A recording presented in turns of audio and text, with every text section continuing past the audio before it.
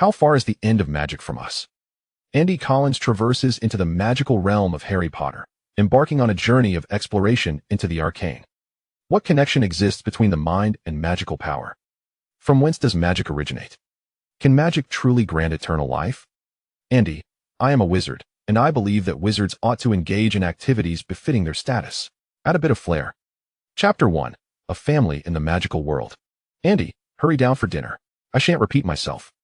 Hearing the call from downstairs, Andy Collins rubbed his eyes sleepily and struggled to rise from his bed. The quaint village of Ottery St. Catchpole, nestled along the banks of the River Otter in Devon, is a quaint hamlet where wizards and muggles coexist.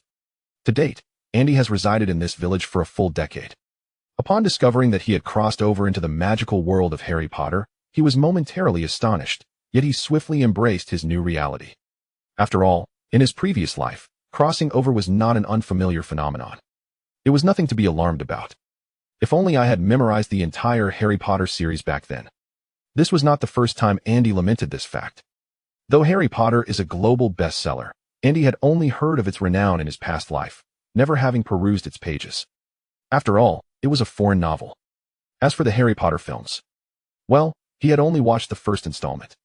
When Andy witnessed the film's archvillain, Quirrell, snap his fingers to conjure flames, yet opt to strangle Harry Potter instead, he felt his intellect grievously insulted. Was it the director's mind that was befuddled, or had Quirrell's brain been caught in a door? To this day, Andy remained perplexed by this conundrum. Was it truly the mind of a troll? Moreover, Quirrell absurdly believed that causing Harry Potter to fall from his broom would lead to his demise. What was he thinking? Had Voldemort truly devoured his intellect? And the film's nonsensical plot did not end there. Alas, Andy sighed.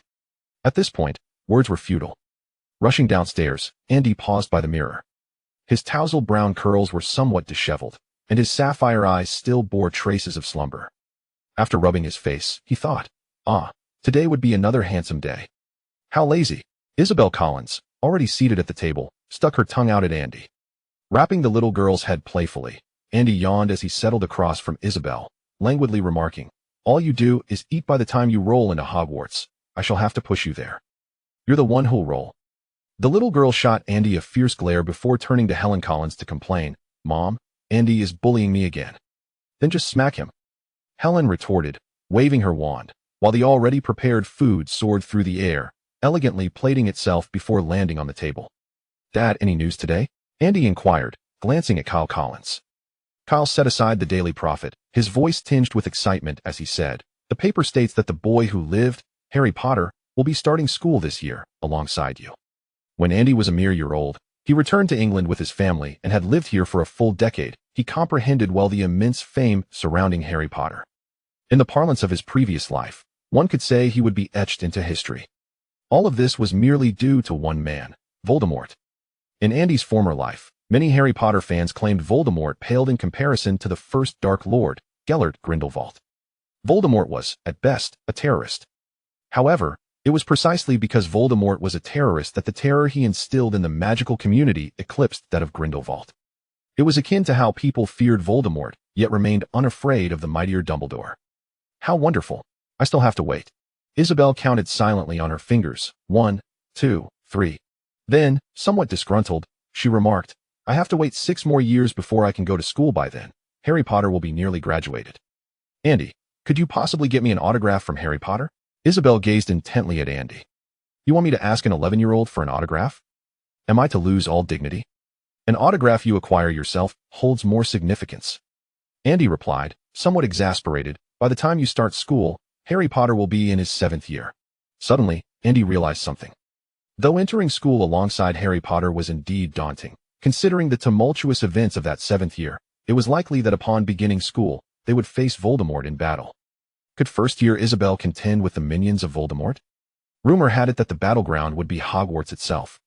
Poor little girl. Andy scratched his head, but did not dwell on it.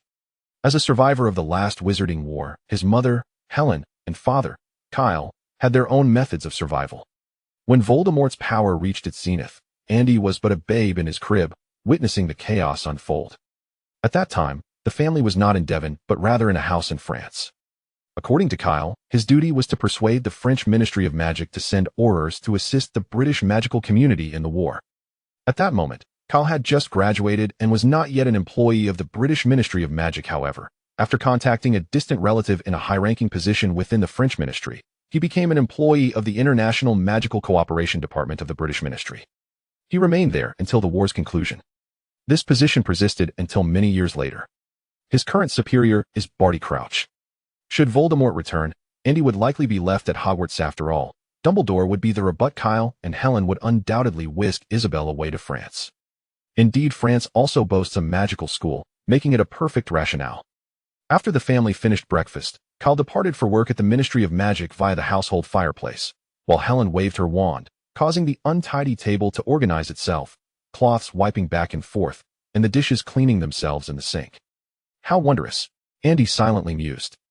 No matter how many times he witnessed it, the magic of the Harry Potter universe continued to enchant Andy. From the perspective of sheer power or destructiveness, the magic of the Harry Potter world may not be exceedingly formidable. Yet, when viewed through the lens of wonder and comprehensiveness, the magical prowess of this world is truly remarkable. The household boasted numerous magical tomes, and over the years, Andy had perused the majority. Coupled with his parents' explanations, he had garnered a general understanding of the magic in this world. Nevertheless, young wizards under the age of 11 possess unstable magical abilities. Premature spellcasting can harm their bodies. Hence, Andy had yet to master a single spell. Andy, take your sister and help her learn some letters. I must brew a potion and cannot be disturbed. Isabelle made a face, and Helen glared at her, stating, if you don't take your studies seriously, you'll only have one meal a day. I know, Isabelle replied weakly. Newcomers and new books, kindly show your support through subscriptions and recommendations. Thank you. Chapter 2. 80% of transmigrators have. In stark contrast to the mundane world, the magical realm's educational system appears to be trapped in the past, reminiscent of several centuries ago. Here, one finds no elementary or university institutions, only the Hogwarts School of Witchcraft and Wizardry, a hybrid of middle and high school, with a mere 7 years of instruction. The quality of education, however, leaves much to be desired. Andy Collins vaguely recalls watching the film adaptation of Harry Potter and the Philosopher's Stone in his previous life, particularly the inept flying instructor who could not even manage a flying accident. The name eludes him now, but the impression was decidedly lackluster. Children born into the magical community typically eschew mundane schooling, deeming it of little value. Over the past 11 years, Andy's mother, Helen, has taught him basic literacy, simple arithmetic, and the fundamentals of the magical world, leaving the rest of his education to self-study. Now that Isabelle has reached the age of literacy, the responsibility of teaching her falls upon Andy, who has consistently demonstrated remarkable talent and a fervent love for learning. Kyle and Helen have often remarked that Andy is destined for Ravenclaw. Come along, little sister, he said, gently patting Isabelle's head. If you do not complete today's learning tasks, you may find yourself hungry tonight. Mean Andy, Isabelle pouted, rubbing her forehead and shooting an indignant glare at his back. She hesitated, tempted to sneak away, but upon contemplating the potential consequences of such an act, she sighed and trudged behind Andy towards the study.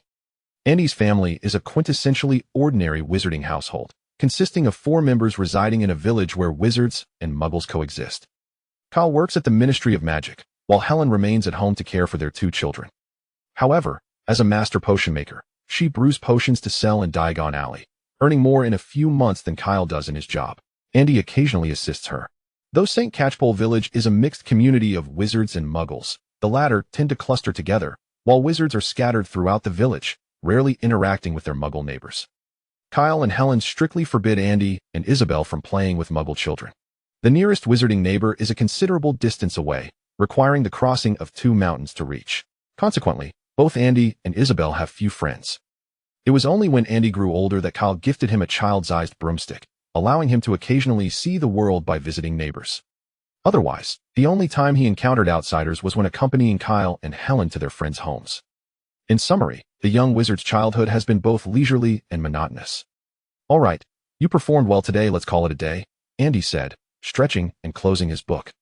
Teaching a child to read and write is a laborious task, especially when the child is often disobedient and prone to shirking responsibilities. Andy, let's play hide and seek. Section 2. Isabelle's fatigue vanished in an instant. Her spirits lifted as if the previous altercation with Andy had never occurred. I discovered a secret hideout yesterday. You will never find me there, she declared mischievously. I hid your snacks last night. With a book left unread from the previous evening, Andy, faced with Isabel's relentless persistence, had no choice but to resort to an ultimatum. If you cannot find them, you won't have any snacks for the week. Andy, Isabel seethed, infuriated that he had hidden her treats despite her vigilant guard. Just wait. Once Isabel stormed off, Andy retrieved a book from the shelf, but did not immediately open it. System. A semi-transparent virtual interface materialized before him. The system interface was quite rudimentary, featuring a central spherical graphic filled with nearly a third of a red liquid. Below the sphere was a line of text. Potential points. 1. Since awakening the system at the age of 6, Andy had accumulated a single potential point over the course of 5 years, yet he still hesitated to allocate it to his attributes. The system provided no intelligent prompts, leaving Andy perplexed regarding how to increase the red liquid within the sphere. To the left and right of the sphere were personal data points. Left side data. Spellcasting, 3. Transfiguration, 4. Dark arts, 2. Alchemy, 3. Divination, 0. Right side data. Magic power, 2. Soul, 4. Mind, 3. Thought, 3. Will, 2. The system's function was evident. It was merely an allocation system, befitting the noble identity of a transmigrator. However, based on the current data presented, Andy could only conclude that he possessed average talent. After all, neither Kyle nor Helen were renowned wizards. They were merely average students during their schooling, with Helen excelling only in potion making, while Kyle exhibited no particular strengths. As of early June 1991, according to tradition, an owl would soon deliver the acceptance letter to Hogwarts. Thus, even though potential points 1 appeared far superior to potential points 0, Andy had to contemplate the allocation issue. As for which attribute to enhance, Andy had long since made a decision. Spellcasting was undoubtedly paramount among all forms of magic. He resolved to allocate his talent points there before considering other attributes. With a thought, he attempted to allocate the point. Insufficient potential points. The system, which had remained unresponsive until now, finally reacted, but the response nearly prompted Andy to uninstall it. System, do you comprehend the resolve that led to this decision? How many potential points are required? The system appeared to have frozen. Is the deficiency incremental, such as 1, 2, 3, 4, or does it double, like 1, 2, 4, 8? Incremental would be manageable, but if it's doubling, would it mean that advancing from 4 to 5 would require a staggering 16 potential points? Focusing solely on spellcasting, 3, moving from 3 to 4 would necessitate 4 potential points with an incremental system, yet 8 points if it were a doubling system. After a moment of contemplation, Andy concluded that while he had yet to decipher the method for acquiring potential points, achieving a talent level of 4 might well categorize him as an ordinary genius. So how exactly does one obtain potential points? Andy had experimented with various methods over the years, enduring moments of sheer embarrassment, yet the red liquid within the sphere remained indifferent or would only increase without his knowledge. Thus, he remained utterly bewildered. Chapter 3. The Development and Research of Ancient Sorcery. The Development of Ancient Sorcery. Andy extracted this book from the shelf, flipping to the section he had read the previous night, continuing his exploration. The Collins family does not belong to an ancient lineage of wizards according to genealogical records. The family's earliest sorcerer appeared 2 centuries ago. By contemporary standards, the Collins family can be considered a mixed-blood wizarding lineage. Consequently, the household possesses a limited collection of magical tomes, the majority of which are widely available in bookstores, with only a few rare editions acquired from friends of previous generations. Due to the instability of young wizards' magical powers, strict prohibitions are placed on Andy's access to spell-related literature to prevent any unintended casting that could lead to loss of control or self-harm. The magical books are enchanted, triggering an alarm should Andy attempt to touch them. It's just like a theft alarm, Andy quipped, though his mind was thoroughly engrossed in the content described within the magical texts. In the early days, human wizards lacked wands, making spellcasting exceedingly difficult. Many sorcerers could perform only 1 or 2 spells. If their casting was unpracticed or their emotions ran high, it could lead to catastrophic magical surges. Thus, emotional control is of paramount importance in spellcasting. Andy pondered, or perhaps it pertains to the mind and will. His gaze shifted to the side, and under the influence of a strong will, a feather quill on the desk began to levitate slowly. Years prior, Andy had mastered such feats. Initially, he fancied himself a rare prodigy of magic, believing that with the ability to cast spells, he could easily confront Voldemort and outmatch Dumbledore. However, this notion was met with hearty ridicule from his mother, Helen. The primary reason Andy could perform simple spells was due to the fluctuating nature of his magical energy. As he grew older, he found that his ability to cast without a wand became increasingly arduous. Each attempt to concentrate his thoughts for spellcasting was met with a profound sense of stagnation. Nevertheless, Andy diligently practiced his wandless magic skills, despite the escalating difficulty.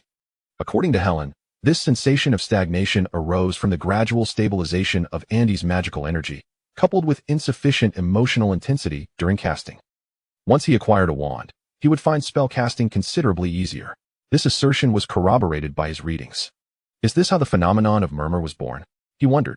In the tome titled Studies on the Development of Ancient Sorcery, a chapter dedicated to murmur detailed how a wizarding child, subjected to physical or psychological abuse, might suppress their magical abilities, leading to extreme emotional turmoil and the emergence of a dark parasitic magical force known as murmur. Upon reaching a breaking point emotionally and mentally, they would lose control of their bodies and unleash their murmur. The text stated that the power of murmur is extraordinarily potent and uncontrollable. Thus, emotions, or more precisely, mental strength, can intertwine with magical energy, enhancing its potency. However, the book also asserted that murmur only manifests in wizards under the age of 10, and they rarely survive past that age. Once a young wizard surpasses the decade mark and their magical energy stabilizes, no matter how intense their emotions may be, murmur will no longer arise. The fusion of mental strength and magical energy could indeed serve as a compelling subject for future research. While the current system seemed unhelpful to Andy, the data presented allowed him to better understand his capabilities. The attributes displayed on the right side of the system included magic, soul, mind, thought, and will. Magic and soul aside, it was clear that mind, thought, and will represented three distinct forces. Mind can be overlooked, but will pertain to defenses against certain spells, such as the Cruciatus Curse and the Soul-Snatching Curse. Andy continued to peruse the book. He had read the chapter on murmur multiple times, and after ensuring he had not overlooked any information, he turned to the subsequent sections. Half an hour later, Andy closed the book. What a dreadful tome. Ancient magic and modern magic are entirely disparate, and the explanations within regarding ancient magic amounted to nothing more than a historical account, devoid of substantial content. Indeed, this was more of a history book, with little relevance to actual magic. Is someone approaching? Andy glanced outside, seeking to rest his eyes, only to observe a small black on a distant hill rapidly drawing nearer, becoming increasingly distinct. Oh dear, it's him again. Andy grimaced. His acquaintance with Ron Weasley had undoubtedly been a significant miscalculation in his future plans. The Weasley home lay 4 mountains away from the Collins household. Andy had previously visited neighbors on his child-sized broomstick, with the Weasley family being no exception. What Andy did not anticipate was that the Weasley family included a boy of his own age. At first, he had been somewhat delighted, as Ron was a character from the original Harry Potter series, one of the trio of protagonists. The first film's rendition of Ron was quite endearing, particularly during his self-sacrifice in the chess scene. However, after a few brief exchanges with Ron, Andy wished he had never met him. The lack of common ground was palpable. While Andy sought to discuss magic considering the Weasleys were a family with a long-standing heritage in the wizarding world, albeit now somewhat diminished, Ron seemed more inclined to chatter about Quidditch or engage in fanciful boasting. If they were truly 11 years old, Andy would not have minded befriending Ron, but he was not genuinely 11. In the brief span of his reflections, Ron had already landed at the Collins' doorstep on his child-sized broomstick. Andy, Ron called, waving to him from the window. Just a moment, he'll come down to let you in.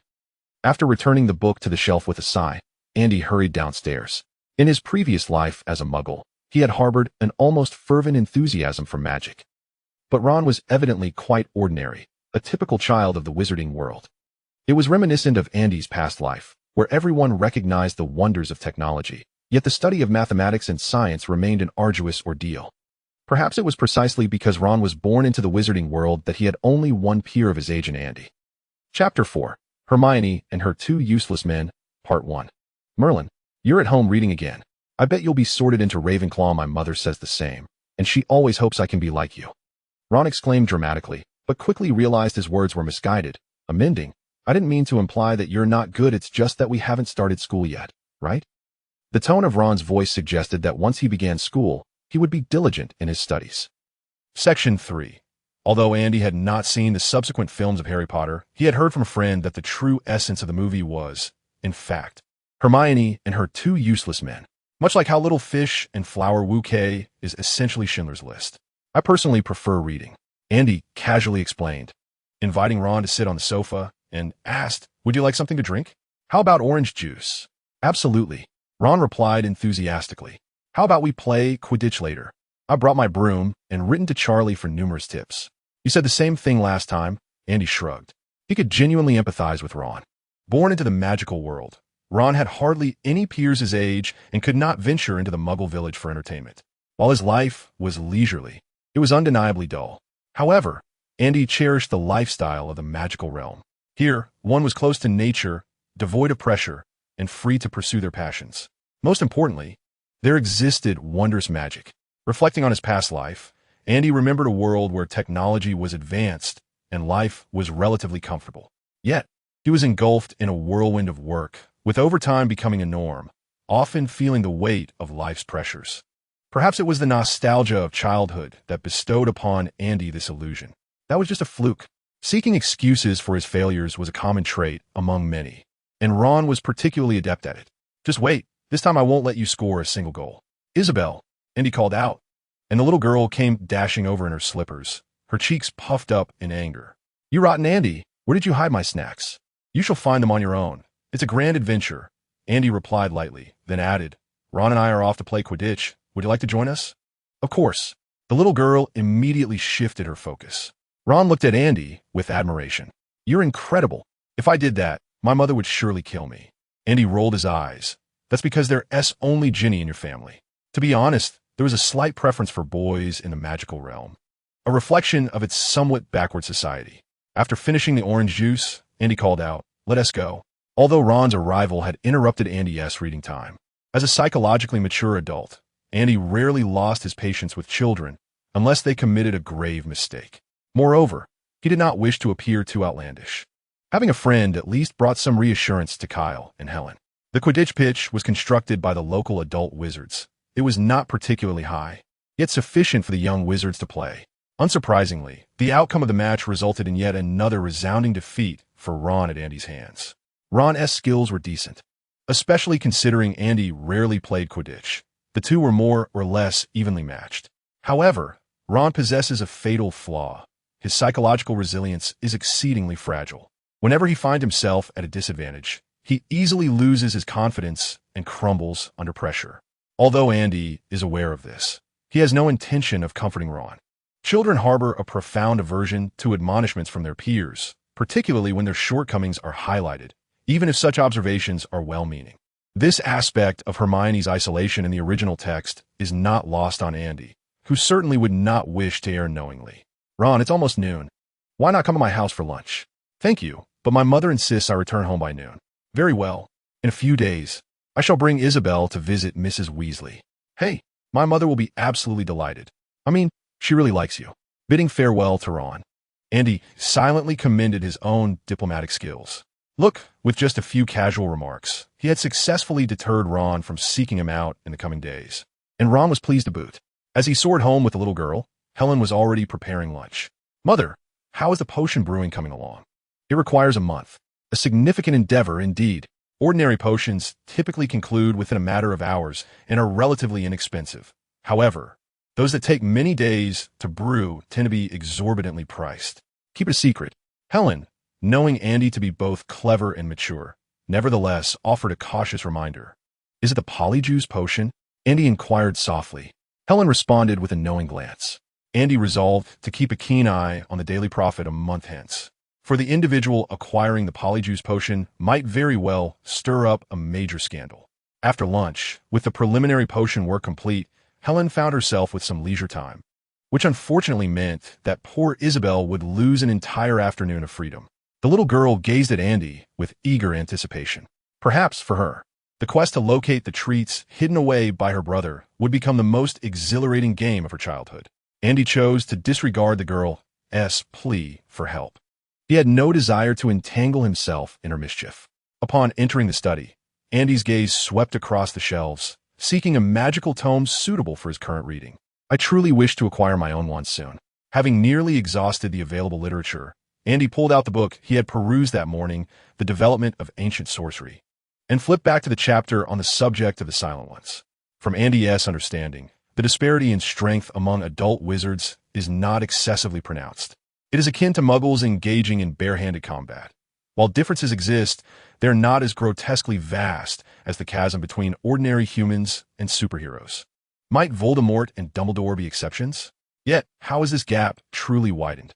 This is not the first time Andy has pondered this question. The texts offer no clarity otherwise. Those ancient wizarding families would have long since distanced themselves from ordinary wizards. The reality is that the disparity among wizards mirrors that of muggles. It is not reliant on raw power, but rather on wealth. Perhaps the tomes contain accounts of how to enhance one's abilities, albeit in a rather clandestine manner, much like the records concerning the enigmatic figures of the Silent Ones. A typical wizard, upon encountering such accounts, would undoubtedly find them quite terrifying, simultaneously harboring the thought of relief at not having become one of the Silent. Nevertheless, the existence of the Silent Ones undeniably attests to the potential intertwining of mental prowess and magical power.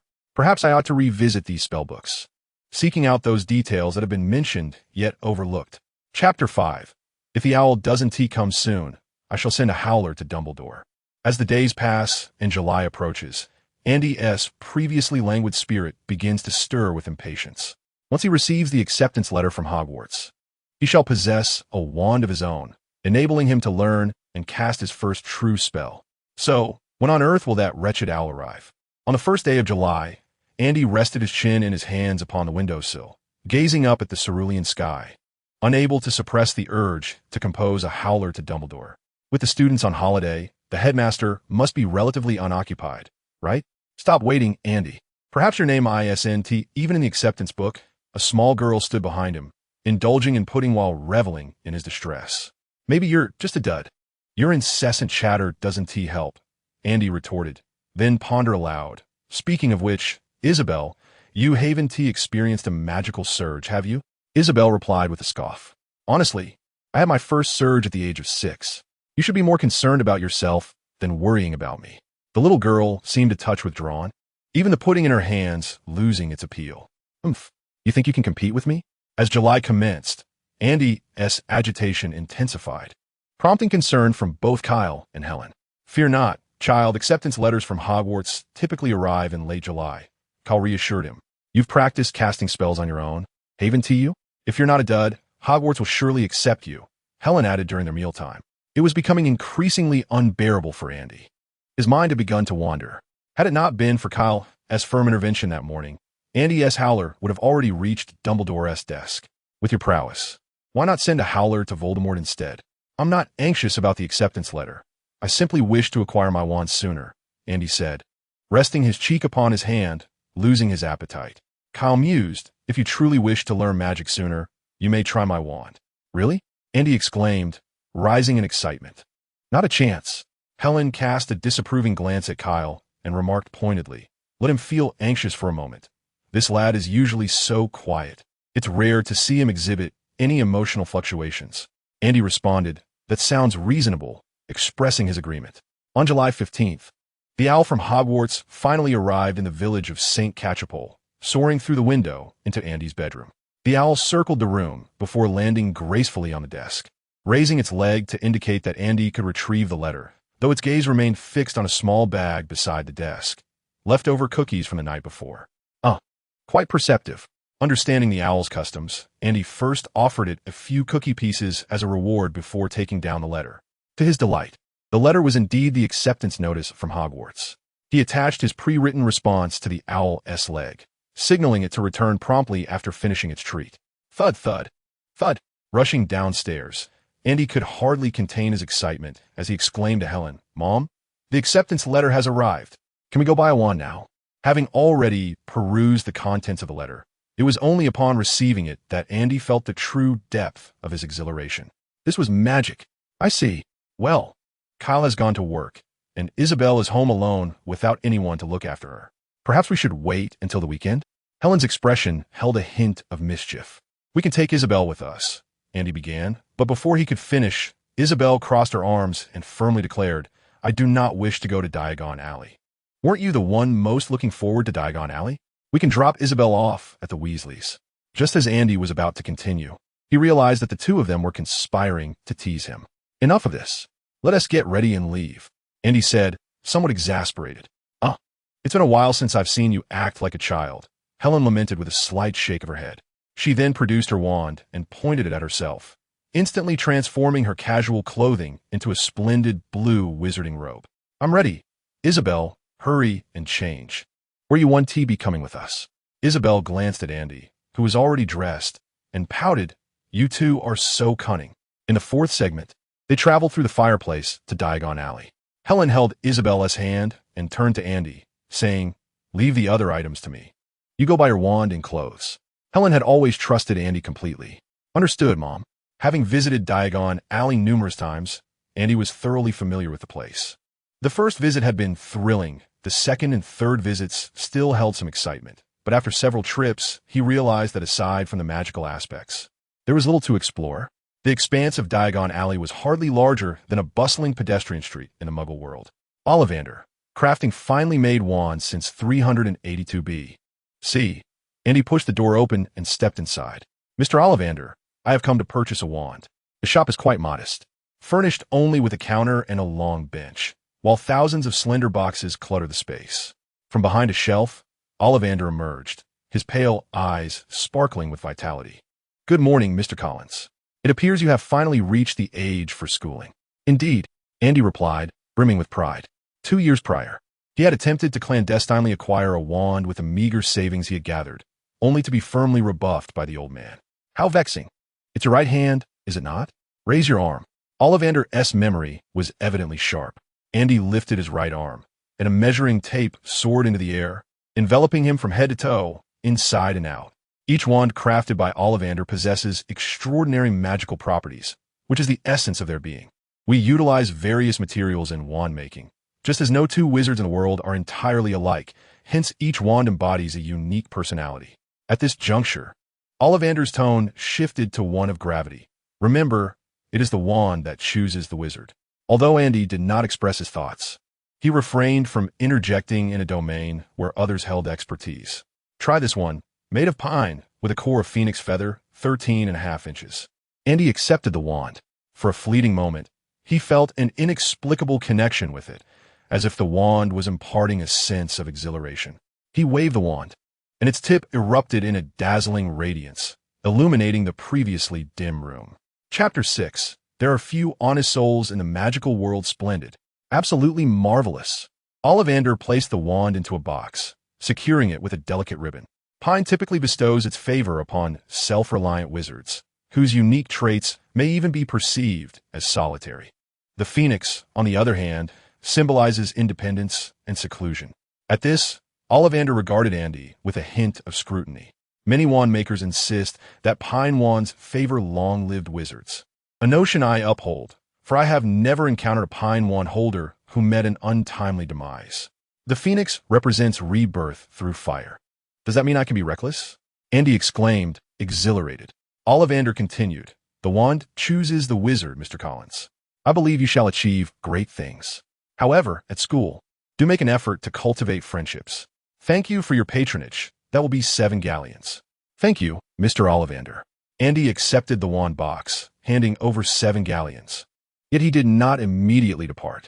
Initially, he had been skeptical about the notion of the wand choosing the wizard. Yet this wand of pine and phoenix feather seemed particularly resonant with his essence. Any traveler who finds themselves in the world of Harry Potter would undoubtedly seek power and immortality. As for the love and friendship spoken of by Dumbledore, such notions seem trivial, not requiring fervent pursuit. Indeed, when one encounters a favored maiden, it is prudent to be proactive. In this regard, Andy possesses considerable experience.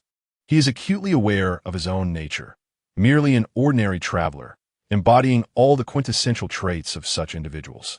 The themes of independence and longevity resonate strongly, akin to a wand seemingly crafted specifically for him. Mr. Collins, do you require anything further?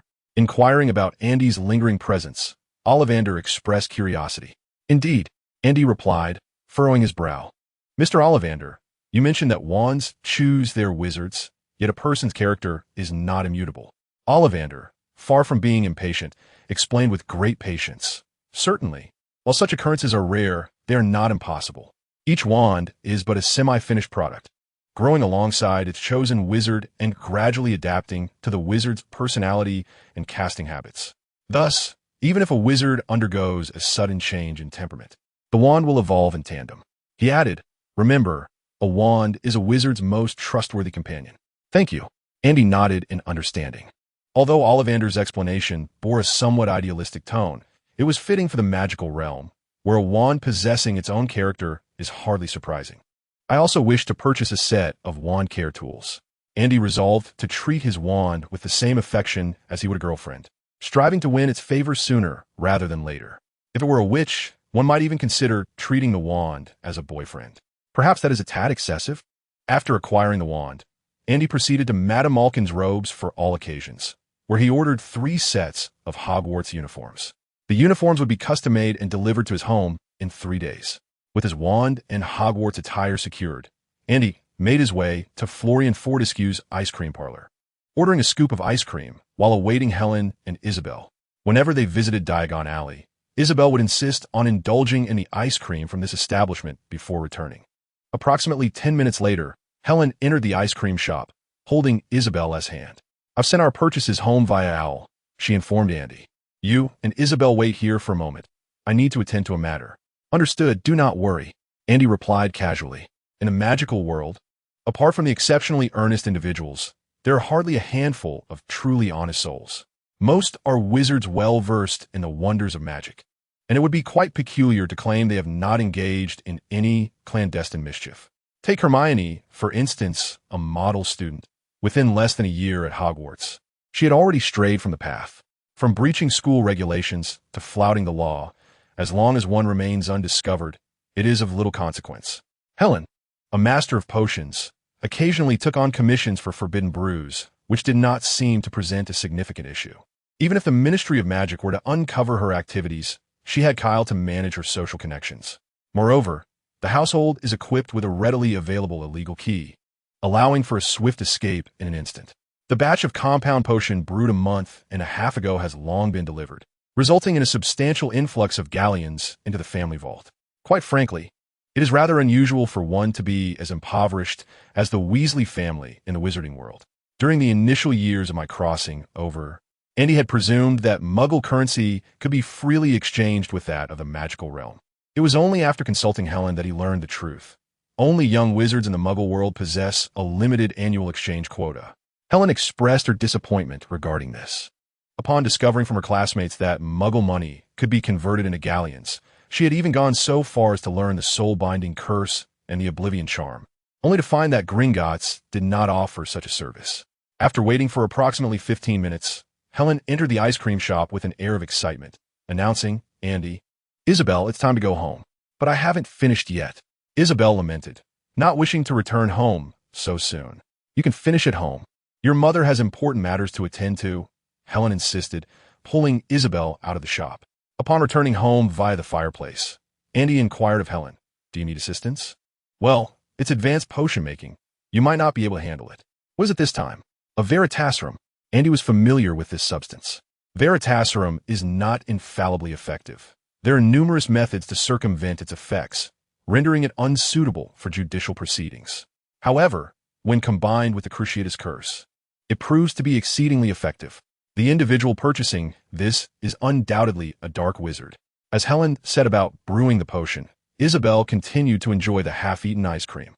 With nothing pressing to attend to, Andy retrieved his wand from its box. "Andy, are you going to cast a spell?" Isabel asked with curiosity. "I want to give it a try." Andy opened Standard Spells for Beginners. As a first-year spell book, Standard Spells for Beginners contains only 9 simple incantations, all of which, by their names, seem rather trivial and lack any semblance of power. Nonetheless, Andy felt no disappointment. The spell class indeed focuses solely on foundational magic. The more formidable offensive or defensive spells are reserved for the defense against the dark arts curriculum. While Quirrell, as the professor of the first book, may not be particularly bright, it is unlikely he would be as inept as the flying instructor. After all, he must masquerade as a professor while scheming to steal the Philosopher's Stone, so he ought to maintain a facade of competence. Were he truly incompetent, would Dumbledore not dismiss him? Chapter 7. Am I the Uncle Snake of the Wizarding World? With boundless anticipation for the future, Andy eagerly opened standard spells for beginners. Lumos. Following the prescribed gestures in the book, Andy gently waved his wand and whispered the incantation. The tip of his wand emitted a faint glow. Is this the Lumos spell? Surprisingly simple. The Lumos charm, as the foundation of all spells, allows novice wizards to execute it with minimal risk of failure, provided they adhere strictly to the steps delineated in their textbooks. Even if a young wizard's intellect were akin to that of a troll, repeated attempts would likely lead to success. However, the textbook's exposition on the Lumos charm encompasses more than mere gestures and incantations. It offers a comprehensive analysis of the magical principles, suitable contexts, and the transformations of the spell upon mastery, including but not limited to the ability to cast it outward. Thus, as a first-year textbook, this publication is undoubtedly commendable. Huh, Andy, you're in trouble, exclaimed Isabel, bursting into gleeful laughter.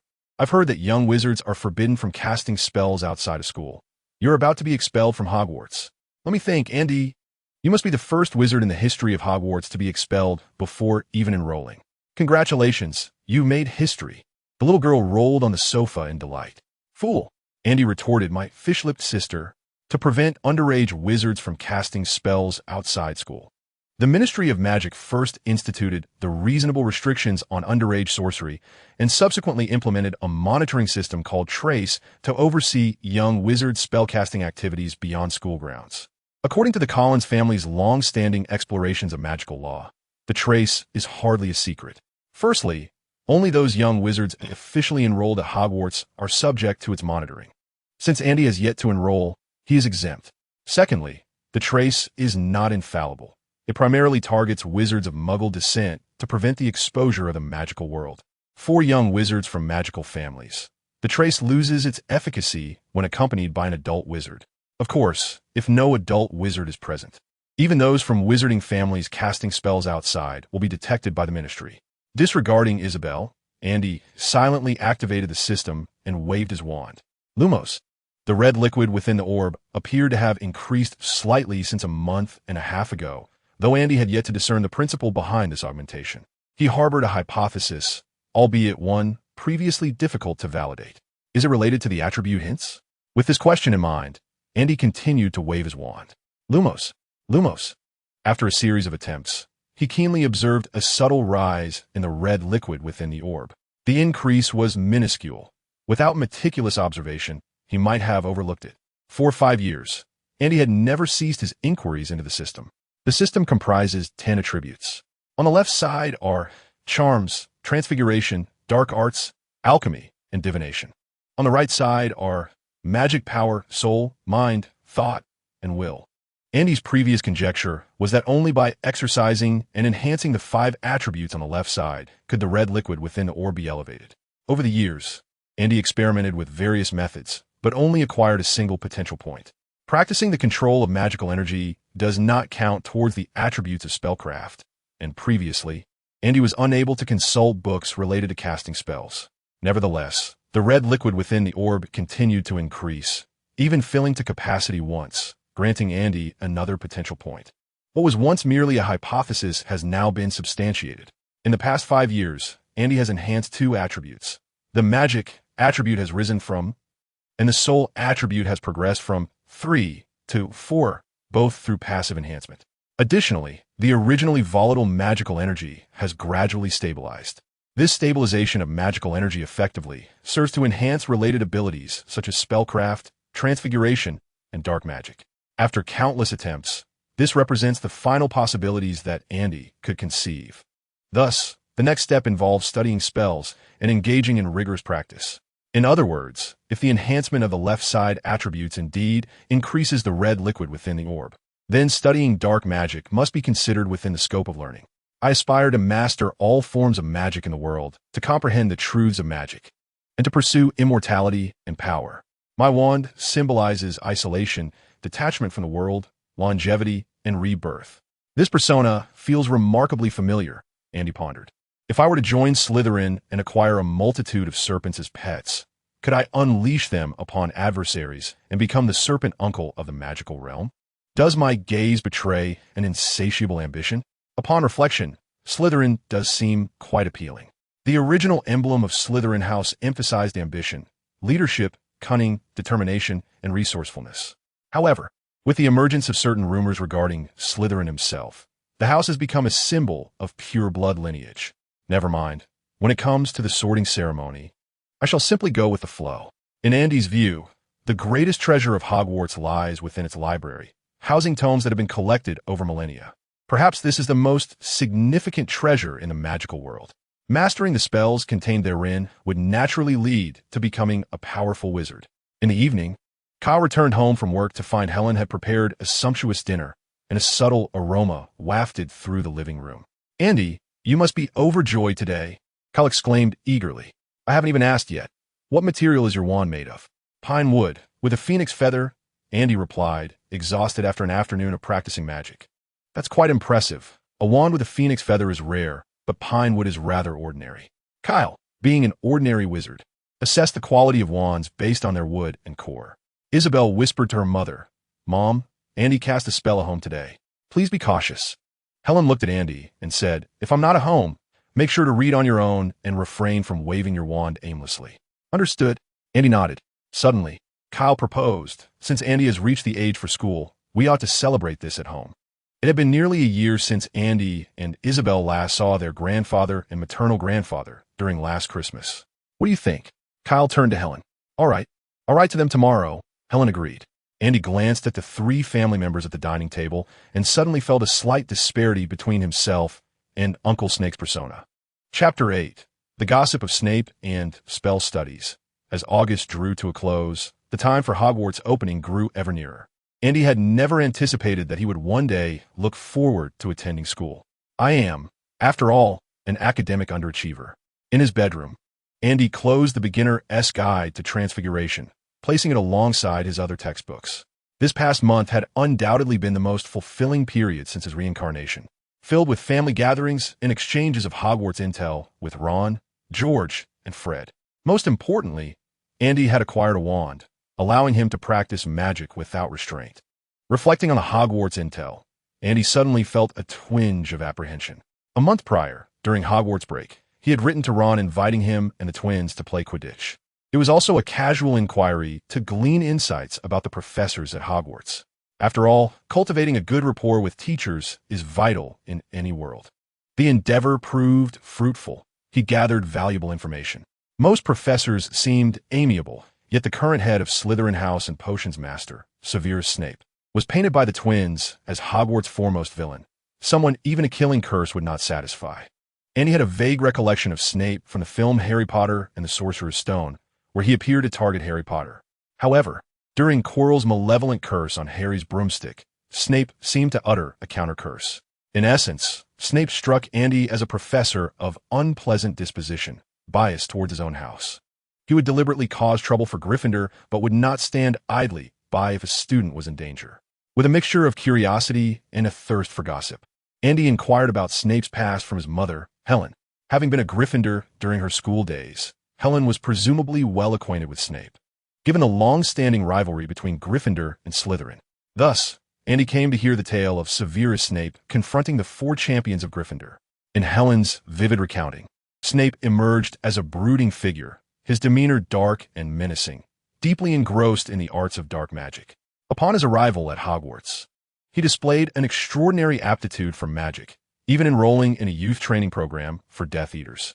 Furthermore, Snape endeavored to sway a particular Gryffindor girl, aiming to sow discord within Gryffindor's ranks and entice her to join his sinister alliance.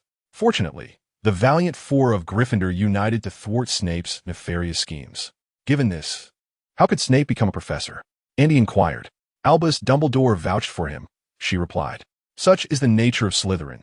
They gravitate toward whichever side appears stronger. Perhaps Snape was hedging his bets. The matter might have concluded there, but in a quest for further secrets of Hogwarts, Andy divulged this information to the Weasley twins, trading it for intelligence on a secret passage. The twins' audacity took Andy by surprise. Upon learning of their scheme, he broke into a cold sweat. Thankfully, the twins assured him they would not betray him should anything go awry, providing him with a sense of relief. Taking a deep breath, Andy stretched and reclined in his chair. During this period, he had completed reading basic spells for beginners, Introduction to Transfiguration, Dark Forces, A Guide to Self-Defense, and Theory of Magic. Moreover, whenever time permitted, Andy practiced spells, seeking guidance from Kyle and Helen whenever he encountered difficulties. Within a mere month, he felt prepared to advance to second-year studies. Kyle had remarked more than once that had he exhibited the same diligence as Andy in his youth, he might have either become the Dark Lord, succeeded Dumbledore as headmaster, or at the very least, ascended to the role of Minister for Magic. Alas, he lamented that those days were long past. Intensive practice proved remarkably effective, while claiming to have significantly increased his power might be an exaggeration. He found it effortless to tease Isabel. Previously, he would have needed to resort to physical means. Now, a mere flick of his wand and the utterance of a spell could bring him joy for an entire day. Yet, these matters paled in comparison to what truly mattered. The system. Opening the system interface, the display read, potential points, 4, causing a smile to spread across Andy's face. This data had been updated the previous night, and the orb was devoid of any red liquid, not a drop remaining. System, allocate points. As spellcasting. 3, transformed into spellcasting. 4, Andy felt an elevation within himself. This was no mere illusion.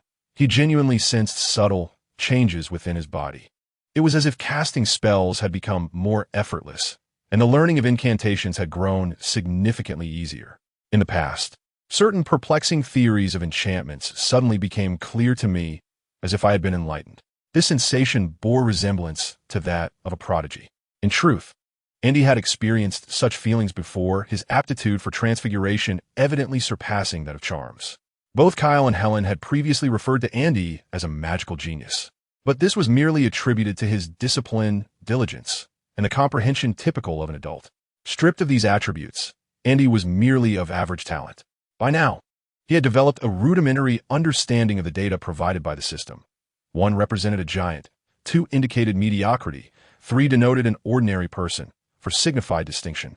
5 stood for genius, 6 indicated a super genius, and 7, well, Andy had not contemplated that deeply yet. Currently, his talents in both charms and transfiguration had reached a level of distinction. Coupled with his head start, along with the discipline and understanding unique to adulthood, it seemed unlikely that he would struggle against first-year students at Hogwarts. Thus, the plan was to attend classes as usual and learn more magic. In recent days, Andy had been closely observing the changes in the orb displayed on the system interface. Upon initiating a spell and practicing diligently, the red liquid within the orb would swell rapidly. However, once Andy had mastered the spell, the increase in the red liquid would slow and eventually cease altogether. In simple terms, the rise of the red liquid was not contingent upon the duration of practice, but rather correlated with Andy's progress. Without advancement in magic, no amount of diligent practice would yield results. Chapter 6 emphasized learning more magic and enhancing one's talents. Such improvements would strengthen the spells, thereby facilitating further enhancement of abilities. This formed a virtuous cycle. It seemed that I was indeed suited to Uncle Snake's approach. Had Uncle Snake possessed this system in his time, the world of shinobi would hardly have seen the likes of Naruto and Sasuke. It was time to engage in a dance with Voldemort. Chapter 9. A good brother and a good sister with an increase in his talent for charms, Andy was unwilling to squander this fortunate opportunity. He grasped his wand and prepared to practice magic in the basement. Descending the staircase to the first-floor living room, he found the young girl, Isabel, sprawled on the sofa, munching on snacks while engrossed in a fairy tale book. She appeared utterly relaxed, entertaining herself. How monotonous her childhood must be. Thankfully, he had taken her fishing by the river yesterday. Otherwise, the days would surely have been unbearably dull for her. Perhaps it was time to purchase her a Muggle gaming console, but on second thought, becoming engrossed in games was hardly a favorable pursuit. Approaching his little sister, the good brother Andy waved his wand. Wingardium Leviosa. With a gentle flick, Isabel, along with her fairy tale book, levitated into the air. This was a flying game that Muggle children had never experienced, and Andy felt that this spell was imbued with a brotherly affection for his sister. Isabel puffed out her cheeks in delight. This marks the 103rd time this month that Isabel has eagerly anticipated possessing a wand, yearning to recite every spell she has learned to Andy. No, she wishes to chant them 1,000 times. She believes that if Andy were to master the Legilimency spell, he would undoubtedly feel immense satisfaction in this moment. The little girl has finally grasped the essence of diligence. This is 1,000 iterations of love. Where's mother? Andy inquired, setting the little girl down and raising an eyebrow. Look, Isabel replied, gesturing towards the potions room. I'm off to practice some spells. Care to join me? Andy asked. No. Isabel obsessively declined. During Andy's initial spell practice, Isabel had been quite intrigued. However, no matter how captivating an endeavor may be, repeated dozens of times tends to diminish one's interest. Patting the little girl's head, Andy ventured alone into the basement. Originally a storage space, the basement had been transformed by Kyle into a practice room, expanded with a spatial extension charm for Andy's magical training.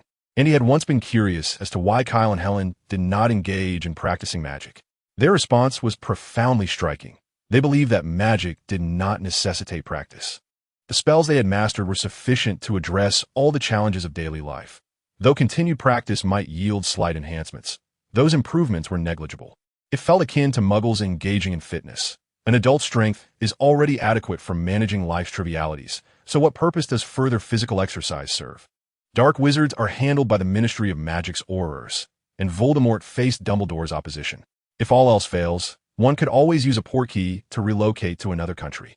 Enhancing one's magical prowess neither extends lifespan nor augments one's vault with additional galleons. Thus, mastering enough magic for daily living suffices. Andy comprehended this concept. It was fundamentally a matter of perspective. Having been raised in a magical realm, they had become accustomed to a myriad of spells, rendering magic less extraordinary in their eyes. This was akin to Andy perceiving contemporary Muggle technology as antiquated, while Mr. Weasley remained utterly fascinated by it. Shaking his head, Andy felt helpless regarding such matters. He only needed to focus on his own endeavors. Entering the practice room, he flicked the switch to illuminate the basement. One should not assume that the magical community shuns Muggle technology, apart from those wizards dwelling in isolation. The use of certain Muggle technological products had become an unspoken norm within the magical world. The practice room spans approximately 100 square meters, where Kyle had constructed several human-shaped targets, and Helen had enchanted some targets to soar. As Andy attacked them, these targets would move autonomously. Additionally, Andy had installed a large mirror in the practice room, its surface nearly covering an entire wall. The potency of magic and its precision in hitting targets are indeed significant concerns, yet they are matters for the long term. More crucial, however, is the necessity for a spellcasting posture that is undeniably stylish. This mirror enables Andy to constantly observe his casting stance, allowing him to promptly rectify any unsightly gestures.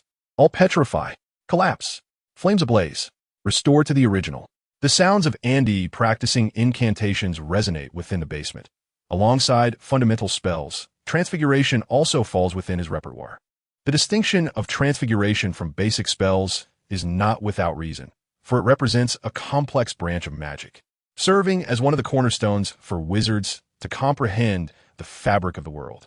For instance, transforming a wooden stick into an iron rod necessitates that a wizard simultaneously grasp the composition of both materials before embarking on the transformation. Consequently, no wizard has ever succeeded in transforming an object into a magical creature, as they lack an understanding of the principles of magical energy. Gasping for breath, Andy plopped down on the ground and opened the system to review his progress for the day.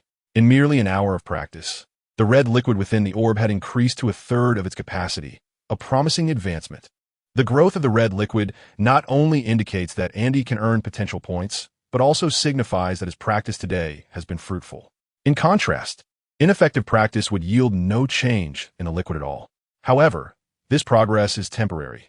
The rapid advancement today is primarily due to an increase in Andy's magical aptitude. Once his talent reaches a certain threshold, the rate of progress will naturally decelerate. Fortunately, this enhancement of aptitude will enable Andy to learn new spells more swiftly. After catching his breath, Andy dusted himself off and, employing the repair and cleaning spells, tidied up the practice room before exiting the basement. In the living room, Helen and Isabel were seated on the sofa, engaged in a game of wizard cards. Andy, the school year hasn't even started yet, and you're working so hard. The professors want to know how to teach you once classes begin. Helen adjusted her position, urging him, come over and take a break. I can manage the library on my own.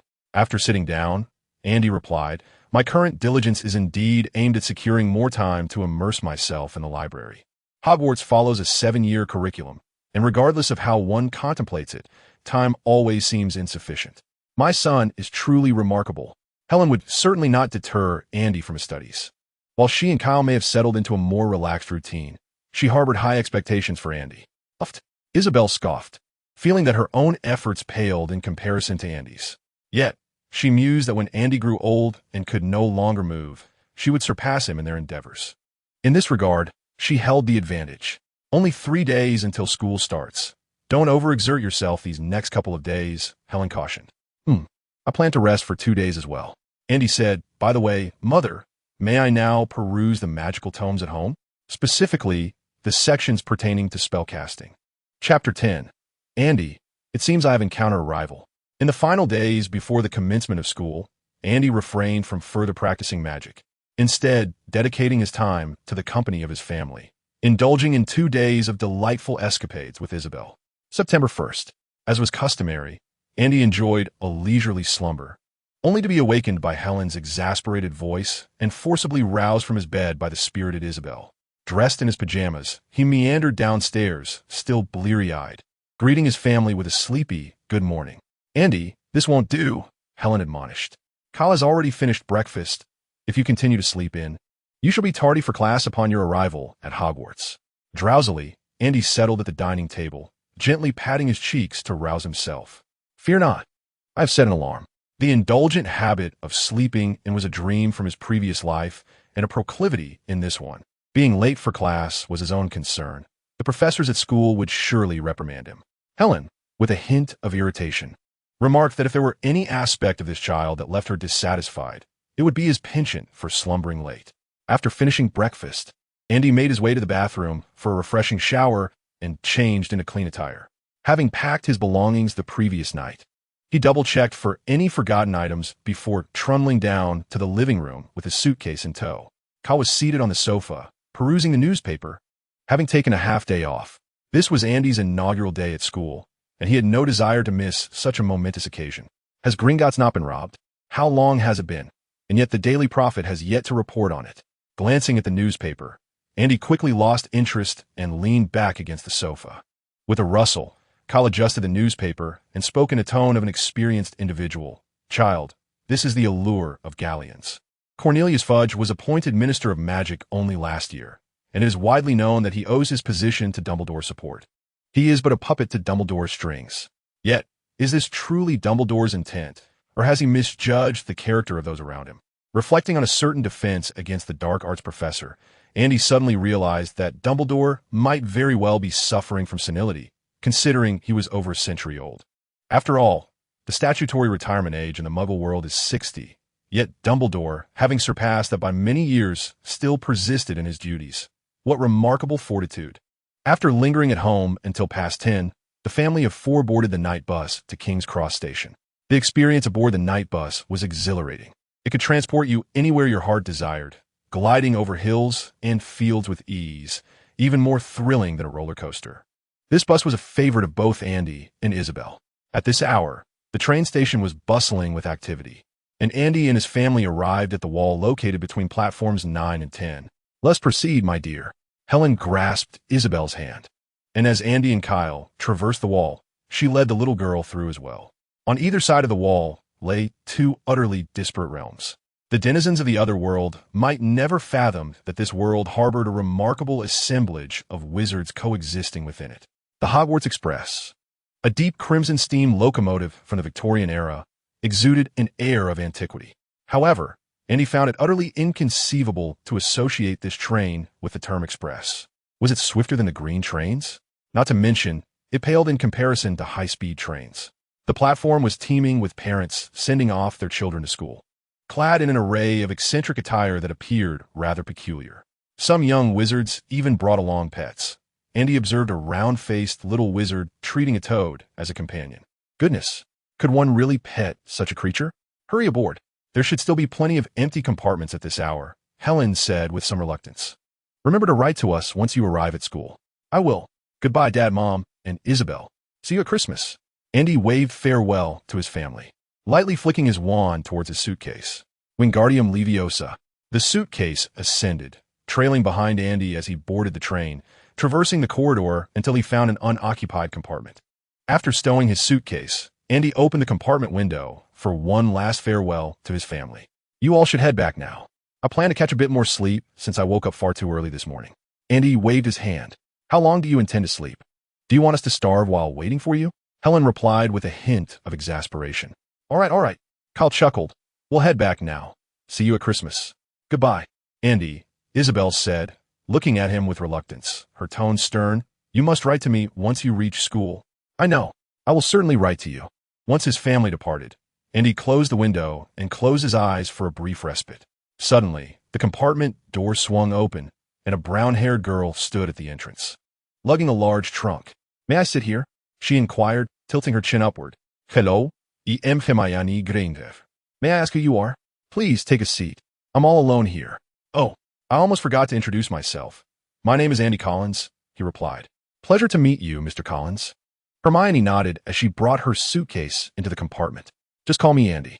Observing Hermione struggle with her oversized trunk, Andy drew his wand and softly uttered a spell. Wingardium Leviosa. This might be the most significant gain from over a month of diligent practice.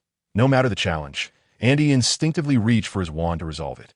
It was a commendable habit, and he resolved to maintain it. What a splendid levitation spell. Thank you. You may call me Hermione as well. Hermione sat across from Andy, lifting her chin with an air of arrogance reminiscent of a white swan. Are you also a first-year student? Andy looked up, ready to respond. But Hermione continued in a rapid-fire manner. I've tried a few simple spells at home, just for practice, and they all worked. No one in my family understands magic. So I was utterly astonished when I received my acceptance letter, but I was also incredibly delighted. I've memorized all the textbooks, of course. I just hope that will be useful. Andy paid little attention to the specifics of Hermione's subsequent remarks, but upon hearing that she had memorized all the textbooks, he realized he had encountered a formidable opponent. So, is the novel Hermione Granger and her two useless men actually true? Andy had glanced at the textbooks, and the thought of memorizing even a single passage felt daunting to him. You're truly impressive, he said sincerely. I can't do that at all. I simply can't memorize those textbooks. Thus, I practiced each spell thousands of times. Naturally, I hope that will be of some use too. Chapter 11. What is happening to Gryffindor? Practiced thousands of times? Hermione stared at Andy, her eyes wide. Could this little brat be boasting? However, recalling Andy's earlier demonstration of a levitation charm, she couldn't help but feel disheartened. The gap between her and the young wizards of the magical world was indeed vast. This simply wouldn't do. She needed to strive harder and aim to memorize all the books in the library. Hermione silently motivated herself. Hermione, are you all right? Noticing the changing expressions on the face of the brown-haired girl before him, Andy felt somewhat bewildered. What's going on? Are you trying to compete with me? Andy genuinely sensed that his magical abilities were somewhat lacking, especially since this term's Professor Quirrell was an adult wizard. Even if his mind wasn't entirely clear, his power was surely not to be underestimated. Although Andy had no intention of guarding the Philosopher's Stone or facing trials, having additional strength for self-preservation was always prudent. Nothing. Hermione shook her head and then curiously asked, by the way, have you always lived in a magical world? Yes, Andy explained. My family resides in the village of Godric's Hollow, a place where wizards and muggles coexist. He briefly described the layout of the village and then inquired, what about you? My parents are both dentists, and we live in the suburbs of London. Hermione spoke rapidly. Oh, you know where London is, right? I do. Andy nodded. A few years ago, my family went on a trip to London, and the Ministry of Magic is also located there. Hermione quickly exclaimed, I know the Ministry of Magic. I read about it. The ministry was established in 1707, evolving from the Wizarding Council. It participates in and enacts the International Confederation of Wizards Statute of Secrecy, which it continues to uphold to this day. All right, Andy believed that the brown-haired girl before him had indeed carried a considerable number of books, and she seemed eager to prove herself, speaking rapidly and confidently, often beginning with I read in a book before swiftly and accurately providing answers to questions. After engaging in a brief conversation with Hermione about the distinctions between the magical and muggle worlds, as the train was about to depart, Hermione retrieved a book from her backpack. I'm going to read, she declared. What about you? I think I'll take a short nap. I woke up far too early this morning, Andy replied languidly. Hermione placed the book on the small table and, with a serious expression on her youthful face, advised, "I suggest you review all your textbooks once more. When we arrive at Hogwarts, the sorting ceremony will take place. They might assess our spellcasting abilities or possibly conduct a written examination. By the way," Hermione continued, "do you know how the sorting at Hogwarts works? Of course, it's determined by the sorting hat. But that is something we can't discuss," Andy said, shaking his head. "Don't worry. The sorting ceremony has never resulted in anyone's demise. Moreover, injuries such as fractures or dislocations can be treated swiftly with magic. One night is often sufficient for recovery." Hermione, lowering her gaze to her book, found herself unable to concentrate. "Is the sorting ceremony really that perilous?" she questioned, a mix of skepticism and concern in her eyes. "Has your family ever mentioned how the sorting works at Hogwarts?" "No, it's a closely guarded annual event," Andy replied, leaning against the train compartment wall, a smile gracing his face. "But don't fret too much. With your level of skill, you'll be considered an exemplary student at Hogwarts." Andy couldn't help but think of Ron. Now, there was someone who truly struggled academically. Before the school year commenced, Andy had encountered Ron a few times, and it was evident that this fellow hadn't even practiced magic or opened his textbooks. Not once. Hermione shot Andy a disbelieving glance. She was not convinced by his words.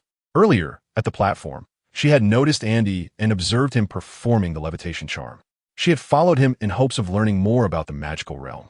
However, from what she had gathered thus far, it appeared that even the most ordinary child in the magical world was far more adept than she was. Each spell requires thousands of repetitions. Goodness, I must work even harder. With this thought in mind, Hermione opened her book, forcing herself to delve into its contents. Just as the train was on the verge of departure, the compartment door swung open once more. Hello, may I sit here?" "There are no other seats available," stammered a round-faced boy. "Of course." Hermione glanced up at the boy before returning her attention to her book. The boy hesitated for a moment, casting a glance at the slumbering Andy before settling down beside him. Andy opened his eyes and nodded in acknowledgement. "What took you so long to board the train?" Andy inquired with curiosity. As Andy arrived at the platform, he caught sight of a round-faced boy, and the two exchanged a glance from a distance. The reason Andy remembered him was that this round-faced youth owned a toad as a pet. How remarkable. Wasn't that rather repulsive? "My memory is not particularly sharp. My grandmother shared many words with me."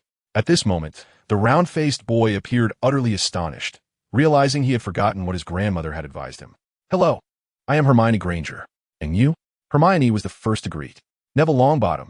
Neville responded, jolted and noticeably anxious. Perhaps he had been sheltered at home?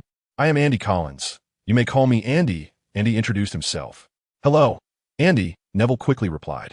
After the introductions, Hermione returned to her book, and Andy closed his eyes to rest, leaving Neville feeling quite awkward. He seemed eager to say something, but was at a loss for words. As the train began to move slowly, Andy opened his eyes to observe the landscape retreating outside. "Hogwarts, here I come." Upon seeing Andy awaken, Neville appeared as if he had been rescued from drowning, exclaiming loudly, "Andy, which house do you wish to join?" The carriage fell silent for a moment, and Neville's face flushed with embarrassment. It seemed that uttering that one sentence had drained him of all courage. "Ravenclaw, perhaps. Or Hufflepuff or Slytherin would be fine. As long as it is not Gryffindor," Andy replied lazily, his tone casual. Hermione shot him a disapproving glare, and Neville seemed somewhat displeased as well. "What is wrong with Gryffindor?" Neville exclaimed, his aspiration to join Gryffindor evident. Both of his parents were Gryffindor graduates, and his grandmother had even told him that if he did not get into Gryffindor, he should not return home. "Ravenclaw and Hufflepuff are acceptable, but how dare you place Slytherin before Gryffindor?" "Where's my sword?" Curiously, Hermione inquired. "What is wrong with Gryffindor?" "I have heard that the greatest wizard of the 20th century, Dumbledore, graduated from Gryffindor. Though Ravenclaw is commendable as well," Hermione added. Neville stared intently at Andy, as if ready to confront him should he fail to provide a satisfactory explanation.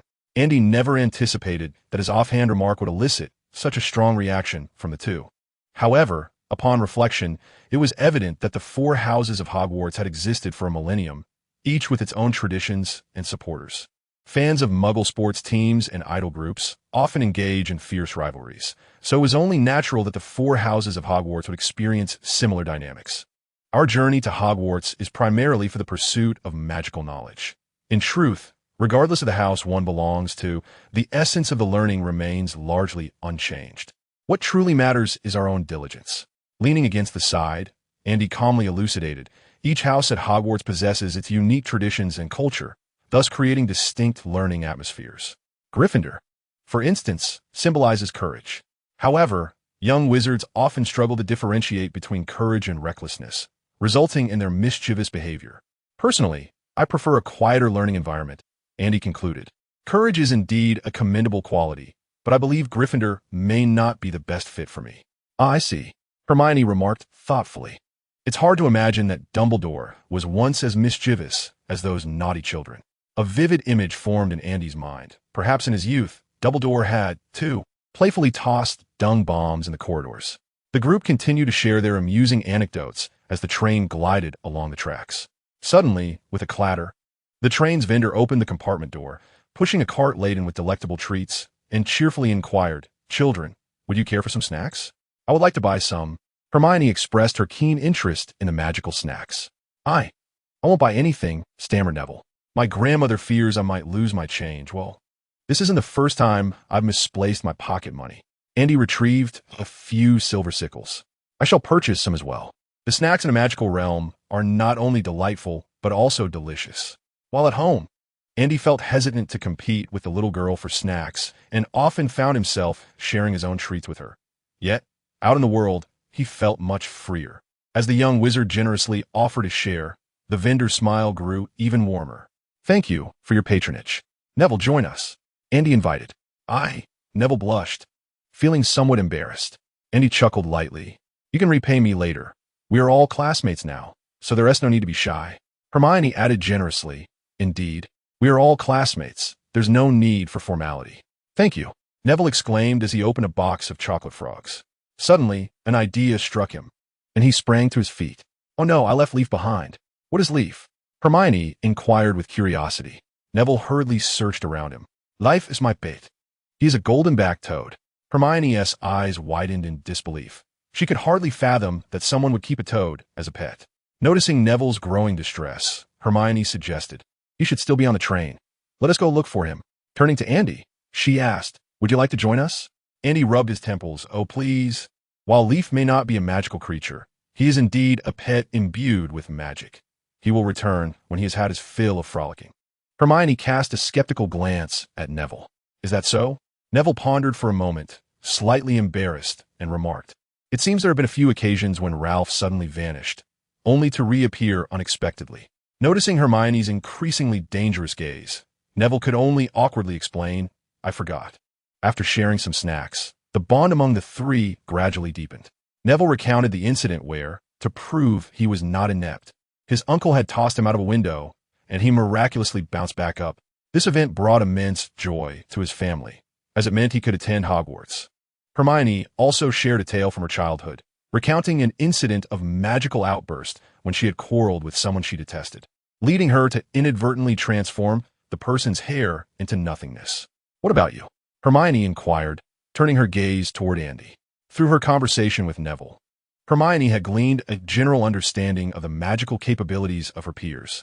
If Neville represented the lower echelon of their cohort, unable to cast even a single spell and having never glanced at a textbook prior to school, then Andy epitomized the pinnacle of their class. "Well," Andy began, "lost in recollection, I believe it was around the age of 6 when my father informed me that I had reached the age of magical outbursts, and I ended up blasting the chair beneath him." "Is that all?" Hermione questioned incredulously. "I read in a book that magical outbursts only occur during moments of heightened emotion. It's a sign of unstable magic." Before Hermione could finish her thought, Andy caused Hermione's hair to float with a flick of his magic. Hermione gasped. "It is becoming increasingly challenging. This must be a result of your magic gradually stabilizing." Andy shrugged, wearing a countenance of nonchalance. Neville gazed at him with envy. "Andy, you are truly remarkable. Is that wandless magic?" Hermione glared at Andy momentarily, then expressed a hint of curiosity. "I read in a book that only exceptionally skilled wizards can perform wandless magic." "Not quite wandless magic," Andy clarified. "This is merely the simplest form of magical control, achieved through rigorous practice." Speaking of diligent practice, Hermione's attention returned to her book. "I must continue reading. And you too," She glanced at Andy and Neville. "If there is nothing pressing, please do not disturb me." Neville appeared somewhat bewildered. Andy shrugged and leaned back in his chair to rest. As the train continued its journey, the twilight outside deepened, and the distance to Hogwarts diminished. After an indeterminate amount of time, Andy suddenly felt a gentle nudge. "Andy, we are nearing Hogwarts. We should quickly don our robes," Neville whispered. "Thank you." Andy rubbed his eyes, slowly rising from his seat, arms outstretched as he waved his wand lightly. A gap appeared in the luggage rack, and a set of wizarding robes flew out from within. Andy's casual attire magically detached from his body, neatly folding itself into a suitcase. The wizarding robe unfurled in midair and draped itself over Andy. The transformation was complete. Chapter 13. At such times, one must take advantage of every opportunity. As the clock approached 6 in the evening, the train finally arrived at Hogsmeade Station in the Scottish Highlands, marking the end of a journey that had lasted over 7 hours. "Oh, so this is the Hogwarts Express?"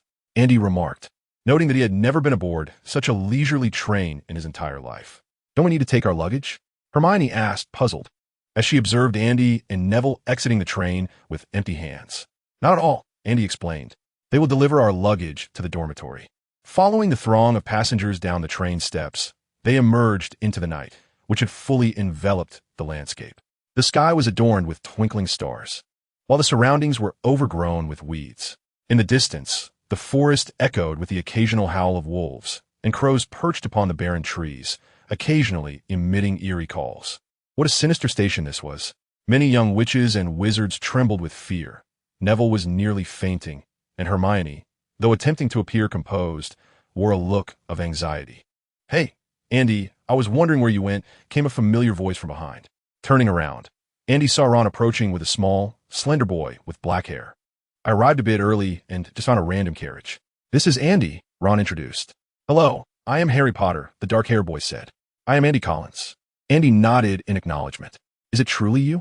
Hermione scrutinized Harry, seemingly perplexed by how this slight boy had managed to save the magical world. "I've heard of you.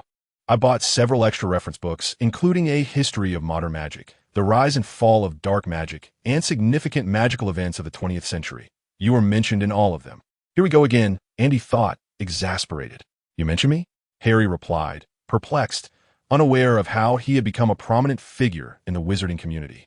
On the train, a boy named Draco Malfoy had approached him, attempting to forge a friendship, but Harry had declined, though perhaps it hadn't been a complete rejection, as Draco seemed rather oblivious to the concept of refusal. Ron tugged at Andy's sleeve, nodding subtly towards Hermione, and whispered, "How do you know her?" "We met on the train. We were in the same compartment," Andy replied casually. "Goodness, you can actually tolerate her?" Ron exclaimed incredulously, just as the group continued their conversation. A piercing scream suddenly echoed from a short distance away, as if someone had been struck by a great fright. "Is someone dead?" Andy wondered, glancing curiously toward the source of the commotion. In the distance, a towering figure, at least 10 feet tall, emerged from a small grove, ambling toward them like a beast poised to devour. First year students, gather here." The giant held a lantern, swaying it above the heads of the young wizards. "Harry, come over here. Are you all right?" And he sensed that Harry might not be faring well. Unless one focused on appearances, most children might struggle to engage with Hermione. The giant bellowed, "I am Rubius Hagrid, the keeper of keys and grounds at Hogwarts. All first-year wizards, follow me. Are there any other first years? Watch your step. All first years come with me." The young wizards exchanged glances, seemingly seeking courage from one another, as one timid wizard stumbled to join Hagrid. The crowd began to move slowly behind him. "Goodness, he is truly tall." Hermione leaned closer to Andy, seemingly hoping to glean first-hand information from him. "Lumos." Andy waved his wand and softly explained, "He might be a half-giant. Just keep that to yourself. They're not fond of that term." The crowd trudged forward as Hagrid turned back, pointing ahead, saying, "Just around this bend, you shall behold Hogwarts for the first time." At the end of the narrow path lay a dark lake, across which a majestic castle loomed atop a steep hill, its spires piercing the starry sky with twinkling windows. "No more than 4 on each boat," Hagrid shouted, gesturing toward the small vessels at the water's edge. Andy, Hermione, and Neville boarded one boat, while Ron, glancing around, had no choice but to pull Harry onto another. Andy noticed a platinum-haired boy accompanied by a chubby friend, joining Harry and Ron in the same boat. Hello, I am Michael Corner. The last to board Andy's boat was a black-haired boy. Greetings. The group exchanged pleasantries. Once all the young wizards were settled, the boats began to glide automatically toward the castle. Silence enveloped them as they gazed at the towering fortress. As their boat approached the cliff where the castle stood, it seemed to rise above them, a magnificent sight. How beautiful, Andy whispered. Hogwarts castle exuded elegance, considering its millennia of history. He found himself yearning for the 7 years of school life that lay ahead, even before his enrollment had commenced. The boat continued onward, traversing a dark tunnel until it reached a dock-like area. Hey, look, is that your toad? As the young wizards disembarked, Hagrid, inspecting the empty boats, discovered a golden-backed toad. Oh, thank goodness! Neville cried out, overjoyed. It has indeed appeared on its own. Hermione remarked to Andy. Andy tilted his head, and I dare say Neville had forgotten that he was still caring for a toad. Hermione cast a reproachful glance at Andy, yet refrained from saying much, as she shared the same sentiment. The group followed Hagrid as they advanced, climbing a set of stone steps, and halted before a grand oak door. Is everyone here? Hagrid bellowed, raising a massive fist to knock 3 times upon the castle's entrance. The door creaked open, revealing a tall witch clad in an emerald robe, her expression stern. Andy was immediately reminded of his former school as headmaster. She resembled a formidable figure of authority. First year's Professor McGonagall. Hagrid's tone sounded almost submissive. Thank you, Hagrid. I shall take it from here. Without any visible cue, Professor McGonagall commanded the door to swing wide open, and the young wizards filed in quietly behind her. Andy beckoned Hermione, Neville, Ron, and Harry to come closer, then whispered in a tone just audible enough for Professor McGonagall to hear. Fred and George told me that Professor McGonagall has a tabby cat. Chapter 14. George and Fred's tarnished reputation. Professor McGonagall glanced back at Andy, who offered an awkward smile and promptly sealed his lips. After all, this was merely a rumor from George and Fred. As for Harry and Ron, one could always hope to ensnare one of them. What if one among them happened to be a cat enthusiast? Moreover, many young wizards had overheard Andy's words. Surely a few bold souls would be tempted to pet Professor McGonagall's cat. At Hogwarts, misfortune often befell someone. Why not let it be another? Professor McGonagall led the first-year students to a small vacant room at the far end of the hall. They all rushed in, jostling against one another, anxiously surveying their surroundings. Welcome to Hogwarts, Professor McGonagall announced. The feast is about to commence, but before you enter the Great Hall and take your seats, we must first determine which house you will join. The sorting ceremony is a significant rite, as your house will become your home during your time here. You will attend classes, reside, and spend leisure moments alongside your housemates. All the young wizards fell silent, each nervously gazing at Professor McGonagall. She continued, the 4 houses are Gryffindor, Hufflepuff, Ravenclaw, and Slytherin.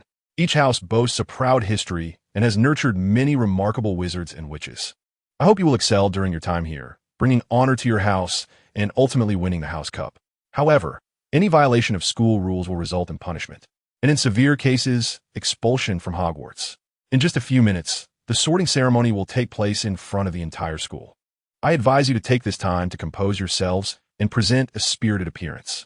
As Professor McGonagall's gaze flitted over Harry, Ron, and Malfoy, Andy followed her line of sight to the trio. What happened to you two? Andy inquired. Upon closer examination, it was apparent that Harry and Ron appeared as though they had just returned from the battlefield, disheveled and rough around the edges, with a bruise adorning Ron's cheek. It's all Malfoy's fault, Ron exclaimed in indignation. He was on the same boat as us, but we certainly taught him a lesson.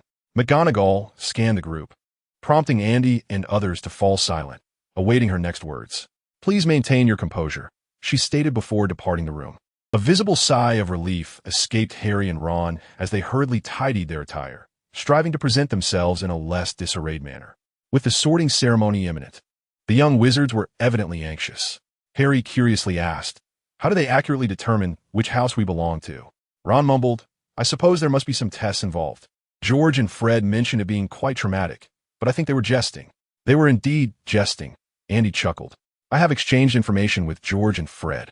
After their sorting, they merely spent one night in bed, and by the next day, all was well.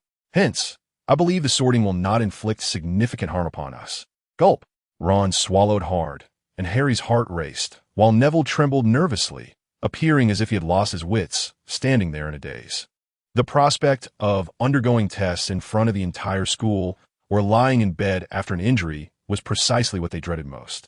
Weren't you claiming ignorance regarding the sorting process? Hermione looked at Andy skeptically. I truly do not know, and he shrugged. However, George and Fred did indeed spend an entire night in bed after their sorting, though it was not in a hospital, but rather in the Gryffindor dormitory. The young wizards were increasingly agitated, and Hermione began to recite spells she had learned. Andy, is there any spell we can learn quickly? Ron turned to Andy, his voice laced with anxiety. Andy patted Ron's shoulder, noting his palpable fear. Even if there were spells, it was far too late to learn them now. Suddenly, a few individuals shrieked loudly. It was Hermione, clutching Andy's arm tightly, nearly gasping for air out of fright. Do not panic. It is merely a ghost. Although Andy had lived in the magical realm, this was his first encounter with a ghost. He felt an intense curiosity about this ethereal existence. If circumstances permitted, he would have loved to slice the ghost for a thorough study. Approximately 20 ethereal apparitions emerged from the rear wall, these translucent, pearl-white phantoms gliding through the room, whispering to one another. The young wizards were nearly paralyzed with fright. Fortunately, at that moment, Professor McGonagall returned, and the ghosts floated away, gracefully disappearing through the opposite wall in single file. Now, forming a line, Professor McGonagall surveyed the room, and the young wizards fell into a hushed silence. Follow me, she commanded. After a brief shuffle, the group lined up and followed her out of the chamber, traversing the foyer before passing through a set of double doors into a lavish hall. While the term lavish might apply in the context of its time, for Andy, who had experienced the grandeur of five-star hotels in his previous life, the Hogwarts Hall appeared rather ordinary. Accustomed to the opulence of the 21st century, he discerned that even the twinkling stars upon the ceiling could be replicated through modern technology. The distinction lay in the fact that the former was achieved through magic, while the latter was a product of science. It is challenging to ascertain which is superior. Both hold an element of wonder. The technology relies on external forces, while the power of magic emanates from within. This is the fundamental difference between the two. Andy's gaze swept across the hall. Thousands of candles floated in midair, their flickering flames casting an otherworldly ambience upon the expansive chamber. The other students of Hogwarts were already seated along the sides of 4 long tables, adorned with gleaming golden platters and goblets. At the head of the hall, a separate long table was set for the faculty members. Hogwarts boasted around 1,000 young wizards. Although this year's first-year cohort was slightly smaller than usual, the figure of 1,000 students is an official datum provided by Rowling. After all, the magical community is akin to a miniature society, and one cannot expect a uniform birth rate each year. Chapter 15. Only 2 useless men remain. Professor McGonagall gently placed a 4-legged stool before the first-year students, atop which she set an ancient, patched, and exceedingly worn wizard's hat. Is this the sorting hat? A magical version of artificial intelligence? And he scrutinized the hat with curiosity. If it were merely a robot, he would have only glanced at it briefly. However, this was a magical hat, though it bore some semblance to the functions of artificial intelligence. Magic always retained an aura of greater wonder. Suddenly, the hat began to twist, its creases forming what appeared to be 2 eyes and a mouth. All eyes in the hall were fixed upon the hat, which began to sing in a whimsical tone. You may think me unremarkable in appearance, but do not be deceived by mere looks. If you can find a hat more splendid than I shall devour myself whole. Come, don me without fear. Never succumb to panic. In my grasp, even without a single hand, you are utterly safe, for I am a thinking magical hat. As the hat concluded its song, the audience erupted in thunderous applause. Everyone appeared to be quite courteous, and amidst the deafening clapping, Andy discerned the whistles of George and Fred. I hope Professor McGonagall does not put you to death. The hat bowed to each of the 4 tables and then became still. Oh, Andy gasped, turning his head to see Hermione glaring at him with a fierce expression, as though she might devour him whole. It was George and Fred who spoke of it. Andy whispered, however, I believe they did indeed spend a night after the sorting, though not in the infirmary, but rather in the school dormitory. Oomph. Hermione huffed, her petite face still flushed with indignation. She was unconvinced by Andy's explanation. Professor McGonagall cast a glance at Andy. She had already taken note of this little wizard. He certainly did not appear to be the model student. With a gentle sigh, She felt that this year's House Cup was slipping further and further away from Gryffindor. During her own school days, it had not seemed so apparent. But ever since she became a professor, McGonagall had come to perceive Gryffindor as a veritable haven for mischief makers. Each year, the most troublesome new students invariably found their way into Gryffindor's ranks. For this reason, McGonagall had long harbored discontent towards the Sorting Hat, especially since its singing was so utterly dreadful. Retrieving her focus, McGonagall took a few steps forward, holding a scroll of parchment in her hand. I shall call upon a name, and that individual will don the hat, take a seat, and undergo sorting. McGonagall read from the parchment. Hannah Abbott, a rosy-cheeked girl with 2 golden braids, stumbled out of the line. She placed the hat upon her head, which promptly obscured her eyes. Hufflepuff, the Sorting Hat proclaimed. The table to the far right erupted in applause and cheers, with the fat friar ghost waving joyfully at her. Susan Bones, Hufflepuff, tthe boot, Ravenclaw. This time, the second table on the left applauded enthusiastically. As Terry approached the long table, several Ravenclaw students stood to shake his hand. The sorting proceeded swiftly, and before long, Andy heard Professor McGonagall call his name. Andy Collins. Andy endeavored to clear his mind, determined not to think of anything, a strategy he had long prepared. Perched upon the stool, he placed the sorting hat atop his head. Truth be told, Andy felt rather foolish at that moment. Hey, young man, you do not appear foolish at all. Let me see your exceptional talents, your diligent nature, and your passion for magic. I know precisely where you belong. Ravenclaw. Applause erupted at the Ravenclaw table as Andy let out a soft sigh, carefully removing his hat and placing it on the 4-legged stool. Despite his uncertainty regarding the sorting hat's mechanisms, Andy's mind was cluttered with thoughts that belonged to a different era. Unless absolutely necessary, he had no desire for the sorting hat to delve into his innermost thoughts. Fortunately, everything proceeded smoothly. For Andy, the choice of house was inconsequential, as the knowledge imparted across the 4 houses was fundamentally the same. However, the atmosphere of a house could indeed influence others at times. Professor McGonagall cast a slightly surprised glance at Andy. This mischievous little wizard was not being sorted into Gryffindor. Had the sorting hat erred? Yet, perhaps this was for the best. The sorting hat had finally accomplished something noteworthy. Noticing Professor McGonagall's gaze, Andy turned to look, but she seemed to dismiss the moment and continued with the sorting process. Surely that was not merely a figment of his imagination. Andy was somewhat taken aback. Could it be that Professor McGonagall had recognized his rare talent? Upon reaching the Ravenclaw table, several older students warmly invited Andy to sit beside them. After expressing his gratitude, he took a seat in a convenient spot. As the sorting continued, it soon reached a familiar name. Hermione Granger. Professor McGonagall announced. Hermione nearly sprinted to the stool, hurriedly placing the hat upon her head. This sorting took an unusually long time, and Andy observed Hermione seemingly whispering something to the sorting hat. After a couple of minutes, the hat proclaimed loudly, Ravenclaw. Fortunately, Andy had not been drinking water, or he might have inadvertently sprayed it across the face of the person opposite him. What was happening? Wasn't Hermione supposed to be in Gryffindor? How had she ended up in Ravenclaw? It was at this moment that Andy clearly recognized the onset of a butterfly effect triggered by his arrival. Yet, none of this pertained to him.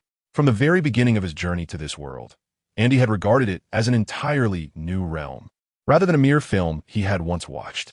As it was a new world, there were no predetermined narratives. As for the saga between the Savior and Voldemort, that was merely someone else's tale. Andy was destined to weave his own story. This world was vast, and even at the height of Voldemort's power, he had never managed to conquer the Ministry of Magic in Britain. Thus, the Savior's reputation was somewhat inflated. Originally, the famed trio had been derisively referred to by fans as Hermione and her 2 ineffectual companions. With Hermione now gone, only the 2 ineffectual men remained. Quite unfortunate. Best of luck to you. Hermione, amidst a round of applause, took her seat beside Andy. He chuckled softly. Welcome to Ravenclaw. Thank you, she replied. Hermione proudly lifted her chin, declaring, I believe you are correct. A quieter study environment may indeed be more suited to my needs. The sorting hat indicated that both Ravenclaw and Gryffindor were fitting houses for her, yet she ultimately chose Ravenclaw. Chapter 16. On the Dark Dumbledore. I am an expert on Harry Potter. As Professor McGonagall pronounced this name, an immediate hush fell over the Great Hall. soon followed by a buzz of whispers as everyone engaged in hushed conversations regarding Harry Potter. Andy observed many rising from their seats, seemingly eager to glimpse the legendary boy who had triumphed over the Dark Lord. Even Dumbledore turned his gaze towards Harry, appearing to anticipate the outcome of his sorting. Although the prophecy concerning Harry Potter and Voldemort was a closely guarded secret within the wizarding world, in Andy's previous life, it had circulated widely, known even by those who had never read Harry Potter. Initially, Andy found it peculiar that a wizard as formidable as Voldemort would place faith in a so-called prophecy. Yet, at that moment, the puzzle fell into place. It was Dumbledore who believed in it. Consider this: a previously obscure witch, albeit from a lineage of seers, predicted the downfall of the great Dark Lord Voldemort. By conventional narratives, Voldemort should have dealt her a swift punishment. However, the witch who made the prophecy was appointed by Dumbledore as the divination professor at Hogwarts. It was utterly unexpected. Upon realizing that Dumbledore had faith in that nonsensical prophecy, Voldemort thought, well then, I shall believe as well.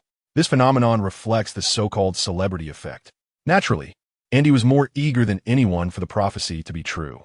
Even if this world was in disarray due to the butterfly effect, the prophecy could still hold.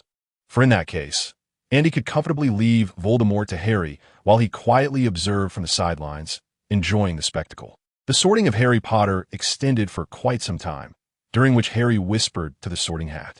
Eventually, after what felt like an eternity, the hat proclaimed loudly, "Gryffindor." Cheers erupted from the Gryffindor table, echoing throughout the hall as they rushed to shake Harry's hand, taking pride in their new member. Andy's gaze swept over the staff table. All the professors appeared delighted, and Dumbledore wore a look of satisfaction as he watched the scene unfold. Only Snape, whose already sour expression seemed to darken further, regarded Harry not as a person, but as a maggot thriving in a sewer, disgusting enough to ruin one's appetite. As all the new students were sorted, Professor McGonagall rolled up the parchment and took the sorting hat away. Dumbledore rose to his feet, a broad smile illuminating his face as he gazed upon the students, his arms outstretched, as if nothing could bring him greater joy than witnessing the assembly of so many eager young minds. "Welcome," he proclaimed. "Welcome to Hogwarts as we embark on a new academic year. Before we commence the feast, I wish to utter a few words. Fool, crybaby, scum, twist." With that, he resumed his seat. Andy mused that the leaders of his past life could take a page from Dumbledore's book on how to address an audience. Even if it meant hurling insults, it was far superior to endless drivel. Hermione nudged Andy with a finger, a hint of hesitation in her voice as she queried, "Is he perhaps a bit?" She gestured subtly in Dumbledore's direction, mimicking a gesture to her head. The implication was clear. Was Dumbledore's mind somewhat unhinged? Andy nodded in affirmation. After all, the headmaster was over a century old, and such eccentricities could be excused. Regardless of his utterances, we merely needed to respond in kind. For a centenarian, his ability to feed himself is quite commendable, Andy remarked. I had assumed he wore dentures. Hermione's parents were both dentists, and it was customary for someone of Dumbledore's age to have lost all their teeth. As they chatted, an array of delectable dishes suddenly graced the long table. Roasted beef, succulent chicken, pork chops, lamb racks, sausages, steaks, boiled potatoes, baked potatoes, crisps, Yorkshire pudding, pea shoots, carrots, gravy, and ketchup. Curiously, for reasons unknown, there were also peppermint hard candies adorning the table. After 11 years of English cuisine, Andy found himself grudgingly accepting these offerings.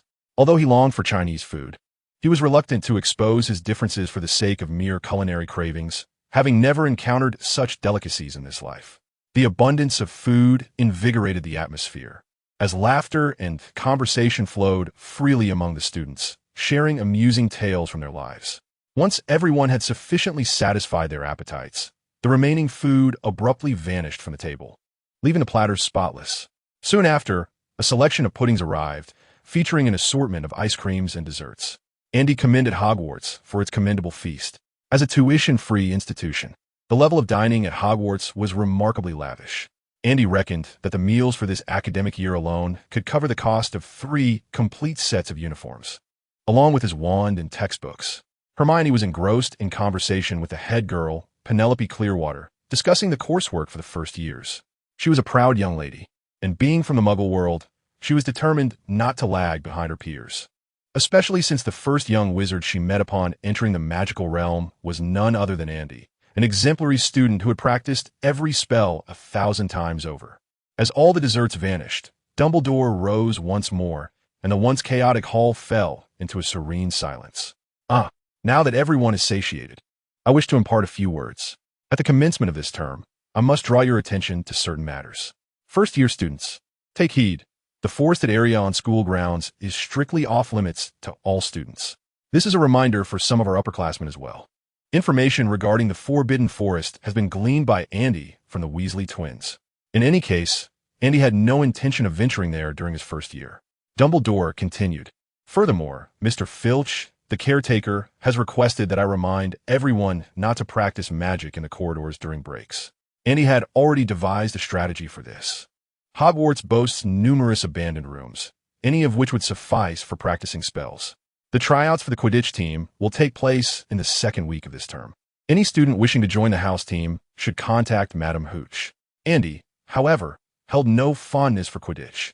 Lastly, I must inform you that anyone who wishes to avoid untimely demise and suffering should refrain from entering the corridor on the right side of the fourth floor. Andy astutely noted the distinction in Dumbledore's phrasing. The former was a caution against encountering misfortune, while the latter was a strict prohibition against entering. Chapter 17. You might soon be killed. Andy raised his hand to signal. Dumbledore appeared somewhat surprised, but maintained a smile as he said, Mr. Collins seems to have a query. Headmaster Dumbledore, if I were to say that I wish to meet with an unfortunate fate and suffer grievously, would that imply I could enter? Andy jested. Having grown accustomed to teasing Isabel at home, he felt it was time to amend this habit. Laughter erupted in the hall as all the young witches and wizards turned to Andy, eager to discover who possessed the audacity to challenge Dumbledore. Hermione shot Andy a fierce glare. She had long suspected him of being a troublesome student. Professor McGonagall let out a sigh of relief, her gaze shifting to Professor Flitwick. A hint of schadenfreude mingled with sympathy in her expression, as she seemed to anticipate how he would deal with a mischievous student. Dumbledore paused, glancing at Andy, recognizing him as a perceptive young wizard. Dumbledore remarked with a twinkle in his eye, should such misfortune befall you, I would be obliged to notify your parents to come collect your remains. I deeply regret this. Is that a threat? Andy blinked, hoping someone would notice the implication of his being threatened. If there are no further inquiries, let us sing the school song before bedtime, Dumbledore continued.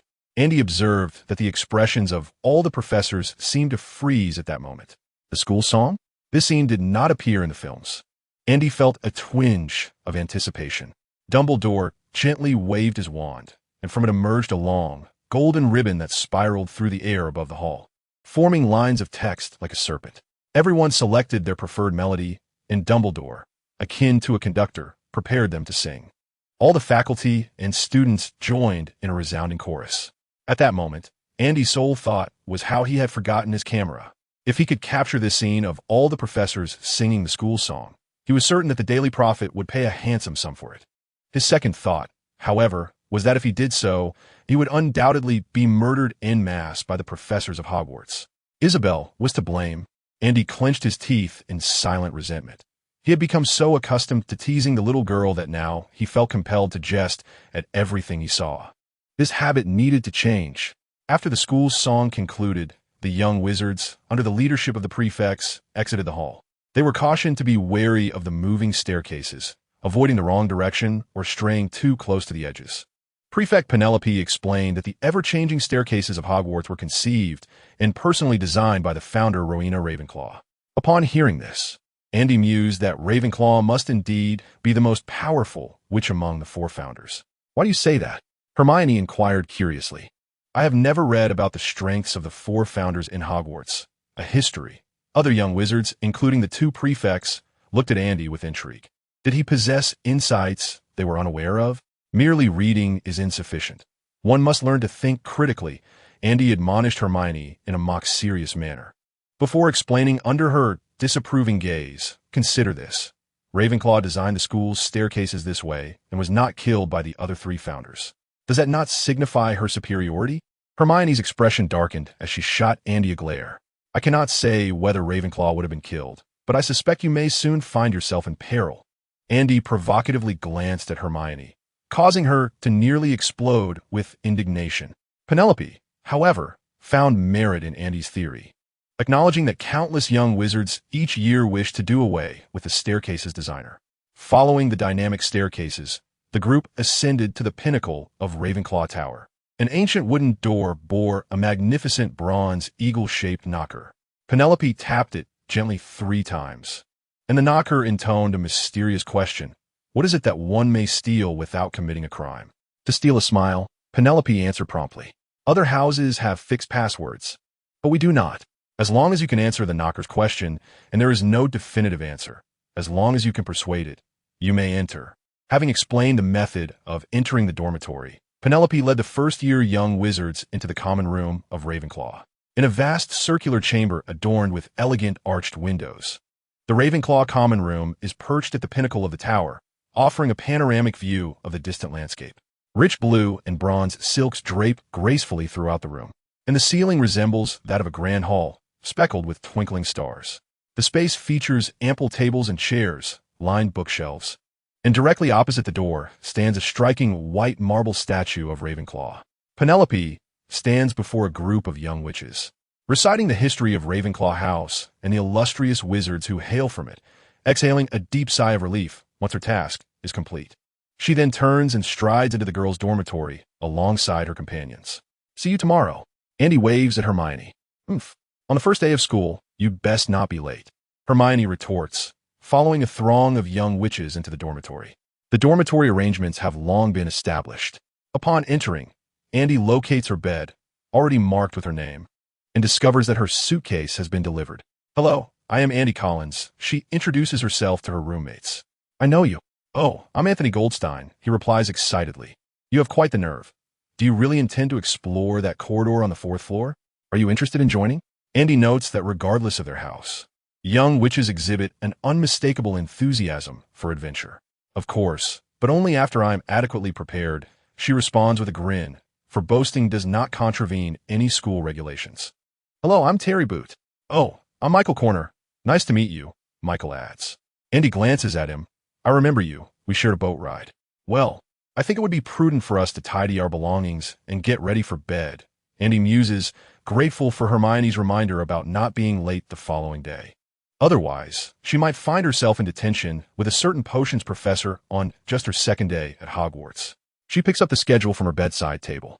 Tomorrow morning, we have 2 potions classes with Hufflepuff. I have insider information that Professor Snape is quite partial to Slytherin.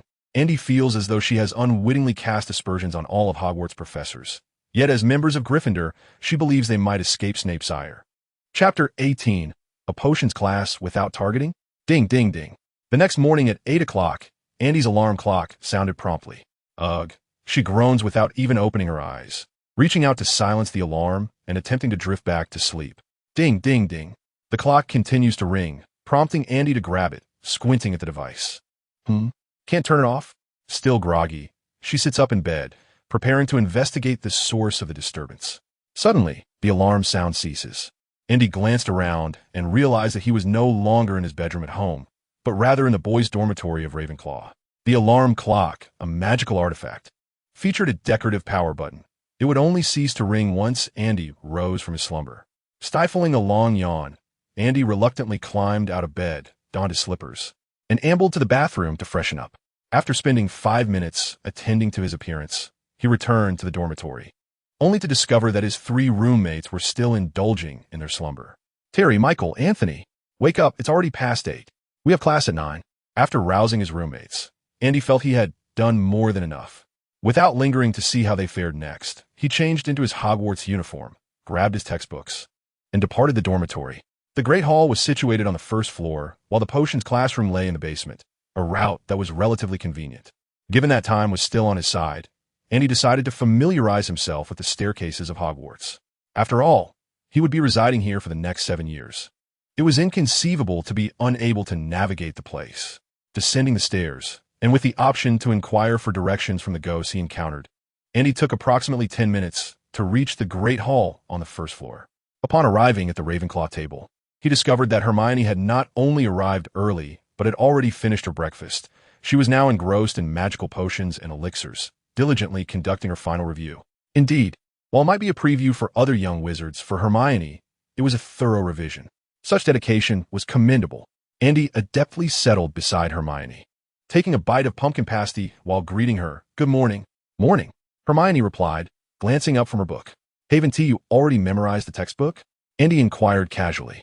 "Why are you up so early to study?" "Indeed," Hermione replied seriously. "With our first class approaching, I believe it's prudent for us to review the textbook once more." Andy understood Hermione's studious nature quite well. After all, she was a model student. However, such an approach was less effective in the magical realm. "All right, then, good luck." Andy resumed his meal. Hermione shot him a sidelong glance. "Aren't you going to review?" "I already perused it before school," Andy replied after swallowing his food. "I'm more of a hands-on learner. Rather than poring over the textbook, I prefer to attempt brewing a potion myself." Hermione's curiosity was piqued immediately. "And did you succeed?" "I nearly burned it to a crisp," Andy replied with an air of nonchalance. After finishing breakfast, Andy sat in a chair, lost in thought. Although he had been awake for some time, fatigue still clung to him. This was reminiscent of his time at home. After about half an hour, he would usually shake off the drowsiness. At 8:40, Andy's 3 roommates finally made their appearance in the Great Hall. Initially, they intended to join Andy, but upon observing him seated with Hermione, the 3 boys exchanged knowing, ambiguous smiles. Andy waved at them, showing no inclination to join. After all, what could a mischievous lad find more enthralling than a petite girl, right? A quarter of an hour later, Hermione closed her book and stood up, addressing Andy. "We have 10 minutes until class begins. Are you planning to remain in a daze here?" The potions classroom lay in the castle's dungeons, considerably colder than the main building. However, in September, the basement felt rather refreshing. Upon entering the classroom, Andy surveyed his surroundings. The walls were dim, lined with glass jars containing preserved animal specimens that sent chills down one's spine. A long wooden table was adorned with a brass balance and various containers of ingredients, with over 20 cauldrons positioned between them. In one corner stood a stone basin, presumably for hand washing. Andy and Hermione found a place to sit. At precisely 9 o'clock, Snape entered the classroom clad in a billowing black cloak. He strode briskly to the podium, squinting as he surveyed the room, before picking up the attendance sheet to call the roll. "You are here to learn the intricate science and meticulous artistry of potion brewing." Snape's voice was barely above a whisper, yet each word resonated clearly through the room. "As there will be no mindless waving of wands here. Many of you might find it hard to believe this is indeed magic. I do not expect you to truly grasp the exquisite allure of the simmering cauldron, exuding fragrant wisps of steam, or the enchanting liquid coursing through one's veins, stirring the heart and clouding the mind with its profound magic. I can teach you how to elevate your status, brew honor, and even stave off death, but there is one condition.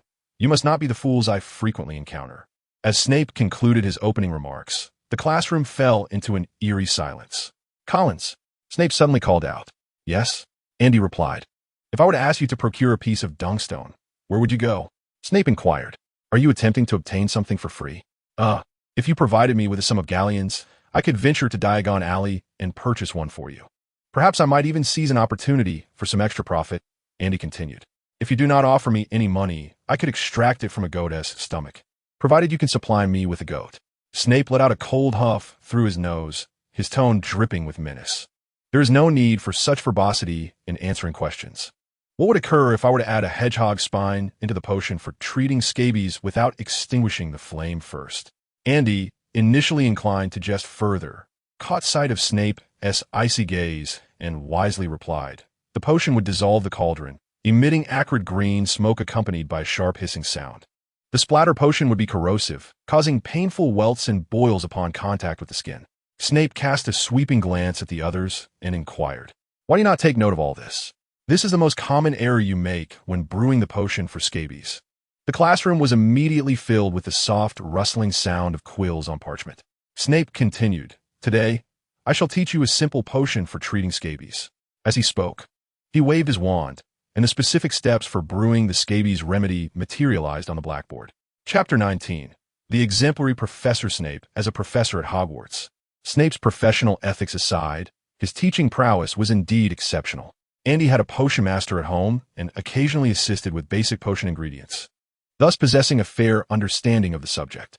However, Helen's potion brewing was primarily rote, yielding monetary gain but lacking in quality.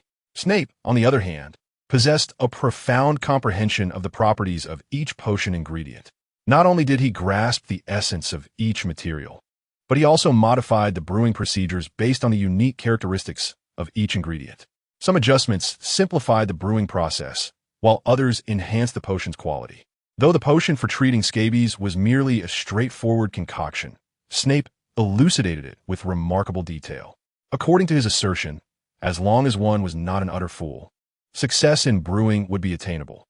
If one were to critique Snape's class, it might be his rather dreadful personal demeanor. Andy observed his surroundings. Many young witches and wizards appeared visibly intimidated by Snape, perhaps failing to grasp the content of his lecture. Fortunately, Andy possessed the maturity of an adult.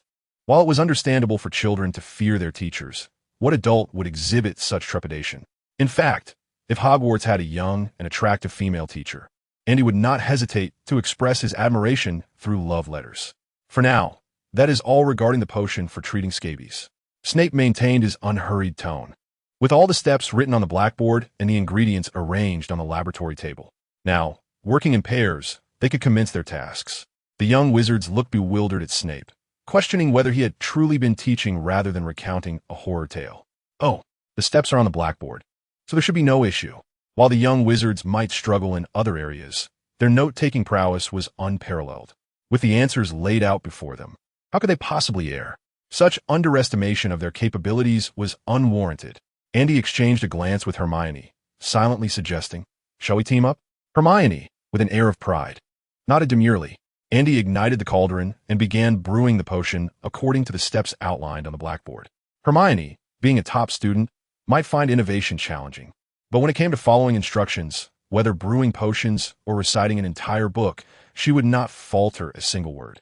The brewing of potions bears a striking resemblance to culinary arts. Two individuals may follow the same recipe, yet the flavors produced can differ vastly. The same principle applies to potion making. Even when adhering to the meticulous instructions provided by Severus Snape, the final concoction can vary dramatically, particularly for novices. After 10 minutes, Snape glided through the classroom like a specter, his ominous voice pinpointing the missteps of each young wizard. However, his critiques proved futile. Each time Snape highlighted a mistake, the young sorcerer would, akin to a dimwit, commit an even graver error. Snape would then regard them with a look of disdain, mockingly elucidating the new blunder while deducting points from their house. Goldstein, I trust one have already made it clear that the porcupine quills must be added only after extinguishing the flame. Ravenclaw shall lose a point for this. Andy's roommate was not spared from his fate. Anthony Goldstein, clutching the porcupine quills, stared intently at the cauldron. Despite Snape's admonitions, he appeared utterly oblivious, akin to a simpleton, unsure of his next move. Stealing a glance at Anthony, Andy noted his friend trembling on the verge of tears. It seemed Snape had finally taken notice of Andy's group. As he approached from behind, his gaze piercing through to scrutinize their actions. Andy could sense Hermione's tension rising. Fortunately, unlike the other young wizards, Hermione was resolute in her ambition to be an exemplary student. The greater the pressure from the instructor, the more her potential flourished. Andy watched Hermione intently, relieved to see her execute each step flawlessly. After observing for a while, Snape silently withdrew, appearing as though he had lost interest, neglecting to glance at Andy's group for the remainder of the class. To be fair, based solely on Snape's conduct, he resembled the archetypal educator at Hogwarts. He elucidated the concepts with remarkable detail and possessed an insightful understanding of potion theory. During the practical segment, he remained tirelessly vigilant, roaming the classroom and promptly correcting the students' errors. His dedication was unwavering, filled with fervor. Yet, when one considers Snape's unique persona, the reality transforms. The young wizards found themselves in what felt like a sinister laboratory, the atmosphere thick with an unsettling chill. The professor's guidance echoed like whispered malevolence, as if beckoning them toward the depths of despair. "Professor Snape, we are ready. The potion is complete." Hermione promptly raised her hand to signal Snape. He drifted over, his black cloak billowing, casting a glance at Andy and Hermione before bending down to inspect their potion. The potion's hue and aroma were exquisite.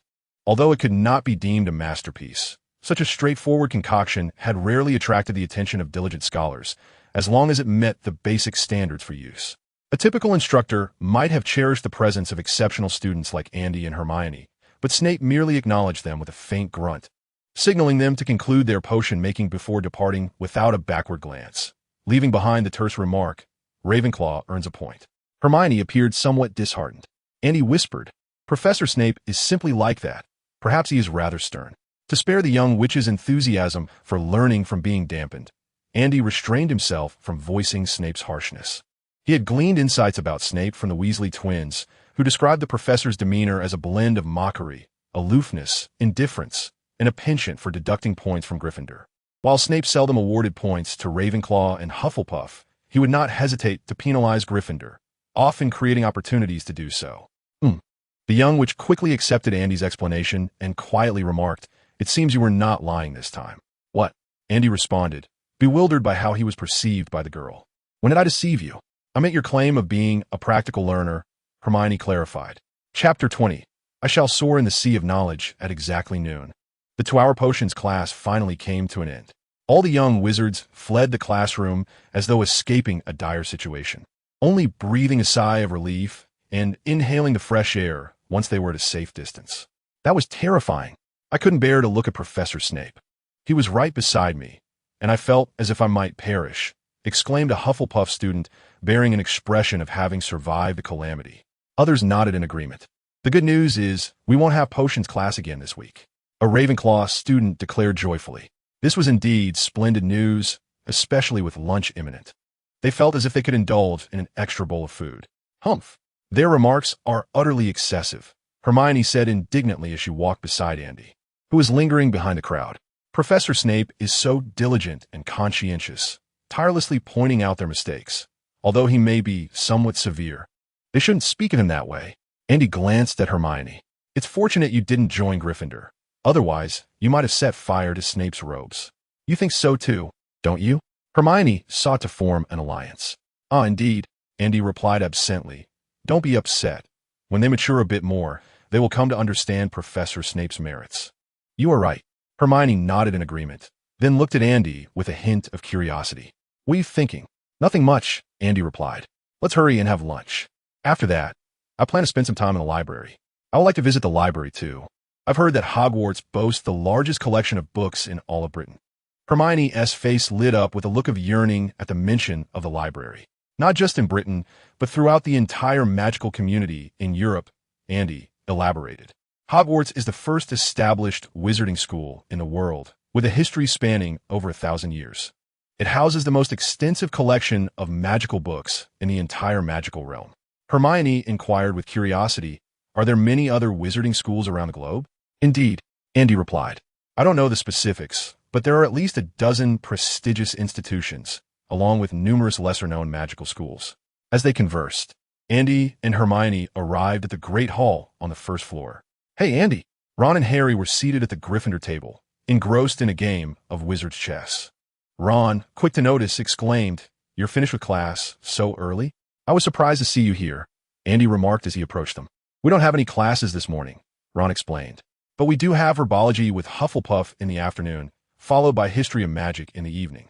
Harry, with a hint of curiosity, asked, "What classes did you have this morning?" He was more interested in knowing what it felt like to attend a magical school, but felt a bit shy since he and Andy were not very familiar with each other. "We had 2 potions classes," Andy answered. "With Snape," Ron said, wearing a look of someone with a significant secret. "I heard from George that Snape is quite partial to Slytherin. Didn't he give you a hard time in class, did he?" "Not really," Andy replied honestly. "I think Professor Snape, while strict, possesses a wealth of knowledge. Perhaps George was just trying to scare you. They often do that." Ron seemed somewhat convinced, but Harry felt that Professor Snape had a peculiar dislike for him. On Sorting Hat Day, Snape's gaze had been rather unsettling. "All right, I'm off to have my meal. I still want to visit the library later." Andy waved goodbye to the two and turned toward the Ravenclaw table. Ron shrugged, saying, "Andy has always loved reading. We're neighbors, and whenever I go to his house, he is always in his study with a book." Harry glanced back at Andy, who was already seated at the Ravenclaw table, engaged in conversation with a brown-haired witch. Ron followed his gaze, but felt no surprise. They were both of a similar ilk, in that they shared a passion for reading. At the Ravenclaw table, Andy was happily chatting with Hermione about various topics. Initially, he felt a bit troubled about how to subtly distance himself from the trio of heroes once they arrived at Hogwarts, considering his friendship with Ron. Until just now, children often find it difficult to conceal their emotions. During a recent conversation with Ron, Andy astutely noticed that Ron evidently preferred chatting with Harry. Indeed, the distinction between a struggling student and an academic achiever places them in entirely different realms. One is absorbed in play, while the other is solely focused on studies. Having just finished lunch, Hermione was eager to venture to the library to expand her knowledge. Andy readily agreed, for his time was exceedingly precious. Although 7 years may seem a lengthy period, fully exploring the vast collection of Hogwarts library might be a daunting, if not impossible, endeavor. Fortunate to inhabit the magical realm, Andy was determined to devote all his energy to the study of magic. This pursuit aligned with not only his aspirations, but also his system. Only by diligently enhancing his innate abilities could Andy hope to grow stronger within the confines of his limited time. The Library of Hogwarts is situated on the second floor of the castle, housing the most comprehensive collection of magical tomes in all of Europe. From leisurely reads to an array of profound and forbidden spells, it truly encompasses all that one could desire. Upon his inaugural visit to the library, Andy was awestruck by the sheer volume of books. The library boasted thousands of shelves and hundreds of narrow aisles, each shelf laden with thousands of magical texts. Here, one could discover all the magic one wished to learn. I can hardly wait to immerse myself in this ocean of knowledge, Andy thought excitedly. What book do you intend to read? Hermione inquired, as they strolled through the narrow aisles between the shelves, overwhelmed by the multitude of titles. Both were at a loss as to where to begin. Perhaps something related to spells? Andy suggested. He realized that in order to enhance his abilities in spell casting, transfiguration, dark arts, alchemy, and divination, he needed to increase his potential points within the system. Dark arts were currently off the table. The British magical community had just endured Voldemort's devastation, fostering an environment hostile to dark magic. Anything associated with the dark arts was deemed malevolent. Even if Andy wished to study dark magic, he would have to do so secretly, ensuring no one discovered his pursuits. Moreover, alchemy was rather advanced, and his talent in divination was non-existent. Even if he wished to learn, he would first need to cultivate some innate ability. In contrast, the realm of spell theory was vast and varied, allowing him to enhance his strength through dedicated practice while simultaneously increasing his system's potential points. Truly a double advantage. How about this book? Hermione queried, pulling a volume from the shelf. Chapter 21. The Magical Theories of Pandora. Modern Spell Theory? Andy mused. He recalled having a book titled Fundamentals of Spell Theory at home, yet the authors of the two works were not the same. Glancing at the author's name, he was taken aback to discover it was Pandora Lovegood, remarkably his neighbor. When Andy was 8 years old, Pandora Lovegood met with an unfortunate demise during a spell experiment, and Andy attended her funeral alongside his parents. As he casually flipped through the pages of a book, he remarked, "I suppose I will start with this one. What about you? Have you chosen a book to read?" Hermione retrieved a hefty tome from the shelf, noting that they had a history of magic class in the afternoon, and she wished to familiarize herself with renowned wizards throughout history. Andy cast a glance at the book, which chronicled all the illustrious wizards over the millennia, certainly a type of literature he would never indulge in. "Let us go." Hermione tilted her head slightly. Perhaps due to the commencement of the new term, the library was nearly deserted, allowing the two to find a tranquil spot to quietly delve into their reading. As Andy turned a few pages, he discovered that the library at Hogwarts was indeed a treasure trove. Numerous volumes existed in the market, discussing the theory of spells, each author presenting their unique perspectives and emphasizing different aspects of spellcasting. The book, titled Modern Spell Theory, served as a comprehensive overview of contemporary magical practices. It did not delve into specific spells, but instead elucidated the elements involved in casting spells. The opening chapter explored the impact of emotions on the potency of spells. The execution of a spell required not only the incantation and specific gestures, but also the caster's emotional state as a vital component. In many instances, extreme emotions could significantly amplify a spell's effectiveness. The book research on the development of ancient sorcery that Andy had previously read mentioned the concept of murmur, which was a product of a young wizard's negative emotions merging with their magical energy. It seemed imperative to enhance his mind attribute, Andy mused. Many claimed that Voldemort was the most formidable dark wizard of the century, with some even dubbing him the most powerful dark wizard in history. While such a statement might carry an element of exaggeration, the undeniable strength of Voldemort was apparent. His dark magic was so potent. Could it be that his heart had become utterly malevolent? Andy speculated that an evil heart coupled with dark magic could indeed augment its power. But perhaps there was more to it than that. To this day, Andy only understood that Dumbledore and Voldemort represented the pinnacle of the magical world. Yet the secret behind their immense power remained elusive. One certainty lingered in his mind. The answers to their formidable secrets could undoubtedly be found within the restricted section. Perhaps those secrets were concealed in some obscure corner of a book. With his thoughts settled, Andy continued to read, and an hour and a half slipped by in an instant. "Andy, there are just 15 minutes until class," Hermione reminded him. "Understood," he replied, closing book. If circumstances permitted, Andy would have considered skipping the history of magic class. Alas, it was a compulsory subject, and to miss class on the very first day would surely leave a poor impression on the professors. After completing the borrowing formalities with Madame Pants, the librarian, Andy and Hermione departed the library. The History of Magic classroom is also located on the second floor, sparing one from the troublesome stairs. Ravenclaw shares its history of magic lessons with Slytherin. The reputation of Slytherin House is rather unsavory, largely due to its long-standing rivalry with Gryffindor. Not only is this tied to the events surrounding Voldemort, but throughout the annals of magical history, Slytherin has often played the role of the antagonist, while Gryffindor has stood as the bastion of justice. This has resulted in frequent altercations between the students of the two houses. The animosity towards Slytherin is a daily affair for Gryffindors. In the eyes of Gryffindor values, if one loses points for brawling with a Slytherin, one is still regarded as a hero of the entire house, provided victory is achieved. This ongoing conflict has led to a tacit understanding that Slytherin generally refrains from provoking students from Ravenclaw and Hufflepuff. Being targeted by one house is quite sufficient. They have no desire to incur the wrath of two. At 2 in the afternoon, a pearly white, translucent ghost wafted through the wall. Professor Binns is a ghost who appears quite ancient. According to official accounts, one day, while still alive, he inadvertently left his body behind in the staff room while heading to class. Andy was utterly disillusioned with this lesson. Many ghosts in the castle are indeed quite fascinating. Yet Professor Binns is evidently not among them. His voice, dry and monotonous, droned on as he recited the contents of the textbook.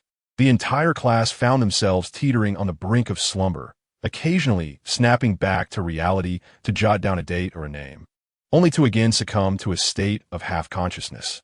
Even Hermione, usually a fervent learner, struggled to maintain her focus in Professor Binns' class, and he had already observed her pinching her thigh.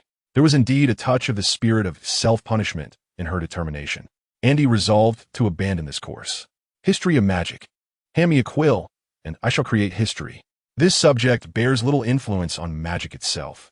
A cursory review of the material before exams would suffice for a passing grade. Andy pulled out a copy of Modern Spell Theory borrowed from the library and began to peruse it. In Chapter 14, aside from discussing the impact of emotions on the potency of spells, it introduced a refreshing perspective. Modern spells are crafted from contemporary language. What, then, of ancient magic? Furthermore, every nation possesses its unique language, yet disparate languages can wield the same spell. Does this imply that language and gestures are not essential components of spellcasting? Young wizards, despite their unstable magic, can manifest their desires during bursts of magical energy without even the need for a wand. Many powerful sorcerers can perform magic without incantations, and some can even execute simple spells without a wand. Does this suggest that the journey of learning magic, and even mastering it, is merely a quest to rediscover our innate ability to cast spells? Of course, the text merely broached this theory, and even the author of the book was incapable of wandless magic. Andy unexpectedly discovered that the author of this book shared many similar philosophies with him, though regrettably, the author had already passed away. Pandora. Andy had heard the tale of Pandora's box.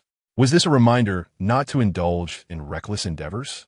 The magical realm is rife with destinies intertwined, and many prophecies prove surprisingly accurate. Andy resolved to heed the guidance of fate, vowing not to engage in perilous magical experiments until his skills reached a certain level. However, he mused that a visit to the Lovewood residence during Christmas would be delightful. On second thought, perhaps it was best to refrain. After all, Mentioning the deceased wife or mother of another could be deemed rather impolite. Chapter 22. The first opening of Pandora's spell box. Though the plan to visit was momentarily shelved, the thought lingered in Andy's mind. This book clearly illustrated that Pandora Lovegood was a master of spells, possessing profound insights into incantations. Her notions, while seemingly whimsical compared to others, resonated deeply with Andy's understanding of magic. If he could acquire her research materials, he believed they would greatly assist him. After a session, or nap, in History of Magic, Ravenclaw concluded the day's classes. From this moment until the lights out at 8 o'clock, all time was free for exploration. Andy, are you heading to the library? Hermione suggested while organizing her notes. There were so many books awaiting her attention. Neglecting them would be quite rude. Perhaps later. I need to write a letter home and find an empty classroom to practice spells, Andy replied, neatly arranging his textbooks and shrinking them with a flick of his wand, placing them into the pocket of his wizarding robe. Hermione paused momentarily. She had initially intended to go straight to the library, but witnessing Andy's adept spellcasting made her realize that practicing magic was indeed essential. Yet, the young witch felt somewhat bashful about voicing her thoughts. Shall we go together? Andy invited. All right, Hermione replied, donning a reluctant expression before nodding after a brief hesitation. After finishing his letter, Andy led Hermione to an abandoned classroom on the 6th floor of the castle. How shall we practice? Hermione looked around, drawing her wand, uncertain of the next steps. Although she had dabbled in magic at home, her experience was superficial, lacking in-depth study or deliberate practice. Practicing magic is not merely about waving a wand aimlessly. Andy, experienced in this domain, knew that one must first master spellcasting, then aim at stationary targets, followed by moving ones, and ultimately enhance spell proficiency. Proficiency? Hermione queried, finding the initial training stages comprehensible, yet struggling to grasp the concept of improving spell mastery. How should I explain this? Andy pondered for a moment before waving his wand and softly uttering, "Flames arise." A brilliant flash erupted from the tip of his wand, coalescing into a fireball that soared around the classroom under Andy's adept control, only to extinguish itself in mid-air as it lost its magical sustenance. Is this what you refer to as proficiency? He mused. Hermione, too, could cast this spell, but her efforts resulted merely in a flicker of flame, without a physical anchor. The flame would quickly extinguish. Indeed, Andy elucidated, it is not merely the fire spell. Others can similarly be guided by our will. In my youth, I accompanied my parents to witness wizard dueling contests, where powerful wizards would often employ intricate combinations of spells, transforming flames into various forms through transfiguration. Hermione's interest was evidently piqued. What should I do now? Let us commence with the simplest of spells, the Lumos charm. Attempt to project the light from the tip of your wand, Andy advised. If you can master this, subsequent exercises will be significantly easier. I understand, Hermione nodded, then inquired, and what do you intend to practice? I aspire to infuse my magic with emotion. Much like this, Andy replied, gesturing with his wand. Tthe totalis, he declared, casting the ordinary petrification spell. After calming himself, Andy envisioned an individual he found particularly irksome. Tthe totalis, he recited once more. Hermione, exhibiting a stoic expression, remarked, it seems there is no discernible difference. Certainly, it is challenging, or perhaps my emotional state is not aligned correctly. With that, Andy fell into contemplation. Not wishing to disturb him, Hermione retreated to a corner of the classroom to practice her technique of casting the Lumos charm. The petrification spell is amongst the simplest of offensive spells, easily mastered even by first-year witches and wizards, like Hermione, for instance. As a form of white magic, casting the petrification spell necessitates not only the incantation and gestures, but also a desire to attack. Is my emotional intensity insufficient? He wondered. Yet, emotions are notoriously difficult to control. What is feigned remains forever insincere. Andy recalled the contents of the tome, Modern Spell Theory, which posited that wizards can amplify their spells under extreme emotional states. Thus, is it the extreme emotion itself that is critical, or the unstable magical energy it engenders? Much like a young wizard's power, surging in moments of crisis, manifesting their desires effortlessly. Perhaps both elements hold equal significance. Andy endeavored to interpret magic from a broader perspective. Undoubtedly, Harry Potter is a work of children's literature, its core themes encompassing love and friendship. Harry's survival against Voldemort's lethal curse can be attributed to the profound love of his mother. Love, in essence, is a powerful emotion, an essence of the spirit. Setting aside the fairy tale attributes of the story itself, let us return to reality. Harry's mother was undeniably a remarkable figure. Confronted by the formidable and insurmountable Voldemort, she transformed her profound love for her son into a powerful protective enchantment in her moment of despair, ultimately causing the deadly curse to rebound upon Voldemort. However, the casting of such magic invariably requires a wellspring of magical energy. Moreover, under the circumstances at that time, it was evident that Harry's mother could not have wielded a wand to utter any protective incantation. She performed magic without a wand. Perhaps it was the desperate love that engendered an unknown transformation in her magical capabilities, akin to the silent manifestation of a young wizard's powers under the weight of extreme negative emotions. Indeed, this is no easy feat. No individual can summon such intense feelings without having endured similar experiences. Yet, Andy was a notable exception, for Andy had truly died once. He had not only experienced death, but had also felt the profound loss of his world, his loved ones, and friends. Andy reflected upon those memories he had forcefully forgotten. They were all petrified. Suddenly, the magical energy within Andy seemed to resonate with his emotions, and a stabilizing magic began to boil. A beam of magical light shot forth from the tip of his wand, striking a table in the abandoned classroom with astonishing speed. The table clearly turned to stone under the effect of Andy's spell. "Did you succeed?" Hermione exclaimed, her face a portrait of astonishment, as if she had discovered a new continent, gazing at Andy in wonder. Initially, she had doubted Andy's claims, asserting that the texts made no mention of intertwining emotions with magic.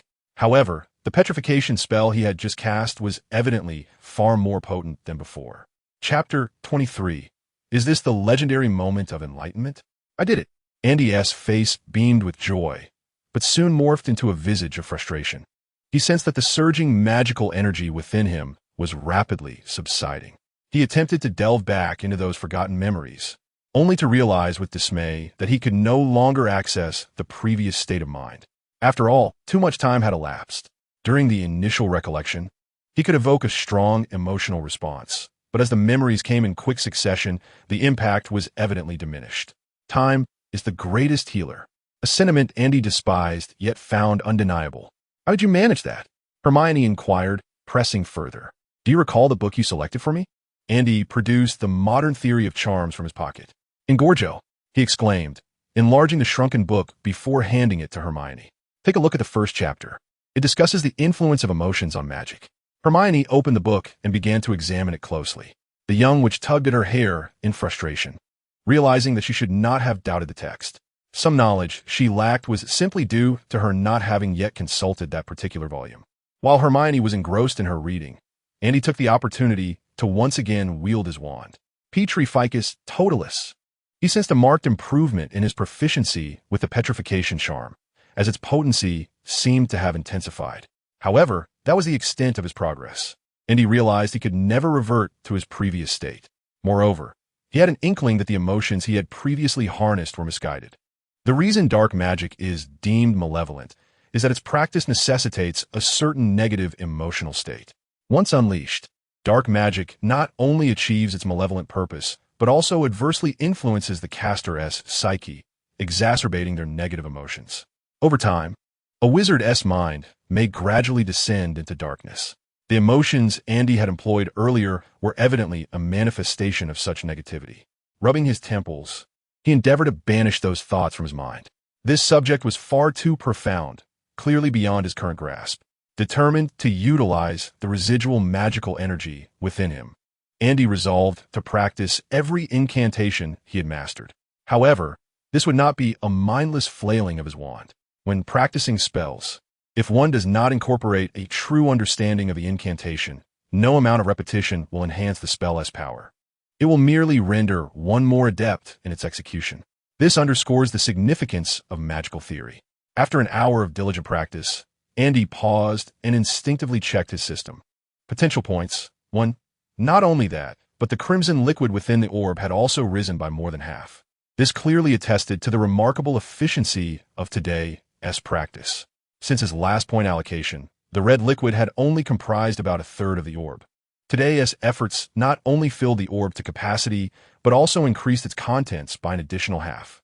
Under normal circumstances, Andy would require at least half a month of arduous practice to gain even a single potential point. Was this the fabled moment of enlightenment? A day of realization leading to transcendence? Although not quite so dramatic, it was evident that his emotional channeling had been successful. Furthermore, the increase in potential points indicated that Andy was indeed on the right path in his research, for only through effective enhancement of his abilities would the crimson liquid rise. Closing the system, Andy turned to Hermione. Why are you still reading? So engrossed was he in his practice that he had somewhat neglected her presence. Thankfully, he refrained from exclaiming, "System, allocate points. This book." Hermione's expression was serious as she critiqued, "This book is rather cryptic. If you hadn't truly succeeded, I would find it hard to believe everything written within." Indeed, this was accurate. Andy had interacted with the Lovegoods on several occasions, and their family possessed an air of eccentricity, such as the nature of magic. Andy remarked, "One cannot employ rational thought to comprehend magic, although rationality is often effective. Yet, in rare and significant moments, it is emotion that plays a crucial role, especially within the realm of magic." Hermione closed her book, stretching her arms in a languorous yawn. Andy glanced at her. "Well, there is not much to behold. An 11-year-old girl has yet to experience much. Have you finished practicing?" Hermione inquired. "Let's take a break." Andy nodded. "Perfect timing. I can practice with you now." Time slipped away, and Andy and Hermione continued their practice in the abandoned classroom until after 6 in the evening, when they finally exited to the hall for dinner. "Hey, Andy." As they entered the hall, Andy's roommate, Michael Corner, beckoned him mysteriously. Confused, Andy approached. "What is the matter?" With all three roommates present, Anthony asked conspiratorially, "Come on, Andy, tell us honestly, did you go on a date this afternoon? We didn't TC you in the library." Andy frowned, perplexed by the thoughts swirling in these young wizards' minds. Reflecting on his past life, he mused that perhaps 11 years of age seemed sufficiently mature for such pursuits. The law may frown upon it, but it was hardly that extreme. "Yes, what of it?" Andy admitted candidly. Faced with the choice between an afternoon of practicing magic or pursuing a date, Andy chose the latter, for it would enhance his reputation. Moreover, Hogwarts is a fertile ground for rumors. Over the centuries, countless strange tales have circulated within its walls, some evolving into campus legends. As rumors spread, those involved might gradually accept them if they choose not to clarify. Andy resolved to play a clever game. Terry Boot looked at him with admiration. "Impressive." Anthony, brimming with enthusiasm, exclaimed, "Andy, teach us." Andy scoffed at such an idea, then turned to Hermione, who was conversing with her roommates. "Hermione, how about we head to the library after dinner?" "Sound good," Hermione replied without hesitation. Andy raised his chin at the three roommates. "Learn anything?" They shook their heads. "You must take the initiative. Be a bit bolder," Andy advised, adopting the tone of a seasoned veteran. "In matters between boys and girls, you must be the one to speak first. Once you do, opportunities will arise." Terry's face displayed concern. "But what if we get rejected?" Michael and Anthony nodded in agreement, sharing his apprehension. The mere thought of it felt humiliating. Rejected? Andy regarded the three as if they were worms. What is there to be ashamed of? If it doesn't work out once, simply try again. Chapter 24. Voldemort. Is this how you teach defense against the dark arts? Must we endure a second attempt? Is this not akin to social demise on 2 occasions? The three young wizards exchanged glances, a persistent feeling that Andy was leading them astray, yet lacking any tangible proof. With a sigh and a shake of his head, Andy lamented the inadequacies of this cohort of young wizards. These are hard-earned lessons. If you do not take the initiative to speak, do you expect the young lady to approach you first? Furthermore, if you remain passive, there will undoubtedly be someone more proactive than you. Disregarding their uncertainty, Andy hastily consumed his dinner. With more than an hour remaining before lights out at 8 o'clock, he hurriedly led Hermione to the library. Having completed the principles of modern charms, Andy returned the book for a text elucidating the principles of charms. Grasping the key concepts suffices. Andy was no Hermione, incapable of memorizing an entire volume, nor did he possess such a memory. After careful consideration, he ultimately selected another book that delved into the principles of charms, eager to expand his knowledge in this area. The library closed at 8, signifying the commencement of Hogwarts curfew. Andy and Hermione exited 5 minutes early, making their way back to the Ravenclaw dormitory. Good night. Good night. Upon returning to his quarters, Andy took a hot shower, donned his pajamas, and sat at his desk, though his thoughts had already drifted to the restricted section of the library. Nocturnal escapades are a tradition at Hogwarts. Many assert that a Hogwarts experience devoid of such adventures is incomplete. Andy recalled the scene from Harry Potter and the Sorcerer's Stone, where Harry donned the invisibility cloak to infiltrate the seemingly impenetrable restricted section of the library, which, in reality, appeared to lack any true defenses. Nevertheless, Andy remained cautious.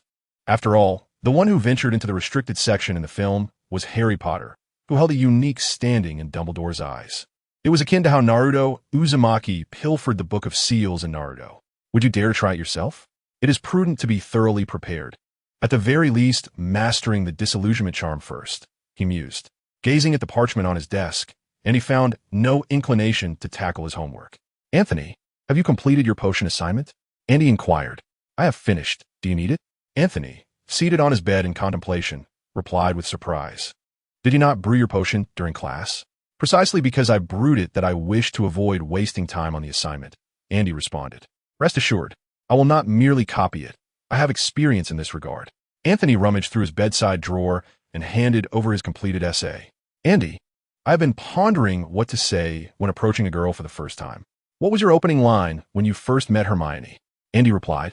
So you have spent the entire evening contemplating this? Anthony broached the topic, and Terry and Michael perked up. Indeed. Andy, do share your thoughts. This is a matter that concerns the lifelong happiness of our brotherhood. Such matters require adaptability. There are no fixed formulas. After a moment of contemplation, Andy suggested, for instance, you might approach the girl you fancy and ask to borrow her homework. As a token of gratitude, you could treat her to some snacks. Through such exchanges, your relationship would naturally deepen. Anthony appeared somewhat troubled, saying, But I have already completed my homework. Terry expressed his own frustration. My homework is also finished. Even if I were to fabricate a story, what if she refuses to lend it? Michael wore an expression of despair. Must I really buy her snacks? I scarcely have any pocket money, Andy retorted. You three are destined to remain single for life. I have already shared the initial approach. You may seek an opportunity to try it out. Dismissing the trio of youngsters, he hastily completed his potion assignment, stored away his paper, and reclined on his bed, closing his eyes to sleep. The following morning, he had a defense against the dark arts class and a charms lesson, followed by a transfiguration class in the afternoon, all of which he eagerly anticipated. He had no time to serve as a romantic advisor to the trio. The next morning, Andy rose at his usual hour of 8, roused his 3 roommates after his morning routine, and proceeded to the dining hall on the ground floor for breakfast. To be frank, he felt a flicker of anticipation for the forthcoming defense against the dark arts class. The film did not delve into the details of Professor Quirrell's teaching methods. All Andy knew was that Quirrell was the film's antagonist, his mind consumed by Voldemort. And during the Halloween feast, he had seemingly fainted from fright at the sight of a giant troll. At 8:55, Andy arrived at the classroom for defense against the dark arts, filled with eagerness for Voldemort's inaugural lesson. However, upon entering the classroom, he couldn't help but frown. What was that smell? The windows were obscured by curtains, and the room was dimly lit by a few torches. A pungent odor of garlic pervaded the air, and the atmosphere felt damp. Just stepping into this classroom filled Andy with a sense of nausea. The snakes from Ravenclaw attending the class were equally irritable. Malfoy even shouted, "How could Dumbledore appoint such a person as a professor? I shall inform my father and have him expelled from Hogwarts." Andy cast a glance at Malfoy, inwardly mourning for him. According to the narrative, Voldemort would inevitably return. Let us hope that, upon his resurrection, he will not hold today as actions against you. Hermione sat beside Andy, her brow furrowed, unusually silent in defense of Professor Quirrell. It seemed she harbored no fondness for this instructor either. I sincerely apologize. Quirrell timidly entered the classroom, his demeanor reflecting apprehension. He stammered, "I was injured by a vampire and cannot be exposed to sunlight. I have treated the wound, though the odor may be somewhat unbearable. I hope for your understanding." Thus, our defense against the dark arts professor was harmed by a dark creature. This bears a striking resemblance to the flying instructor's inability to manage a flying accident. Are you, then, the hidden talents of Hogwarts? upon hearing the mention of a vampire. The young witches and wizards suddenly perked up. One eager student immediately inquired, "Professor, where did you encounter the vampire? Did you defeat him?" "I encountered the vampire in Romania, and I banished him," Quirrell responded. Another student skeptically questioned, "But professor, weren't you bitten by the vampire?" "No, no bite." Quirrell seemed eager to validate his capabilities. Pointing to his scarf, "Last year, I assisted an African chieftain in banishing a wraith. This scarf is a gift from him." Andy felt a sense of despair regarding the lesson. "Is this how you teach defense against the dark arts, Quirrell?" "All right, let us commence our lesson." Quirrell picked up the textbook, casually flipping to the first chapter, seemingly indifferent to whether the students were paying attention, and began to read haltingly. "Is this really defense against the dark arts? Good heavens, you are a spy. You are even less competent than Professor Binns, a ghost. At least there are no strange garlic odors in the history of magic classroom. With such a lackluster class, are you not afraid of being dismissed by Dumbledore?" Well, from the cinematic narrative, Quirrell at least managed to teach for the entire term. Andy suddenly found himself puzzled as to why Dumbledore would employ such an individual at Hogwarts. Was this not a disservice to the students? Was it merely to compel Harry to confront Voldemort? On one hand, this would hone Harry's courage and abilities. On the other hand, it might also test the protective magic surrounding Harry and its effect on Voldemort. However, these were merely Andy's conjectures. Perhaps Dumbledore was entirely unaware of it all. Regardless of whether Dumbledore was informed or had some plan in mind, Andy resolved to defend his own rights. Tearing a sheet from his notebook, he picked up a quill and wrote, "Greetings, Mr. Malfoy. I mean no offense. I happened to overhear your remarks regarding your desire for your father to lodge a complaint against Professor Quirrell. I wholeheartedly agree. We have come to Hogwarts to learn magic, and having a professor like Quirrell instruct us is nothing short of a waste of our precious time. As a student, I shall resolutely defend my right to learn. I am aware that your father is a member of the Hogwarts Board of Governors, but it is unlikely that his influence alone will sway Headmaster Dumbledore's decisions. I believe we ought to take action. For instance, we could unite the students from the four houses to collectively submit a formal complaint. Then Mr. Malfoy could present this matter at the board meeting, suggesting that Headmaster Dumbledore dismiss Professor Quirrell and appoint a more competent instructor for the defense against the dark arts. Although Dumbledore is the head of Hogwarts, the institution does not belong solely to him. It is a school that belongs to every member of the magical community, and more importantly, to us, the students. We must raise our voices. Ravenclaw, Andy Collins." After composing the note, Andy brandished his wand and cast a spell upon it. The spell's condition: it shall burn after reading. This is a confidential communication that should not be seen by others. While it would be acceptable for Dumbledore to learn of it, if Voldemort were to discover it, he might seek retribution against Andy upon his resurrection. Andy had not read the plot beyond the second year of Harry Potter and was unaware of the exact timing of Voldemort's return. Should he possess the capability, Andy would not shy away from confronting Voldemort, as it could yield immense prestige and assist in his future ambitions to become Minister of Magic. However, lacking the requisite power meant he would need to tread carefully. If he could not find safety in Britain, he would have to seek refuge abroad. Thus, it would be best to leave the task of offending Voldemort to Malfoy. Their family is not only pure blood, but also affluent, and they should be able to withstand Voldemort's vengeance, should it come. Stowing away his wand, Andy folded the note into a paper crane and gently tossed it into the air, allowing it to flap its wings and soar toward Malfoy. Upon receiving the crane, Malfoy was taken aback. He glanced at Andy, who returned his gaze. They exchanged a silent understanding. Malfoy, initially indifferent, soon found himself captivated by the note's contents. The more he read, the more his heart raced with excitement, his face flushed with exhilaration. This was a course he was determined to pursue.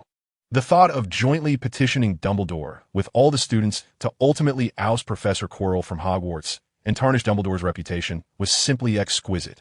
Henceforth, he would gain immense respect among his peers, become a prefect, the president of the male student council, dominate Hogwarts, and, after graduation, assume the role of Minister of Magic, governing the entire magical realm. What of Voldemort? What of Dumbledore? Have they ever held the position of Minister of Magic? Malfoy took a deep breath, preparing to read the note once more. Every letter on the page deeply entranced him. Suddenly, the words on the note began to shift, some letters disappearing while others rearranged themselves, quickly forming new content. This letter shall burn after reading. A lack of discretion in planning is a grave error in achieving great endeavors.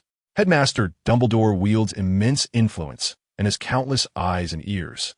One must remain vigilant and cautious. Malfoy was momentarily stunned. The note spontaneously ignited without flame, swiftly reducing itself to a pile of ashes. Malfoy, his heart racing with excitement, quickly tore off a piece of paper and dipped his quill into the ink, preparing to pen a reply to Andy. As he composed his letter, he marveled inwardly at this young wizard named Andy Collins, who truly lived up to the Ravenclaw reputation. Not only did he possess courage and strategy, but he also exhibited a remarkable level of caution. He was indeed a person of great potential for significant endeavors. It dawned on Malfoy that his inability to dominate the first year stemmed from the absence of a strategist like Collins. He believed he already had formidable allies in Goyle and Crabbe, and if he could bring Collins into his fold, he would possess both intellectual and physical prowess. Wouldn't that propel him to soaring heights? Minister of Magic? Dark Lord? President of the World Wizarding Association? Wouldn't he be able to achieve whatever he desired? Soon, Malfoy completed his response, folding the paper into a paper crane and sending it soaring to Andy's desk. Quirrell, naturally, observed everything, but he was indifferent and uninterested. He was engaged in the grand task of aiding the Dark Lord's resurrection, stealing the Philosopher's Stone right under Dumbledore's nose. Two young wizards passing notes in class? How amusing. Andy unfurled the paper crane and examined its contents. Malfoy's enthusiasm exceeded Andy's expectations. He was almost eager to initiate a joint complaint against Dumbledore. Andy caught a glimpse of Malfoy, who was brimming with courage. Malfoy nodded excitedly at Andy, leaving him somewhat perplexed. Andy continued to read the letter. Although Malfoy longed to act immediately, he was acutely aware of Dumbledore's power and influence. Any rash move would only lead to failure. He meticulously inquired about the specifics of Andy's plan, swearing he would adhere to it without deviation.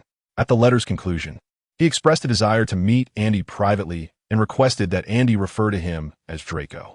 This letter, like Andy's, was also intended to be destroyed after reading. The bait was set. A smirk played on Andy's lips as he tore off another piece of paper to draft a response to Malfoy. Hermione leaned in curiously and asked, "Were you and Malfoy scheming?" Chapter 26. Malfoy. All for justice. Although Hermione was intrigued, she refrained from prying into the private correspondence between Andy and Malfoy, as such actions would be impolite. "We are preparing to file a complaint against Professor Quirrell." Andy did not conceal the truth. "You think Professor Quirrell is an incompetent teacher, don't you? I believe we must defend our right to learn and cannot allow such a professor to squander our precious time."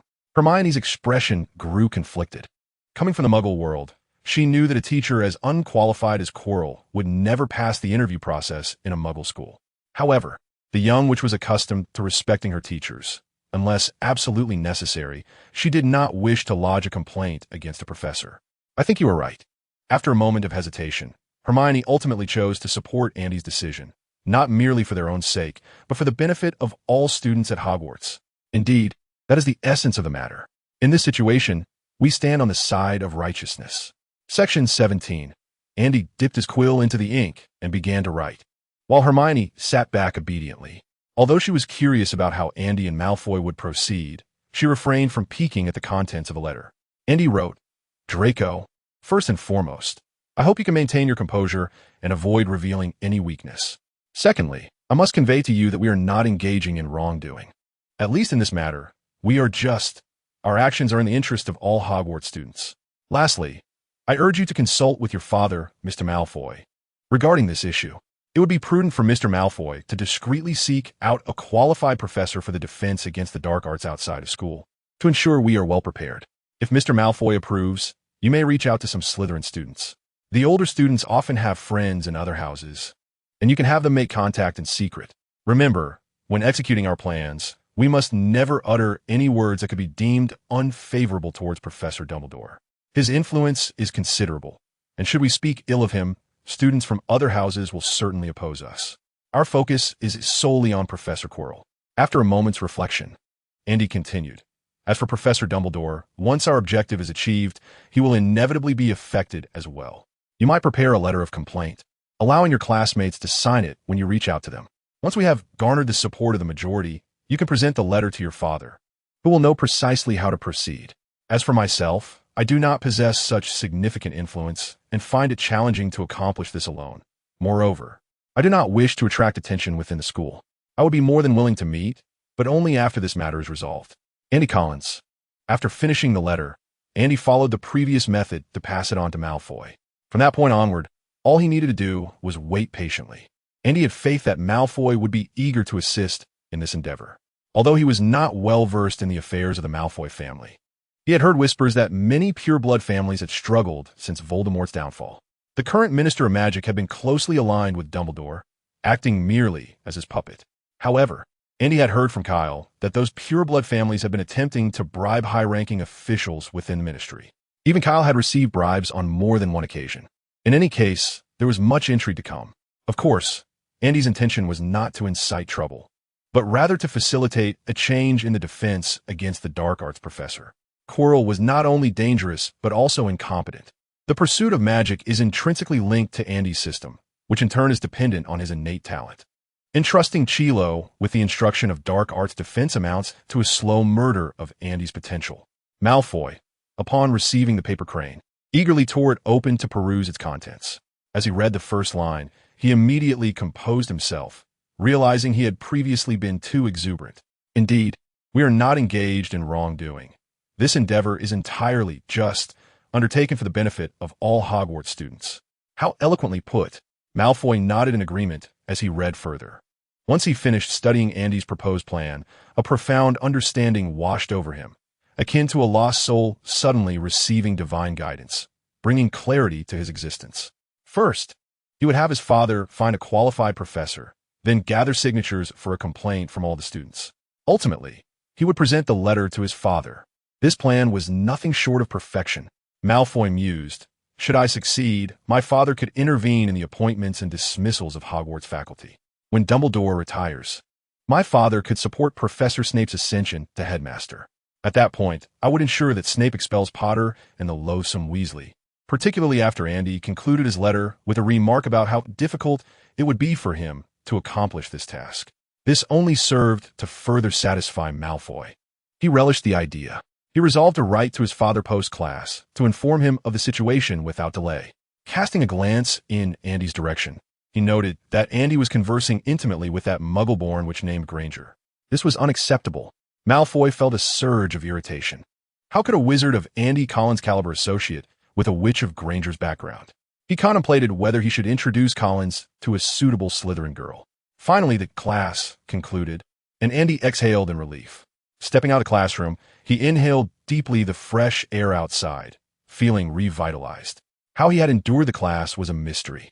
A whiff of his wizarding robes made him grimace. They reeked of garlic. Andy retrieved his wand. Cleanse. This spell functions according to the caster's intent, purging any refuse deemed undesirable. What the caster perceives as waste, the spell's power can eradicate entirely. However, this incantation cannot be applied to living entities. Magic that can extinguish life is known as the vanishing spell, a formidable enchantment. The complexity of what is vanished correlates with the spell's difficulty. According to the texts, objects vanished by this spell dissolve into the ether, scientifically defined as disintegrating into atoms.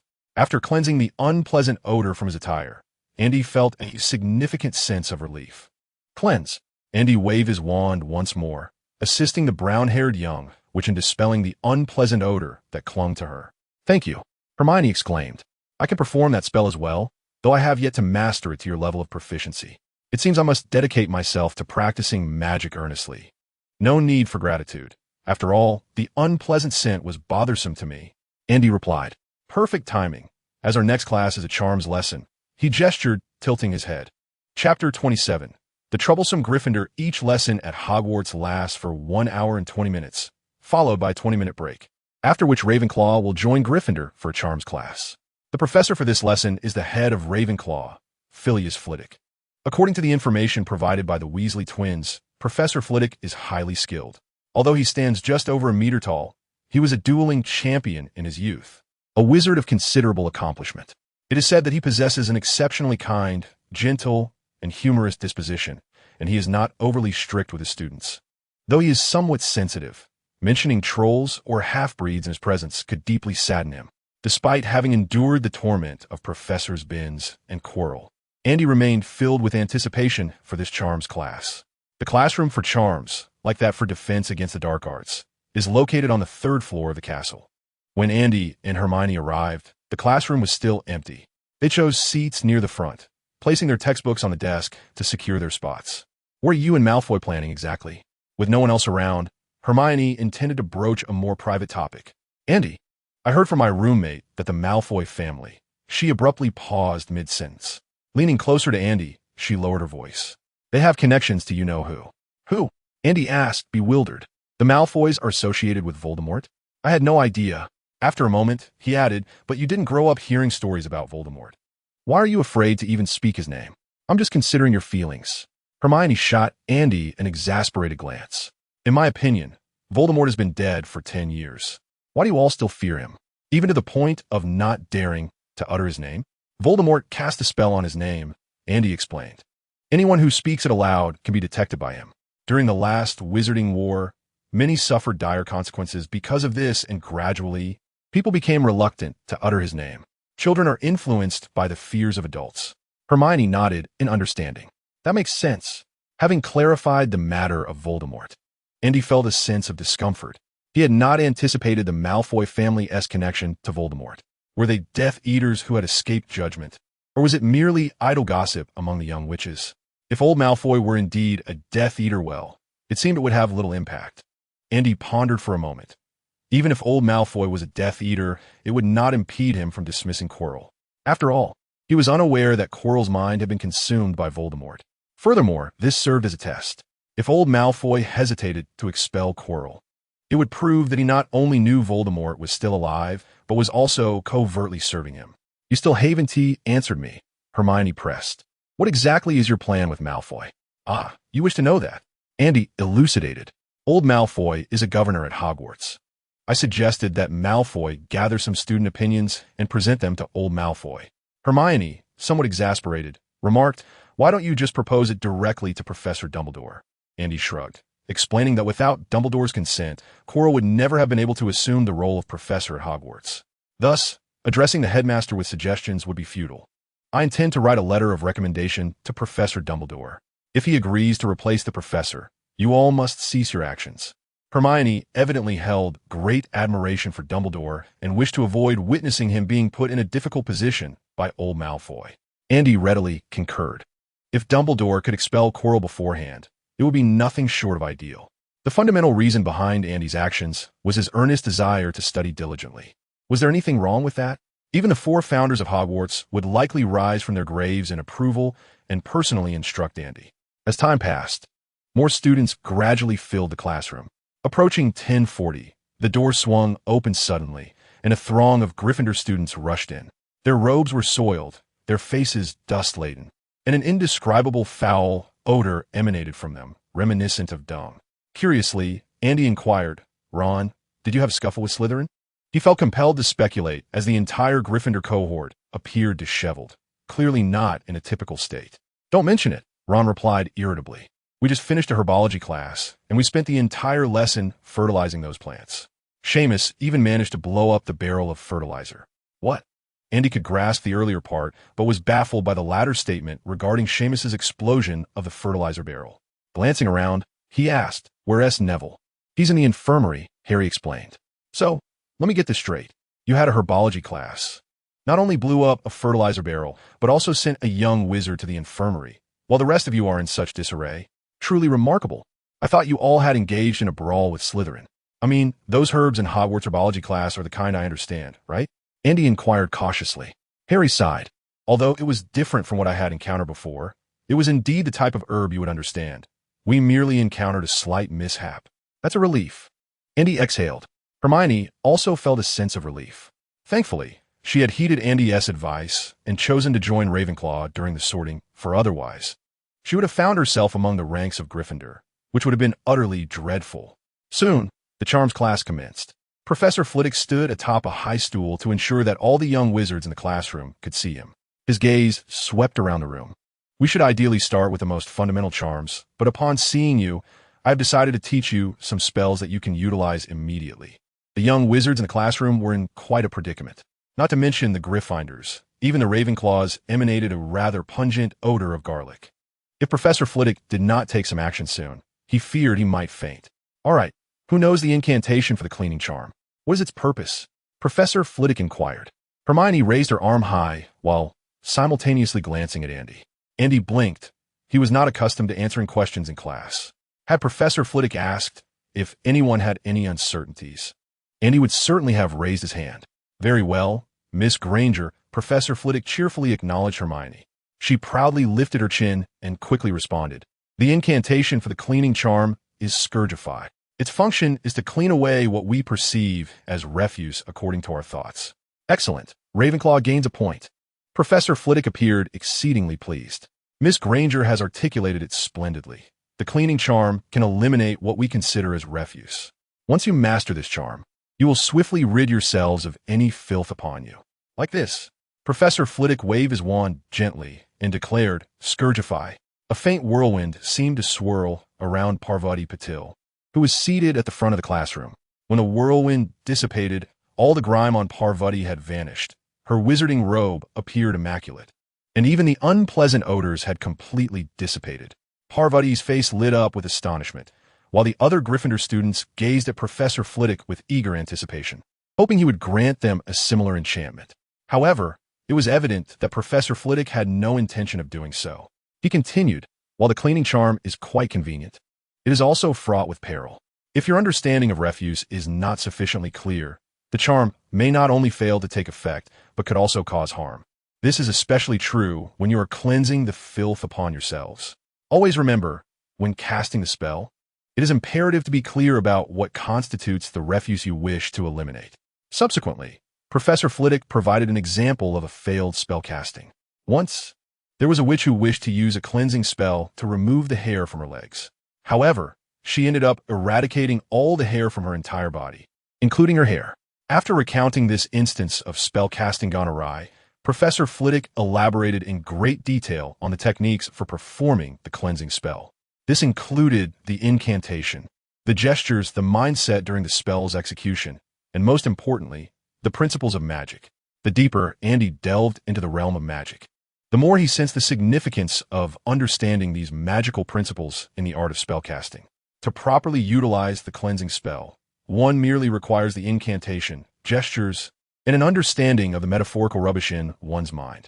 However, should one aspire to grasp a magic at a deeper level, or even to extend its applications beyond the original intent, mastering the underlying principles becomes imperative. According to Professor Flitwick, he could even discern and meticulously remove the dirt from a mixture of flour and soil. That is all I shall say regarding this spell. Now, does anyone have any questions? Professor Flitwick inquired. Eagerly, Andy raised his hand. Professor, I have some uncertainties. The professor, with a warm smile, called upon him, Mr. Collins, please proceed.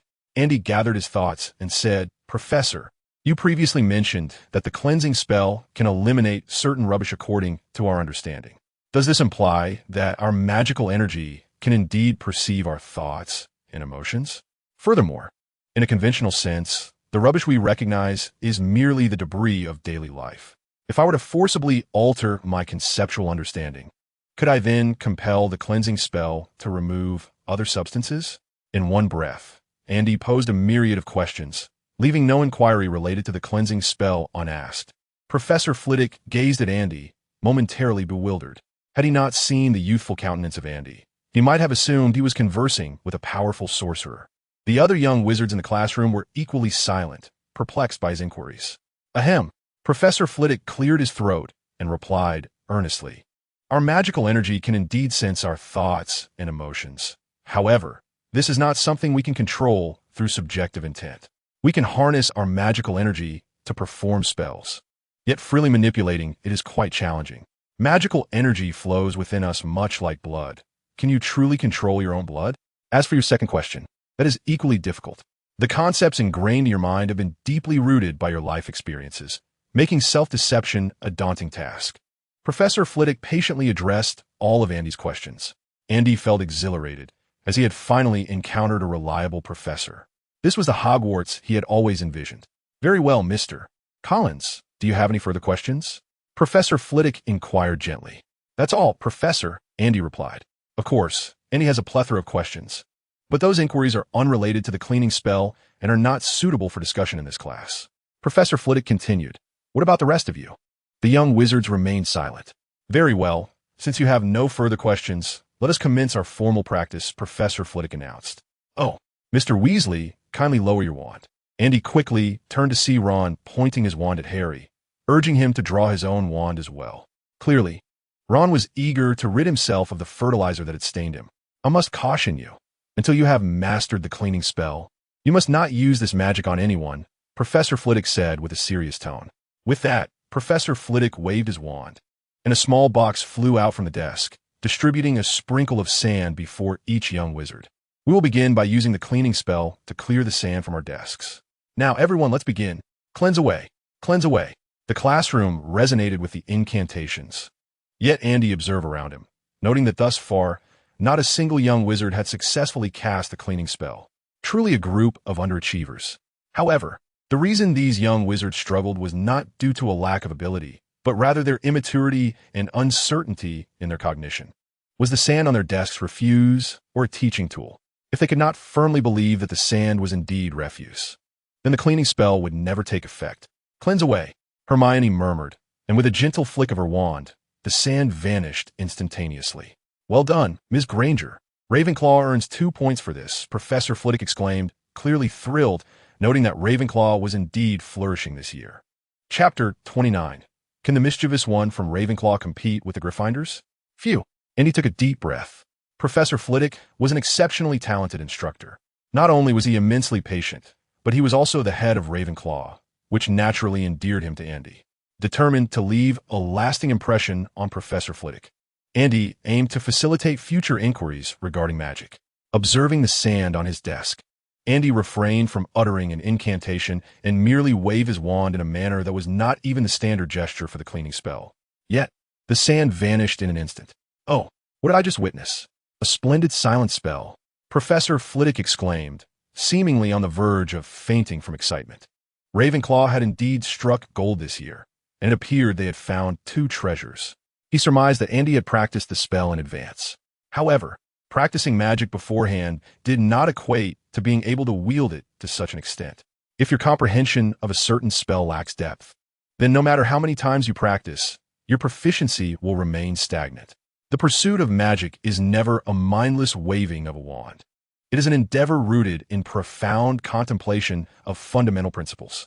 Merely by posing a few questions in class, Professor Flitwick was confident that Andy had conducted extensive research into the arcane arts. "Ravenclaw gains 5 points," he exclaimed with palpable excitement, a hint of pride swelling within him. Previously, in the staff lounge, Professor McGonagall had made a quip at his expense, inquiring how he would handle the mischievous scamp from Ravenclaw. Andy had garnered a degree of renown among the Hogwarts faculty, being the first young wizard bold enough to spar intellectually with Dumbledore.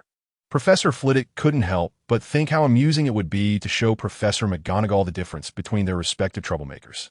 The Gryffindor mischief makers were truly unruly, whereas their Ravenclaw counterpart merely engaged in deeper contemplation. "By the way, Mr. Collins, what class do you have this afternoon?" Professor Flitwick suddenly inquired, as if struck by inspiration. "It's Transfiguration, Professor," Andy replied. "It's Professor McGonagall's class." "Splendid," Professor Flitwick exclaimed, clenching his fist. He planned to confront Professor McGonagall in the staff lounge after Andy's class, eager to witness her reaction. "Professor, what is going on?" Andy asked, puzzled. "Ahem, continue your practice," Professor Flitwick said, swiftly turning as if nothing had transpired. "You must solidify your understanding. The incantation must be clear and fluid, and your gestures precise." At that moment, the young wizards were hardly focused on practicing the cleaning charm. What had they just witnessed? A peer from their own year had already mastered the art of silent spell casting, a sophisticated skill that eluded many adult wizards. Even those who did not grasp the significance of silent incantation felt the enthusiasm of others eager to explain its intricacies. "He is truly remarkable," Harry thought, a tinge of envy creeping in as he observed Andy. To date, he had yet to successfully cast a single spell and began to question whether he possessed any talent in this realm at all. Indeed, he had always enjoyed reading. Ron tirelessly recounted his encounters with Andy, noting how each time he visited, Andy was engrossed in a book at home. "We should read more as well," Ron resolved. Yet, it wasn't too long before he invited Harry to join him for a game of wizard-esque chess after class, as he had conceived a new strategy. "You've truly mastered silent spellcasting?" Hermione asked, astonished as she regarded Andy. "How is that possible?" Andy shrugged, replying, "Just this one spell. Ever since I learned it, my mother has entrusted me with the household cleaning duties." The sand on the table was conspicuously present, marking one of the simplest applications of the cleaning charm. Nevertheless, it was quite an impressive feat, Hermione remarked. "At least you have some experience in this area." "It's not that simple," Andy replied, shaking his head. "Different spells operate on distinct principles. One must thoroughly grasp the fundamentals of each incantation and integrate them into one's magical practice." Suddenly, amidst their whispered conversation, a loud explosion reverberated through the classroom, causing Andy to instinctively draw his wand. "What a commotion!" he exclaimed. Well, the explosion wasn't as dramatic as it sounded. It was merely a minor mishap caused by a young Gryffindor wizard's incorrect spell, resulting in a small-scale detonation, akin to a firecracker. Andy recalled the young wizard's name, Seamus Finnegan, the very one who had detonated a barrel of fertilizer during herbology class. Andy resolved to avoid offending him in the future. For just imagine facing Finnegan in a duel, only for every spell he uttered to yield explosive results. Who wouldn't be apprehensive? An hour and 20 minutes swiftly elapsed, and at 12 o'clock, the charms class concluded. Andy gained insight into the overall proficiency of this cohort of young wizards. By the end of the lesson, only a handful had managed to reduce the sand on their tables, while the majority of the spells cast had produced no effect whatsoever. However, this did not imply that their talents were lacking. On the contrary, as long as they studied at Hogwarts for 7 years, they would undoubtedly possess a considerable degree of magical prowess upon reaching adulthood. There was a reason for the magical community's stipulation that young wizards begin their education at the age of 11.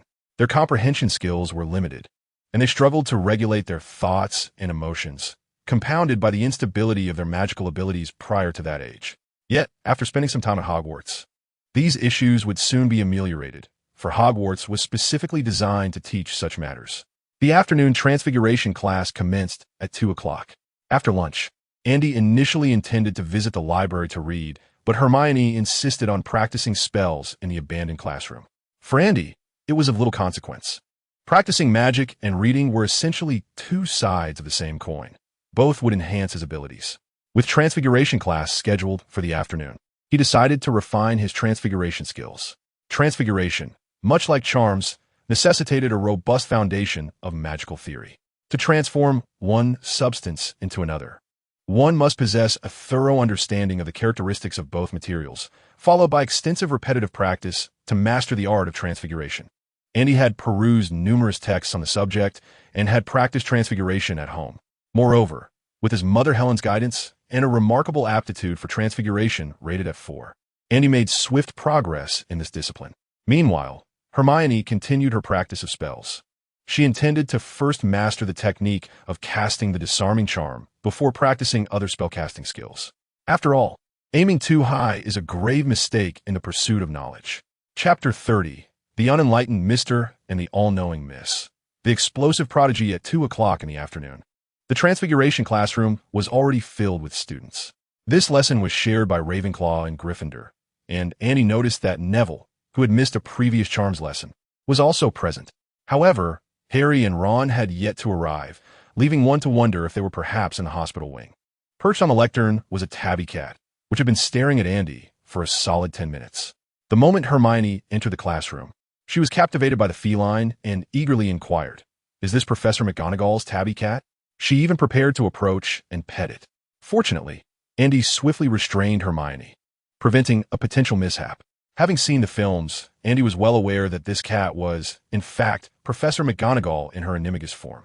After living in the magical realm for so long, Andy fully understood the level of magic that animagus transformation entailed. To put it bluntly, any witch or wizard who has mastered animagus transformation possesses remarkable skill in transfiguration. By that standard alone, Professor McGonagall's prowess was undoubtedly impressive.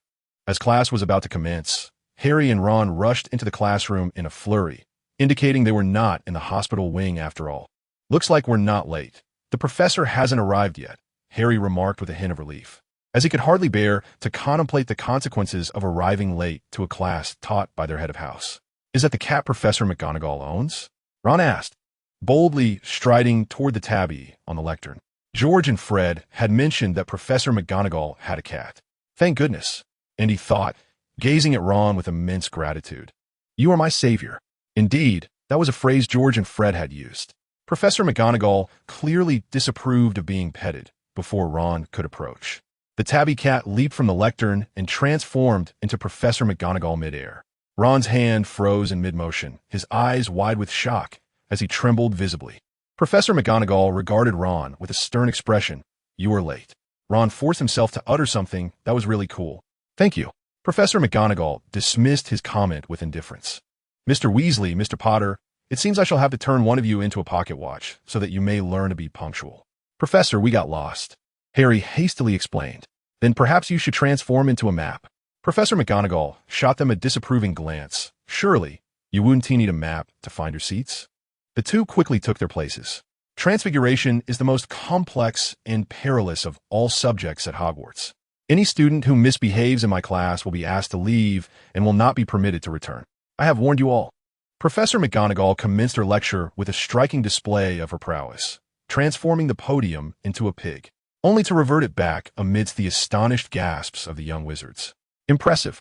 Andy marveled internally, recognizing the remarkable skill in Professor McGonagall's demonstration. While Helen also possessed the ability to transfigure objects into animals, her transformations lacked the spark of intelligence, appearing almost lifeless.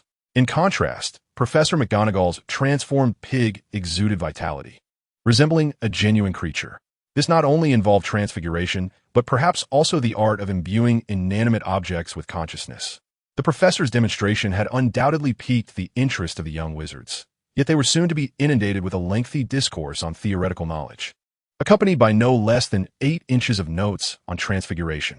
Professor McGonagall had a penchant for posing questions during her lessons, and Hermione consistently provided precise answers, earning points for Ravenclaw. This led to a complex expression in Professor McGonagall's gaze towards Hermione. Alas, why was such a talented young witch not in Gryffindor? Wasn't the sorting hat intended for Gryffindor? When exactly did it find its way into Ravenclaw's embrace? After concluding the theoretical segment, Professor McGonagall surveyed the classroom and habitually inquired if anyone had further questions. Andy swiftly raised his hand. Professor, I do not understand. All the young wizards turned their attention to Andy, aware that he was about to pose questions beyond their comprehension. Mr. Collins, please speak. Although Professor McGonagall maintained a stern demeanor, she was evidently a competent educator, having only covered the principles of wood transforming into metal. Andy understood he could not inquire about unrelated topics. Collecting his thoughts, he asked, Professor, wood and iron are entirely different substances. However, the iron produced through transfiguration possesses all the properties of iron. Does this not suggest that magic can inherently simulate such characteristics? Furthermore, what is the principle behind the magical alteration of material structure? While magic is indeed wondrous, I believe there must be underlying reasons for it. Andy proceeded to ask 4 or 5 additional questions, eagerly awaiting Professor McGonagall's insights. Professor McGonagall paused momentarily, realizing these inquiries were beyond the syllabus. You are quite close to the answer, Mr. Collins, she responded. Many illustrious wizards throughout history have stated that the pinnacle of magic is the ability to manifest one's desires. Yet it cannot create something from nothing. Magic can indeed simulate the properties of materials, but must rely on other substances to effectuate transfiguration. Should you wish to delve deeper into the realm of transfiguration, I encourage you to explore additional literature on the subject. Professor McGonagall addressed all of Andy's questions, to which he readily replied, I am currently reading books on this topic. Professor. Hermione shot Andy a discreet glare, muttering a lie. You've been focusing solely on spell books. Is there any further confusion, Mr. Collins? Professor McGonagall inquired. No, thank you, Professor, Andy replied as he returned to his seat. What the others? No one. All the young wizards shook their heads in unison. Professor McGonagall distributed a matchstick to each student, instructing them to transfigure it into a needle. With a gentle flick of his wand, Andy transformed the matchstick into a needle instantaneously, demonstrating his prowess. He adorned the needle with exquisite engravings. Mr. Collins had succeeded, earning Ravenclaw 2 points. Professor McGonagall held up the needle crafted by Andy, showcasing it to the other young wizards. As fellow first years, they must not lag too far behind Mr. Collins, for that would render them appear exceedingly foolish. Andy was taken aback. He had not anticipated this side of Professor McGonagall. Not only did she use Andy's accomplishment to motivate the other young wizards, but she also inadvertently stirred animosity toward him. Indeed, women can hold grudges. I merely remarked on your tabby cat, hoping to entice the other young wizards to pet it. Yet, they haven't even had the chance to do so. Why not? Professor McGonagall evidently understood Gryffindor well. Her tactics were remarkably effective with the Gryffindor students. The very instant her words fell silent, a resounding explosion echoed through the air. Chapter 31. Magic is Andy's dream. Upon hearing the explosion, Andy no longer reacted with the same alarm as during the previous lesson. He calmly turned to see Seymour standing there, wand in hand, utterly frozen, with remnants of smoke still lingering over the table before him.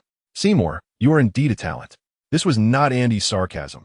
From an academic perspective, Seymour's predicament was truly unique. The reason for the mishap during his spell casting may stem from his unstable magical power, or perhaps it was due to his impatience while performing the spell. Of course, it is also possible that he simply had a penchant for explosions, which affected his magical ability.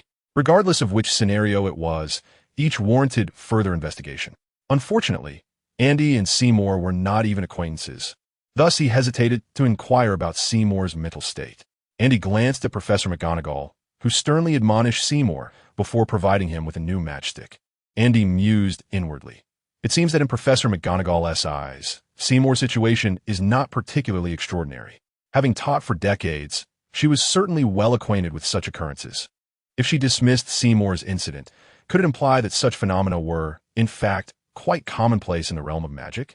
Andy shifted his gaze, suppressing the urge to dissect Seymour. After all, Azkaban was hardly a reputable institution. Until the class concluded, Andy discreetly monitored Seymour's situation. Since the explosive incident and the subsequent reprimand from Professor McGonagall, Seymour appeared considerably diminished. He seemed reluctant to cast spells, only brandishing his wand in a mock manner when Professor McGonagall's attention turned toward him. Moreover, during this lesson, Andy observed two intriguing phenomena concerning Ron and Neville. Both possessed second-hand wands that had been previously used by others. Although it was challenging to glean much information within the span of a single class, Andy astutely noted that the incantations of Ron and Neville were far from fluid. Particularly in Neville's case, he seemed marginally more adept than a mere muggle. Their inherent lack of confidence was exacerbated by their struggle with spellcasting, creating a vicious cycle that could undoubtedly position them at the lowest echelons of the magical community in their adulthood. Yet, the reality was quite different. Despite having only watched the first installment of the Harry Potter films, Andy was somewhat familiar with the names Neville and Ron. They were pivotal, supporting characters, and their futures could hardly be described as mundane. But why was that so? Andy pondered quietly. Furthermore, he found it perplexing that the Sorting Hat had assigned Neville to Gryffindor. Ron had already demonstrated his bravery during the chess match in the film, willingly sacrificing himself for the sake of justice. But what of Neville? Andy furrowed his brow. If the Sorting Hat had never aired, could its decision to place Neville in Gryffindor be an attempt to instill the courage of Gryffindor within him, thereby restoring his confidence? The deeper Andy delved into the study of magic, the more he realized that numerous factors could influence the success rate of spellcasting, with a positive mindset being paramount. An increasing number of examples corroborated that his current line of research was indeed correct. The mind and magic have always been inextricably linked. At 2:20 p.m., Transfiguration class concluded. Andy and Hermione made their way to the abandoned classroom on the 6th floor. A flicker of concern crossed Andy's face as he glanced at Hermione, who appeared somewhat discontented. "What's the matter?" he inquired, raising an eyebrow. "It's nothing," Hermione replied. "I just feel that I fall short." In Transfiguration class, although she had managed to effect some changes to a matchstick, far surpassing her peers, she remained unsatisfied. Andy chuckled at her response before school. "I practiced magic at home for over a month. Your talent has already eclipsed that of your fellow witches and wizards." However, his words provided her little comfort. As Hermione grappled with her feelings of inadequacy, Andy witnessed what could only be described as obsession. For 3 consecutive days, Hermione either practiced magic in the abandoned classroom or immersed herself in books at the library. After the library closed, she would continue her studies in the Ravenclaw common room until the late hours of the night. She had nearly forsaken all leisure time, displaying a fervor that surpassed even Andy's own dedication during his final year in high school. Naturally, Hermione's relentless pursuit of knowledge had a profound influence on Andy as well. Andy was profoundly enamored with magic, a passion that no one in this world could truly comprehend, not even Hermione. Although Hermione hailed from the non-magical Muggle realm, she had first encountered magic at the tender age of 11, and her foundational worldview had yet to fully develop. In stark contrast, Andy was raised in a world devoid of magic, and her ordinary existence led her to often fantasize about the mysterious powers that lay beyond her reach. Now, magic represented Andy's fervent aspiration. Studying alone might become monotonous over time. However, the presence of a companion could transform that tedium into something bearable. Especially since both Andy and Hermione were ardent learners, their pursuit of knowledge was not only devoid of dullness but also infused with joy. Together, they doubled their happiness. Regardless of the circumstances, a little girl was undeniably more pleasant to be around than the three bothersome boys in their dormitory. Andy had long since grown weary of their antics, for no adult would typically befriend a child, except for a little girl, of course. On a Saturday morning, Andy and Hermione were dining in the great hall when a flurry of owls swooped through the windows. They glided over the long tables, delivering parcels to the young witches and wizards in need. "What is this for me?" Andy exclaimed, momentarily taken aback as she caught a letter that had fallen from the sky. She had received a reply from home earlier in the week and had not penned any correspondence since, nor had she purchased anything in Diagon Alley. "Did you forget?" Hermione whispered, glancing around furtively. She leaned closer to Andy, lowering her voice. "It might be from Malfoy." "All right." Andy realized that her recent diligence had caused her to overlook this detail. She tore open the envelope, noting that it bore no signature. Yet the handwriting was unmistakably Malfoy-esque.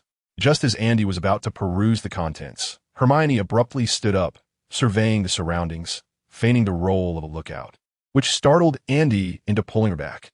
"Fool, with your mysterious demeanor, even a simpleton would deduce that we harbor a secret," Andy remarked, confidently reading the letter while advising. "Let us eat, just as we usually do. Don't glance around. This is merely an ordinary letter." Chapter 32. The Nighttime Adventures of Harry and Ron. Hermione cast a peculiar glance at Andy. "Why are you so adept at handling such matters? What have you experienced over the years?" Andy continued to read the letter. Malfoy had already corresponded with his father, who, unsurprisingly, had acquiesced to the plan.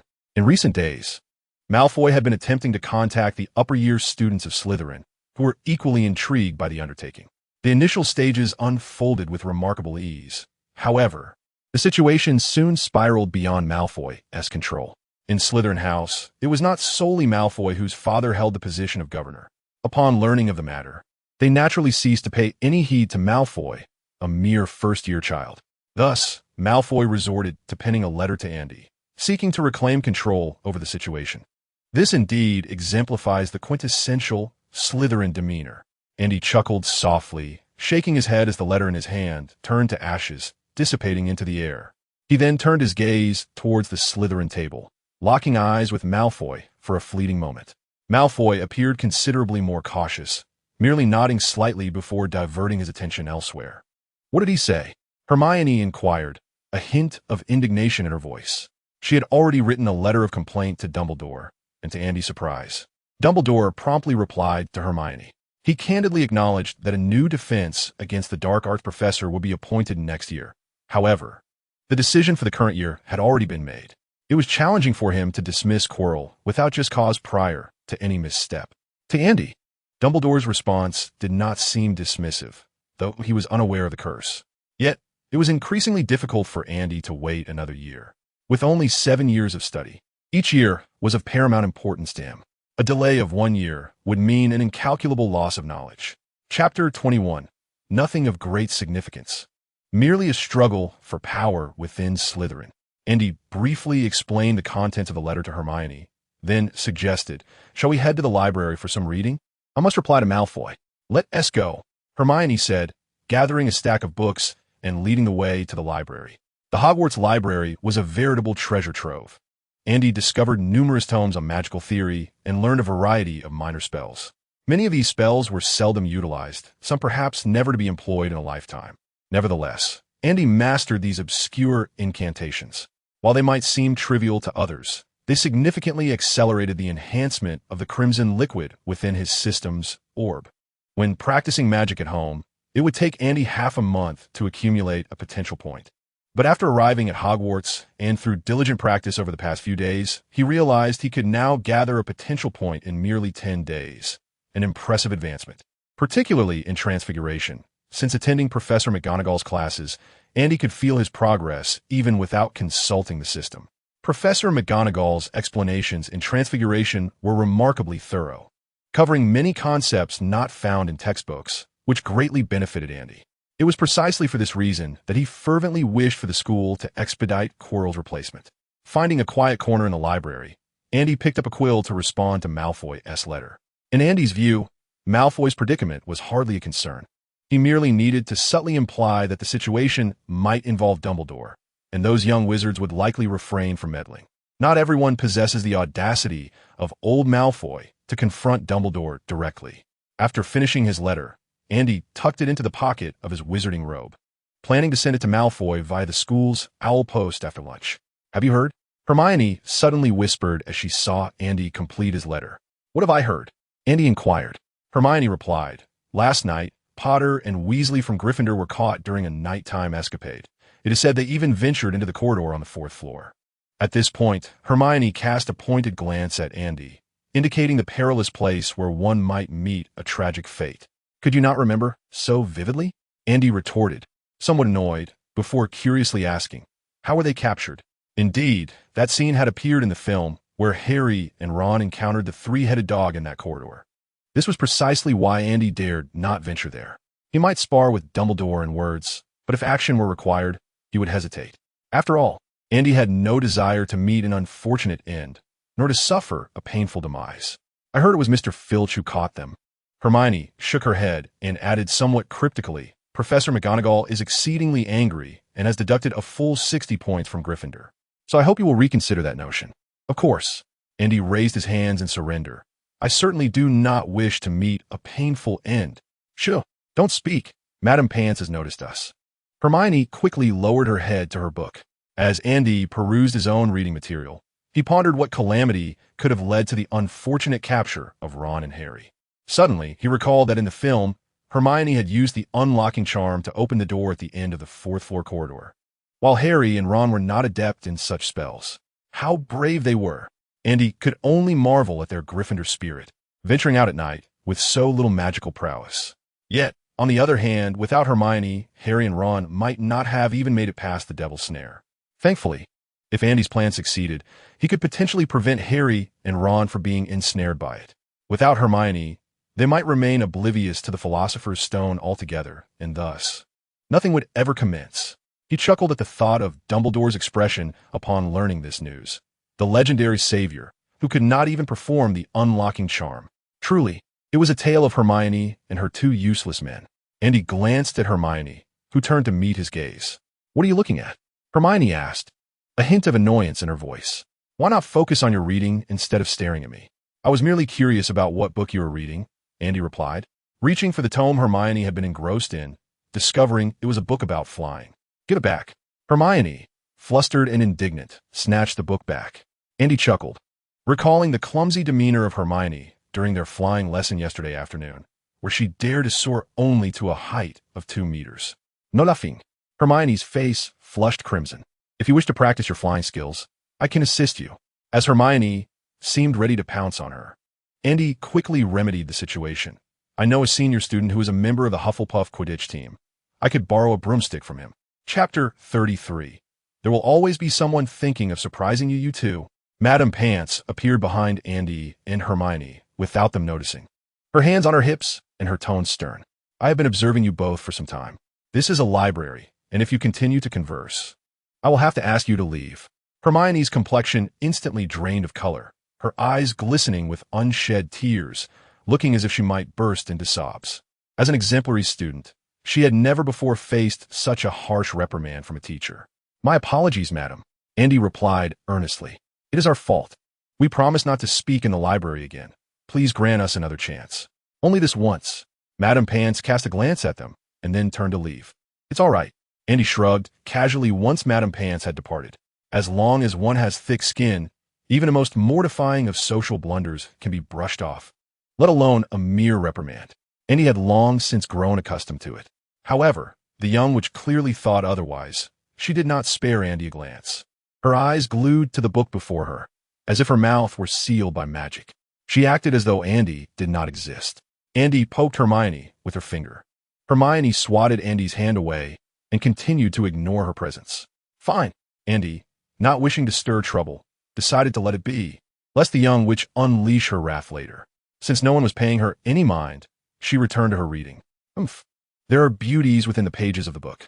As noon approached, Andy and Hermione exited the library. Are you going to visit Weasley? Hermione suddenly inquired. Me? Why would I? I have no interest in observing him. You finally spoke. I thought Madame Pants had cursed your tongue, Andy teased. Madame Pants is correct. We should not be laughing and joking in the library. It is a public space, and we must not disturb our fellow students, Hermione stated seriously before continuing. I heard you were friends with Weasley, which is why I mentioned the matter of their points being deducted. Ah, I see. Andy thought to herself, realizing why Hermione had suddenly become so inquisitive. But never mind. After pondering for a moment, Andy concluded, I believe their greatest desire at this moment is to go unnoticed. Of course, that seemed rather challenging. By the time Andy and Hermione reached the Great Hall, the tale of Harry and Ron's nocturnal escapade had already spread throughout Hogwarts. Who is Harry Potter? He is none other than the savior of the British wizarding world, a luminary destined to be immortalized in the annals of magical history. His name is known far and wide, not only within the hallowed halls of Hogwarts, but throughout the entirety of the British magical realm.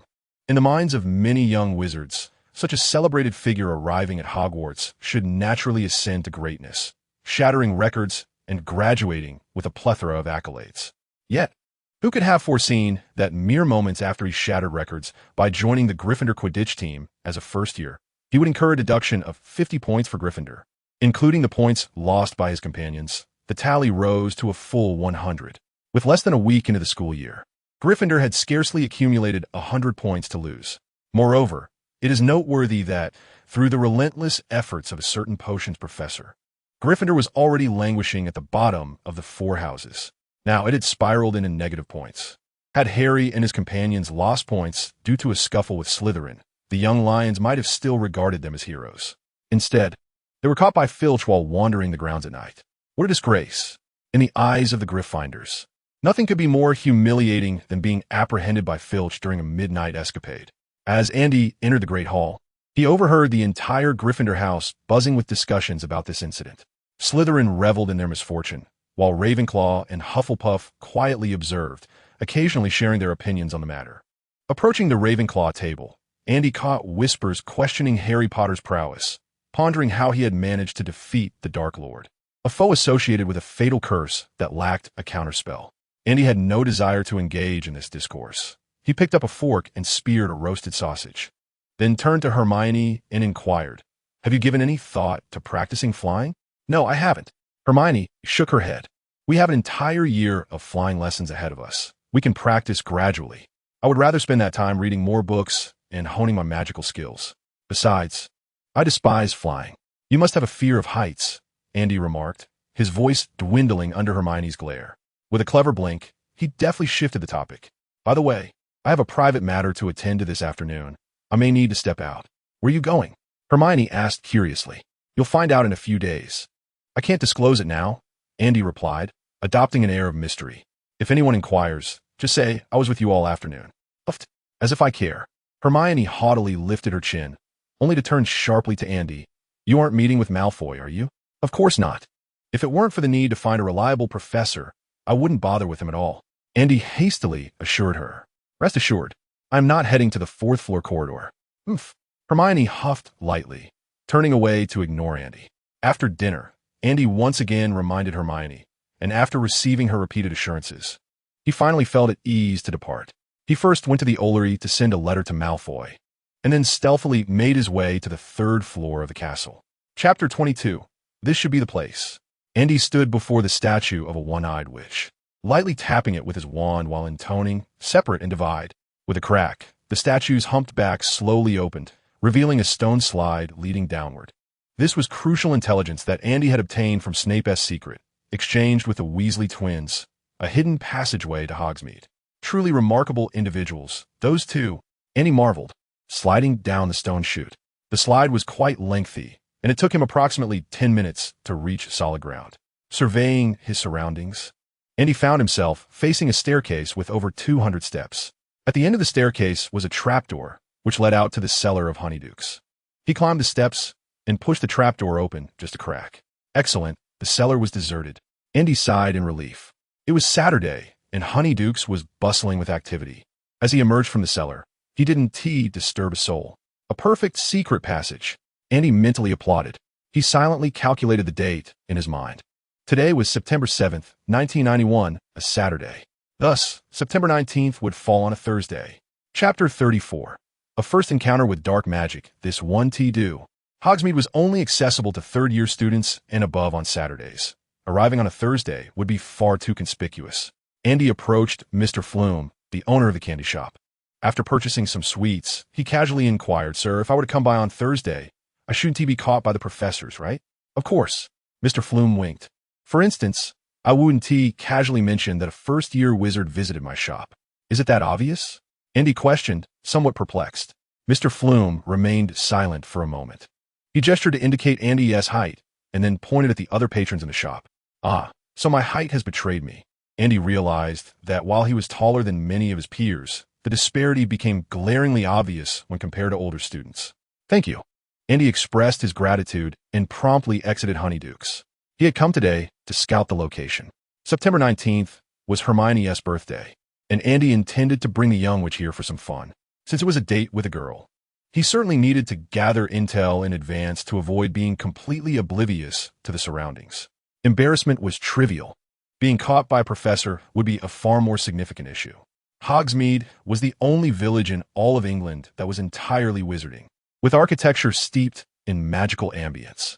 Many wizards lived here, and numerous shops were owned by witches and wizards.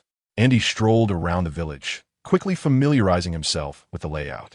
Whether for a leisurely outing or a hasty escape, he was adept at finding the quickest routes. "Hey, Andy."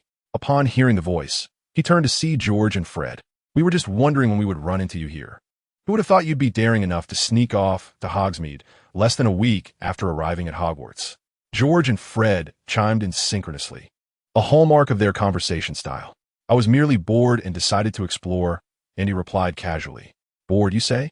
We thought you might be on a date, or perhaps studying in the library. Did you come out here all by yourself? What about your little girlfriend?" George and Fred continued their banter. "I wanted to scout the area first. I'll bring her along in a few days," Andy stated, unfazed by their teasing. Fred gave him a thumbs up, impressed that he was so well prepared. George nodded in agreement. "If only Ron were as clever as you." Is he all right?" Andy inquired. Fred shrugged. "He and Harry Haven left their dorm all day. We even had to bring him breakfast." "How unfortunate." George remarked. "Well, we must be off. Enjoy your wandering, but be careful not to get caught by the professors." With a wave, they departed. Having mastered the map of Hogsmeade, Andy quietly made his way to the Shrieking Shack. It was rumored to be the most haunted place in all of England. However, Andy had always thought that Hogwarts held the title, considering it was home to dozens of ghosts. After circling the Shrieking Shack, he discovered that it was impossible to enter from the outside. Not only was there no door, but it lacked windows as well. Fortunately, the area was deserted, allowing Andy to pursue his own interests without interruption. His visit to Hogsmeade was not solely for reconnaissance. He had a personal matter to attend to, learning his first dark spell.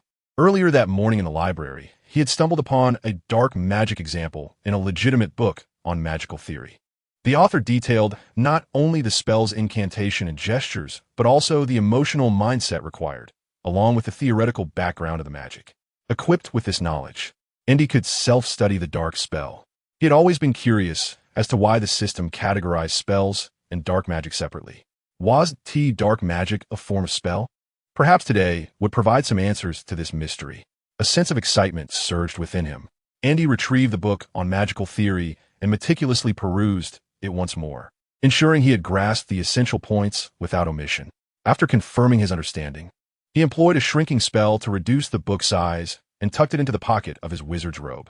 Grasping his wand, he felt an involuntary tension envelop him. A malady struck. Andy pointed his wand at a weed towering over him, and, as he uttered the incantation. A plume of dark crimson mist slowly rose from beneath the plant. The weed withered at a visible pace, its once vibrant green now replaced by a sickly yellow, covered in an unsightly array of red pustules. Unperturbed by the effects of dark magic, Andy focused on the mindset and physical sensations accompanying his spellcasting. There seems to be no change in my body, and my mindset feels remarkably stable. So this is dark magic, he pondered. The distinction between white and black magic has never resided in the destructive power of the spells. White magic encompasses many formidable incantations that are no less potent than their dark counterparts. The demarcation of black magic fundamentally lies in whether the efficacy of the spell is rooted in the caster's malevolent intent. The prohibition of black magic stems from its foundation in the darker aspects of human nature. When one's mastery of black magic becomes sufficiently potent, it signifies a heart steeped in malevolence. Moreover, the insidious nature of black magic lies in its alarming rate of growth. Mastering the dark arts is far easier than cultivating the light. The more one employs black magic, the more adept one becomes, and the caster's wicked thoughts intensify, creating a vicious cycle. Reflecting on the magical theories elucidated in the book and examining the emotions he harnessed during spellcasting, Andy felt he had garnered a preliminary understanding of black magic. That shall suffice for today, he declared, choosing not to further experiment, as he had yet to acquire the foundational knowledge of black magic.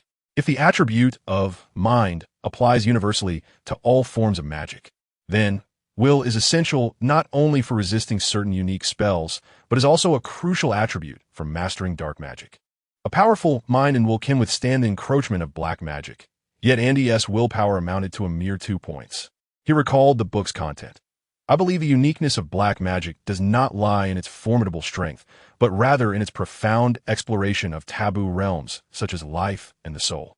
While undeniably sinister, we must not overlook the merits it possesses due to its malignancy.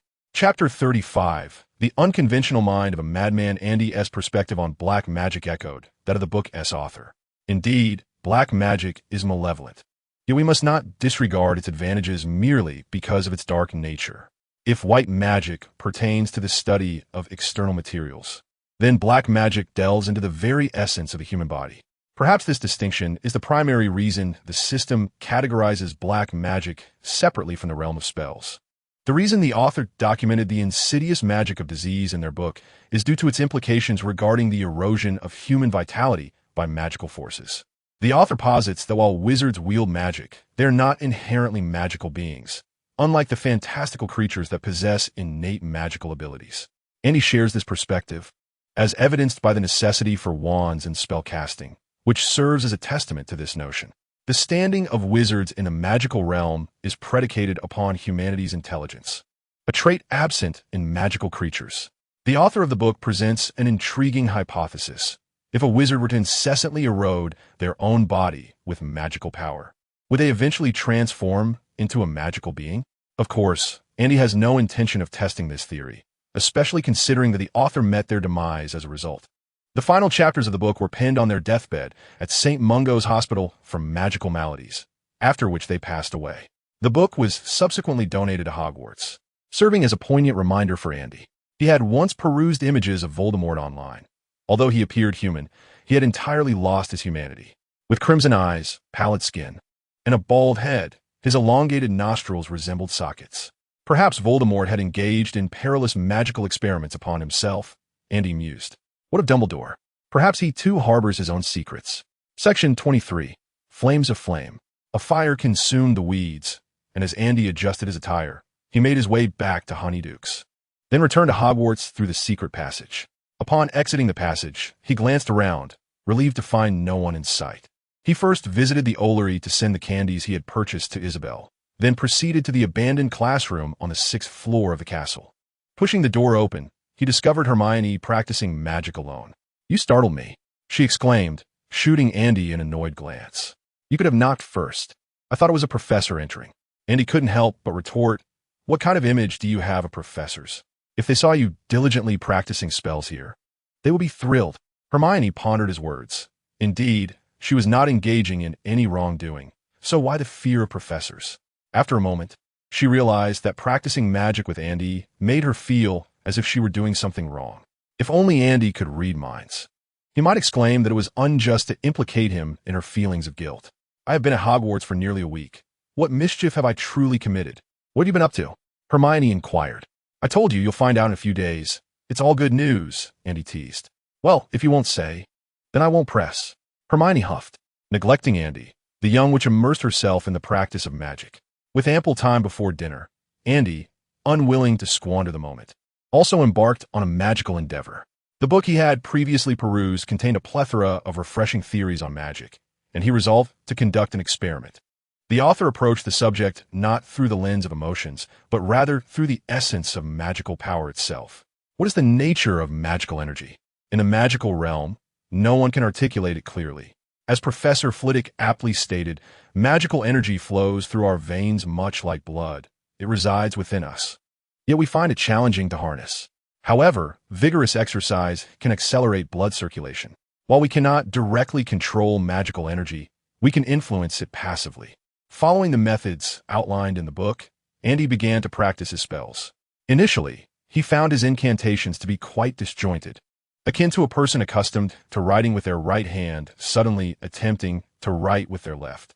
It felt awkward. Undeterred, Andy persisted, repeatedly trying again and again. After a dozen attempts, a hint of irritability crept into his mind. According to the book, such feelings of frustration were normal. Andy resolved to trust the text. Then, with a resounding boom, an explosion occurred, startling not only Hermione but also leaving Andy momentarily dumbfounded. Had he failed in his spellcasting? He quickly attempted to cast a spell normally and was unexpectedly delighted to discover that his incantation seemed remarkably smoother. The sensation was subtle, almost like an illusion. Andy hastily tried once more. This was no illusion. It felt akin to someone who had been holding back for hours, suddenly experiencing a rush of relief. 2 words encapsulated it. Blissful comfort. Are you all right?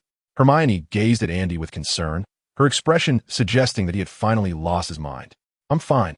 Don't worry, Andy assured her, calming his thoughts while contemplating the principle behind this transformation. In essence, it was still emotions that influenced magical energy. As Andy struggled with his awkward spell casting and his frustration mounted, it was only natural for his attempts to falter. This sense of agitation was, in fact, a manifestation of emotion. When this emotion reached a certain threshold, it inevitably affected the magical energy within him. Indeed, the authors who had perished in their magical experiments often penned texts imbued with genuine insights. Conversely, those who had lived long lives, or who were still alive, typically regurgitated established knowledge, often merely embellishing it with their interpretations. Thus, the next crucial step would be to seek out the writings of those wizards who met their demise in magical experiments. Or perhaps, an opportunity to visit St.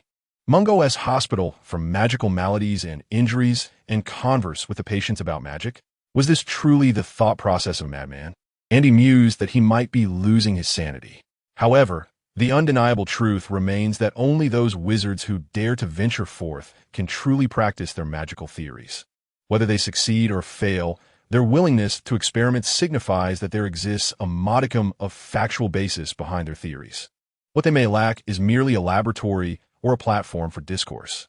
From the perspective of magical research, the current state of the magical realm indeed appears rather lethargic. The establishment of the Ministry of Magic has undoubtedly imposed effective governance upon the magical community, yet it has simultaneously ensnared wizards in trivial matters and incessant power struggles. Stifling the future of magic. Chapter 36. Slicing is the future of magic despite the numerous shortcomings of the ministry. Andy harbored no aspirations to overthrow it and crown himself king, for becoming the third Dark Lord is no trivial endeavor. Moreover, Andy had little inclination towards managing others, especially within the magical realm, where such pursuits seemed a monumental waste of time. His true passion lay in the study of magic. Since his arrival in this world, Andy had nurtured but a singular dream: to traverse the path of magic to its very end. The ministry's existence has indeed fostered effective management of the magical community, safeguarding it from the prying eyes of muggles. However, the ministry's drawbacks are equally undeniable. Consider the young witches and wizards at Hogwarts.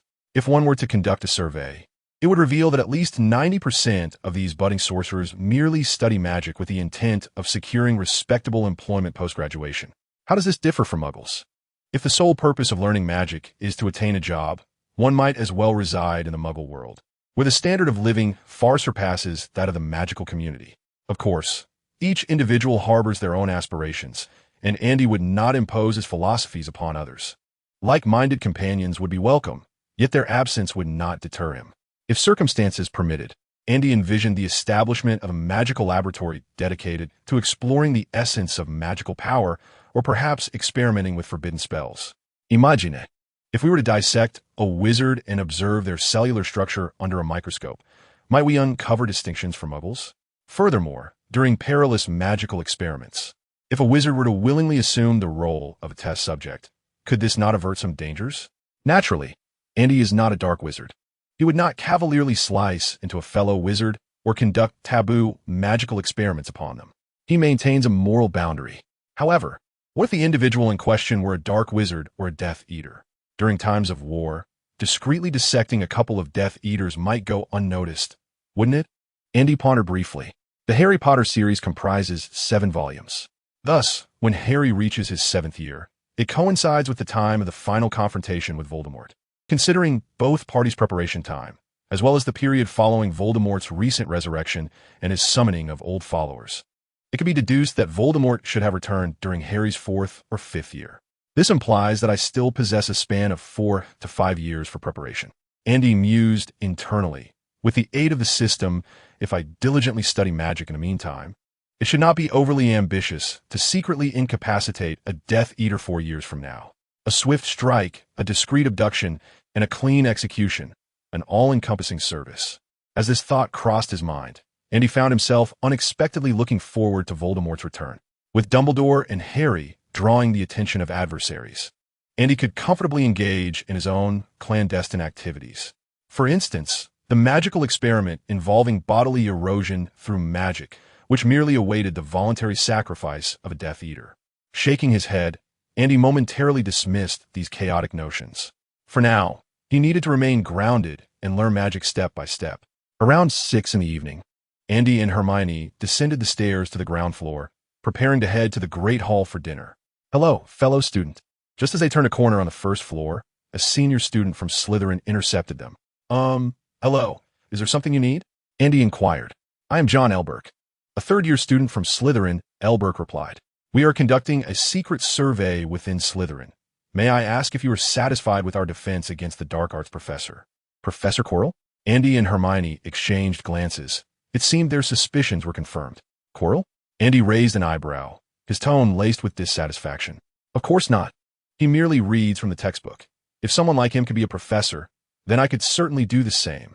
Hermione, puffing her cheeks, added, "Moreover, the odor in the classroom is quite unbearable." At this, Elberk's expression brightened. "If we had the opportunity to dismiss Professor Quirrell and replace him with a competent instructor, would you two be willing to assist us?" "Absolutely." Andy immediately feigned eagerness. "What must we do?" Elberk glanced around conspiratorially before producing a piece of parchment, which he handed to Andy. "All you need to do is sign your names on this parchment. We shall handle the rest." Upon examining the parchment, Andy noted it detailed an array of Quirrell's transgressions, including, but not limited to, stuttering, merely reading from the textbook, a complete lack of understanding of defense against the dark arts, failure to teach students how to cast spells, evasion of student inquiries, and an overwhelming, unpleasant smell in the classroom. While these were already troubling, there were further alarming allegations, such as harassment of female students, harassment of male students, arbitrary confiscation of student belongings, suspected connections to Death Eaters, and even past service to the Dark Lord. Goodness.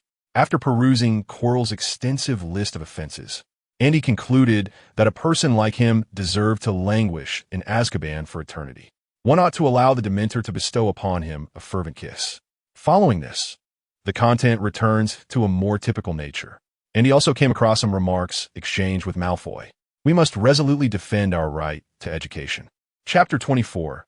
Hogwarts belongs to the magical realm, but more so to us, the students currently enrolled. We cannot allow Quirrell to squander our precious time. That would be a slow form of murder. It all appears quite impassioned. Subsequently, There were densely packed signatures from students. Andy glanced over them and noted there were only a few dozen in total. Such sluggish efficiency? Before Andy could pose a question, Elberk explained, so far, several hundred students have signed, and this is merely one copy. I see. There are no issues with the complaint letter, and Andy happily inscribed his name before passing it to Hermione. Hermione hesitated for a mere 0.2 of a second before inscribing her own name. Elberk, regarding this complaint letter, when exactly can we expect Quirrell to depart from Hogwarts? Andy inquired as he handed the letter to Elberk. Perhaps by the end of this month? Elberk could not be certain. As a mere errand boy in Slytherin, he was unaware of the plans concocted by those of pure blood. However, it should not extend beyond the end of this month. I eagerly anticipate it. Andy nodded, making his way toward the Great Hall alongside Hermione. Elberk retreated to his corner, quietly awaiting the next young wizard to pass by. Chapter 37. Voldemort would never curse the defense against the dark arts class. Quite unexpectedly, I thought you would abstain from signing. On their way to the Great Hall, Andy remarked casually. I did indeed hesitate, Hermione replied, somewhat conflicted. Professor Quirrell may have his reasons. Perhaps he was genuinely attacked by a vampire. Upon saying this, Hermione paused momentarily before continuing. However, he is certainly ill-suited for the position of professor. I hope he finds new employment. As they conversed, the two arrived at the Great Hall. Upon entering, Andy noticed a segment of young wizards acting mysteriously, as if concealing a secret that they could not divulge. Meanwhile, another group was inquiring eagerly, desperate to uncover what had transpired at Hogwarts, wondering why only they remained in the dark. Has Harry Potter lost points again? Or is Dumbledore getting married? Even if they cannot speak outright, a hint would suffice. As soon as Andy and Hermione settled at the Ravenclaw table, Anthony hurried over. He gestured towards Andy and whispered, Andy, are you aware of that matter? The signatures? Andy raised an eyebrow. Anthony's expression brightened. How do you feel about it? I mean, do you support this? Absolutely. Andy responded with an air of certainty. We cannot gamble with our future, can we? Anthony nodded in agreement, acknowledging that the defense against the dark arts textbook should equip us with the knowledge to safeguard ourselves. However, Professor Quirrell was woefully inadequate. Moreover, I overheard Anthony beckoning Andy and Hermione closer, then mysteriously confiding. I have heard from upperclassmen that the defense against the dark arts course is cursed by the Dark Lord, and no professor has been able to hold the position for more than a year. Is that so? Does that imply that Dumbledore is merely placating Hermione? Hermione, clearly skeptical, immediately pointed out the flaw in this reasoning. Why would the Dark Lord curse the defense against the dark arts class? If he is so formidable, he would have no need to target a mere subject, would he? This seemed to hold some merit, and Andy nodded in agreement. The Dark Lord is the Dark Wizard, and this course is specifically designed to combat him, Anthony justified. This rationale, however, seemed far-fetched to me. I too believed it to be utterly implausible. Andy remarked, if the Dark Lord truly possessed such powers, why would he not curse the headmaster of Hogwarts? Perhaps because the headmaster is Dumbledore, the only wizard he truly fears. Anthony responded, uninterested in further debate. Andy picked up a fork and began to eat a pie. At the entrance of the Great Hall, Ron and Harry stealthily appeared. They lingered at the door, scanning for any attention before slinking into the hall. Where have George and Fred gone? Ron lamented, his face twisted in frustration. They didn't even bring us something to eat at noon. Harry remained silent, plotting to seize an opportune moment to snatch some food and escape back to the dormitory. If possible, he wished to avoid encountering anyone for the next few days. Hey, Harry, Ron suddenly exclaimed with surprise. I have an idea. We could dine at the Ravenclaw table. Perhaps no one will notice us. Harry paused at this suggestion. It was indeed a feasible plan. Ron grabbed Harry's arm. I spotted Andy. Let us hurry over. When Andy noticed Ron and Harry's arrival, he appeared somewhat bewildered. What brings you to the Ravenclaw side? As he spoke, he shifted to make space for them. Thank you. Harry expressed his gratitude. Ron, however, wore a bitter expression. Don't even mention it. We were played. Andy, you must help us. Just as Andy was about to ask how he could assist them, Ron continued. We are nearly starving. George and Fred brought us breakfast. May we eat something here? Is that all? Well, I suppose I overestimated you. Of course you may. Andy nodded, then curiously inquired. What prompted your sudden nighttime escapade? Hermione, sitting beside Andy, perked up at the mention of gossip. It is human nature to be curious, and the young which was no exception. We were played. Ron indignantly exclaimed. Malfoy invited us to duel in the trophy room tonight, but not only did he fail to show up, he also informed Filch. Andy replied. Hermione, upon hearing this, said gravely, how can you engage in a clandestine duel? If the professors find out, you could be expelled from Hogwarts. Sure, Andy interjected, placing a finger to his lips, and then explained to Hermione, this is not something that can be refused. Even expulsion from school cannot absolve you of this. Hermione shot Andy a disapproving glare, clearly displeased with his words. This was a matter of a man's dignity. Hermione, surely you have things that you care about too? Andy retorted. Hermione pondered for a moment and then slightly nodded. Indeed, she had her own concerns. With this realization, she seemed to comprehend the situation better, albeit acknowledging its childishness. Ron reiterated, Andy is right. This duel is about dignity, and it cannot be evaded. Harry nodded in agreement, finding solace in this assertion. God knows how despairing he felt when Professor McGonagall deducted 100 points from them. However, losing points was still preferable to expulsion. Harry could hardly fathom the consequences of being expelled from Hogwarts. Though he had been at Hogwarts for less than a week, he knew he belonged there. Andy smacked his forehead. These two fools, despite his obvious hints, still failed to grasp the situation. But Malfoy has shunned this duel, Andy insinuated. Hermione shot Andy a peculiar glance. How could he be so mischievous? Just this morning, he had assisted Malfoy in devising strategies against Professor Quirrell. And now he was plotting against Malfoy for Ron and Harry? Malfoy is nothing but a coward. Ron scoffed. All right then, suit yourselves, Andy shrugged, deciding that further involvement in this matter would make him a fool. Moreover, given Harry and Ron's intellect, they were likely ill-equipped to execute any plans. Dear little Ronnie, what brings you here? George and Fred had somehow joined them unnoticed. If you keep calling me that, I will surely end you. Ron retorted. Where have you two been? He complained. Harry and I waited for you all afternoon. We were nearly starving. George threw an arm around Ron's shoulder, saying, you will have to face this matter sooner or later. Fred chimed in, and it's really not that significant. George continued, at most, you'll break the Hogwarts record for losing 100 points within a week of enrollment. No one wishes to break that record. Ron countered loudly, his face filled with shame. Noticing this, George chuckled and said, however, I have good news for you. The issue of your point deduction has become old news, as everyone is now focused on another matter. Harry inquired with curiosity, what is it? It's a secret. Fred replied. However, I suspect that Andy and Miss Granger are already in the know, George interjected. Immediately, Harry and Ron turned their gazes towards them. Indeed, we have known for quite some time. Hermione proclaimed with a hint of pride. Not only was she aware, but she also knew who the mastermind behind the plan was. Ron appeared utterly bewildered. What on earth is happening? You needn't pry, Fred said, draping an arm over Ron's shoulder. Though many are privy to this secret, we shall not disclose it to those who are unaware, George added. Enjoy your dinner. Fred and George patted Harry and Ron on the back, waved at Andy, and then departed with a flourish. What is this secret? Ron asked, visibly irritated, feeling as though the entire world was in on something he and Harry were oblivious to. What they missed. Harry turned to Andy and asked, is it truly forbidden to speak of it? Not entirely, Andy replied with a mischievous grin. Those who know the secret may discuss it amongst themselves, but we shall not reveal it to those who do not. Harry and Ron exchanged glances. Harry took a bite of his sausage, but the once delectable treat now tasted utterly bland. The sensation of being the only one left in the dark while everyone else was informed was exceedingly frustrating. He wagered he would surely be restless that night. Ron, somewhat skeptical, rose and approached Michael Corner, raising an eyebrow as he asked, Michael, are you aware of that matter? Michael nodded.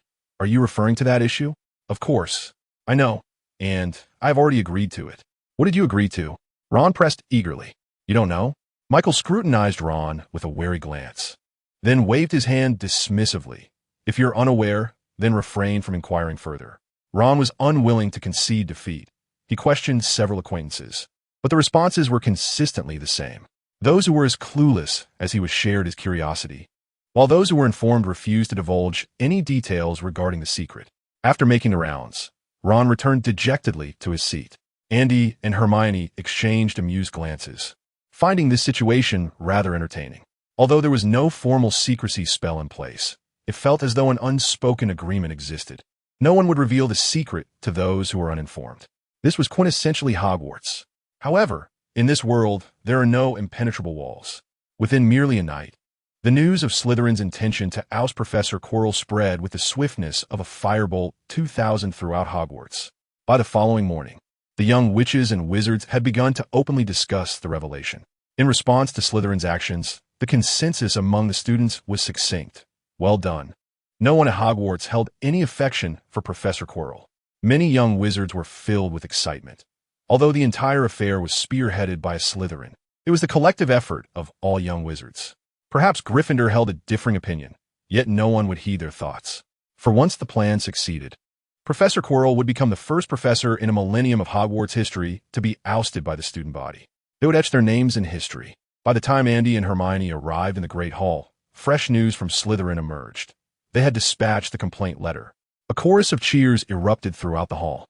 Andy cast a glance towards the Slytherin table, where Malfoy, his face aglow with pride, was animatedly conversing with those beside him.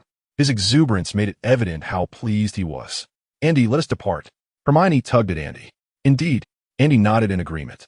The Ravenclaw side was equally abuzz, as everyone eagerly anticipated Professor Quirrell's departure from Hogwarts, especially the studious Eagles. If they succeeded, it would be a monumental event in the school's annals. This would be a victory for all. We will undoubtedly prevail. I enrolled in divination this year, and Professor Trelawney prophesied that someone would leave Hogwarts. I believe she was referring to Professor Quirrell. The young Eagles engaged in fervent discussion. Just as Andy was about to inquire how the third-year student in divination had interpreted Professor Trelawney's prophecy, another fifth-year student interjected, "Do not trust her. Professor Trelawney predicts every year that someone will perish at Hogwarts, yet none of her prophecies have ever come to pass." "A charlatan," Andy exclaimed. "That cannot be true, can it? Professor Trelawney's ancestors were all masters of prophecy. I have read quite a few books on the subject." However, he acknowledged that prophecy required a certain gift, and his own aptitude in that realm was currently non-existent. "Andy, do you think the professors are aware of this matter?" Hermione appeared somewhat anxious. The young witch had three greatest fears. The first was not achieving a perfect score on an exam, the second was criticism from professors, and the third was expulsion from school. Although this incident was instigated by Malfoy, it was Andy who devised the plan. Once Malfoy was caught, Hermione doubted he would keep the secret, let alone remain loyal to Andy. They probably do not know yet, Andy speculated. After all, no one would inform the professors of this matter, and they are not omniscient. They cannot foresee the future, especially since the plan only commenced yesterday. After a moment's thought, Andy added, "However, I believe Professor Dumbledore may already be aware." "What shall we do?" Hermione fretted, recalling the book she had read, imagining how she would defend Andy if he were apprehended. Andy chuckled as he ruffled the young witch's hair. "Do not overthink it. We are not committing any wrongdoing. Even if someone discovers it, what of it? I merely wish to avoid the spotlight, which is why I entrusted the matter to Malfoy." Hermione swatted Andy's hand away, casting him a reproachful glance. "Don't touch my hair. It's already disheveled enough." Andy's composure soon alleviated Hermione's concerns.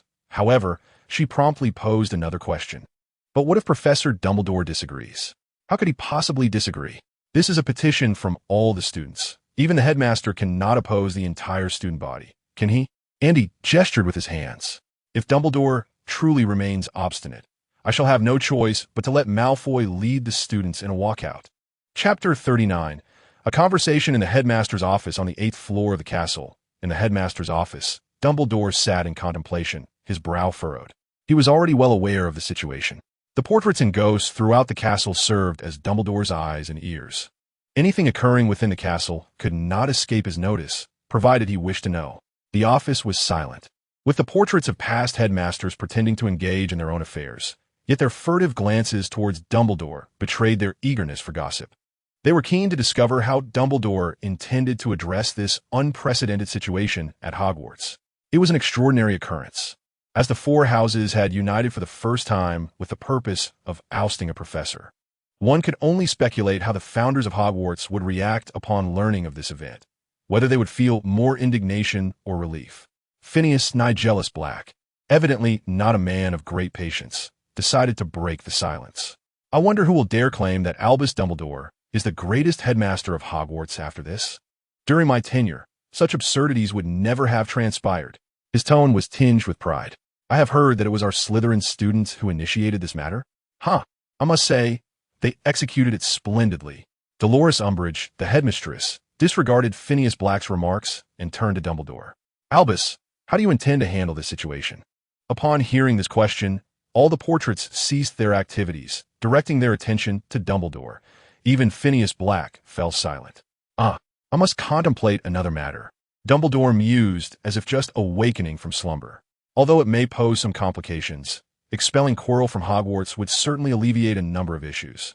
Dumbledore furrowed his brow in thought, pondering where precisely the unexpected turn of events had originated. Well, this matter traces back several months. Voldemort still lived. His fragmented soul lingered in the forests of Albania, a fact Dumbledore had known for quite some time.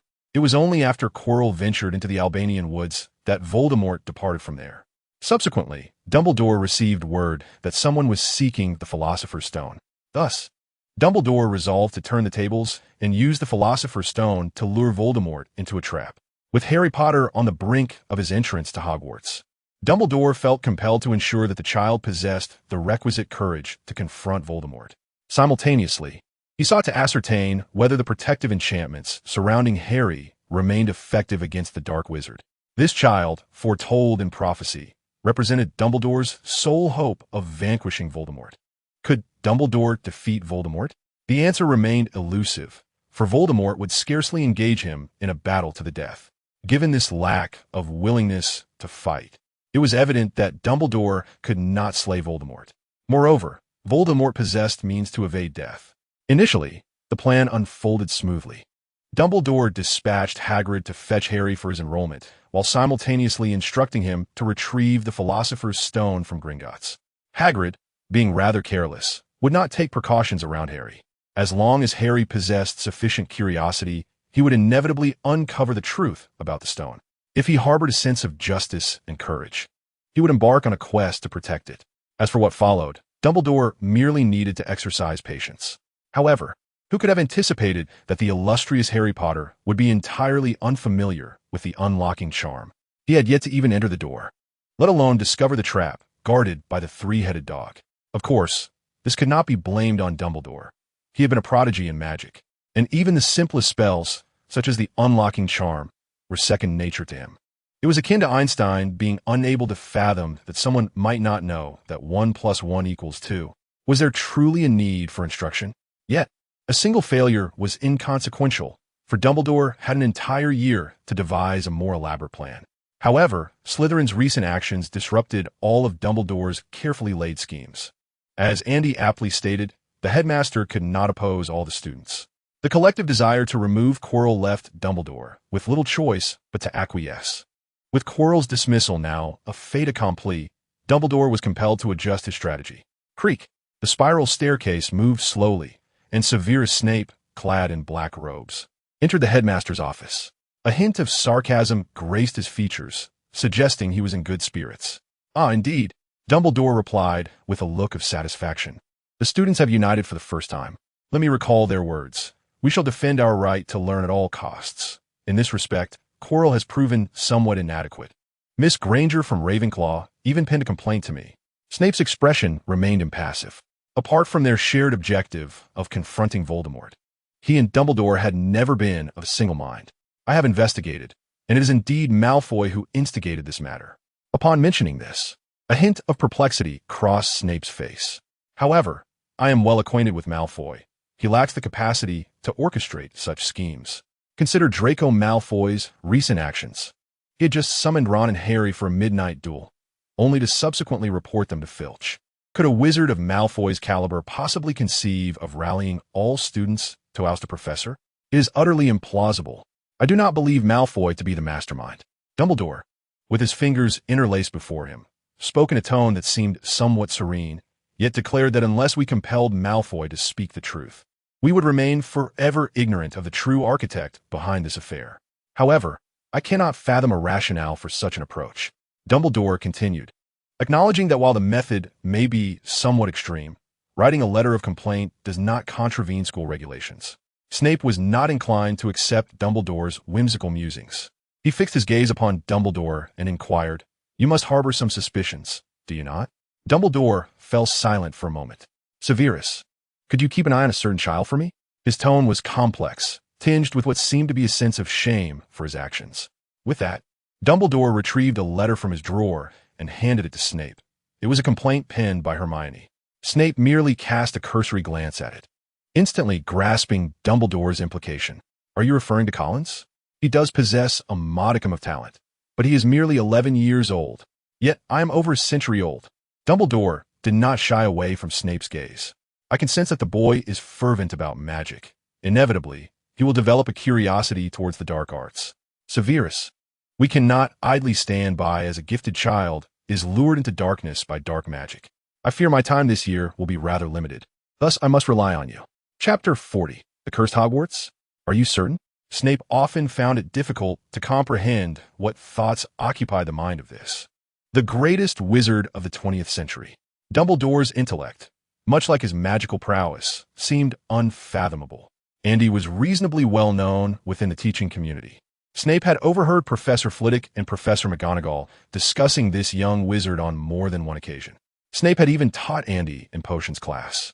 He acknowledged that Andy was indeed a remarkably gifted wizard, diligent, astute, mature, and thoughtful.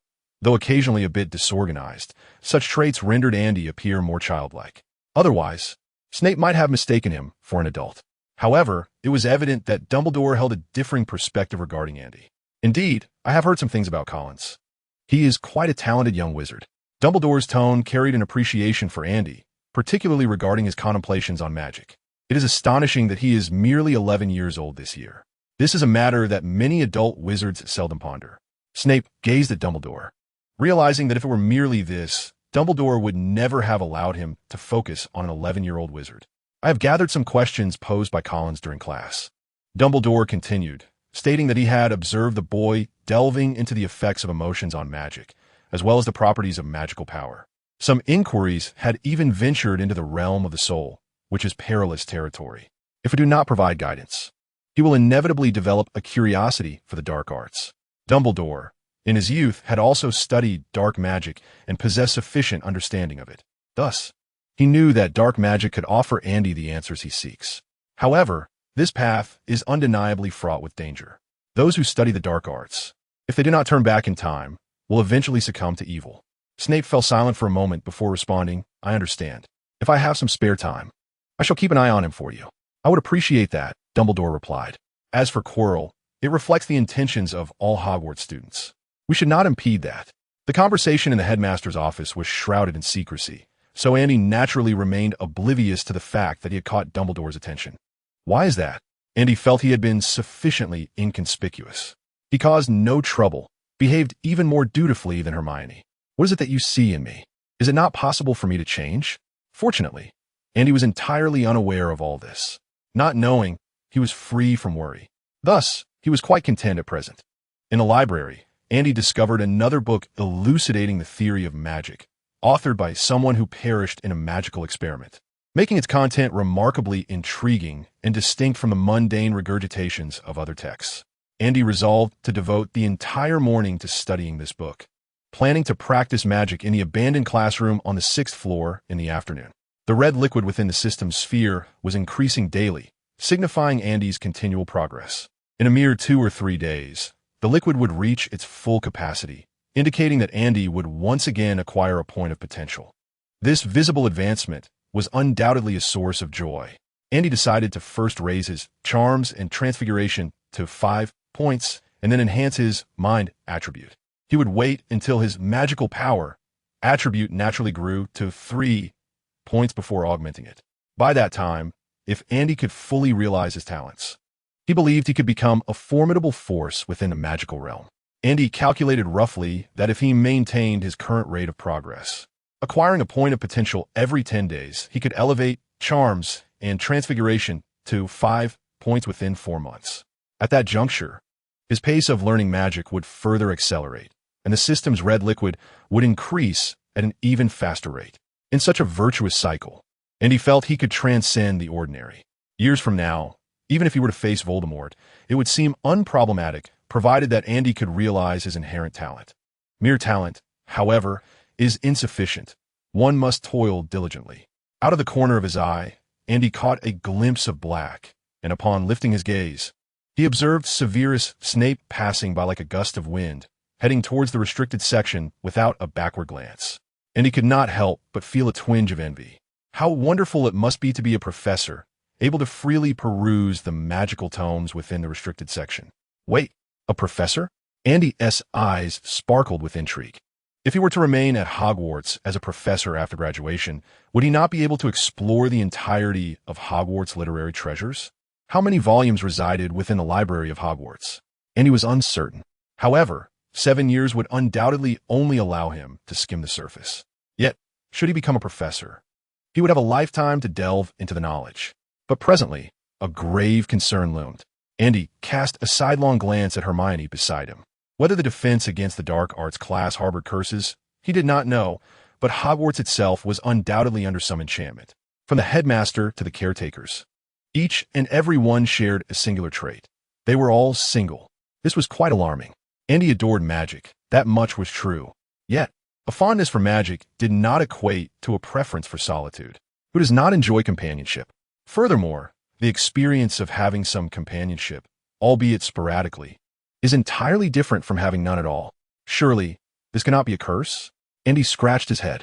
The curse of the defense against the dark arts could be easily verified by inquiring with upperclassmen, or perhaps waiting a couple of years for the truth to unfold. However, the curse of Hogwarts was not without its solutions. Once he became familiar with the professors, he could arrange blind dates for them. If two souls found happiness together, the so-called curse would merely be a figment of his imagination. Yet, should repeated attempts at matchmaking prove unsuccessful, Andy pondered ways to lift this supposed curse. Perhaps, in the future, he might find an opportunity to discreetly inquire with Dumbledore. In the restricted section, Snape casually selected several books. Having accepted Dumbledore's commission, he knew it was time to take action. Aware that Andy often frequented the library, he wished to ascertain what literature Andy typically pursued. Though he had merely glanced casually, Snape nonetheless noted the title of one particular book, The Influence of Soul Power on Spellcasting. Indeed, was he delving into the study of souls? Snape had been captivated by dark magic since his youth. Had it not been for a certain mishap, he might have continued down the path of darkness, forever lost. He understood the perils of dark magic intimately and recognized the immense allure of power. Dumbledore was indeed correct. This lad will inevitably develop a curiosity for dark magic. Chapter 41. Am I the puppet master of Hogwarts? Snap. Snape casually selected a few tomes and, draped in his black cloak, departed the library like the wind. He couldn't be bothered with these matters. A mere glance sufficed to fulfill the task assigned by Dumbledore. Should he later discover that Andy was secretly delving into dark magic, he would promptly report to Dumbledore. Beyond that, their relationship was purely that of teacher and student. After all, Andy was not Harry Potter, nor did he possess a pair of emerald green eyes that would warrant Snape's particular attention. As for Andy's future, even if he were to become the Dark Lord, it would bear no consequence for Snape. His allegiance to Dumbledore was once to protect Lily Evans, and now it was for the sake of her child, devoid of any personal moral considerations. Thus, Snape mused, he would merely fulfill his duties as a professor, nothing more. Having perused a book on magical theory, and with time to spare, Andy approached the shelves and selected another volume on curses. Curses and counter-curses. What has prompted your interest in curses? Hermione inquired, her expression one of skepticism. Are you contemplating cursing someone? Andy was taken aback. Why would Hermione think such a thing? What image did she hold of him? Why would you think that? He asked. What other reason could there be? Hermione snapped the book shut. If you aren't intending to curse someone, why would you study curses? In Hermione's eyes, Andy appeared to be nothing short of a little miscreant. Consider what he had done since arriving at Hogwarts. Let us not even mention the frightening of others during the sorting ceremony, as many had engaged in such antics. However, Andy's misdeeds did not end there. Firstly, he had revealed that Professor McGonagall owned a tabby cat. And what was the result? That cat was, in fact, Professor McGonagall's Inimagus form. At the welcome feast, Andy had also expressed his desire to explore the corridor on the 4th floor. What happened? The ones who ventured there were Harry and Ron. The incident involving the dismissal of Professor Quirrell was no different. It was Andy who orchestrated it from behind the scenes. The young, which listed Andy's transgressions, ultimately concluding, you may not have committed any actual wrongdoing, but you frequently deceive others into doing mischief. So, I am merely the clandestine puppet master of Hogwarts? Even Quirrell, whose mind was consumed by Voldemort, does not compare to me? Andy felt unjustly accused. As for the other matters, they could be set aside as they were indeed connected to Andy. However, how was he implicated in Harry and Ron's midnight escapades? Their nocturnal wanderings were due to their duel with Malfoy. They trespassed into the restricted area on the 4th floor purely out of panic while fleeing. Andy resolved to redeem his image in the eyes of the little witch. What does this have to do with me? It was not I who sent them. At this, the little witch placed her hands on her hips, retorting, "So, does that mean everything else is your concern?" She nearly reached out to stroke Professor McGonagall's cat. "Sure." Andy quickly gestured for silence, urging her to refrain from speaking lest Mrs. Pants expel them. The little witch feigned reading a book, yet her small eyes frequently darted disdainfully towards Andy. Clearly, this matter was far from over. Andy felt a twinge of guilt. With more than an hour still remaining until lunchtime, surely the little girl would not harbor her grievance for that long. An hour slipped by in the blink of an eye. In the great hall, Andy sat at the Ravenclaw table, his right hand rubbing his aching back, occasionally hissing in discomfort. It was evident that he had endured considerable hardship. The little witch had held onto this incident for 4 or 5 days. Clearly not something easily forgotten in a mere hour. Previously, Andy had always shifted the blame onto George and Fred, and Hermione had taken him at his word. Until today, when Andy finally found himself exposed. "I was just joking," he lamented. "Moreover, I did try to stop you when you wanted to touch Professor McGonagall." "Oomph." The little witch scoffed, casting a cold glance at Andy. "Why aren't you blaming George and Fred now?" Andy defended himself. "Wasn't it to ensure Professor McGonagall would deal with them?" So you had such thoughts." The little witch deemed Andy exceedingly wicked. Andy smacked his forehead. He resolved to return the book curses and counter curses that afternoon. If not for the curse muddling his mind, he felt he could easily handle a little witch. If not for being cursed, he would not be in such an awkward predicament now. "Surely, this book has led me astray." After lunch, as was their custom, Andy and Hermione ascended to the abandoned classroom on the 6th floor to practice magic. Through days of practice, Hermione had become increasingly adept at spellcasting. In Transfiguration, she could swiftly transform a matchstick into a silver needle. While it could not be said that her progress was monumental, she at least resembled a little witch now. As for Andy, one could say he had made progress, yet it was not conspicuous. Take the petrification charm, for instance. The enhancement of its power merely extended the duration of petrification to 5 minutes, 10 minutes, or perhaps half an hour. It could not render a person permanently petrified. Having observed the dueling championships in a magical realm, Andy had formed a rough estimate of the skill levels of those duel masters. The more he delved into magic, the more he sensed that this world's magic had its limitations. The fundamental reason for this was that a wizard's magical power is innate. In the realm of Harry Potter, the magical prowess of wizards is not acquired through meditation or other forms of cultivation. It is an innate gift, enhancing as the wizard matures. Once a wizard's physical development reaches its zenith, the growth of their magical power naturally ceases.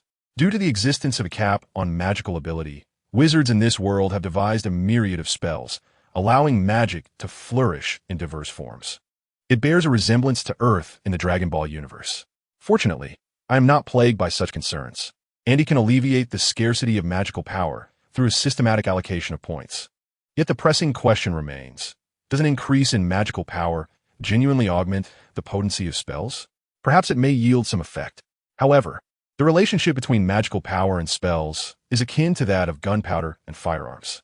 Even if one possesses a warehouse full of gunpowder and bullets, wielding an antiquated musket from centuries past would hardly enable one to compete with a well-stocked Gatling gun. This world not only imposes a limit on magical power, but does magic itself also have its constraints? Andy furrowed his brow. Or is it that contemporary magic has strayed from its original path? The advantage of modern magic lies in its simplicity, convenience, and ease of learning and mastery. As for ancient magic, Andy had perused some texts introducing it. Yet these merely skimmed the surface. As time progressed, ancient magic has largely faded into obscurity. Chapter 42. I have lost patience with this friendship in an abandoned classroom. Andy resolved to set aside such tangential musings. Rather than squander time contemplating these disorganized thoughts, he would devote himself to enhancing his magical abilities. Even if modern magic has veered off course, it is not within the purview of a novice wizard like Andy to dissect. Time slipped away, and before long, Andy had spent a fortnight at Hogwarts. His days consisted of attending classes, reading, and practicing spells. While others might find such a routine monotonous, Andy reveled in it, deriving great pleasure from this lifestyle. If, during this journey, a young witch were to accompany him, providing delightful distraction during idle moments, the experience would be even more captivating. This existence was both leisurely and fulfilling, leaving Andy somewhat blissfully unaware of the outside world. However, the joys and sorrows of humanity often fail to resonate in unison. While Andy enjoyed a comfortable life, others were not so fortunate. Take Professor Quirrell, for instance. In recent days, Quirrell had been in a state of distress, seemingly having botched the task assigned by the Dark Lord. His scheme of feigning fright at the sight of a vampire and stammering through lessons was, in his mind, a stroke of genius. Possessed by Voldemort, he bore an unpleasant odor that he could only mask with the scent of garlic. Moreover, he had to wrap his head in a turban, which necessitated an explanation. Chilo had originally devised a splendid plan. Although Hogwarts is a prestigious institution with a millennium-long history, it is plagued by an abundance of mediocre professors. Consider Professor Binns, ponder over Professor Trelawney, and reflect on Professor Quirrell. Are any of them truly superior to me? Why was I singled out? Chilo believed that the failure of his endeavors was not due to any flaw in his strategy, but rather the remarkable prowess of this year's young wizards, especially that fellow named Draco Malfoy. He had heard from the Dark Lord that the boy's father is a Death Eater, a traitor. Just 2 days prior, Dumbledore had sought a conversation with Chilo. According to Dumbledore, he was still negotiating with the school's Board of Governors. He maintained a favorable opinion of Chilo, advising him to take a few days to rest and to recalibrate his mindset. This brought Chilo a modicum of comfort. Dumbledore was indeed dependable. Chilo hoped that Dumbledore would resolve the matter swiftly, for the Dark Lord still slumbered, having expended considerable power to escape from Gringotts. However, should the Dark Lord awaken to find that Chilo had been dismissed from Hogwarts, he could scarcely fathom the dire consequences that would ensue. Would it be the Cruciatus Curse? Or perhaps the Killing Curse? In his office, Chilo paced back and forth. He needed to devise a solution post-haste. Otherwise, once the Dark Lord arose, he would undoubtedly seek vengeance. Should he attempt to steal the Philosopher's Stone now? No, he had yet to conceive a strategy to overcome the obstacles, starting with the three-headed dog guardian. Dumbledore, Dumbledore, I am relying on you entirely. Yet, what if Dumbledore could not withstand the pressure? What then? Perhaps he could simply attend classes next week and claim he had recovered? No, that would certainly arouse Dumbledore's suspicions. Chilo gritted his teeth, harboring resentment. Damn Malfoy. I will ensure you pay for this once the Dark Lord is resurrected. I must compose myself. Chilo felt it prudent to prepare for contingencies. Should he be expelled from Hogwarts? How could he procure the Philosopher's Stone? As long as he could devise a plan, the Dark Lord would not hold him accountable for any shortcomings. Perhaps he could seek an insider. Malfoy had been rather triumphant of late. In the Hogwarts Great Hall, Ron, while munching on a sausage, lamented, I can hardly fathom that he could orchestrate such an event. Harry and Ron were already aware of Malfoy's rallying of the student body to drive Chilo away. While many might view this as a favorable turn of events, Harry and Ron were distinctly displeased. Thanks to Malfoy, they had lost 100 points. Harry, you're not planning to let this go, are you? Ron inquired, a hint of defiance in his voice. But what can we do? Harry struggled to conceive a viable plan. Shove Malfoy's head in a toilet? When do you intend to take action? Ron's eyes gleamed with excitement. Harry was momentarily speechless. He had merely spoken offhandedly. Could they truly shove Malfoy into a toilet? Setting aside the fact that they hardly knew any spells, Harry was already reluctant to deduct more points from Gryffindor. Ron, equally dispirited, seemed to recognize the impracticality of the plan. Perhaps we could lure Malfoy out, Ron suggested. Harry, exasperated, replied, We've been devising ways to trick Malfoy for an entire week already. We could consult George and Fred, or even Andy. They are quite clever, Ron proposed once more. Harry hesitated. Is that really appropriate? Yet, Ron shrugged, but we've run out of ideas. Fine. Harry relented, albeit reluctantly. However, their endeavor did not proceed smoothly. Although George and Fred were eager to assist their brother in seeking revenge, they had no intention of bullying a first-year student. As for plotting mischief, it was merely a prank, and it evidently failed to satisfy Harry and Ron. They not only wished to see Malfoy face misfortune, but also desired to witness him lose 100 points for Slytherin. Thus, Harry and Ron approached Andy. Andy, we need to discuss something with you. They intercepted Andy and Hermione on their way from the library to the Great Hall. Hermione, you should head to the Great Hall first, Andy suggested.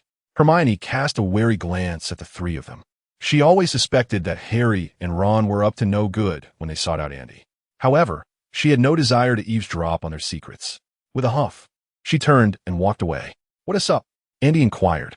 Harry felt a bit embarrassed, but Ron had no such reservations. He bluntly asked Andy, "Can you help us come up with a plan to get back at Malfoy? What have you two been up to this week?" Andy asked with curiosity. "It's been so long, and you haven't exacted your revenge yet?" We've been brainstorming," Ron stammered, his face flushed. "All right then, wait until Malfoy is alone. Throw a sack over his head and give him a good thrashing," Andy suggested casually. Ron, indignant, exclaimed, "We want Slytherin to lose 100 points as well."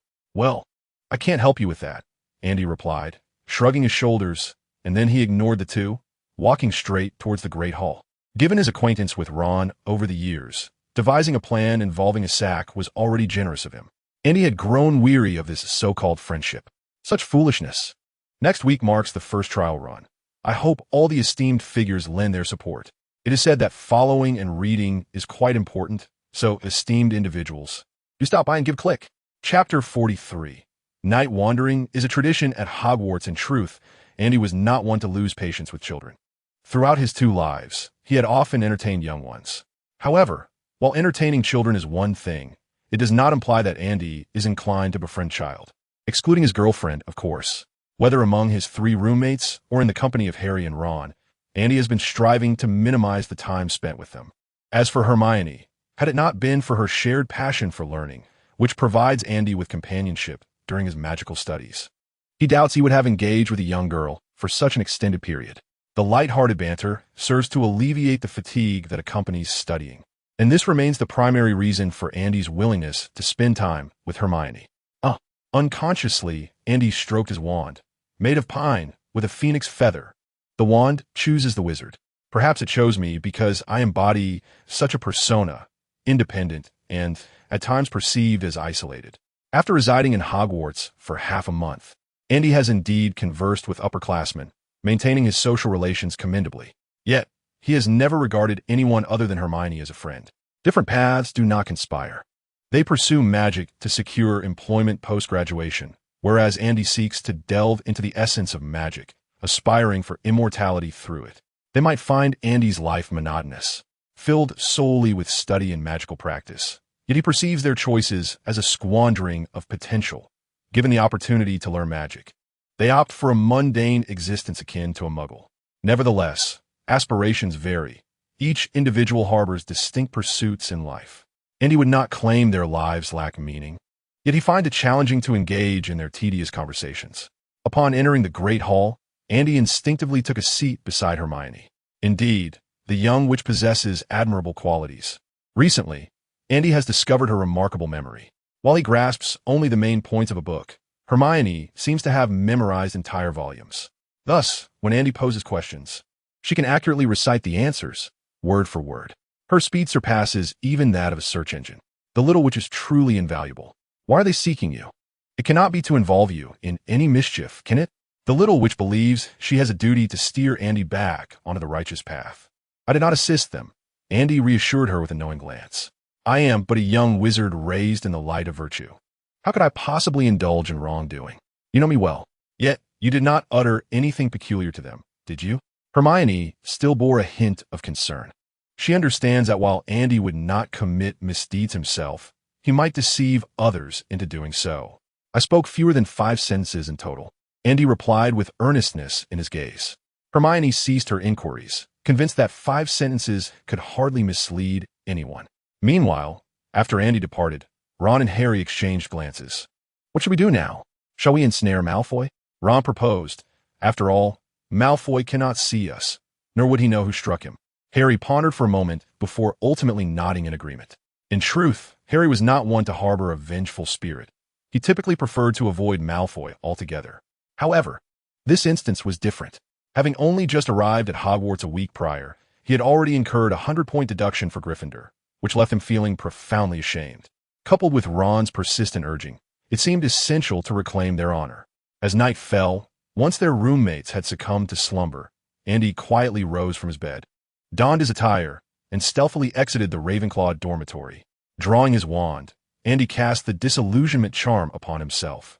This particular incantation was quite complex. Prior to his enrollment, he had sought Helen's guidance on this spell, yet it wasn't until 2 days ago that he had truly mastered it. This evening, Andy intended to scout the restricted section.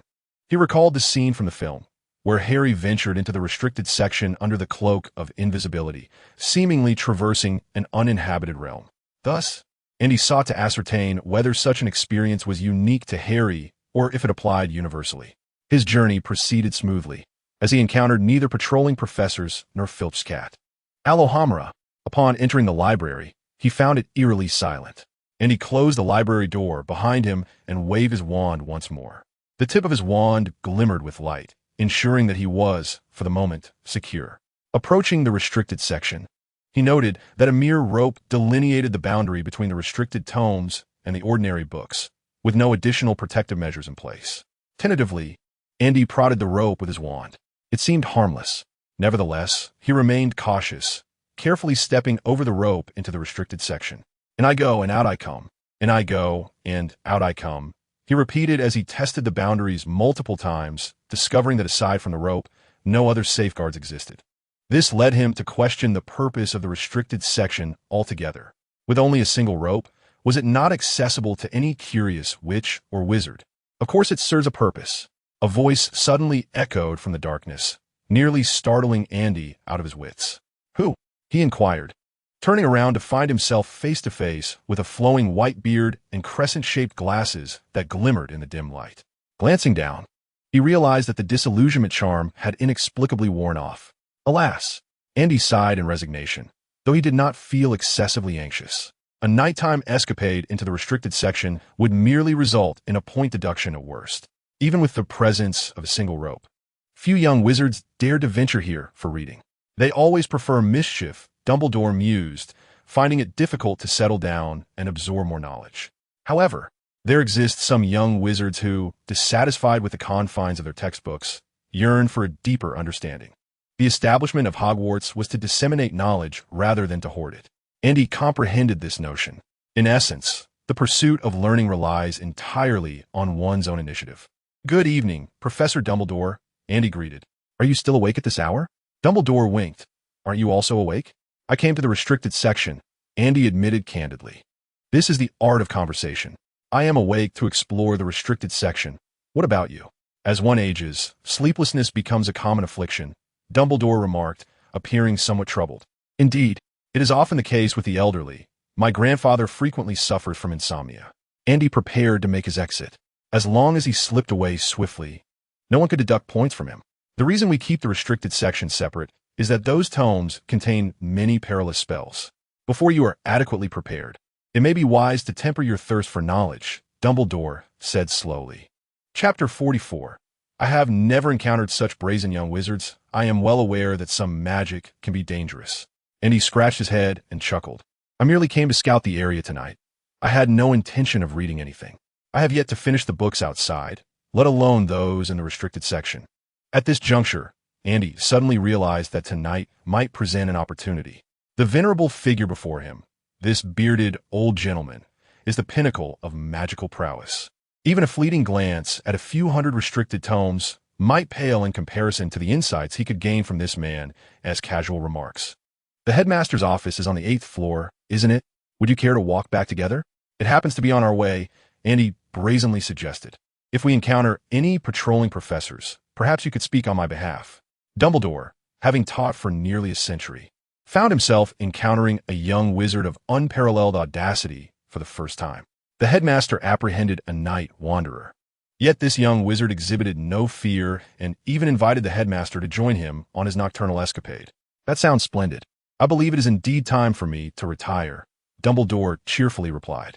Andy, equally beaming, added, Professor, you ought to be mindful of your sleep schedule at your age.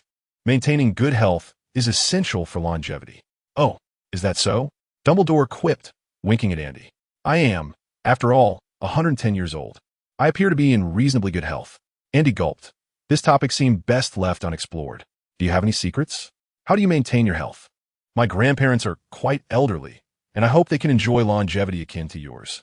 Andy inquired earnestly. I have noticed that wizards generally live longer than muggles. I have heard that muggles retire in their 60s, yet you, at over a century, continue to work. It is truly admirable.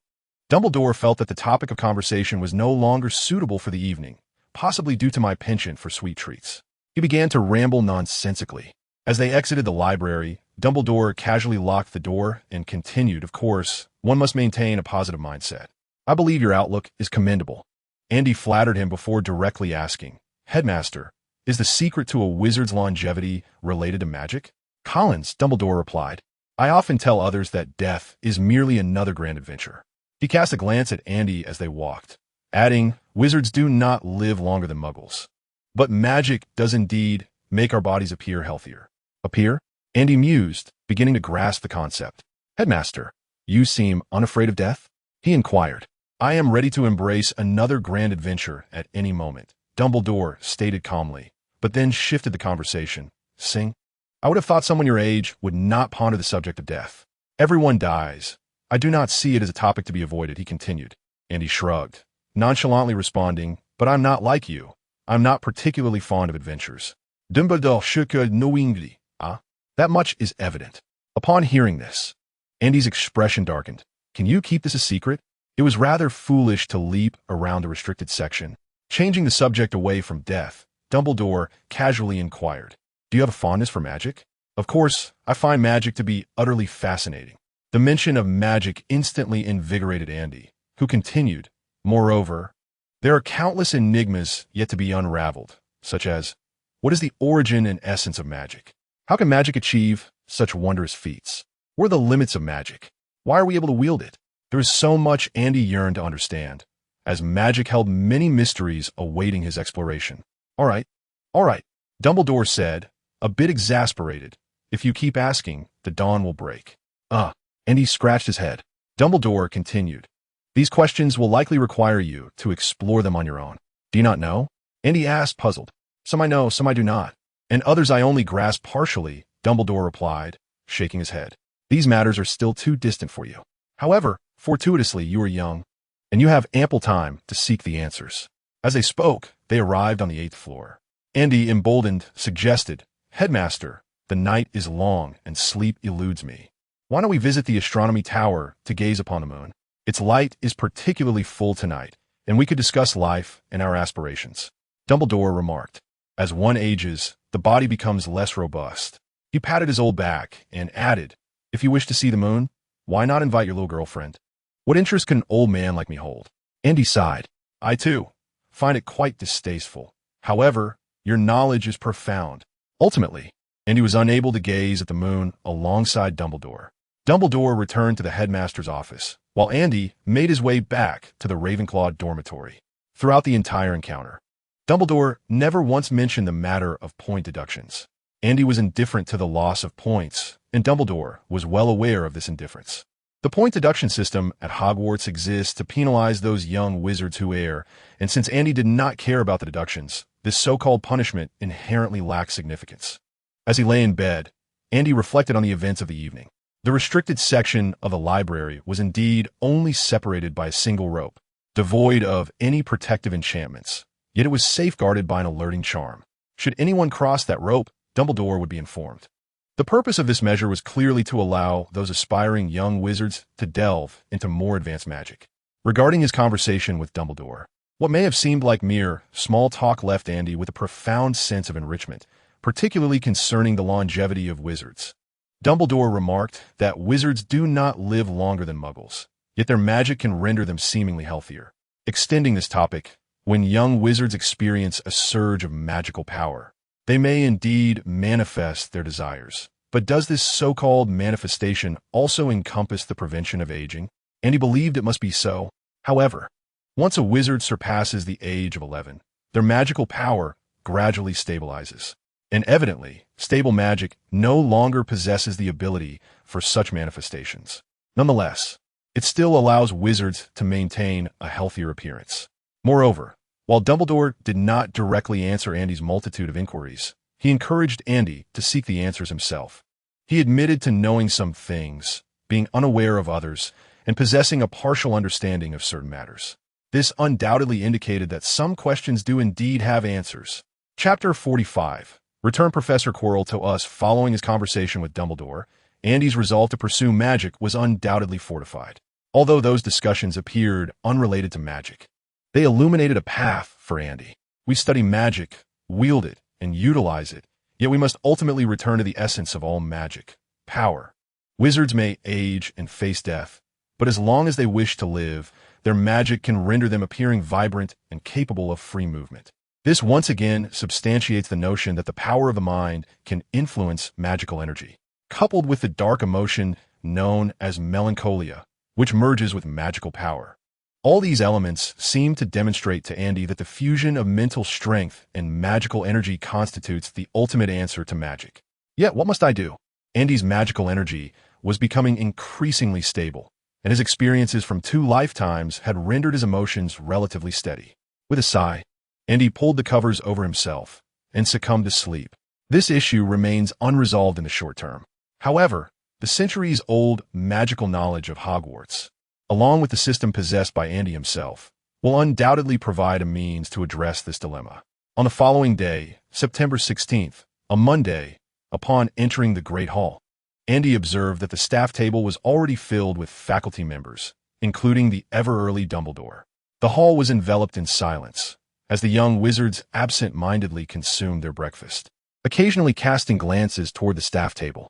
At Hogwarts, professors typically refrained from dining in the hall, except during significant holidays and the start of term feast. The house elves would kindly deliver their meals to their respective offices. Today appeared to be an ordinary day, yet the presence of all the professors and the headmaster in the Great Hall indicated that a momentous announcement was imminent. The young wizards had already surmised the outcome. Meanwhile, Quirrell, having also divined the truth, sat slumped in a corner, awaiting his fate. "Let us first have our meal," suggested Hermione, seemingly attuned to the atmosphere in the hall. Speaking in hushed tones, approaching the Ravenclaw table, Andy noticed that many young wizards had already finished their meals but remained reluctant to leave, eager not to miss this climactic moment. This was the culmination of collective efforts from all the young wizards. Once the last of them completed their breakfast, Dumbledore rose and approached the podium. He surveyed the room, and all eyes converged upon him. In that moment, the hall was utterly silent.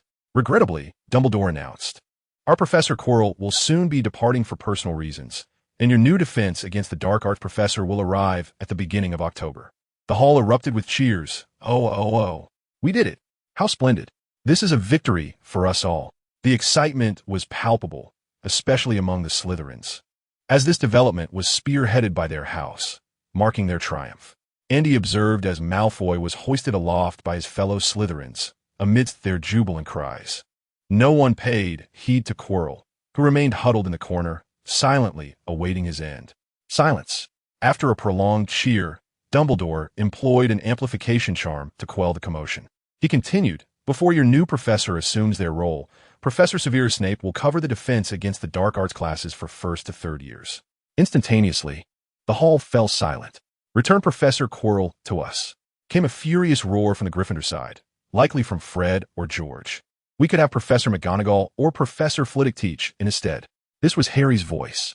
Andy surmised that the week ahead would be rather challenging for them.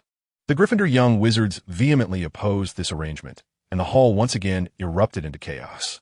Andy glanced around, pulling Hermione close to shield himself, cleared his throat to alter his voice, shifted slightly towards Gryffindor, and proclaimed loudly, "Let Professor McGonagall be the headmaster." At this declaration, the hall erupted in a cacophony of murmurs before abruptly falling silent. Wizards from all 3 houses turned their gazes towards Gryffindor, seemingly eager to discern which young sorcerer possessed the audacity to rebel in the presence of Dumbledore. Professor McGonagall's expression darkened. She glared fiercely at George and Fred. Although she could not ascertain who had uttered those words, her suspicion firmly rested upon them. Hermione clutched Andy's waist tightly, her lips pressed together as she glared at him, contemplating whether to relinquish him to the authorities. Silence. Dumbledore invoked the amplification charm once more, first organizing the substitute arrangements for the other years, then adding, "All right, children, it's time for your classes." The inevitability of Snape's substitution had evidently sunk in, and Gryffindor finally grasped the gravity of their recent actions. George and Fred looked utterly despondent, while Harry's pallor mirrored their dread. They feared they might not survive the day. Another figure shared their despair, his complexion pale and his legs quaking beneath him. Quirinus Quirrell.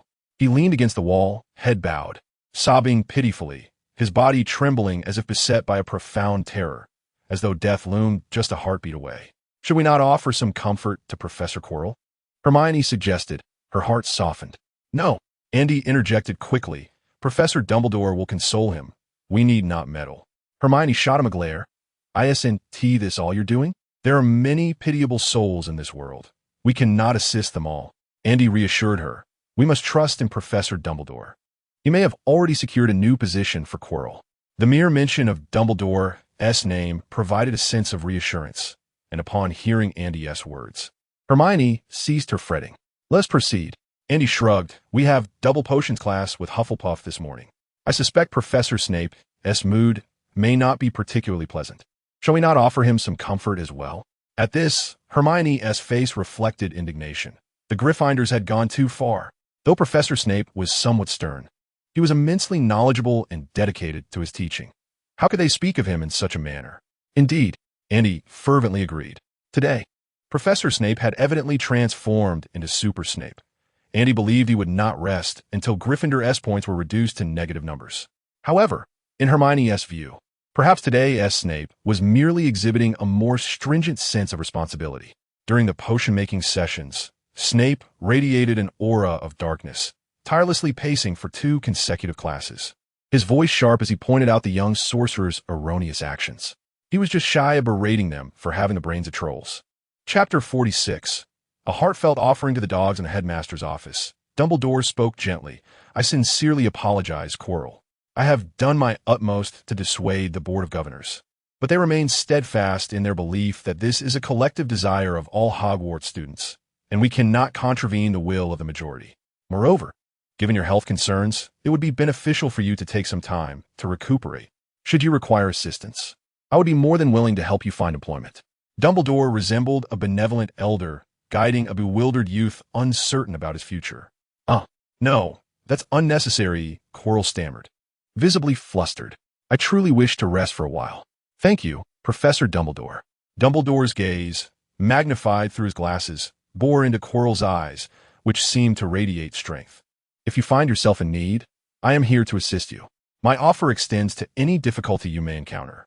Quirrell hesitated, his mouth agape, aware that he had failed the task assigned by the Dark Lord and uncertain of the punishment that awaited him. However, Voldemort was currently inhabiting his being, and any sign of betrayal would swiftly lead to his demise. Thank you, Headmaster Dumbledore, Quirrell murmured. I have no difficulties. Very well, Dumbledore sighed. I wish you good fortune, Quirrell.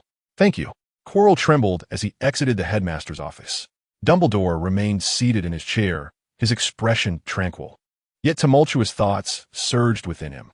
He had nearly acted upon his instincts moments ago. Dumbledore was adept in legilimency, a skill he seldom employed, save for matters concerning Voldemort. Given Quirrell's audacity in infiltrating Hogwarts, he must have mastered the art of occlumency to offer some resistance against Dumbledore's probing mind. Yet, in his moment of mental collapse, Quirrell had ultimately revealed a chink in his armor. Voldemort had indeed possessed Quirrell. Dumbledore had contemplated this possibility, but had not anticipated Voldemort's audacity to attempt to seize the Philosopher's Stone while bereft of power. Furthermore, Quirrell's demeanor was conspicuously telling. At the beginning of the term, Dumbledore had immediately identified something awry about Quirrell. He had not foreseen that Voldemort would employ such a cunning stratagem. Dumbledore had been on the verge of taking action, but had restrained himself, until he unraveled the secret of Voldemort's immortality. He could not bring himself to eliminate even a fragment of the dark soul. Harry, the prophecy had come to fruition. Harry Potter was indeed Voldemort's destined nemesis. Yet, Dumbledore found himself in a state of indecision. For the prophecy did not simply decree that Harry would vanquish Voldemort. It foretold that one must perish at the hands of the other, for they could not coexist. Only one would emerge alive. Harry, in every conceivable way, appeared ill-equipped to vanquish Voldemort. Aside from the protective magic left by Lily, The disparity between the two was as vast as the chasm between heaven and earth. Yet that very protective enchantment was a force that Voldemort could not comprehend. Dumbledore was acutely aware that defeating Voldemort would not be a simple endeavor. First and foremost, it was imperative to unravel the secret of Voldemort's immortality. There existed certain dark magics within the wizarding world capable of achieving this, and while Dumbledore harbored some suspicions, he had yet to arrive at a definitive conclusion. Secondly, a duel must take place in a location that would preclude Voldemort's escape. Dumbledore, being a wizard of such caliber, understood well that without the ability to restrict apparition, no one could hope to kill Voldemort. Moreover, even if apparition were hindered, lacking sufficient power would render one equally powerless against Voldemort. Lastly, there were the formidable Death Eaters surrounding Voldemort. On the other hand, Harry had only Ron by his side. Collins and Granger were present too, but Dumbledore remained contemplative. Among Harry's cohort, there were indeed several talented young wizards. However, ever since that evening's conversation with Andy, Dumbledore had recognized that a friendship between Andy and Harry was virtually impossible.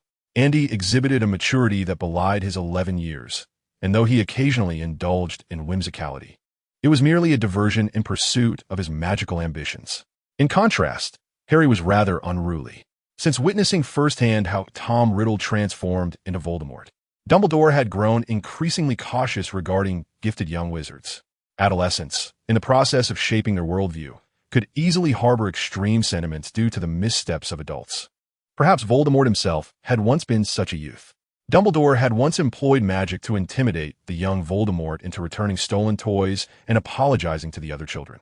Dumbledore mused that perhaps he simply needed to let nature take its course. Talented young wizards would invariably resist the allure of tranquility, especially those like Andy Collins, who possessed an intense fervor for magic. Their needs extended beyond mere magical knowledge. At times, they required worthy adversaries. Unbeknownst to Andy, he had already been set upon a path by Dumbledore, and had he known, tears of joy would likely have graced his cheeks. At 110 years of age, Dumbledore continued to diligently attend to his duties, burdened with concerns for the future of the magical world. Yet he found himself utterly alone in his twilight years. It was indeed a poignant reflection. Quirrell had departed, and if there were any new developments at Hogwarts, it might be in Professor Snape's defense against the dark arts class. Andy rather enjoyed attending Snape's lessons, which not only elucidated complex concepts, but also allowed young wizards to engage in practical exercises against dark creatures. The three young sorcerers from the college were quite content, which led to a world where only Gryffindor suffered. In Chapter 31, they were to attend Snape's potions class, followed by his defense against the dark arts class. This constituted a double dose of torment. Particularly, many of Gryffindor's classes were rescheduled to the evening, resulting in a tripling of their agony. If one were to ponder what further dissatisfaction Andy might harbor, it would likely be the fact that Snape hardly acknowledged him and Hermione anymore. When Snape posed a question, should only Hermione raise her hand, he would feign ignorance of any hands being raised. The same applied to Andy. When Snape inquired who still had questions, he would act as if Andy were non-existent in the classroom. This caused considerable discontent for the young witch. How ironic it was that just the previous Monday, she had privately consoled Snape, only to have her genuine concerns seemingly disregarded. Andy dared not voice his thoughts. That day, the young witch had suggested that if Snape could show a little more care for Gryffindor students and extend some kindness toward Harry, they would surely come to appreciate Professor Snape. She urged him not to be disheartened and to persevere. In summary, Snape had nearly unleashed his wrath upon them both that day. Chapter 47. Andy. I truly am an exemplary young sorcerer. On Thursday, September 19th, Andy made a special effort to rise half an hour earlier, tidying himself up in the washroom and styling his hair with gel. He looked absolutely perfect. Gazing into the mirror, Andy was immensely pleased. How could there exist such a handsome individual in this world? Merlin must have bestowed upon him the finest of all gifts, which was quite a burdensome thought. Dressed impeccably, Andy exited his dormitory and settled onto a sofa in the common room. As their relationship deepened, Andy and Hermione had grown accustomed to dining together in the Great Hall, with the first to arrive always waiting for the other. It was a stroke of coincidence that apart from each other, Andy and Hermione had no other friends with whom they could truly connect. Even their roommates were merely familiar acquaintances. Thus, several days prior, Andy had resolved to celebrate Hermione's birthday. Ravenclaw had 4 classes scheduled for Thursday. However, due to rescheduling, the morning defense against the dark arts class was moved to the afternoon. This left them with a generous 3-hour interlude between 10:20 in the morning and 2 in the afternoon. Ample time indeed. As Andy sat in the common room for a while, he soon spied Hermione emerging from the girls' dormitory, clad in her Hogwarts uniform, cradling a stack of books, and sporting somewhat disheveled hair. "What brings you up so early today?" Hermione inquired, somewhat surprised, as it was usually she who awaited Andy's arrival. "Perhaps I didn't sleep well last night," Andy replied casually, then rose and said, "Let's go. We have a myriad of tasks awaiting us today."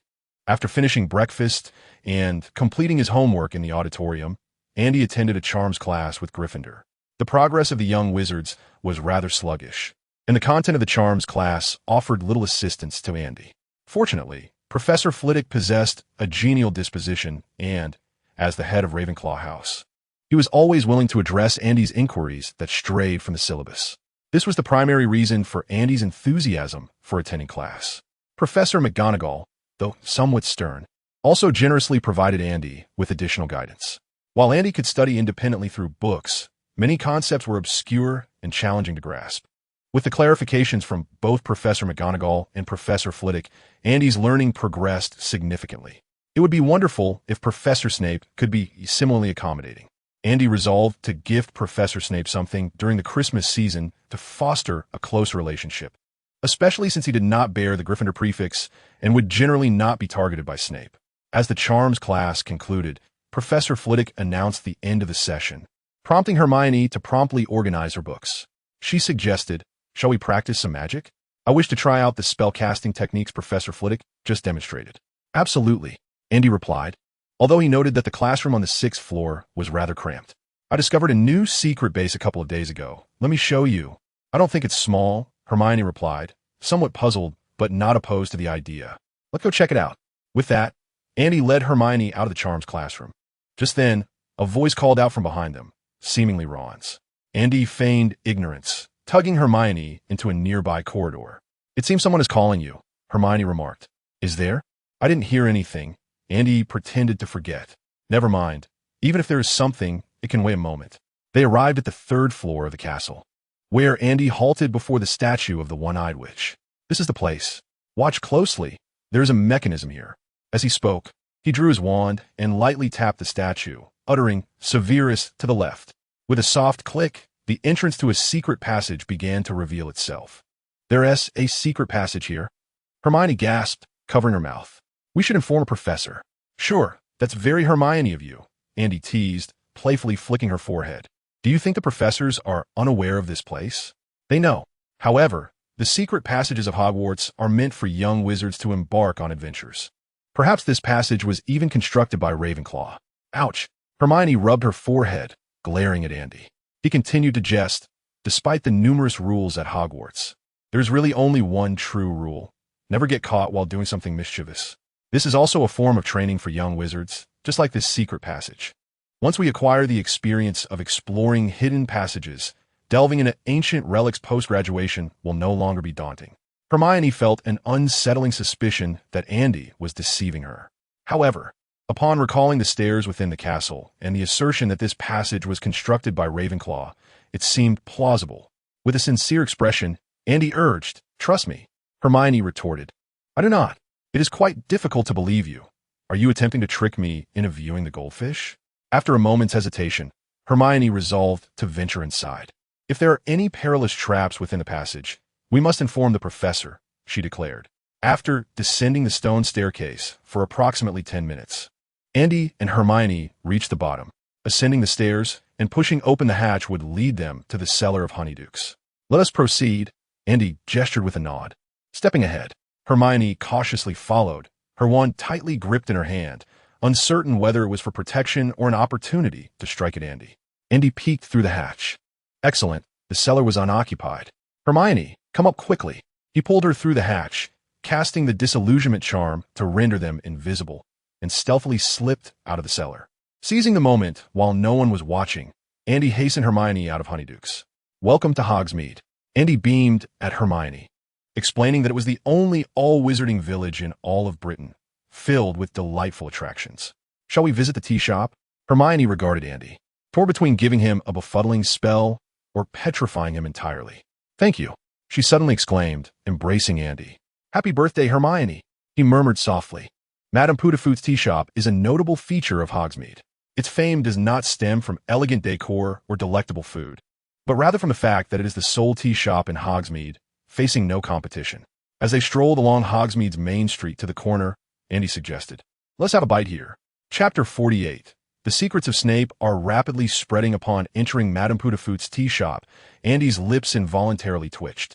The space was cramped, adorned with gaudy lace trimmings, and the small round tables were utterly unremarkable, lacking any distinctive charm. Who claimed this was a romantic haven? It was far from the posh cafes frequented by muggles. Even the corner bubble tea shops seemed superior in comparison. Nonetheless, Hermione appeared exceedingly pleased. It was her first experience dining in a shop owned by wizards.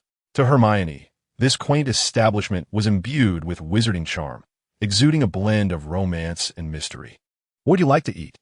Madame Putafoot approached, her figure plump and her glossy black hair elegantly arranged in a bun at the back of her head. "Rose butter biscuits and 2 cups of fruit tea, please," Andy requested. 20 sickles, Madame Putafoot exclaimed. "So expensive?" Before Andy could voice his concerns, Madame Putafoot continued, "Your order only amounts to 12 sickles. The remaining 8 are for my discretion, considering I witnessed 2 first-year wizards sneaking out of Hogwarts. Your silence fee is rather low," Hermione remarked nervously, eager to dispute with Madame Putafoot. Yet, recalling that she and Andy had indeed slipped away, the little which felt a lack of confidence. "Madam, don't you think that wall appears rather wasted?" Andy smiled, gesturing towards a wall. "You could create a wishing wall there, where people could write their wishes and post them." "What a splendid idea." Madame Putafoot seemed pleased, generously declaring, "Your bill today is on the house." "Thank you, madam," Andy graciously replied. "Then we shall have 2 portions of rose butter biscuits." "You are quite the clever little wizard," Madame Putafoot chuckled, her spirits evidently lifted. The biscuits were not expensive. She served Andy 3 portions, one of which was for him to take away. "Happy birthday, Hermione." Andy clinked his fruit tea against hers. "Thank you." Hermione took a sip of her fruit tea and curiously inquired, "How did you discover that secret passage?" "It was George and Fred who found it," Andy answered. Hermione gave him a puzzled look. "Why do you always attribute everything to George and Fred? Have they wronged you?" "It truly was them." Andy beckoned Hermione closer. "I exchanged Professor Snape's secret with them." Hermione, perplexed, asked, "What secret does Professor Snape possess?" "Well, it pertains to Professor Snape's reputation, and you must not share it with anyone," Andy said earnestly. Hermione quickly assured him, "I will keep his secret. Professor Snape is from Slytherin. During his school years, Voldemort was at the height of his power." Andy lowered his voice. "It is said that Snape once attempted to recruit a Gryffindor girl to join the Death Eaters, intending to divide Gryffindor." "Really?" Hermione gasped in a hushed tone. "Are you suggesting that Professor Snape is a Death Eater?" "That seems unlikely," Andy shrugged. "Dumbledore would not permit a Death Eater to teach at the school." "That's true." Hermione nodded. "Perhaps Professor Snape ultimately turned away from that path.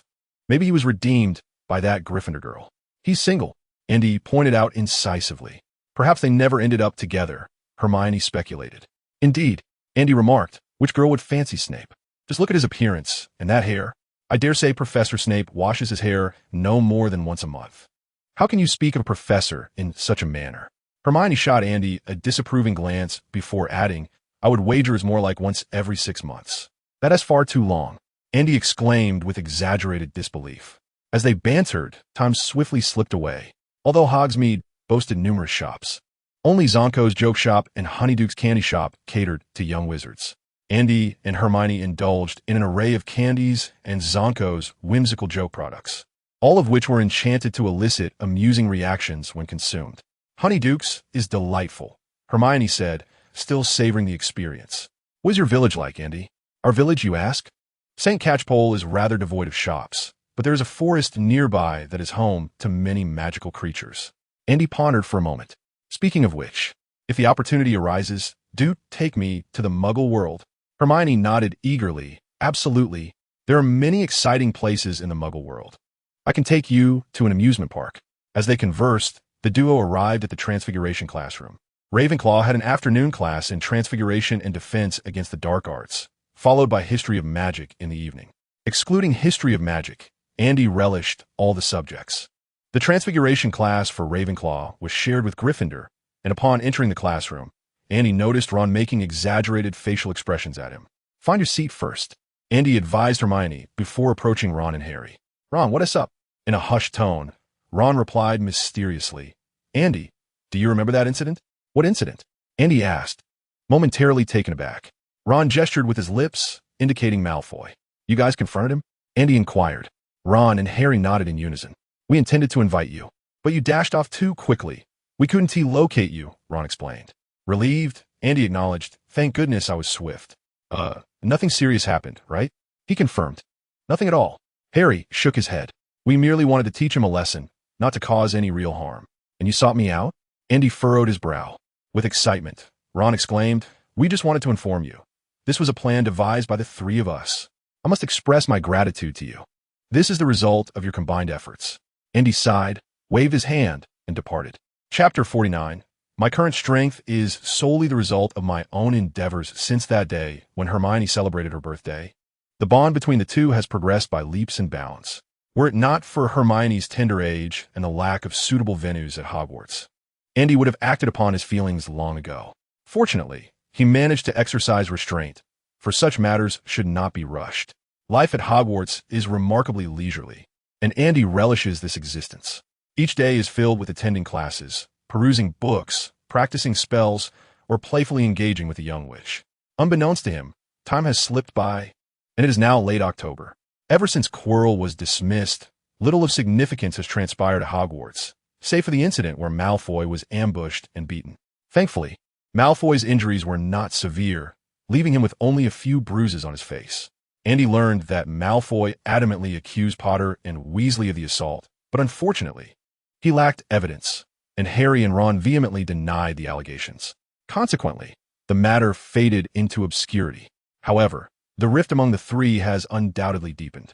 Malfoy has repeatedly provoked Harry and Ron in public, loudly mocking Ron's family. Whenever Ron and Harry were incited to retaliate against Malfoy, Snape would silently appear on the scene, resulting in Gryffindor losing 5 points. Harry and Ron longed to retaliate against Malfoy again, but after the prior incident, Malfoy seldom ventured out alone. A new defense against the dark arts professor has taken office, a wizard in his 40s named Tony Dunn. It is said that Dumbledore exerted considerable effort to recruit him. While Professor Dunn may not be exceptionally knowledgeable, he is a competent instructor, far superior to Quirrell, who only recited from textbooks. He occasionally brings in dark creatures for the young witches and wizards to engage with practically, which Andy finds satisfactory. On the 6th floor of the castle, in an abandoned classroom, Andy paused his incantation, mentally invoking the system. The system interface appeared as usual, the only difference being that the red liquid within the orb had been depleted and the data below the orb displayed potential points. 5. He chuckled foolishly. After nearly 60 days of diligent effort, Andy had finally amassed enough points to enhance his attributes once more. Without further ado, he commanded the system to allocate points. As spellcasting. 4. Transformed into spellcasting. 5. Andy felt a profound elevation within himself. It was an indescribable sensation. To elevate his magical prowess, he must integrate theoretical knowledge into his spellcasting. Moreover, different spells are grounded in distinct magical theories, and each individual possesses a unique understanding of magic. Moreover, to elevate one's mastery of magic, mere comprehension of its theoretical foundations is insufficient. One must also engage in diligent practice to skillfully wield the casting techniques that are intertwined with magical principles. In the past, when his innate talents were rather modest, he felt little of this. However, upon reaching a proficiency of 5 points in spellcraft, Andy experienced an awakening akin to unblocking the meridians of his magical potential. The various magical theories and diverse casting techniques appeared to coalesce in an instant. Fragmentation. With his wand, Andy pointed at a desk within a classroom. Under the influence of magic, the desk was instantaneously transformed into the shape he desired. The splitting charm enables objects to be divided. Skilled wizards can even use it to intricately sculpt items, demonstrating a meticulous command of magic. Though Andy had yet to attain such finesse, he was able to reshape objects into forms of his own choosing. Reassemble. Andy recited the incantation once more, and the fragmented wooden pieces swiftly converged. restoring the desk to its original form. How seamless! Andy sensed that he had yet to reach his true potential. Regrettably, the confines of the classroom were somewhat restrictive, preventing him from freely experimenting with his burgeoning magical abilities. Seizing the fleeting sensation of enhanced talent, Andy resumed his magical practice.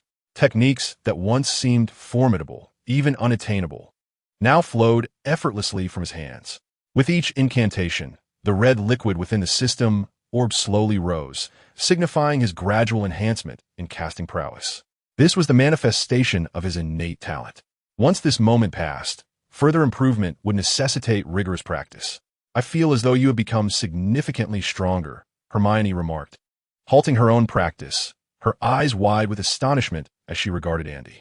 Only those who have genuinely practiced magic can comprehend the sensation of growing stronger in the arcane arts. The majority of wizards within the magical realm, when confronted with peril, instinctively flee rather than brandish their wands. For magical schools teach spellcasting but do not instruct in combat. Even the practice of magic relies heavily on the self-discipline of young witches and wizards.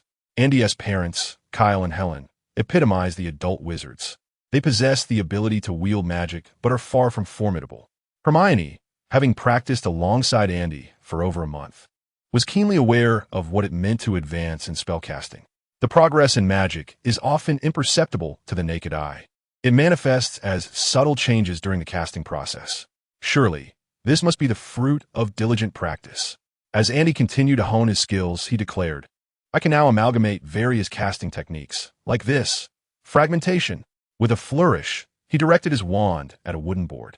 Under the influence of magic, a pentagram shape emerged from the center of the wooden board, encased within another pentagram, layer upon layer, resulting in a total of 10 pentagrams conjured by Andy. This spellcasting appeared deceptively simple, yet it demanded an exceptional level of skill. Hermione, for instance, was far from capable of such intricacies. Her splitting charm could merely fracture an object into several pieces, resembling an explosion. Return to the original state. Upon restoring the board, Andy cast his spell once more. Flames roared to life, coalescing into a majestic fire eagle, its wingspan extending 3 to 4 meters. The fiery creature circled above the classroom, causing the temperature within to surge, igniting stray scraps of paper in its wake. Noticing Hermione's discomfort, Andy hastily ceased his incantation. That was overwhelming. At that moment, Andy felt as though he could engage Dumbledore in a duel atop Hogwarts. Of course, this was merely an illusion. Having witnessed duel competitions, he understood the vast chasm separating him from those magical masters. While his talent was indeed formidable, some aspects of magic required time to cultivate, and certain elements defied conventional understanding. Magic, by its very nature, is not bound by logic. Impressive, Hermione observed with a hint of envy, realizing she would need considerable practice before she could shape flames as Andy did. Andy, she suddenly turned to him, a trace of curiosity on her face. Is there a dream you aspire to achieve through your arduous practice of magic? Dreams? Andy pondered for a moment before replying, I simply have a profound affinity for magic. I wish to master all the spells in the world, explore the essence of magical power, and push the boundaries of magic.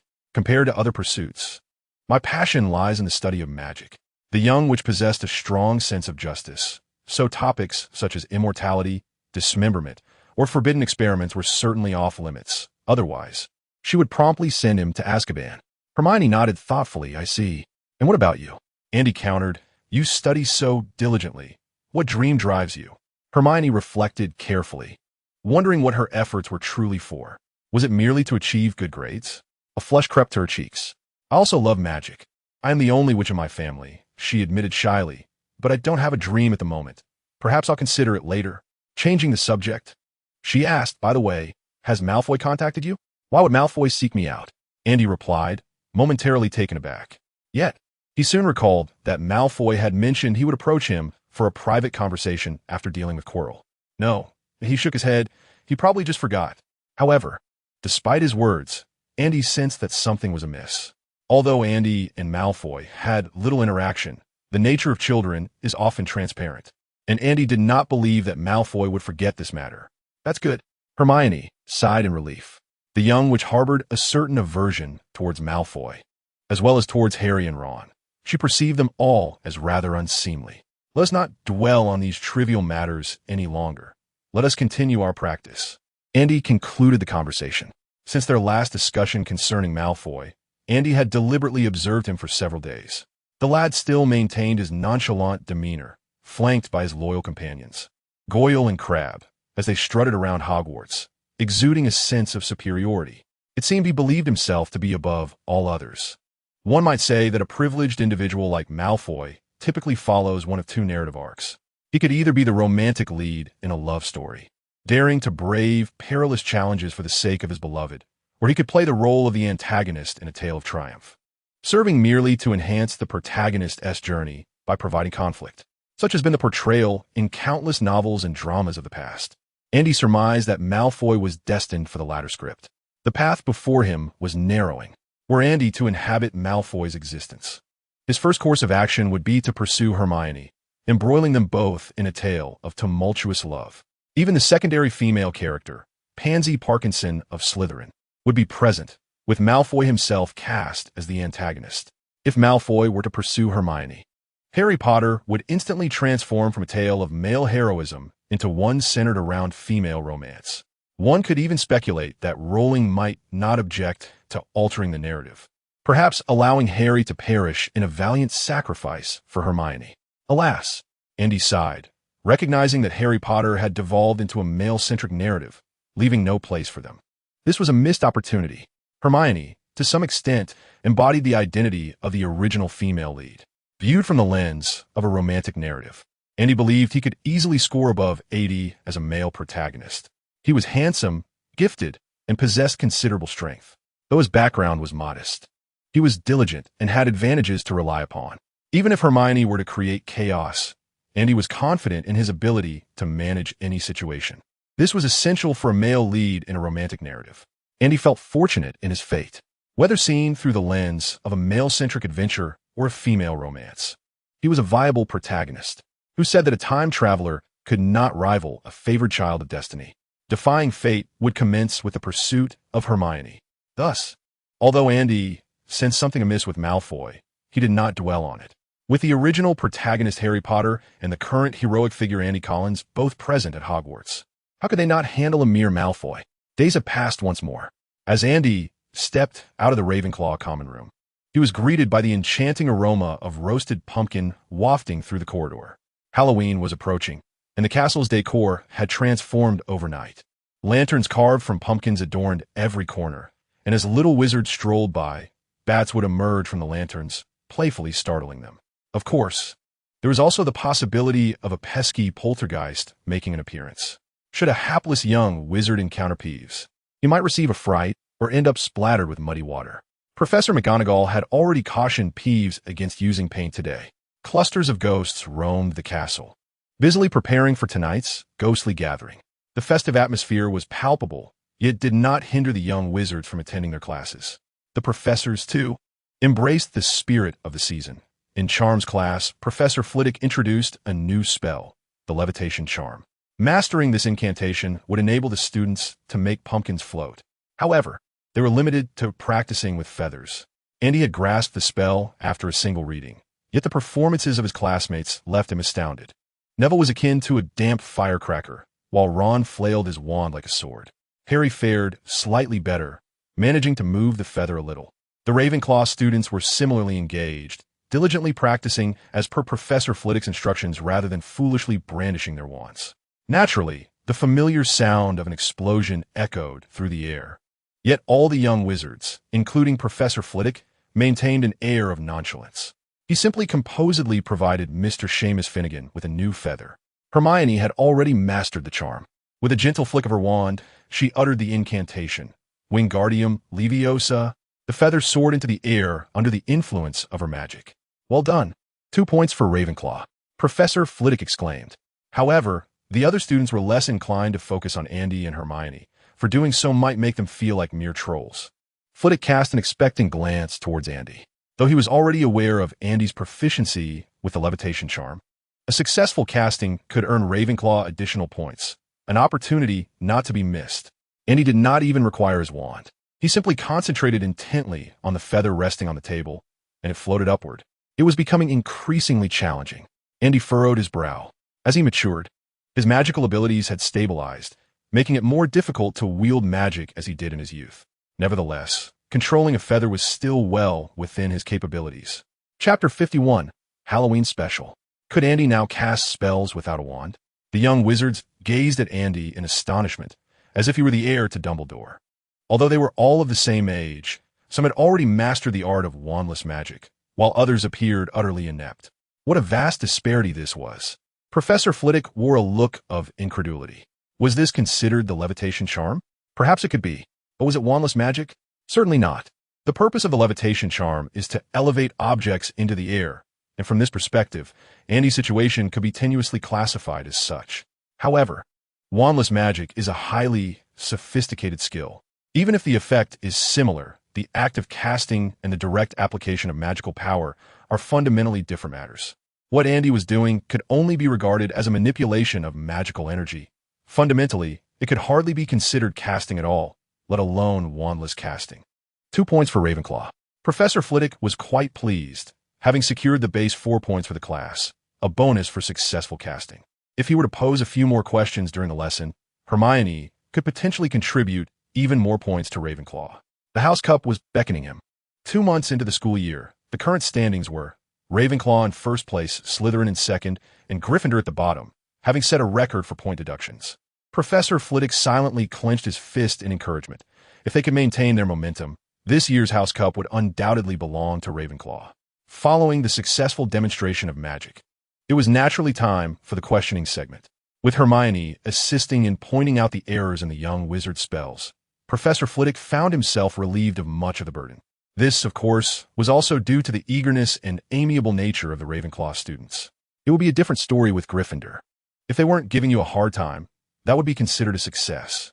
As for Gryffindor, as long as there were no mishaps, the lesson could be deemed successful. The young lions had their own methods of learning. While their minds might not always serve them well, their physical muscle memory was quite adept. Thus, Professor Flitwick was more than willing to offer Andy some additional guidance during his free time. It seems you have spent considerable time honing your magical abilities in your youth, Professor Flitwick remarked. Of course, this is also a testament to natural talent. Not every young wizard can adeptly wield their magic prior to enrollment. Curiously, Andy inquired, Professor, is this practice beneficial? Well, it's difficult to say, Professor Flitwick pondered.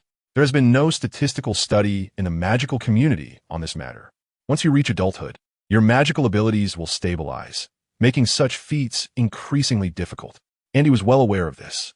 If such training were indeed useful, wizards would not require wands. Professor Flitwick continued. However, ancient wizards employed this method to train their descendants before the invention of the wand. Andy nodded in understanding. Ancient magic and modern magic are two distinct realms. The former possesses immense power and is challenging to control, while the latter is more easily mastered, with spell casting rendered simpler.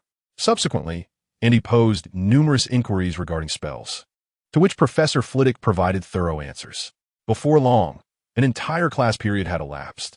Andy felt a lingering desire for more, yet regrettably, Professor Flitwick was not solely at his disposal. Ravenclaw had another lesson in defense against the dark arts, followed by Transfiguration and the history of magic in the afternoon. The newly appointed Professor Dawn was competent enough, while Professor McGonagall was a venerable educator with decades of experience. These two classes promised to impart a wealth of knowledge. After attending 3 consecutive lessons, Andy envisioned indulging in a delightful nap during the history of magic class. The day's schedule was simply impeccable. As evening approached, the castle would host a Halloween feast. Enormous pumpkin lanterns floated above the great hall, with small bats perched upon them, occasionally taking flight in groups, eliciting gasps of delight from the young wizards. The ceiling was obscured by thick layers of dark clouds, casting a somber shadow over the hall, complemented by the flickering candlelight within the jack-o'-lanterns. It was undeniable that the festive spirit was palpable. Dumbledore rose to deliver a brief address, followed by a joke that had been gathering dust in the depths of his heart for half a century. Consequently, apart from Dumbledore himself, no one in the hall found it amusing. Nevertheless, the audience clapped enthusiastically as applause signified the conclusion of his speech. At last, the feast commenced. With an array of delectable dishes gracing the long table, all traditional Halloween fare. The culinary skills of the house elves were exceptional. Even the finest chefs from the Muggle world could not compare, as this was their specialty. Andy relished the meal. "Are you going to visit Hogsmeade tonight?" Andy leaned towards Hermione and whispered, "The Halloween festivities in the wizarding world are quite lively." Hermione felt a flicker of temptation, but resolutely declined Andy's suggestion. "If you dare to sneak off to Hogsmeade, I'll inform the professors. If you're not going, what's the point of me going alone?" Andy was well aware that Hermione would never venture out, but that was the ploy. The little witch smiled sweetly, seemingly invigorated. Andy joined in her laughter. Tonight's scheme was a resounding success. After all, there's an age-old adage: true feelings cannot be preserved, only schemes can win hearts. Midway through the feast, the great hall doors swung open with a thunderous crash, and Filch rushed in, visibly flustered. "Professor Dumbledore, a young wizard has been attacked." In the basement, upon finishing his exclamation, Filch gasped for breath, clearly shaken. A shriek erupted from the Slytherin table, as a young witch named Pansy Parkinson cried out, "It's Draco. He hasn't attended the feast. I thought." Andy quickly glanced toward Harry and Ron, only to find them equally bewildered. At this moment, numerous eyes were fixed upon Harry and Ron. After all, their conflicts with Malfoy had become widely known, and although they had never admitted it, they had indeed cornered Malfoy before. It was them. Pansy Parkinson shrieked, pointing at Harry and Ron. "It was Potter and Weasley who attacked Draco." "No, it wasn't us," Harry hastily denied. Ron also shouted, "We haven't seen Malfoy all day." "Silence," Dumbledore commanded with an amplification charm, then spoke gravely. "Miss Parkinson, we do not accuse others without evidence." Having said that, Dumbledore turned his gaze towards Argus Filch. "Was the victim Malfoy?" "Yes," Filch stammered in response. "Prefects," Dumbledore said sternly, "lead your respective houses back to the common rooms immediately. Professors, follow me to the dungeons." Chapter 52. The Truth is Singular. Among the throng of Ravenclaw, Andy guided Hermione toward the common room.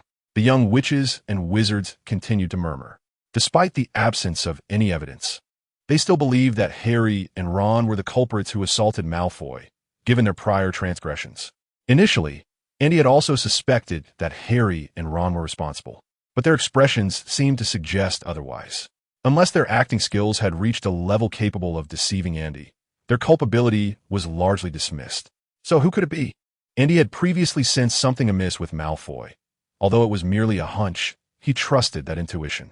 Malfoy had mentioned seeking Andy out for a private conversation after the dismissal of Quirrell, yet it appeared he had forgotten all about it. This was clearly suspicious. Andy had intended to remain unchanged amidst the chaos. Whoever was behind the attack would undoubtedly leave traces. Moreover, this incident likely had significant ties to Quirrell, who had been the primary antagonist in the first film. However, Andy never anticipated that his steadfast approach would culminate in Malfoy being the one attacked. Well, regardless of who had been assaulted, as long as Andy was not implicated, it was of no concern to him. However, solving the mystery and apprehending the perpetrator were two distinct matters. Given the presence of danger within the castle, Andy felt compelled to acquire a basic understanding of the threat's origin to potentially avoid it. "Do you think it was Potter and Weasley who attacked Malfoy?" Hermione whispered. "It shouldn't be," Andy quietly analyzed. "They wouldn't resort to such brutality. Moreover, from what I gathered from Filch, it appears Malfoy was struck by magic, and they lack that proficiency."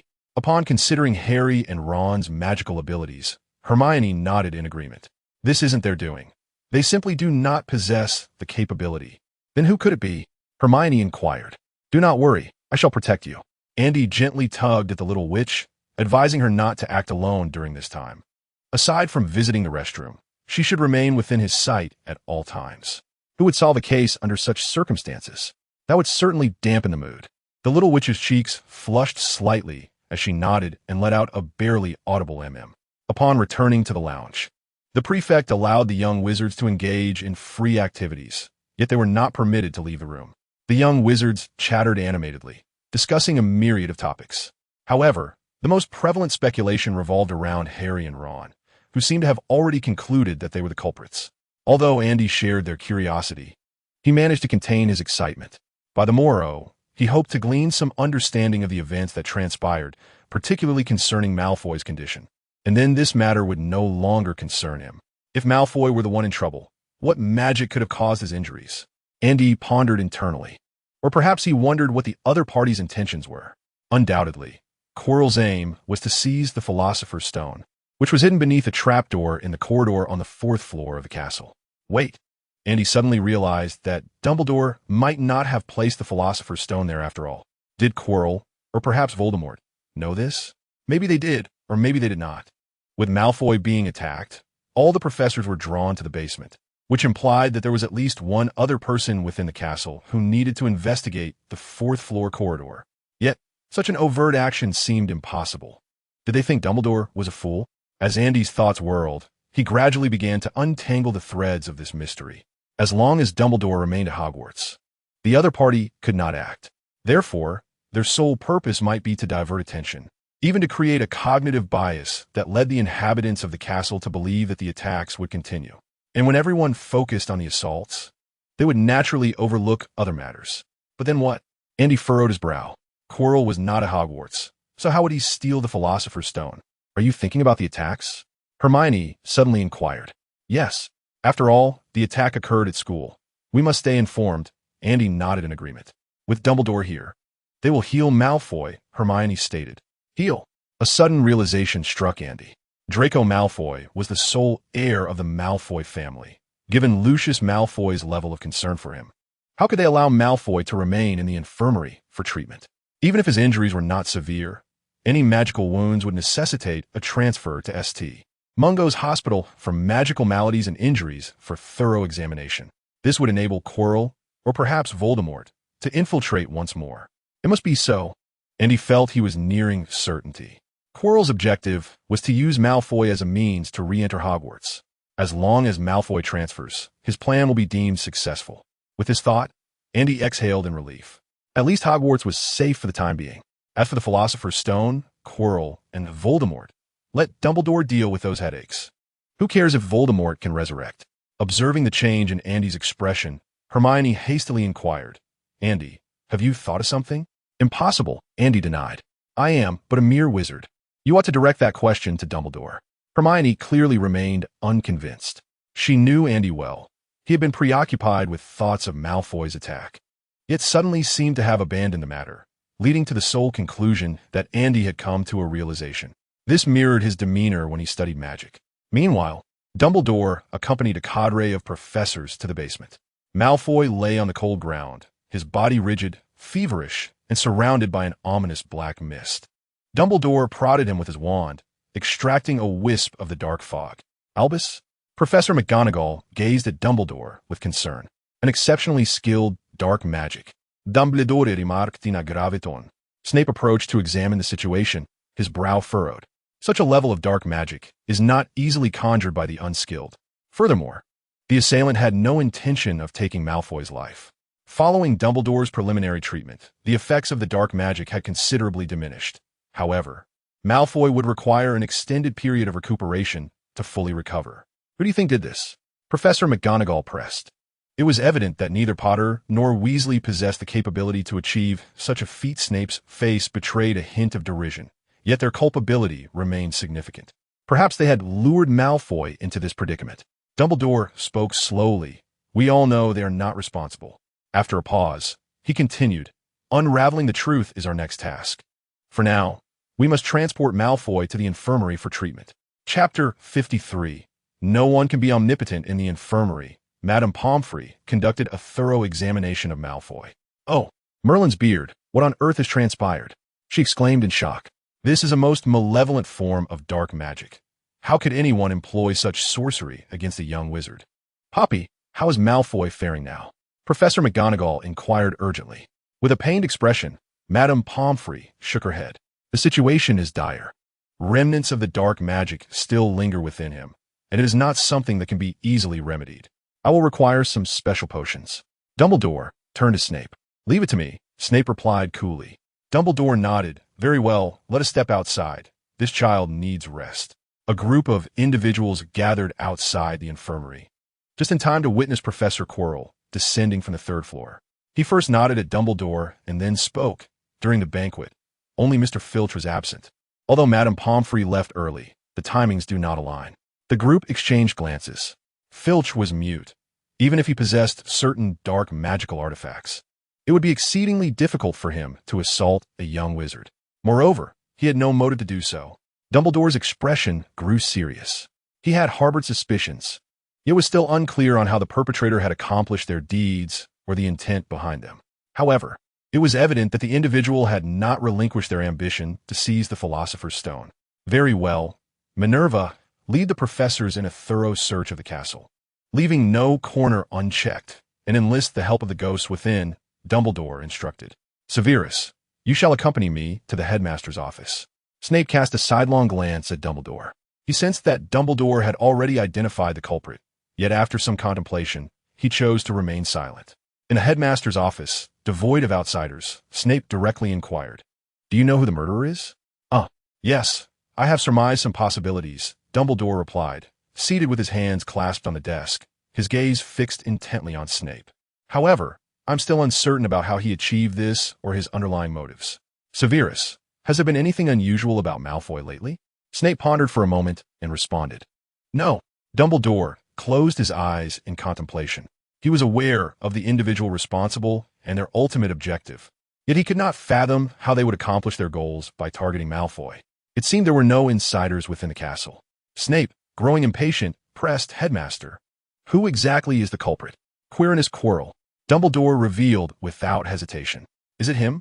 Snape expressed his confusion, as he had been away from Hogwarts for over a month. "I am familiar with his capabilities. He is incapable of such an act. The Dark Lord has also lost his power. As one of Dumbledore's closest aides, Snape was privy to many secrets, and Dumbledore would often delegate tasks related to Voldemort to Snape. To put it simply, Professor McGonagall managed the affairs of Hogwarts, while Snape was assigned the more sordid, laborious, and perilous tasks. It was a fair division of responsibilities. After all, Snape was not the deputy headmaster. Perhaps he devised some means before his departure, Dumbledore candidly remarked. "On the day he left, I inadvertently discovered that Voldemort had possessed him." Snape felt an overwhelming urge to pry open Dumbledore's skull to uncover the thoughts swirling within. "Are you suffering from senility? Since you have discovered Voldemort, why did you not apprehend him?" Severus Snape not only pondered this thought, but also posed the question, "Why did you not capture him? I find it utterly incomprehensible that, with your abilities, you could not achieve such a feat." "No, Severus, I could not." Dumbledore's gaze remained calm, his voice measured. "Though I have attained certain accomplishments in magic, I am not omnipotent, and no one in this world possesses such boundless power. Voldemort's current state is rather peculiar. He exists in a liminal space between being and non-being. While he has lost much of his strength, he has also become immune to numerous magical harms." Severus, exasperated, struggled to believe Dumbledore's assertions. The headmaster continued, "Thus, I chose to refrain from intervening at that moment. Yet it is evident that Voldemort has not relinquished his pursuits. But he has already departed from school." Snape interjected, furrowing his brow. Dumbledore expressed his own perplexity. "This is precisely what confounds me. What was Voldemort's motive for attacking Malfoy?" Severus appeared to contemplate a revelation, his expression grave. "I know Lucius. Should Malfoy be assaulted at school, he would certainly retrieve him for recuperation." Dumbledore's head jerked up to regard Snape. "If that is the case, the situation becomes rather dire. Lucius Malfoy is a Death Eater, and the news of Voldemort's survival must not reach him.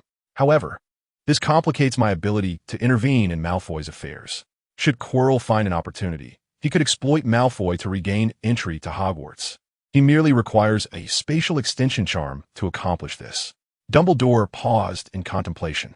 "If that is the case, at least Malfoy may be spared from immediate peril." Snape nearly succumbed to frustration. "You still wish for the Dark Lord to return to Hogwarts? We have no other recourse." Dumbledore's tone grew somber. "If we cannot unravel the secret of Voldemort's immortality, he will inevitably return one day. I am growing old, Severus, at least while I still possess the capability."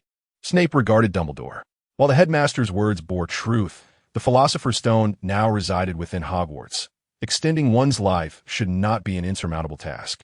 Yet, Severus was disinclined to engage Dumbledore further on this matter, not wishing to provoke the headmaster to the point of despair. "I will keep a watchful eye on him." With this declaration, Snape turned and exited the headmaster's office. He resolved to indulge in a bottle of elation potion upon his return. uncertain of its efficacy against the threat of a cerebral hemorrhage. Dumbledore remained silent. If Quirrell were to regain access to Hogwarts through Malfoy, he would undoubtedly continue to exploit him for his schemes. Given the nature of Harry and Malfoy's relationship, they would inevitably confront one another. Dumbledore closed his eyes slightly, feeling a pang of ruthlessness within himself. Yet, apart from this, he found himself bereft of alternatives. Some individuals, despite their ability to foresee the future with precision, ultimately find themselves in failure. Dumbledore is acquainted with such a person. Thus, no one possesses omnipotence. All we can do is exert our utmost effort. Chapter 54. Unexpectedly, Snape exhibits a touch of humanity. The following morning, the entire castle was abuzz with commotion. The young wizards whispered among themselves, fervently discussing the incident of Malfoy's attack from the previous night. They sought information through various channels, eager to uncover more intelligence related to the assault.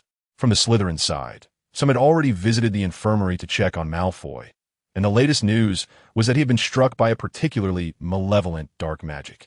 This revelation sent shockwaves through the young wizards. Could it be that Harry and Ron were indeed practitioners of dark magic?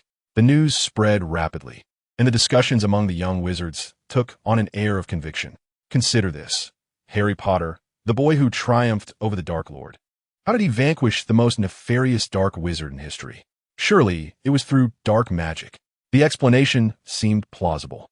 In no time, wherever Harry and Ron traversed, young wizards would hastily retreat, as if fearing that lingering too long would result in an immediate attack from them. Why, yes, I apologize. A trembling Gryffindor student stammered as he stood before Harry and Ron. I shouldn't have refused to lend you my homework last week. This is my assignment for this week. With a quivering hand, the young wizard extended his work toward Harry. Misunderstood as the culprits, Ron initially felt a twinge of irritation, but he soon began to relish the sensation of intimidation he inspired. It was as if everyone was afraid of them. Ron seized the student's assignment with satisfaction. Just as he was about to speak, a sinister voice echoed from behind. Who would have thought that our illustrious savior, Harry Potter, and his sidekick, would resort to copying others' homework? Deduct 5 points. Each of you loses 5 points. Snape's hollow gaze swept over Harry and Ron, his tone dripping with sarcasm. Potter Weasley, if you wish to fabricate lies for attention, I would suggest that Dumbledore expel you from Hogwarts. Harry and Ron trembled with fury, feeling that the individual responsible for Malfoy's attack should have also dealt with Snape. Meanwhile, Andy observed this scene while enjoying his breakfast. It was quite entertaining. Noticing Snape glance in his direction, Andy waved cheerfully. Snape thought to himself, this boy seems rather pleased with himself lately. He approached, intent on giving Andy a bit of trouble. Hello, Professor. Have you had breakfast? Care to join me for a bite? Andy greeted him with familiarity. Snape regarded Andy with an icy stare. He may not be a Death Eater anymore, but had he still been one, he would certainly have ensured that Andy understood the consequences. Andy felt a pang of disappointment. Severe as Snape's fastidious nature renders him difficult to engage with. You would do well to exercise caution, he remarked coolly. Andy, taken aback, responded, What do you mean? Are you here to trouble me? Is it that evident? Snape's voice was soft, seemingly indifferent as he said, The tactic to drive away Quirrell was taught to Malfoy by you, was it not? A flicker of recognition crossed Andy's eyes. So, you are here to offer a warning? Thank you, Professor. I shall be vigilant. Andy expressed his gratitude, surprised to discover that despite Snape's seemingly sinister demeanor, he possessed a certain warmth. This was evident in his earlier admonitions to Harry and Ron, clearly intended to prevent them from speaking carelessly, though his manner could be somewhat abrasive. Snape regarded Andy with a peculiar gaze. Has this boy caught on? Indeed, Snape had come to caution Andy to remain alert, for Quirrell would soon be entangled with Malfoy. Should Quirrell glean any information from Malfoy, it was not beyond reason that he might act out of embarrassment and directly confront Andy. Yet, the boy's expression of gratitude suggested he was already aware of Quirrell's dubious nature. How'd he come to know? Andy blinked, feigning confusion. Are you implying that Quirrell is the one who attacked Malfoy? But hasn't Professor Quirrell already departed from Hogwarts? Snape, fixing his gaze upon Andy, replied nonchalantly. He always finds a way, does he not?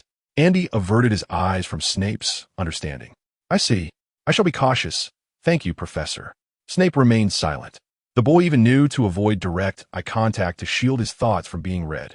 He is certainly no ordinary young wizard. Severus, A voice called out, prompting Andy to turn. The newcomer, a man of about 35 or 36, with platinum hair and a resemblance to Malfoy, approached. Lucius. Snape cast a brief glance at Andy before striding towards the entrance of the Great Hall, with Lucius Malfoy following closely behind. Finally, Hermione dared to breathe, leaning closer to Andy to whisper, what did Professor Snape mean? Is Quirrell truly the one who attacked Malfoy? Though Snape's voice had been low, Hermione, seated beside Andy, had overheard parts of their conversation. Given what Professor Snape suggested, it might indeed be true. Andy did not conceal the information, believing it prudent for the young witch to remain wary. Hermione, puzzled, inquired, but how did he manage it? How would I know? Andy shrugged, exhaling deeply. I never imagined Quirrell to be such a person, willing to retaliate against a first-year wizard. Furthermore, lowering his voice, he added, if Quirrell possesses such abilities, why does he not simply teach us properly? Hermione gasped. Are you suggesting he has ulterior motives for coming to Hogwarts? Indeed. Andy tilted his head slightly. Thus, Professor Snape took the time to remind you. Hermione asserted, if Quirrell has learned anything from Malfoy, then you will be his next target. After speaking, Hermione gazed at Andy with concern, as though he might perish at any moment. We must inform the professors. Hermione insisted, tugging at Andy to seek out Professor Flitwick. The professors are already aware, Andy interjected, pulling the little witch back. It was Professor Snape who cautioned me. Did you forget? Upon hearing this, Hermione visibly relaxed. With Professor Dumbledore at Hogwarts, as long as Andy remained there, he would be safe. Malfoy was attacked just last night. Save my foot. Andy rolled his eyes, disinterested in debating with the little witch. Quirrell's scheme was glaringly evident, and judging by Snape's demeanor, Dumbledore had clearly surmised Quirrell's intentions as well. Given this, all that remained was to exercise caution. All right, let us eat. Do not fret over trivial matters, Andy remarked indifferently. In any case, I shall be more vigilant moving forward and will not provide Quirrell an opportunity to strike. Chapter 55. Has my summoning spell failed? This morning, with no classes, Andy and Hermione strolled towards the library after breakfast. Andy, be cautious around that corner. I'll go ahead and check it out. Just follow closely behind me. Throughout this journey, Andy finally grasped the essence of paranoia.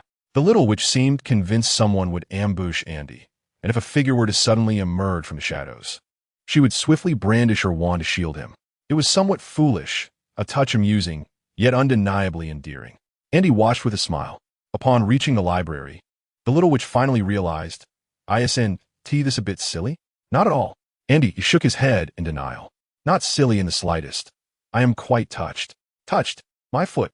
Hermione shot Andy an exasperated glare, huffed, and turned to enter the library. Due to the recent attack, the library was bustling with individuals eager to discover ways to protect themselves. There were still those on campus selling protective charms, and it was said that the Weasley twins had seized the opportunity to make quite a fortune. Andy and Hermione selected a few books and found a quiet corner to sit. What are you reading? Innovations and Charms, Andy replied. Hermione inquired with curiosity. Are you planning to create your own spell? I lack the talent for that, Andy chuckled. This book contains a paper published by Professor Dumbledore in his youth. It's quite fascinating. Let me see. Hermione leaned in closer. Unlike the composed and benevolent Dumbledore of the present, this paper revealed that his youthful ideas were rather radical, particularly regarding his research into magic, where he even mentioned several dark spells. Moreover, Andy discovered that Dumbledore had studied the art of the Silent Ones during his youth, a revelation that resonated with Andy's own thoughts. Andy harbored a keen interest in the Silent Ones, yet regrettably, this era had not witnessed the birth of a Silent One for a considerable time. Even if he wished to delve deeper into the subject, he could only rely on the scant information recorded in books. However, these texts provided only a limited portrayal of the Silent Ones. They were described as malevolent, formidable, uncontrollable entities that would erode their hosts, with those possessed by a Silent One rarely surviving past the age of 10. Aside from this, the literature primarily discussed the origins of the Silent Ones. Given Dumbledore's previous studies, his extensive knowledge and insight might offer Andy some enlightening perspectives. Unfortunately, Andy had yet to find an opportunity to seek Dumbledore's guidance on magic. After all, Dumbledore was not solely Andy's to consult. How splendid it would be if someone could encapsulate Dumbledore within a ring, allowing Andy to carry him wherever he went. Perhaps tonight, a nocturnal escapade might entice Dumbledore into the open, Andy mused. Thus, he resolved to proceed with his plan. To his astonishment, he learned that Professor Dumbledore had invented new spells during his school days. Hermione, her eyes alight with admiration, exclaimed, "He is truly remarkable. Don't you agree, Andy?" Indeed, this venerable wizard was no ordinary man. In his youth, Dumbledore had delved into dark magic. Perhaps he was even a master of it. Andy speculated that, based on Dumbledore's attitude towards dark magic, he must have undergone a profound transformation before returning to the righteous path. One could surmise he had endured a heart-wrenching past, evidenced by his lifelong single status. Andy harbored suspicions that Dumbledore might have succumbed to the allure of dark magic, ultimately causing him to unwittingly slay his beloved, leading him to resolutely vow to safeguard the magical realm for eternity. He shared his conjectures with Hermione, only to be met with a flurry of playful reprimands. She refused to believe that Dumbledore had ever studied dark magic. "No, look at this paper," Andy countered, presenting his evidence. "How radical is its stance on magic? It even mentions several dark arts. Do you truly believe Professor Dumbledore has never engaged with dark magic?" Hermione huffed. Professor Dumbledore must have mentioned dark magic only as a means to combat it. "Very well. If you remain unconvinced, I shall venture into the restricted section tonight and see if I can lure Dumbledore out. If I succeed, splendid. If not, I shall peruse a few forbidden tomes. It's a win either way." In the afternoon, Ravenclaw had a herbology class, followed by a flying lesson. The herbology professor was Pomona Sprout, the head of Hufflepuff House. Within the hallowed halls of Hogwarts, while some professors may lack depth, those who attain the title of head are undeniably formidable figures. Andy's interest in herbology was minimal, yet he possessed remarkable talent in the subject. If the system possesses the attribute of herbalism, Andy believes he must be exceptionally gifted. As for flying lessons, they are even more tedious. Madame Hooch indeed exhibits a remarkable talent for both flying and Quidditch, yet her magical prowess is quite mediocre. Fortunately, she only instructs flying. Andy's aptitude for flying is passable, though he harbors little enthusiasm for it. The sole amusement in flying lessons might be derived from a certain brown-haired little witch. Hermione's talent for flying is quite average, compounded by her fear of heights. Observing the little witch tremble atop her broomstick, daring only to ascend to about 3 meters, Andy finds immense delight. The little witch grits her teeth in frustration, yet dares not chase after Andy, only to become increasingly exasperated. Even Madame Hooch advises her to abandon the endeavor. Upon completing the final flying lesson, the week's classes draw to a close. Tomorrow is Saturday, providing Andy the perfect opportunity for a lie-in. Tonight's nocturnal escapade is undoubtedly opportune. As night falls, once his 3 roommates are fast asleep, Andy quietly rises from his bed, dons his attire, and, wand in hand, slips out of the Ravenclaw common room. First, he casts the disillusionment charm to render himself invisible, then makes his way to the library with practiced ease, and finally, employs the unlocking charm to gain entry, perfectly infiltrating the premises. Approaching the ropes marking the restricted section, Andy takes a deep breath and vaults over them. He pauses, waiting. Why hasn't Tthe Dumbledore appeared? A young wizard is attempting to sneak a peek at the restricted books. Dumbledore, come forth and intervene, lest he be led astray. Has my summoning charm faltered? Retreating behind the ropes, Andy muses. Perhaps one attempt is insufficient. It seems I must try several times. Last time, I entered and exited multiple times before Dumbledore made his appearance. I'm in, I'm out, I'm in, I'm out. Where is Dumbledore? If you neglect me any longer, I might very well go astray. Casting a wary glance around, Andy discovers not even a shadow of Dumbledore. Determined, he resolves to master the summoning charm post-haste, so that the next time he wishes to see Dumbledore, he can simply summon him. Well, since no one is watching, surely I can peruse a few books without consequence. Chapter 56. I uncovered Voldemort's terrifying secret. Andy meanders along the shelves of the restricted section, where the tomes starkly differ from those outside. Merely gazing upon the covers sends a shiver down his spine. He randomly selects a book titled Forbidden Magical Experiments and Their Consequences. The cover is black, its texture smooth, seemingly not crafted from ordinary parchment. Its material remains a mystery. Andy draws forth his wand. The light flickers, controlling a glowing orb to hover beside him. He withdraws his wand, steadies his racing heart, and opens the book. Andy, upon perusing the first chapter of this tome, discerned a profound truth.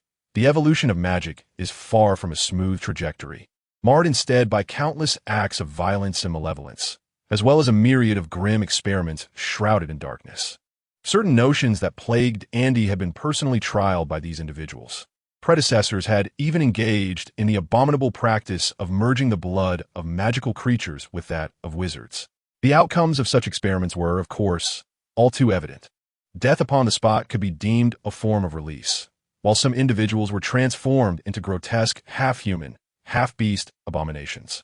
Others were left in a state of mental decline, their bodies grotesquely deformed, rendering existence a fate worse than death. The volume contained illustrations depicting various distorted wizards, some with disproportionately large heads, others with legs fused together. Conditions such as rampant decay, bodily swelling, and desiccated skin were merely the tip of the iceberg. It was utterly horrifying. Andy felt a wave of nausea wash over him. This book cataloged numerous disastrous outcomes of magical experiments. In comparison to the monstrosities chronicled within, Voldemort could almost be considered strikingly handsome. Andy swiftly skimmed through the entire book before returning it to its place. The text repeatedly referenced the term magical transformation. Unlike transfiguration, magical transformation pertains to a profound alteration of the physical form through magic. This process necessitates extensive knowledge regarding bodily metamorphosis, hence its designation as magical transformation. Although perilous, the advantages of successful transformation are manifest. It can augment a wizard's magical prowess while enhancing their physical adaptability to magic, facilitating smoother spellcasting and significantly amplifying magical potency. Truly a comprehensive enhancement. Andy speculated that Voldemort might have undergone such a transformation, which could account for his ghastly appearance. Yet, the potency of Voldemort remains indisputable. If ordinary wizards are akin to average players in a game, Voldemort is akin to a cheat code. The disparity between them is overwhelmingly pronounced. As for Dumbledore, Andy had yet to uncover the secrets of his formidable strength. Perhaps he had discreetly indulged in some form of enhancement. With a furrowed brow, Andy acknowledged that there was no question Voldemort's innate talent ranked among the foremost in the magical realm for a century. Yet he had still been transformed into a being that was neither man nor monster. In terms of prowess, Voldemort had achieved success. However, one's appearance, after all, is a lifelong affair. If even Voldemort could undergo such a transformation, Andy did not believe he would be an exception, able to enhance his strength through magical transformation while preserving his handsome visage. One cannot have both fish and bear's paw. Andy continued to browse the books on the shelves. Given the rare opportunity, he deemed it more prudent to seek out literature pertaining to magical transformation than to merely learn a few additional spells. To broaden his horizons and ascertain the viability of his chosen path, Andy recognized that Voldemort was indeed a pioneer in this journey. Regardless of his appearance, Voldemort's formidable power was indisputable.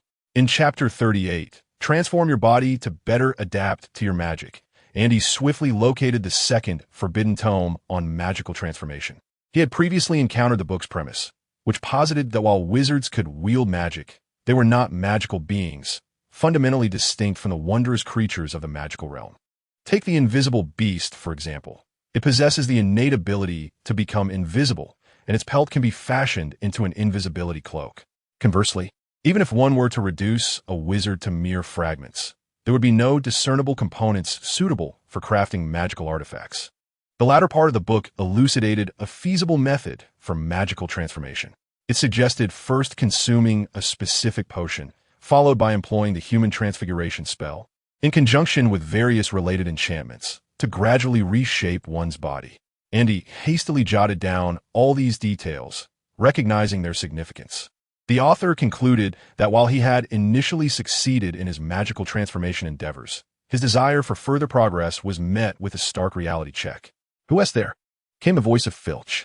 Unperturbed, Andy returned the book to its shelf, extinguished the glow of the Lumos spell, and discreetly cast the disillusionment charm. Filch was largely ineffectual, and as long as Andy remained cautious of his cat, he could evade this predicament. Upon leaving the library, Andy made no delay and promptly returned to the Ravenclaw dormitory. As he lay in bed, he began to reflect on the evening's events. Dumbledore had not appeared. Perhaps he was not present at the school. After all, Malfoy had been attacked by dark magic on campus, and Dumbledore, as the headmaster, would undoubtedly need to investigate. It was likely that he was also devising strategies to prevent Quirrell from infiltrating Hogwarts. As for the two tomes, there was no doubt that beyond the fusion of mind and magic, Andy had uncovered another avenue to enhance his power. He had discovered Voldemort's formidable secret. Based on Voldemort's appearance alone, Andy surmised that he must have undergone multiple magical transformations and survived the ordeal. The Silent One, Voldemort, served as a testament to the efficacy of these two methods of empowerment. Though late at night, Andy remained invigorated. He resolved to seek another opportunity to revisit the restricted section in hopes of unearthing additional works on magical transformation, thereby formulating a practical approach. Once his inherent talents were sufficiently elevated, his theoretical knowledge robust, and his spellcasting skills adequately developed, Andy intended to embark on his initial attempt at magical transformation. Indeed, while Andy possesses a system capable of enhancing magical power, many issues cannot be resolved merely by amplifying one's magical prowess. For instance, the matter of spellcasting output. Is mana related to magical attack? At least within the realm of Harry Potter, magical attacks are solely contingent upon skill level, with little regard for mana. The two tomes introducing magical transfiguration address a particular concern. Wizards are not magical beings, and their magical output has a definitive limit. In Andy's understanding, this phenomenon resembles that of electrical devices. Even with a high-capacity generator, a transformer will inevitably impose its own constraints. Clearly, the human body functions as its own transformer. Chapter 57. The Quidditch match and the advent of Christmas. As November unfolds and the weather grows increasingly frigid, Andy receives new garments sent from home, reportedly handpicked by young Isabel herself. Truly commendable, Andy resolves to return home for Christmas, eager to forge a closer bond with Isabel. He wonders whether the months apart have made her feel estranged. At the onset of November, Hogwarts prepares for its inaugural Quidditch match. According to the schedule, this year's first contest pits Gryffindor against Slytherin. The clash of rivals. Even before the match commences, tensions between the two houses are palpable. Gryffindor and Slytherin have always been at odds, especially with rumors circulating that Harry and Ron employed dark magic against Malfoy, which has only intensified the atmosphere. Just yesterday, a near brawl erupted in the Great Hall, almost culminating in a house war, had it not been for the timely intervention of Professors McGonagall and Snape. First-year wizards are understandably anxious, while the older students regard such occurrences as mere trifles, as these confrontations are a yearly ritual. Is Quidditch truly that enjoyable? Hermione casually flips through a book on Quidditch, yet finds herself lacking enthusiasm. You'll see once you watch, she remarks.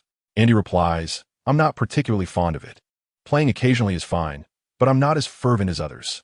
In fact, wizards like Andy, who harbor a disinterest in Quidditch, are considered anomalies in the magical community. With few forms of entertainment available, the wizarding world lacks even a television, let alone gaming consoles or computers. Let us go, Andy declares, rising to his feet. The match is about to begin. Let us go watch. Indeed, Hermione nods in agreement. Upon arriving at the Quidditch pitch, a jubilant atmosphere envelopes them. Even before the match has commenced, young wizards are already animatedly cheering, banners supporting their respective houses abound. Andy and Hermione position themselves in the Ravenclaw section, securing a vantage point as they await the start of the game. With the entrance of the teams, the match soon commences. At merely 11 years of age, Harry Potter appeared somewhat diminutive among the older students. Nevertheless, his flying skills were truly commendable, certainly surpassing those of Andy to a degree. Observing the match from the stands presented an entirely different experience than reading about it in the newspapers. Immersed in this lively atmosphere, Andy gradually began to appreciate the thrill of the game. The little witch was also quite delighted. Every time a goal was scored, she would applaud and cheer enthusiastically. Here, Hermione, would you like a snack? Andy offered some treats to Hermione. What did you buy these? Hermione inquired, her expression tinged with skepticism. You didn't sneak off to Hogsmeade, did you? With a playful flick, Andy lightly tapped Hermione on the forehead. I got them through an owl. Who even goes out to shop anymore? It's exhausting. In all honesty, the magical world's online shopping was far superior to that of the Muggle world. After all, owls were the wizard's best friends. Oh, Hermione pouted, covering her forehead, unable to find solace even in the snacks for her frazzled mind. The match intensified as it progressed. The overall strength of the Gryffindor team was evidently superior to that of Slytherin. Within merely 20 minutes, Gryffindor had already secured a significant lead. However, Slytherin had fully embraced the concept of unscrupulous tactics. When Gryffindor's Angelina Johnson received the ball, two Slytherin chasers swooped in, cornering her and forcing Angelina to crash into the stands surrounding the pitch. Foul! Slytherin has resorted to despicable tactics. This is a foul. Jordan Lee, the commentator, shouted animatedly, uncertain whether it was indeed a tactic or a violation. As the match continued, Gryffindor's goalkeeper, Oliver Wood, was struck by a rogue bludger and was knocked unconscious. Without a goalkeeper, Slytherin swiftly overtook Gryffindor in the score. Andy's gaze drifted towards Harry. Harry's broomstick, the latest model, the Firebolt 2000, possessed inherent protective enchantments. Yet, in the original narrative, Quirrell had managed to covertly interfere with Harry's broom without detection. It was evident that Quirrell was not as inept as he appeared. Fortunately, Quirrell had been expelled from Hogwarts, and Harry's broom remained unscathed, allowing him to swiftly capture the golden snitch and conclude the match. It seemed Gryffindor had triumphed. And he turned to Hermione with a grin. So, what do you think? Did you find a Quidditch match engaging? I thought it was quite fascinating, Hermione replied, clearly still exhilarated. The competition was fierce, and I've never witnessed such aerial gameplay before. The next match will be Ravenclaw against Hufflepuff. Let's watch it together, Andy suggested. Absolutely. Hermione responded with enthusiasm. In the ensuing weeks, Andy returned to the rhythm of his academic life, attending classes, frequenting the library, and practicing magic in a steady routine. Occasionally, in the stillness of the night, Andy would wander into the restricted section, furtively perusing a few books. However, Dumbledore had not made another appearance, leaving one to wonder if he had tacitly permitted Andy's behavior. Naturally, Andy had ceased employing the grand summoning spell, for such repetitive actions seemed somewhat foolish. Although he yearned to engage Dumbledore in discourse regarding the enigmatic issues surrounding silence, he recognized that such inquiries were not urgent. Even if Dumbledore were to divulge something, Andy's current capabilities would render any research arduous. Apart from occasionally contemplating his future path in magic, Andy focused predominantly on enriching his present self, striving to acquire more magical knowledge and master additional spellcasting techniques. As December unfolded, the weather grew increasingly frigid. Just days prior, a snowfall had blanketed the grounds, prompting Andy to don a sweater beneath his wizarding robes. Time truly flies. Sitting by the fireplace in the common room, Hermione expressed her sentiments. Andy, how do wizards celebrate Christmas? Perhaps it is quite similar to how muggles do. With the holiday approaching, Andy found himself torn between the desire to return home and the reluctance to part with the Hogwarts library. Nevertheless, thoughts of his parents and little sister filled him with anticipation. Don't forget to write to me during the break, Hermione reminded him, before inquiring, by the way, would you like to read some Muggle books? Oh, no thanks, Andy quickly replied. This time home, he wished to consult Kyle and Helen about certain magical practices not taught at Hogwarts, leaving little time for Muggle literature. He had already read enough of those books in his previous life. Chapter 58. Godric's Valley. On the evening before the holiday, Hogwarts was blanketed in snow throughout the night. The vast expanse of falling snow transformed the world into a pristine white canvas, with Hogwarts Castle appearing particularly enchanting from afar. As Andy departed the castle, he noticed Filch laboriously clearing the snow from the grounds, his face flushed from the cold, wielding only a worn broom, a pitiful sight indeed. Upon boarding the train at Hogsmeade Station, Andy and Hermione located an empty compartment. To avoid disturbances, Andy magically secured the compartment door. The train began its slow journey, drawing ever closer to King's Cross Station. Do you remember our first encounter? Andy mused, gazing out at the retreating landscape. Back then, you were utterly oblivious to the magical world and appeared quite anxious. Who would have thought that in the blink of an eye? That little which would evolve into a master of spells? What do you mean by master of spells? Hermione replied, slightly embarrassed. Besides, I was not anxious at all. Well, if you say you weren't anxious, then I shall believe you.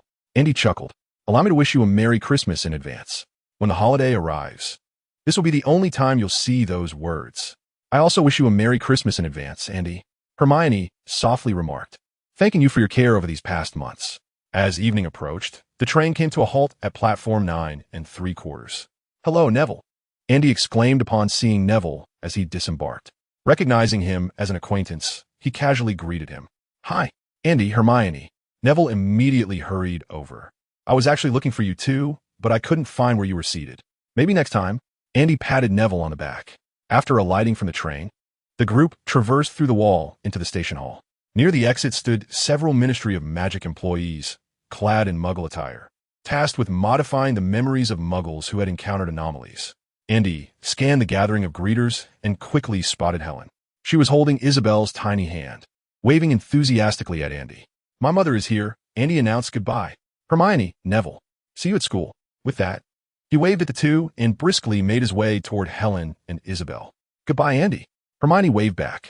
Mom and Isabel, it's been a while. Andy enveloped both in a warm embrace. The little girl peeked curiously, observing Andy's classmates from afar, and asked, Andy, is that little witch your girlfriend? You mean Hermione? Andy, feeling a surge of vanity, nodded at the little girl. Yes, why? How peculiar. Isabel pouted, appearing somewhat displeased. How could someone like you find a girlfriend? What do you mean by someone like me? Andy teased, pinching Isabel's cheek. You must clarify that. Helen quickly interjected. Which one? Isabel, did you see clearly? By this time, Hermione had already departed with her parents. Helen felt a tinge of regret as she rubbed Andy's cheek. You meet a female classmate at school, and don't even write to tell us. Unlike Isabel, Helen was not so easily deceived. She found it hard to believe Andy would have a girlfriend in the first year. What does an 11-year-old know about romance? Yet, such is the nature of the magical world, where male and female classmates who were familiar during their school years often end up together after graduation. That was how it had been for Helen and Kyle. So, in Helen's eyes, even if Hermione was not currently Andy's girlfriend, it hardly made a difference to the family. It was merely a matter of a few years. Stop staring. They've already left. Andy shrugged. Perhaps I'll introduce you to her another time. As Helen took Isabel's hand, she said to Andy while walking, This Christmas, we'll celebrate at your grandfather's house. Got it, Andy replied. He had quite a few relatives. Both his grandfathers and grandmothers were still alive. Additionally, he had an aunt, an uncle, and a younger aunt. Including distant relatives, the number increases significantly. My grandfather resides in Godric's Hollow, a renowned haven for half-bloods, where it is said the founder of Gryffindor House was born. Upon boarding the night bus, Isabel was immediately filled with excitement. Andy couldn't help but wonder if the little girl was merely accompanying Helen to the station for the sake of the bus ride.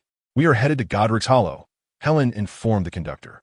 After purchasing their tickets, the night bus shot forward like an arrow, its speed distorting the scenery outside the windows. Wow, the little girl exclaimed, as the night bus was her favorite mode of transport. Isabel, when summer vacation arrives, shall I take you to a Muggle amusement park?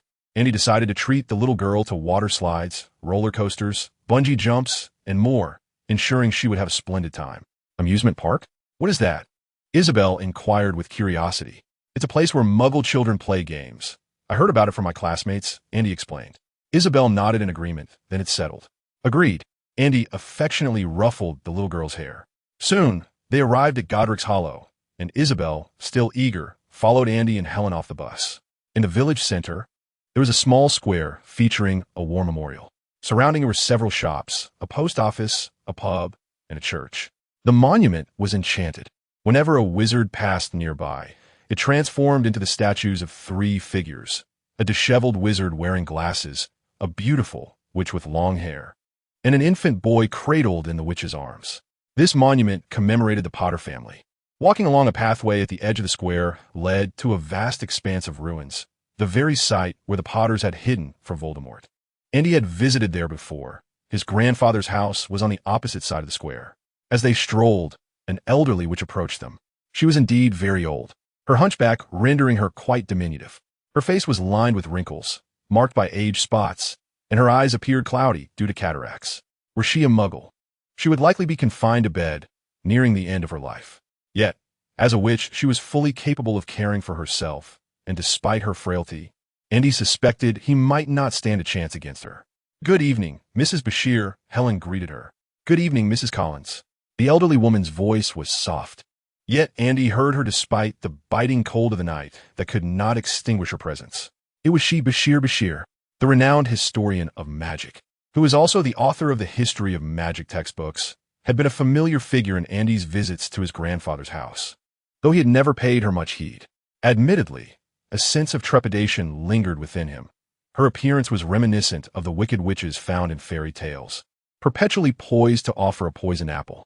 It was only after delving into the study of magic history and conducting research on the textbook's author that Andy truly appreciated her formidable prowess. This venerable lady was a veritable fountain of knowledge in the magical realm, her age surpassing even that of Dumbledore. Since the last century, she had been immersed in the study of magic history, not only that of the British Isles but of all Europe as well. "What is it?" Helen inquired.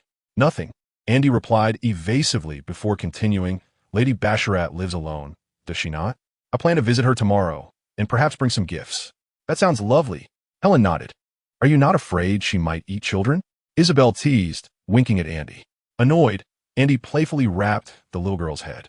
Indeed, he had once used such frightful tales to scare Isabel, yet she had shown no fear, having even ventured into Lady Basharat's abode. Before long, the trio arrived at Andy's grandfather's residence. "Hello, Andy. It has been a while. How is life at Hogwarts? Any adjustments to make?" Norman Collins, Andy's grandfather, greeted him warmly. He was an affable man, slightly plump, yet perfectly so. "Everything is splendid," Andy said, embracing Norman. Grandmother Veronica Collins brought forth an assortment of cookies, fruits, and hot cocoa, and they gathered around the fireplace, reminiscing about their time at Hogwarts. When Kyle returned from work, the family enjoyed a sumptuous dinner together. The following morning, Andy donned thick clothing, took the gifts prepared by Helen, and brought along his grandfather Norman's camera as he set out. He first visited the War Memorial to capture a few photographs before heading to the ruins for additional shots. There, he found a wooden plaque adorned with blessings commemorating the Potter family, where many witches and wizards had left their messages. Andy resolved to present these photographs to Harry as a Christmas gift, for they bore sentimental value, yet were economically prudent, costing not a single bronze canute. After completing his photography, Andy made his way to the abode of Lady Basharat. Consulting a mentor on such matters is akin to courting a young lady. One must possess a thick skin, regardless of the nature of the relationship. Upon meeting, one must speak freely, and only after doing so can one ascertain the outcome. Should it succeed, it is a tremendous gain. If not, there is no loss. Knock, knock. Andy rapped on the door. Creak. Moments latte.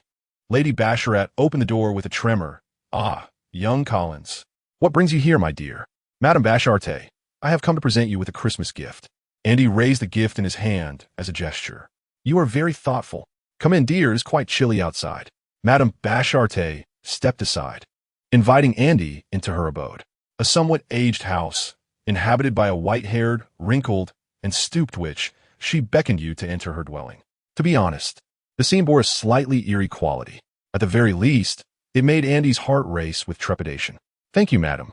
Andy expressed his gratitude, steeling himself as he stepped inside. The room was warmed by a crackling fireplace, and candles flickered on the surrounding walls, yet the interior still seemed somewhat dim.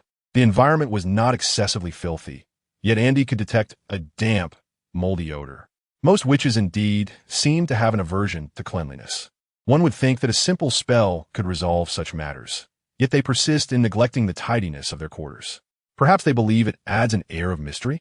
As Andy stepped on the creaky floor, he placed the gift upon the table and then surveyed the room. On a cabinet, he noticed a curved box adorned with numerous photographs. As he gazed at the images, he felt as though the subjects were looking back at him. One photograph captured a strikingly handsome individual with golden hair, exuding a languid charm. When Andy glanced at him, the figure playfully winked. "Madam, who is this?" Andy inquired with curiosity. "That is my great-nephew," Madame Basharat replied softly. "Please have a seat, dear." "Thank you." Andy expressed his appreciation and casually selected a chair to sit in. "Madam, where is your great-nephew?" Andy continued to ask. "Will he not join you for the festivities?" Youth has its advantages. It is often said that children speak without guile, and certain remarks from adults may come across as quite rude, while those uttered by children are frequently overlooked. "He cannot come." Madame Basharat seemed reluctant to elaborate further and inquired, "Dear child, would you care for something to drink?" "Thank you. Just a cup of tea will suffice," Andy replied. Once Madame Basharat presented him with a steaming cup, Andy, filled with curiosity, asked, "Madam, I have heard that you were once neighbors with Professor Dumbledore. I am intrigued. What was Professor Dumbledore like as a child? Was he mischievous like other children?"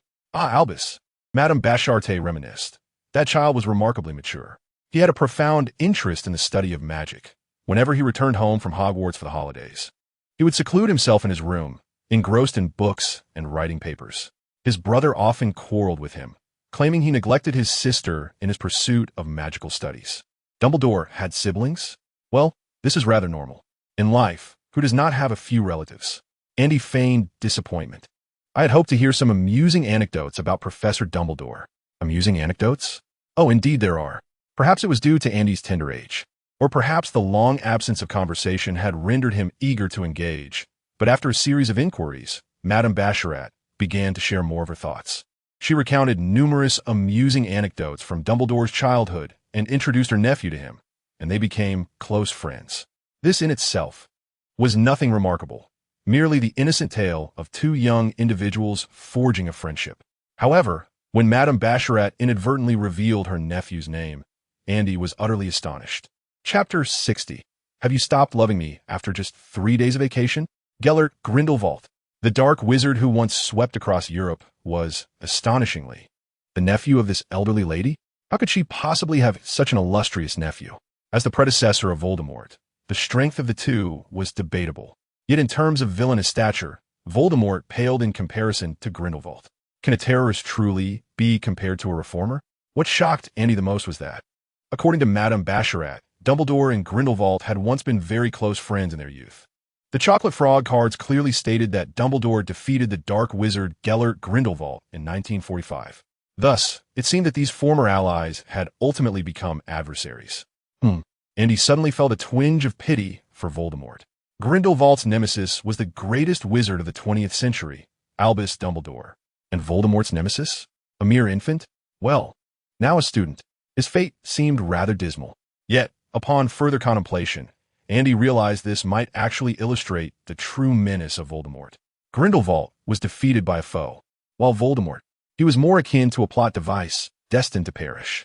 The terror of Voldemort lay not only in his formidable powers, but also in his wicked heart.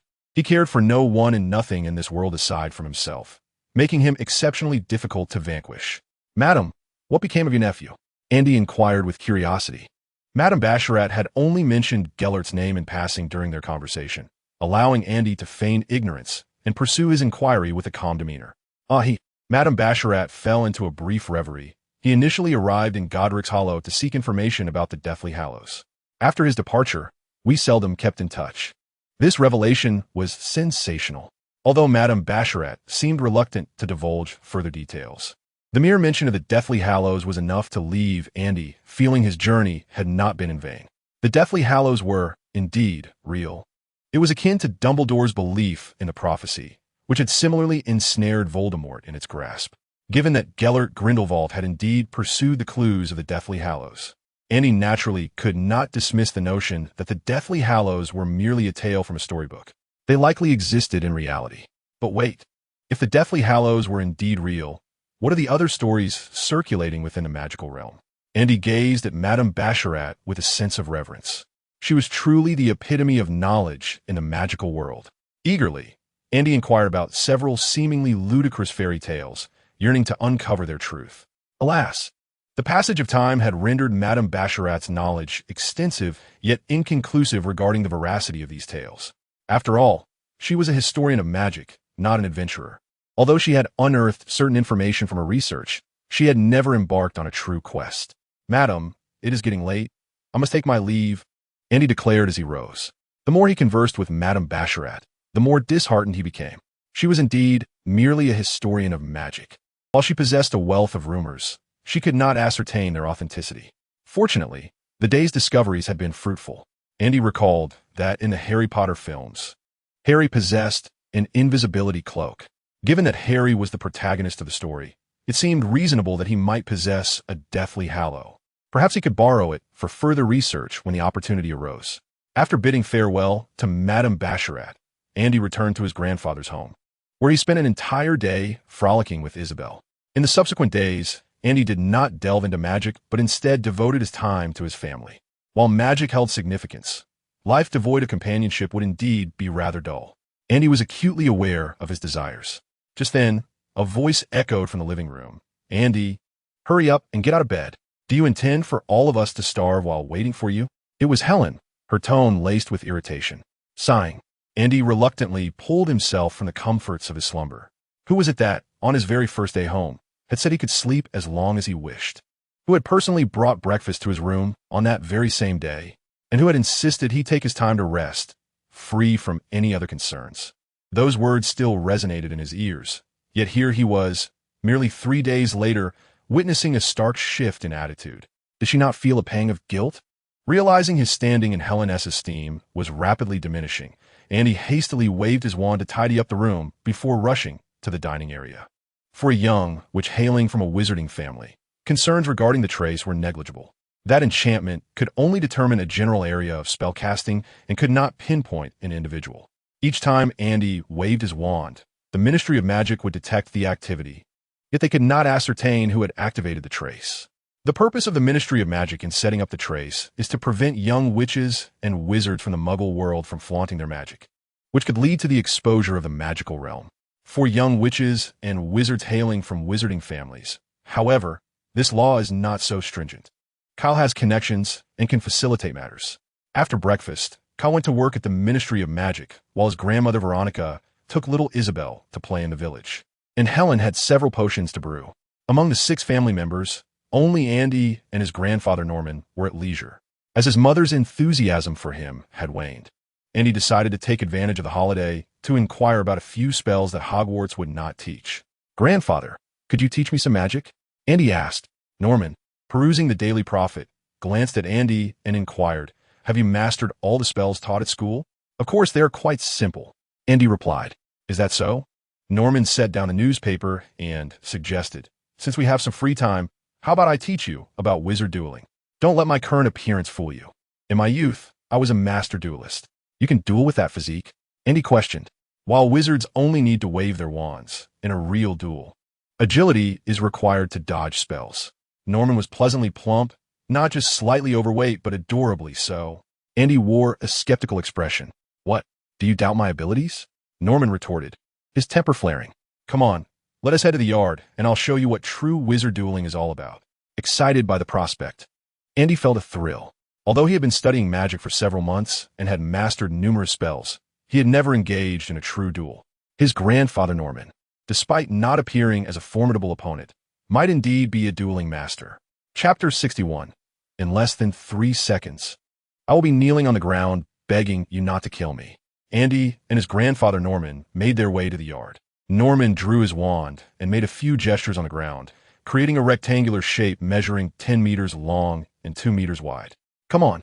Norman stepped into the middle of the rectangle and turned to Andy, saying, "Little Andy, do you know the etiquette of wizard dueling?" Honestly, Andy thought, if Norman had just transformed the ground into a dueling platform, I might have believed he was a dueling expert. Yet here you are, drawing a rectangle on the ground with your wand. This is quite absurd. I know. Andy had no choice but to step into the rectangle. He bowed and held his wand in the correct position. The two quickly assumed their stances. A gust of wind swept through, and neither made move. After a moment of silence, Norman glared and exclaimed, "Little Andy, what are you waiting for? Use your magic. You and T happen to be incapable of casting any spells. Would you?" At last, Andy inquired, "Grandfather, are you truly a master of dueling? Could I possibly deceive you?" Norman retorted, somewhat displeased. "Besides, you are merely a first-year wizard. Do you really believe your magic could harm an adult sorcerer?" "Ah, perhaps that reflects your genuine thoughts?" Andy discerned the truth. Yet, there was some merit to that statement. Having witnessed wizard duels, he was aware of the spell-casting prowess of adult wizards. While Norman's magical skills might not rival those of the duel masters, he was nonetheless an adult sorcerer, and fending off a few spells from a novice wizard should not pose much of a challenge. With this in mind, Andy felt considerably reassured. "Then I shall proceed," Andy declared. "Little Andy, unleash your full might." Norman shot Andy a provocative glance. "Very well." Blazing flames. Andy concentrated the fire spell into the form of a fiery eagle, propelling it toward Norman from above. Norman appeared somewhat tense, yet merely waved his wand, redirecting the fire eagle's trajectory. This display alleviated Andy's concerns further. His grandfather still possessed some skill. Seizing the opportunity while Norman was occupied with the fire eagle, Andy relinquished control of the fire spell and aimed his wand at a wooden stump behind Norman. "The stump shall fly," Since his unsuccessful attempt to summon Dumbledore in the restricted section, Andy had diligently studied the levitation spell. Under the influence of magic, the stump hurtled toward Norman's back. Considering that Norman was an adult sorcerer, Andy harbored no intentions of holding back. All petrified, bang! The stump collided forcefully with Norman's back, nearly causing him to topple over. Almost immediately, Andy's magical beam struck Norman, sending him flying. Bang! With another soft thud, Norman fell to the ground, his body rigid. You claim this is your level, and yet you feign prowess? Is this satisfactory now? In less than 3 seconds of our duel, I found myself kneeling, begging you not to perish. Andy rushed over while waving his wand. Spell, halt! Ouch, oh no! Norman's plump body curled on the ground. My back, my back! Little Andy, quickly summon your grandmother. Mother, hurry, come and save me. Andy called out anxiously, then turned to Norman. Grandfather, are you all right? Am I injured? What injury? Norman replied defiantly, his eyes wide. I'm not hurt. I merely twisted my back. It's normal for someone of my age to have a few ailments. Very well, Andy replied, exasperated. You're old. Whatever you say must be true. What is it? I was in the midst of brewing potions. Why the commotion? Helen emerged from the room, and upon seeing Norman on the ground, rushed over to assist him. Oh dear, be gentle, my back. Norman exclaimed in pain, startling Helen into inaction. With a displeased expression, she glared at Andy. What were you two doing outside? Norman quickly interjected. It's nothing. It has nothing to do with little Andy. I merely intended to offer some guidance on Andy's dueling techniques, but inadvertently twisted my back. Alas, age takes its toll. My body is not what it used to be. Andy nodded vigorously. Yes, that's precisely the situation. Helen clearly remained skeptical. While Andy may have been unaware of Norman's abilities, Helen was not. To say that he was incapable of dueling was an understatement. Even tossing him an apple might lead to disaster. With such reflexes, how could he possibly instruct Andy in dueling? It was absurd. Helen took out her wand and transformed a wooden stump into a stretcher, then, together with Andy, carefully lifted Norman onto it. Wingardium Leviosa. The stretcher floated gracefully into the air. Helen turned to Andy and instructed, Go fetch your grandmother and Isabella. Your grandfather's condition may necessitate a visit to the hospital. Norman hastily protested. No, it's too much trouble. We have some ointment at home. Little Andy can help me apply it. Helen, exasperated, thought to herself that the old man was still so concerned about appearances. Are you truly certain you don't need to go to the hospital? She inquired. Absolutely not. Norman vehemently shook his head. As the stretcher floated into the house, Andy and Helen gently laid Norman onto the bed. Helen retrieved a bottle of ointment from her bag. Andy, help your grandfather with the medication. Of course. Andy readily agreed. After applying the ointment, Andy advised Norman to rest well and covered him with a blanket before leaving the bedroom. In the living room, Helen immediately questioned Andy upon his return. Did you duel with your grandfather? Andy was unsure if that could be deemed a duel, but he recounted the events from beginning to end. TSK. Helen shook her head, lamenting, at his age, he still acts as he did in his youth. After a moment, she turned her attention back to Andy.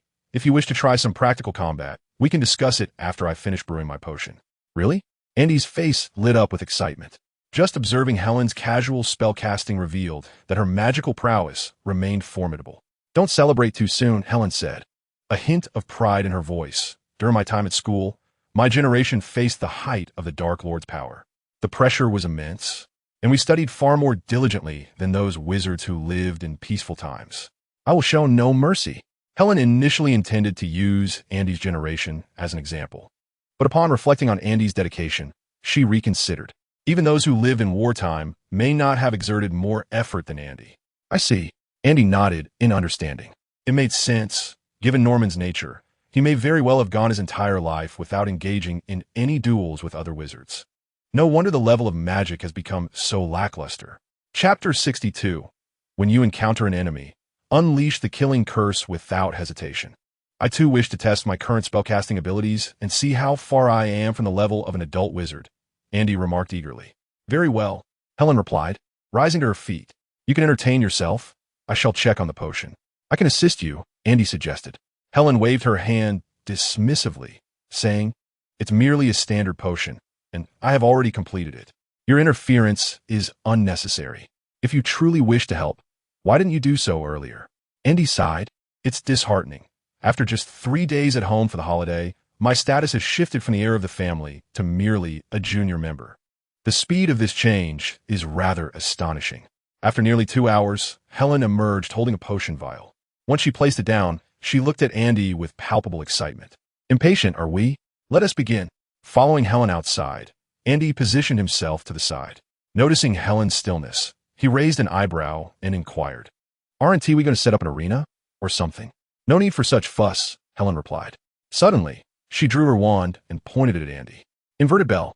Andy felt an irresistible force enveloping him, and his body uncontrollably flipped upside down, suspended in midair by the magic. An arena? In a real battle? Who would prepare such things for you? Helen declared, waving her wand to lower Andy back down, a triumphant expression on her face. Isn't that spell impressive? It was invented by Snape and later mastered by our Gryffindor members, who used it to teach Snape quite a lesson. Snape? Andy gasped in astonishment. Are you implying that Snape invented a new spell during his time at school? He asked incredulously. What is so surprising about that? Helen waved her hand dismissively, adopting a nonchalant demeanor. Didn't I tell you? When we were in school, it was the peak of Voldemort's power. Unlike your time now, where there is little pressure, Andy remained somewhat astonished. While her words held truth, Snape's talent in magic was indeed remarkable. To independently invent new spells while in school is no small feat. Only Dumbledore and Snape have achieved such a milestone. Yet, how had Snape transformed into his current self? Constantly at odds with Harry, he appeared to relish the conflict, embodying a spirit of lifelong struggle. Andy felt a twitch at the corner of his mouth, but decided not to dwell on it further. Now I shall begin. Andy drew his wand and initiated his strongest area spell, the fire spell. Flames ablaze. The flames coalesced into a fiery eagle, lunging toward Helen, who effortlessly extinguished Andy's fire spell with a mere flick of her wand. The world dimmed as he collapsed, shattered into fragments. Andy cast spell after spell, each one easily deflected by Helen's wand. She stood there casually, yet managed to impose immense pressure on Andy. Indeed, it was a stark contrast.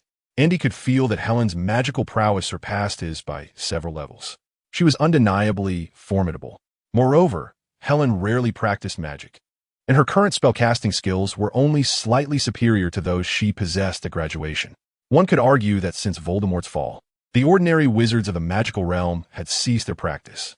Yet, even a witch like Helen, who had not wielded magic for nearly a decade, could still leave Andy gasping for breath. She did not even need to attack. Simply standing there made him feel utterly incapacitated. Andy exhaled deeply. Throughout the casting process, he had been shifting his position. As he perceived a favorable angle, he attempted to employ the same trick again. A wooden stake hurtled through the air. Under the influence of magic, it struck fiercely toward Helen's back. However, she merely shifted slightly and evaded the attack with ease. With a wave of her wand, the stake suddenly accelerated, hurtling directly toward Andy. Bone-crushing impact. Boom. The stake exploded with a thunderous sound. All right, let us pause for a moment, Helen suddenly declared. Andy was taken aback. He still had his trump card left to play. Why the sudden halt? Helen retorted, what trump card do you possess? If you had one, you would have used it by now. You are just as prideful as your grandfather. Andy, you focus too much on the finesse of spellcasting, Helen continued. While technique is certainly important in wizard duels, the element of surprise is equally vital. Your current magical level may appear impressive. Yes, it is quite visually appealing, but it falls far short of the practical demands. Upon hearing Helen's assessment, Andy did not feel disheartened. After all, he had been studying magic for less than 6 months, and achieving such a level of spell casting was commendable. Helen went on, conventional spells are relatively easy to counter, which is why we sometimes need a little trickery. With that, she raised her wand and pointed it at Andy. Stupefy. Andy focused intently, preparing to deflect the spell as Helen had, only to realize that this magical beam was aimed directly at his feet. In that fleeting moment when he lowered his gaze, another magical beam struck, and Andy found himself hanging upside down in midair. Do you understand now? As Helen waved her wand to lower Andy, she remarked, this is merely practice.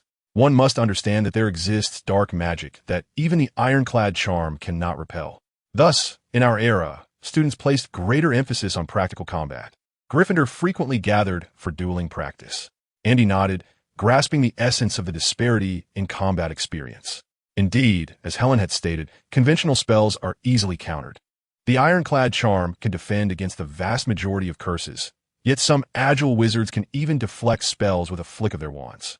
Suddenly, Andy felt a pang of envy towards Harry.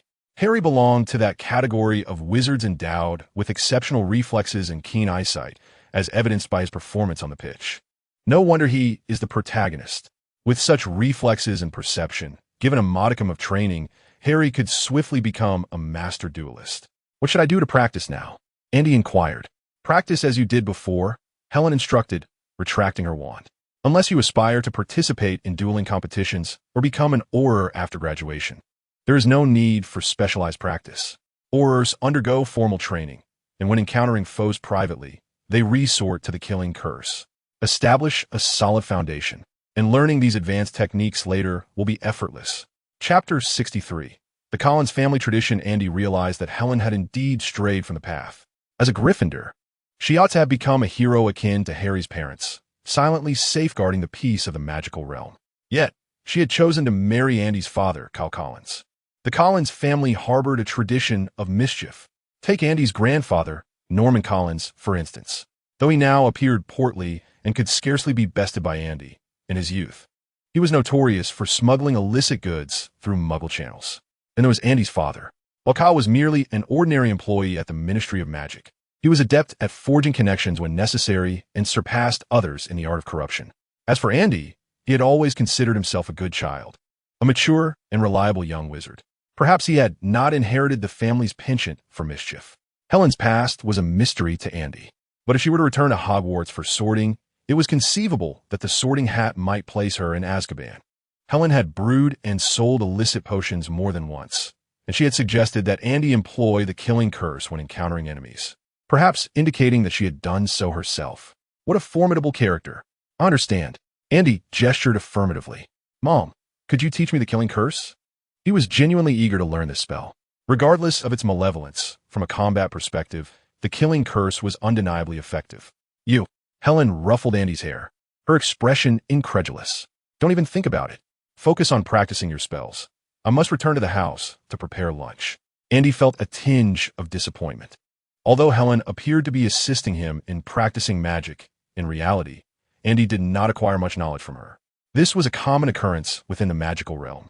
It was not only the ordinary wizarding families like the Collins, but even the ancient pure-blood families, such as the Malfoys, did not impose stringent expectations on their progeny regarding prowess.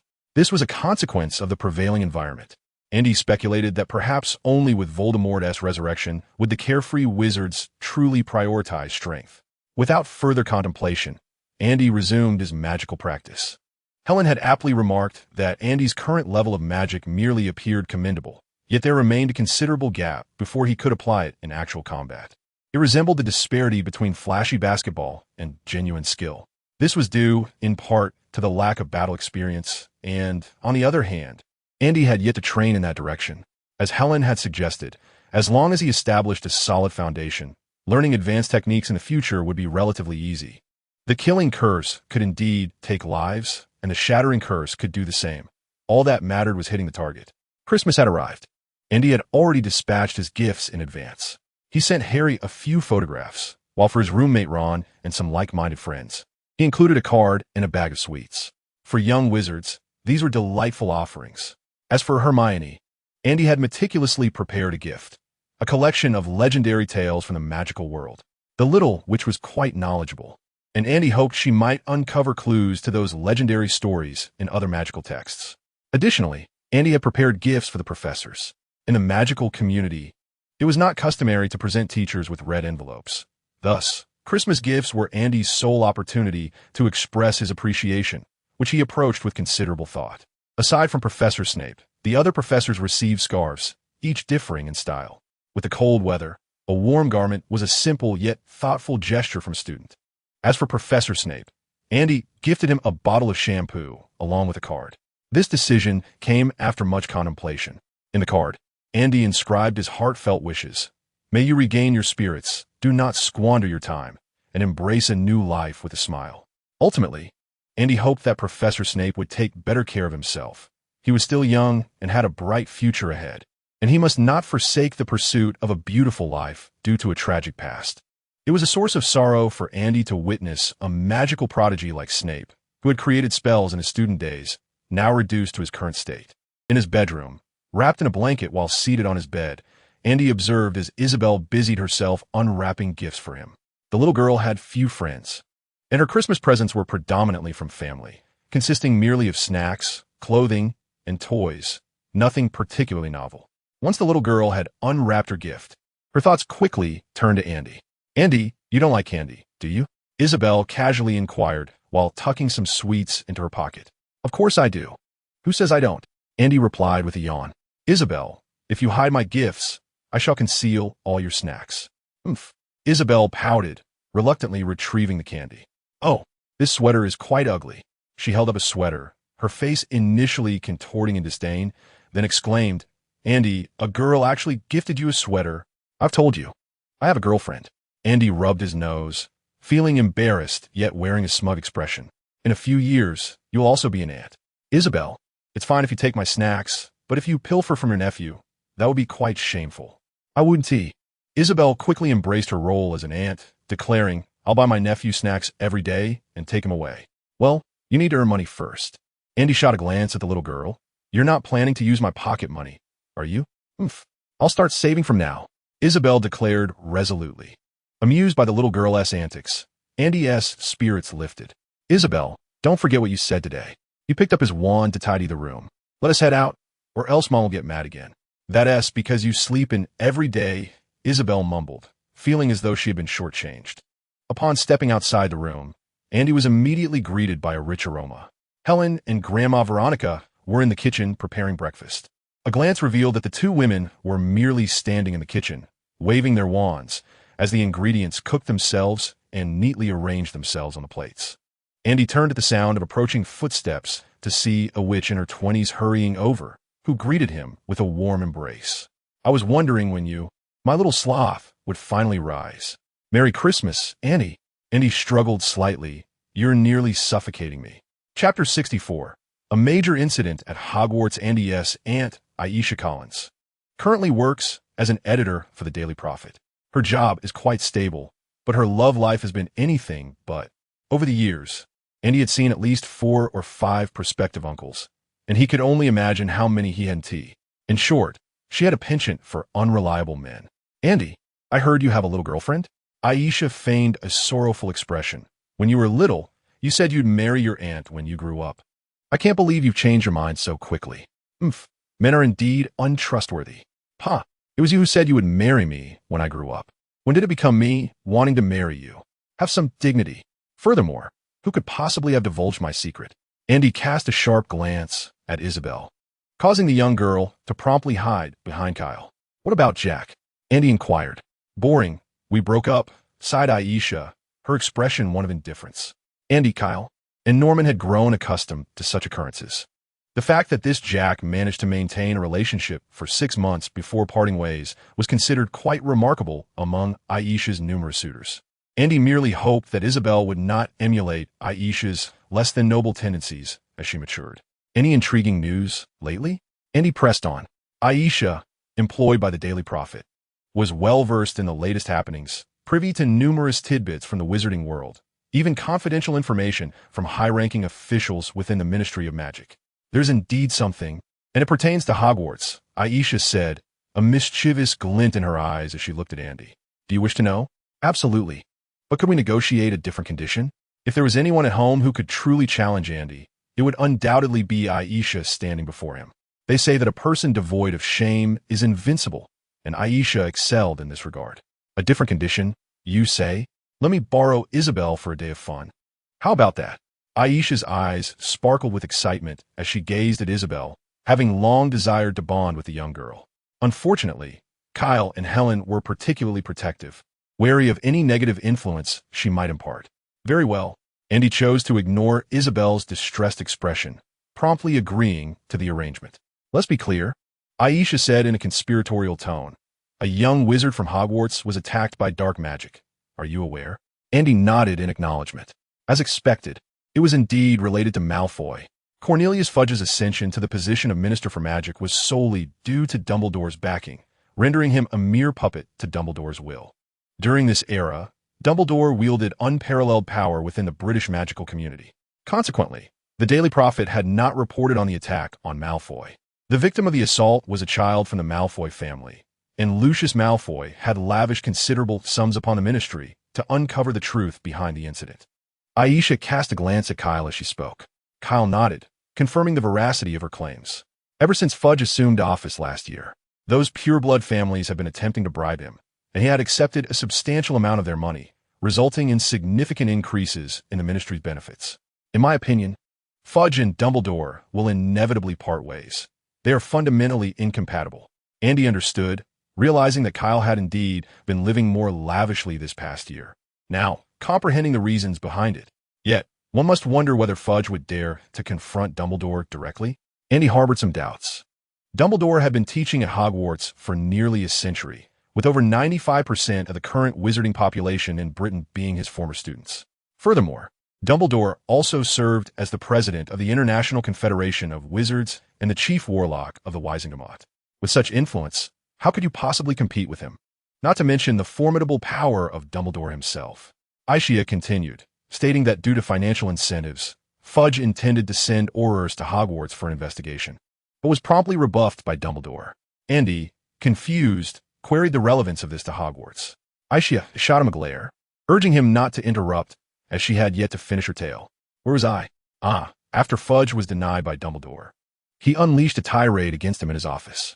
Andy, astonished, asked how she knew this. Surely, she was not fabricating a tale to deceive him? How could she possibly know that Fudge berated Dumbledore in his office? Did she glean this information from a dream? I have a colleague named Rita Skeeter. She has an uncanny ability to unearth highly confidential information, and her sources are remarkably reliable. Aisha declared proudly. I maintain a cordial relationship with her and occasionally exchange intelligence. Rita Skeeter. Andy was familiar with her. In fact, anyone who had perused the Daily Prophet would undoubtedly recognize her. Her reports were a curious blend of truth and fabrications, with the latter often bordering on the absurd. However, the genuine parts frequently contained deeply concealed truths. Andy relished reading her articles. Exhilarating. Whether it was the outrageous or the authentic, the content was always thrilling. After a brief pause, Aisha resumed. In any case, as Kyle mentioned, Fudge and Dumbledore are destined to part ways eventually. Kyle, what are your thoughts on this? Kyle shrugged. Me? What concern do the disputes of those high-ranking officials hold for someone as insignificant as myself? He was somewhat self-aware. His tenure at the Ministry of Magic was primarily to bide his time, cultivate connections, and, while drawing a salary, embezzle a bit of public funds. He harbored no grand aspirations. Indeed, Aisha rolled her eyes and then turned to Andy, stating, what transpired next was indeed related to Hogwarts. The young wizard Draco Malfoy, upon waking, recounted how at the beginning of the term, Dumbledore had cautioned them against venturing into the corridor on the 4th floor. Andy nodded, affirming the occurrence. Precisely. Speaking of gossip, Aisha appeared quite animated. Upon learning of this, Fudge was overjoyed. Just yesterday, he used this incident as an excuse to personally escort Aurors to Hogwarts. Regrettably, they uncovered nothing. Is that so? Andy furrowed his brow, questioning. Wasn't Malfoy attacked on Halloween? It has been over a month. Why is he only just awakened? I couldn't say. Perhaps it was due to some formidable dark magic. Aisha remarked nonchalantly. Was it Quirrell's doing? Andy pondered, his brow furrowing further. He had previously speculated about Quirrell's intentions, but had not anticipated that he would investigate the 4th floor corridor through official channels. But what could his objective be? To stir the waters? Should Dumbledore transfer the Philosopher's Stone? Yet, if Dumbledore were to carry the stone with him, would Quirrell not have even less opportunity? Chapter 65. The impossibility of making enemies through Christmas gifts. Am I perhaps mistaken in my reasoning? And he decided to reassess his thoughts. Firstly, Voldemort seeks to steal the Philosopher's Stone, attempting to harness its power for his resurgence. Dumbledore, aware of Voldemort's intentions, cleverly devised a trap using the stone as bait. Upon encountering the trap, Voldemort should realize that Dumbledore has discerned his plans. But what of Dumbledore? His trap was so overt that he even publicly revealed its location during the opening feast, clearly intending to lure Voldemort into revealing himself. With the stone in hand, Dumbledore held the reins of the situation. Even if Voldemort surmised his intentions, he would have no choice but to play along with Dumbledore's performance. In essence, Both were acutely aware of each other's motives. Dumbledore crafted a melodramatic narrative, and Voldemort, for the sake of his remuneration, was compelled to participate in Dumbledore's new production. Ultimately, the outcome hinged on whose tactics were more astute.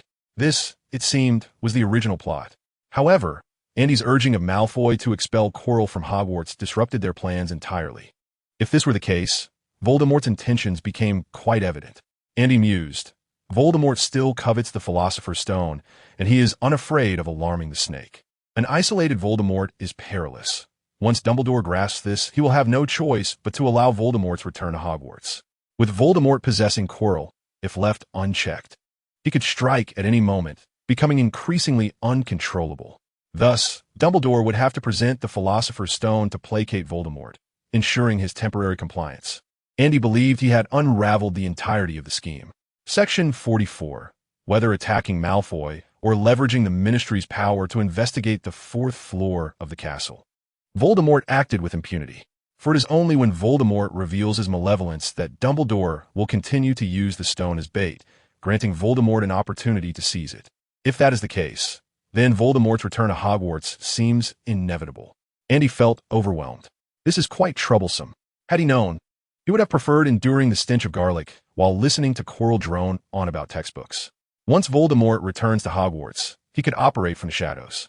Andy, what are you thinking? Noticing the fluctuating expression on Andy's face, Aisha raised an eyebrow. Nothing at all. Andy smiled, though a gravity weighed on his heart. Regardless, he must exercise caution next semester. Andy sensed he might have underestimated Voldemort. Regardless of the circumstances, Voldemort remains the ultimate embodiment of this era. Even if he appears to act without intellect, it does not imply a lack of intelligence. Perhaps it is his arrogance in his own power that leads him to eschew critical thought. Alternatively, the influence of dark magic may have magnified the darkness within him, rendering him impulsive and conceited. However, the mere fact that Voldemort ascended to the position of Dark Lord attests to his remarkable intellect. Oh, Dumbledore, do not let me down. Andy felt a pang of anxiety. The Christmas holiday swiftly passed. Sensing a looming threat, Andy sought counsel from Helen regarding practical combat techniques during the break. Initially, Helen was reluctant to teach, as she did not wish for Andy to pursue the perilous profession of an Auror. In her view, such combat skills were of little value. After all, she and Kyle had never engaged in a life-or-death struggle with any wizard throughout the years. Helen informed Andy that when he was older, he could learn the killing curse. If he were to encounter an enemy in the future, he could cast the curse at them, and if he failed to vanquish them, he should promptly use apparition to escape. Should the enemy pursue him via apparition, he could utilize a pre-prepared portkey for long-distance teleportation. This was a time-honored survival technique of the Collins family, which had enabled their ancestors to survive during the chaotic times of the wizarding world. To be honest, this strategy was quite commendable. Nevertheless, Andy was eager to learn combat techniques, for he did not dedicate himself to the arduous practice of magic merely to flee from adversaries. Unable to withstand Andy's persistent entreaties, Helen ultimately acquiesced. To master combat, the first lesson was to learn to evade spells. Dark wizards would not show leniency. As the killing curse was their forte, it was not only difficult to defend against but also lethal upon contact, with no counter curse. In addition, Andy required training in aiming, an area where he excelled. His spellcasting was remarkably precise, and his control was exceptional. Even moving targets were no challenge for him. Finally, mastering the timing of spellcasting was crucial, a skill honed through combat experience. Although Helen had undergone training in this aspect during her school years, she had never engaged in actual combat. Nevertheless, she was more than capable of guiding a novice like Andy. In summary, Andy's training over the past few days was arduous. By the time school resumed, he could already spar convincingly with Helen. Once again aboard the Hogwarts Express, Andy's mindset had transformed entirely from the past. As he surveyed his surroundings, he discerned that none among them appeared formidable. What a group of unsuspecting young wizards. Inside the carriage, Hermione was engrossed in a towering stack of books, all procured from Diagon Alley during the holiday. Andy, did you enjoy your break? She inquired while reading. Certainly. And you? Andy replied to himself, observing her studious demeanor. I assume you spent the entire holiday buried in books? Hermione wore an expression that suggested this was indeed the case. I did not wish to fall too far behind you. As she spoke, Hermione suddenly interjected, By the way, I spotted Malfoy at the platform earlier. I never imagined his injuries were so severe. He has been recuperating in the hospital for nearly 2 months. Andy's expression hardened. Has he changed in any way? He inquired. Not that I noticed, Hermione replied thoughtfully. I only caught a fleeting glimpse. What do you mean by change? Nothing. Andy shook his head. He had no intention of revealing to Hermione that Quirrell might be lurking back at Hogwarts. It was far too perilous. The young witch was rather naive, easily exposing herself to danger. Hermione remained oblivious, assuming Andy's inquiry stemmed from concern for a fellow student. Engaged in idle chatter, the train swiftly arrived at Hogsmeade Station. Awaiting them was Hagrid. The first-year witches and wizards still had to cross the Black Lake to reach the castle. The surface of the lake had yet to thaw, compelling the young sorcerers to make their way on foot toward the castle. Upon entering the Great Hall, Andy immediately felt the weight of a gaze fixated upon him. Cautiously, he turned to discover it was Snape.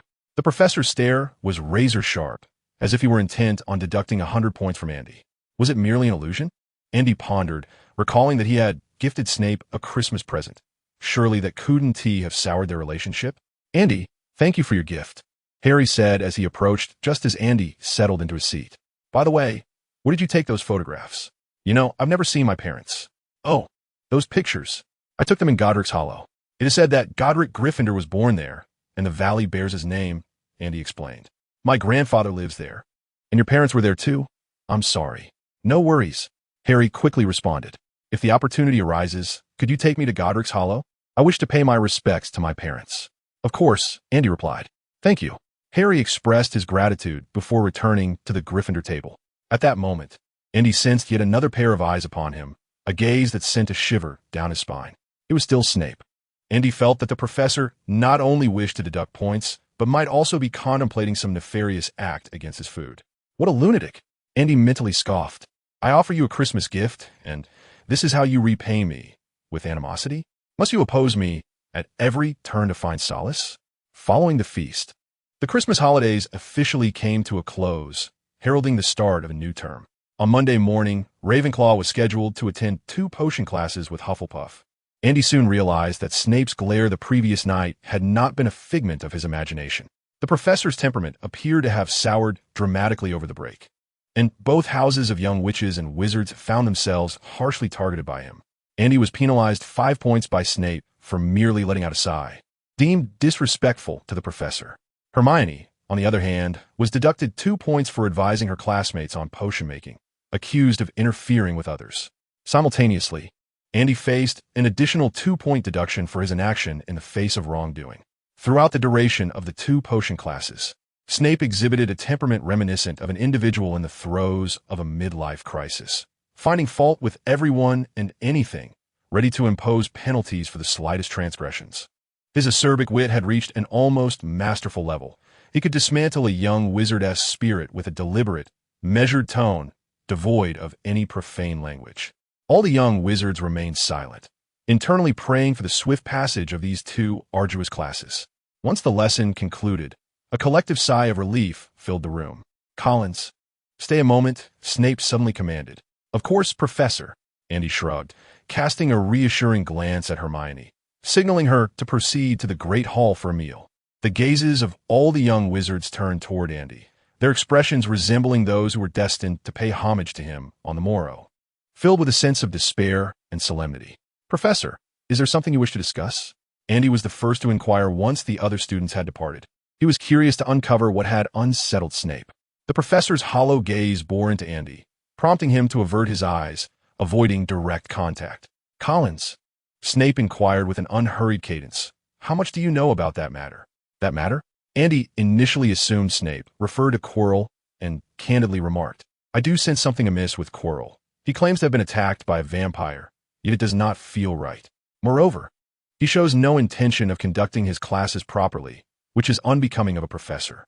Professor Binns may also be dreadfully tedious, yet he at least engages earnestly. Is that so? Snape seemed to suspect that Andy was privy to more than he let on. I'm not inquiring about that matter. Snape's expression darkened as he produced a greeting card, asking, what does this signify? So that was the crux of the issue. Andy, bewildered, replied, Professor, I wish you a Merry Christmas. What is amiss with that? I merely hope you might embark on a new chapter in your life.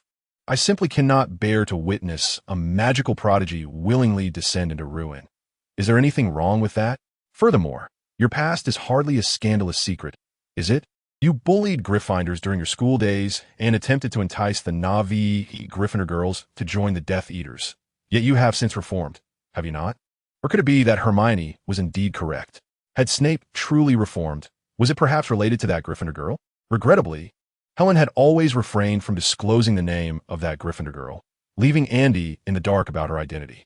Snape fixed his gaze upon Andy with an intensity that suggested something was indeed amiss since receiving the card.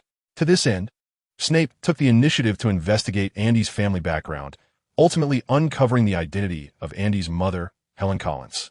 While Snape held no personal animosity toward Helen, deep within his heart lay a painful and humiliating memory intertwined with a particular curse. The very thought of it, the hanging bellflower, was a reminder of Helen being among the onlookers at that time, a witness to everything that transpired. Should Helen recount her school days, sharing this incident as a jest with Andy, Snape felt that he might as well find a noose to hang himself. This was not an implausible scenario. Consider, she has a child now attending school, with the child professor being none other than her former classmate.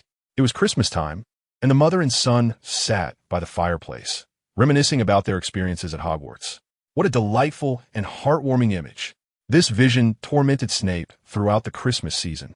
The mere thought of Helen mentioning something that Andy might relay to Harry drove him to the brink of madness. Even if you hear something, it would be wise to keep it to yourself, Snape warned in a low voice. Andy, perplexed, inquired, "Should I have heard something?" Snape appeared somewhat anxious. Andy glanced at Snape and reassured, "Professor, rest assured, I shall keep your secret." In a sudden realization, Andy pondered that perhaps the events of yesteryear, as recounted by Helen, were not entirely congruent with reality. After all, Helen viewed those incidents through the lens of a Gryffindor, which might present a skewed perspective. Yet, this bore little relevance to Andy.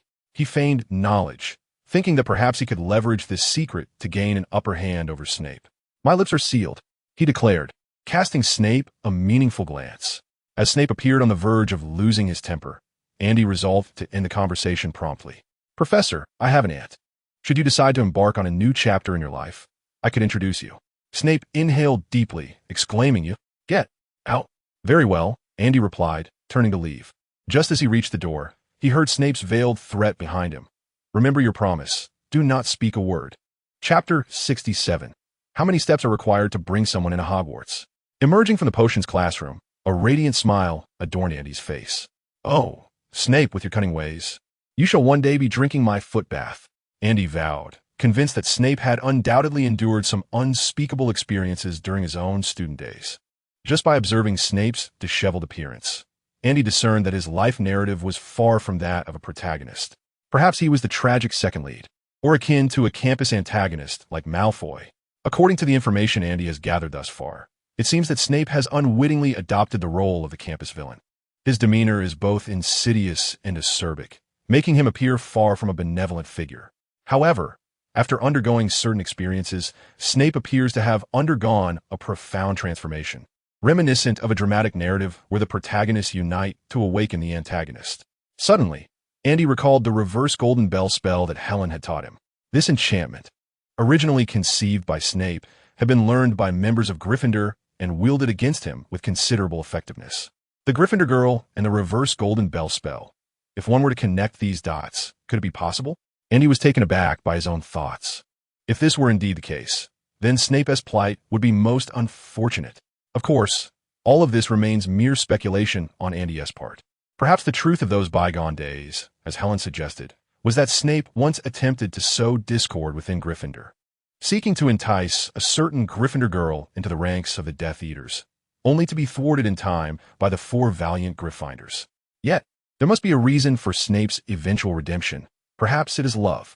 Andy felt he was drawing closer to the truth. "Andy, are you all right?"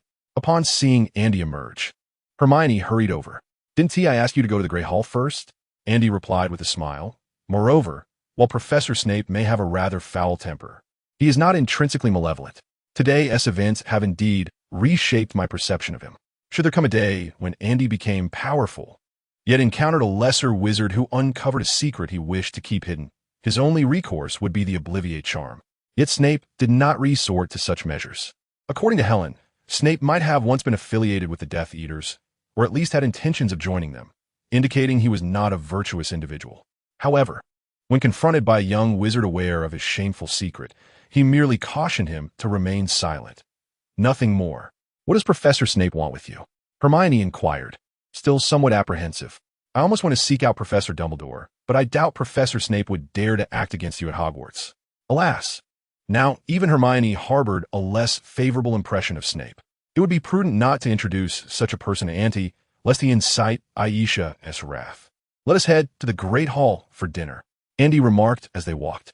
"Professor Snape advised me to be cautious, as he suspects Quirrell may retaliate against me." Quirrell. Hermione immediately tensed, glancing around nervously. If Quirrell truly knows that you manipulated Malfoy, he will undoubtedly seek revenge.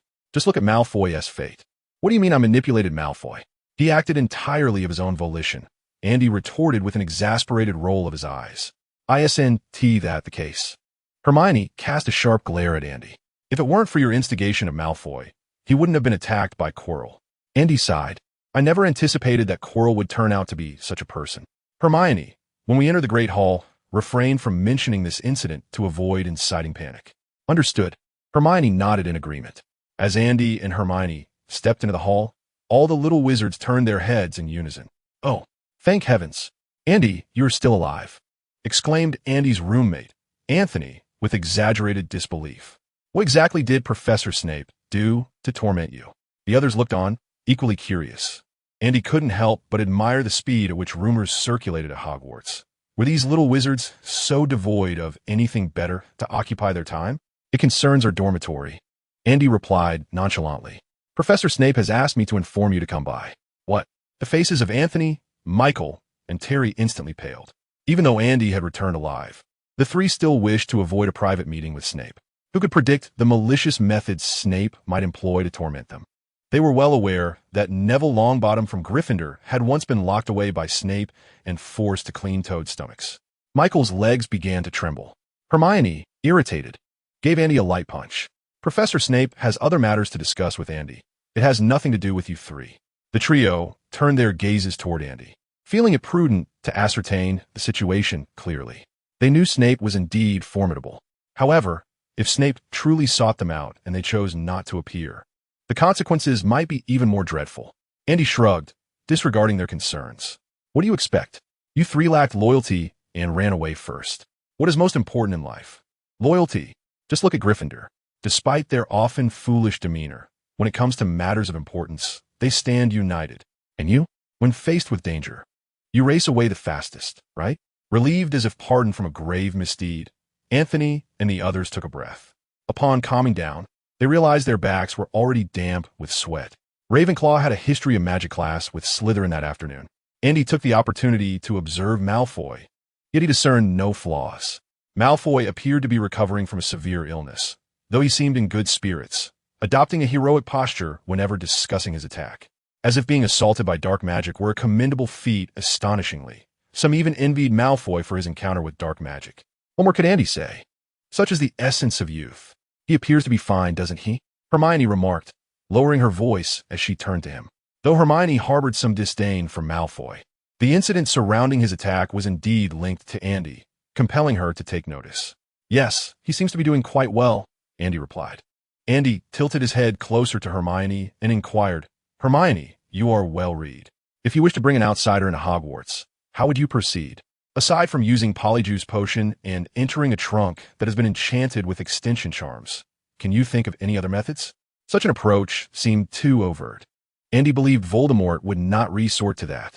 Hermione gazed intently at Andy, and after a moment of silence, she replied with utmost seriousness, "I would petition Professor Dumbledore." Chapter 68. Dumbledore's Fishing Expedition. Andy rubbed his temples, feeling a headache coming on. "So, you think you're the model student, do you?" "I was referring to Quirrell," he whispered. "If he truly seeks revenge on me, he will undoubtedly find a way to infiltrate Hogwarts. But how might he accomplish this? Perhaps through secret passages." Hermione's expression turned tense at his words. "Like the passage leading to Honeydukes? It's possible there are other hidden routes within the castle." Andy nodded, acknowledging the likelihood. However, Dumbledore should be aware of the locations of those passages, right? He exhaled sharply. Regardless of Dumbledore's knowledge, it remained a possibility. Thus far, Andy had already conceived 3 distinct methods for breaching Hogwarts defenses. He could also be concealed within the Forbidden Forest, Hermione speculated. Andy pondered this, bringing the total to 4. If Quirrell mastered a Nimmagus transformation, he could masquerade as a young wizard's pet. Hermione continued her analysis. Excellent, that makes 5. The extension charm was indeed a clever tactic. He could conceal himself within a small bag and have an owl deliver him to Hogwarts. Hermione shot Andy a glance. He vowed that if anyone ever claimed Hogwarts was the safest place in the wizarding world again, he would hang them up for a beating. Save my foot. Just look at how 2 first-year wizards have already devised so many ways to infiltrate Hogwarts. If that is the case, then we must remain steadfast against any eventualities. A headache was beginning to form for Andy. It seemed he would indeed need to exercise more caution in the future. Hermione, with a worried expression, looked at Andy, and she could not conceive of any means to guard against Quirrell's retaliation. After their history of magic class, the little witch hurriedly dragged Andy towards the library. She resolved to read several more books to see if she could discover a method to counter Quirrell. Andy, you are indeed here. Hardly had Andy settled into the library when Harry and Ron appeared together. Shoo! Andy made a hushing gesture, signaling the 2 to glance at Madame Pants, and then stood to say, "Let us step outside to talk. Hermione, I'll return shortly." Once outside the library, Andy curiously asked, "What brings you 2 here?" Harry first exchanged a glance with Ron before solemnly asking, "Andy, do you know about Nicholas Flamel?" "Andy, have these 2 indeed discovered the Philosopher's Stone? It appears that their Christmas has been quite eventful." Nicholas Flamel, a Frenchman, is renowned as the most illustrious alchemist of the 14th century, and his greatest achievement lies in the creation of the Philosopher's Stone, Andy explained leisurely. The Philosopher's Stone not only has the power to transmute metals into gold, but it also possesses the ability to concoct the elixir of immortality. If memory serves me correctly, Mr. Flamel is already 662 years old this year. Upon hearing this, Harry and Ron exchanged glances. Snape must be intent on stealing the Philosopher's Stone. Ron asserted confidently, "Just think about it. The stone not only grants immortality, but also bestows immense wealth. To possess the stone is to hold countless riches." By the end of his statement, Ron's face was alight with envy. How fortunate Mr. Flamel is. It must be true. Harry, however, wore a grave expression. If Snape were to acquire the Philosopher's Stone, it would spell disaster, Andy remarked. Shouldn't the stone's most vital function be its capacity to grant immortality? Furthermore, how could everything be lost if Snape obtained it? Does he harbor some sinister plot? What are you all discussing? Andy displayed a look of confusion. It was time to showcase his acting skills. You say Snape intends to steal the Philosopher's Stone? Andy inquired, puzzled. Yet, as far as I know, the stone should be in Mr. Flamel's possession, and no one in the magical community knows where he is currently residing. Harry and Ron exchanged glances once more, Ron giving a slight nod, while Harry solemnly stated, "Andy, the Philosopher's Stone is currently at Hogwarts, and Snape is intent on stealing it." "Why?" Andy remained perplexed. If Mr. Flamel entrusted the stone to Professor Dumbledore, surely Dumbledore would keep it close at hand. No one in the magical realm could pilfer anything from Professor Dumbledore. Harry spoke mysteriously. "Andy, come with me." The 3 of them ventured to a secluded corner of the castle. Harry cautiously surveyed the surroundings, and upon confirming they were alone, he sighed in relief. "This Christmas, someone gifted me an invisibility cloak. How cool is that?" Ron interjected. Harry continued. "Due to the attack on Malfoy, the Ministry of Magic sent someone to investigate at Hogwarts. While Ron and I were out at night, we witnessed Snape sneaking down the 4th-floor corridor. Andy, you must be aware of the Gringotts break-in, right? The timing of the Gringotts intrusion coincided perfectly with the day Hagrid and I went to retrieve money. Hagrid took something from Gringotts." At this point, Ron added, "Hagrid inadvertently revealed the name Nicholas Flamel when we sought him out. Dumbledore certainly goes to great lengths." And he could not help but exclaim, "Such a crucial object as the Philosopher's Stone.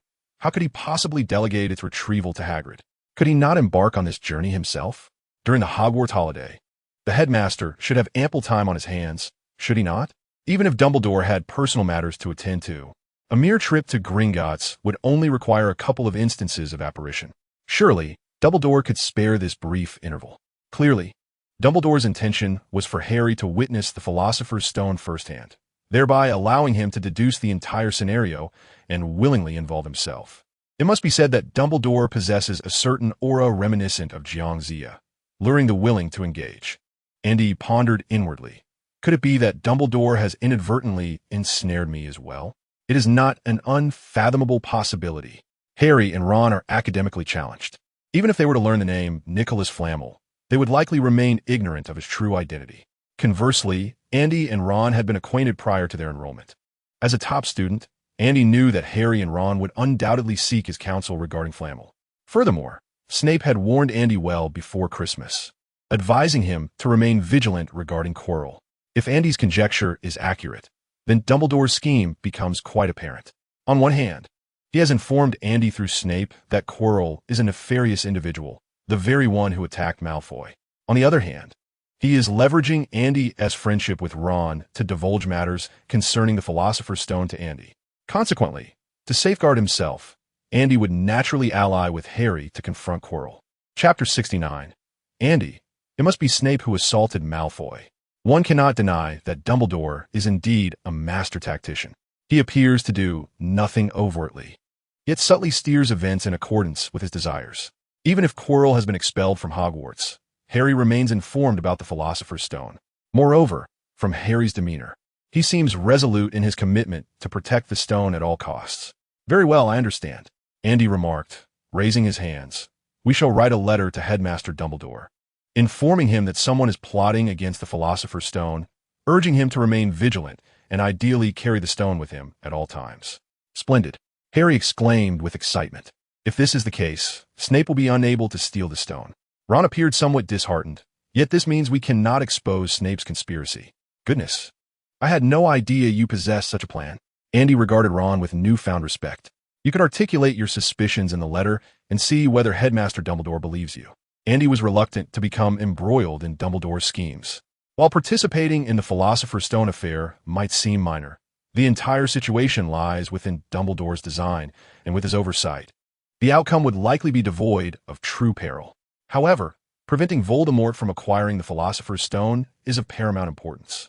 Andy was reluctant to offend Voldemort without cause, as it would yield no benefit to him. Most importantly, he did not wish to be manipulated by others. After all, it was merely a game of chess, and he was well versed in it.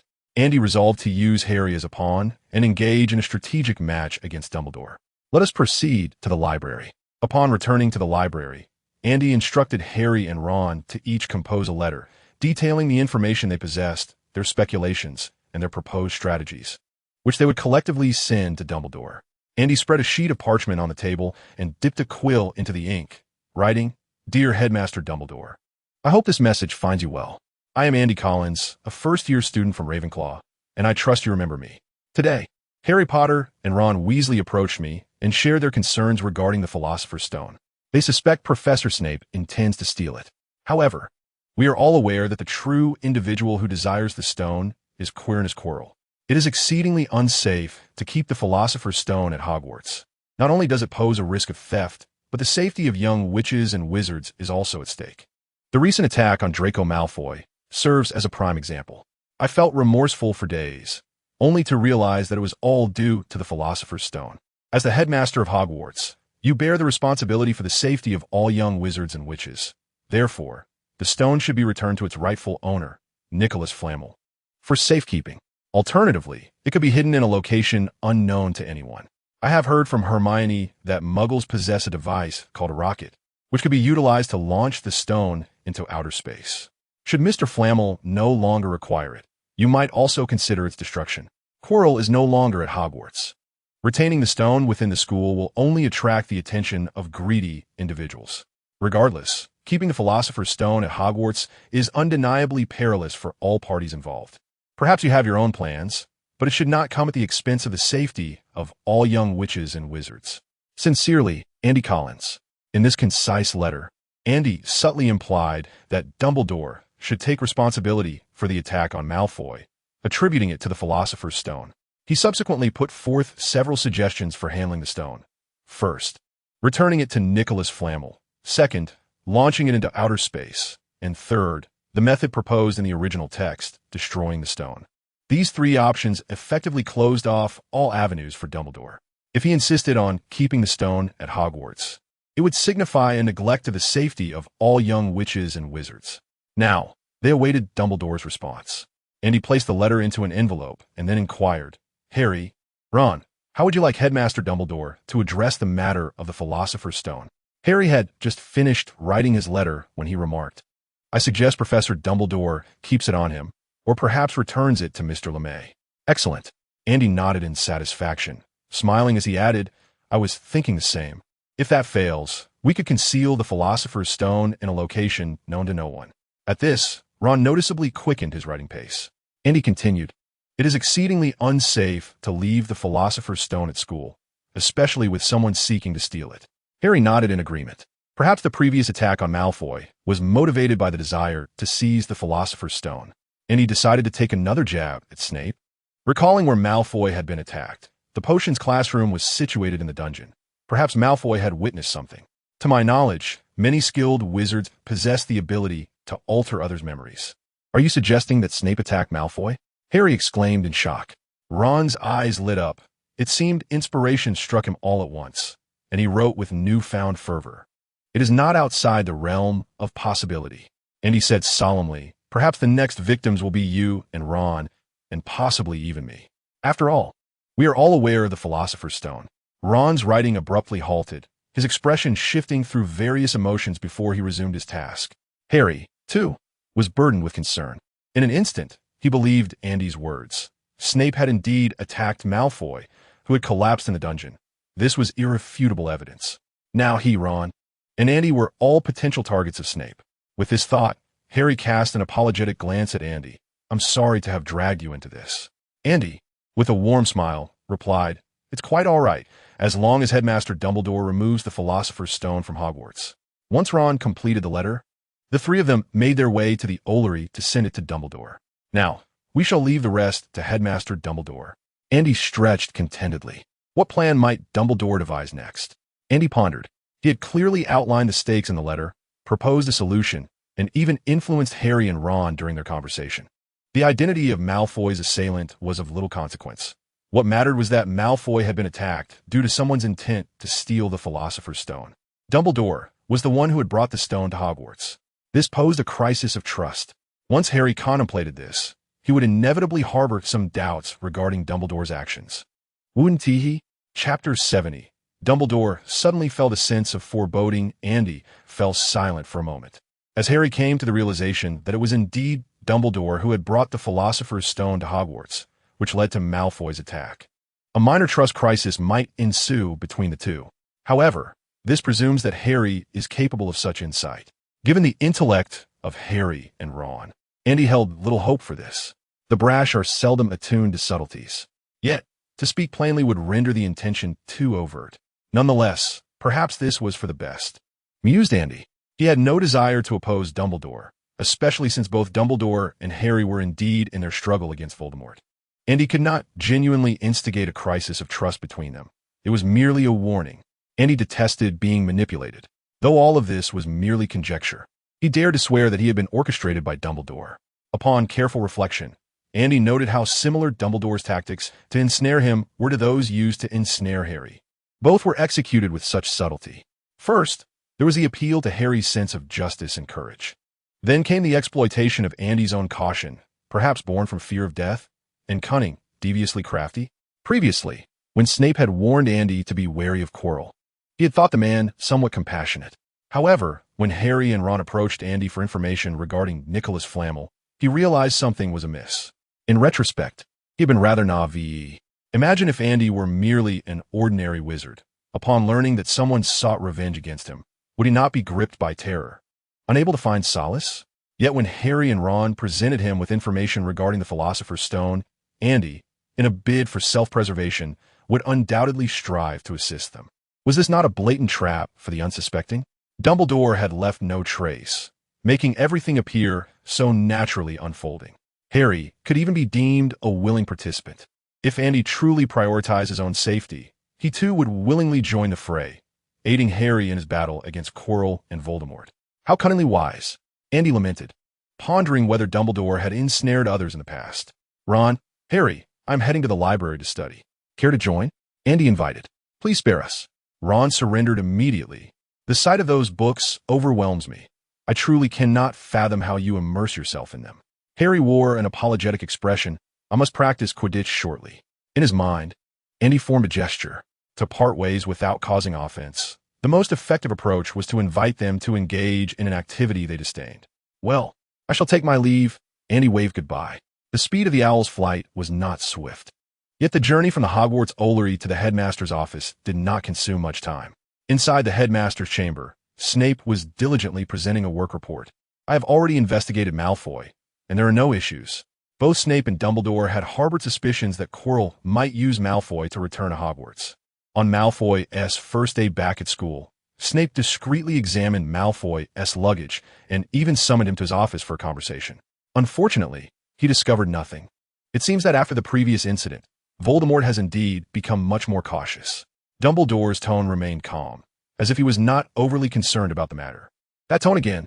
Snape considered himself reasonably composed, but there are times when calmness is essential. After each conversation with Dumbledore, Snape needed to take a few sips of the calming potion to regain his composure. The Dark Lord has vanished from the castle. Snape felt compelled to remind Dumbledore of the dire situation they were in. They had completely lost track of Voldemort, who could strike at any moment against the young wizards in the school. Severus, to confront Voldemort, we must ascertain his current psychological state, Dumbledore said, his tone still placid as he regarded Snape. I believe I mentioned to you that during his school years, he was quite adept at reading people's minds, maintaining excellent relationships with many professors, and even gathering a number of students who would later become Death Eaters. Snape furrowed his brow at this remark.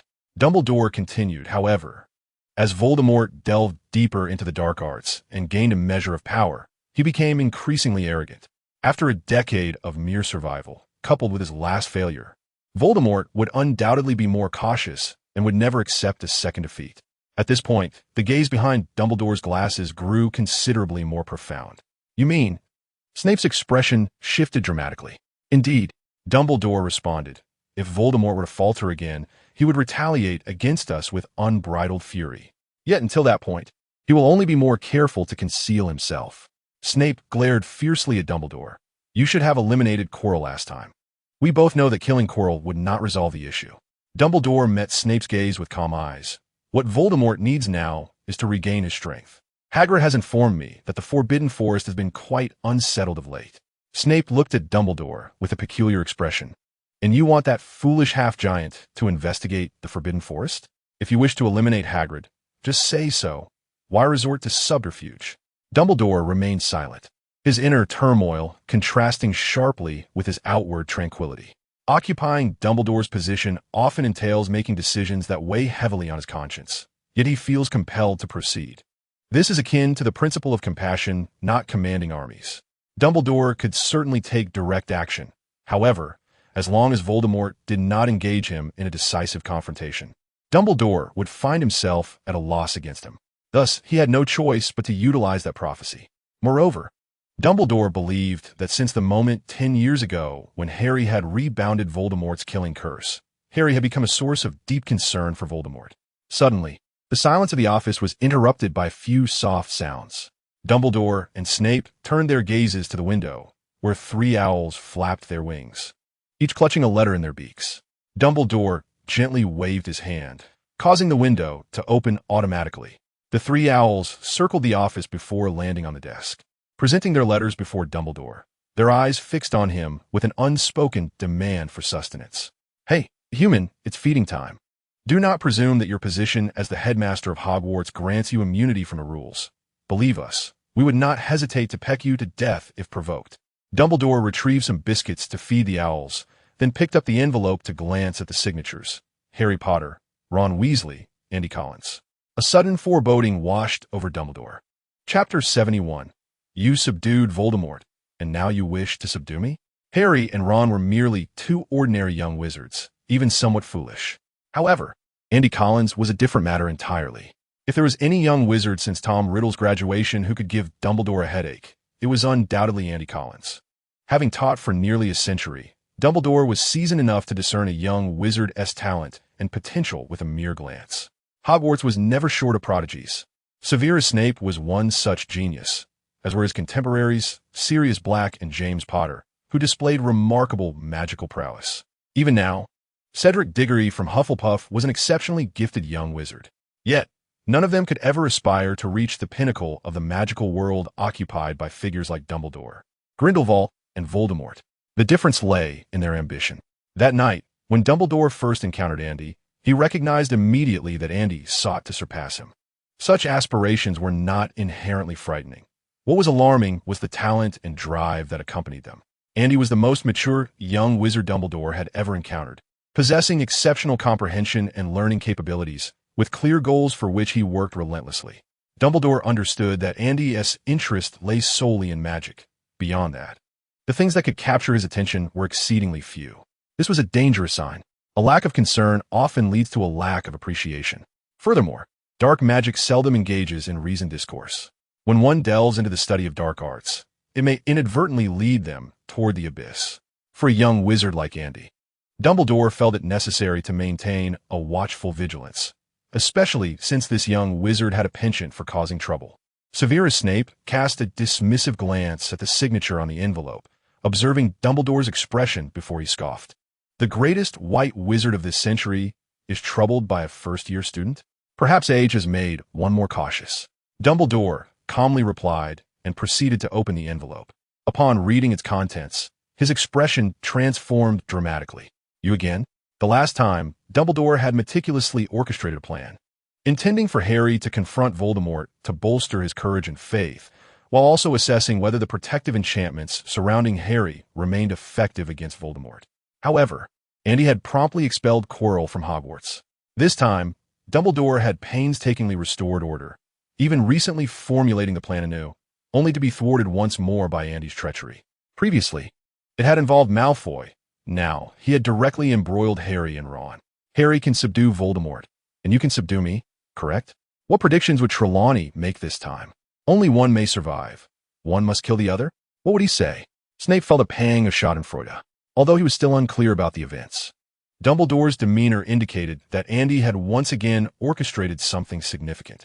Perhaps he wouldn't need to consume a potion of merriment upon returning home today. See for yourself. Dumbledore handed Ron and Andy's letters to Snape, while Harry's letter was placed in a drawer. Snape took the letters, first glancing at Andy's correspondence, then at Dumbledore. It appeared that the one expelled from the school might very well be the greatest headmaster in Hogwarts history. Snape's spirits elevated. After perusing Andy's letter, he cast a glance at Ron's missive. Initially, he had dismissed it, considering Ron merely a foolish lion, hardly a concern. Yet this foolish lion had the audacity to stab him in the back. What did it mean that Snape had sneakily gone to the fourth-floor corridor? He had gone there openly. What did the claim that Snape sought the Philosopher's Stone? He indeed had some intentions, but had he acted upon them? What of the assertion that Snape attacked Malfoy? That was the son of an old friend. Could this blame truly be placed upon him? What of the allegation that Snape intended to attack you, Harry and Andy? Well, admittedly, he did indeed wish to attack you now. This was hardly unjust. Snape crumpled the parchment. Realizing he had been overly lenient with Gryffindor in the past, Dumbledore pressed his temples in exasperation. One must concede that Andy had indeed created a bit of trouble for him. Regardless of Dumbledore's original intentions, bringing the Philosopher's Stone to Hogwarts had undeniably introduced peril into the school. This cannot be denied. Furthermore, it was indeed Quirrell who had assaulted Malfoy. From this perspective, Dumbledore undoubtedly bears responsibility. Considering his position as headmaster, this responsibility magnifies, extending to the safety of all the young wizards at the school. However, as the saying goes, mercy does not command an army. Had Dumbledore chosen a different course of action, the resurgence of Voldemort would have posed an even greater threat to the magical world. Dumbledore must ensure that, between Harry and Voldemort, the one who perishes must be Voldemort. What do you intend to do? Severus inquired. Although he secretly relished the situation, he recognized that this matter required resolution. For Andy had involved Harry Potter. If Harry were to believe that Dumbledore was aware of the dangers surrounding the Philosopher's Stone, yet obstinately chose to leave it at Hogwarts, how would he regard Dumbledore when Quirrell ultimately attacked a young wizard? This was the crux of the dilemma. As for Andy, Both Dumbledore and Severus understood that he would not genuinely take any drastic actions. Without waiting for Dumbledore's response, Severus pressed on. Why would he do such a thing? In truth, Severus could not fathom why Dumbledore would pay attention to a first-year wizard. Harry Potter was one thing, given his connection to the prophecy concerning Voldemort. But what of Andy? Severus conceded that while Andy possessed considerable talent and was diligent in his studies, what of it? Did Severus Snape lack talent or the will to strive? In his own school days, he had never received such attention from Dumbledore. Why should Andy be so favored? Severus felt a surge of indignation. Had Dumbledore shown even a fraction of the concern for him during his obsession with dark magic, perhaps he and Lily would not have arrived at such a crossroads. It was conceivable that he might even have children by now. Harry Snape? Bah, if Severus were to have a child, he would certainly not name him Harry. What a nonsensical name that would be. It seemed an earnest conversation with Mr. Collins was in order. Calmly, Dumbledore replied, Severus, I share your curiosity. I have often wondered why you focus on Collins, a first-year wizard. Severus could not suppress his underlying question. Counting my student years, I have spent nearly 2 decades at Hogwarts. Over these years, there have been numerous young wizards secretly delving into dark magic, including myself. Yet, I have never seen Dumbledore exhibit special concern for any one young wizard. Even those engaged in dark studies were met with only appropriate guidance, some even going unnoticed. During Voldemort's most powerful era, certain Slytherin students unabashedly studied dark magic, openly declaring their intention to join the Death Eaters. Yet, Severus had not observed Dumbledore confronting them.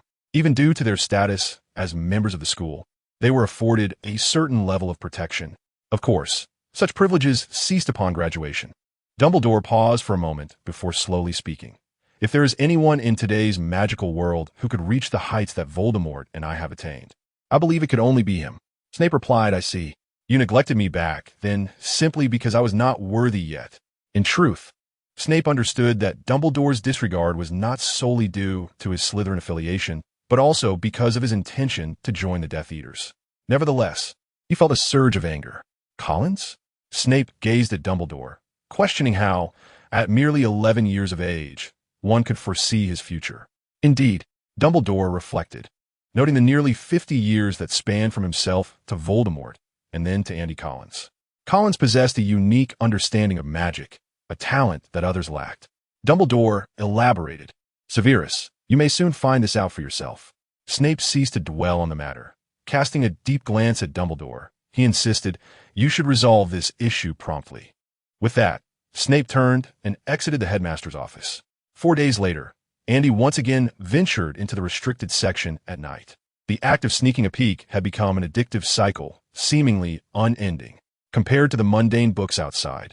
The tomes within the restricted section were indeed rich in valuable insights, many of which inspired Andy. Even the storybooks contained content that piqued his interest immensely. Of course, Andy had always exercised restraint, never daring to explore the tomes related to dark magic. As of now, he was not prepared to delve into the study of the dark arts. In reality, many misunderstood the restricted section, believing it to be filled solely with texts pertaining to dark magic. This was not the case. The magical books in the restricted section were merely hazardous for young wizards. If one lacked sufficient magical prowess and recklessly attempted the spells contained within, it could easily lead to magical mishaps, some of which could be irreversible. Thus, these books were confined to the restricted section. After perusing the shelves, Andy took out a book concerning human transfiguration. Tomorrow was Saturday, allowing him to read all night and then sleep the entire following day. Simply perfect. Human transfiguration was a perilous form of magic, given his current progress. It would be wise to postpone such studies until after his 3rd year. Suddenly, a voice echoed through the chamber, nearly startling Andy to death. Looking up, he exhaled in relief, his heart swelling with joy at the sight of Dumbledore. If you had delayed your arrival any longer, I might have gone astray. Dumbledore, slightly puzzled. Observe you, a young wizard caught in the act of nocturnal wanderings by the headmaster, appear not only unfazed but quite elated. Is this true audacity? You have just caused me some trouble, and it has barely been a few days. Have you already forgotten? One person appeared somewhat pleased while the other seemed puzzled. They exchanged a glance, and the atmosphere grew increasingly awkward. Ahem. Good evening, Professor Dumbledore. Andy greeted him, lamenting the unfortunate circumstance of being caught once again. After speaking, Andy returned the book to the shelf. Being caught during a midnight stroll was one thing, but to brazenly steal a glance at forbidden tomes in the presence of the headmaster was quite audacious. Andy considered himself a good student. "Is there anything you do not understand in your studies?" Dumbledore inquired kindly. "If you mention that, I find myself wide awake."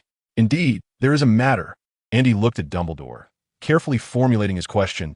"Professor, do you believe that emotions can merge with magical power? If morosely represents the fusion of negative emotions and magic, what of positive emotions? Can they also intertwine with magic? Is the amalgamation of emotions and magic a more advanced form of magic, akin to a qualitative transformation?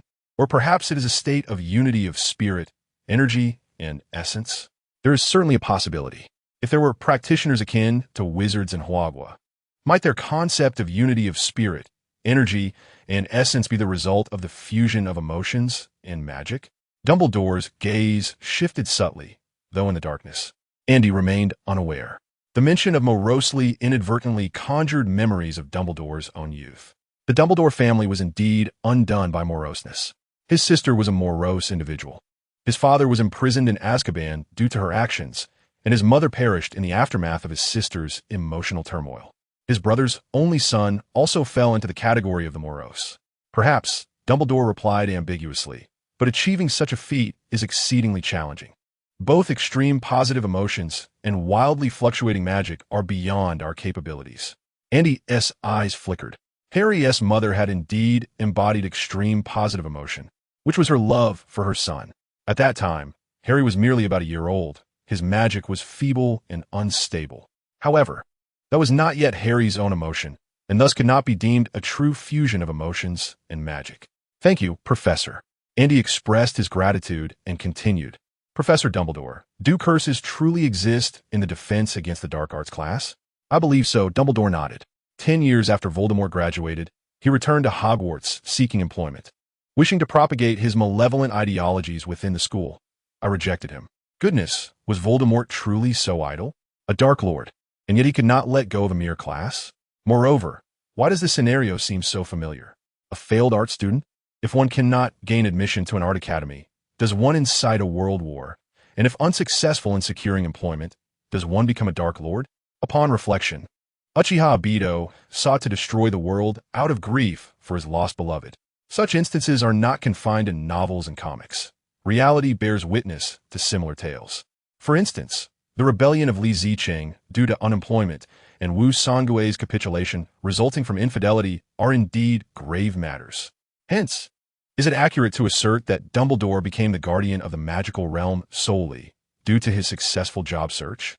And what of Grindelwald? Was he rejected, jilted in love, or faced with career failures? Surely, one of these must apply to him. Headmaster, what of Hogwarts? Are there curses within the school? Andy continued his inquiries. Hogwarts? Dumbledore paused in surprise. Andy, not wishing to be overt, could only subtly imply, that infamous single curse. Chapter 73. Your ambition is simply indefatigable, the single curse? Does Hogwarts truly harbor such a curse? How is it that I am unaware? Dumbledore, having lived over a century, had weathered countless storms throughout his life, with few matters capable of stirring his emotions, unless he could not help himself. I suspect you are implying something about me. Dumbledore regarded Andy with amusement, inquiring, from whence did you hear this rumor? Hogwarts does not possess such a curse. Is that so? Andy feigned innocence. In his quest to investigate the curse, Andy had already gathered information. The Defense Against the Dark Arts professor is indeed replaced annually, regardless of the utmost caution and vigilance. Incidents invariably befall the professor each year. The consequences can range from troublesome predicaments to severe injuries, and in the worst cases, even death. Moreover, Andy had also researched the marital statuses of other Hogwarts professors. The results were far from favorable. The reasons for being single or widowed varied, yet the outcomes were generally similar. Some, like Dumbledore and Snape, remained single due to an inability to find a partner, while others, such as Professors McGonagall and Sprout, were married but found themselves widowed. It was indeed a grand tragedy. Since Dumbledore had acknowledged the existence of a curse regarding the defense against the dark arts. What of Hogwarts? Andy decided to subtly remind him. Headmaster, consider your own situation. along with Professors Snape, McGonagall, and Flitwick. In one breath, Andy enumerated the professors of Hogwarts and then questioned, "Headmaster, the professors of the school are either single or widowed. Have you not investigated the underlying circumstances?" Dumbledore, though he had previously dismissed Andy's concerns, suddenly recognized the grim reality of Hogwarts professors.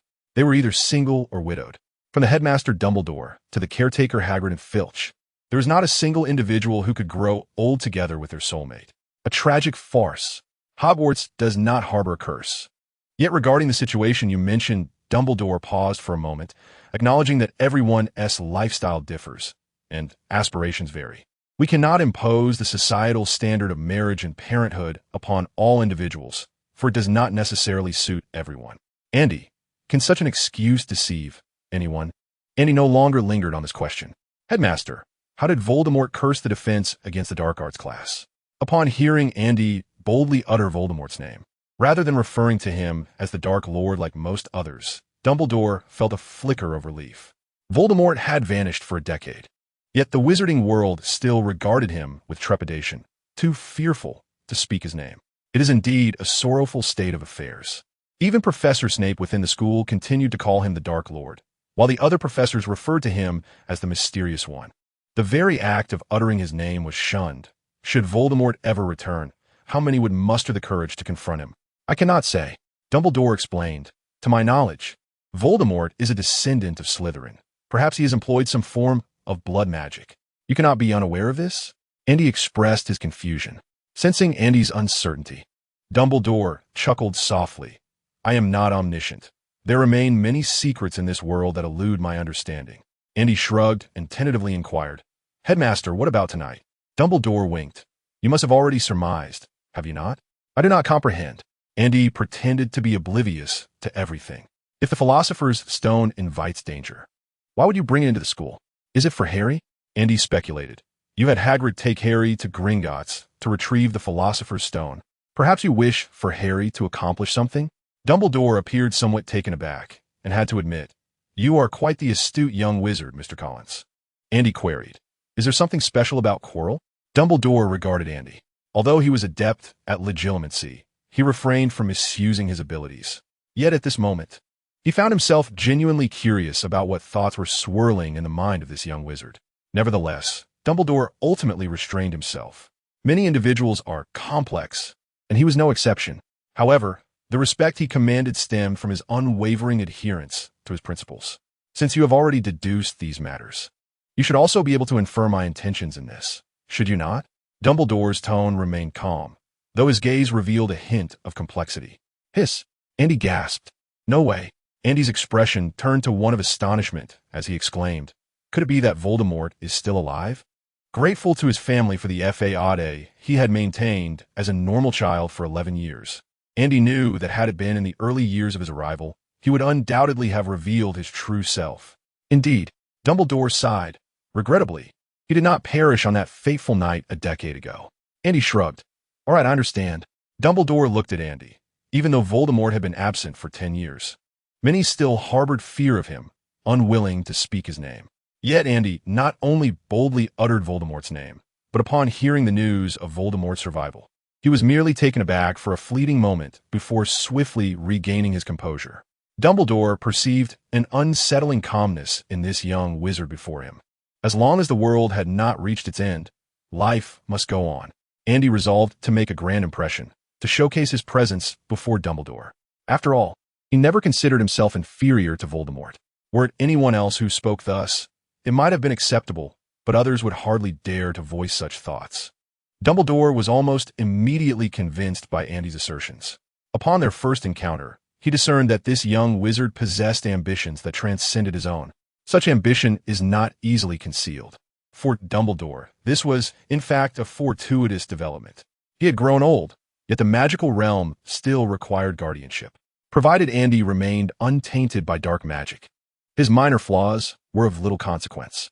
Every individual is complex, and the human heart is not merely a battleground of good and evil. It is multifaceted and inscrutable. Even Dumbledore himself was no exception. He never considered himself a saint. His inner world was equally intricate, yet he adhered strictly to his moral compass. never abusing his magic or influence. Dark magic, however, was a different matter. Dumbledore had witnessed many exceptional wizards succumb to the abyss of dark magic.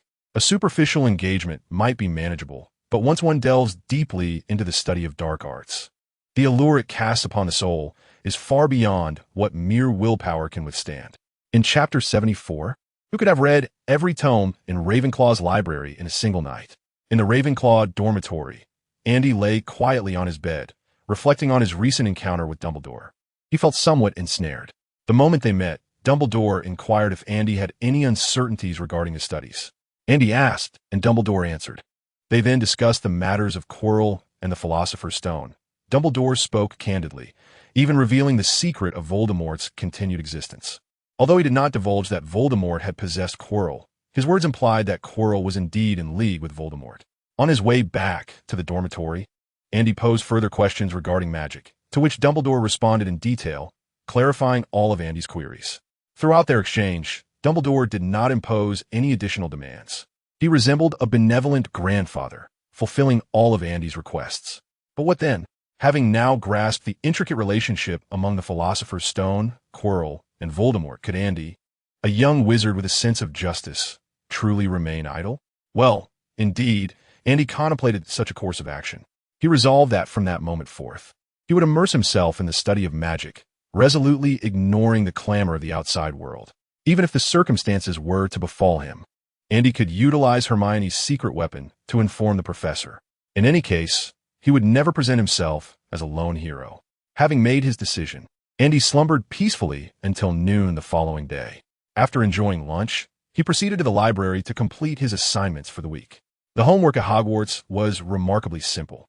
What was deemed an essay was merely a matter of fluffing up word count, as there were extensive passages in books that could be directly copied. With a flick of his wand, he could even enchant his quill to write by itself, requiring not even the slightest movement of his hand.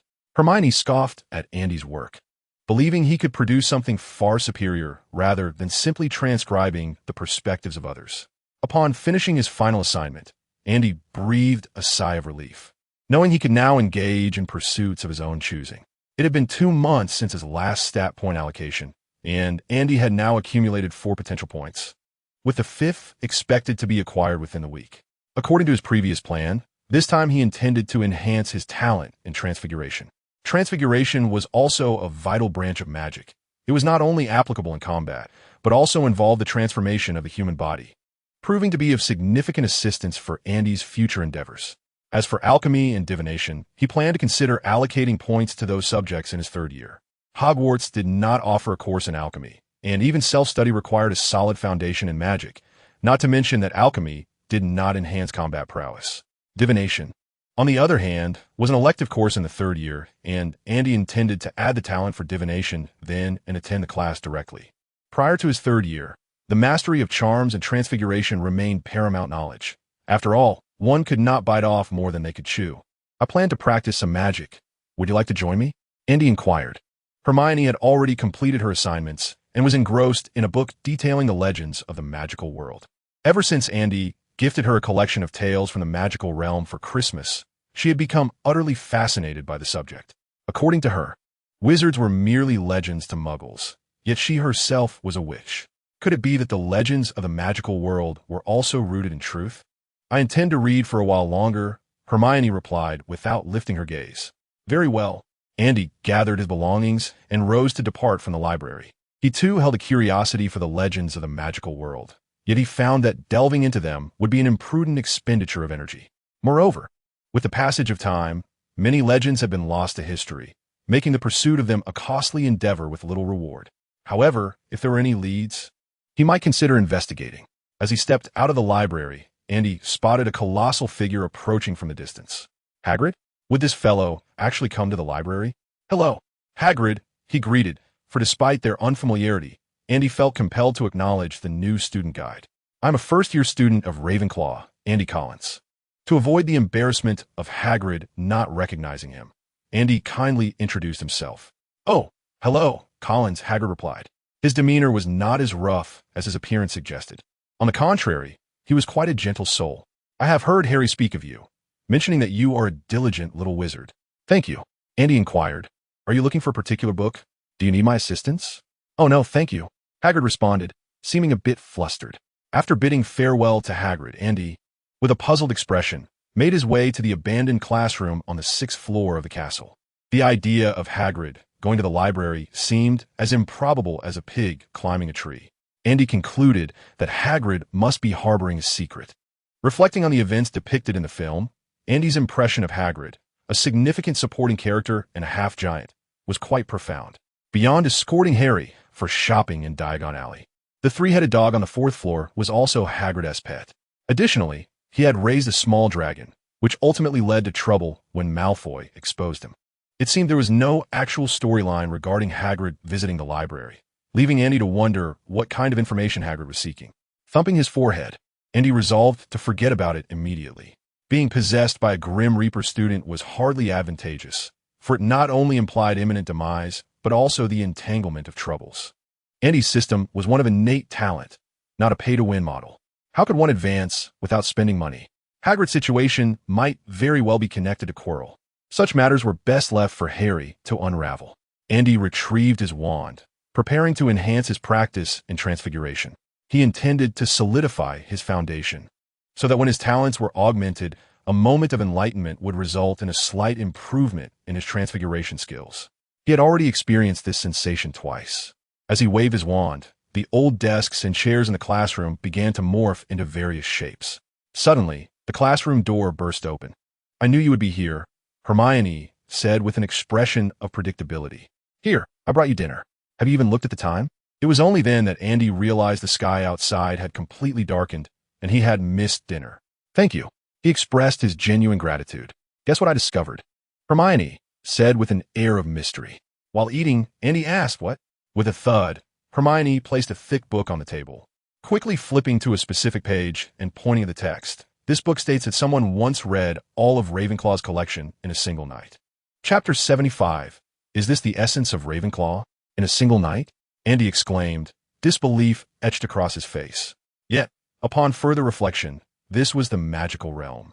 It seemed that nothing could truly be deemed extraordinary. Like the Muggle world, the magical realm is replete with countless legends and tales. Hogwarts, this ancient castle steeped in a millennium of history, conceals innumerable secrets. However, to unearth them, one must first discern which stories are authentic and which are mere fabrications. Indeed, there exists a library within Ravenclaw's common room, a legacy left by Rowena Ravenclaw herself.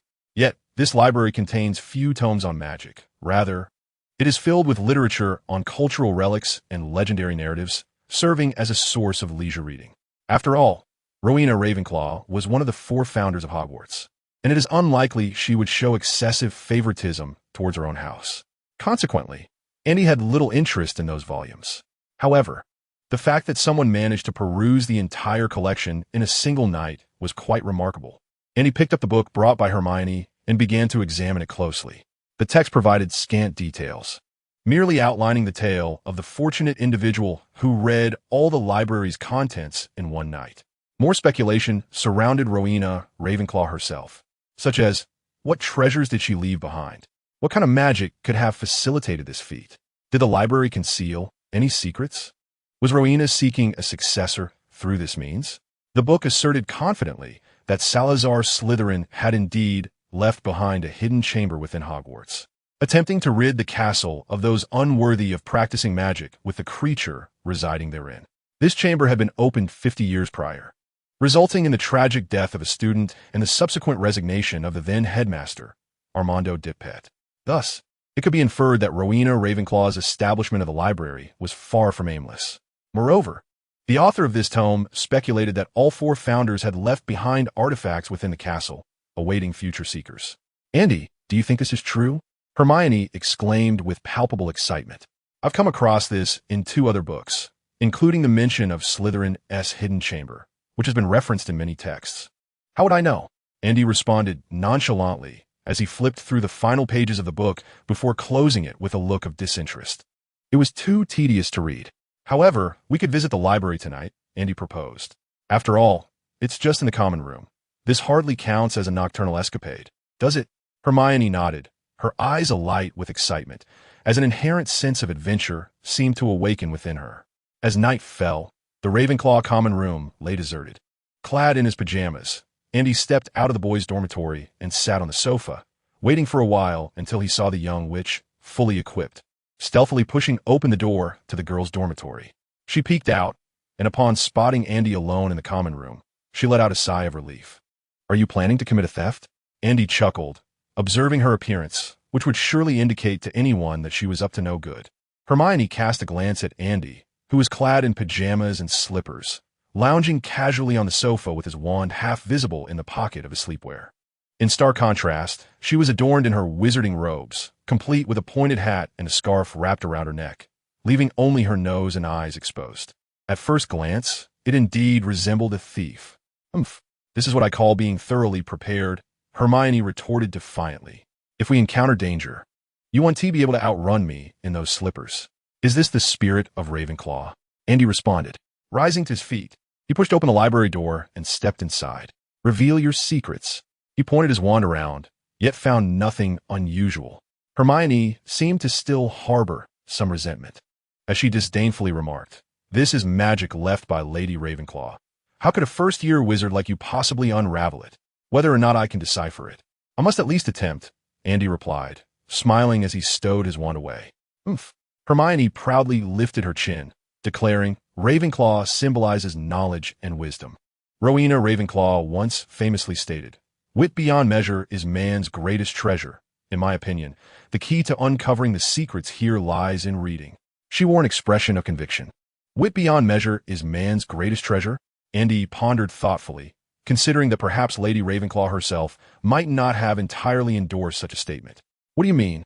Hermione asked, her brow furrowing in confusion. "On what grounds do you assert that?" Suddenly, a voice interrupted, prompting Andy to swiftly draw his wand. "Who goes there?" A silvery ghost glided through the wall, tall and strikingly beautiful, though she bore an air of arrogance. "Lady Grey?"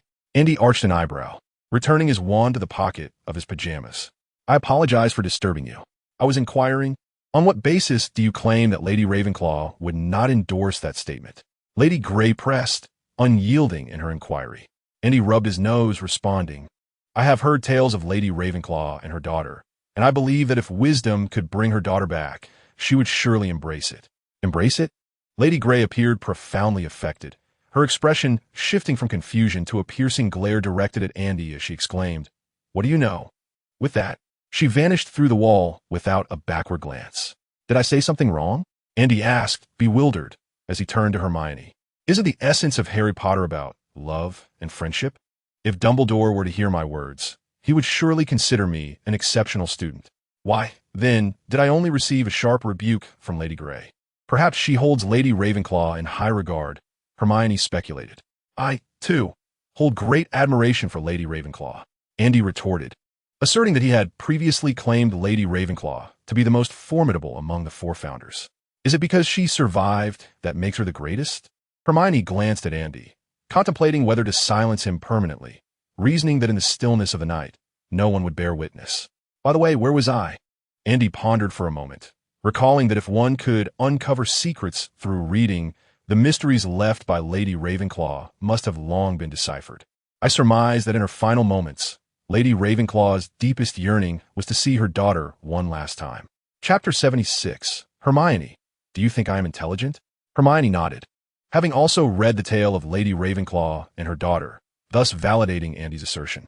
Clearly, reading alone would not suffice. Otherwise, the secrets here would have been unraveled long ago. "But what shall we do?" Hermione inquired.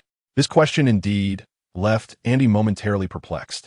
The method to unveil the secrets evidently could not lie in mere reading. Yet if it pertained to familial bonds, what course of action should they pursue? "Let us search for clues," Andy suggested earnestly.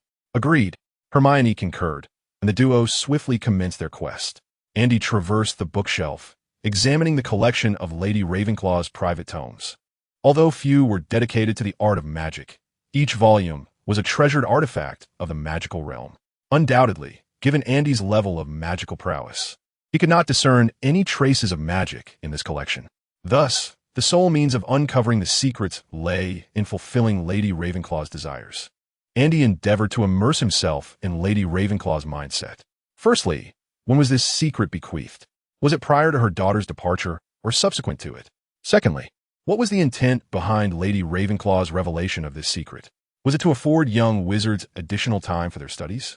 The answer to the first inquiry remained elusive for the moment.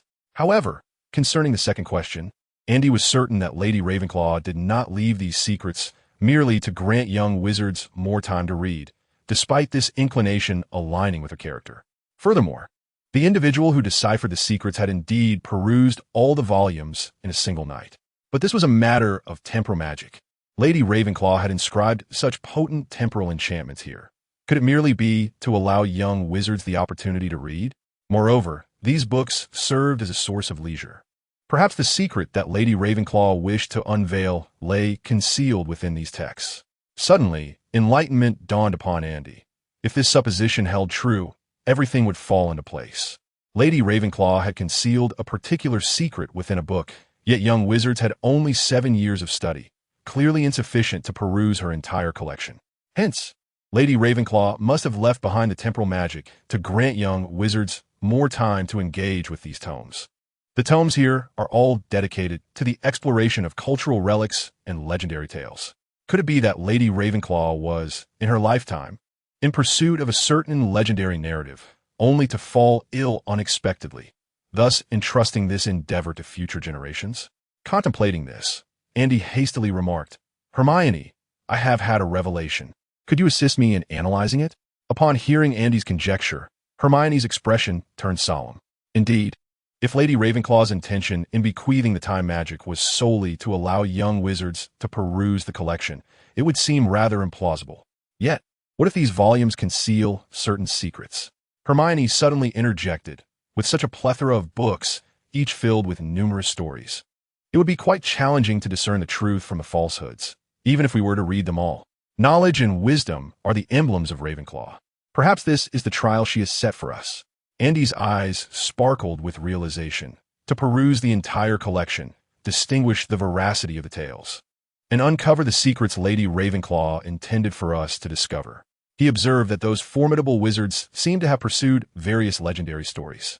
Grindelwald sought the Deathly Hallows and encountered Dumbledore in Godric's Hollow, where they became close friends. It is possible that Dumbledore himself also sought the Hallows. It now appears that Lady Ravenclaw, too, may have sought certain legendary narratives. Of course, all of this hinges on the accuracy of Andy's hypothesis. The secrets here must pertain either to her daughter or to ancient legends. One of these must hold the truth. The first individual to uncover the secrets of this place would merely need to read through the entire collection overnight to gain extraordinary fortune. Thus, Andy leaned towards the latter possibility. Which book could it possibly be? "I shall return shortly," he declared, rushing back to his dormitory, only to return with parchment and a quill. With a flourish of his wand, the parchment floated into the air, and the quill began to inscribe upon it. Hermione glanced over. "Are you transcribing the titles?" "Yes, I intend to study them meticulously," Andy replied. "Perhaps the titles themselves harbor some hidden secrets." After all, in the magical realm, book titles are often quite straightforward. Ignoring Andy, Hermione withdrew a book and settled down to read. When it comes to reading, Hermione fears no one. The collection in Ravenclaw's library is not extensive, and after more than 2 hours, Andy had transcribed all the titles. He seated himself opposite Hermione and began to analyze the titles he had recorded. The life and habits of ancient sorcerers, the stories I must share with Merlin, famous sorcerers of the ancient magical realm, and their tales, secrets of the ancient European magical world. Andy perused the titles of the books, discovering that apart from a handful that elucidated magic, the majority were related to the ancient magical realm, alongside some poetry and prose. Chronologically, these tomes dated back over a millennium. In the era of the Four Pillars, Andy pondered, it was a time straddling the intersection of ancient and modern magic, when the simplified forms of contemporary magic had yet to emerge.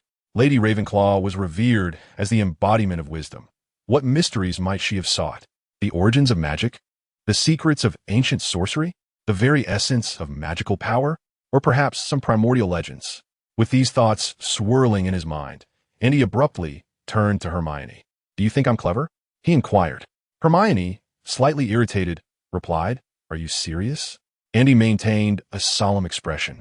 "Well, somewhat," she retorted, a hint of embarrassment coloring her cheeks. "If the thoughts of the wise converge, then the most profound secret Lady Ravenclaw would yearn to uncover might indeed be the origins of magic. I am equally curious about the source of a sorcerer's power. The pursuit of immortality and strength is merely a quest, not driven by a thirst for knowledge. If the most intelligent being in a magical realm sought one truth, it would surely be the origin of magical power. As for legendary tales, the wisdom of the extraordinary is humanity's greatest treasure. Those who articulate such a sentiment do not chase after ephemeral myths. The origins of magic? Hermione questioned, bewildered. With a snap of his fingers, Andy exclaimed, precisely. This is what I desire to know most, and I surmise it must be the same for Lady Ravenclaw. Hermione remarked, she's wanted to strike someone more than once tonight. You are not mistaken, Lady Grey interjected, materializing unexpectedly. In life, she indeed devoted her studies to such matters. Chapter 77. Collision with Slytherin's persona, Lady Grey? Andy responded, exasperated. Could this ghost have been eavesdropping all along? Whatever happened to her aloof demeanor? As Ravenclaw's ghost, she was traditionally depicted as haughty and indifferent, though she occasionally guided lost young wizards. Typically, she preferred the solitude of her tower, rarely engaging with outsiders. Why are you so idle tonight? Andy inquired. Are you a ghost from 1,000 years ago? Lady Grey did not respond, merely gazing intently at Andy. Do you still believe that Lady Ravenclaw would relinquish her extraordinary wisdom for her daughter? How do we veer into this topic? Andy replied, incredulous. Indeed, Lady Grey had been clandestinely listening to Andy and Hermione's discourse. Though she bore the name of Lady Grey, she was not truly the Lady Grey of legend. Her true name is Helena Ravenclaw, the daughter of Rowena Ravenclaw. Upon overhearing two young wizards discussing their quest to uncover the secrets left by Lady Ravenclaw, she stealthily followed them. Initially, Mrs. Grey paid little mind to their presence. For each year, several young wizards sought the mysteries left by the four founders, a phenomenon she had long grown accustomed to. Perhaps she simply wished to find a semblance of amusement in her prolonged existence. However, when she heard Andy's words, her composure faltered. She pondered whether her mother truly would exchange her wisdom to reclaim her daughter. With a glimmer of hope, Mrs. Grey concealed herself, eager to hear what Andy would proclaim next. Who could have anticipated that the more Andy analyzed, the further he strayed from his original notion? At first, Ravenclaw sought to retrieve her daughter, soon transitioning to a pursuit of ancient legends, ultimately culminating in a quest to explore the origins of magic. Indeed, men are fickle. Yet, it must be acknowledged that Andy's thoughts were gradually approaching the truth. Like the four titans, wizards at the pinnacle of the magical realm, there were but few secrets left to pique their interest, with the origins of magic being among them. Nonetheless, Mrs. Grey was more curious to ascertain whether Andy, having grasped these insights, would still adhere to his initial thoughts, even if it was merely a comfort forever beyond verification. Of course, the one responding was Hermione, who emphatically declared, are there any parents in the world who do not love their children? If I were Lady Ravenclaw, I too would willingly exchange my wisdom to reclaim my daughter. Mrs. Grey dismissed Hermione's naive assertions, her gaze fixed upon Andy, eager to hear his response. This audacious young wizard dared to compare himself to Ravenclaw in wisdom, exhibiting both arrogance and bravado. After a moment of contemplation, Andy, recognizing the gravity of Mrs. Grey's inquiry, did not wish to dismiss her. This ghost likely possessed knowledge of events from a millennium past. Perhaps Andy could unearth some secrets from her. He mused. Would he forsake certain accomplishments in magic for the sake of familial bonds?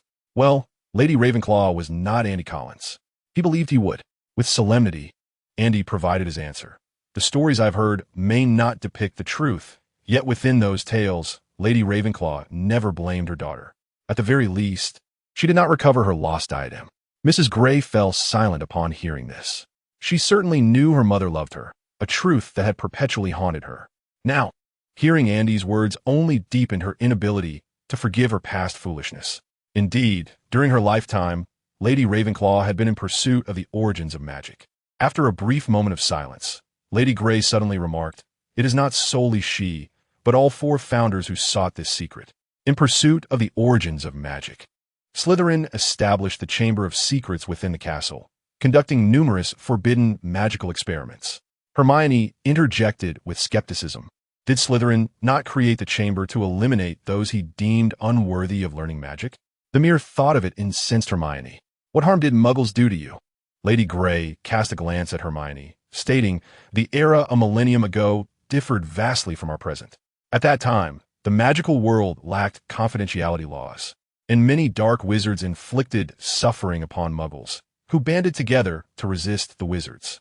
Under the pretense of capturing witches, they expelled dissenters to satiate their own desires, persecuting many in the process. Slytherin recognized that once the magical realm engaged in conflict with the Muggle world, those wizards of Muggle descent would never side with the magical community. Thus, he proposed to teach magic solely to children from magical lineage." Lady Grey briefly elucidated the circumstances of 1,000 years ago before continuing. Slytherin's establishment of the chamber was merely for the profound study of magic. He would also convene gatherings there, imparting perilous spells to the young wizards at the school. The rumors you have heard are but deliberate misinterpretations by later generations. Upon hearing Lady Grey's words, Hermione's expression softened considerably. Andy, however, wore a peculiar countenance. Did Slytherin's character not conflict with his own? Not entirely, one might argue. Rather, it could be said that Slytherin engaged in activities Andy deeply desired: secret laboratories, forbidden magical experiments, and the mentoring of young wizards, ultimately departing from Hogwarts. Did he not also keep a serpent? This was truly vexing. If only Slytherin were still alive. Otherwise, Andy would inevitably seek him out for a climactic duel atop Hogwarts. In the realm of wizards, there could only be one sword god, and, similarly, only one serpent uncle. Suddenly, Andy inquired, if the four founders were all in pursuit of the origins of magic, what was the ultimate outcome? There was no outcome. Lady Grey glided to the window, her gaze fixated on the half-moon outside, her voice tinged with a hint of melancholy. It is impossible to arrive at a conclusion. How does one seek the origins of magic? History? Ancient spells? Bloodlines? Or perhaps the soul? Bloodlines? While Andy could grasp the other points, he found a connection to bloodlines perplexing. Wait, could it be that someone truly attempted to merge the bloodlines of magical creatures? Andy had encountered such hypotheses.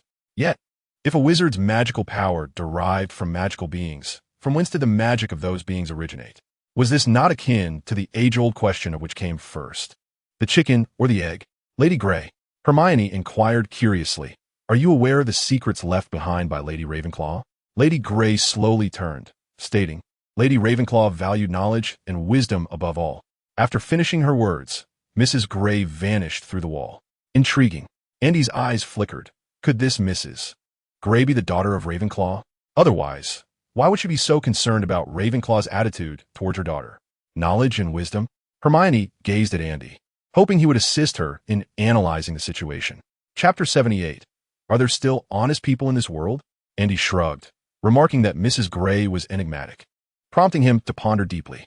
Although he claimed to be deep in thought, his mind wandered to another matter: history, ancient magic, bloodlines, souls. It was evident that the ancestors of the magical realm, while in pursuit of the origins of magic, had diverging paths in their quests. Thus, Mrs. Grey's query about how to seek the origins of magic made sense. With differing research directions, the conclusions drawn would naturally differ as well. Glancing at the sky, Andy turned to Hermione and said, "It's getting late. We should return and rest. We'll discuss matters tomorrow."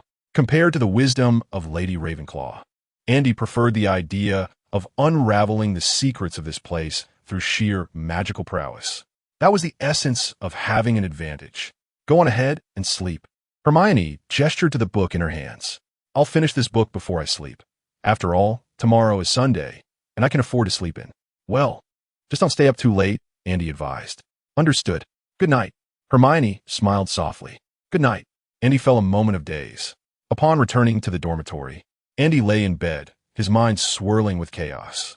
The revelations from the night were overwhelming. The library of Ravenclaw, the chamber of Slytherin. Each of the four founders seemed to have left behind secrets within the castle. What about Gryffindor and Hufflepuff? As fellow founders, it appeared they had only left behind a sword and a gold cup, and the legend surrounding them in the castle seemed rather scant. Andy grimaced, striving to empty his mind of these thoughts. In comparison to the secrets left by the four founders, Andy believed that the library of Hogwarts was the greatest treasure of the magical world. As for the secrets of the Ravenclaw library, obtaining them would be delightful, but their absence was of little consequence. Lost in thought, Andy soon drifted into slumber. Awakening the following noon, Andy rose from his bed, washed up, and donned his clothes, preparing to head out for a meal. Andy, as he stepped out of the boys' dormitory and into the common room, Hermione stood up from the sofa with an expression of surprise. Remembering the events of the previous night, Andy hurried over. You didn't stay up all night, did you? Of course not. Hermione glanced around, appearing somewhat conspiratorial, and lowered her voice. I finished reading all the books in the library. I suspect you are teasing me. Andy looked at Hermione with a bewildered expression. Is that true? Absolutely. The little witch wore a triumphant expression as she exclaimed, Ms. Gray said that Ms. Ravenclaw places greater value on knowledge and wisdom. I finally comprehend what that means. What does it mean? Andy inquired hastily. It signifies a thirst for knowledge. Hermione responded, gazing at Andy. After you left last night, I remained in the library, engrossed in my reading. It felt as though I had completely lost track of time, delving into one book after another. By the time I realized something was amiss, the sky outside was still dark, yet I'd already read 6 or 7 books. Andy gasped in astonishment. Hermione continued, I felt a bit flustered at first, but soon I realized that I seemed to have triggered a spell left by Ms. Ravenclaw. There, I felt as if fatigue was non-existent, allowing me to finish all the books in one go. Andy gazed at her with envy, pondering why such good fortune had not befallen him. Did you gain any insights? He asked eagerly. None. Hermione shook her head in disappointment. My mind is still a bit muddled. There was too much information in those books for me to retain. Andy, upon hearing this, felt a twinge of disappointment. Reading without grasping the key points is no different from not reading at all. He mused, wondering what secrets Ms. Ravenclaw had concealed within those tomes. Suddenly, the little witch burst into laughter, looking at Andy with pride. Andy, you didn't actually believe me, did you? Andy replied. You were just joking? The little witch laughed heartily. I thought of this idea last night and even rehearsed it before sleeping. You fell for it. So you were truly teasing me? Andy, flustered and annoyed, ruffled the little witch's hair, leaving it in disarray. What has become of Ravenclaw's ethos? Even the exemplary Hermione has learned to deceive now. Are there any honest people left in this world? This is all Dumbledore's fault. Don't mess up my hair, Hermione said, swatting Andy's hand away, a smirk on her face. You always trick others. Now you've finally been tricked, haven't you? Andy stared blankly at the ceiling, never imagining that one day he would fall prey to a little girl's antics. How careless of me. Hermione tidied her hair and then remarked, I truly discovered some secrets. If I believe you again, I might as well be a dog. Andy refused to believe her. Let's go eat. I stayed up too late last night, and I'm starving. It's true. Hermione insisted earnestly. I really read 6 or 7 books last night and uncovered some secrets. At that moment, regardless of whether to believe her or not, seemed somewhat foolish. Let us eat first, and then you can tell me while we dine. Glancing at the little witch, Andy noticed that her eyes were slightly red. Did you truly read all night? Did I not tell you to rest earlier? He asked. I just lost track of time. Hermione stifled a yawn. When I finally noticed the time, it was already past 10 in the morning. I resolved to retire early this evening, ensuring I wouldn't be late for class tomorrow. With that, we entered the great hall, where Andy and Hermione took their seats at the Ravenclaw table. After casually sampling some food, Hermione began to recount her discoveries from the previous night. I read in a book that Egypt is the birthplace of magical knowledge. This is a consensus among many scholars, she stated, to which Andy nodded in agreement. Hermione continued, the ancient Egyptians documented magic using hieroglyphs. The book mentioned that magic was created shortly after the world's inception, in the form of the goddess Hecate. Hermione enthusiastically elaborated on various accounts from the ancient Egyptian magical realm, weaving together mythological tales, religious legends, and numerous cultural achievements from ancient Egypt. By the end of her discourse, Hermione's face radiated a sense of longing. The magic of ancient Egypt was indeed captivating. Ancient Egypt, you say? Andy pondered, intrigued by the notion of the magical world from that era. If given the chance, he mused, it would be worth traveling there to witness the sorcerers of that land. Is that all? Andy inquired. Hermione shot him a disapproving glance. Isn't that enough? If you wish to explore the origins of magic, you should certainly consider a trip to Egypt. Andy shrugged, a look of resignation on his face. Before we venture to Egypt, we must first master the ancient runes. Otherwise, even if we discover something, we won't comprehend its meaning. Chapter 79. Serenity and Burden's January brought another heavy snowfall to the castle. After returning to Hogwarts for over half a month, Andy's life had resumed its previous tranquility. attending classes, reading, practicing magic, and amusing the little witch. This was the essence of his daily routine. However, unlike before the Christmas holiday, Andy occasionally visited the Ravenclaw library merely for leisure reading. The prospect of encountering an adventure was secondary. The primary joy lay in the love of literature. Regrettably, despite his repeated visits, he had yet to achieve the feat of reading through the entire collection in one night. Last week, Andy finally accumulated 5 potential points, elevating his Transfiguration talent to level 5. This enhancement allowed Andy to navigate the intricacies of Transfiguration with greater ease. Even Professor McGonagall remarked that he was ready to tackle higher-year courses. In truth, Andy had already begun doing so. Professor McGonagall also provided him with a notebook on biological transfiguration, encouraging him to study it privately. Andy cherished this opportunity. However, the fortunes of individuals often diverge. While Andy enjoyed a peaceful existence, Harry and Ron were burdened with a heavy responsibility. Ever since uncovering Snape's plot and learning about Nicholas Flamel and the Philosopher's Stone from Andy, Harry felt an immense weight upon his shoulders. He knew he had to take action. This matter traces back to a few days prior, the day following his letter to Dumbledore. Harry and Ron received a response from the headmaster. One must acknowledge the considerable effort Dumbledore has invested in nurturing Harry. Since discovering that Harry was unable to perform even the simplest unlocking charm, Dumbledore adopted a new approach to Harry's education.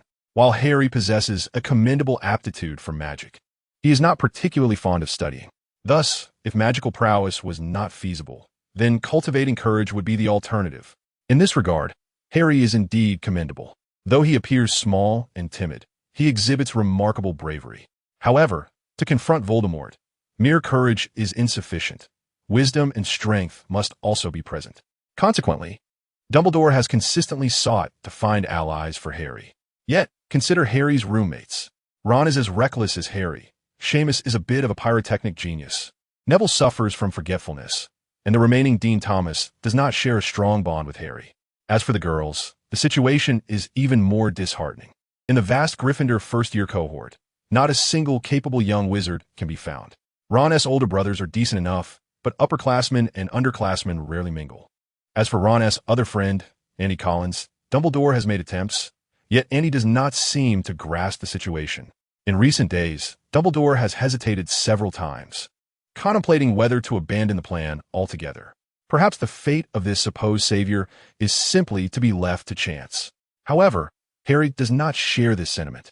He feels a profound sense of responsibility and is determined to safeguard the Philosopher's Stone. After classes on Friday, Harry hurriedly dragged Ron out of the castle. "Harry, where are you going?"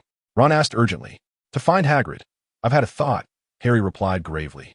Although the Ministry sent investigators to the 4th floor of the castle, Professor Dumbledore has not moved the Philosopher's Stone. "You mean?"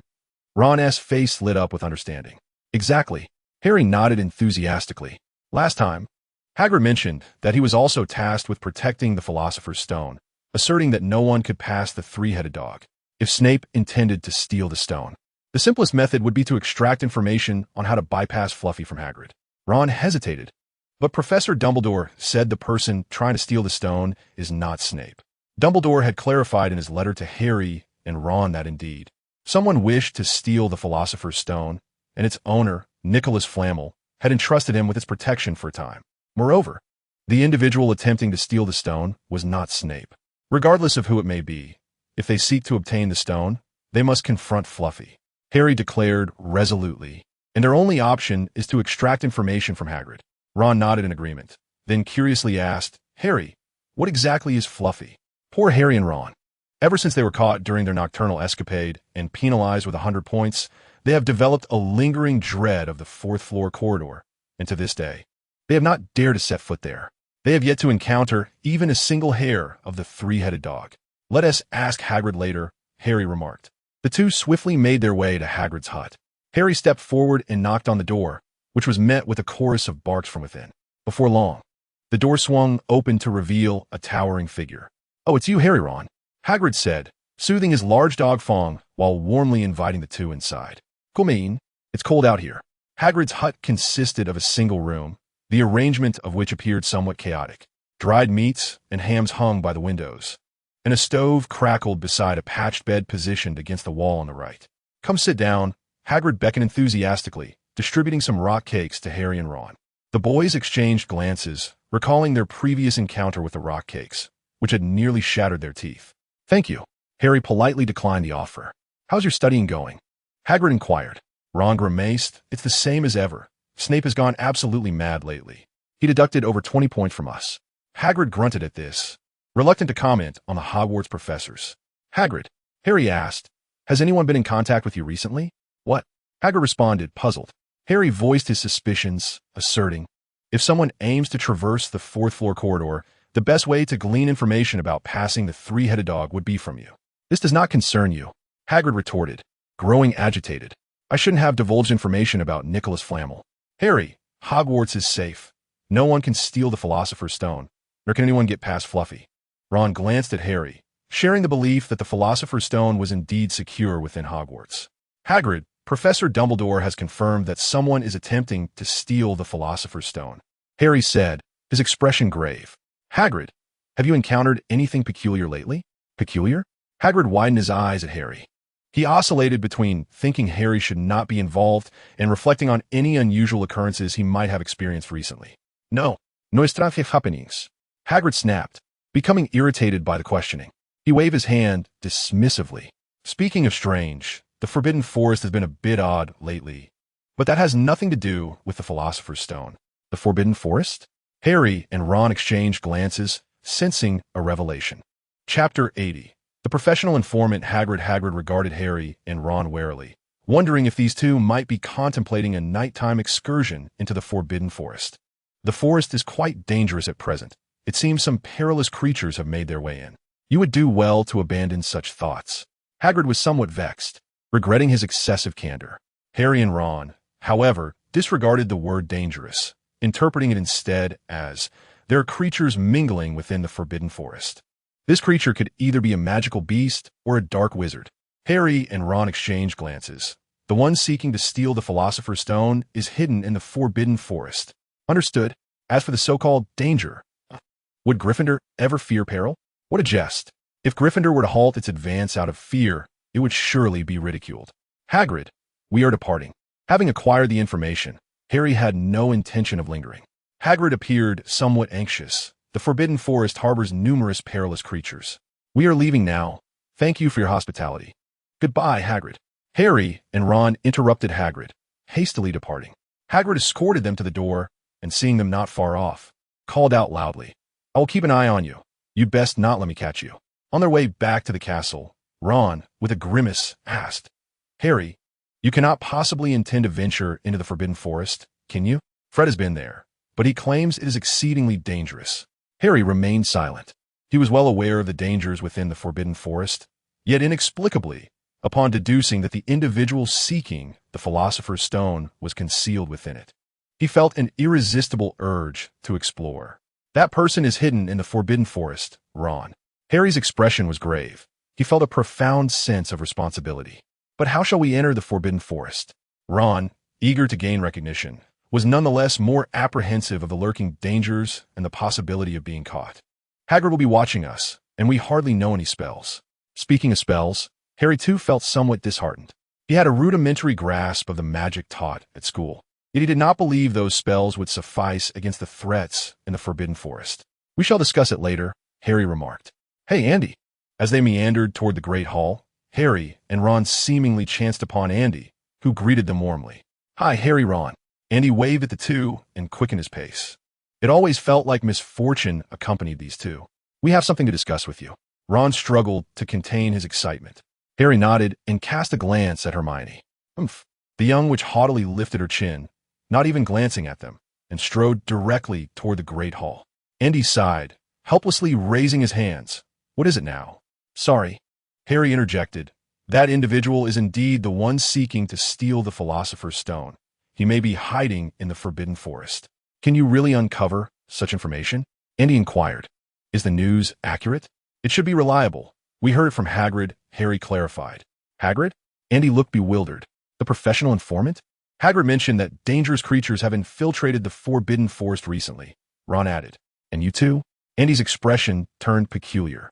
Surely they did not intend to drag him into a nocturnal expedition to the Forbidden Forest? Get lost. We wish to explore the Forbidden Forest. Harry remarked. Andy, is there any way for us to venture into the Forbidden Forest without being detected? The disillusionment charm, Andy replied. It renders you invisible. Hearing this was not an invitation to explore the Forbidden Forest at night. Andy felt a wave of relief. He pointed his wand at himself, and in an instant his body vanished. With another flick, he revealed just his head. There are books in the library about the disillusionment charm. You should check them out. That's so cool. Ron exclaimed, turning to Harry with excitement. The invisibility cloak can help us. I almost forgot. We still have the invisibility cloak, Harry said, equally exhilarated. As long as they wore the invisibility cloak into the Forbidden Forest, they would remain undetected. Watching the two of them enthusiastically discuss the feasibility of their nocturnal adventure, Andy felt compelled to ask, why don't you tell the professor? Do you truly believe you can handle this on your own? As long as we have a plan. Let us go. Andy waved his hand, deciding to distance himself from the duo. This was not merely reckless. It was tantamount to courting disaster. In truth, Andy could empathize with Harry's mindset at that moment. He had not fared well at his uncle's home, yet in the magical realm, he was a savior. Not only did he have a substantial inheritance awaiting him, but his name was also inscribed in the annals of magical history. It could be said that Harry had already attained both fame and fortune, something many strive for throughout their lives.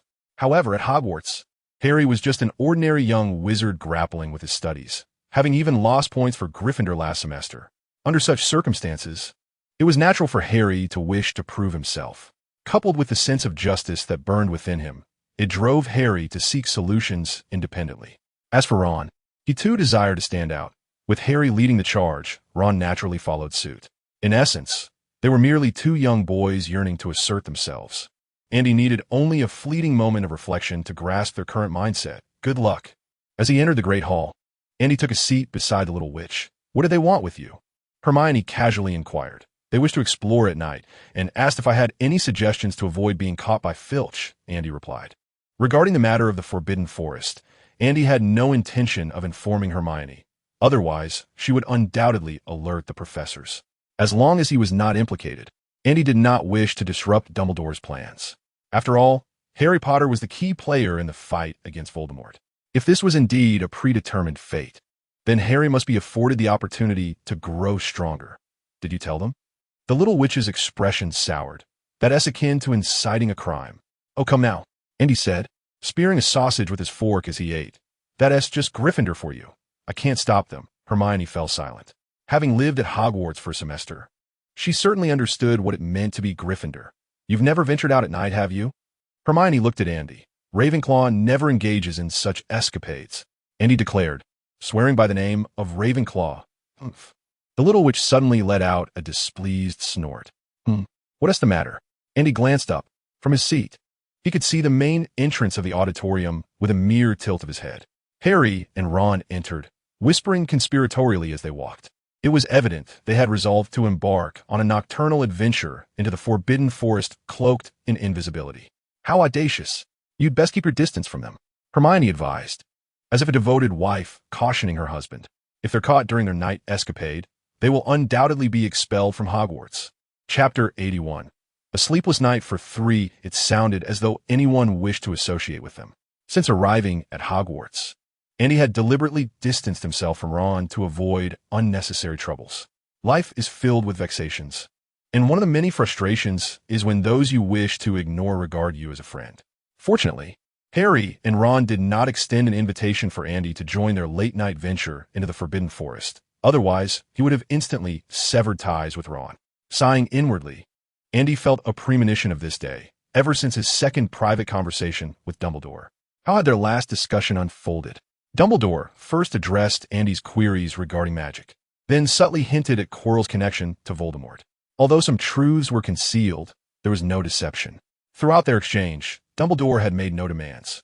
That evening, he had been akin to a sagacious, well-informed grandfather, responding truthfully to any question posed by Andy. Did you think Dumbledore was a benevolent figure? Pshaw! That wretched old man is quite cunning, especially regarding today's events. What was Harry and Ron's objective in exploring the Forbidden Forest? It was to investigate those who sought to steal the Philosopher's Stone. Fully aware of the peril, they chose to brave the dangers of the forest in pursuit of the dark wizard with designs on the stone. This endeavor showcased their courage as well as their sense of justice. True heroes. And what of Andy? He fully comprehended that Quirrell was the one attempting to steal the Philosopher's Stone and that Voldemort lurked behind him. Yet, when Harry and Ron approached him, Andy remained indifferent, allowing them to venture into the Forbidden Forest, heedless of the peril. Courage, a sense of justice, and loyalty to friends. None of these qualities resided within Andy. Had he possessed even a single trait among them? Or had he merely considered his image in Dumbledore's eyes, even if just for the sake of appearance? He likely would have joined Harry in his endeavor. Such as Dumbledore's strategy. Those willing are ensnared. Harry had already taken a bait, but Andy would not be deceived. After dinner, Andy visited the library to read until it closed at 8 o'clock, after which he returned to his dormitory to wash up and retire for the night. As for Harry and Ron's foray into the Forbidden Forest, he would pretend to be oblivious. No desire to think about it. No wish to see it. At 9 o'clock in the evening, while the tranquil Andy indulged in snacks and literature within the dormitory, the burdened Harry donned his invisibility cloak and quietly departed the Gryffindor common room alongside Ron. "Harry, are we truly venturing into the Forbidden Forest?" Ron lamented, his face contorted with apprehension as they stepped out of the castle. In the face of imminent danger, fear was only natural for him. "We shall merely take a look. If we uncover any clues, we will return to inform the professor," Harry replied, his own trepidation evident. The very thought of the unknown perils lurking within the Forbidden Forest was daunting, and the present surroundings felt eerily unsettling. As they passed Hagrid's hut, Harry cautiously lifted the edge of his cloak for a fleeting glance. The lights were extinguished, indicating that Hagrid had likely succumbed to slumber. "He mentioned keeping an eye on us," Ron muttered softly. In that moment, Ron found himself wishing Hagrid would intercept them, dragging both him and Harry back, even if it meant losing a few points. The prospect of nocturnal exploration in the Forbidden Forest was becoming increasingly unappealing. Ron had managed to persevere thus far, fueled solely by the pride of youth. The evening was splendid, with radiant moonlight and twinkling stars. However, as Harry and Ron ventured deeper into the Forbidden Forest, the surrounding light seemed to dim instantaneously. Towering trees, lush with foliage, obscured both moonlight and starlight, while gnarled roots, adorned with moss, rose from the ground, and vibrant mushrooms glimmered faintly in the darkness. A series of wolf howls echoed from the depths of the forest. The night breeze rustled the leaves, and the distant cawing of crows could be heard. Harry," Ron stammered, his teeth chattering. "We should return and inform the professor." Harry, too, felt a pang of fear. Clutching the invisibility cloak tightly, he pressed close to Ron, peering through the cloak in search of a path further into the forest. "Let's investigate first," Harry asserted. Hagrid had merely mentioned the oddities of the Forbidden Forest, hinting at the presence of dangerous creatures. It had never alluded to the dark wizard coveting the Philosopher's Stone hiding within its depths. Even if they were to inform the professor, evidence was a prerequisite. Meanwhile, in the headmaster's office, Dumbledore, who had already retired for the night, received an urgent report from the castle's portraits. Harry and Ron had stealthily left the castle. As the headmaster of Hogwarts, Dumbledore possessed numerous privileges, one of which was the ability to utilize the ghosts and portraits within the castle as his informants. The portrait of the fat lady guarded the entrance to the Gryffindor common room, and whenever Dumbledore wished, he could ascertain the whereabouts of every nocturnal Gryffindor student. Naturally, Harry and Ron were not beyond Dumbledore's watchful gaze. Dressed in his nightclothes, Dumbledore approached the window of his office, casting his gaze towards the direction of the Forbidden Forest. "Is it time to commence?" The nocturnal expedition into the Forbidden Forest was not originally part of Dumbledore's design. As he had no concrete plans, Dumbledore's role was merely to guide. The specifics of how to proceed rested entirely upon Harry's choices. All Dumbledore required was to achieve his ultimate objective, to cultivate Harry's courage. Secondly, a probe into the protective enchantments surrounding Harry was in order. However, Dumbledore found himself contemplating the unsettling possibility that his plans might once again unravel. As a pivotal participant, Andy Collins was conspicuously absent from this undertaking. In Dumbledore's strategy, Andy was meant to befriend Ron, ensuring that in times of distress, Ron would seek Andy's assistance. During their previous encounter, Dumbledore had subtly guided Andy towards certain truths, leading him to discern that the malevolent force behind Quirrell was none other than Voldemort himself. Andy had even surmised that Dumbledore's overarching aim was to fortify Harry through these trials. Thus, it would stand to reason that when Harry and Ron sought out Andy, he would inevitably extend his aid, for it was advantageous for him in every conceivable way. Firstly, the entire affair was orchestrated by Dumbledore, rendering the adventure relatively devoid of peril. Secondly, should Andy assist Harry while ensuring his own safety, he would undoubtedly win Dumbledore's favor. Lastly, even if it were merely a transaction of mutual benefit, Dumbledore had preemptively enlightened Andy about certain spells. Yet, to Dumbledore's astonishment, Andy remained oblivious to Harry's plight. Was Collins not a fervent aficionado of magic? Dumbledore found himself in a quandary. Such unpredictable young wizards were notoriously challenging. All he could do was proceed with caution. Dumbledore pushed open the window, allowing the silvery moonlight to cascade upon him, rendering the old wizard's silhouette somewhat ethereal. Chapter 82. Is the Wizarding World Beyond Redemption? After a restful night, the following morning, upon arriving in the Great Hall without having eaten, Andy was immediately met with sensational news. Harry and Ron were hospitalized. Andy hastily inquired about the circumstances. Whispers circulated that they had been attacked. Others claimed they had encountered Snape during a nocturnal escapade, resulting in broken legs. Even more absurdly, some speculated that they had been caught on a secret rendezvous, leading to unforeseen mishaps. The origins of such rumors were baffling. At the Ravenclaw table, Hermione regarded Andy with an expression of reproach, as though he were an arch-villain. "I didn't intend for any of this," Andy protested innocently. "It wasn't me who led them on a nighttime adventure." "But you did offer them suggestions," Hermione countered sternly, her demeanor reminiscent of Professor McGonagall. Feeling a twinge of guilt, Andy rubbed his nose, pondering that had he not provided them with ideas, the situation might have been far worse. Reflecting on the previous incident when Harry and Ron were caught during their nocturnal escapade, Hermione nodded in agreement. "Perhaps you were right. At least they didn't lose points for Gryffindor this time." Andy interjected. "So, you believe losing points is worse than being hospitalized?" He quickly took a bite of pumpkin pasty and offered one to Hermione, hoping to placate her with food. "This is their own doing." Hermione, with a solemn expression, muttered to herself, "Being hospitalized is not so bad. At least I preserved my life. What is worse is being expelled from school." Andy shuddered, an inexplicable phrase surfacing in his mind. "You have lost merely a leg, but she has lost love." If this sentiment were applied to Hermione, it would read, "You have lost but a mere life, yet he has been expelled from school." Andy contemplated correcting the young witch's distorted values, but ultimately found himself at a loss for words. Is there anything wrong with a passion for learning? What is the matter? Noticing Andy's hesitation, Hermione turned to inquire. "I wonder how Harry and Ron are faring?" Andy shifted the topic. "I will seek out George and Fred shortly. They should have already visited the infirmary." Everyone possesses a curious heart, and Andy too was eager to uncover the events of the previous night. If all went well, Harry and Ron should have ventured into the Forbidden Forest. Armed with an invisibility cloak, they ought to avoid peril. This thought piqued Andy's curiosity about how they ended up in the hospital. Could they have truly encountered Quirrell? After breakfast, Andy approached the Gryffindor table. "Hey, George, Fred, have you visited Harry and Ron in the hospital?" "We have," George replied. "Their condition has improved significantly. Madame Pomfrey mentioned they could be discharged the day after tomorrow." "That's good to hear." Upon learning that their situation was not dire, Andy sighed with relief.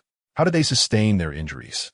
If Harry could vanquish Quirrell, that would be splendid, Andy mused. George, feeling a twinge of shame, covered his face while Fred whispered, "They went into the Forbidden Forest, and they wore the invisibility cloak." Raising an eyebrow, Andy pressed further, and then George continued. "They stumbled upon some poisonous mushrooms and were rendered unconscious by the toxic fumes." Fred added afterward, "They were bitten by venomous insects." George, visibly ashamed, recounted, "By the time we brought them to the infirmary, they were already delirious." Andy reflected, "Last night, as I lay in bed, I envisioned Harry and Ron making headlines. For instance, the Chosen One's first encounter with Voldemort, or Harry Potter saves Hogwarts for the first time. At the very least, I expected a tale of Harry Potter's safe return from the Forbidden Forest. Yet this, it felt akin to a valiant knight set to battle a dragon to rescue a princess, only to faint along the way from consuming poisonous fruit before even reaching the mountain." Andy grimaced. What a bewildering turn of events. George and Fred shared his shame. Their nighttime escapades within the castle resembled a leisurely stroll, and their venture into the forbidden forest felt like exploring their own backyard. Yet, their younger brothers were caught during their nocturnal wanderings, suffering grievous injuries in the process. If one lacks the ability, one ought not to overreach. Harry and Ron exemplified the classic case of being ill-equipped, yet overly ambitious. This is quite the predicament. Andy felt a tinge of melancholy. Without the counsel of a strategist beside the savior, everything seemed to falter. Even the formidable Zhang and Zhao, under the command of Lu Huangshu, had once fled in disarray before encountering a wise advisor. The savior, Harry Potter, acted impulsively, while his underlings were both inexperienced and reckless. What could be done? The British magical community seemed to be in dire straits. What troubles you? George inquired, puzzled. Nothing of great consequence, Andy replied. After class, I intend to visit the infirmary to check on them. Fred shrugged. We must attend class as well. As they exited the hall, Andy remained lost in thought. If Harry was truly unreliable, once Voldemort returned, it would be prudent for families to hastily depart the British magical realm. Voldemort had become an unparalleled adversary. One wondered if Dumbledore could rally himself. If all else failed, would I step in? Andy pondered restlessly, despite possessing an advantage. Could a few years of study genuinely allow him to rival Voldemort's decades of magical mastery? Moreover, Voldemort was an exceptionally rare magical prodigy. When considering the system's metrics, Andy felt his magical aptitude paled in comparison to Voldemort's. There was much work to be done. Andy, what are you contemplating? Hermione asked, noticing his distraction. Andy turned to the young witch. Your presence in Ravenclaw may inadvertently lead to Voldemort's domination of the entire British magical community. Absurd. He continued. I was reflecting on Harry and Ron. Hermione nodded in understanding. Though she held little affection for the two, she recognized their friendship with Andy. Are you planning to visit them? She inquired. Indeed, Andy affirmed. We shall discuss it after class. This morning, Ravenclaw had a charms lesson followed by a defense against the dark arts class. Andy was unusually preoccupied. In truth, he harbored no fears regarding the butterfly effect, nor did he concern himself with the so-called original storyline.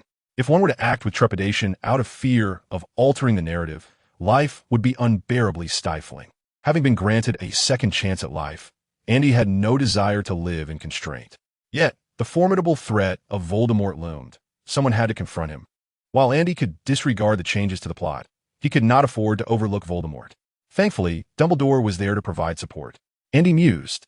How exactly did Dumbledore meet his end? Was he betrayed by Voldemort? If he were to gain the ability in the future, perhaps he could save Dumbledore's life. With Dumbledore's presence, facing Voldemort would undoubtedly become less daunting. Ah, Dumbledore, Andy thought, I must master the art of mental occlusion this semester. Chapter 83. Andy, you must not fall into their trap after class. Andy seized the opportunity to visit the infirmary. Although Andy had always been somewhat reluctant to engage with Harry and Ron, even as mere acquaintances, it was only fitting that he pay a visit when one of them was hospitalized. This was simply a matter of basic human decency. After much persuasion, he managed to secure 10 minutes of visiting time from Madame Pomfrey. How are you both faring? Andy inquired, placing a bag of Bertie Bott's every flavor beans on the bedside table before pulling up a chair to sit down. Hi, Andy, Ron grimaced. I feel absolutely dreadful. You actually ventured into the Forbidden Forest. And he found himself at a loss for words momentarily. These two were truly reckless. However, upon reflection, they also appear to be friends worth having. Though they may lack abilities at present, they would not remain so indefinitely. Enough about that, Harry interjected, his face flushed with embarrassment. How many points did we lose this time? For now, no points have been deducted, Andy replied. I heard you fainted in the Forbidden Forest. Who brought you back? Hagrid. Ron explained, a hint of awkwardness in his tone. We heard it from Madame Pomfrey. Harry remained preoccupied with their loss of points, and it was evident that Professor McGonagall was likely furious. He couldn't fathom how she would handle their situation. Harry, can't you think of something more cheerful? Ron looked as if he might burst into tears. Harry stared blankly. Perhaps Snape was rather pleased at the moment. Observing the two forlorn friends, Andy found himself momentarily speechless. Take care of your injuries, he sighed. I'll visit again when I can. Andy, as he turned to leave, Harry called out to him urgently. The person who tried to steal the Philosopher's Stone must be hiding in the Forbidden Forest. You should tell the professors about this. After contemplating for a moment, Andy continued. Since Hagrid mentioned dangerous creatures infiltrating the Forbidden Forest, perhaps Professor Dumbledore is already aware of it. Seeing that Harry seemed at a loss for words, Andy shrugged and quickly exited the hospital wing. As he made his way to the library, Andy meticulously recalled the entire sequence of events. From Harry's discovery of Snape in the fourth-floor corridor to Harry's nighttime escapade in the Forbidden Forest, everything seemed to align logically. It was entirely Harry's own volition throughout. If this was indeed part of Dumbledore's plan, then Harry had no reason to fail last night. Andy felt somewhat perplexed. Or had things gone awry? Voldemort was scheming to resurrect himself, and Dumbledore was cultivating Harry to confront him. If Quirrell truly was hiding in the Forbidden Forest, then Harry should have confronted him directly. This would align perfectly with Dumbledore's intentions. Could it be that? Andy felt a headache forming. Dumbledore had included himself in the equation. If that were the case, Harry might indeed face Quirrell. The old man was quite cunning. Having grasped the essence of the matter, Andy swiftly resolved to set it aside. Cherish life and steer clear of Harry. Until he possesses sufficient strength, Andy would never provoke Voldemort. This is not only for his own safety, but also for the protection of his family. Merely a day had passed when Andy learned of the consequences faced by Harry and Ron. They were confined. In the Great Hall, Malfoy boisterously declared, "If I were the headmaster of Hogwarts, I would expel Potter and Weasley together." Who knows where they would go after leaving the school? Perhaps the Weasley family would rejoice, as they could save on textbook expenses, enough to sustain them for a month. Ha ha! Malfoy's cohorts erupted in laughter. Malfoy's voice echoed loudly, drawing the ire of Gryffindor's Percy, George, and Fred, who glared at him indignantly. Initially flustered, Malfoy regained his composure upon noticing his Slytherin peers, and he smugly taunted. However, keeping them at school is beneficial, as Gryffindor loses 100 points every year. What talent! Andy was taken aback by Malfoy's sharp wit. His words struck at others' vulnerabilities, a feat not easily achieved. Stop looking. Hermione tugged at Andy. She detested Harry and Ron's disregard for school rules as much as she loathed Malfoy's self-important mockery of others. Did you visit them yesterday? Hermione inquired. Yes, Andy nodded. How'd they get injured? Hermione asked, her curiosity piqued. The school had not disclosed the reasons for Harry and Ron's injuries, and only those who visited were privy to the true cause. Consequently, Harry and Ron were merely confined, and Gryffindor did not lose points as a result. Well, Andy leaned closer to Hermione, whispering, remember to keep it secret. They ventured into the Forbidden Forest. The Forbidden Forest? Hermione raised an eyebrow, believing they fully deserved the consequences, though she refrained from uttering anything harsh. They sought you out that day, just to wander the Forbidden Forest? The young witch gazed at Andy with discontent. Who would have thought they would engage in such folly? Andy retorted indignantly. I thought they merely wished to explore the castle at night. Hermione wore a skeptical expression, unconvinced by Andy's excuses, knowing his penchant for leading others astray. Why did they go to the Forbidden Forest? Hermione pressed. Andy pondered for a moment, deciding there was no need for secrecy. Quirrell intended to steal the Philosopher's Stone. It's not an insignificant matter. This tale traces back to the Christmas holidays. Andy organized his thoughts and recounted the events of that period to the young witch. Aside from matters concerning Voldemort, he disclosed all pertinent information. In summary, they suspected Quirrell was hiding in the Forbidden Forest, which was why they planned to investigate. Andy concluded. Hermione wore a serious expression. How could they believe themselves capable of handling such perilous matters? They ought to inform the professors. Perhaps Headmaster Dumbledore is already aware of the situation. Andy reasoned. Given that Hagrid had detected the anomalies in the Forbidden Forest, he must report to the headmaster. You are right. The young witch nodded in agreement, her countenance shifting to one of relief as she gazed at Andy. Thank goodness you did not accompany them into the Forbidden Forest. Do not forget, Quirrell still intends to take revenge on you. Every mention of this matter filled Andy with a sense of foreboding regarding Dumbledore's intentions. Unbeknownst to him, Andy realized that numerous reasons supported his opposition to Quirrell: friendship, justice, Dumbledore's favor, private magical instruction from Dumbledore, and personal grievances. Hold on. These are merely the sugary shells of capitalism. Andy, do not fall into their trap. Chapter 84. Andy, I can also go berserk. Time swiftly passed, and before long, it was March. Nature awakened, spring blossomed. The weather grew progressively warmer, prompting many young wizards to eagerly shed their sweaters. However, An unexpected cold snap ensued, causing many within the castle to succumb to colds, transforming the infirmary into the most bustling locale at Hogwarts. Yet, there were advantages to catching a cold. With a cold, one could legitimately evade classes. Andy had witnessed certain young wizards congregating around the afflicted, for after all, catching a cold was a trend. To remain healthy was to be out of touch. Aside from the widespread cold, another matter weighed heavily on Andy's mind. Hermione seemed to be suffering from severe pre-exam anxiety. With more than 3 months remaining until the final examinations, Hermione launched an extensive revision plan. In addition to memorizing all the textbooks, she devoted herself to reading a plethora of supplementary literature, repeatedly practicing the spells taught at school, and filling 6 notebooks with revision notes. Moreover, she attempted to enlist Andy to study alongside her, only to be met with his refusal. Revision was undoubtedly important, but not for the sake of examinations.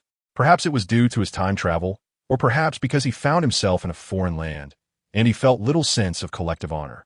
Whether it was exam results or the House Cup, he did not place much importance on either.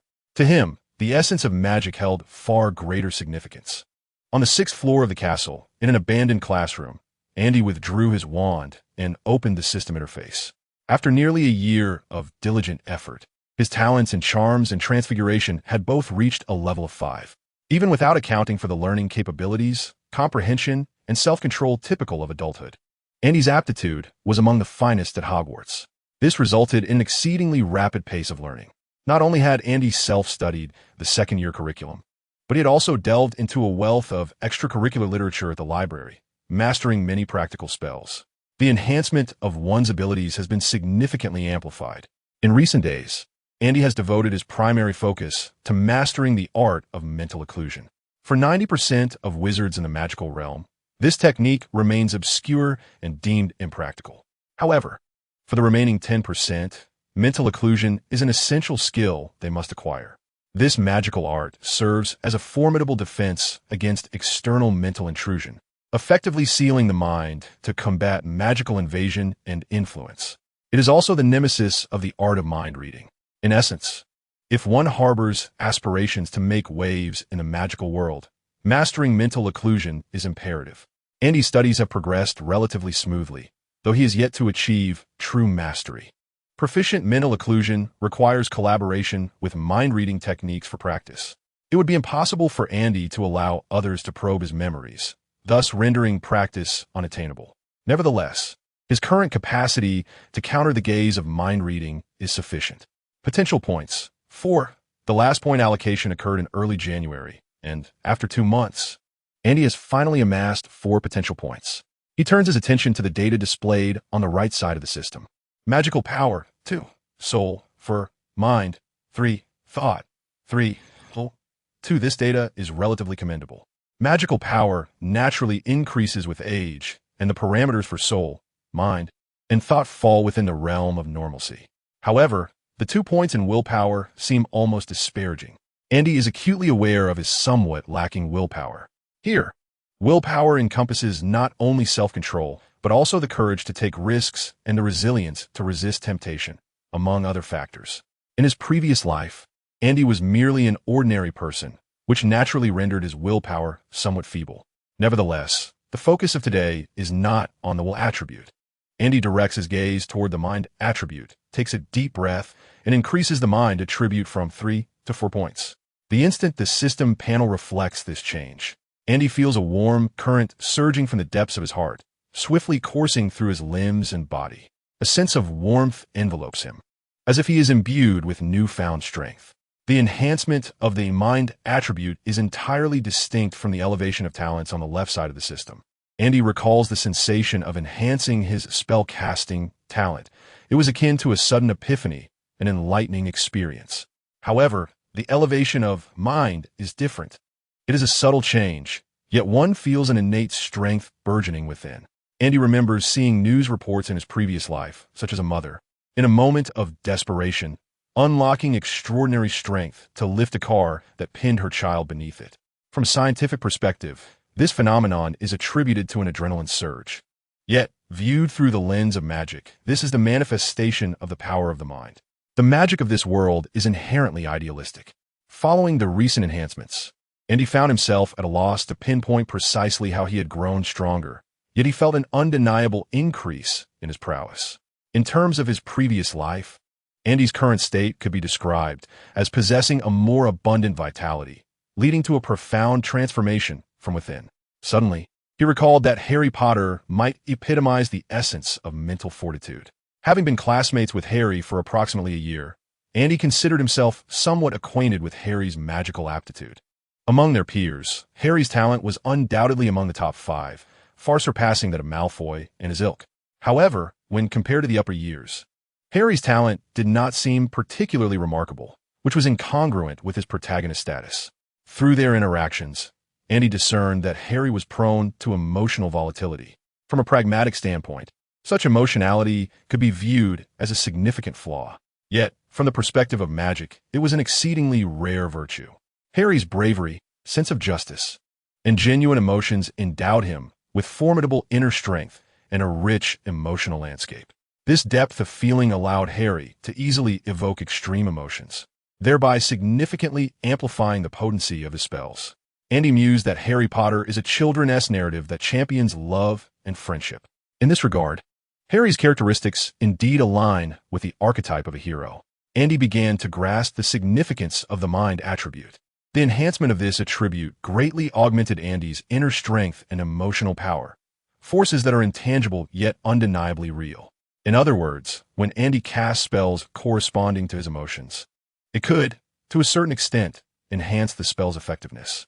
For instance, the intent to kill corresponds to the killing curse. The desire for destruction aligns with the shattering curse, and joyous emotions correspond with the Patronus charm.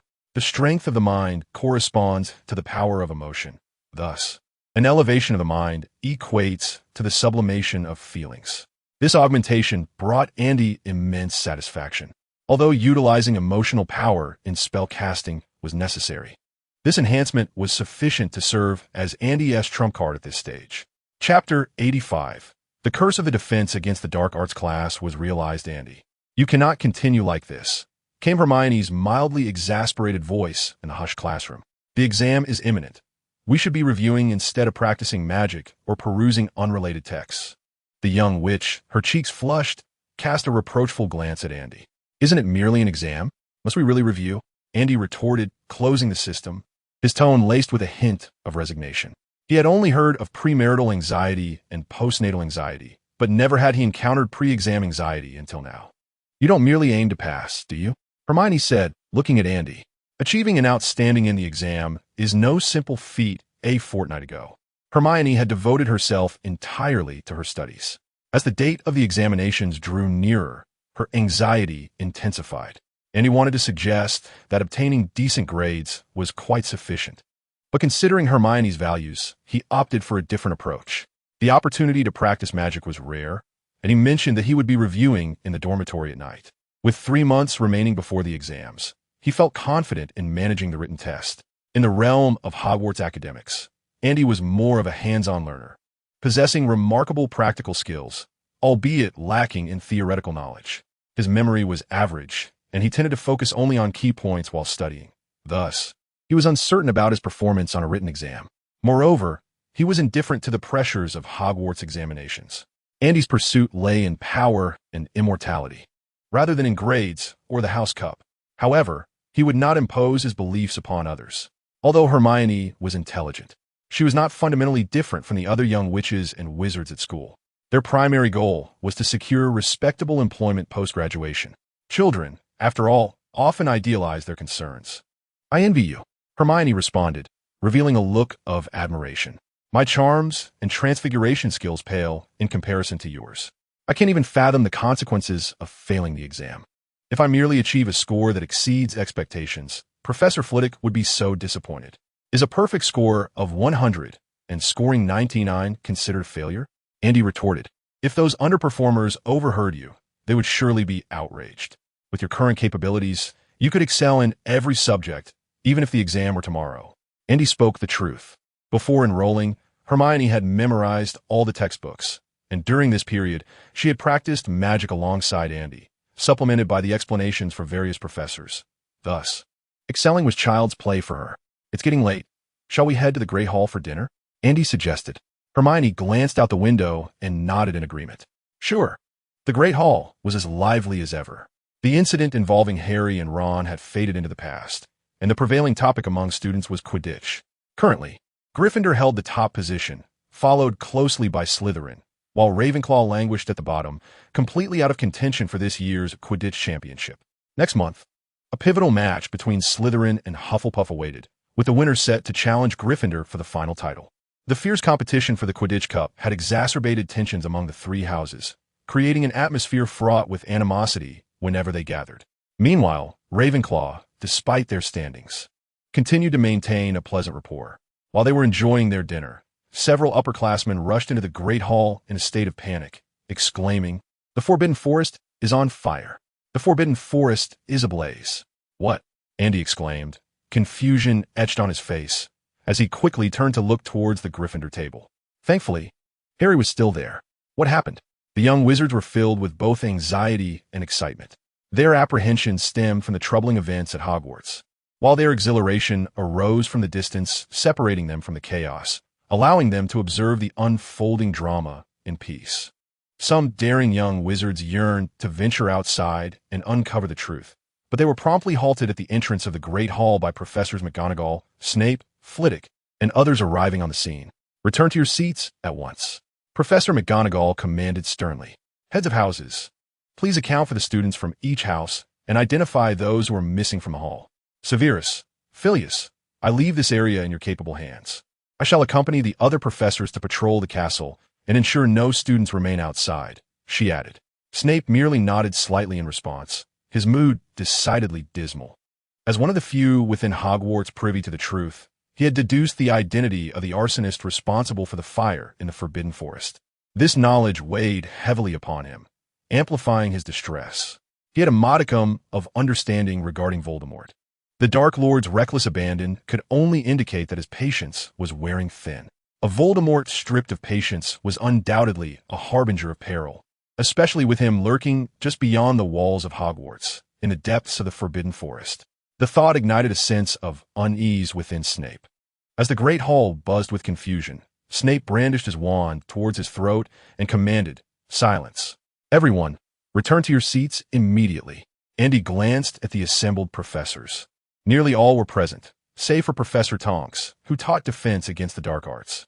Initially, Andy paid it little mind, but a sudden realization struck him.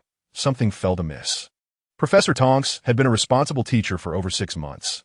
There was no way he would simply avoid the chaos ensuing at the school.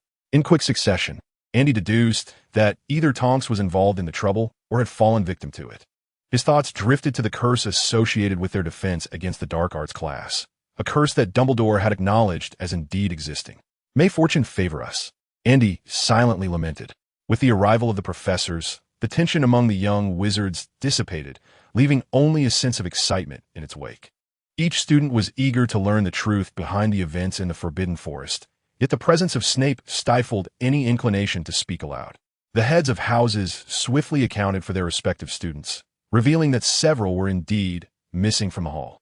Although it was dinner time, not all young wizards adhered to the schedule. Some had arrived early and finished their meals before departing the Great Hall. Upon receiving the head's report, Snape exchanged a glance with Flitwick. They were unable to leave their posts, now depending on Professor McGonagall to gather all the young wizards back into the hall. At the Ravenclaw table, Hermione expressed her worry, pondering how the Forbidden Forest could suddenly erupt in flames. Andy silently mouthed Quirrell. At this juncture, Andy felt no inclination to conceal the truth. At the very least, he wished to ensure that the young witch remained vigilant. After all, it was Voldemort who had devoured Quirrell's mind, and one could only speculate what madness he might unleash under such conditions. Chapter 86. Dumbledore. I shall personally cast the spell to vanquish Quirrell. Quirrell? Hermione recalled that Andy had mentioned some time ago that Quirrell was likely hiding within the Forbidden Forest. Harry and Ron had even ventured into the forest under the cover of night in search of evidence. However, as soon as they entered, they inadvertently stepped upon a toxic mushroom, which released a noxious mist that rendered them unconscious. Quirrell's act of setting fire to the Forbidden Forest was likely a ploy to divert the professor's attention, allowing him the opportunity to breach the castle and steal the Philosopher's Stone. Hermione's face was etched with concern, She wondered if Professor Dumbledore had considered this possibility. She had just observed that Dumbledore had not appeared in the Great Hall, nor had Professor McGonagall. Perhaps they had ventured into the Forbidden Forest.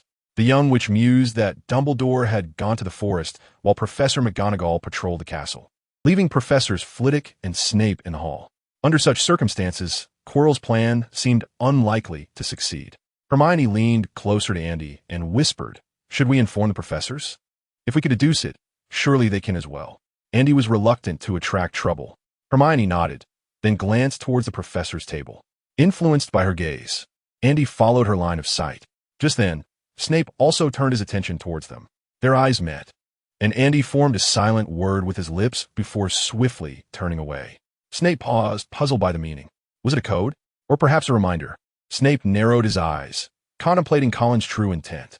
Compared to the other young wizards, Andy evidently possessed a greater grasp of the reality at hand. With the forest ablaze, it was likely that Quirrell would take action, and Snape clearly did not believe Andy would engage in meaningless antics at such a critical moment. The initial word from Snape was unclear. There were too many possibilities, and he found himself unable to decipher what Andy was attempting to convey. If it were of significant importance, Collins would have reported directly to the professors. Snape's brow furrowed, being a rather proud individual. He would rather invest time in deciphering what he perceived to be a code than directly inquire of Andy. In that fleeting moment, a chill ran down Andy's spine. He was startled. In his school days, he occasionally found himself glancing around during class. If he happened to make eye contact with a close friend, he might jokingly form a word of reproach, merely playful banter among friends. Little did he anticipate that today he would inadvertently insult Snape, and directly at that. Fortunately, Snape was oblivious to the true meaning. Otherwise, he might have retaliated with a curse. As students gradually returned to the Great Hall, the atmosphere thickened with tension. Many are curious about the events transpiring within the Forbidden Forest and why Professor Dumbledore has yet to make an appearance. Is he engaged in combat with adversaries? Or has he been hindered by unforeseen circumstances? As the professors ceased to maintain order, a low murmur of speculation filled the Great Hall. Students engaged in fervent discussions regarding the Forbidden Forest, and wild conjectures abounded. Some suggested an invasion by dark wizards, while others whispered of vampires or even a werewolf uprising. Giants and trolls were also mentioned, and the most outlandish speculation claimed a confrontation between Dumbledore and the Aurors of the Ministry of Magic. Dumbledore had not fought in decades, and none could ascertain the extent of his current abilities. Perhaps age had rendered him incapable.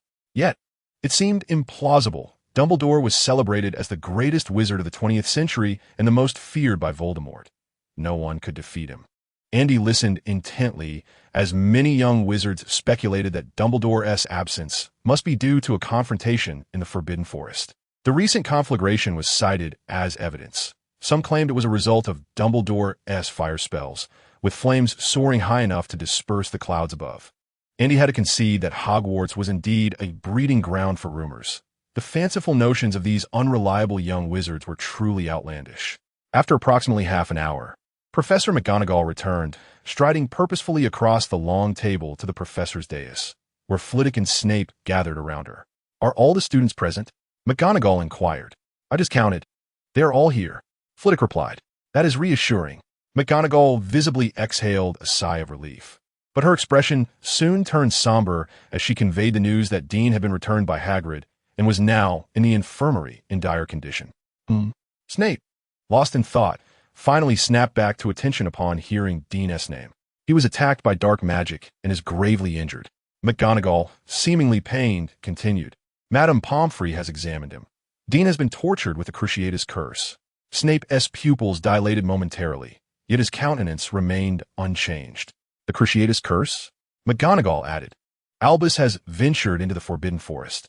We hope he can apprehend the perpetrator." Snape's expression darkened. Having endured the last war, he knew well that few wizards could withstand the torment of the Cruciatus curse. Dean had been subjected to the curse, but had not succumbed to the killing curse. Snape contemplated two possibilities. Either Dean had stubbornly withheld information, or Voldemort had altered Dean's memories while he was in a disoriented state. Although Dumbledore was also adept in memory magic, altering memories was considerably easier than restoring them. "Who ignited the fire in the Forbidden Forest?" Snape inquired. "It was Dean. I have examined his wand, McGonagall elucidated. Perhaps he set the fire as a signal for help. Snape mused. If the orchestrator of these events is Quirrell, then there remains a glimmer of possibility. However, if Voldemort is indeed the mastermind, then it is inevitable that Quirrell has already betrayed us, regardless of his intentions. What on earth is Dumbledore scheming? Snape felt a surge of irritation. Engaging in a game of wits with Voldemort within the confines of the school was ultimately perilous. A single moment of negligence could result in a student falling victim to Voldemort's malevolence. Snape was utterly bewildered by Dumbledore's thought process.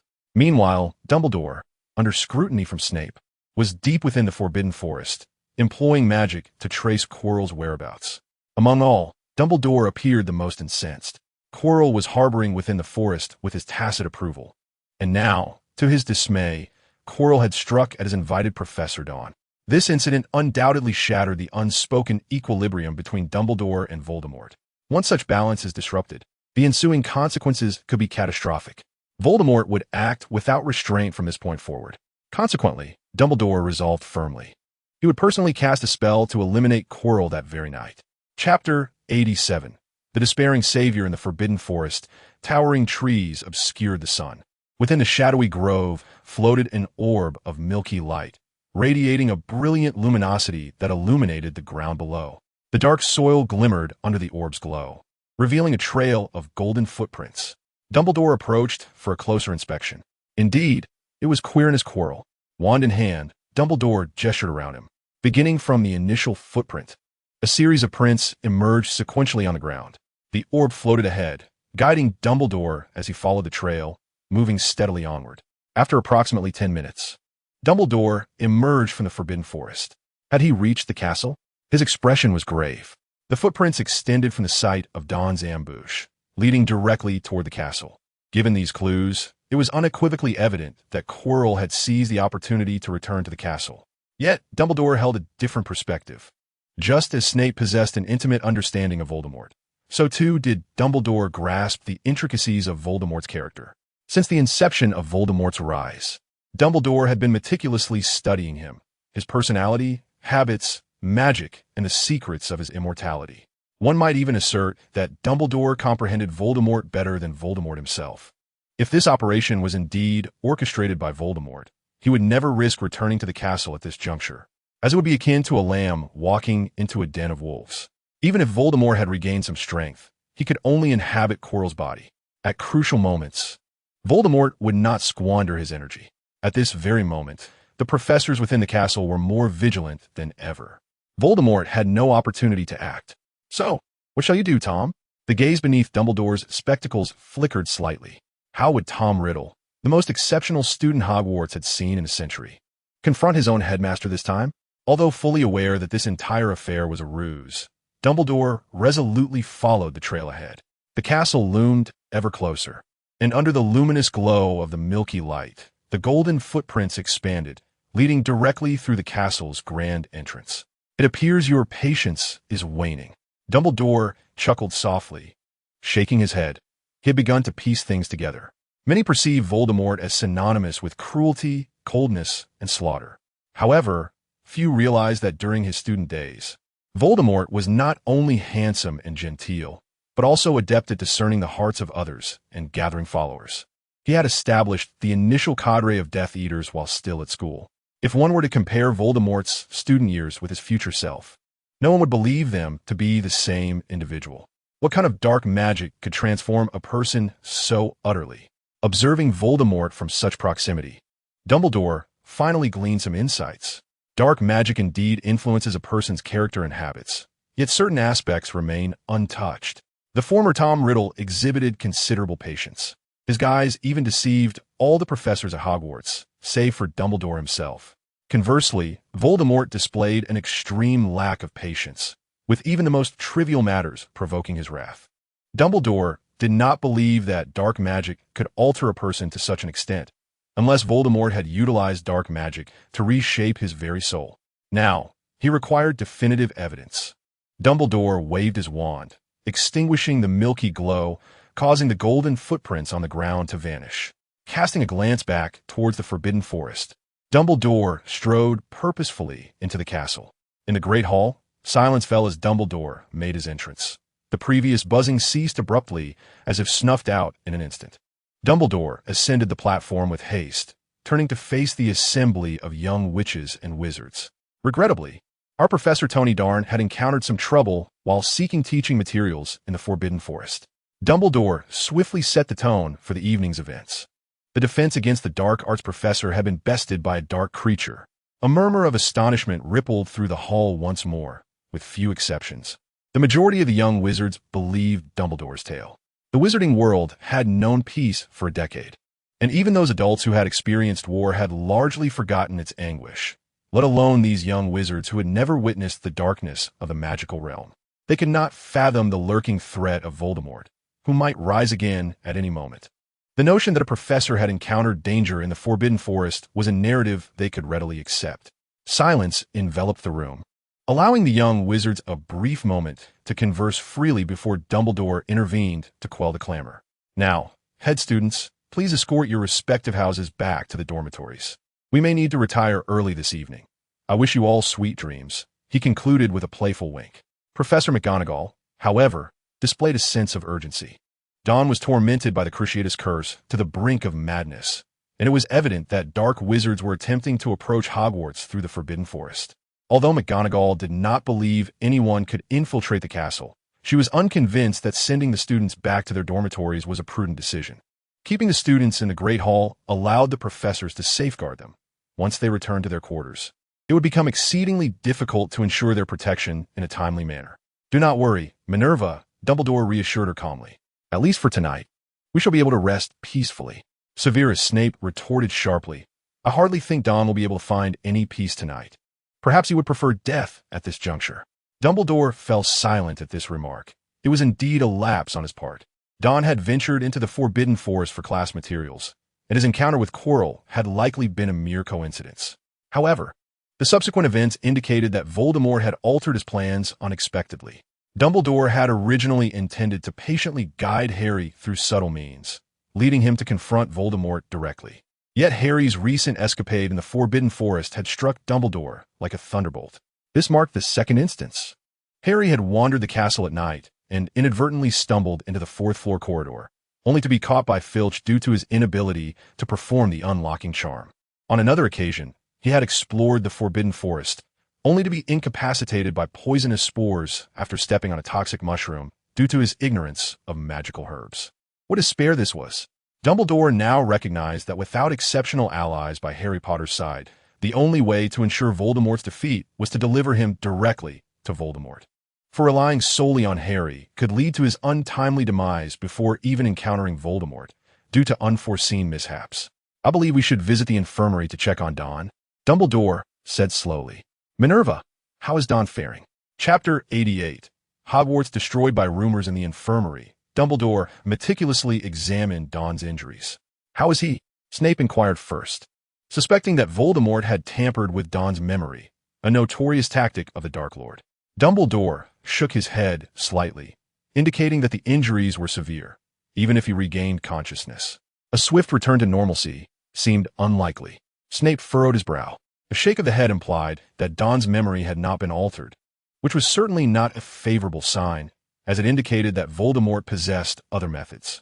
Snape cast a glance at Dumbledore. This time, Voldemort's adversary was Dumbledore himself, necessitating a departure from past perceptions of the Dark Lord. Albus, what exactly is happening? Professor McGonagall inquired sternly. The attack on the professors in the Forbidden Forest must not be taken lightly. This time, it was a professor who was attacked. Next time, it could very well be a student.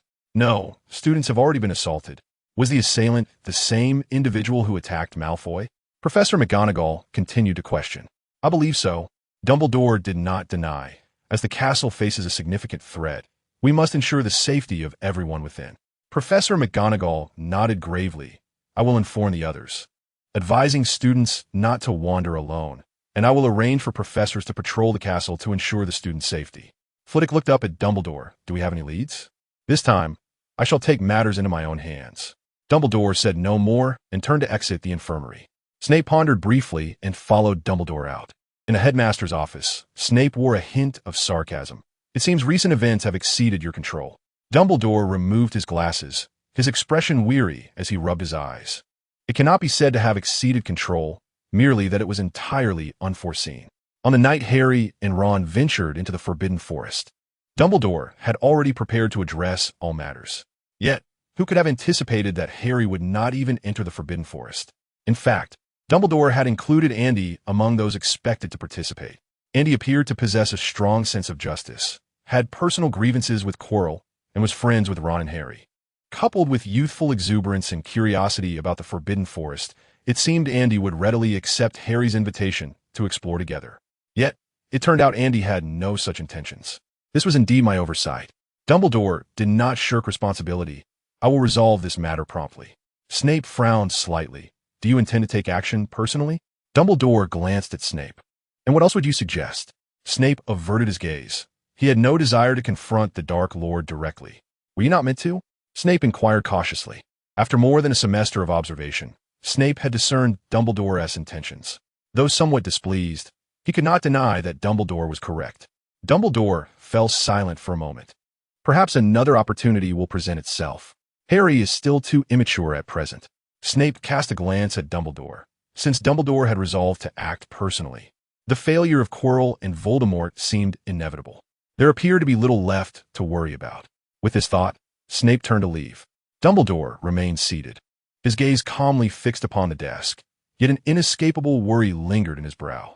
If Harry does not continue to grow, then the revival of Voldemort must be postponed. The troubling reality is that Dumbledore was uncertain how much longer he could endure. He has reached the venerable age of 110. Despite his frail physique and sluggish reflexes, even though his magical prowess remains undiminished and he wields one of the Deathly Hallows, the Elder Wand, he is uncertain whether he possesses the strength to subdue the resurrected Voldemort. In the Ravenclaw common room, discussions abound. Last academic year, Malfoy was attacked, and this year, Professor Dorn has suffered a similar fate. Do you truly believe Dumbledore's assertions? I have heard that Professor Dorn is gravely injured. If he encountered a perilous creature in the Forbidden Forest, given his capabilities, he should not have sustained such severe wounds. Are you suggesting he could still escape? Indeed. The Forbidden Forest is not far from the castle. The professor could have returned to seek assistance from the other faculty members. It is rumored that Professor Dorn was also struck by dark magic. Who, do you suppose, is responsible for the assaults on Malfoy and Professor Dorn? The common room buzzes with speculation. 2 incidents, separated by more than 4 months, have been linked, giving rise to an array of conspiracy theories. Andy, who do you think is behind the attacks? His roommate, Anthony, declared emphatically, perhaps it was Harry. I heard from a Gryffindor that Harry was injured last time because he ventured into the Forbidden Forest clandestinely. Another roommate, Terry, inquired, who did you hear that from? Michael pondered thoughtfully. Are you suggesting that Harry set a trap in the Forbidden Forest? But why would he target Professor Dorn?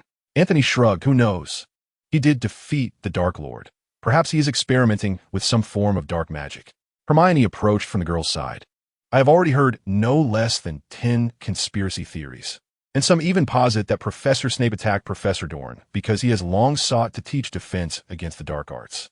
Andy remarked, perhaps one day, Hogwarts will fall victim to rumors. Let us disregard them. Andy, with a weary tone, stated, the truth will eventually come to light. We merely need to wait patiently. Andy, do you think we should take some action? Hermione asked with a hint of enthusiasm. Why would you think that? Andy replied, looking alarmed. We are merely first-year witches and wizards. Even if we wish to assist, we would likely only complicate matters for the professors. Hermione shot Andy an exasperated glance. I'm not a Gryffindor. How could I possibly confront Quirrell alone? Andy breathed a sigh of relief. People are influenced by their surroundings. And having spent considerable time with Hermione, he has naturally become less reckless than the character portrayed in the original text. What do you propose we do? Andy inquired curiously. Hermione leaned in closer, lowering her voice. If Quirrell attacked Professor Dorn, then his hideout must have been exposed. Andy nodded. That makes sense. If he still desires to steal the Philosopher's Stone, what do you think he would do next? Hermione asked. Andy shook his head. How would I know Quirrell's thoughts? Hermione covered her mouth, speaking mysteriously. Have you forgotten about Malfoy? Andy raised an eyebrow. Malfoy? Hermione wore an expression that suggested he was quite foolish. If Quirrell could conceal himself in the Forbidden Forest, why would he attack Malfoy? Suddenly, Andy sprang to his feet. Hermione's words reminded him that the reason behind Quirrell's assault on Malfoy might not be as straightforward as he had previously thought. Chapter 89. Snape, are you a bloodhound? According to Andy's earlier conjectures, Quirrell's attack on Malfoy was intended to exploit Malfoy as hospitalization as an opportunity to re-enter Hogwarts through him. However, Quirrell had not returned to the castle via Malfoy. Instead, he had hidden himself within the Forbidden Forest. What then was the purpose of his attack on Malfoy? Surely it could not be merely an act of petty vengeance, could it? Andy quickly recalled a matter from the defense against the Dark Arts class, where, while passing notes, Malfoy had mentioned wanting to speak with Andy privately afterward. Yet that conversation had never materialized. Andy had previously harbored suspicions about whether Malfoy was experiencing any issues, but had not given it much thought. However, upon careful reflection, Andy began to sense that something was amiss. What if Malfoy's memory had been tampered with? He retraced the events. Quirrell was expelled, Malfoy was attacked, the Ministry sent investigators to the fourth-floor corridor, and Professor Quirrell was assaulted. During the time of Malfoy's attack, all attention was focused on him. Although Andy had not investigated Malfoy, he deduced from various clues that Malfoy should be in no significant trouble. This implied that Quirrell had not manipulated Malfoy in any way. Months had passed, and it was likely that few had paid attention to Malfoy. Until today, when Professor Quirrell was attacked in the Forbidden Forest, diverting everyone's focus. Yet, what if Quirrell's contingency plan involved Malfoy? Andy furrowed his brow, feeling a sense of unease. To be fair, Andy did not consider himself a virtuous person. However, the fact that Malfoy was attacked was undeniably linked to Andy's influence. Had he not urged Malfoy to remove Quirrell, perhaps Malfoy would still be carefree in his rivalry with Harry. Andy felt no regret for his past actions. If Malfoy were to perish, he would feel a mere pang of guilt. Yet, Malfoy was alive, and he could potentially be a pawn in Quirrell's scheme. Andy furrowed his brow tightly, contemplating whether he should offer assistance to the young man. He sighed, realizing he was too kind-hearted. Andy resolved to write a letter to Dumbledore, alerting him to keep an eye on Malfoy's situation. As for what would follow, he felt utterly powerless. As night fell, the Ravenclaw common room lay deserted. Andy stepped out of the boys' dormitory and waved his wand to ignite the flames in the fireplace. Spreading the parchment across the table, Andy dipped his quill into the ink and penned an anonymous letter to Dumbledore. Once he had completed the letter, he meticulously reviewed it. Satisfied that everything was in order, Andy extinguished the fire in the hearth and rose from the common room. With a flick of his wand, Andy's figure gradually vanished. Descending the stairs, he resolved to deliver the letter to Dumbledore post-haste, just in case. As he reached the fourth floor of the castle, the echo of distinct footsteps reverberated through the empty corridor. A chill ran down Andy's spine. The footsteps grew increasingly closer. Pressing himself against the wall, he bit his lip to stifle his breath and glanced down, reassured that the disillusionment charm was still in effect. This brought him some comfort. Although the charm could exhibit certain vulnerabilities during movement, the surrounding darkness enhanced its efficacy remarkably. Even a wizard of Dumbledore's caliber would struggle to discern Andy's presence in such an environment. The footsteps approached ever closer, and upon catching sight of the newcomer, Andy's pupils dilated in shock. It was indeed Malfoy. He appeared unaffected by any external control, exuding vitality, excitement, and fervor as he swaggered through the dark corridor, seemingly unperturbed by the possibility of being discovered. Andy pressed himself against the wall, striving to make not a single sound. Malfoy soon reached the entrance to the restricted area on the fourth floor, glanced around, and then boldly stepped inside. Andy gasped sharply. This could not possibly be the Imperius curse. Even at his peak, Voldemort could not maintain such control over a person for an extended duration. To sustain the Imperius curse, one must recast it periodically. If it wasn't the Imperius curse, that must be memory modification, a magic even more sinister than the former. While the Imperius curse merely manipulates a person, memory alteration can fundamentally change an individual. No one relishes the thought of having their memories tampered with. After a moment of hesitation, Andy chose not to follow. He felt a twinge of cowardice. Without absolute certainty, he was unwilling to gamble with his life. A person who has faced death does not become reckless. Instead, they cherish their existence all the more, especially in a world imbued with magic. Andy yearned to live fully and witness the limits of the arcane. Perhaps Dumbledore was already aware of this. Observing the portraits lining the corridor, Andy appeared pensive. He touched the letter nestled in his pocket, contemplated for a moment, and ultimately decided to head to the Ollery to send the letter to Dumbledore. Suddenly, a faint noise pierced the darkness. Cursing under his breath, Andy quickly steadied himself against the wall. A shadow glided silently from afar, its wand emanating a soft glow. The figure possessed greasy black hair and donned a dark wizard's robe, drifting through the darkness like an immense black bat. It was none other than Severus Snape, and he found himself holding his breath. Being caught by Dumbledore might be bearable, but if Snape were to apprehend him, that old curmudgeon would undoubtedly deduct 50 points from his house. While Andy was indifferent to the loss of points and the House Cup, he dreaded the thought of social humiliation. "Who is there?" Snape halted, casting a suspicious glance around, his prominent hooked nose twitching slightly. "Are you a dog? Your sense of smell is quite keen." Andy doubted Snape could detect him, remaining silent against the wall. Snape sniffed the air a couple of times before honing in on Andy's hiding spot. He pointed his wand at that area, demanding, "Whoever you are, step forward." This was Hogwarts. After all, Snape, wary of harming a young wizard, refrained from taking drastic action. Had he been among the Death Eaters, he would have unleashed a thunderous explosion without hesitation. Realizing he could no longer remain concealed, Andy tapped himself with his wand, dispelling the disillusionment charm. "Collins?" Snape seemed unfazed, even faintly exhilarated. "What are you doing here?" With Ravenclaw currently leading in the House Cup standings, a deduction of point from Andy would surely secure Slytherin's 7th consecutive victory. In the magical realm, the number 7 held significant power, and Snape yearned for the glory of such a feat. Chapter 90. This phoenix must surely belong to Hogwarts. Perhaps sensing a kindred spirit, Andy's foremost concern upon encountering Snape was not the prospect of detention, but the fear of point deductions. Losing points was not frightening. It was the embarrassment of being penalized that loomed large. Andy recalled vividly the aftermath when Harry and Ron were caught during a nighttime escapade, each losing 50 points, resulting in a reputation that made even dogs disdain to associate with them. They had to tiptoe around the castle, waiting for the hallways to clear before daring to venture to the Great Hall for a meal. Andy valued his dignity too much to endure such humiliation. "I wish to send a letter to Professor Dumbledore." Andy resolved to be forthright, handing Snape the letter he had prepared. Snape received the letter with a look of skepticism, examined it briefly, and then returned it to Andy. Out of courtesy, Snape refrained from prying into Andy's personal correspondence, but that did not impede him from deducting points. A smirk crept onto his lips, tinged with mockery. "Collins, I never expected a diligent student from Ravenclaw to before Snape could complete his sentence." Andy swiftly interjected, "Professor Snape. I just saw Malfoy. He.S. in the restricted section on the 4th floor." Snape's words were abruptly halted. He scrutinized Andy from head to toe, a hint of disdain flickering in the corners of his eyes. "Do you believe such trivial tricks can deceive me, Collins? Defamation is indeed real." Andy interjected once more, stating, "I penned this letter to Professor Dumbledore due to Malfoy. I suspect that after his last assault, his memories were altered." Snape spoke in his usual slow, measured tone, which granted Andy ample opportunity to interrupt.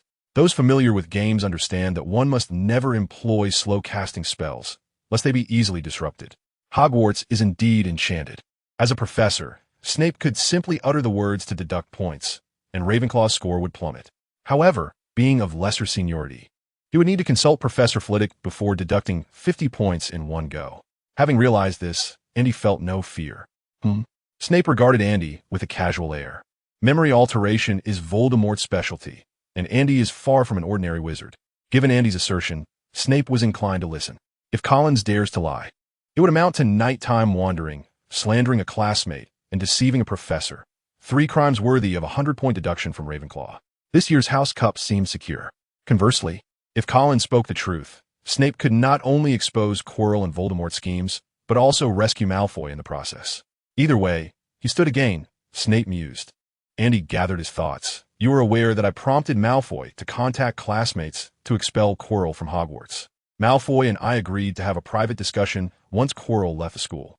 Yet, it appeared as though Malfoy forgot this arrangement and had little communication with me afterward. During the incident of Malfoy's attack, you cautioned me to be wary of Quirrell. I suspect old Malfoy might have taken him to St. Mungo's for recovery, allowing Quirrell to infiltrate Hogwarts. However, it was only after Professor Doone's attack that I sensed something amiss. Andy stated earnestly. Thus, I immediately wrote to Professor Dumbledore, urging him to keep an eye on Malfoy. To my surprise, upon reaching the 4th floor, I encountered Malfoy. Snape's expression darkened, fluctuating with uncertainty. You claim Malfoy ventured into the forbidden section on the 4th floor? Indeed. Andy nodded. Snape furrowed his brow slightly.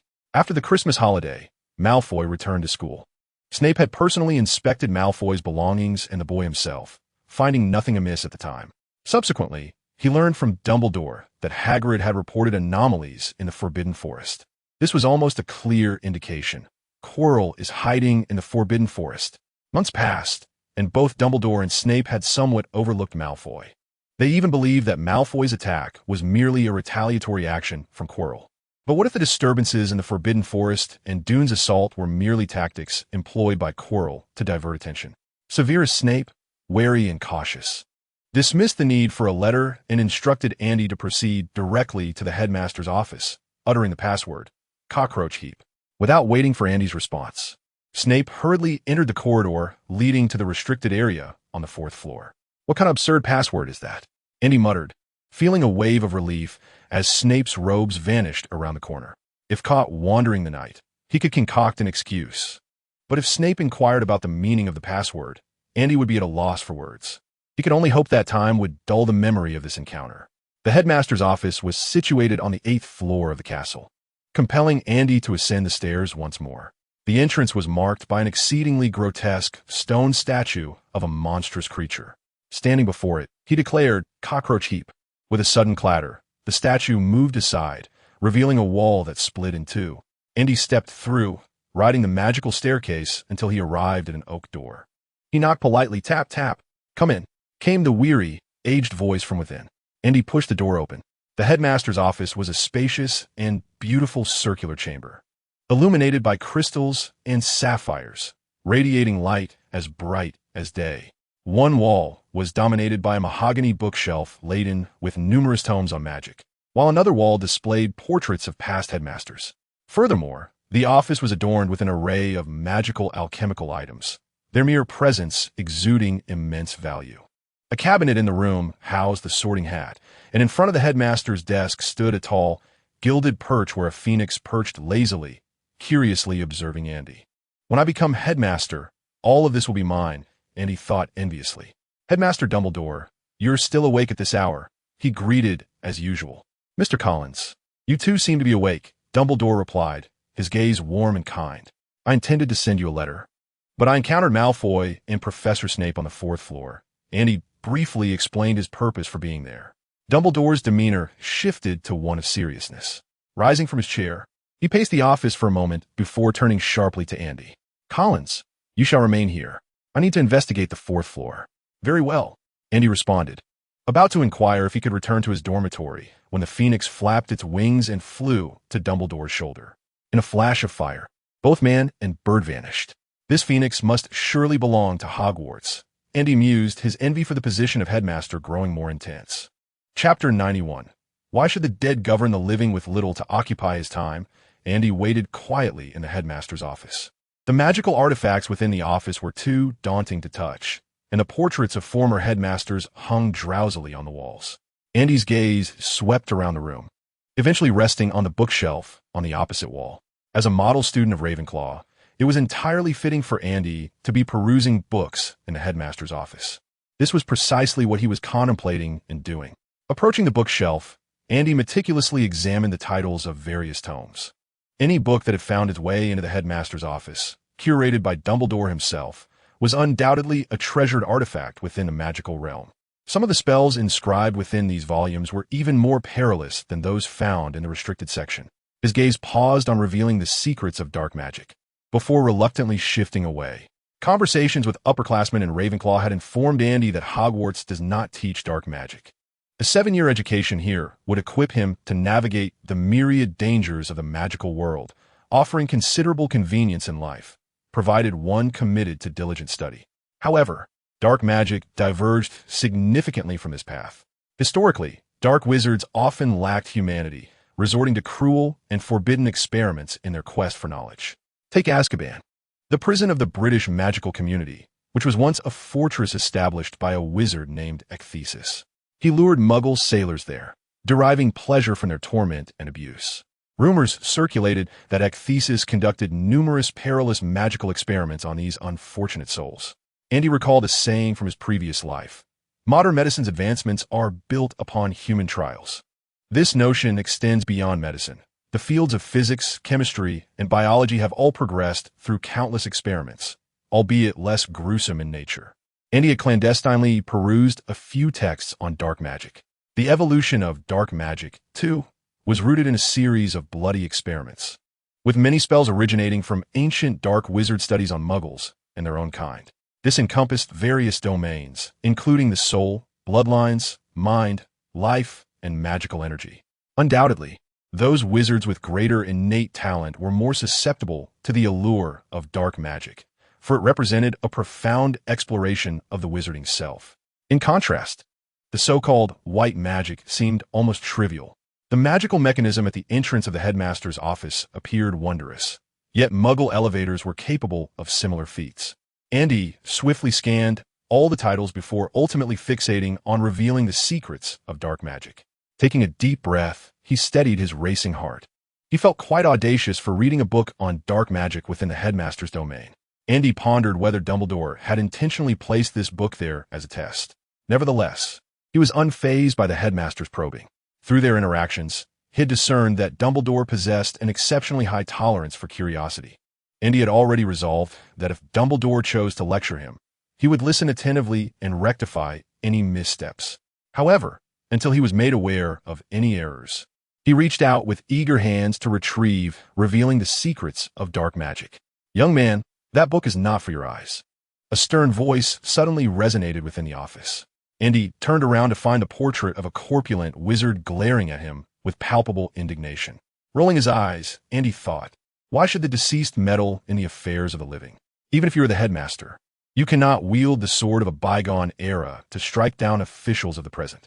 The Qing dynasty has fallen. Seizing the moment, Andy brandished his wand and pointed it at revelations of dark magic, confirming its safety before eagerly flipping open the tome. However, after just a few glimpses, a wave of dizziness washed over him. Realizing something was amiss, Andy swiftly employed his mental sealing technique, which alleviated his discomfort somewhat. Many magical tomes possess this drawback. Since they contain spells, they are imbued with certain magical capabilities themselves. With time pressing, Andy hastily skimmed through the table of contents. "Young man, did you not hear me speaking? Which academy do you belong to?" The corpulent wizard inquired, his tone tinged with dissatisfaction. "Enough of this noise," interjected another portrait of a dark-haired wizard. "What harm is there in a young wizard perusing a book? Is it your concern?" The corpulent wizard retorted. "He is reading a book on dark magic." The dark-haired wizard scoffed. "And what of it? Is dark magic not magic? How can I, as headmaster, impose such regulations? There has never been such a decree at this school. Thus, you're the most unpopular headmaster in the history of Hogwarts." A witch's portrait chimed in suddenly. Have they begun to quarrel? Unfazed, Andy located the chapter on mentalism through the index and swiftly turned to that section, diving into the text. Indeed, this was a tome of dark magic, distinctly different from conventional magical texts. Typical magical books merely instruct on how to harness emotional regulation to enhance spell efficacy. Many wizards grasp this concept, yet few can execute it. In contrast, this dark magic book outlined numerous methods to provoke intense emotions, all of which were malevolent. Some methods inflicted harm upon oneself, while others even involved the sacrifice of loved ones. Naturally, Andy had no intention of practicing these dark arts. He was more interested in the theoretical knowledge contained within. These theories were the hard-earned results of predecessors' human trials, constituting the most invaluable treasures of the magical realm. "Which academy do you belong to, young wizard?" The witch inquired again. Andy glanced up quickly and noted that the speaker was a bespectacled witch. "I am a first-year student of Ravenclaw," he replied before returning his gaze to the book. The corpulent wizard snorted. "I would have thought you were from Slytherin." "What of Slytherin? Clarify yourself." The dark-haired wizard erupted in anger. With a dismissive tone, the corpulent wizard responded, "What of Slytherin? It is Slytherin that has corrupted the school's ethos. Just look, even first-year students are beginning to dabble in dark magic." Afterward, he gleefully remarked to Andy, Wait until Dumbledore returns. I wonder how he will deal with you. Andy's demeanor remained composed. He remarked, if the headmaster admonishes me, I shall offer a sincere apology. The stout wizard interjected, have you considered the repercussions of your actions? What is wrong with studying dark magic? It is the very essence of magic. It is precisely because of individuals like you that the advancement of the magical world has stagnated. Casting a glance upward, Andy acknowledged the headmaster's reasoning, inquiring, may I ask who you are? The dark-haired wizard, brimming with pride, responded. While Andy typically disregarded the other headmasters, he found himself in agreement with this one's theories. They were merely portraits, yet Andy was a living student. Did this not signify his triumph? Chapter 92. Snape, am I no longer your confidant? The dark-haired wizard, feeling victorious, smugly remarked, the name is inscribed below. Cannot you read it for yourself? Andy retorted, ah, quite the temper you possess. He glanced at the inscription beneath the portrait, which read, Phineas Nigellus Black, 1847 to 1925. Realizing the headmaster's considerable renown, Andy noted that he had been dubbed the most unpopular headmaster in Hogwarts history, a stark contrast to Dumbledore. However, Dumbledore himself was hardly a paragon of headship. While he was kind and powerful, he was rather mediocre in other respects. The magical world harbors numerous esteemed institutions, with only about a dozen considered prestigious, and Hogwarts ranks 7th. This ranking was largely due to Dumbledore's influence as the chairman of the International Confederation of Wizards, requiring some deference. This revealed the extent to which Hogwarts had declined. Remaining silent, Andy felt the pressure of time and endeavored to finish the chapter. 20 minutes later, he returned revelations of advanced dark magic to its rightful place and dutifully found a chair, adopting the guise of an obedient pupil. Why had you ceased your reading? Headmaster Black inquired candidly, anticipating Dumbledore's return to catch him in the act. While he admired dark magic, he believed that first-year wizards studying it was hardly prudent. Andy turned and grinned mischievously, conveying everything without words. What a delightful rascal, I admire that. Headmaster Black expressed with evident appreciation. Do not make such unfounded claims. Andy responded with a tone of feigned disapproval. I am a student of Ravenclaw. This is merely a manifestation of my thirst for knowledge. Upon perusal, I deemed this book might lead me astray, hence my decision to refrain from further reading. Pausing, Andy raised an eyebrow and continued, is this rationale satisfactory? It is merely the passion for learning that leads to such inquiries. The assembly of headmasters remarked, we have never encountered such unabashed audacity in a young wizard. Witnessing this, Headmaster Black grew increasingly appreciative. This was a clever young wizard. What was most remarkable was his self-awareness in recognizing his needs, resisting temptation, and crafting an impeccable excuse for his missteps. The Sorting Hat must have erred. You ought to belong to Slytherin. Headmaster Black expressed his discontent. I assure you, the Sorting Hat is infallible. It cannot feign ignorance, for its integrity is at stake. Speaking of the Sorting Hat, the Fat Friar also expressed dissatisfaction. For who is to say whether it has made a mistake? Every year, it seems to place the least deserving into Gryffindor.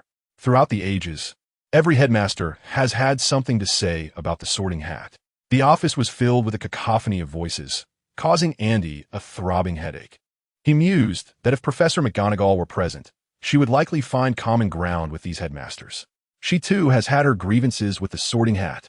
After waiting for about 10 minutes, the door to the headmaster's office was suddenly flung open, and Dumbledore and Snape entered in succession.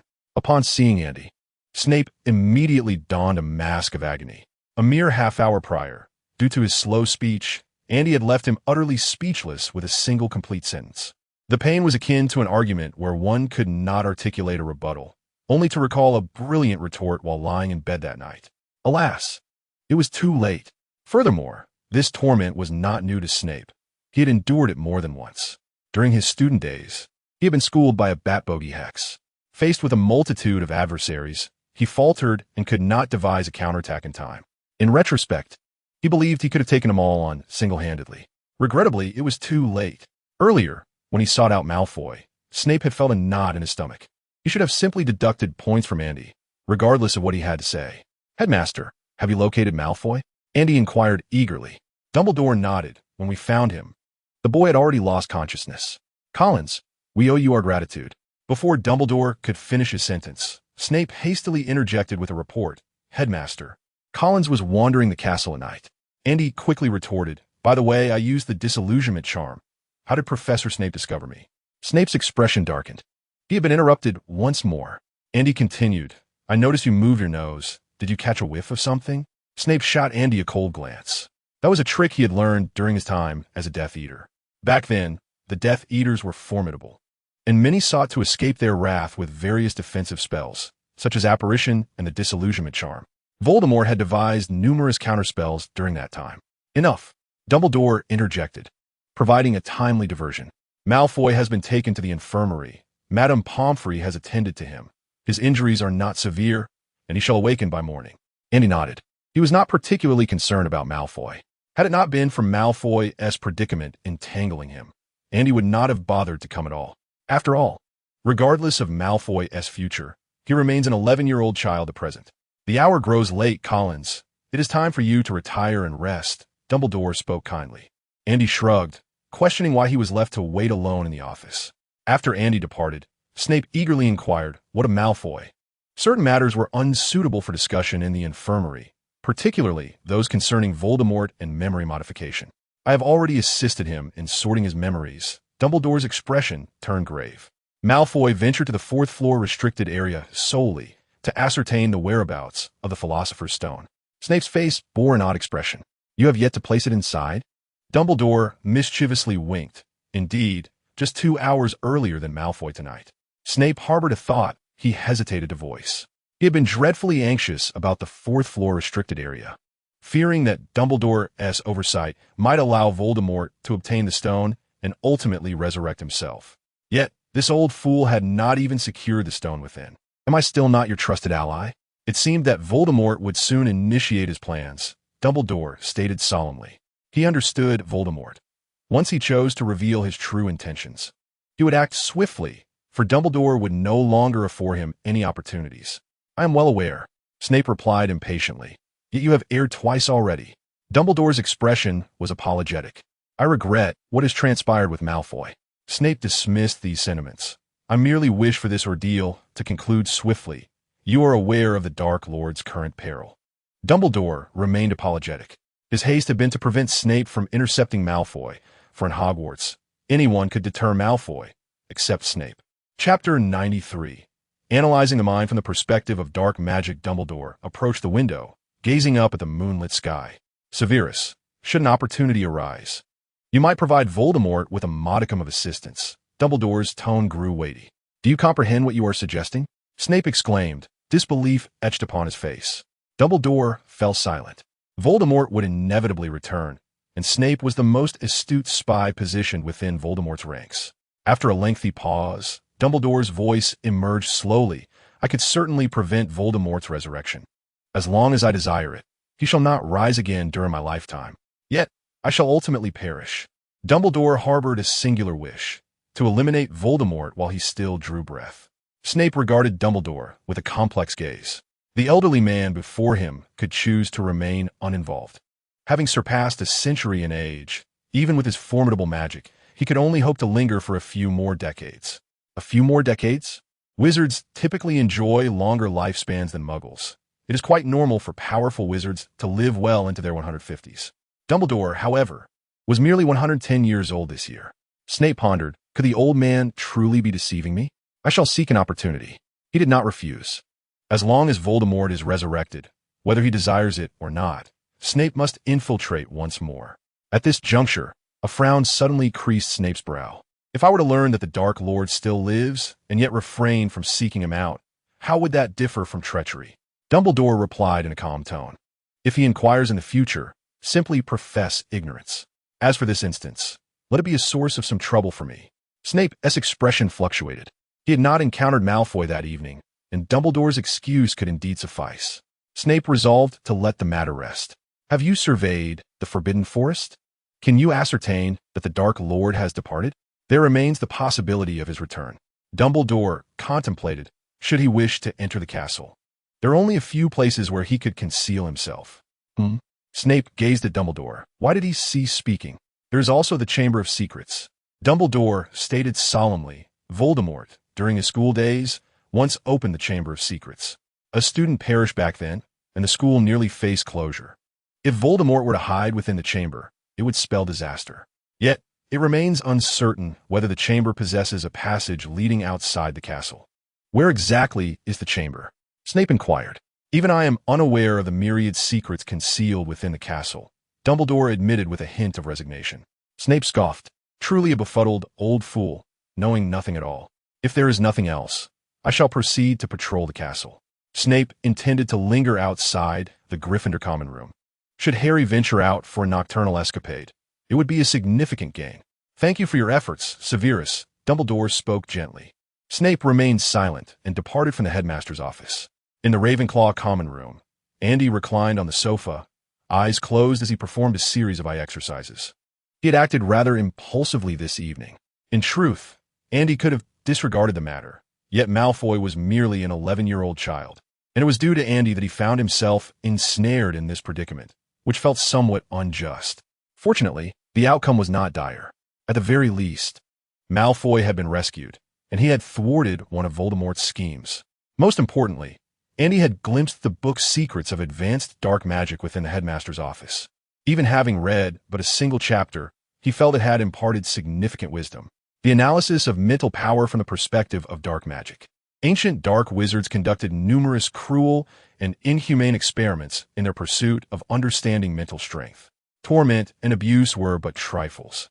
Controlling others to slay their loved ones and friends, thereby experiencing despair, or systematically dismantling a person's psyche from various angles. Time and again, these experiments yielded countless valuable conclusions. Even muggles devoid of magical abilities find that their emotions can profoundly affect their physical health. If a person harbors anger for an extended period, it may lead to emotional distress and even impact their lifespan. Andy had once heard a saying, "A smile can take off 10 years." This illustrates the profound influence of the power of the mind on humanity. For a wizard, emotions, or rather the power of the mind, hold even greater significance. If one were to consider magical energy as the foundation of all sorcery, then the power of the mind serves not only as the controller of magic, but also as its amplifier. Andy retrieved a piece of parchment and a quill, reflecting on his thoughts as he meticulously transcribed the content from the book. Regrettably, Andy did not possess an eidetic memory, even after a brief glance. He could only recall a few key points mentioned in the text. Once he had completed his writing, Andy stored the parchment away and made his way to the Ravenclaw library. The hour was still early, and he felt no fatigue, thus providing him the perfect opportunity to peruse additional tomes and enrich his intellect. Previously, Andy had little interest in these legendary tales. The veracity of such stories was often ambiguous, and even if they were true, they had likely been embellished by subsequent generations, bearing little resemblance to their original forms. However, upon discovering that Lady Ravenclaw had left behind some artifacts here, Andy found himself intrigued by these narrative volumes. During his idle moments, he often returned to peruse a few books. He had already delved into the tome Hermione had mentioned, which chronicled various myths of ancient Egypt. Aside from detailing the sorcerers of that era, the book also contained numerous hieroglyphs and legends of Egyptian deities, even asserting that ancient Egypt was the cradle of magical knowledge, a notion that many contemporary scholars endorse. After exploring that particular work, Andy continued to study a variety of texts related to ancient Egypt, though he found little substantial insight. To attain the level of the four great founders, they would ultimately need to investigate the essence of magical power to advance their craft. Andy held this belief firmly. Based on the clues he had gathered thus far, it appeared that the research directions of the four founders varied, yet they all converged upon the essence of magical energy itself. Contemplating this, Andy wondered what Lady Ravenclaw's research focus might have been.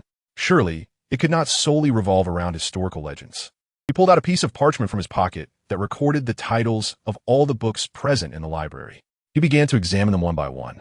If Lady Ravenclaw had indeed left something behind, it was most likely her research findings, her contributions to the pursuit of magic's origins. Surely, they could not be hidden within these poems and essays. The presence of poetry and prose in a magical school library seemed rather unconventional.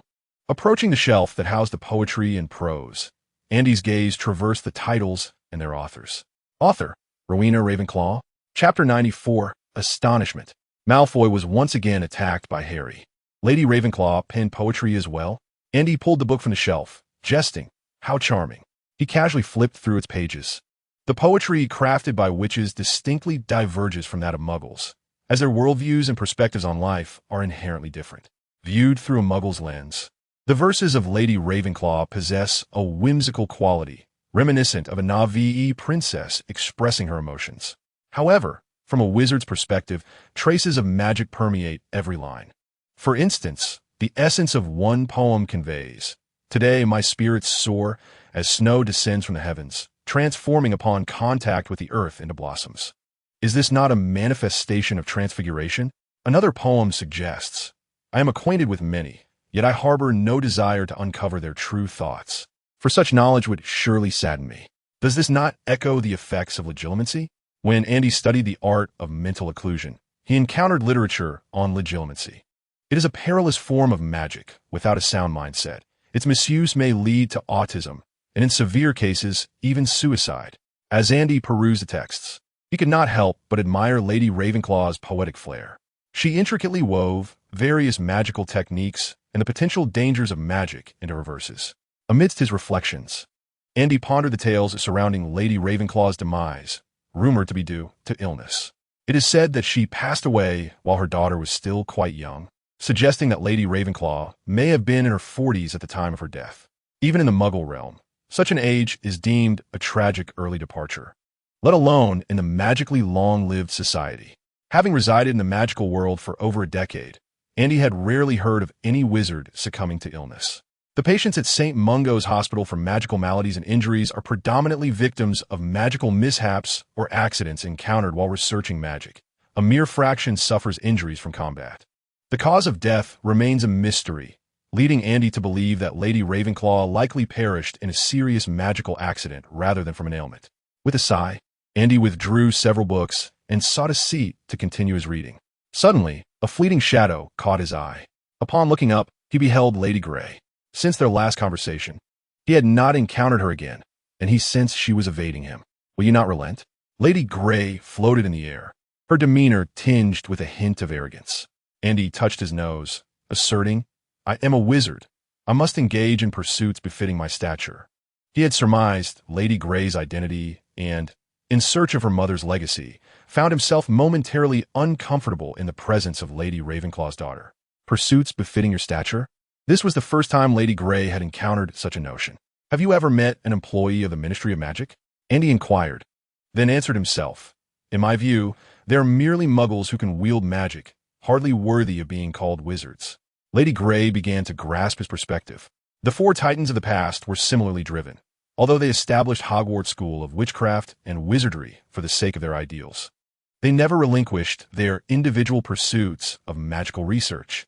Andy continued, "I believe that delving into the mysteries of ancient wizards is the true calling of a sorcerer." Ms.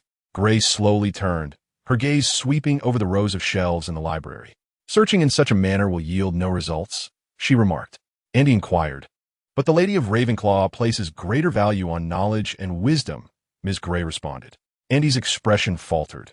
This was the second time Ms. Grey had articulated such a sentiment. Yet, he found himself perplexed, unable to grasp the true essence of knowledge and wisdom. Logically, someone like Hermione, with her intellect, should align perfectly with the values of the Ravenclaw lady. This was also why Andy had so readily believed Hermione's claim of reading every book in the library overnight. Noticing Andy's bewilderment, Ms. Grey shook her head, her eyes seeming to convey the message, "A rotten wood cannot be carved." After her departure, Andy found himself devoid of interest in reading. The notion of knowledge and wisdom had been subtly hinted at for the second time by Ms. Grey. If even Dumbledore could not discern it, it was evident that the magic employed by the Lady of Ravenclaw was far from ordinary. And he contemplated thus, one must either meet specific criteria or activate a particular magical mechanism. Time slipped away unnoticed, and eventually the library door swung open, awakening Andy to the realization that he had spent an entire night in solitude. He cursed himself, feeling as though he had been swept away by legendary tales. He met up with Hermione in the common room, and together they proceeded to the great hall for breakfast. Upon entering the hall, Andy was met with a shocking revelation. Malfoy had once again fallen victim to an attack. To be precise, he had been assaulted, though the identity of the assailant remained unknown. Harry and Ron were seated at the Gryffindor table, and, at that moment, Harry bore an aura akin to that of Voldemort himself, causing anyone within a 3-meter radius to shy away. Hermione cast a reproachful glance at Andy. "Look at that. Malfoy is once again taking the fall for you." Andy muttered under his breath, "Consider this. If I hadn't devised a strategy to expel Quirrell from Hogwarts, perhaps it wouldn't just be Malfoy facing an attack." Hermione pondered for a moment, then readily accepted Andy's flawed logic. "I'm not saying you were wrong," she replied, equally lowering her voice. "But never mind. Malfoy being attacked is certainly preferable to your own misfortune." Andy was taken aback, staring at Hermione in disbelief.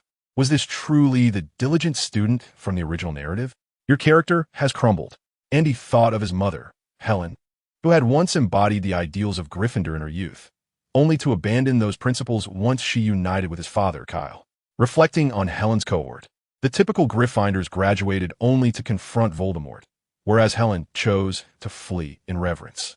Helen mentioned that only one person from her year in Gryffindor aligned themselves with Voldemort, reportedly from the Black family. According to Helen, she had long suspected that none from the Black family were of good character. "What are you looking at me for?" Hermione asked, a hint of embarrassment in her voice, unsure how such words had escaped her lips. "It's quite all right," Andy replied with satisfaction. "This aligns perfectly with our Collins family tradition." Just as they were conversing, Filch abruptly entered the hall and affixed a parchment to the wall. A throng of young wizards swiftly gathered around it. Noticing that his 3 roommates had joined the crowd, Andy did not rush over to investigate. Soon, the trio emerged from the throng. Before Andy could inquire, they approached him together. Anthony wore a mischievous grin. "Andy, from now on, we'll be sticking with you." Chapter 95. Never learn from Gryffindor what? "You 3 will be with me from now on?" Andy responded, utterly bewildered. Terry explained, "The school has issued a new regulation. Until the culprits who attacked Professor Quirrell and Malfoy are apprehended, no students are permitted to leave the castle. Except in the dormitories, the Great Hall, and during class hours. Everyone must move in groups of 3 or more." Anthony added, "Even professors without classes will be patrolling the castle at irregular intervals." Andy and Hermione exchanged a knowing glance, their astute minds deducing that the school's serious stance indicated a significant escalation in Quirrell's threat. If Quirrell's aim was indeed the Philosopher's Stone, action could commence imminently. "Andy, who do you think attacked Professor Quirrell and Malfoy? It can't possibly be Potter, right?" Michael inquired with curiosity.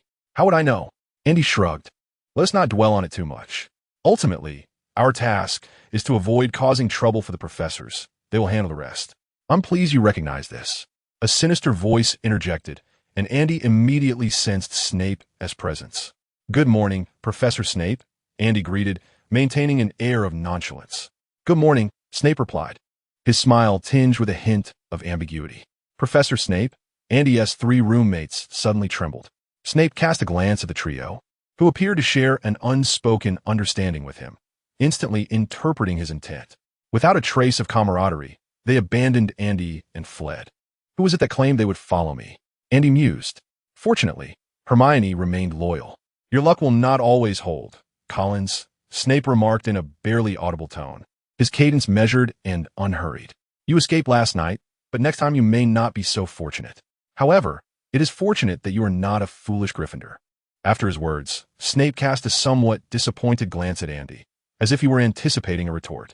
Whenever Andy interrupted him, he could easily dock Andy 5 points under the pretense of disrespecting the professor. "Thank you for your reminder, Professor Snape," Andy replied, maintaining an image of a model student. "I am not a Gryffindor, and I will not violate school rules." Snape cast a fleeting glance at Andy before turning to leave. What did Professor Snape mean? Hermione gazed at Andy, recalling his mention of the previous night. "What were you up to last night?" she inquired. "He was cautioning me not to behave like a Gryffindor, particularly not to emulate Harry and Ron, who often acted rashly in difficult situations." With a sigh, Andy explained, "I was contemplating certain matters and intended to inform Professor Dumbledore.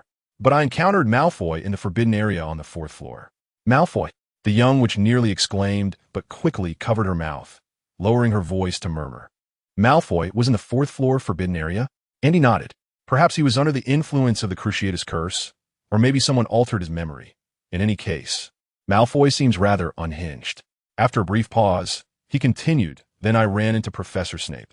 He might be worried that I would overestimate my abilities and go off to confront Quirrell alone. You needn't have worried, Hermione retorted. You would only send others to deal with Quirrell. You know me well, Andy replied.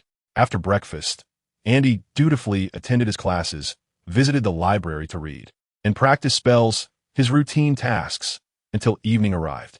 Hogwarts had always been a breeding ground for rumors, and after a day's fermentation, the attack incident escalated among the students. This time, even the professors began to take it seriously. They not only sealed off the castle, but also had professors patrolling its halls, requiring students to move in groups of 3 or more for their daily activities. Many were engaged in fervent discussions about the attack. Who was the perpetrator? Who would be the next target? Why had Malfoy been attacked twice? Was the assailant, in fact, Harry Potter? The young wizards debated passionately, with some seizing the opportunity to sell protective charms, reportedly making a tidy profit. It remained uncertain when the school would apprehend Quirrell. On their way to the Great Hall, Hermione expressed her apprehension, pondering that Quirrell's motive was to steal the Philosopher's Stone rather than seek revenge for being expelled. As long as we avoid the forbidden area on the 4th floor, we should be safe. Andy wore a nonchalant expression, embodying the essence of passive victory. Do not stir, for any movement may lead to downfall. He had tricked Malfoy once, but had also saved him last night. Henceforth, they were even destined to forget each other in the vastness of the world. You are right. The young witch huffed. Andy, if you venture out at night again, I will inform Professor Flitwick.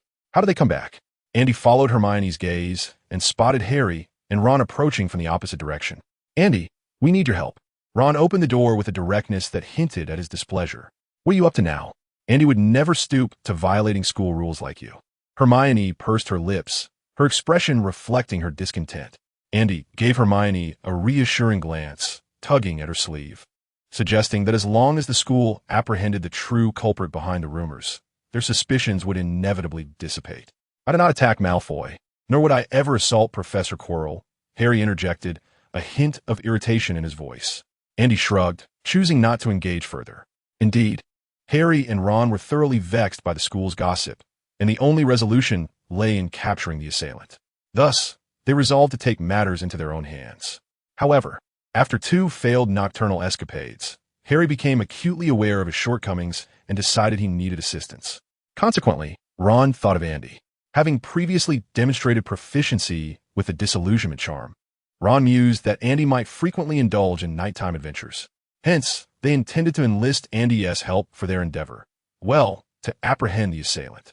Upon hearing Harry and Ron's request, the young witch immediately adopted a stern demeanor, ready to lecture. Andy swiftly intervened, tugging at Hermione's sleeve. While her intellect was formidable, her emotional acuity left much to be desired, often leading her to inadvertently upset others with her words. I'm sorry, but I cannot assist you with this, Andy stated firmly. The professors are already investigating the attacker. Our role is to avoid complicating their efforts. We're not complicating anything, Harry retorted, taking a deep breath as if to steady his emotions. We have a lead. Then you should inform the professors, Hermione replied bluntly. It was no wonder Professor Snape had advised Andy against following in Gryffindor's footsteps. Such behavior was characteristic of the house. What clue have you discovered? Andy inquired. Given that Harry was the protagonist of the original story, Andy was cautious not to underestimate the significance of his findings. We spoke to Hagrid, and he told us that guarding the entrance to the 3rd floor Forbidden Corridor is a 3-headed dog named Fluffy, Harry explained. We know how to deal with it. With that, Harry fixed his gaze on Andy, eagerly awaiting his response. And what exactly is the clue? Andy raised an eyebrow. Harry replied, Isn't this a clue? Andy couldn't help but place a hand to his forehead. I assumed you had discovered Quirrell's whereabouts, but it appears your so-called clue is merely a means to navigate obstacles. What is next? Andy inquired patiently. Once you gain entry, what do you intend to do? Do you plan to remain there indefinitely? Harry was momentarily taken aback by the question. He was aware that someone sought to steal the Philosopher's Stone and had been striving to protect it. Yet, he had no concrete plan for how to do so. In truth, Harry had contemplated informing the professors. He had even co-written a letter to Dumbledore with Andy and had spoken with Professor McGonagall, who advised him that the school would handle the matter, and his sole focus should be on his studies. After the failed venture into the Forbidden Forest, Harry had nearly resolved to abandon his quest. However, following the attacks on Professor Quirrell and Malfoy, coupled with the misunderstandings and suspicions from others, A sense of justice propelled Harry to make a decisive choice. He vowed to protect the Philosopher's Stone and to capture the assailant himself. We could extract the Philosopher's Stone and conceal it in a place where no one could ever find it. Ron proposed a plausible suggestion. Andy remarked, Hermione, Section 66. Andy could not fathom Ron's thought process. This task was one that Dumbledore could certainly undertake by himself. With a stoic expression, Andy stated, moreover, I once suggested to Dumbledore that we could launch the Philosopher's Stone into outer space using a Muggle rocket, but he simply dismissed the idea. What is a rocket? Ron asked, utterly bewildered. You actually know about rockets. Harry and Hermione exclaimed in astonishment. Andy shrugged. What is the big deal? I can also write computer programs. Am I boasting? In any case, he deemed their plan utterly impractical. Without wishing to elaborate further, he called out to Hermione, I'm leaving. I'm nearly starving. The clever young witch pondered, Tell me, why would Dumbledore keep the Philosopher's Stone at Hogwarts? Of course, it's to bait a trap. Andy recalled from the film that Dumbledore ultimately destroyed the stone. Thus, the stone served as Dumbledore's bait, specifically intended for luring and threats. The morality of the situation was debatable. However, Andy believed that Dumbledore should not have acted in his capacity as headmaster nor conducted such affairs within the school. Who knows? Andy responded dismissively. In the ensuing 2 days, the atmosphere within the castle was rife with tension. Professors patrolled the corridors daily, and young witches and wizards were required to move in groups of 3 or more to roam freely within the castle. The heads of the student councils and the prefect from various houses were assigned to oversee different floors. Under the weight of such pressure, everyone appeared anxious, as if a great battle was imminent. Mr. Collins, Ms. Granger, Penelope Clearwater, the Ravenclaw prefect called out to them, her tone tinged with exasperation. The school regulations dictate that one must be in a group of at least 3 to move freely about the castle. I believe I've reiterated this numerous times. And he sighed. I recall explaining it many times as well. Just the 2 of us suffice. That is not enough to convince me, Clearwater replied sternly.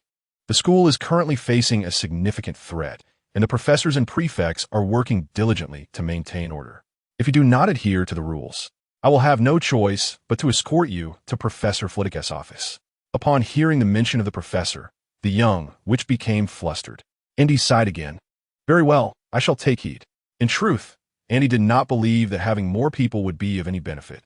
Given the standard of these young witches and wizards, should an assailant appear, they would likely turn and flee, possibly resulting in a stampede. However, expressing such sentiments can be somewhat hurtful. After all, Quirrell is merely earnest in his responsibilities. Farewell, senior. Andy waved his hand. At the entrance of the auditorium, Andy was once again intercepted by Harry and Ron. Andy, Professor Dumbledore has left the school. Harry spoke with a sense of urgency. Andy was taken aback. Is Voldemort finally commencing his actions? Not only Andy, but Hermione also pondered this notion. The fact that Harry and Ron sought out Andy indicated that they had arrived at the same conclusion. Just as Hermione was about to speak, Ron hastily interjected, Don't say anything about informing the professors. We just returned from Professor McGonagall. Hermione pressed her lips together. What did Professor McGonagall say? Ron shrugged. She told us to return to the dormitory and rest. This matter will be handled by the professors. I believe Professor McGonagall is correct, Hermione replied, her chin slightly raised. The professors can certainly think of matters we can. Or do you believe you're the only ones endowed with intelligence? You, Ron exclaimed, exasperated. Enough. Andy interrupted. Hermione is right. This is not a matter for us to meddle in. I shouldn't have sought you out. Ron retorted, somewhat irritated. Harry, let's go. Once Harry and Ron departed, Hermione looked apologetically at Andy. Andy, I'm sorry. It's all right. Andy smiled, unconcerned. Throughout life, one encounters many individuals. Some may walk together for a while others may part ways, and that is perfectly fine. To be frank, Andy felt a sense of relief once Ron and Harry left. There was simply no common ground between them, and their differing worldviews made their eventual divergence inevitable. So, when Ron and Harry came seeking him, Andy did not impede Hermione as he had before. Besides, Hermione already harbored some discontent towards the 2 of them. In a way, Andy had leveraged the little witch. Stop thinking about that, he shrugged. After being reprimanded by a senior and quarreling with friends, he thought to himself that he needed a grand feast tonight to soothe his wounded spirit. The little witch, however, did not share such a cheerful disposition. Do you think Quirrell will really act tonight? How should I know? Andy shook his head. From the current situation, Quirrell seems to possess a much higher intellect than his cinematic counterpart. At the very least, he knows how to create diversions and set traps. We must trust the professors. Having escaped Harry and Ron, Andy felt quite pleased. After all, Professor Dumbledore is renowned as the greatest wizard of the 20th century. Surely he could apprehend at least one dark wizard, couldn't he? Chapter 97. Finally, the long-awaited day arrives as night fell. The silvery moonlight draped Hogwarts Castle in a cool hue.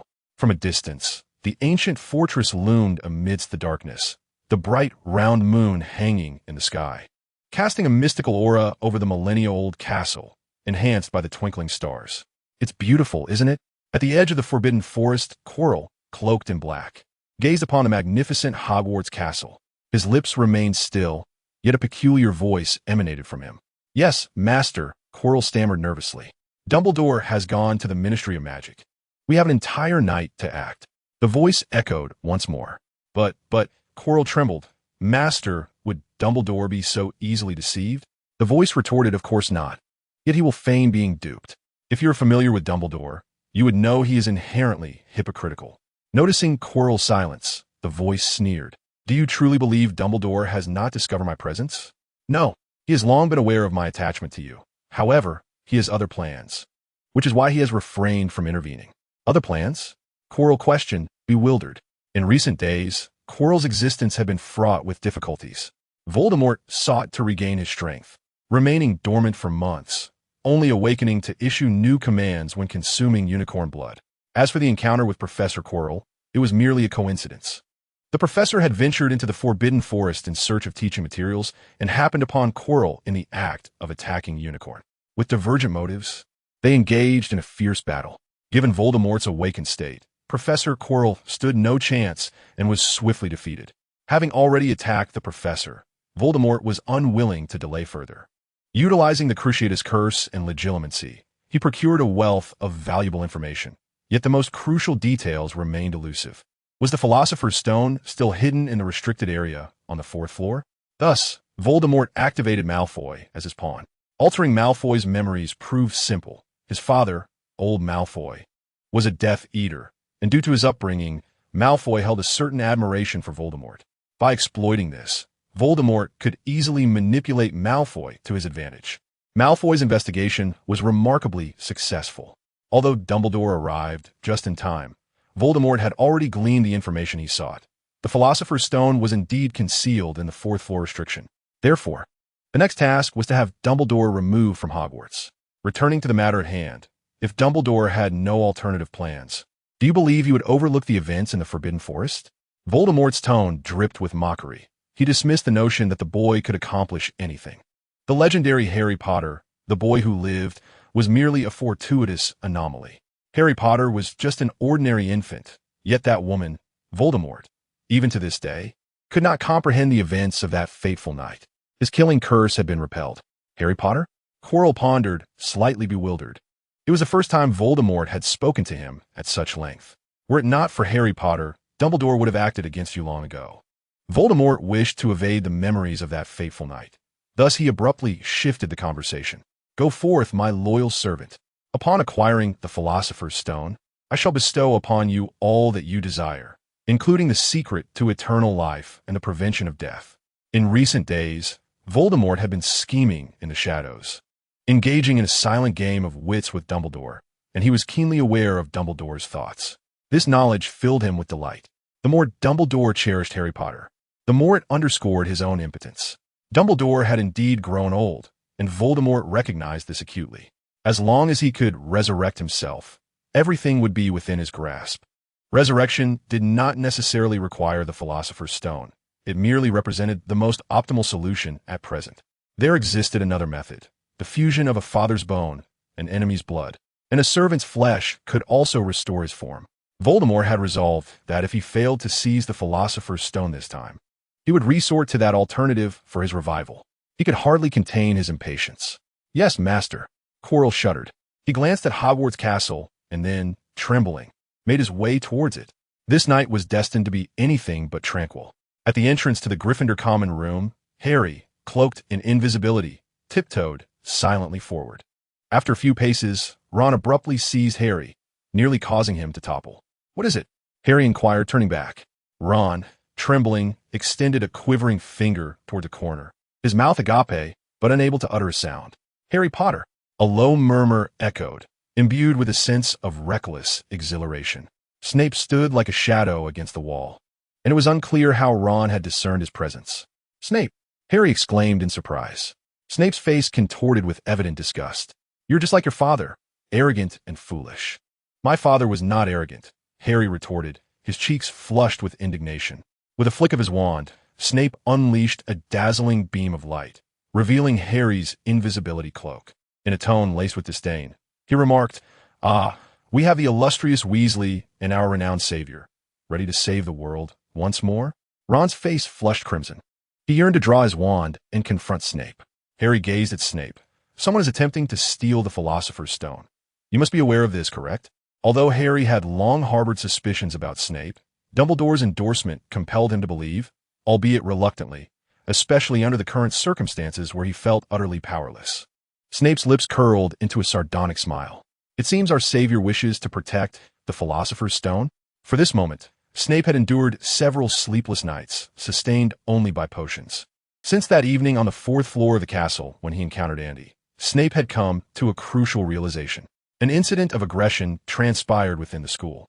Given Harry's character, he might very well emulate his father, seeking to play the hero and single-handedly apprehend the perpetrator behind the attack. Therefore, after his conversation with Dumbledore that evening, Snape positioned himself outside the Gryffindor dormitory, resolutely blocking the entrance. As 2 days elapsed, Harry indeed fell into his trap. "The Philosopher's Stone is in grave danger," Harry exclaimed passionately. Snape merely scoffed, asserting that Dumbledore would personally resolve the matter. "Compared to the Philosopher's Stone, I believe the two of you pose a greater threat." Chapter 98, Voldemort and Dumbledore having captured Harry Potter. The amusement on Snape's face was unmistakable. "Potter, you ought to remember the way to Professor McGonagall's office, correct?" Harry glared at Snape with indignation. He was deeply concerned for the safety of the Philosopher's Stone, yet the other professors paid him no heed, especially Professor Snape, who seemed intent on impeding him.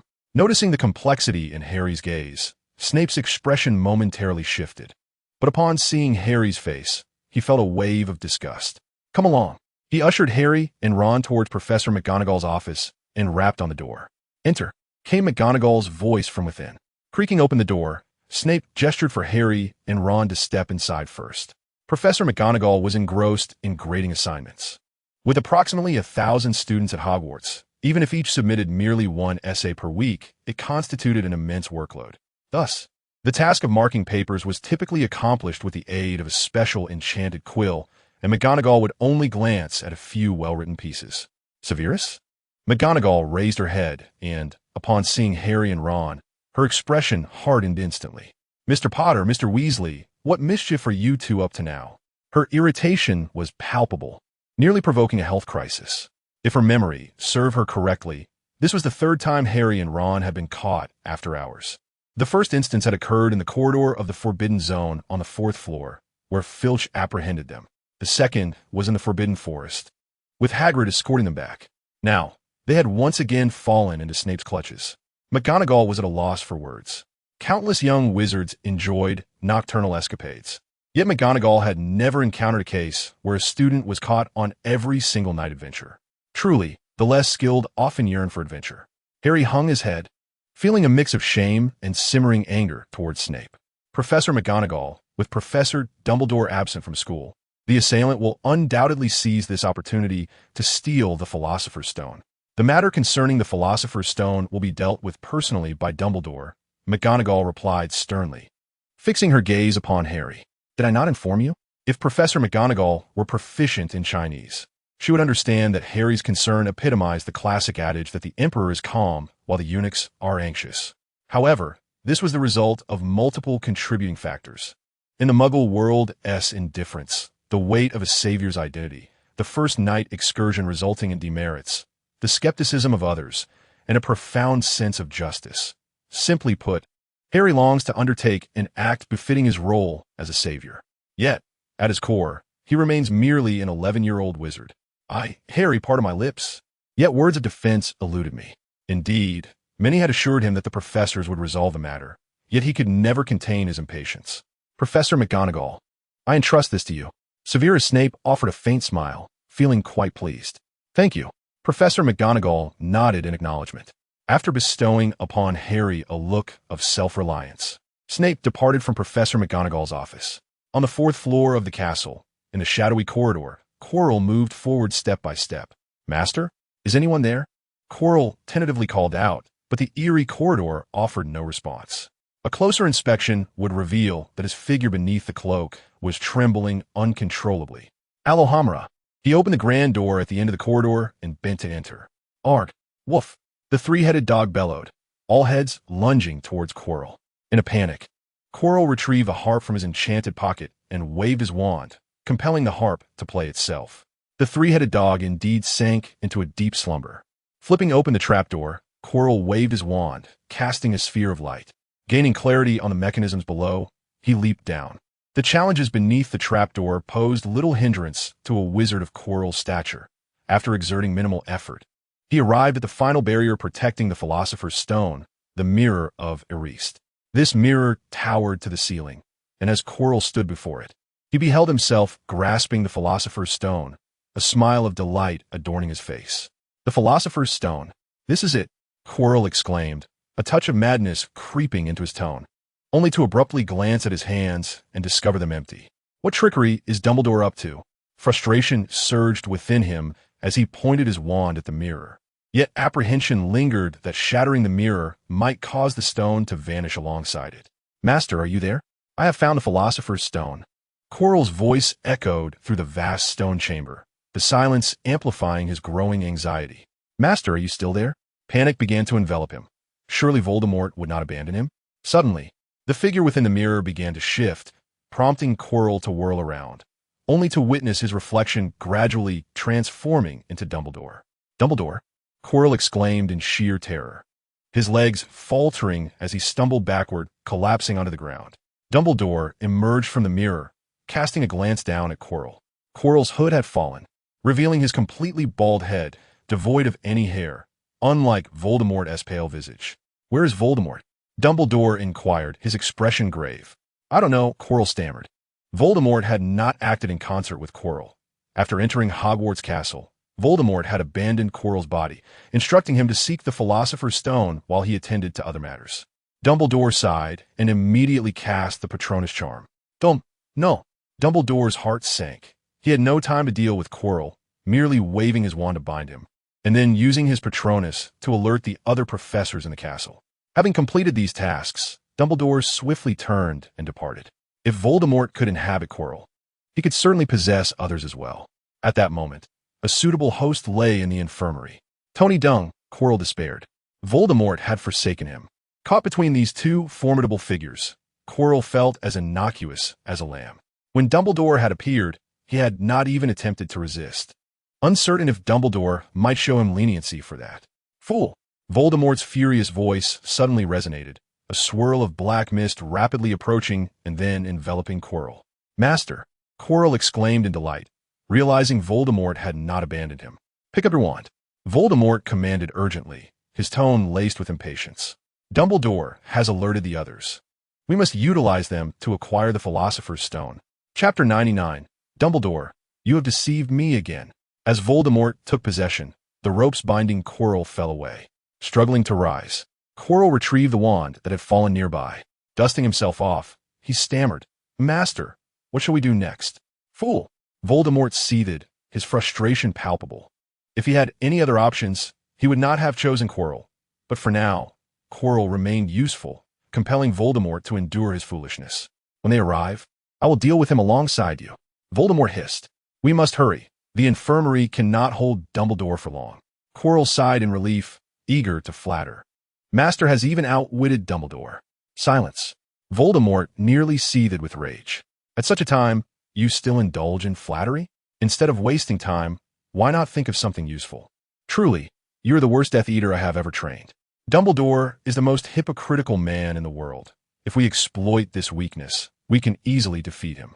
Since Quirrell was Voldemort's only remaining subordinate, Voldemort deemed it necessary to elucidate this point to him, lest he remain a fool in the afterlife.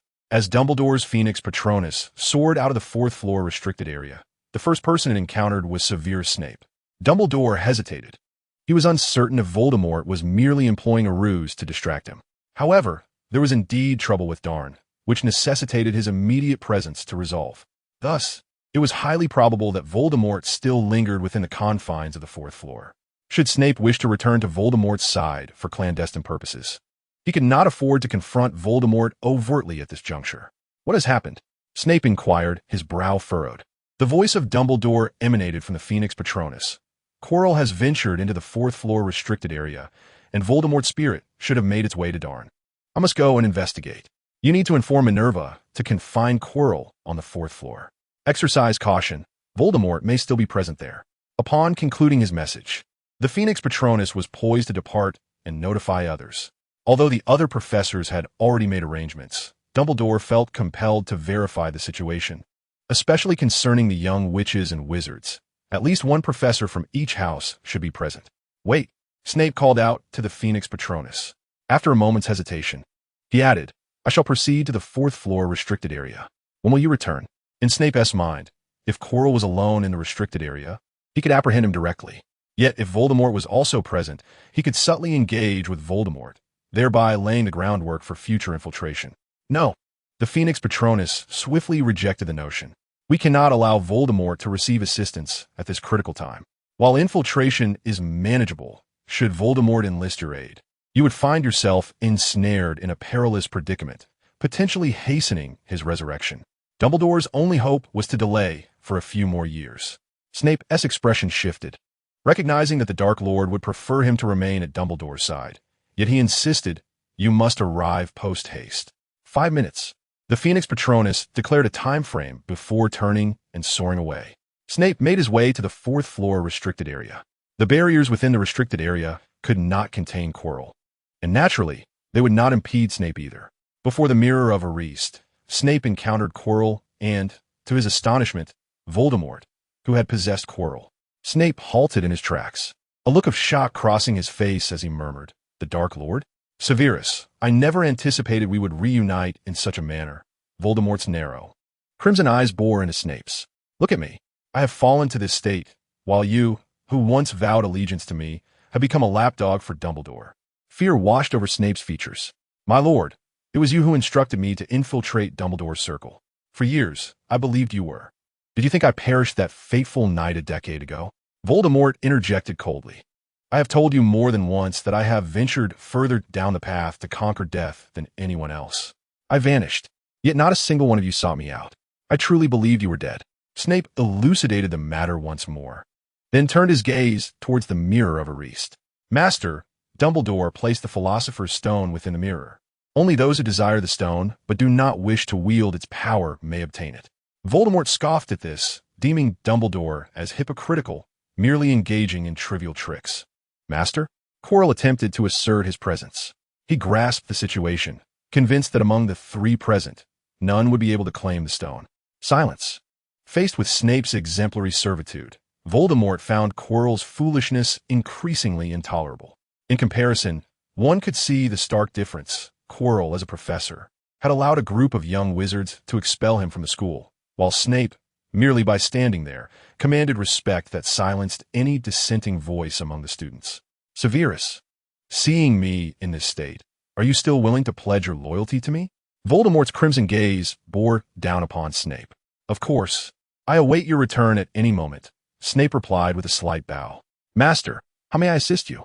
Above the vast stone chamber, a resplendent phoenix soared, and with a flicker of flames, Dumbledore appeared in his flowing white robes. "Tom, Dumbledore." Voldemort seethed. "You have deceived me again.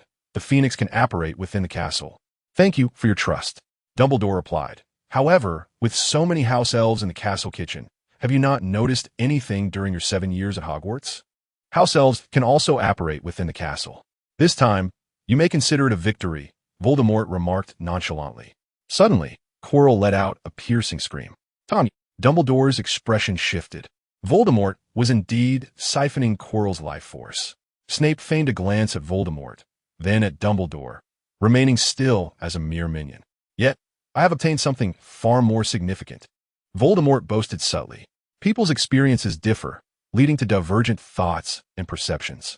Although Voldemort had been rebuffed by Harry Potter's killing curse a decade prior, he presently held Harry in little regard. In Voldemort's understanding, the rebound of the killing curse was primarily attributed to Harry's mother, bearing no connection to Harry himself. In the original narrative, Voldemort's obsession with personally eliminating Harry stemmed from various factors: to assert his dominance before the Death Eaters, to confront the realization that he could not touch Harry during the latter's first year, and because Harry had repeatedly thwarted his killing curse with disarming spells. However, on this occasion, Voldemort did not encounter Harry directly. Chapter 100. The Philosopher's Stone. Without Harry Potter, in a fleeting moment, Quirrell's vitality was entirely devoured by Voldemort. His flesh withered, and he teetered on the brink of collapse. A swirling black mist emerged from Quirrell, coalescing into the visage of Voldemort. "Master," Quirrell extended a trembling hand, his expression one of disbelief as he gazed upon Voldemort. He had not anticipated that Voldemort would so readily forsake him.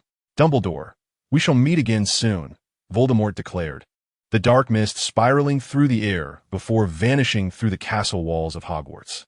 Snape watched the direction of Voldemort's departure, several times contemplating an interception. Yet, recalling that even Dumbledore was powerless against Voldemort in this state, Snape restrained himself. With a thud, Quirrell's body collapsed to the ground, unheeded by either Snape or Dumbledore. Perhaps Quirrell was pitiable, but he had brought this upon himself.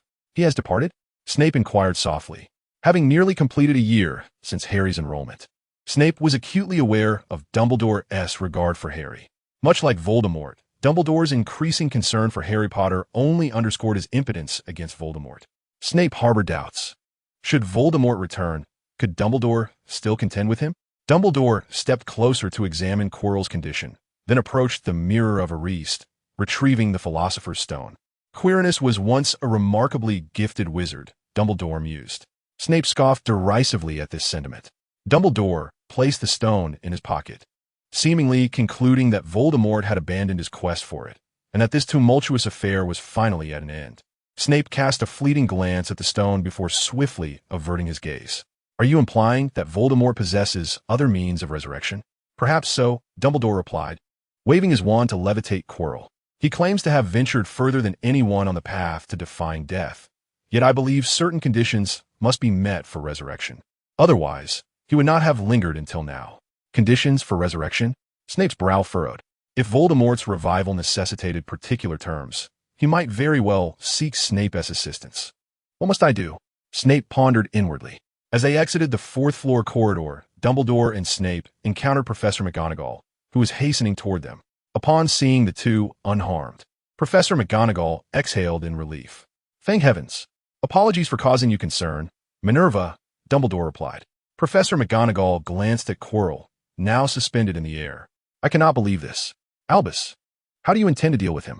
"Quirinus has sadly met his demise," Dumbledore stated. "I shall inform Fudge. The matter of the Gringotts heist must also reach a conclusion. The morning is the key to a productive day." And he yawned extensively, struggling to rise from his bed. His tousled brown hair fell across his eyes, each strand whispering a longing to indulge in another 500 years of slumber. Unsteadily, Andy descended from his bed and approached the window, where he opened it to let in the March sunlight, which draped him in a warm hue. Breathing in the crisp air outside, Andy felt himself awaken significantly. After freshening up and tidying himself, he left his dormitory, joining Hermione for breakfast in the Great Hall. Though he had anticipated a lively atmosphere the previous night, he had not expected it to be so exuberant. Firstly, the castle's restrictions had been lifted, signifying the resolution of the crisis. Many were saying that the assailants who attacked Professor Quirrell and Malfoy had been apprehended by Dumbledore. Although the school had not yet made an official statement, whispers indicated that Professor McGonagall had subtly suggested this morning that the identity of the attackers would astonish everyone. Given this, all were keenly looking forward to the feast that evening. Secondly, Harry and Ron had incurred further points deductions for Gryffindor. This time, they lost 20 points each, totaling 40. Upon hearing this, Andy couldn't help but mourn for the pair. In less than a year at school, Harry and Ron had collectively cost Gryffindor nearly 200 points. Their initial nighttime escapade resulted in a 100-point deduction, and this latest incident accounted for another 40. Coupled with Snape's relentless targeting of Harry in potions class, it seemed there was no opportunity he would miss to deduct points. It was truly dismal. Fortunately, Dumbledore had intervened during Harry and Ron's venture into the Forbidden Forest, sparing them further penalties. Otherwise, Gryffindor's score this year might have shattered the record for the lowest ever. Lastly, some began to link the deductions incurred by Harry and Ron to Professor McGonagall's insinuations about the attackers' identities being surprising. Harry and Ron had lost points again. Ponder that for a moment. The logic eluded these young wizards, who failed to grasp that assaulting professors and fellow students could lead to expulsion from a school. Andy, do you think Quirrell has been captured? Hermione inquired, her face alight with joy. Quirrell's capture would mean Andy's safety. I believe so, Andy replied, feeling a sense of relief. He had been tense for quite some time. Truly, Dumbledore was remarkable, having resolved the Quirrell situation in under a year. Hermione shot Andy a knowing glance. Don't think I haven't noticed your subtle jabs at Dumbledore. Andy bit into his sausage, savoring it heartily. This time, he felt quite at ease, although not a complete victory. He had at least avoided being entangled in any peculiar incidents. The essence of tranquility lies in remaining still. One wrong move could lead to a downfall. Now that the crisis had passed, our focus must shift towards our studies. The young witch calculated the days and realized that the examination was just over 3 months away. Merely contemplating the passage of time plunged her into a state of profound anxiety. Andy, she remarked, I prefer acquiring new knowledge to revising. Andy believed it was essential not to be led astray by the young witch. As for the exam, a poor performance in the written test was of little consequence. That cannot be, Hermione exclaimed, slamming a notebook onto the table. I have organized notes for history of magic and herbology for you. Remember to memorize them. These 2 subjects were Andy's weakest. Thank you. Although it may not be of much assistance, I am truly grateful, he replied. Hello, you two. Your camaraderie is quite evident. Andy recognized the voice of George and Fred. George, Fred, what brings you here? These 2 were notorious for seeking assistance only when necessary, and Andy's relationship with them had yet to reach that level of intimacy. Indeed, we have a small favor to ask, George said, somewhat sheepishly. I wrote to my sister earlier, and she mentioned that Uncle Kyle purchased a new Nimbus broomstick. We were wondering, since the Quidditch finals are just a few months away, could you? Fred trailed off, subtly nudging Andy with his gaze. Did Dad buy a new broomstick? Where did he procure the funds? Has he embezzled again? And he rolled his eyes. Let us not forget, I am a Ravenclaw. I would never engage in treachery. That hardly qualifies as treachery. Ravenclaw has already been eliminated. George and Fred retorted in unison, effectively countering Andy's argument. Indeed, Ravenclaw has been ousted. Andy conceded, feeling dejected. All right, I will write back and inquire. Thanks. Once we win the prize money, we shall prepare an extra birthday gift for you, Fred said, patting Andy on the back. With that, George and Fred left, leaving Andy to sigh in solitude. Do not be disheartened, Junior. When I join the team next year, I will surely lead Ravenclaw to victory. A voice called from across the room. Andy looked up to see Qiu Zhang, the only Chinese student in the school and a second-year Ravenclaw, who happened to be from the same hometown as Andy in a past life. They were not particularly familiar, having only exchanged greetings in the common room a few times. You must strive for success, Andy smiled. Since the topic had been broached, he decided to inquire about a lingering curiosity. Qiu, are there wizards in China? There should be. Zhang Qiu responded uncertainly. My family emigrated to England long ago. I'm the only witch in my family. However, I believe that if I can learn magic, then there must also be wizards in Huagua. Andy nodded in agreement, acknowledging the logic. Since Zhang Qiu is a witch, it stands to reason that there are wizards in Huagua as well. Hermione, upon hearing this, wore an expression of curiosity. She had heard that the circumstances in Huagua differed from those here, and she wondered what the magical realm there might be like. Perhaps it is referred to as the realm of cultivation? Andy expressed his own curiosity, stating that after graduation, he wished to travel and explore the magical realms of other countries. Hermione's face lit up with longing as she suggested they formulate a travel itinerary. How about we start from Europe to Asia, and then take a boat to Egypt? Andy proposed. I need to look at a map before I can decide, Hermione replied, resolving to head to the library after their meal to research. Zhang Qiu glanced from Andy to Hermione, noting how the two, who had previously been conversing with her, were now engrossed in each other's company. Children these days truly seem to mature quickly, Zhang Qiu mused. As for Andy, he thought, what is this early maturity? In ancient times, they could have been betrothed in a couple of years. Even in modern times, many are involved in early romances. Some elementary school students already have partners. Qiu, do you have any plans to return to Hogwarts during the summer break? Andy inquired, hoping to find a purchasing agent. I don't know. Zhang Qiu shook her head. It depends on my family. If you do plan to return to Hogwarts, I would like you to help me buy a few things, Andy said somewhat shyly. Of course. If I have plans to return, I will definitely let you know, Zhang Qiu replied generously. Thank you. Andy expressed his gratitude. The three then discussed other topics. Andy was quite intrigued by the magical realm of Hogwarts, though regrettably, Zhang Qiu was not well versed in the details. Andy wished to visit Hogwarts, but no family would allow a teenager to venture out alone.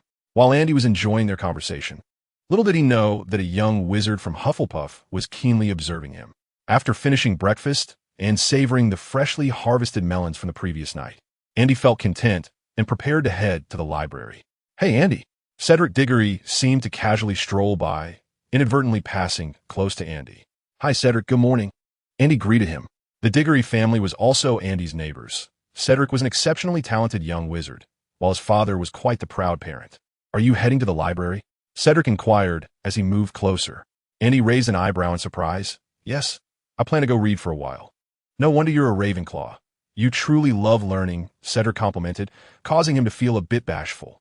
Hermione chuckled softly, having already discerned that Cedric had something he wished to ask, likely a matter difficult to broach. Andy, we are neighbors, and I am 2 years your senior. If there is anything you do not understand in your studies, feel free to come to me for help. As Cedric lowered his voice, he remarked, I could help you with your assignments. Such unrequested kindness often conceals ulterior motives. Your intentions are all too transparent. Andy sighed and inquired, well then, what assistance do you require? Cedric appeared somewhat bashful, his words barely audible. Who was that Asian girl you were conversing with during breakfast in the hall? You mean Xiao Zhang? Hermione glanced at Cedric with a knowing look. Ah, I see. You wish to make her acquaintance. Xiao Zhang. What a lovely name, Cedric gushed. Andy, passing a window, cast a sidelong glance at the scenery outside. I understand. Spring has arrived, the season of renewal. He patted Cedric on the back, my good friend. I had a chat with Xiao about the magical realm of China. If you're interested, you might delve into some research on that topic. Thanks, Andy, Cedric replied, his face filled with gratitude. Your birthday is approaching, isn't it? Let me know what you like. Andy felt quite pleased with himself. Do you see? This is what it means to possess wit. Now consider my 3 troublesome roommates, who hesitate to spend even a penny on snacks for the girls. And look at Cedric, willing to splurge just for a chance to know Zhang Qiu. If Cedric were to win her heart, I wouldn't be surprised at all. Furthermore, Qiu intends to try out for the Ravenclaw Quidditch team next year. Aren't you a seeker for Hufflepuff? This could be your opportunity.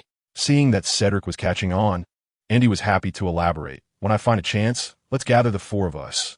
Me, Hermione, you, and Zhang Qiu. At that time, while I converse with Hermione, you two will have no choice but to engage with one another to avoid awkwardness. Thanks, good brother. Cedric expressed his appreciation.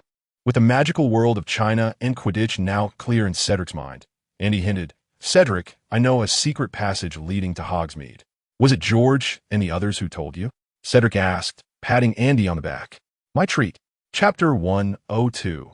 The Magical Journey of the Ravenclaw Lady Bro. You're in the know. I, Andy Collins, truly enjoy the company of friends with such generous spirits. As they spoke, the trio arrived at the entrance of the library. Cedric, care to join us? Andy inquired. Cedric hesitated for a moment, slightly embarrassed. Our Hufflepuff team has practice for Quidditch shortly. Andy shot Cedric an irritated glance. Did we not agree to finish at the bottom together? Yet here you Hufflepuffs are, secretly training behind our backs. Are we not good friends anymore? Besides, even if you practice diligently, no one will pay attention to you. This year's Championship Cup is destined to be contested between Gryffindor and Slytherin. Best of luck. Andy offered his encouragement with little sincerity, yet Cedric wore a serious expression. Next month, we have a match against Slytherin. If we score over 120 points and capture the Golden Snitch, we can compete with Gryffindor for the championship. Is that so? Well, unless Ravenclaw wins. Watching the match seems rather pointless. Upon entering the library, Hermione eagerly sought out several books on humanities and geography, intending to meticulously plan for their graduation trip. They would commence their journey in Europe, traverse Asia, North America, and Africa, before ultimately returning to Europe, completing a circumnavigation of the globe. With a rough itinerary established, it was time to formulate a detailed plan. According to Hermione, the travel itinerary needed to be specific to particular countries, cities, attractions, and even quaint little shops that had stood the test of time. Speaking of travel, Andy suddenly recalled something. Hermione, during Christmas, I mentioned to Isabel that I would take her to a Muggle amusement park during the summer vacation. I might need your help with that. Isabel is my sister. Andy added as an afterthought. An amusement park, you say? Hermione exclaimed with delight. When you come over, remember to write to me in advance. Once the dates are set, I'll have my father drive to pick you up. Agreed, Andy replied, relieved that he had nearly stood up Isabel. With their summer meeting arranged, the two settled into a comfortable silence. Hermione resumed her planning for the graduation trip, while Andy remained steadfastly engrossed in his studies of magical theory. In the past few days, Andy had made significant progress. He recalled a magical theory from a film in his previous life. Spells are akin to programming the source code of reality. If this theory were to be applied to the world of Harry Potter, it would indeed hold water. Occasionally, Andy pondered whether the digital realm crafted by humanity might mirror a reality conjured by higher dimensional beings. For those beings, the reality in which Andy existed could very well be the digital world. Wizards proficient in magic might be likened to viruses within this digital realm. When a wizard's magical prowess reaches a certain threshold, they become akin to artificial intelligence in the digital world. In the context of reality, they would be akin to deities. Andy's mind wandered to such depths largely due to reading the poetry penned by Ms. Ravenclaw. Viewed through the lens of magic, she could be considered a polymath of the arcane arts. From her poetry, Andy could discern hundreds of traces of spells and numerous magical effects, many of which he could not yet comprehend. Perhaps, like him, Ms. Ravenclaw aspired to master all forms of magic in existence. Andy mused that if one could combine spells with differing effects, nearly anything imaginable could be achieved. Andy believed he may have discovered the path of magic that belonged to Lady Ravenclaw, knowledge and wisdom. Knowledge is the accumulation of a vast array of spells, while wisdom is the judicious application of all the magic one has mastered. If everything depicted in that poem was indeed wrought by magic, then Lady Ravenclaw's magical prowess must have reached an extraordinary zenith. Perhaps she could not manifest her desires instantaneously, but she could wield combinatory magic to achieve a similar effect. She was capable of accomplishing anything through the art of magic. Thus, Andy speculated that the reason for her untimely demise might have been due to the limitations imposed upon her extraordinary abilities. In recent days, Andy had been engrossed in theoretical texts on combinatory magic, which aligned perfectly with his systematic approach. He often pondered, if one day he were to master all the magic in the world and could freely amalgamate them, to what heights would his magical prowess ascend? Those who have watched science fiction films are aware that if artificial intelligence were to create a corporeal form, it could traverse from the realm of the digital into reality. Take Ultron, for instance. Therefore, if a wizard's magical abilities reached the divine realm, akin to artificial intelligence, could he not transcend dimensions by creating a physical body? Andy rubbed his face. This daydream must end here. Magic requires grounded study. Yet indulging in flights of fancy can ignite one's ambition. Aspirations are essential. After all, what if they were to materialize? At noon, Andy encountered Malfoy in the hall. His complexion appeared somewhat pallid, and he no longer exuded his former bravado. Though Goyle and Crabbe still hovered around him, Malfoy remained silent and indifferent. Andy had previously speculated that Malfoy's memory had been altered by Voldemort. If Dumbledore had restored him, would Malfoy retain any memories of this period? Noticing Andy's gaze, Malfoy's expression darkened. He recalled the events of the past few days and understood that he had borne the brunt of Andy's troubles. Were it not for Andy, he would not have been ambushed by Quirrell. Initially, Quirrell had merely sought revenge against Malfoy, for Malfoy had forced him to leave Hogwarts and risked Voldemort's wrath. However, during this act of retribution, Voldemort had awakened. Upon grasping the full context of the situation, although he was infuriated by Quirrell's ineptitude, the course of events had been set, and Voldemort had to prepare for his subsequent plans. Thus, Malfoy found himself exploited by Voldemort's machinations. Seeing that Malfoy had taken note of him, Andy smiled and nodded. It seemed the young man had begun to remember. Andy felt a sense of comfort. Despite the tumult, Malfoy had not met his end. He He believed he still possessed a moral compass. Although many fans of Harry Potter in a previous life labeled Malfoy as a villain, he is, after all, merely a child. While one can create mischief, it is unjust to involve a child in such matters. Naturally, should Malfoy grow into a true rogue, then upon reaching adulthood, he may deserve a curse of demise, Andy mused. Chapter 103. Intimidating an 11-year-old Andy's feelings towards Malfoy were exceedingly complex. He had gained notoriety due to Andy's schemes. Yet he also suffered severe retaliation from Quirrell as a consequence. During his recuperation in the infirmary, Malfoy reflected on whether he had been manipulated. On one hand, he believed Andy was not calculating. After all, during the initial days of the term, no one knew Quirrell was malevolent. Conversely, he felt that Andy, by thrusting him into the spotlight, had ulterior motives. Seeing Andy smile and nod at him, Malfoy was momentarily overwhelmed with conflicting emotions. Andy chuckled lightly, tilting his head towards Malfoy, indicating they should step outside for a private conversation. "I'll step out for a moment," Malfoy replied.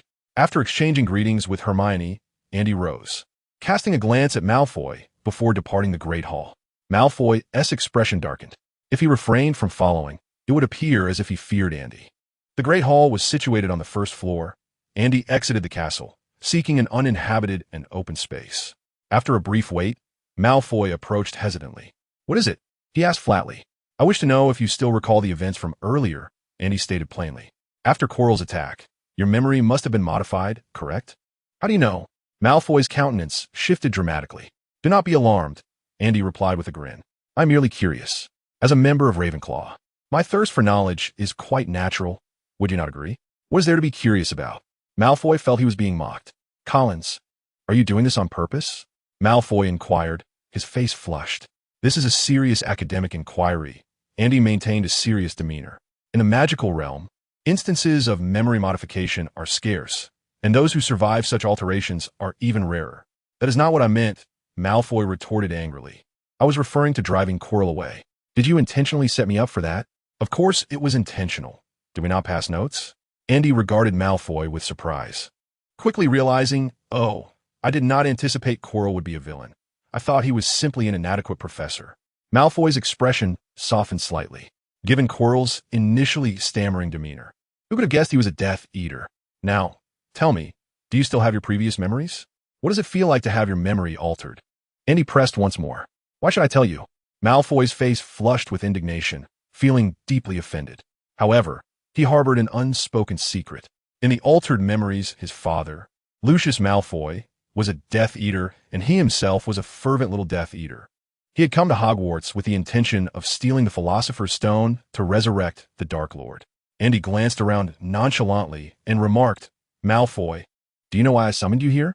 Malfoy looked around nervously, his complexion paling slightly. "What do you mean, Collins? This is Hogwarts. I don't believe you would dare attack me." In a swift motion, Andy drew his wand. Petrificus Totalis. A beam of magical light shot forth, sending Malfoy hurtling backwards. His body rendered rigid and immobile. Andy gazed down upon Malfoy from his elevated position, tilting his head slightly, and spoke in a nonchalant tone. "You see, I am indeed capable of such acts." Andy did not intend to bully a child. He easily saw through Malfoy's petty schemes. Often, conflicts arise from trivial matters, gradually escalating into irreconcilable disputes, much like the original story's Harry and Malfoy. Their initial discord stemmed from a failed attempt at friendship. Andy was not afraid of Malfoy, yet he was wary of Lucius Malfoy's considerable influence within the British magical community. Should Malfoy report him to his father, it could lead to unnecessary complications. Andy's own father, Kyle Collins, worked at the Ministry of Magic, and Andy wished to avoid any repercussions from his behavior at school affecting his father's career. Thus, intimidating Malfoy became a necessity. Naturally, Andy was also quite curious about the implications of memory modification. Memory magic is among the most sophisticated branches of the magical arts. He continued, "Are you thinking that I wouldn't dare to kill you?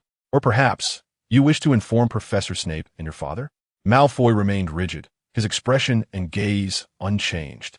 However, the thoughts of a child are easily decipherable. "You're right. I indeed wouldn't dare to take action against you here at school." Upon hearing this, Malfoy felt a wave of relief wash over him, immediately plotting his revenge against Andy. Before he could formulate a clever plan, Andy interjected, "However, we will eventually graduate. Wouldn't you agree? I presume you wouldn't want to live in fear of my potential attacks in the future?" Malfoy's heart tightened at this remark. Andy understood that this little trick might momentarily intimidate Malfoy, but children often forget their fears. He decided to take a more direct approach. "I'm solely interested in magic. What distinguishes a wizard from Muggle? Why do wizards possess magical abilities? Perhaps the only way to uncover the truth is to dissect a few wizards and Muggles. Memory magic is no different. If you refuse to divulge the answers, I shall have no choice but to capture a few wizards and conduct my experiments personally." As he spoke, Andy's gaze remained fixed on Malfoy, his eyes seemingly conveying a silent threat. "Should you choose not to divulge the information I seek, I shall make you the subject of my experiments. Petri ficus totalis." With a flick of his wand, Andy lifted the petrification curse that had ensnared Malfoy, his eyes glinting with a fervent intensity. "Malfoy, I implore you to elucidate my queries regarding magic." Malfoy's complexion paled, and he appeared on the verge of tears, stammering, I. He yearned to assert, "My father is a board member. I shall report this to him." However, confronted with Andy's fervent demeanor, the words caught in his throat. As the saying goes, the bold fear the reckless, and the reckless fear those who have nothing to lose. When had someone like Malfoy, accustomed to a life of luxury, ever been so intimidated? He even found that Quirrell seemed less daunting than Andy. The persona of a mad scientist can indeed be quite formidable. Gulping audibly, Malfoy retreated, propping himself against the ground, wishing to call for help, yet Andy's wand remained steadfastly aimed at him. He considered whether he might retaliate with his own wand, but as he rifled through his memories, he could find no spell suitable for such a dire predicament. "You surely do not wish to offend me, do you, Malfoy?" Andy tilted his head. "If you simply acquiesce and share what I seek, I assure you, I shall not trouble you henceforth." Chapter 104. You are the future, Dark Lord. A malady strikes. With a wave of his wand, a nearby tuft of grass withered rapidly, its once verdant blades now swollen with grotesque red pustules, an abhorrent sight. Dark magic. Malfoy's eyes widened in terror as he staggered backward, hands braced against the ground. Andy waved his wand once more. Flames erupted. The traces of dark magic were instantaneously obliterated. Andy regarded Malfoy with a steely gaze. "Next time, I shan't be so courteous." The art of conversation possesses its own nuances. Oftentimes, choosing to transform an adversary into an ally is, in essence, an act of concession. However, asserting that one will refrain from causing trouble in the future creates a psychological implication. Should you disagree, I will indeed seek retribution. Naturally, not everyone can adopt such a persona. Andy's reputation at school is that of an exceptionally talented and fervently inquisitive wizard. His magical prowess is remarkable, and his thirst for knowledge is insatiable. A glance at Andy's routine reveals much, aside from attending classes. He engages in but two extracurricular pursuits, either perusing tomes in the library or practicing spells in the abandoned classroom on the 6th floor of the castle. Having honed his craft in that forsaken space for nearly a year, it is hardly surprising that he would be discovered. Undoubtedly, Andy is destined to become a formidable wizard. While the Malfoy family might harbor apprehensions towards powerful wizards, they would not be excessively fearful. However, the scenario is markedly different when it comes to a powerful dark wizard. Dark wizards do not engage in reasoned discourse. Malfoy had never imagined that the esteemed student spoken of by the professor was secretly delving into the dark arts. "You have mastered dark magic?" Malfoy observed Andy, his gaze flickering slightly, hailing from a long-established pure-blood lineage. Malfoy did not harbor the same aversion to dark magic as ordinary wizards. On the contrary, he held a certain admiration for it. Many claimed that studying dark magic could corrupt one's mind, yet it was the frequent use and profound study of dark arts that truly led to such corruption. Lucius Malfoy was well-versed in dark magic, yet Malfoy had never perceived his father as anything less than normal. The thought of Andy's fervent obsession with magic sent shivers down Malfoy's spine. This was a future Dark Lord. While Malfoy was unaware of Voldemort's remarkable prowess during his school years, he was acutely aware of Andy's exceptional magical talents. It seemed that Andy could master any form of magic without instruction. At the beginning of the term, some might have found excuses to suggest that Andy had practiced magic prior to attending school. However, nearly a year into their first year, The other young wizards had yet to demonstrate the same level of aptitude that Andy displayed upon his arrival. Malfoy even suspected that second and third-year students were not as formidable as Andy. "I can tell you, but you must not disclose it to others." Malfoy relented, feeling that yielding to the future Dark Lord was not, in fact, a source of shame, were it not for Andy's tender age, which obscured his potential future accomplishments. Malfoy might have considered pledging his allegiance to the future Dark Lord. Just by observing Andy's audacious demeanor, Malfoy sensed that the magical world ahead might be far from tranquil. "Of course, this is a secret between the two of us." Andy withdrew his wand, stepped forward, and extended his hand to Malfoy. His expression once again brightened with a smile. Malfoy, with a complex expression, hesitated briefly before grasping Andy's hand and rising to his feet. "Do you know who Quirrell is?"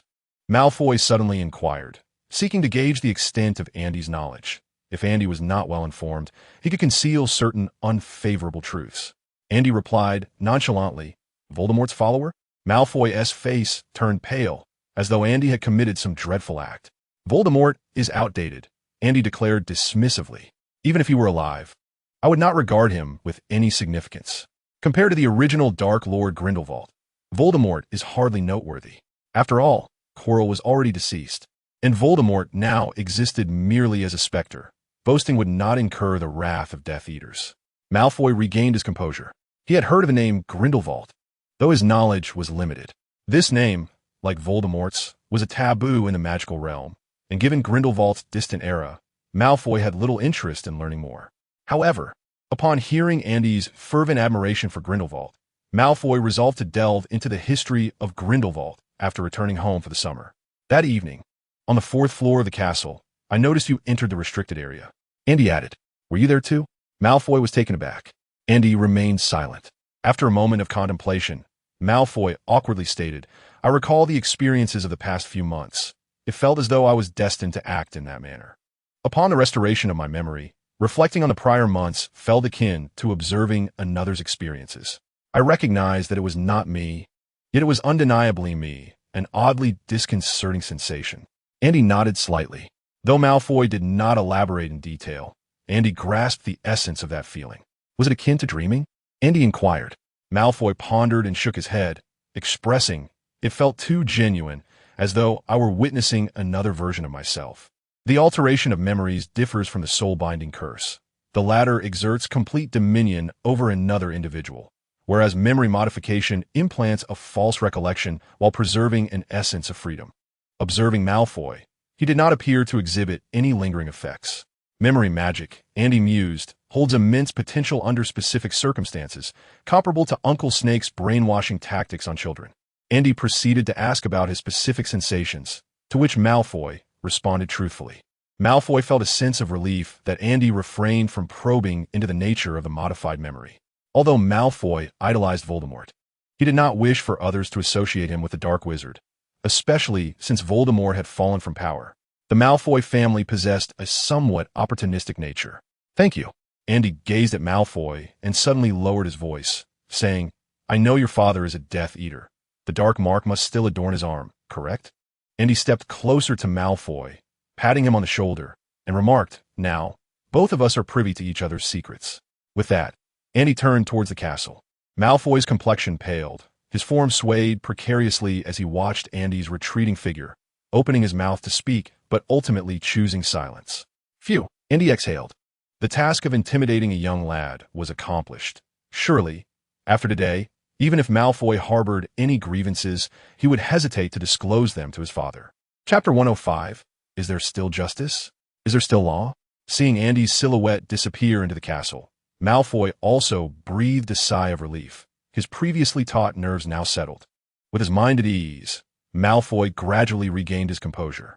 It was only at this moment that he fully comprehended the recent events. He, Draco Malfoy, the sole heir of one of the 28 sacred pure-blood families, had been bullied at school.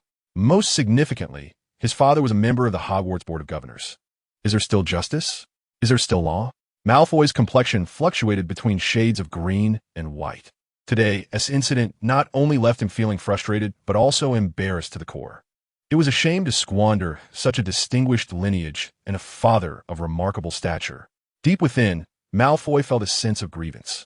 It was likely that no one in history had ever reached such a status of wealth and privilege as he had. In contrast, he reflected upon the Collins family. During the Christmas holidays, Malfoy had taken the initiative to learn about Andy's lineage. Centuries ago, the Collins family had been mere muggles until a wizard emerged from their midst, which allowed them entry into the magical realm. After hundreds of years of development, the Collins family was not particularly formidable. While they possessed some family ties, they remained merely average within the vast expanse of the magical community. This comparison only deepened Malfoy's sense of humiliation. He contemplated writing to his father, but the thought of Andy's fervent enthusiasm for magic and his audacious demeanor caused Malfoy to hesitate. He felt emboldened to bully Harry and Ron, for they were straightforward and honest. Regardless of whether Harry Potter was the so-called savior, what could he possibly do against Malfoy's taunts? However, Andy was an entirely different matter. Malfoy surmised that if he dared to inform his father, Andy would undoubtedly seek vengeance in the future. Why had he been cursed with such a classmate? Malfoy sighed. At that moment, he could only console himself with the notion that the one who tormented him might very well become the Dark Lord of the future. Being bullied by the Dark Lord, could that really be considered bullying? If Andy were indeed to rise as the Dark Lord, there would be a certain prestige in revealing this fact. With this mental fortification, Malfoy felt somewhat reassured. Upon returning to the Great Hall, he had regained his suave demeanor, even wearing a hint of pride upon his face. "Draco, the Collins boy called for you. What was it about?" Pansy Parkinson inquired as soon as he sat down. "Nothing much," Malfoy replied awkwardly. Pansy cast a glance towards the Ravenclaw table, noticing Andy engaged in conversation with Hermione, and let out a huff. "Draco, you should distance yourself from Collins in the future. Look at him, willingly associating with the Mudbloods." Following Pansy's gaze, Malfoy indeed saw Andy leaning towards Hermione, the two engrossed in their discourse. Malfoy had intended to assert that he would never associate with Andy again. Yet, considering the possibility of Andy becoming the Dark Lord, such a statement felt somewhat absolute. If Andy were to genuinely veer towards the path of darkness, Malfoy would not mind aligning himself with him. Reflecting on this, Malfoy felt a renewed sense of grievance. At the beginning of the school year, he had envisioned bringing Andy under his wing, forming a formidable duo with Goyle and Crabbe to dominate Hogwarts. Yet now, he found himself contemplating the prospect of following Andy. Malfoy's pallid complexion tinged with a hint of crimson. "Pansy, I am friend with Collins." Parkinson cast a surprised glance at Malfoy, but chose not to elaborate further. Coincidentally, Hermione was also imparting similar advice. "Why had you sought out Malfoy again?" Hermione appeared somewhat displeased, wondering if Andy was once again planning to ensnare Malfoy. After all, he had already been attacked twice. "Please, act like a decent person. Even if you must target someone, choose another." Although Hermione harbored a disdain for Slytherins who incessantly espoused blood purity, her innate kindness dissuaded her from intentionally causing harm to others. "I merely inquired about the incidents surrounding his attacks," Andy explained. "Malfoy is, after all, somewhat affected by my presence. He was attacked, and I feel a sense of obligation to check on him." Hermione nodded in agreement, acknowledging the rationale. Yet she couldn't shake the feeling that Andy's concern for others was inherently awkward. He did not strike her as someone who genuinely cared for others. Having known Andy for quite some time, she believed she understood him well enough. Beyond matters of magic, he seemed to hold only his family dear. His relationships with classmates were superficial at best. Even with his preschool friend Ron, whom he had quarreled with, Hermione had not witnessed Andy making any effort to mend their friendship. Although Andy possessed the ability to converse amiably, he didn't actively maintain relationships. Yet, why should Malfoy garner his concern? Simply because he was attacked? Hermione doubted that Andy would genuinely care about this matter. Malfoy's family always touted blood purity, and they were not of their ilk.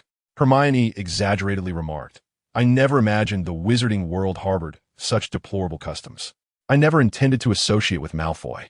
As Andy continued to eat, he remarked, "This matter is now behind us. What happens next is of no concern to us."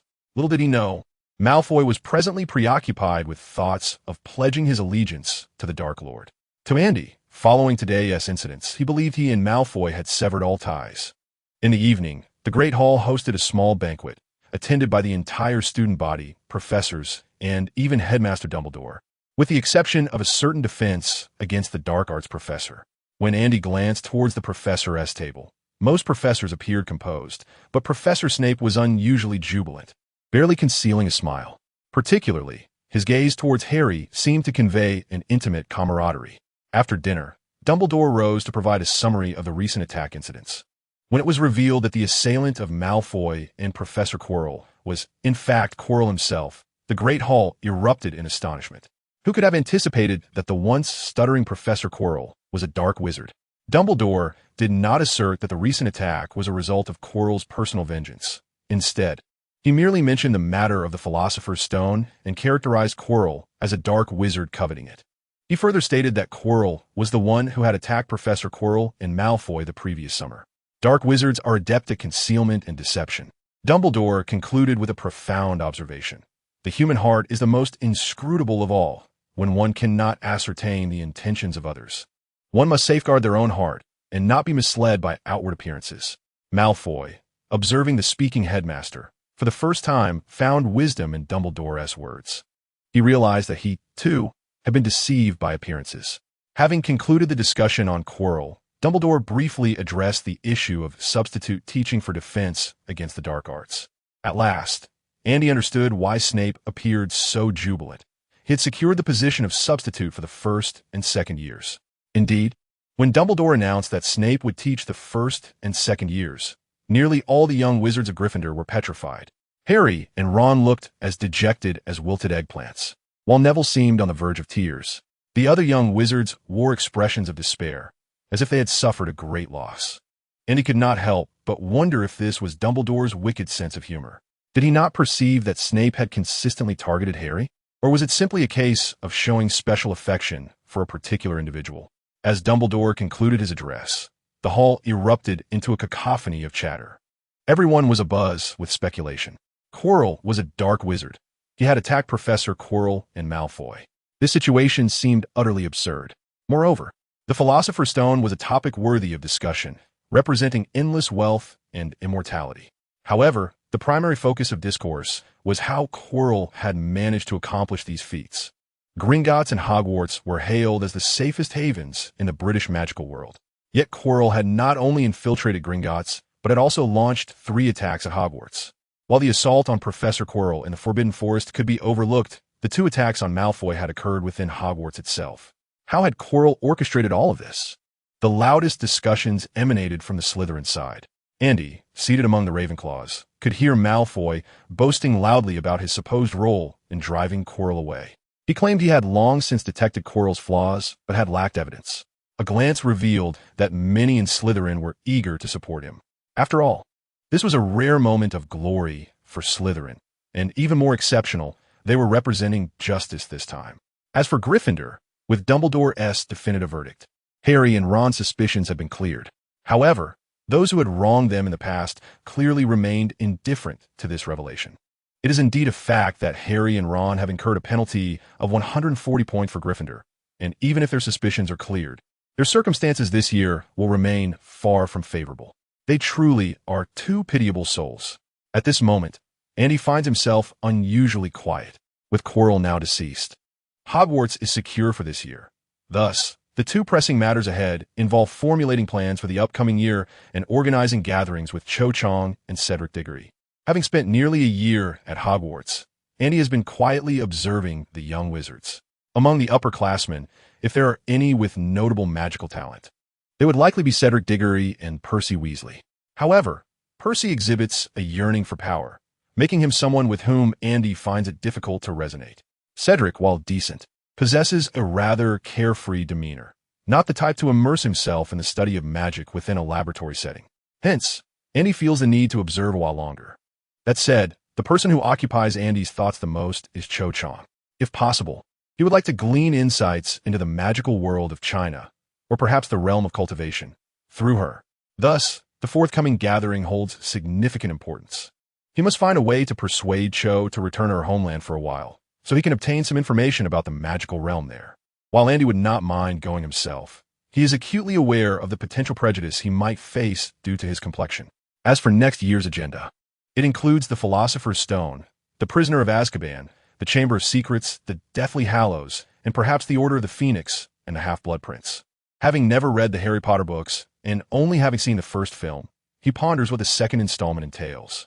It is said that ever since Harry Potter began attending school, Hogwarts has never been at peace, with events unfolding each year. Next year should revolve around the Chamber of Secrets, he muses. Is it the Chamber of Slytherin? Hermione looks at Andy with confusion, wondering what is troubling him as his expression shifts. Andy, what is wrong? The young witch inquires with concern. Nothing. I am merely contemplating some matters, Andy replies. By next year, he will find himself devoid of any plotline to reference. This is also why he remains unconcerned about the butterfly effect. Having gained experience this year, Andy is confident that no matter how complex the circumstances may become next year, he can navigate them with finesse. Feeling a surge of confidence, he muses to himself that it is all rather peculiar. After the banquet, all the young wizards gradually departed the hall. Perhaps life has been too comfortable. Despite the lengthy discussions, their enthusiasm remains undiminished. Each individual is busy speculating how Quirrell managed to infiltrate both Gringotts and Hogwarts consecutively. Undoubtedly, Quirrell will remain the focal point of conversation at Hogwarts for a considerable time to come. As they exited the auditorium, Andy briefly encountered Harry and Ron. Harry appeared hesitant to speak, while Ron wore an expression of inner turmoil. Andy swiftly diverted his gaze. This moment was perfect. The two of them should not even consider mending their relationship. Hello, Chio. Amidst the crowd of Ravenclaw, Andy fortuitously found himself beside Zhang Chio. Greetings, Andy, Hermione. Zhang Chio said warmly. She held a favorable impression of Andy, as he was the first young wizard to exhibit curiosity about the magical realm of China. Andy, what do you think about how Quirrell orchestrated the attack at Hogwarts? Zhang Chio inquired, clearly eager for gossip, as was everyone else. Perhaps he made some arrangements before leaving Hogwarts, Andy speculated. After all, his purpose for coming to Hogwarts was not to instigate an attack, but to acquire the Philosopher's Stone. He must have had some plans in place before being expelled. Zhang Chio nodded in agreement, acknowledging the logic in Andy's reasoning. For it was indeed difficult for outsiders to infiltrate Hogwarts. At that moment, Zhang Chio glanced at Hermione beside Andy, raising her eyebrows in silent communication. Andy turned to see her expression, and a chill ran down his spine. I must take my leave, Zhang Chio said with a smile, waving goodbye. Disaster, Andy thought, preoccupied with networking and neglecting other matters. She's quite beautiful, isn't she? Many people have remarked upon it, Hermione casually noted. What? Andy responded, bewildered. I think foreigners sometimes struggle with facial recognition. They can hardly distinguish her beauty. Hermione, could you do me a favor? Andy leaned closer and whispered. I am quite intrigued by the magical community of China, considering it is an ancient nation with a 5,000-year legacy, surely filled with secrets. In his mind, he mentally scored a point for himself. Chapter 107. Albus Alexander Dumbledore, are you suggesting that I? Hermione's face twisted in concern. Isn't that inappropriate? What is wrong with it? Andy encouraged, or rather, persuaded. We just need to find a way to get her to visit her homeland. You must be curious about the magical world of China too, right? The young witch nodded. Indeed, her curiosity was piqued otherwise. She wouldn't be hastily planning a graduation trip. We only need to spark her curiosity about the magical community of China. Andy laid out a detailed plan. Once her interest was piqued, she would inevitably think about returning to China to explore. Her identity would certainly work to her advantage. The young witch puffed out her cheeks, feeling that asking her to undertake such a task was rather burdensome. Let us take it slow. There is no need to rush, Andy continued to encourage, or rather persuade. We have 7 years ahead of us. If all else fails, we can always travel to China ourselves after graduation. Hermione nodded. I'll do my best to give it a try. During their idle chatter, the group had already reached the common room of Ravenclaw. Shall we head to the library to read? Hermione suggested. Andy hesitated for a moment. After perusing the poetry penned by Madame Ravenclaw, he found himself disenchanted with the tales of books that could be devoured in a single night. Perhaps the library still concealed the magical enigmas of Madame Ravenclaw. Yet to Andy, the allure of those secrets had waned. Mastering all forms of magic and weaving them together freely, that he believed was the true path of Madame Ravenclaw's sorcery. With a nod, Andy acknowledged the situation. Whether or not he engaged in reading was of little consequence, especially after accidentally toppling a jar of vinegar. He felt compelled to sacrifice a portion of his personal time to soothe the irate little witch. Most of the young wizards had returned to their dormitories, leaving only a handful in the library. Andy selected a few volumes and accompanied Hermione to a quiet corner. Glancing at the book Hermione was engrossed in, he expressed his surprise. Is it about the magical realm of Hogwarts? Having promised to assist her, he felt the need to research the material. Hermione casually flipped the page, her eyes still on the text as she replied, I must investigate. Andy felt a surge of gratitude. She truly was his little angel. Since their acquaintance, Hermione had been an immense source of support for him. The companionship during study and practice of magic alleviated the solitude he often faced. The little witch possessed an exceptional memory, serving as a magical version of an encyclopedia. These qualities alone had already proven invaluable to Andy. Moreover, Hermione's diligent study habits inspired him in return. It was undeniable that sharing the pursuit of knowledge with Hermione was a delightful experience. Suddenly, Hermione looked up, her cheeks flushed with a deep crimson. Andy's voice, though not loud, drew the attention of the few others present in the library. The atmosphere shifted as whispers circulated. They were engrossed in their studies, and Andy's sudden display of affection disrupted the tranquility. The other young witches and wizards exchanged glances, most of whom had come alone, with only a few paired up with close roommates. Observing Andy, they reflected on how he had already sought out a girlfriend in his first year. This realization rendered their own books less appealing. What was the use of reading if it didn't lead to finding a partner? With a sharp clap, Hermione closed her book, gathered her things, and hastily departed from the Ravenclaw library. Hermione, Andy called after her, but by the time he emerged, she had already dashed into the girls' dormitory. Her resilience needs work, he mused. In the headmaster's office, the atmosphere was markedly more somber compared to the relaxed ambience of the Ravenclaw library. Seated at his desk, Dumbledore carelessly tossed aside the letter sent by Fudge. Although Fudge professed his belief in Quirrell being a dark wizard, the underlying tone of his message suggested skepticism throughout. Moreover, Cornelius Fudge refused to publicly disclose the evidence of Quirrell's crimes in the newspapers.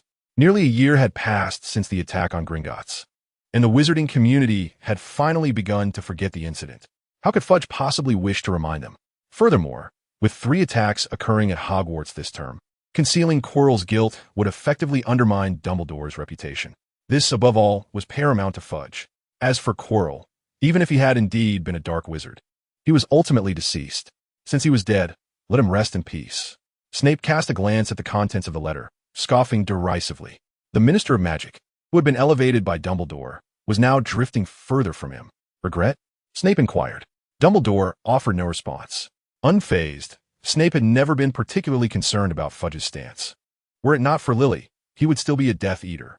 After a long pause, Dumbledore spoke. Voldemort should have gone to the Forest of Albania. Snape was taken aback. You have discerned his whereabouts so quickly? It is rather astonishing. Quirrell has only been dead a few days. He has no other refuge now. Dumbledore replied, gazing steadily at Snape. Snape remarked, is that merely conjecture? During my time at school, he would hardly reach out to me. Snape spoke lightly. Dumbledore fell silent. Although Snape speculated that Voldemort might prefer him to remain close to Dumbledore, it remained mere speculation. If Voldemort sought Snape's assistance in his resurrection, Snape would find himself at a crossroads between aiding or betraying him. Assisting was out of the question. However, should Snape choose betrayal once Voldemort resurrected, Dumbledore would lose an important informant. More critically, Harry had received no training during the Quirrell incident. Judging by Harry's current capabilities, he hardly appeared to possess the potential to save the wizarding world. In terms of magical prowess, knowledge, strategic thinking, and personal temperament, there was little to commend in Harry. The only attributes worthy of note, his courage and sense of justice, merely rendered him more akin to a reckless fool, especially since Harry's recent reputation had taken a downer. Were it not for Dumbledore suppressing the incident in the Forbidden Forest, Harry and Ron would have collectively cost Gryffindor over 200 points. Without renown, one cannot gain recognition. Without recognition, others will not offer assistance. Dumbledore understood all too well that hope was of utmost importance when facing Voldemort. Once hope dissipated, the majority of ordinary wizards would lose the courage to resist. These burdens weighed heavily on Dumbledore's heart, subjecting the venerable elder to immense pressure. Are you certain? Dumbledore asked, gazing intently at Snape. Snape comprehended Dumbledore's intent. I'm quite confident. Snape, with a stoic expression, remarked, unless he remains in Britain, it will be exceedingly difficult for him to locate me. Chapter 108. Dumbledore's plan, it is not without reason that Dumbledore exercises such caution. The current wizarding world is sorely lacking in capable individuals. His greatest concern is that, as he ages, there will be no one in the British magical community capable of opposing Voldemort. Wizards often enjoy longevity, yet within the next decade, even with the Elder Wand in hand, Dumbledore will find it increasingly arduous to contend with Voldemort. After all, combat tests not only magical prowess, but also reflexes and the ability to seize the opportune moment. Upon hearing Snape's assertion that Voldemort would not seek him out, Dumbledore did not feel overly optimistic. "And what of you?" Dumbledore inquired. "If you intend to gain Voldemort's trust, you must make an appearance in the Albanian forest." Snape's countenance remained unchanged as he replied, "I will adapt to the circumstances." At this juncture, Snape regarded Dumbledore with a more serious tone. "Since the Philosopher's Stone is in your possession." Before Snape could finish, Dumbledore raised his hand to halt his subsequent words. "The Philosopher's Stone is not infallible. It cannot forestall the ravages of age."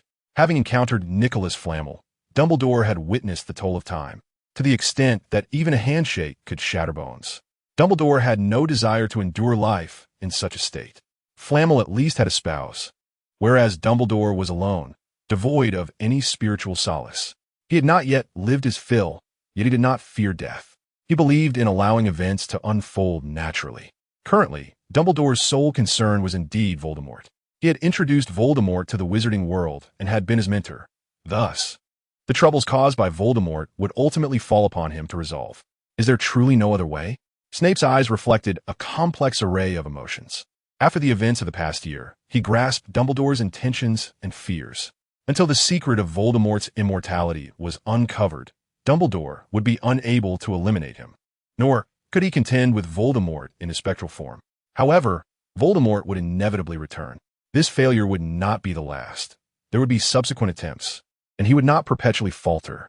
According to prophecy, Harry Potter was Voldemort's fated adversary, marked by him, and possessed a power that Voldemort could not comprehend, the love of Lily for her son. Thus, Dumbledore placed his hopes in Harry Potter. Yet, Harry, some perceive others through a lens of admiration, while others view them through a tinted prism of prejudice. In Snape's eyes, Harry appeared foolish and arrogant. Even his father, James Potter, seemed equally foolish and self-important, lacking in true ability. This perception fundamentally motivated Snape's decision to infiltrate Voldemort's ranks. He felt compelled to protect Lily's son. Dumbledore remained silent for a moment, acknowledging that Harry was their sole hope. "You promised me before." Severus Snape felt a surge of anger. This was not the arrangement they had previously agreed upon. "I can endure for a few more years," he muttered. Albus Dumbledore appeared somewhat fatigued. "Severus, during the holiday. Keep an eye on Malfoy." Snape looked perplexed. "Draco? What has happened?" "It is Lucius Malfoy," Dumbledore replied slowly. "I still possess a modicum of influence with Fudge, and Arthur is working in the Muggle Artifacts office. During the summer break, I shall request the Ministry of Magic to investigate dark magical artifacts and improperly modified Muggle items." Snape furrowed his brow, questioning the old man's intentions. "What is he planning?" "I possess some knowledge regarding the secret of Voldemort's immortality," Dumbledore continued, "yet I require further evidence." "Do you believe the evidence lies with Lucius?" Snape inquired solemnly. "I hope it does," Dumbledore replied. "The Ministry is unlikely to uncover anything substantial, thus it falls upon you." Snape nodded. "I will keep watch over him. But what exactly is this evidence you speak of?" "I do not know." Dumbledore shook his head slowly. "The magical world harbors numerous means to thwart death. The library at Hogwarts documents nearly 10 methods. Horcruxes are merely one of them." Dumbledore's suspicion that Voldemort created Horcruxes stemmed from the fact that the method is outlined in Secrets of Darkest Magic. As a dark wizard, Voldemort would naturally resort to the most advanced dark arts to evade mortality. Snape's expression darkened. "What do you mean you do not know?" "You do not know, yet you send me to search? Is that not absurd?" "I merely harbor suspicions," Dumbledore clarified. "That object could be any item, but it must be a dark magical artifact." After a moment's reflection, he added, "It may also possess the power to manipulate hearts." Snape's demeanor softened slightly. "As long as there are clues. I have been keeping a close watch on Quirrell. How is Collins faring?" Dumbledore inquired, shifting focus to the next potentially wayward student. Dumbledore had already heard that Andy dared to peruse dark magic tomes within the headmaster's office. An audacious act indeed. In his student days, Voldemort had at least exhibited some restraint, yet Andy lacked even that modicum of caution. After all, Hogwarts could not expel a student merely for studying dark magic. Merely sneaking a glance at forbidden texts would result in point deductions and confinement, punishments that were hardly bothersome to Andy. Snape's expression soured at this revelation. How should I know? Since Andy had expressed a desire to introduce his aunt to Snape, the latter had developed an aversion to seeing the boy. Moreover, Snape suspected that Andy was already aware of his past during his own schooling. In this moment, Snape fervently wished he were still a Death Eater, able to erase all memories with a simple curse. The last time he visited my office, he surreptitiously glanced at the tome titled Revelations of Dark Magic. Dumbledore had intended to admonish him for his furtive behavior, yet Andy was evidently perusing it with remarkable openness. This book undeniably contained a wealth of sophisticated dark magic. Upon hearing this, Snape grew serious, pondering how much Andy had actually seen. Just a brief moment, Dumbledore replied.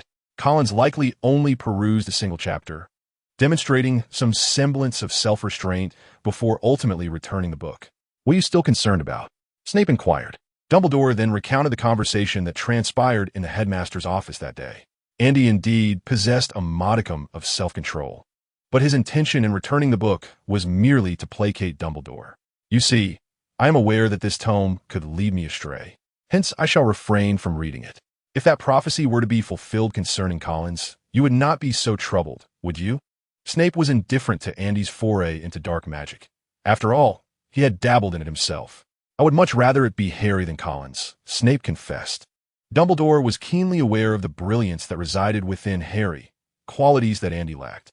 Although Andy was undeniably talented, not solely in magical prowess, but also in various other domains, certain attributes could not be compensated for by mere ability.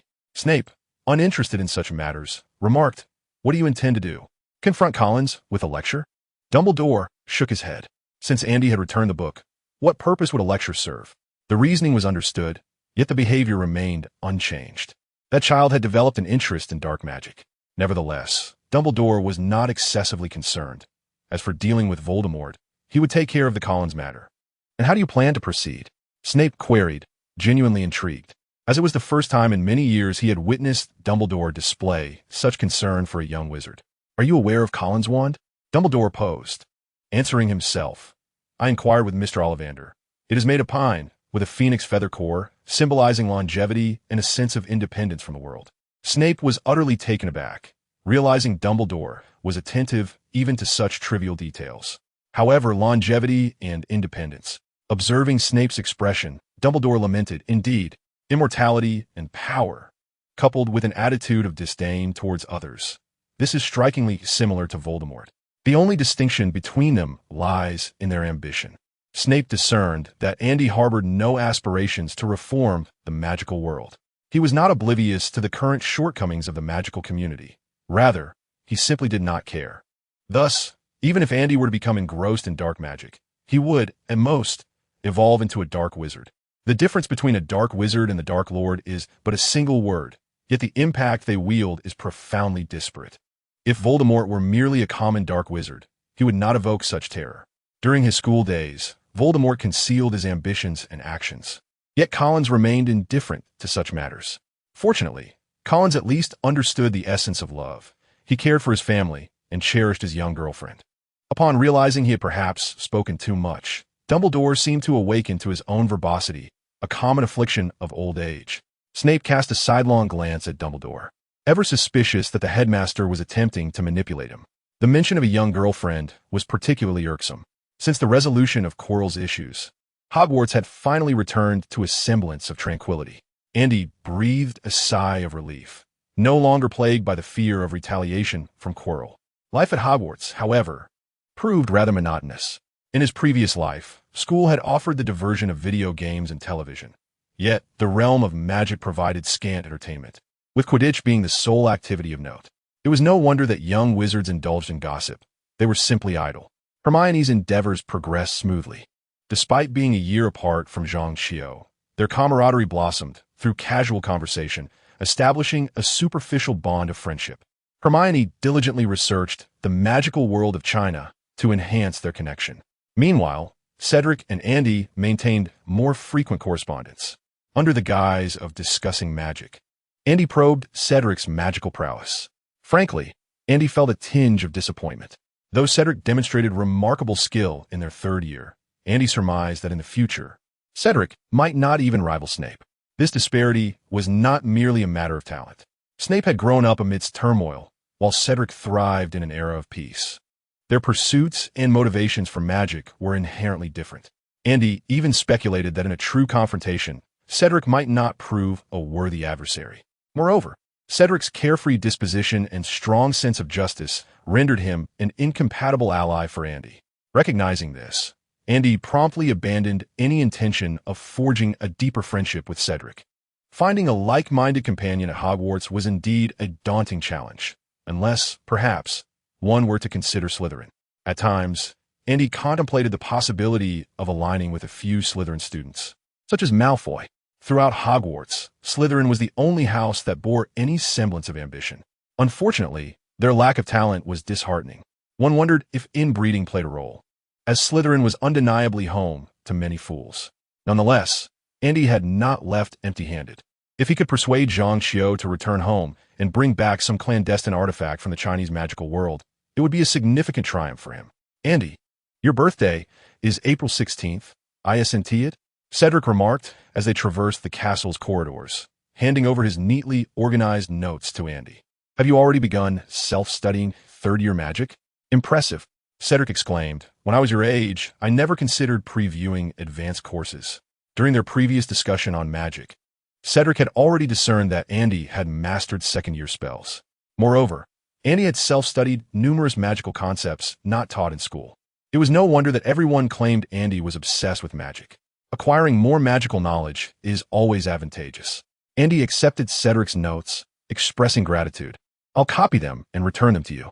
Cedric exaggeratedly remarked, You're not thinking of taking 12 courses like Percy Weasley, are you?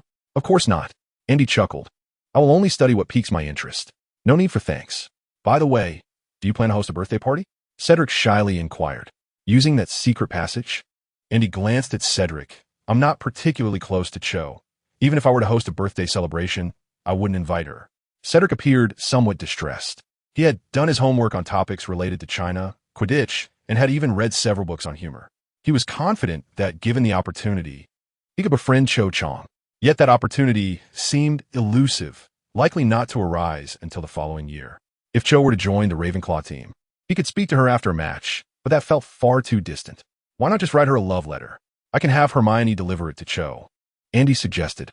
Cedric waved his hands dismissively. No, I'd rather find another opportunity. Wait. Andy suddenly looked at Cedric with enthusiasm. Would you be interested in dueling with me? After studying magic for so long, I have yet to engage in a real fight. Cedric wore a peculiar expression. You and me? Don't you want to give it a try? Andy enticed. Cedric found himself slightly tempted. Although he was in his third year, he had little experience in dueling. Chapter 110. That year I had my hand in my pockets, unaware of what a rival was. Hogwarts Castle is vast, yet the areas truly utilized are rather limited. Andy and Cedric found an empty classroom and stealthily entered using the unlocking charm. Andy, do you know the shield charm? Cedric inquired. Andy nodded affirmatively. I've mastered it, though I'm not yet fully adept. Cedric, upon hearing this, refrained from further comment. The two stood facing each other, leaving a 5-meter gap between them. Though wizards are considered ranged combatants, their attack range pales in comparison to modern weaponry, and even the ancient bow and arrow surpass it. Truthfully, were it not for the fact that a wizard's power derives from humanity itself, and many spells are extraordinarily wondrous, Andy would have ventured into the Muggle world to pursue entrepreneurship and become a capitalist. The magical realm remains insular, conservative, and regressive, with many notions trapped in centuries past. There is a distinct lack of ambition, and it is perplexing how those from pure-blood families deem themselves superior to Muggles. With wand in hand, Andy observed Cedric's hesitation to strike first, and thus he cast the shield charm upon himself. Armor, protect me. With a magical barrier surrounding him, Andy pointed his wand at Cedric. Sleep now. Cedric's reflexes were remarkably swift. The instant Andy launched his attack, he too fortified himself with a shield charm. Armor, protect me. This spell creates an invisible barrier around the caster, reflecting most spells, with the exception of the Killing Curse. In combat, The shield charm proves to be an exceptionally practical magic, albeit challenging to master. Many adult wizards have yet to grasp it. This underscores the quality of education at Hogwarts. Andy had also devoted considerable time to mastering the shield charm. Cedric, being only a third-year student, demonstrated commendable dedication in his studies by acquiring such a skill. However, for a novice duelist, the shield charm could be relatively easy to dismantle. Bang! The magical beam struck the transparent armor, and Andy immediately felt a powerful repulsion. Gripping his wand tightly, he amplified his magical output. Indeed, the simplest method to counter a novice's shield charm is through a direct magical exchange. Andy could continuously cast the sleep charm, while Cedric could not sustain the shield charm indefinitely, as it required continuous magical energy, making it susceptible to breach. This was a tactical tip Helen had imparted to Andy during the Christmas holiday.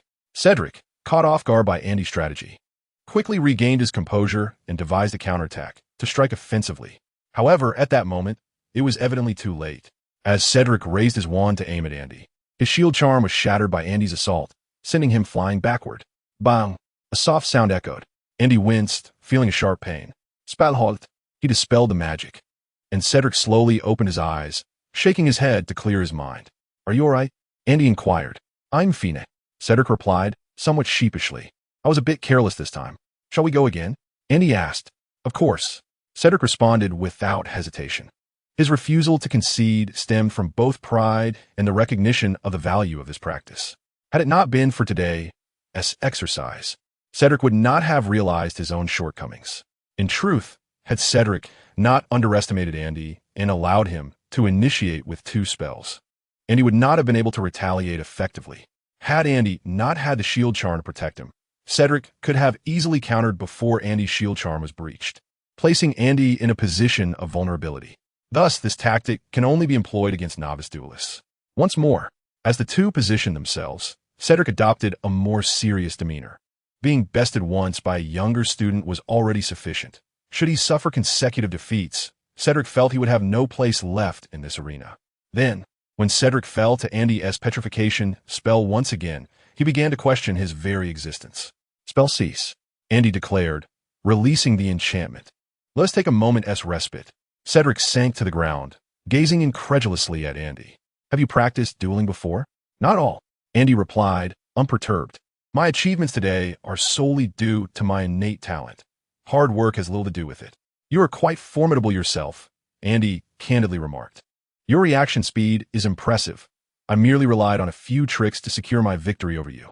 Despite triumphing over Cedric, Andy did not allow himself to become arrogant. If Andy were to be categorized as a magical adept, then Cedric was undoubtedly an athlete. He served as the seeker for the Hufflepuff team, possessing keen eyesight and reflexes that far surpassed Andy's. Had it not been for Andy's prior practice with Helen, it might have been he who faced defeat today. Even now, Cedric, once familiar with Andy's strategies, would likely challenge Andy's ability to best him. Your spells are indeed more potent, Cedric complimented. It is hard to fathom that you are merely a first-year wizard. Andy shrugged, stating dueling involves more than just magic. Andy's magical prowess undoubtedly eclipsed Cedric's. Although Cedric was 2 years Andy's senior, he did not possess the same dedication to practice for hours each day. However, dueling encompasses more than mere magical skill. A sudden pang of envy washed over Andy as he contemplated Cedric and Harry, the athletic types. They needed only to master a handful of combat spells to surpass most, thanks to their exceptional eyesight and reflexes. Even if my reflexes are quicker than yours, it would be challenging to breach your shield charm, Cedric admitted, equally impressed by Andy. He had heard whispers regarding Andy. During their free periods, Andy was either found in the library poring over tomes or practicing spells in empty classrooms. For nearly a year, Andy had remained steadfast in his routine, an accomplishment not common among his peers. In his 3rd year, Cedric was among the top students. Yet he had never devoted himself to practice as rigorously as Andy had. Andy, do you aspire to become an Auror after graduation? Cedric suddenly inquired. Not at all. Why do you ask? Andy countered. I see you diligently practicing magic and studying dueling techniques, leading me to believe you might wish to pursue a career as an Auror. Cedric responded, as he perceived that only Aurors required such skills. I simply have a fondness for magic. Andy decided to playfully mislead Cedric. attempting to see if he could shift his perspective. I have no desire to languish in the Ministry of Magic for a lifetime after graduation, nor do I intend to seek employment in any conventional sense. I firmly believe that wizards should engage in pursuits befitting their magical identity. Andy displayed an expression of longing as he expressed his aspiration to delve into the mysteries of magic, to seek the origins of magical power, and to elevate the practice of magic to unprecedented heights. What an extraordinary dream, Cedric praised, before adding, in fact, I too am not keen on working at the ministry, though my father hopes I will join it upon graduation. If given the choice, I would prefer to pursue a more liberated vocation. Andy remarked, it is not easy to alter one's worldview, especially for someone like Cedric, a true Hufflepuff. He mused that discussing concepts of immortality and power would likely be deemed heretical in Cedric's eyes. In this regard, Andy found himself admiring Slytherin more. He firmly believed that if he could harness formidable power, the Slytherins would be more than willing to assist him in realizing his dreams of immortality and strength. Nevertheless, Andy had no regrets about being sorted into Ravenclaw. He had always viewed himself as a scholar, rather than an ambitious seeker of power. After a brief respite, Andy extended another invitation. Shall we continue? Of course. Cedric readily accepted. During their third bout, Andy noticed that Cedric had become considerably more formidable. Cedric had grown accustomed to Andy's strategies, and with a modicum of caution, he could swiftly unravel Andy's tactics with his exceptional reflexes. When subtle tricks proved ineffective, Andy found himself relying solely on his magical prowess. As Cedric himself had stated, it was quite challenging for him to penetrate Andy's shield charm. As long as Andy maintained a steady approach, Cedric was left with no recourse. Of course, Andy was equally at a loss when it came to Cedric, unless he resorted to some extraordinarily powerful spells. Yet, this was merely practice, and both Andy and Cedric refrained from employing any devastating incantations. Even a fire spell remained unused. In the spacious classroom, beams of magical light crisscrossed in a dazzling display. After 5 minutes, Andy was the first to speak. Let us take a break. All right, Cedric replied, and they both paused simultaneously. Panting from exertion, Andy felt a tinge of fatigue. Cedric remarked, if it weren't for this practice, I would have been oblivious to so many of my shortcomings. Not only Cedric, but Andy too felt he had gained significant insights. Opening the system, he noted that even the red liquid within the system's sphere had swelled considerably more than usual. Can the mind attribute enhanced reaction speed? Andy pondered. With only 3 points in his mind attribute, he realized that his reaction time lagged considerably behind Cedric's. Once Cedric acclimated to the rhythm of battle, Andy found himself relegated to a defensive counterattack. Fortunately, there is no immediate need for combat. Andy cast a brief glance at his progress. Soon, he would be able to elevate his mind attribute to 5 points. With a formidable mental prowess, Andy could more swiftly harness emotional energy to amplify his spells. As his mental strength grew, mastering numerous magical arts would become significantly easier. For instance, he held a keen interest in the Patronus charm. The texts describe it as one of the most potent and ancient defensive spells in the magical realm. To cast the Patronus charm, one must concentrate intently, focusing on their happiest memory. Despite its grand reputation, the current iteration of the Patronus charm merely serves to repel Dementors, hardly befitting the honor of being the most powerful defensive spell. Thus, Andy has long harbored doubts. The true Patronus charm should represent a fundamental fusion of emotion and magical energy. He could never believe that ancient wizards would overlook the existence of such a phenomenon. If we consider that Dementors embody the amalgamation of negative emotions and magic, then the Patronus charm ought to signify the union of positive emotions and magical force. Only then would it rightfully earn the title of the most formidable defensive magic, rather than merely serving to drive away Dementors as it does now. Perhaps the true Patronus charm was lost due to its lofty requirements, Andy mused. In fact, even the current form of the Patronus charm remains elusive for the vast majority of wizards. Once his mind attribute reaches 5 points, he would delve into learning the Patronus charm. Having devised a plan for the future, Andy began contemplating the matter of dueling. After all, combat prowess is of utmost importance. Closing the system, Andy turned to Cedric and inquired if he had any interest in forming a dueling club. A dueling club? Cedric raised an eyebrow. Whom do you wish to invite? How about Autumn? Andy jested. Cedric's cheeks flushed slightly. Inviting Autumn would certainly be welcome. What about anyone else? Cedric continued. Having lived at Hogwarts for 3 years, he had a more comprehensive understanding of the abilities of younger wizards. Unless they invited 6th or 7th year seniors, it would be challenging to find anyone who could truly assist them. Upon further reflection, Andy recognized the validity of this point. However, the upperclassmen were all preoccupied with preparing for their ultimate wizarding examinations, and even 5th-year students were engrossed in their ordinary wizarding tests, showing little interest in joining a student-run dueling club. As for the 3rd and 4th-year students, they were hardly more capable than Cedric. Alas, Andy sighed, realizing that finding like-minded companions seemed impossible. Even Cedric regarded magic merely as a survival skill rather than a discipline worthy of study. The magical world appeared to hold little promise. Andy had never before grasped this truth so profoundly. The despair that plagued the magical realm was never instigated by Voldemort, but rather stemmed from the insular and regressive nature of the magical community itself. It is akin to the seclusion of a bygone era. The magical realm has closed its doors, living in its own world. Some remain oblivious to the changes outside, while others, even when aware, feign ignorance. With his eyes gently shut, Andy made a decision upon opening them again. But the magical world wrought in its own decay. He would pursue immortality and power along the path of magic, and if possible, aspire to divinity. As for the magical realm, should it one day be overthrown by muggles, what concern is it of his as long as it does not affect him? Those who toil tirelessly to reform the magical world may find their efforts unreciprocated. Grindelwald stands as a prime example, does he not? What troubles you? Cedric perceptively noted the shift in Andy's demeanor. Nothing, merely came to some realizations. Andy smiled, his tone casual.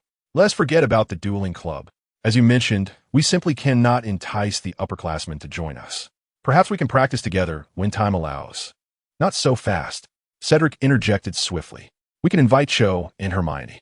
Upon mentioning Hermione, Cedric raised an eyebrow at Andy. We're doing just fine.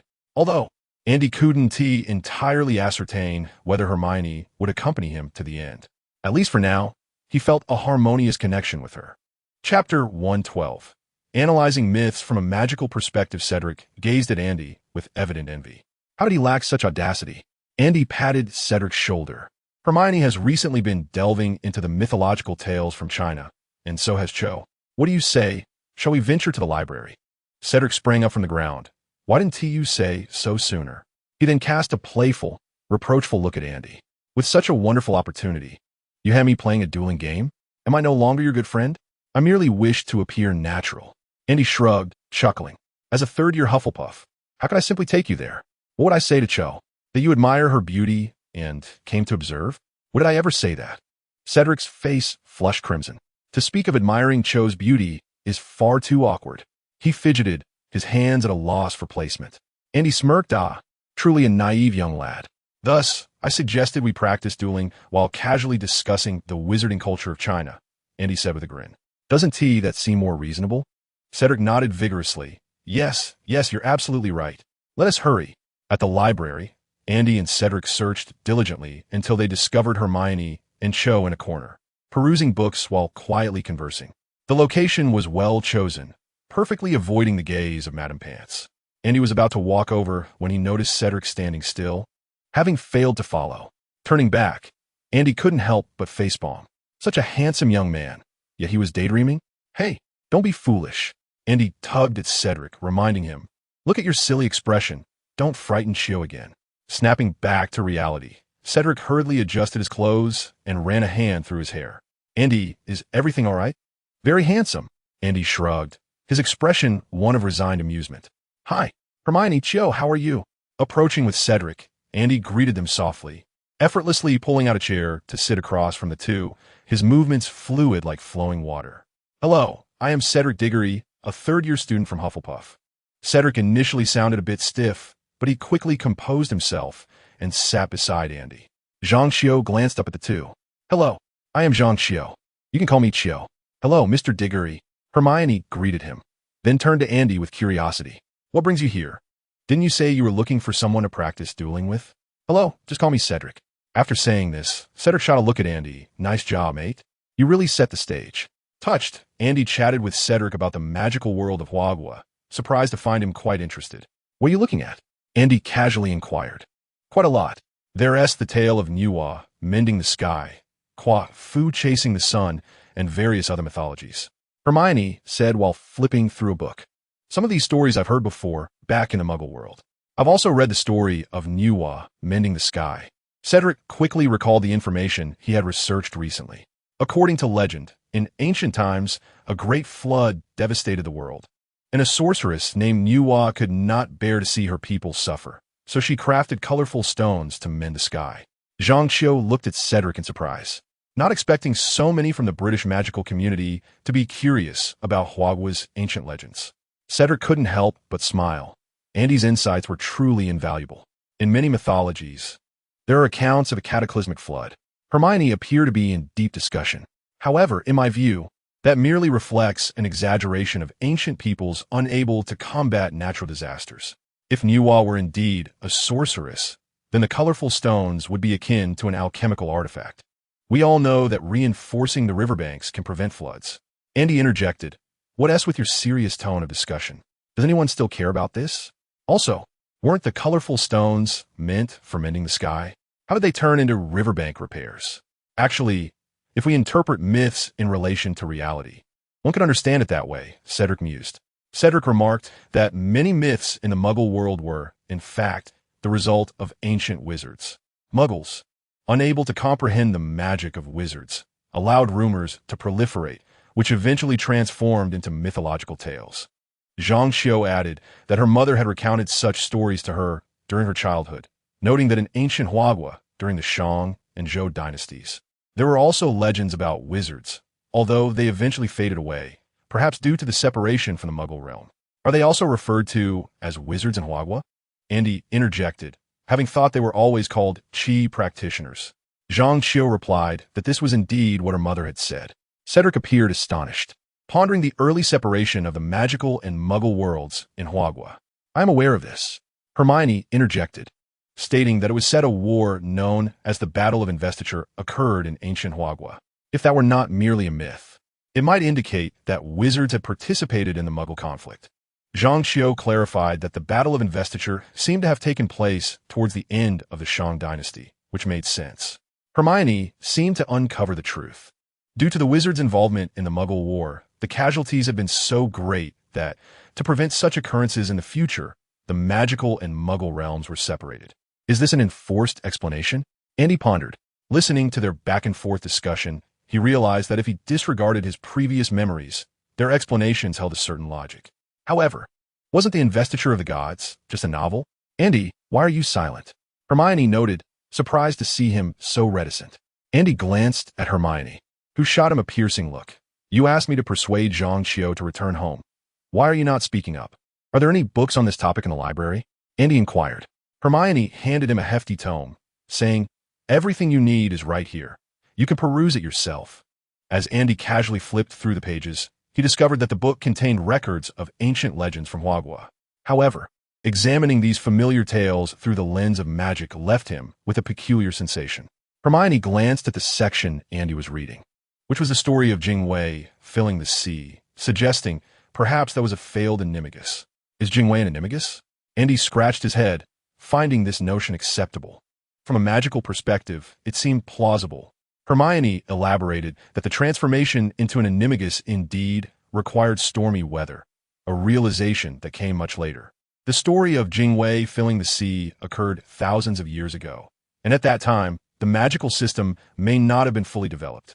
Jingwei believed she could practice her animagus transformation by the sea, but her magic failed, and she could never return to her original form. That does sound quite reasonable. Andy conceded. Under Hermione's persuasive influence, Andy found himself questioning whether the world he had inhabited in a past life truly possessed mystical forces. When examined through the lens of magic, certain myths could indeed be interpreted in a coherent manner. As for those exaggerated tales, perhaps they had become distorted through the passage of time. After all, the means of recording events in that era were limited, and much was transmitted orally. By the way, how has your dueling practice been progressing? Hermione inquired suddenly. Cedric, upon hearing this, felt a twinge of embarrassment. In the absence of Zhang Xiu, he would have freely admitted that he had never faced Andy in combat. Yet, before the goddess, Cedric was reluctant to lose face. Sensing Cedric's silent plea for assistance, Andy blinked and remarked, "Neither of us can truly best the other. Cedric is a seeker, possessing remarkable reflexes." Cedric looked touched. Andy was formidable as well, with a high level of magical prowess. Andy and Cedric represented two distinct archetypes. Andy embodied the dedicated scholar, with levels and skills surpassing those of Cedric. While Cedric excelled in execution, even with slightly inferior attributes, he could hold his own against Andy. After exchanging a few words of mutual admiration, Andy and Cedric recounted the highlights of their dueling experiences. Hermione and Zhang Qiu listened with keen interest. Obsessively practical course. Both charms and transfiguration classes primarily focused on theoretical application, and although defense against the dark arts included some hands-on practice, each student was limited to just one attempt. Consequently, the onus was on individual initiative for practice outside of class, and the most significant restriction was the prohibition of magic in hallways. This scenario resulted in many young wizards possessing rather poor magical abilities. It was not uncommon for graduates to be unable to perform the shield charm, a situation that had become almost the norm at Hogwarts. One must recognize that the shield charm is a fundamental defensive spell, particularly in combat, as it can ward off most spells, aside from the killing curse. "If you're interested, we could establish a dueling club," Cedric proposed. "Although the wizarding world is at peace, dark wizards have not vanished. We must learn to protect ourselves." "I'm on board," Andy agreed. "Even if we don't form a club, I will still insist on practicing dueling with you." Cedric was arguably the most skilled young wizard below 5th year, making him an exceedingly valuable training partner. Practicing magic through dueling was far more effective than solitary training. However, Hermione hesitated. "With exams just 3 months away, I still need to review my study materials. We won't be practicing every day. A few gatherings each week should suffice and not consume too much time," Cedric reassured her. Zhang Qiu pondered for a moment before saying, "I will join." "All right," Hermione conceded. "In truth, I'm quite interested in dueling as well. Given the recent attacks at school, we certainly need to learn how to protect ourselves." Cedric exclaimed with enthusiasm, "Wonderful. We can schedule the gathering for Saturday and Sunday afternoons." In the evening, the quartet arrived at the auditorium. Following the establishment of the dueling club, the camaraderie between Andy, Hermione, Cedric, and Cho Chang swiftly deepened, and he felt quite satisfied. Hermione, endowed with a remarkable memory, was affectionately dubbed Miss Know-It-All, always ready to inquire when faced with uncertainty. Cho, hailing from the magical realm of China, could only gather pertinent information upon her return home.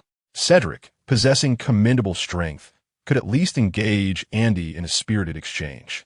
They all proved to be exceptionally useful companions. If there were any deficiencies within the club, it might be the absence of a spendthrift benefactor to provide financial support. With sufficient funds, the four could occasionally indulge in dining together or acquire protective gear for practice duels. Without such protective equipment, many perilous spells could not be employed in duels, rendering the experience less exhilarating. "I'm heading over to Hufflepuff," Cedric waved his hand, making his way towards the long table. "You two wouldn't want to be disturbed, would you?" Cho teased. "I'm off to find my roommate. See you next time." Andy and Hermione exchanged glances, remarking, "These two are rather lackluster. Do you not get along with your roommate?" Hermione inquired, sipping her pumpkin juice, her curiosity piqued. "It's all right, just feels like they're rather immature, and they can't quite keep up with our academic rigor," Andy replied nonchalantly. "It's merely a casual acquaintance. Maintaining a polite distance is sufficient." Hermione nodded in agreement. "I share that sentiment. I have little interest in the topics they discuss." Although Hermione's relationship with her roommate was generally amiable, she often found herself alongside Andy, leading to a sense of estrangement during interactions with her roommate. "Friendships should be left to fate," Andy remarked with a smile. "If you click with someone, nurture that connection. If not, it's best to distance yourself." He continued, "Take Ron, for instance. I've known him since before we enrolled, yet I've never made an effort to reach out. He's simply isn't my type." Hermione pondered this. She had indeed never witnessed Andy initiate contact with Ron, whereas Ron and Harry have been seeking out Andy consistently of late. "And that is perfectly fine," the young witch smiled. "Certainly, if compatibility is lacking, why force it?" Andy shrugged. "While connections are essential in the magical world, I prefer to let my magic speak for itself. Though Voldemort is hardly a paragon of virtue, I must admit I resonate with one of his statements. What statement? Hermione asked, intrigued. Magic is power, Andy declared. Just look at Malfoy. After receiving a proper thrashing, he resorts to whatever words come to mind. Hermione regarded Andy with evident disapproval. Of course, this approach isn't applicable to everyone. My point isn't to bully the weak. Before Hermione could respond, Andy continued, in our interactions with others, we must always leverage our own advantages. Some individuals possess the gift of eloquence. Others are endowed with wealth, while some wield power. Magic is merely a manifestation of advantage. The young witch parted her lips. Hermione, hailing from the Muggle world, could indeed grasp Andy's meaning. Yet, the girl retained a certain innocence, and Andy's candidness proved somewhat difficult for her to accept. Andy bowed his head to his meal. Transforming the young witch's worldview necessitated a commitment to change at every moment. Chapter 114. The Conundrum of the Patronus Charm as April. May and June slipped away. The end-of-term examinations loomed ever closer. These past months had passed in tranquility for Andy. Aside from the birthday celebration he discreetly organized in Hogsmeade on April 16th, he had not engaged in any indiscretions. He had even refrained from visiting the restricted section of the library. Peering into secrets of advanced dark magic in the headmaster's office was ill-advised, and Andy wished to avoid another confrontation with Dumbledore. If one were to seek moments of joy from these months, it would be the accumulation of potential points in the system, allowing Andy to elevate his mind talent to level 5. Mental prowess is an enigmatic gift. Its enhancement imbued Andy with a profound sense of empowerment. Indeed, he had grown stronger. The dueling club that Andy formed with his companions convened weekly, and he often sparred with Cedric. In terms of combat prowess, they were evenly matched. Unless one made a careless mistake, neither could best the other. However, during one particular duel, Andy unleashed a formidable disarming charm fueled by intense emotional energy, which almost instantaneously countered Cedric's spell, shattering his Protego charm and disarming his wand. It was an overwhelming display of dominance. This marked the first occasion since enhancing his mind attribute that Andy had tapped into extreme emotion. At that moment, a singular, fervent thought consumed him: to defeat the individual before him. It was then that Andy comprehended the essence of a power surge. Typically, the effective use of the disarming charm necessitates an alignment of the caster's emotions. Yet, extreme emotions diverge from the ordinary. They represent an explosive outpouring of feeling, capable of unlocking one's full potential. That singular surge allowed Andy to briefly brush against the threshold of a wizard of Voldemort's caliber. Imagine it. With the malevolence and cruelty that resided within Voldemort, combined with his inherent darkness, the destructive might of a killing curse he cast personally would be unimaginable. Furthermore, the killing curse is inherently a magic that brings instant death. In other words, at the height of his power, Voldemort's offensive capabilities were unmatched. Terrifying. Andy continually felt grateful that he had not acted rashly in pursuit of so-called justice and friendship by confronting Quirrell in a duel. That would have been tantamount to courting death. Andy did not believe that merely traversing into this world would guarantee him the role of the protagonist. The downfall of Wang Meng served as a cautionary tale. After elevating his mind a tribute to level 5, the first thing Andy did was to scour the library for tomes related to the Patronus Charm. He had long speculated that the Patronus Charm was likely a fusion of the mind and magical power. As for the book's assertion that one must recall joyful emotions while casting the spell, Andy mused that it might merely be a simplified interpretation of the magic. Expecto Patronum. In the abandoned classroom on the 6th floor of the castle, Andy waved his wand, and a silvery little cat soared from the tip of his wand, spiraling gracefully before coming to a halt in mid-air before him. Was this truly all there was to it? A sense of disappointment washed over Andy. He had been studying the Patronus Charm for over 2 months, and the culmination of his diligent practice had resulted merely in the manifestation of his own Patronus. This left him somewhat dissatisfied.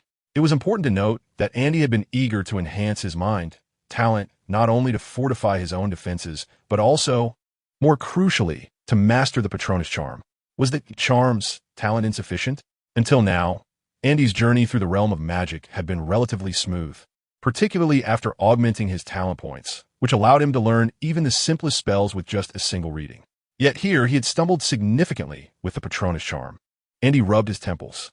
Over the past few months, the most difficult truth for him to accept was that his previous assumptions had been erroneous. Bang! Hermione placed a hefty stack of books on a dilapidated table. If you can't comprehend it, then stop pondering. We have only a week until exams. Even if you dread memorizing, it would be prudent to review these books once more. You are right. Andy waved his wand lightly, and the silvery cat vanished in an instant. In truth, summoning a Patronus could be deemed as having mastered the charm. However, what Andy aspired to achieve was an enhancement of the Patronus charm beyond its original parameters. Naturally, this was no simple feat. He approached Hermione. Titles such as History of Magic, Standard Spells, Beginner, and Beginner's Guide to Transfiguration cluttered his thoughts. As the end-of-term examinations drew near, Hermione's pre-exam syndrome intensified. Even while traversing the corridors, Andy could hear her softly reciting passages from her textbooks. It was quite maddening.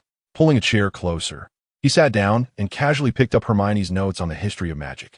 Though his eyes were fixed on the text, his mind was adrift, contemplating the intricacies of the Patronus charm and the essence of a silent guardian. Dark emotions coalesce into a silent guardian. If one were to consider who among the students at Hogwarts had faced familial abuse prior to their schooling, it would undoubtedly be Harry Potter. Yet, observing Harry, one could discern that although his life with the Dursleys was far from ideal, his heart harbored only feelings of injustice, anger, sorrow, and longing for his parents. But conspicuously absent was any sense of hatred. Thus, Harry has the potential to become a Patronus. And he mused to himself, how wonderful it would be to conduct a study on patron uses. As for the Patronus charm, many scholars assert that a wizard's Patronus is, in essence, a manifestation of their innermost thoughts. Unless faced with a profound transformation, a Patronus seldom alters its form. If these scholars' conjectures are indeed accurate, it follows that Andy's previous assumptions hold merit as well. The Patronus charm represents a harmonious amalgamation of positive emotions and magic, or, one might say, the silent embodiment of white magic. Yet, what precisely is the distinction? Thud! Hermione, vexed, slammed her hand on the table, urging, focus on your studies. The questions that elude you now may become clear in time with further reading. Andy sighed in resignation. Fine, I shall cease my pondering. With that, he devoted himself earnestly to Hermione's notes on the history of magic. It is indeed a source of embarrassment to recognize the disparity between individuals. It is far greater than that between man and dog. Hermione had memorized the first-year curriculum before even setting foot in school. Meanwhile, Andy, if he refrained from revisiting the material for just a few months, would find himself utterly devoid of many crucial concepts, particularly in the study of magical history, where one must remember numerous names, places, dates, and events, and he found himself repeatedly forgetting after each reading. Chapter 115. Why has Harry Potter not become Patronus? In the ensuing week, Andy resolved to diligently review the knowledge from his first year. Examinations at Hogwarts are divided into two components: written assessments and practical applications. The practical aspect posed no concern for Andy, as his theoretical knowledge was sufficiently robust. The only area where he felt lacking was in the less significant, yet still necessary, rote memorization of certain facts. It turned out that diligence bore fruit. The examinations in Charms and Transfiguration went remarkably well. The written tests were relatively straightforward, and the practical components presented no challenge for Andy. The practical assessment in Charms involved making a pineapple perform a tap dance across a table, while the Transfiguration exam required transforming a small log into a button. Such tasks were mere trifles for Andy. Subsequently, during the potions examination, although Snape persistently prowled behind him in an attempt to unsettle his composure, Andy remained unfazed and executed the potion-making with remarkable skill, leaving Snape thoroughly disappointed. The History of Magic exam consisted solely of written questions, easily surmountable through memorization. The evaluations in flying and astronomy were little more than formalities. As long as one did not stray too far from the norm, everyone was likely to achieve satisfactory results. The only examination that left Andy somewhat frazzled was that of herbology. Herbology and potions could be seen as complementary subjects, yet Andy, having pursued power and never contemplated the cultivation of herbs in the future, held a rather dismissive attitude towards this course. If one were to assert that Andy excels in practical skills over theoretical knowledge in his other courses, the opposite holds true in herbology, where theoretical understanding surpasses hands-on experience. Unfortunately, Practical applications for this subject are confined solely to the classroom, leaving Andy with no opportunity for review. Under the discerning gaze of Professor Sprout, who seemed less than pleased, Andy could only avert his eyes, striving to diminish his presence. Fortunately, he felt quite confident about his exam results, aside from Hermione. It seemed unlikely that anyone in his year would surpass his scores. However, the respite following the exams was not immediate. The young wizards were required to remain at Hogwarts until the results were officially announced. Consequently, the atmosphere at Hogwarts grew tense in the ensuing days. The exam results were to be taken home to parents, and even the most mischievous students could only pray for Merlin's mercy, hoping that their professors might mistake their erroneous answers for correct ones. Seizing the opportunity, the Weasley twins concocted a charm purported to enhance exam performance, which swiftly became a bestseller, netting them a handsome profit. It must be said, these two truly possess a remarkable talent. While George and Fred's academic achievements could only be considered average, they exhibited exceptional aptitude in the creation of magical items. Regrettably, their mother, Molly Weasley, consistently viewed such pursuits as frivolous, often reprimanding them for their endeavors. It is indeed a lamentable situation. Molly Weasley, a product of a pure-blood family, harbors the belief that securing a position within the Ministry of Magic post-graduation is the only noble path, relegating the study of magical item creation to a form of idleness. This sentiment mirrors the feudal society of ancient China, where only the imperial examination was deemed a legitimate pursuit, while scientific advancements were dismissed as mere trifles. Not only overlooked, but also placed within the lower rungs of the social hierarchy. It is no wonder that many young wizards show little interest in studying magic, as most jobs within the ministry, aside from those of aurors, bear little relation to the practice of magic.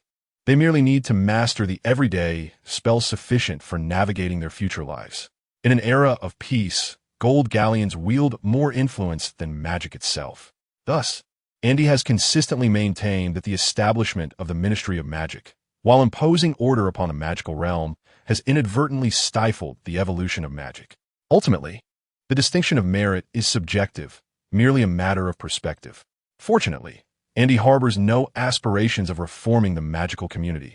Becoming the Dark Lord is no small task, fraught with challenges and yielding little personal benefit. If all proceeds without incident, this semester's House Cup should rightfully belong to Ravenclaw.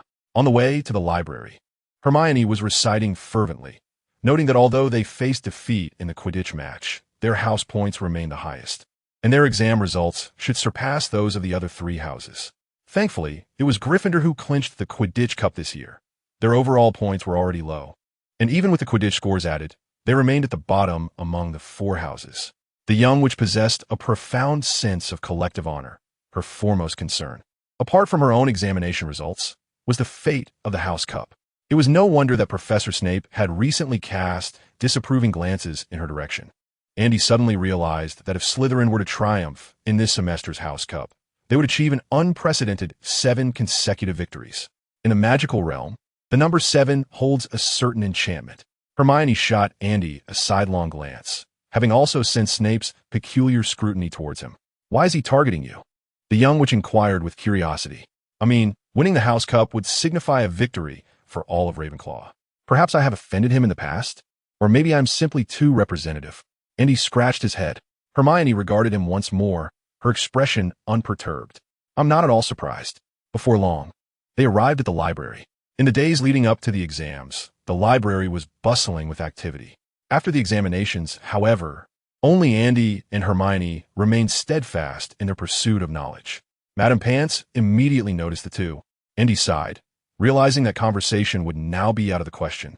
The young witch, too, displayed remarkable decorum, silently selecting books, finding a seat, and engrossing herself in reading, all while minimizing the sound of her footsteps. If there was anyone at Hogwarts who dared to disregard Dumbledore's authority, aside from Madame Pomfrey in the infirmary, it would be Madame Pants, a figure reminiscent of a monk in her sternness. Even Andy felt a tinge of trepidation in approaching either of them. Andy continued to peruse literature on the Patronus charm, despite his persistent confusion regarding the advancement of his magic. He remained resolute in his initial belief that the potential of this spell transcended what was currently understood. However, the content of the books he examined proved largely redundant, offering little assistance. After a swift review, he closed the book in disappointment. A waste of time. He sought out another tome detailing the concept of the Mute One, diligently flipping through its pages. The descriptions of the Mute One bore little distinction from those he had encountered before, merely indicating that a young wizard, subjected to abuse, experienced negative emotions that triggered some unknown transformation in their magical essence. Frustration compelled Andy to scratch his head. Wasn't Harry's suffering at the hands of his aunt and uncle sufficient?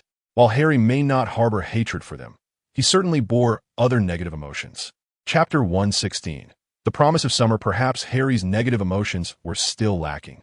Andy inexplicably thought of a Sharingan, which also required immense negative emotions to awaken its evolution. Your hatred is insufficient. If Harry had not become a Mute One due to the inadequacy of his negative emotions, could it be that the mediocrity of the Patronus charm stemmed from the lack of powerful positive emotions? Joy, indeed, is a delightful sentiment. While it is a positive emotion, it pales in comparison to the more profound feelings such as love, guardianship, justice, and perseverance. Must one amalgamate all positive emotions into the Patronus charm? Andy pondered, finding that notion exceedingly daunting. Although he had augmented his mind aptitude to level 5, facilitating the harnessing of his emotional power, the simultaneous invocation of all positive emotions was beyond his capabilities. Not only Andy, but even Dumbledore could achieve such a feat only in dreams. Suddenly, a thought struck Andy. The Patronus was in essence a parasitic entity. It did not stem from the wizard's inherent power. It could even be classified among magical creatures. Furthermore, the manifestation of a Patronus takes the form of an animal. The increasing similarities led Andy to firmly believe that the Patronus charm was a magical incantation developed by ancient wizards based on their studies of the Patronus. Dumbledore's Patronus was a phoenix, and he had also delved into the study of the Patronus. Perhaps he had even explored the intricacies of the spell, which rendered his Patronus so unique. Did Dumbledore's Patronus possess any extraordinary effects? Andy furrowed his brow, for no rumors circulated within the magical community regarding this matter. Perhaps Dumbledore's Patronus was merely distinctive in appearance. Nevertheless, this notion was sufficient to affirm that the Patronus charm could indeed be enhanced. Where there is hope, there is motivation. Andy feared not the challenges ahead. His greatest dread was the absence of visible hope. The magical realm boasted figures like Nicholas Flamel, who had lived for centuries, Voldemort, who claimed to have conquered death, and the formidable Dumbledore, who stood as a titan among wizards. These individuals represented the aspirations that Andy sought to surpass. He often lamented the desire to carry Dumbledore in his pocket, transforming him into a personal, wise companion. Alas, Dumbledore would forever remain unattainable for Andy. A few days later, the school announced the examination results. Andy achieved perfect scores in Transfiguration, charms, potions, flying, and astronomy, while his herbology and history of magic grades were merely satisfactory, falling slightly short of expectations. As for defense against the dark arts, Professor Dunn had transferred to St. Mungo's Hospital for magical maladies and injuries. Although the school arranged for a substitute, the exam was canceled. Despite this, Andy still secured the top position in his year, as Hermione barely passed her flying class. At Hogwarts, flying lessons were exclusive to first-year students, and as long as one could manage to take flight, Professor Hooch typically awarded a passing grade. Achieving a commendable performance was thus relatively straightforward. This demonstrated the extent of Hermione's struggles with flying. The young witch lamented her performance throughout the day. Next year, your luck may not be as favorable, Hermione asserted defiantly. Indeed, I merely succeeded by chance, Andy replied, acknowledging her sentiment. I truly apologize for having stolen your first place. Observing the sulking little witch, Andy found himself indulging in a few extra bites of lunch. Oof.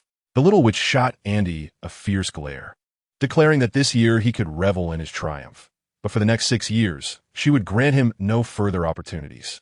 Andy shrugged at her words. Hermione was indeed speaking the truth. Unless the school intensified the practical examination's difficulty, Andy would never surpass Hermione. Even if he achieved a perfect theoretical score, he could only tie for first place. Yet, such musings were futile. Andy had heard that many young wizards performed poorly in their practical exams. If the examination's difficulty were increased, very few at Hogwarts would manage to pass. Why were they even here? Seeing Harry and Ron approaching, Hermione frowned, her tone somewhat unkind. Andy looked up. Ron tilted his head, signaling for Andy to step aside for a conversation. Harry wore an anxious expression as he gazed at Andy. Sighing inwardly, Andy said, "I'll go over." Upon exiting the hall, Andy found Harry and Ron waiting for him in a corner. "What is the matter?" Andy inquired as he approached. I wanted to say."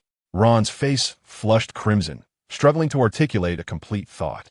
Noticing Ron's hesitation, Harry quickly interjected, "We came to apologize. We should have said what we did that day."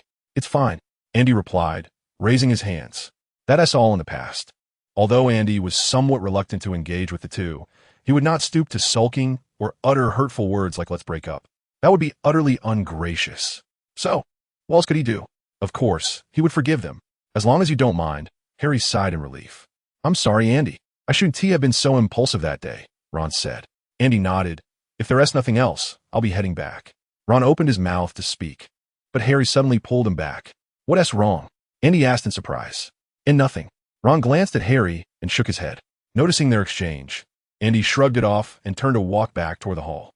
As Andy re-entered the hall, Ron, feeling somewhat disgruntled, remarked, "Harry, why did you stop me?" Harry, with a hint of exasperation, replied, "It's not our place to dictate who Andy chooses as his friends." Ron pouted defiantly, but chose not to argue further. Meanwhile, as Andy sat beside Hermione, she inquired, "Did they come to apologize to you?" "Yes," Andy replied with a hint of resignation.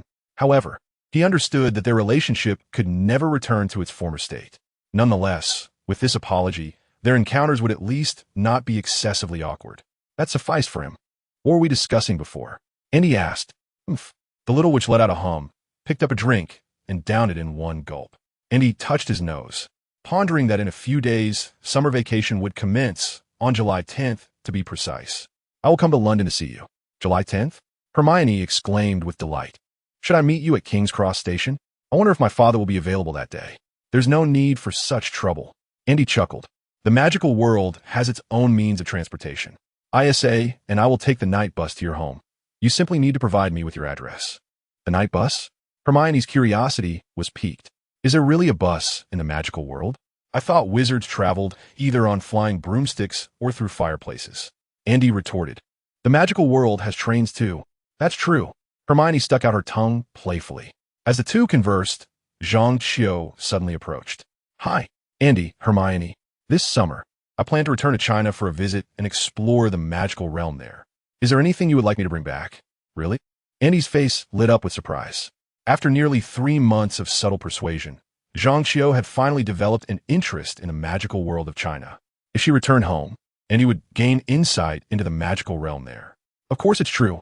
Zhang Qiu shot Andy an exasperated glance. "That's wonderful. Please bring me back some books," Andy replied, pulling out the gold galleons from his pocket. "This is all I have for now, but I will write a letter home to request more funds." It was rather pitiable.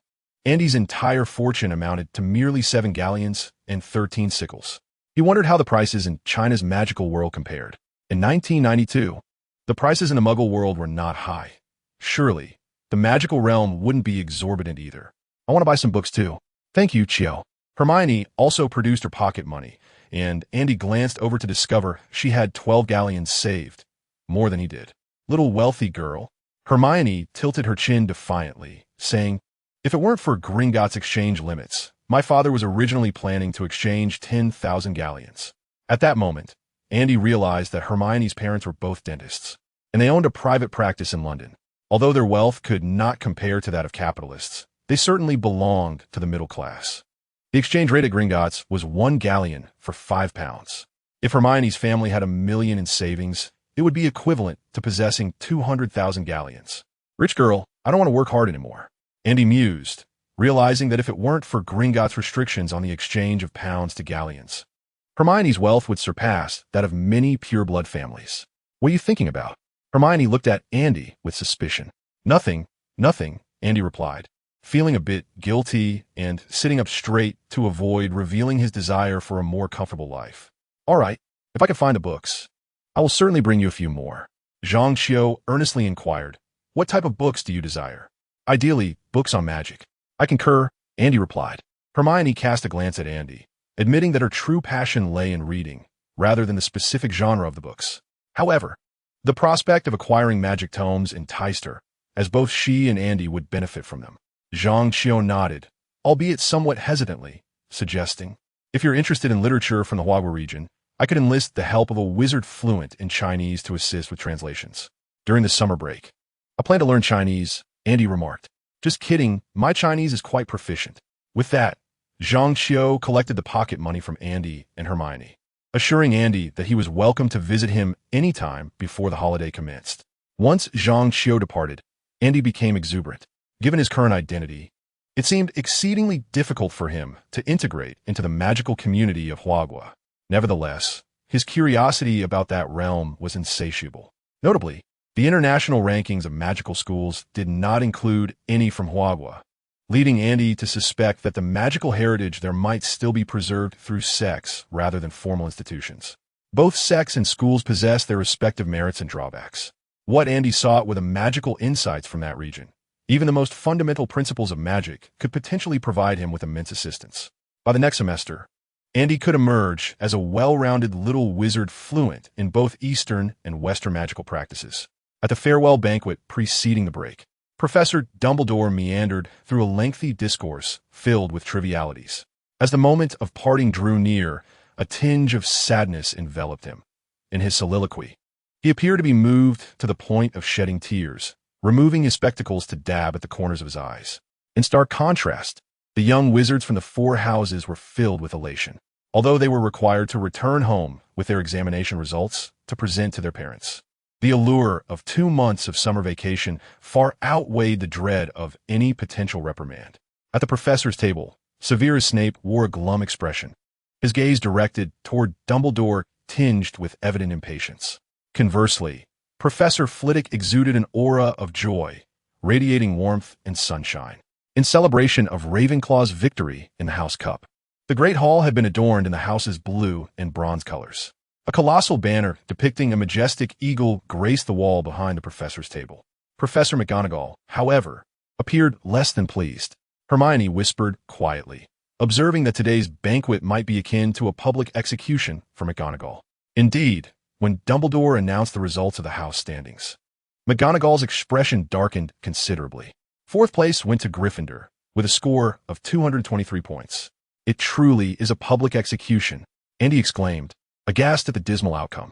Ravenclaw had amassed a total of 516 points this academic year, as long as Dumbledore refrained from arbitrarily awarding Gryffindor additional points. The House Cup for Ravenclaw appeared to be a foregone conclusion. Upon reflection, it appears that Dumbledore lacked a compelling reason to award points to Gryffindor. After all, aside from capturing the Golden Snitch a few times this academic year, Harry did not exhibit any remarkable achievements. Rather, he incurred deductions for his nocturnal escapades. Andy could comprehend why Dumbledore, in the film, suddenly granted points to Harry, essentially to bolster his standing. To confront Voldemort, relying solely on Harry is insufficient. Furthermore, as the savior of the British wizarding world, Harry embodies the very spirit of resistance against Voldemort. Only by elevating Harry's stature can the magical community unite in their defiance. Alas, Dumbledore's grand design for the year has utterly unraveled, and he does not believe he has undermined Dumbledore's strategy. While he influenced the narrative to some extent, the true catalyst for Dumbledore's failure was Hermione's unexpected affiliation with Ravenclaw. Without Hermione and the Savior's team, they are indeed lacking. They cannot perform the unlocking charm and stumble upon poisonous mushrooms. Dumbledore, when crafting his plans, likely did not foresee such developments. Andy cast a glance at Harry and Ron. The current Savior team truly requires hand-holding in their instruction. They are deficient in knowledge, experience, and common sense, which cannot be solely compensated through study. Indeed, until Dumbledore concluded his speech, he did not confer a single point to Gryffindor. Suddenly, Andy recalled the night of Quirrell's demise. That very evening, Harry and Ron were caught during their nocturnal adventure, resulting in another 40 points deducted from Gryffindor. Was this a command from Dumbledore? A realization dawned upon Andy. On that fateful night, Harry and Ron had the opportunity to confront Voldemort directly. Was it Dumbledore who instructed Snape to impede them? Had Dumbledore altered his plans?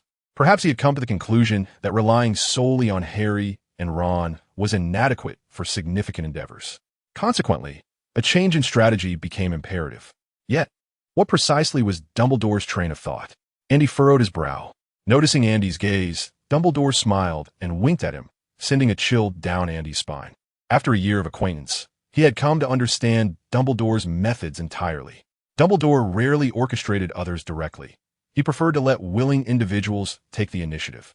Those who assisted him likely did so of their own volition. He would merely present the situation before you, and various factors, personality, interests, sense of justice, would compel you to resolve matters satisfactorily. A master strategist indeed. Once the speech concluded, the hall erupted into a cacophony of chatter. Tomorrow marks the onset of summer vacation, and everyone is eagerly discussing their plans for the break. Andy, would you like to come over to my house during the summer? Inquired Terry, Andy's roommate. Sure. When? Andy did not decline, as he understood the importance of maintaining social ties with his roommate, especially considering they would be living together for the next 6 years. Perhaps in August. Terry suggested, I'll write to you then. It's a deal. Andy replied with a smile. Suddenly, Anthony chimed in, Andy, I heard you're planning to visit Hermione's house during the summer. Is this a chance to meet the parents? He cast a teasing glance at Andy, whose expression turned bewildered. Who told you that? Andy asked, confused. Michael teased, when you were discussing it with Hermione. Quite a few people overheard. With a stiff turn of his head, Andy caught sight of the little witch, who was pretending to engage in conversation with others. But her flushed ears betrayed that she had indeed heard Anthony and Michael's banter. I merely intend to take my sister to a Muggle amusement park, Andy said somewhat helplessly. Having dealt with his 3 dorm mates, he let out a sigh of relief. If Hermione weren't present, he would have readily admitted to his intentions. Unfortunately, with Hermione there, any admission might lead him to spend the night in the infirmary. Do you have any travel plans for the holiday? Hermione asked. Perhaps I will explore the surrounding areas. How about you? Andy replied while eating. I will have to wait until I return home to know, the little witch exclaimed excitedly. However, I wish to travel abroad, particularly to see the magical communities in other countries. As dinner concluded, the following morning mirrored their arrival, with the first-year witches and wizards being led by Hagrid towards the Hogsmeade train station to board the train. Is everyone following? We need to hurry. The train is about to depart. Hagrid's booming voice echoed, akin to thunder, as he addressed the group of little witches and wizards, who barely reached his thigh. From a distance, Andy spotted the vintage steam engine, its body adorned with beautiful red paint, with billowing steam escaping from its chimney. Following the crowd onto the train, Andy and Hermione found an empty compartment. The compartment was spacious, and their roommates initially intended to join them. However, upon noticing the two together, they tactfully opted to find another compartment. Hermione shot Andy an annoyed glance, to which Andy shrugged, sporting a proud smile. With a flick of his wand, he gently locked the compartment door. Isn't that a bit inappropriate? Hermione said, feeling slightly embarrassed. We can squeeze in. There's enough room, Andy replied nonchalantly. The little witch huffed softly and began perusing a book. Andy waved his wand once more, and a silvery little cat flew out from the tip of his wand. This is Andy's Patronus. Are you still practicing the Patronus charm? Hermione inquired, looking up. Though she had also studied this incantation, she could only conjure a wisp of white mist and was unable to form her own Patronus. Upon learning that this charm was solely effective against Dementors, Hermione temporarily abandoned her pursuit of this magic. It's not so much practice. Rather, I aspire to enhance this spell, Andy elucidated. Enhance the Patronus charm? Hermione exclaimed, gazing at Andy with astonishment. Such an endeavor was no simple task. Improving a spell was nearly as challenging as creating a new one, and in certain respects, it could be even more arduous. The creation of a spell necessitated not only profound magical knowledge, but also a degree of innate inspiration. Moreover, to refine an existing spell was no trivial feat, considering that the magical realm had evolved over millennia, leading to a well-established system. Many incantations have been meticulously honed by generations of spell masters, leaving little room for enhancement. Are you familiar with Morbidus? Andy asked, prepared to engage Hermione in a serious discussion. This was both an opportunity for mutual understanding and a subtle attempt to influence the young witch's perspective. I encountered it in a book. When a subject of knowledge arises, the young witch becomes instantly alert. Morbidus is a form of dark magical force. When a young wizard or witch suffers physical and emotional abuse, they may experience profound emotional torment, leading to the emergence of a dark magical parasitic force known as morbidus. If I were a professor, I would certainly award you extra points, and he chuckled. Hermione shot him a disapproving glance. Andy continued, "Well, the Patronus charm. It is one of the oldest and most powerful defensive spells in the magical world, requiring intense concentration and the invocation of joyful thoughts. The complexity of the Patronus charm is immense. Only a select few wizards can summon their own Patronus." True to her reputation as the renowned know-it-all, Hermione quickly grasped Andy's intent with just a slight nudge. "Are you suggesting that the Patronus charm and morbidus are entirely opposing forms of magic?" Hermione exclaimed. "I possess ample evidence to substantiate this claim," Andy asserted earnestly. "The Patronus charm is indeed an ancient magic. I posit that it was conceived by ancient wizards as a direct counter to morbidus, representing a completely antithetical form of magic." Chapter 119, at last. Some clarity as Andy enumerated the similarities between the Patronus charm and morbidus. Hermione's mind began to connect the dots. "Your reasoning is quite compelling," she acknowledged. "And what of Professor Dumbledore's Patronus?" Andy responded with gravity. "Typically, patron uses are silver white and take the form of ordinary animals. However, Professor Dumbledore's Patronus is a striking indigo phoenix." "A magical creature?" Hermione replied, her expression one of astonishment. Andy nodded. The special Patronus of Professor Dumbledore was not a secret within the magical realm. Hadn't we previously perused the papers published by young Dumbledore? In his youth, he had delved into the study of the obscure. "So, where do you intend to commence your research?" Hermione, intrigued by the conversation, suggested that since casting the Patronus charm requires the recollection of joyous memories, perhaps you might approach it from an emotional standpoint. Andy shrugged, a look of resignation on his face as he replied, "I have tried, but it simply does not work. If it were that effortless, the Patronus charm would not be in its current state." "You have a point," Hermione acknowledged. "If employing differing emotions could alter the Patronus, the charm would have been perfected long ago by the predecessors in our community." After pondering for a while, Hermione tugged at her hair in frustration, asking, "What shall we do then?" Andy waved his wand, summoning the feline Patronus to hover before Hermione, who rolled its plump body, indicating that they would have to attempt slowly. "How adorable!" Hermione exclaimed, her eyes sparkling as she gazed at the silvery, chubby cat, her tone tinged with wistfulness. "I wonder what creature my Patronus might be." Andy glanced at Hermione, speculating, perhaps a rabbit? "Oh dear." Hermione huffed, playfully stepping on Andy's foot. Just as she was about to retort, she seemed to recall something, pursing her lips in silence and glaring at Andy fiercely. "I have seen it before, you know." Andy gently ruffled the little witch's hair, finding her quite endearing. Hermione swatted Andy's hand away, shooting him an exasperated look before picking up a book to cover her face, feigning nonchalance. "Hey, Hermione?" Andy continued to engage her. "Do not bother me. I am reading," Hermione replied without lifting her gaze.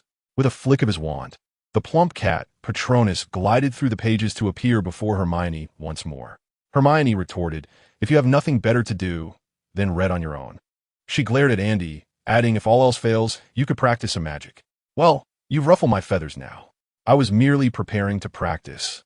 Andy deftly shifted the topic. "Hermione, what do you think enabled Professor Dumbledore to conjure his Patronus? A phoenix, perhaps?" Hermione contemplated for a moment before shaking her head. "I am uncertain, but I suspect there may be a place where we could uncover the answer. The restricted section." And he also thought of this, but could only respond with a hint of disappointment. "Alas, we are currently on break." Ever since our last visit to the headmaster's office to peruse secrets of advanced dark magic, Andy had been somewhat hesitant to face Dumbledore, to the extent that he had not dared to visit the restricted section. He did not believe he had done anything wrong. What was wrong with a thirst for knowledge? Nonetheless, Dumbledore, well, Andy felt a twinge of guilt. When the next term begins, you could request a signature from Professor Flitwick to access the restricted section, Hermione suggested. After all, you have already self-studied the second and third year curriculum, and Professor Flitwick is quite fond of you. As long as you refrain from perusing tomes related to dark magic, the professor should acquiesce. Andy, upon hearing Hermione's words, felt an overwhelming urge to chastise himself.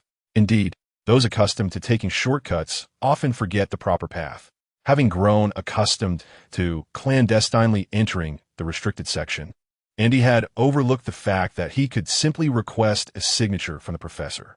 Alas, With a sigh, Andy resigned himself to waiting until the next semester, lamenting the 2 months he had squandered. He waved his wand, causing the Patronus of the corpulent cat to dissipate. After mastering the Patronus charm, Andy had attempted to channel various emotions into the spell, but aside from joyful memories, all other attempts had faltered. Hermione suddenly inquired, "Andy, what memory do you conjure when casting your Patronus?"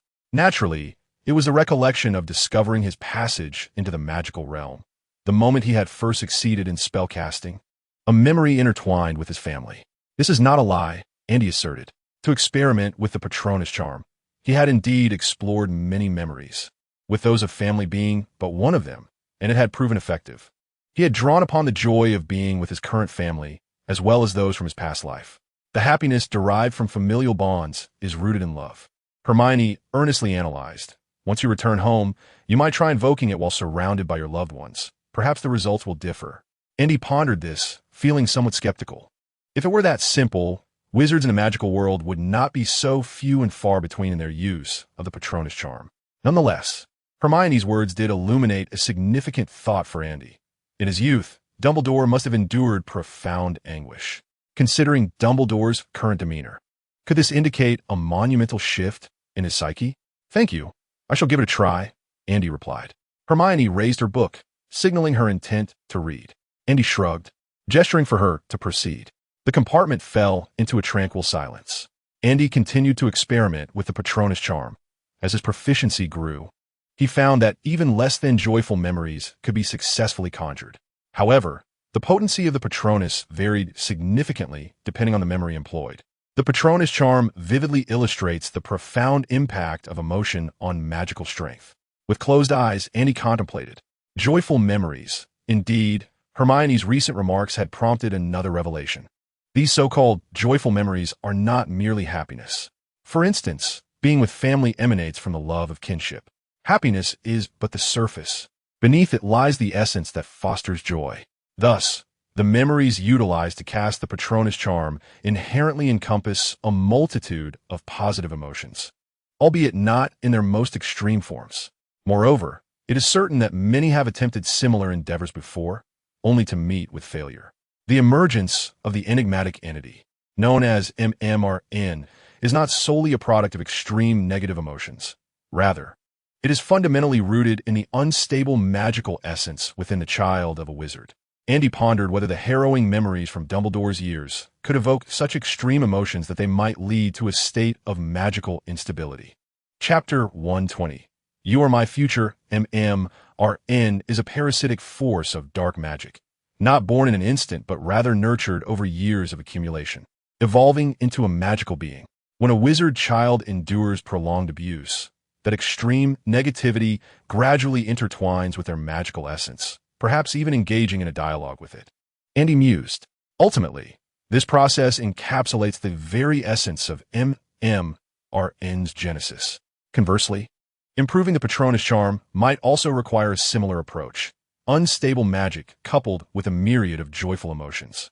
This is a dialogue with magic, a fusion with it. It increasingly resembles the legendary unity of spirit and essence, Andy quipped. After the age of 10, Andy's magical prowess began to stabilize. As he matured, although his magic continued to grow, it had become remarkably steady. The thought of rendering his magic unstable again prompted Andy to access the system, directing his gaze toward the magic attribute. In the realm of sorcery, few methods exist to induce magical instability, the most common being the uncontrollable outbursts of a wizard's emotions, which can cause their magic to surge uncontrollably. Andy recalled hearing stories of Harry, who, when insulted regarding his parents, managed to inflate the offender into a balloon without the aid of a wand. This exemplifies the quintessential loss of emotional control. Additionally, a sudden surge in magical power can also precipitate instability. Should I enhance it? Andy hesitated. His magic attribute stood at 2, the only attribute capable of automatic enhancement. In a few years, it would naturally elevate to 3. Andy speculated that once his magic ceased to grow, it might even reach 4.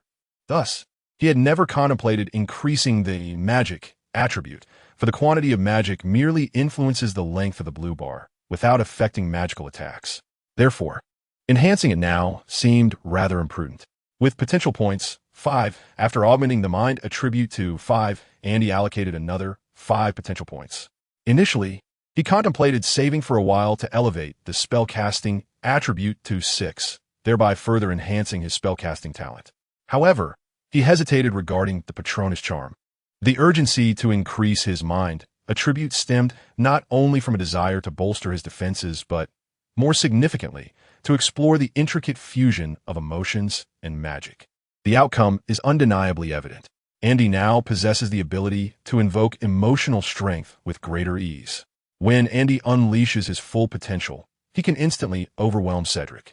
While mastering the Patronus charm, Andy exerted little effort and readily grasped the incantation. In pursuit of the true essence of magic, nothing is too precious to sacrifice. With a determined grit of his teeth, Andy swiftly resolved to allocate his magic power attribute to 3 points upon returning home for the holidays, thereby rendering his magical energy unstable once more. It is a gamble, a wager where victory promises immense rewards, while a loss merely results in the expenditure of 3 potential points, hardly a significant loss. Expecto Patronum. Once again, Andy summoned his plump feline Patronus. Gazing at the silvery cat floating before him, he mused, "You embody my future." Amidst a resounding roar, the Hogwarts Express billowed thick white smoke as it came to a halt at platform 9 3/4. Wingardium Leviosa, with a flick of his wand, Andy's suitcase soared into the air, closely trailing behind him. Hermione, witnessing this, similarly drew her wand and exclaimed, "Wingardium Leviosa, such a splendid levitation spell." Andy chuckled. The young witch huffed, opened the carriage door, and stepped outside. Feeling a twinge of guilt, Andy touched his nose. Was it truly necessary for her to remain upset over a jest about her front teeth resembling those of a rabbit? How trivial. Within the train's corridor, young wizards queued to disembark, and Andy mingled among the crowd, being jostled along. Upon alighting, he immediately spotted Hermione waiting for him on the platform. The young witch had already set down her suitcase. With their imminent exit, it was crucial to avoid attracting the attention of muggles who might witness a suitcase levitating in midair, which would undoubtedly burden the Ministry of Magic with additional work. "Andy, don't forget to write to me when you get home." As he approached, Hermione earnestly advised, "And remember our agreement for July 10th. "I won't forget. I'll write to you as soon as I get home," Andy promised, lowering his suitcase with a wave of his wand. "I shall await your letter eagerly." Hermione replied with a cheerful smile. "Let's go." Andy grasped his suitcase and traversed through the wall into King's Cross Station. In stark contrast to the other side of the barrier, this area was imbued with a modern atmosphere. Sleek marble floors, a spacious exit, and the distant sound of car horns all evoked a sense of familiarity. After living in a magical realm for so long, Andy nearly forgot what modern life entailed. As he scanned the crowd awaiting arrivals, he noticed not only a throng of sharply dressed muggles, but also several wizards clad in incongruous attire mingling among them. They fancied themselves akin to muggles, oblivious to the peculiar glances cast their way, particularly from that elderly lady. She donned a flowing gown, clasping a large crimson handbag, with a hat adorned by a vulture specimen perched atop her head, a truly unconventional sight. "Andy, over here." Helen Collins waved energetically at Andy, holding Isabel's small hand. Upon seeing Andy accompanied by Hermione, Helen scrutinized Hermione with keen interest. Little Isabel seemed eager to glue her eyes to Hermione, her expression quite discerning. As for the future dynamics between mothers-in-law and daughters-in-law, Andy remained uncertain. However, he anticipated that the relationship between sisters-in-law would be rather fraught. "My mother is over there. I'll head over," Andy said, waving to Hermione. "I'll write to you when I get home. See you on July 10th. Hermione also spotted her parents approaching. "My mom and dad are here to pick me up too. Goodbye, Andy. I will write to you as well." Andy made his way toward Helen, glancing at the others. Ron had already been collected by his mother, and Harry was whisked away by his uncle, Mr. Dursley. It was Andy's first encounter with Harry's uncle, a rotund man with a sour expression, as if the world owed him a fortune. Mr. Granger, Hermione's father, appeared quite amiable, while the eccentric elderly woman he had seen earlier seemed to be Neville's grandmother. Chapter 121, A Man Without Money. "Hi, Mom," Andy greeted, affectionately ruffling Isabel's hair. "Isabel, it's been a while. Did you miss your brother?" "Not at all," Isabel retorted, swatting Andy's hand away and craning her neck to peer into the crowd. What are you looking at? Andy followed her gaze. Your girlfriend. Isabelle exclaimed gleefully. That brown-haired lady you just came out with is your girlfriend, right? TSK. She is quite ordinary. Andy, your taste is lacking. With a playful smack on Isabel's head, Helen admonished, what would a little girl know about beauty? Exactly. Andy shot a glance at the indignant Isabel, who was cradling her head, feeling wronged. I had planned to take Hermione to the Muggle amusement park in a few days. But since you say she is unattractive, I was wrong. Isabel quickly recognized the wisdom of humility. TSK. Andy tilted his head, pondering his allowance for the month. Stinky Andy. I have no money. Isabel clutched her little pocket tightly, stepping back from him. Let us go home and talk about it, Helen said, guiding Isabel as they left the station. Wizards travel in various ways, the most common being apparition and fireplaces. Nevertheless, the little girl's favorite mode of transport remained the night bus. She always clamored for a ride whenever they ventured out. In search of a secluded alley, Helen drew her wand and pointed it at the empty space before them. After a brief wait, the night bus approached from the distance, coming to an abrupt halt before the three. Once aboard, Isabel found a seat and waved to Andy, then patted the seat beside her, urging him to sit down swiftly. Will you take me to the amusement park, Andy? Isabel asked, her expression one of eager persuasion. That depends on your behavior, Andy replied with a grin. Just so you know, I have no money. Isabel's face turned wary, quickly followed by a dismissive expression. Andy, you're in school now, yet you still deceive your little sister for her pocket money. Don't you feel any shame? On the contrary, I feel quite honored, Andy said, ruffling the little girl's hair. Not every brother can spend his sister's allowance. I, however, am fortunate to have a wonderful sister. Isabel bore the teasing in silence, allowing Andy to tousle her hair without a peep. Isabel, are you a good sister? Andy asked with a smile. Isabel turned her face away, stuck out her tongue, and muttered, shameless. What did you say? Andy turned her head back to face him. I said, you're truly my good brother, Isabel replied, mustering a strained smile. Seeing this, Andy's mood lifted considerably. In Devonshire, at the village of Ottery St. Catchpole, after nearly a year, Andy finally returned home. It was a charming two-story house, rich in the characteristics of the magical world. If one counted the attic, it was a three-story abode.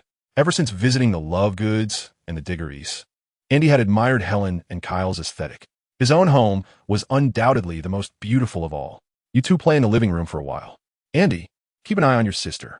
I'll start preparing dinner, Helen instructed upon their arrival, heading straight to the kitchen. All right, Andy replied, then turned to the little girl. I'll go unpack my bags.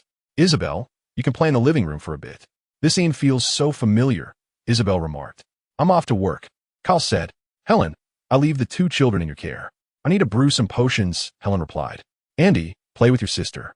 I want to read for a while. Isabel, you can entertain yourself in the living room. Yes, it's the home I know.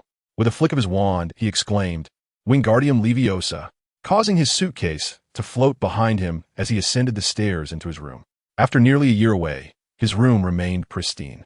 Even the bedding had been replaced with new linens, and no furnishings had been altered. How wonderful! Thud, thud, thud. Isabel dashed up the stairs after Andy, her face beaming with pride. How about that? I tidied your room yesterday. Andy's expression shifted as he hurriedly lifted a floorboard to check beneath it. The space was utterly empty. Isabel blinked and said, Did you not write home a couple of days ago, requesting some money? Mother has taken out your savings. Andy nearly gasped in disbelief. Does Mother know that I have been hiding money? He quickly inquired. Isabel nodded, explaining that upon receiving his letter, their mother had retrieved the funds, and he clutched his heart, feeling a pang of despair. Now he truly had not a single penny left. Why did Mother take out Father's savings? He lamented, perceiving the world outside as dim and dreary. It's not Father who needs the money, Isabel remarked gleefully. After a moment of composure, Andy mustered his strength, drew his wand, and waved it. The suitcase automatically opened, and his clothes began to levitate, hanging themselves neatly in the wardrobe. Books settled onto the desk, while various trinkets and snacks arranged themselves orderly on the windowsill. With another flick of his wand, the suitcase closed and swiftly slid beneath the bed. Clap, clap, clap. Isabel applauded, exclaiming, Andy, that's impressive. Andy cast a fleeting glance at Isabel, feeling as though he had lost all hope, and collapsed onto the bed. I wish this were all just a dream. How wonderful it would be to awaken and find my savings still beneath the floor. It dawned on him why Helen seldom spoke and why she retreated to the kitchen upon returning home. Everything had been anticipated. Isabel, I'm out of money, Andy murmured. I'm broke too, Isabel replied sympathetically, raising her hands in a gesture of helplessness. Without money, we can't go to the amusement park, Andy hinted desperately. All you need to do is take me to that brown-haired sister's house, Isabel countered, her confidence unwavering. Isn't she your girlfriend? You shouldn't need to spend your own money to take me to the amusement park. Then, with a sudden expression of sympathy, Isabel added, but if you go too, Andy, as the boyfriend, you can't expect to use your girlfriend's money, can you? Why not? Andy retorted defiantly, raising his voice. Mother, do you expect me to live off her? From downstairs, Helen's voice echoed. If you had the capability, Mother wouldn't need to worry about you anymore. Go for it, Andy, Isabel encouraged, her fist clenched in support. Go for it, indeed, Andy grumbled as he hurried down the stairs and leaned against the kitchen doorframe, his expression one of utter despondence. Mother, a man cannot be without money. Well said, Helen replied, standing in the center of the kitchen, her wand gracefully waving. The vegetables were rinsing themselves in the sink, while a knife flew through the air, neatly slicing a large piece of beef into quarters. Various jars of seasonings also busied themselves, sprinkling an array of spices as the beef soared into the bowl. If one were to discuss the most convenient aspect of a witch's life, it would undoubtedly be the art of cooking. A competent witch can conjure a sumptuous feast with merely a flick of her wand, expending no effort whatsoever. Even the washing of dishes requires no one to be present, as the plates and bowls will clean themselves with ease. What about the report card? Helen inquired, her expression impassive, although she was aware that her child had a passion for learning and possessed commendable talent. She was not inclined to display any joy until she had seen the report card. With not a single coin in his pocket, Andy dared not be audacious in Helen's presence. With a wave of her wand, the report card floated gracefully before her. Not bad, Helen remarked, tucking the report card into her pocket. What is the meaning of your scores in history of magic and herbology? Why are they merely above expectations? With a sigh, Andy replied, I am the top student in the whole school. And what of it? Helen retorted, with your capabilities, you could certainly achieve far greater results. Yes, Andy nodded vigorously, not daring to counter her words. History of magic is of little use, and I have no interest in growing herbs. Helen rolled her eyes, recognizing this trait in her child. Although Andy worked diligently, his focus was highly selective. He often dismissed knowledge that did not enhance his strength. Achieving scores in herbology and history of magic was, in fact, beyond Helen's expectations. And what about astronomy class? Helen was determined not to let Andy off easily. Children must be firmly guided while they are young. Otherwise, there will be no opportunity when they grow older, especially since her child was one who pursued strength. In a few years, Helen was uncertain if she would be able to best her own offspring. Astronomy is quite simple, Andy replied candidly. Ah, Helen exclaimed, a smirk playing at the corners of her mouth. Out of money, are we? Andy looked up at Helen, saying, Are you a devil? Indeed, Andy nodded obediently. You did well in potions class. From tomorrow onward, you shall assist me with chores. Helen had laid out her plans for Andy clearly. With 2 months left of summer vacation, next semester's pocket money would depend on his own efforts. Really, Andy felt revitalized. No wonder, in today's magical world, galleons were deemed more significant than magic itself. Without money, one truly cannot get by. All right, take your sister out to play, Helen instructed. When your father returns from work, we shall dine together. Understood, Andy complied, not daring to be dismissive. As he entered the living room, he found Isabel gazing at him with a perplexed expression. What is it? Andy asked, bewildered. Andy, I never imagined that after starting school, you would hold no status at all, Isabel shivered. With your excellent exam results, Mother is still dissatisfied. What will happen to someone like me? Will I be spanked by Mother in the future? Andy nodded solemnly. Isabel, if you do not study diligently, not only will you be deprived of snacks and pocket money, but you may also face a spanking from your mother. In any case, you ought to ponder this carefully. Do you know, some of my classmates nearly wept upon receiving their report cards? Take Ron Weasley, Neville Longbottom, and Draco Malfoy, for instance. They hail from pure-blood families, yet their academic performance leaves much to be desired. Andy spoke the truth. Ron, Neville, and Malfoy had not fared well. Ron and Neville were known for their lackluster academic prowess, while Malfoy had suffered injuries that impeded his studies. Andy could already envision the grim consequences awaiting them upon returning home. Isabel, upon hearing this, felt tears welling up. Yesterday, Ginny came to find me. She said Aunt Molly was nearly beside herself with rage. Percy wrote home, and George, Fred, and Ron did not perform well at all. Ginny mentioned that if it weren't for Uncle Arthur intervening, Aunt Molly had already prepared a stick for discipline. Oh dear, and he could not help but offer a silent prayer for them. Isabel, do not worry. Before you commence school, I will assist you with your studies. Adopting the demeanor of a caring older brother, he added, you might want to look into the cost of a tutor. I can offer you a discount. Isabel then asked, Andy, how did Harry Potter perform in his exams? Suddenly, she exclaimed, you must have ranked first in the school. Surely Harry must be second. Harry? Andy shrugged. He did reasonably well. At least he made it into the top 10. Hermione, the brown-haired girl you've met, secured second place. Wow. Isabel's eyes widened in amazement. To be honest, having an exceptionally talented older brother greatly impacts a younger sister, especially when that brother shares the same year as Harry Potter. After hearing this, Isabel no longer pursued Andy for Harry Potter's autograph. As Andy settled onto the sofa, inviting Isabel to sit beside him, he remarked, Isabel, you must feel quite bored at home, no? Not at all. Isabel replied innocently, Ginny often comes over to play with me, along with Luna. When you were home, they were too shy to visit. Oh, that pains me, Andy said. Isabel continued, but they will be attending school this year too. Andy felt a twinge of sympathy. The children in the magical community often experience a profound loneliness. Those living in the village were fortunate enough to have a few neighbors around, but for those in solitude, they might not have a single friend before school begins. I could visit my grandfather, Isabel suggested. Father has to work, and Mother is busy brewing potions. I know a few friends over in Godric's Hollow. I can go to play with them. Andy smiled at her words. I will write to you frequently. That sounds wonderful. Isabel cheerfully remarked, if you manage to earn some pocket money, do not forget to buy me snacks from Hogmead.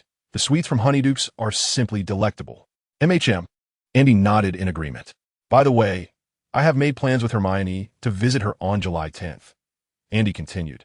I will take you to the Muggle amusement park then. You can enjoy an entire day of fun. That sounds wonderful. Isabel exclaimed. I must bring the camera from home.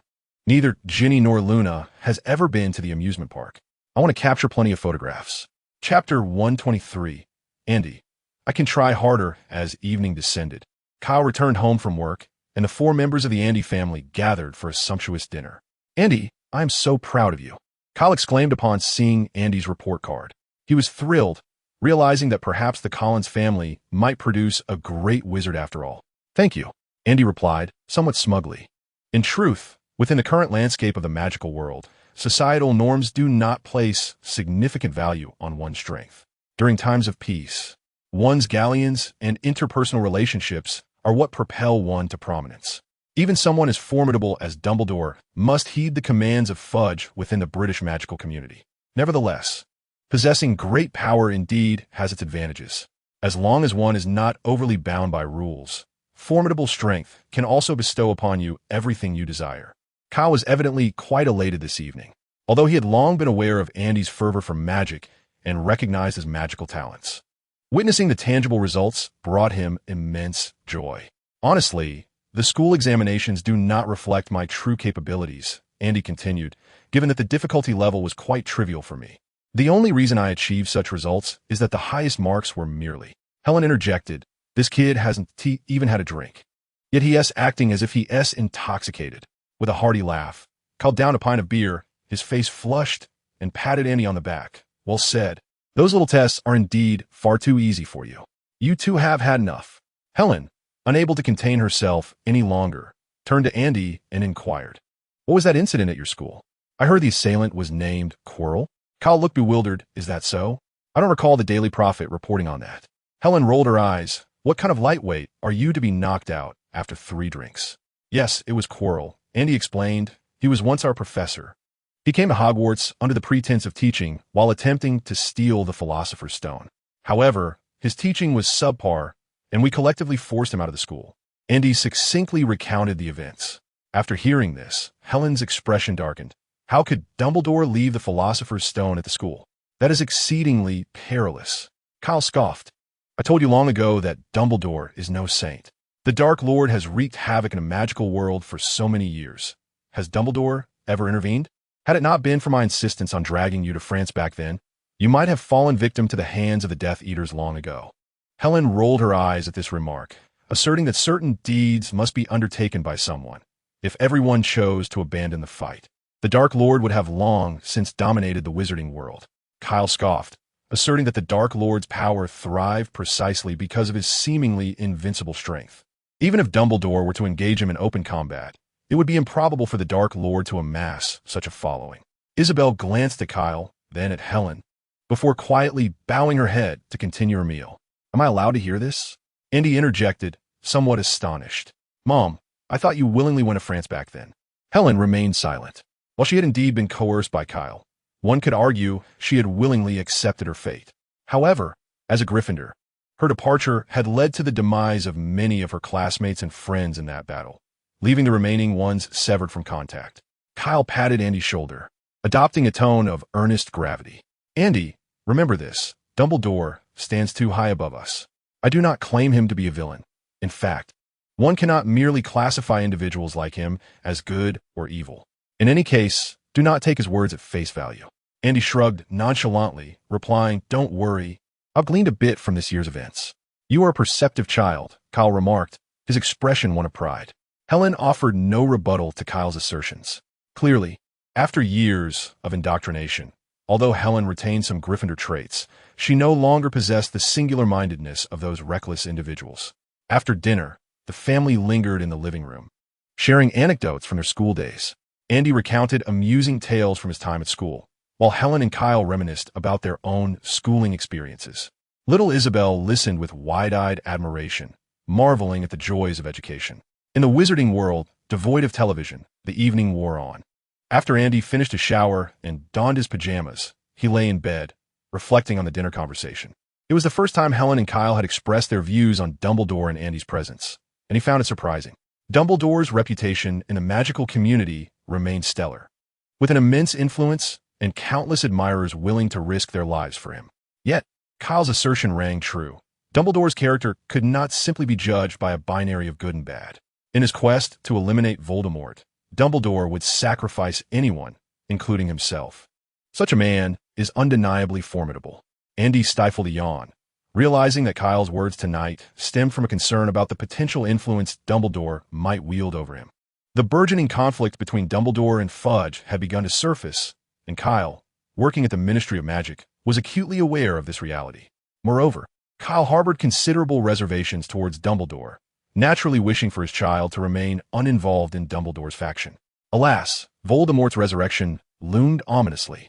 Andy sighed, closing his eyes in preparation for slumber. While distancing himself from Dumbledore was indeed essential, Andy, at present, was merely a minor player. Far more pressing was the matter of ensuring his family's survival in the forthcoming conflict. Over the next 2 days, Andy indulged in carefree revelry with Isabel. On the third day of vacation, Andy accompanied Helen into the potions classroom. Mother, is there anything I can assist you with? Are you brewing a potion of joy? Helen inquired. Joy potion does not seem to be part of the first-year curriculum, does it? Andy replied, exasperated. I am familiar with the brewing process since I have observed you before. It should be manageable. Helen prepared the cauldron for Andy's potion-making endeavor. Why not try your hand at the joy potion? After deducting the cost of materials, the remainder shall be your pocket money. However, I must forewarn you, should your potion fail, the wasted materials will be deducted from your allowance. No problem, Andy readily agreed. In a few days, he would be meeting Hermione, and he certainly did not want to appear empty-handed. Although he relished the comforts of dependency, Andy felt he could exert himself further. Chapter 124. Unstable magic possesses memory. The joy potion is a magical elixir that engenders a sense of euphoria in its users, manifesting as a liquid of sunlit golden hue. Upon this revelation, many might hastily dismiss the joy potion as merely a mood-enhancing brew. However, the truth is quite the opposite. The Ministry of Magic categorizes it as a controlled substance. The joy potion does not confer genuine happiness. Its mechanisms share similarities with those of love potions. Excessive consumption renders the user susceptible to the commands of others, akin to the effects of the Imperius Curse. Speaking of potions, Your Professor Snape truly exemplifies mastery in the art of potion making. Helen marveled. He enhanced the joy potion during his school years, successfully mitigating its adverse effects. Regrettably, I am unaware of the formula for the improved version. Andy, astonished, remarked, Professor Snape modified the joy potion to create original spells while still in school and enhance such a complex potion. He must be extraordinary.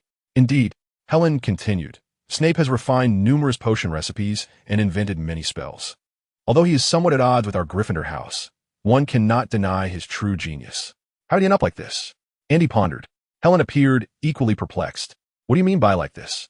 From Helen's perspective, Snape, at a young age, held the esteemed position of head of Slytherin and had led the house to victory in the House Cup for 6 consecutive years, maintaining strong ties with many pure-blood families and garnering considerable renown in the magical community. He could undoubtedly be deemed accomplished. Andy's expression was one of indescribable frustration. The mere thought of Snape standing before Harry, his face devoid of emotion, leisurely uttering the words, Gryffindor loses 5 points, left Andy feeling that Snape was truly a waste of potential. It's nothing, Andy remarked.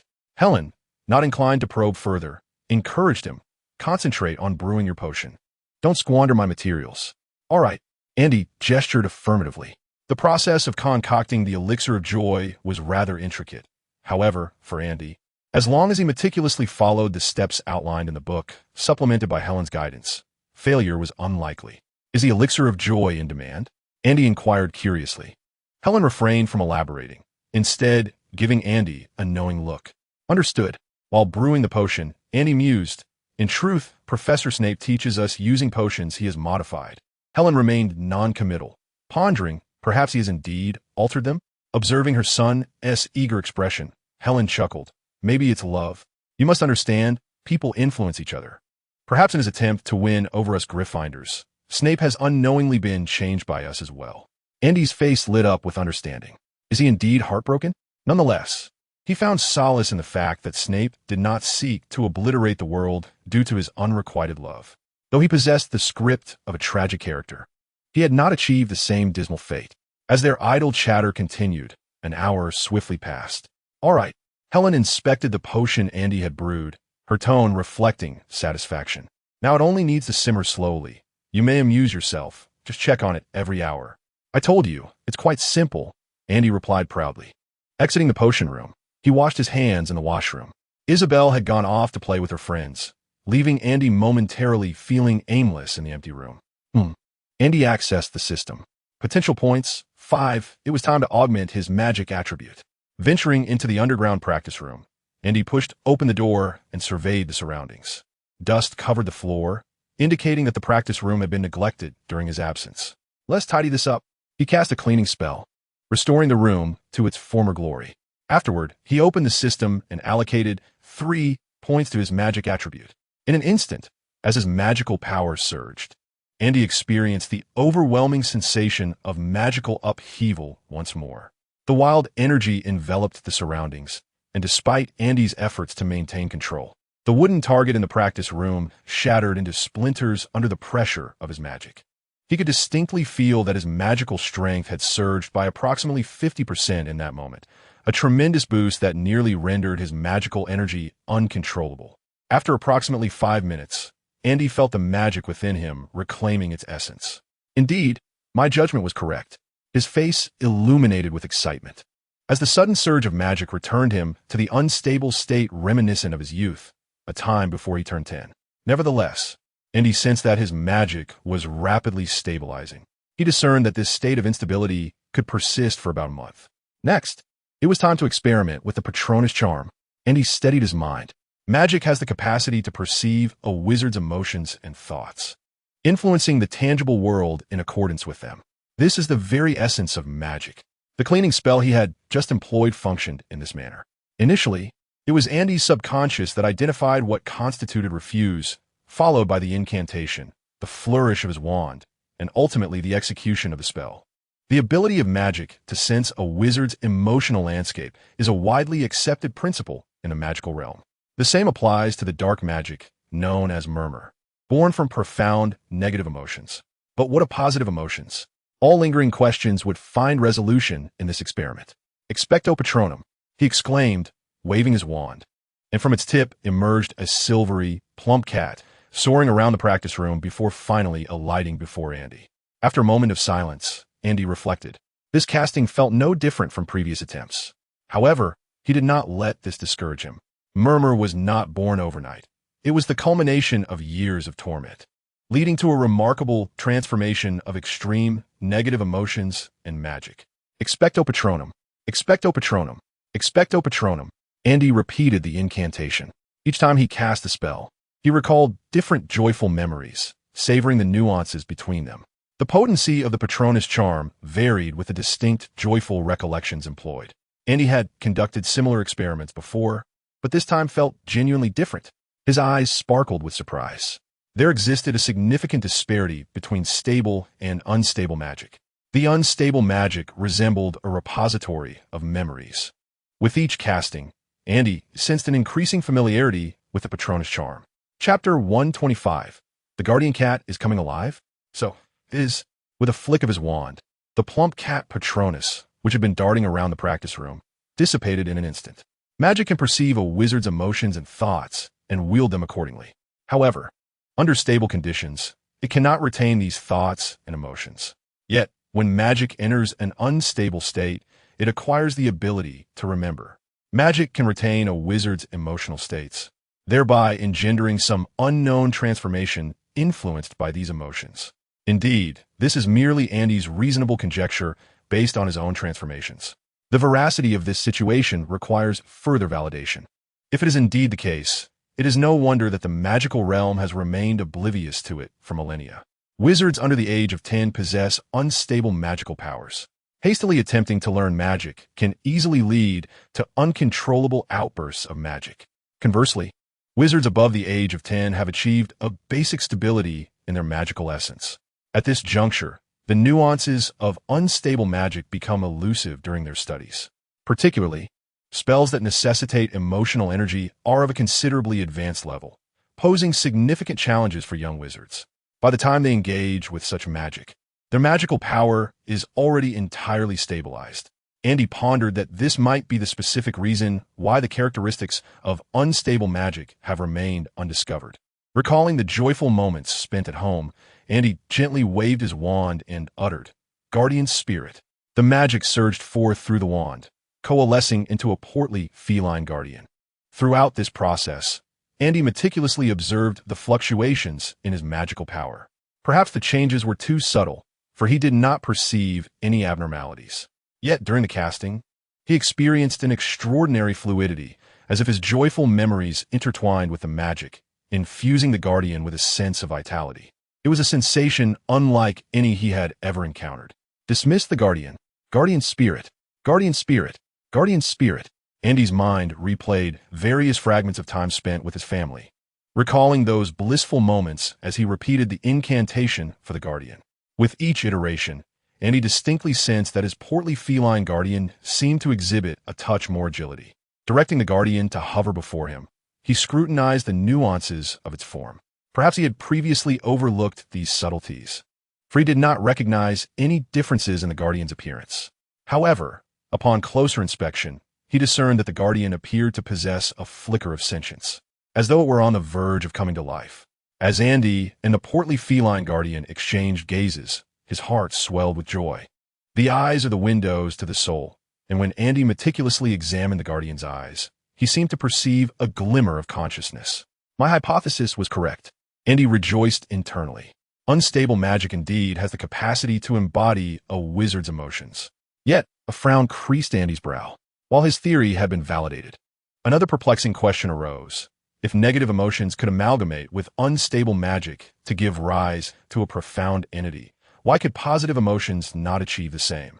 It is pertinent to note that the number of abused young wizards is but a minority, as the majority experience a joyful childhood. In their childhood, they experienced immense joy, yet their magical essence remained unchanged by such elation. Where had the discrepancy arisen? Andy pondered.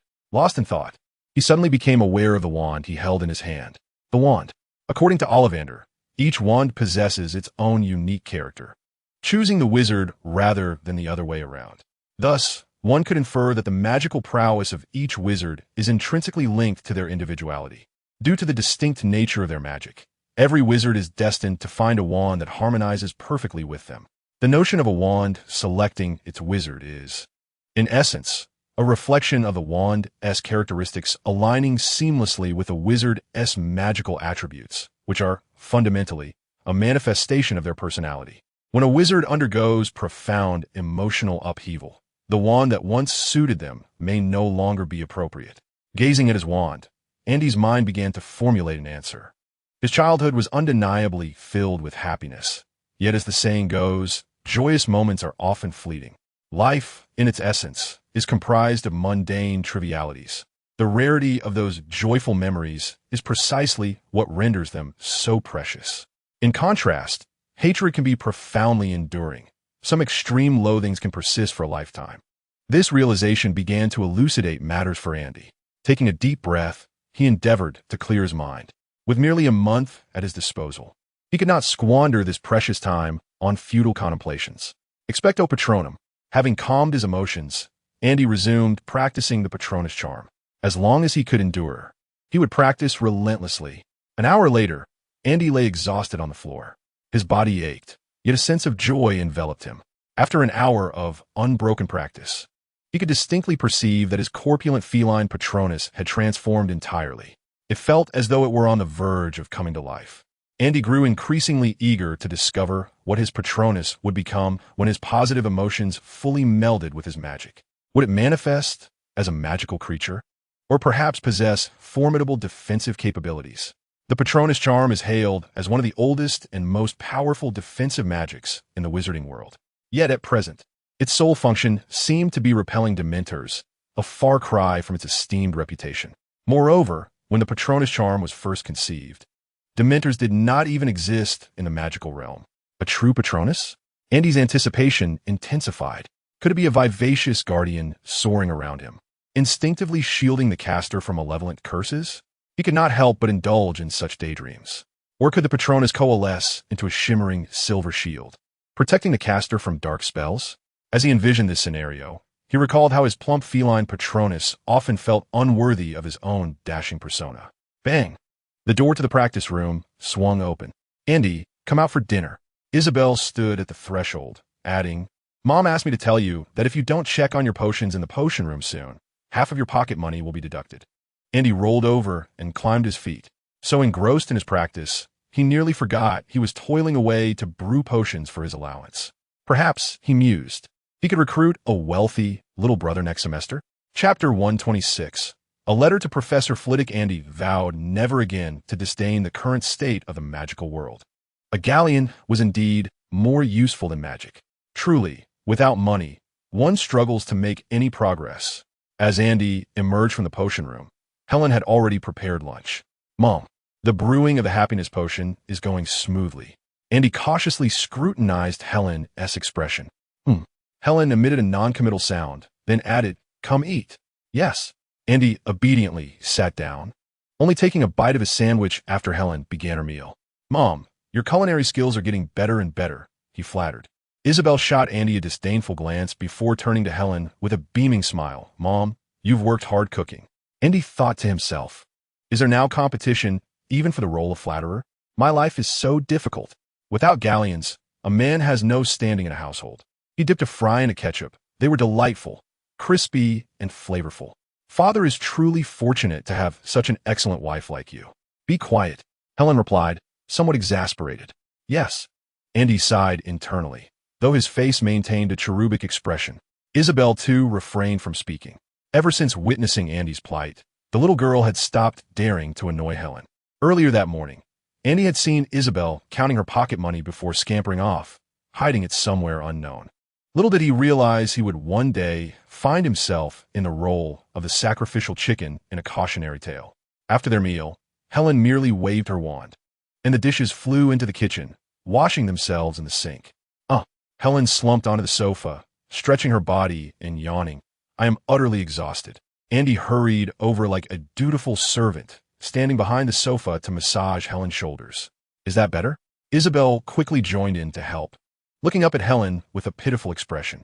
Mom, Do I have to work too to earn pocket money? Helen kept her eyes closed and remained silent, and the little girl dared not speak further. All right, all right. After 5 minutes, Helen moved her shoulders and said, somewhat irritably, you too. Helen had initially intended for Andy to take Isabel out to play, but upon considering her son's personality, she changed her mind, saying, go attend to your own matters. I'll take a short rest in my room. By the way, Helen added, Andy, don't forget to check on the potion every hour. Understood, Andy replied. Once Helen departed, Isabel stuck her tongue out at Andy. Sigh. Andy slumped onto the sofa, curiously asking, Isabel, how much pocket money do you have? 1 canute. Isabel held up a single finger. As if I need your pocket money. Andy rolled his eyes. I am not deceiving you. Isabel rummaged through her pocket, revealing indeed just 1 canute. Annoyed, Andy waved his hand dismissively. Go play then. I shall retreat to the study to read. You don't have any money, and you blame me? The little girl shrugged. Andy, what have you done with all that money you spent? Buying books. Andy had no regrets. He simply found the lack of funds quite distressing, especially since he would soon require a substantial sum. All you do is read. You bookworm, Isabel scoffed lightly. I'm off to play. Be careful, Andy admonished.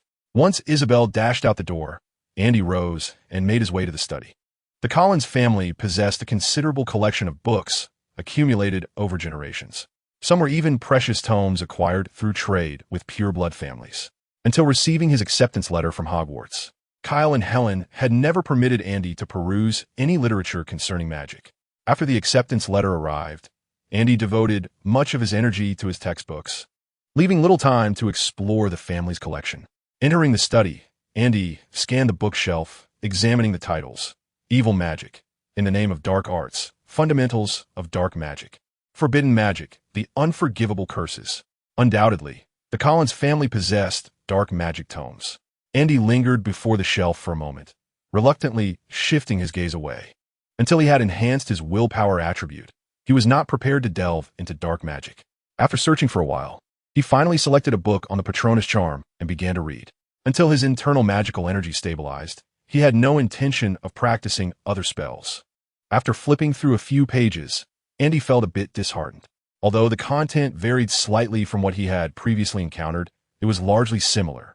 The introduction to the Patronus charm was limited to its functions of delivering messages and repelling dementors and lethifolds. Hoot! Hearing the call of an owl, Andy looked up to see one perched outside the window, its keen eyes fixed intently on him. He promptly opened the window, received the letter, and offered the owl a few biscuits as well. After giving Andy a knowing glance, the owl flapped its wings and flew away. Andy glanced at the signature on the letter, Hermione Granger. Finally, a reply had arrived. The letter contained little of substance, merely recounting the mundane occurrences following a return home, concluding with a reminder for Andy not to forget the commitment made for July 10th. Andy rubbed his temples, contemplating whether to compose a letter to Dumbledore. Ultimately, he decided it would be more prudent to write to Professor Flitwick instead. He felt a profound disconnect with Dumbledore and preferred to seek guidance from his own head of house. It seemed a more legitimate course of action. Taking out some stationery, Andy penned a letter to Professor Flitwick. He meticulously articulated his understanding of the Patronus charm and his speculations regarding it. This ancient magic might possess facets yet unknown to us. At this juncture, Andy paused thoughtfully. Should he disclose his current state? After a moment of contemplation, he opted against it. The instability of his magical prowess was a consequence of the system's capabilities, and he could not elucidate how he had achieved it. Thus, it was better left unsaid. In closing, Andy inquired about Dumbledore's Phoenix Patronus, questioning whether it held any unique abilities compared to other patron uses. Once the letter was complete, he entrusted it to his family's owl for delivery to Professor Flitwick. Surely, as a professor of charms, he would not be ignorant of such matters. Andy awaited the response with eager anticipation. Chapter 127. Flitwick and Dumbledore. After dispatching the letter to Professor Flitwick, Andy patiently remained at home, awaiting the professor's reply.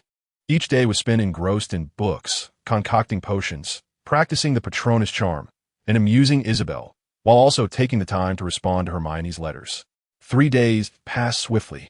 During a leisurely afternoon, a gray-brown owl swooped through the open window, circling the living room before alighting on the glass coffee table. Andy lay sprawled on the sofa, feigning death. The owl cast a glance at Andy, raised its foot, signaling him to retrieve the letter promptly, Such exertion was rather tiresome. With a sigh, Andy sat up, took the letter, and offered the owl some dried fruits. After satisfying its hunger, the owl flew away, visibly content. Andy glanced at the signature on the letter, Filius Flitwick. His eyes brightened with excitement as he eagerly tore open the envelope. As a professor at Hogwarts for several decades, Flitwick's achievements in the field of charms were unparalleled, placing him among the elite in the entire European magical community. These past 3 days had taught Andy the meaning of time dragging interminably. Unfolding the letter, he read each word with utmost seriousness, ensuring he did not overlook a single letter. Professor Flitwick first commended Andy's inquisitive spirit, and then provided a detailed response to the questions posed. When the Patronus charm was conceived, the magical realm was devoid of dementors. Professor Flitwick mentioned in his correspondence that the Patronus charm is an ancient form of magic, the original purpose of which remains a mystery. As for Andy's conjecture that the charm was invented by ancient wizards inspired by the intangible, Professor Flitwick refrained from providing a definitive answer, encouraging Andy to pursue further research. According to him, the Patronus charm is exceedingly ancient and difficult to master. Throughout the history of magic, there was a prolonged period during which no one practiced this spell. It was only with the emergence of dementors and boggarts that the Patronus charm gained widespread utilization.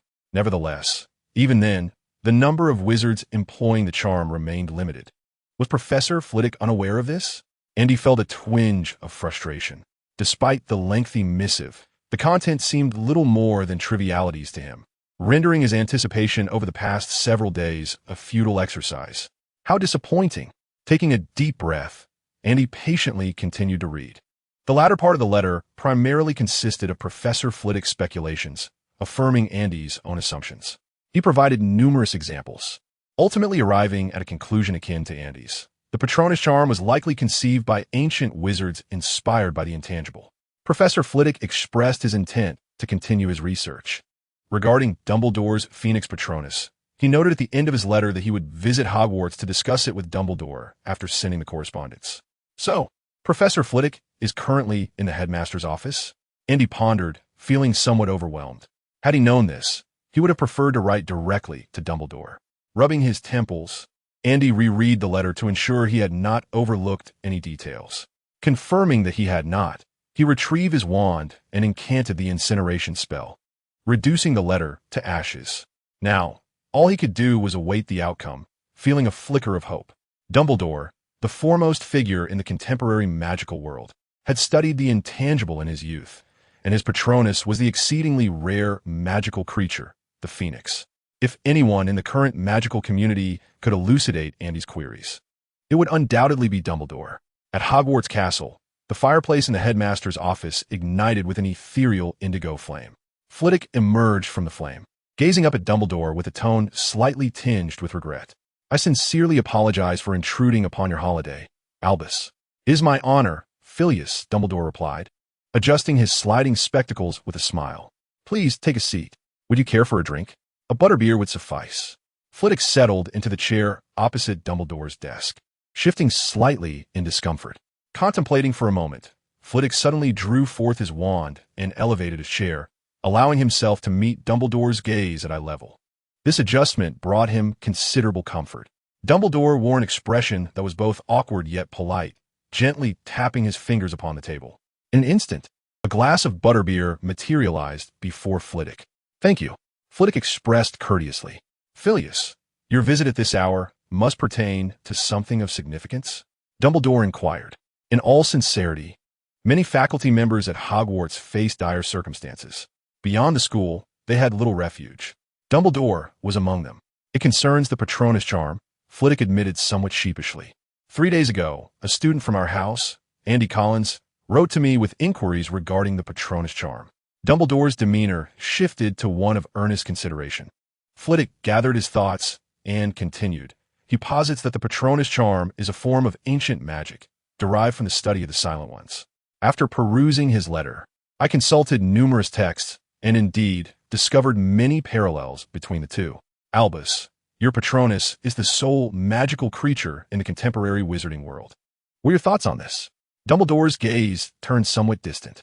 Each time he encountered the term Silent Ones, he was inevitably reminded of the mistakes of his youth, his sister and his brother's son.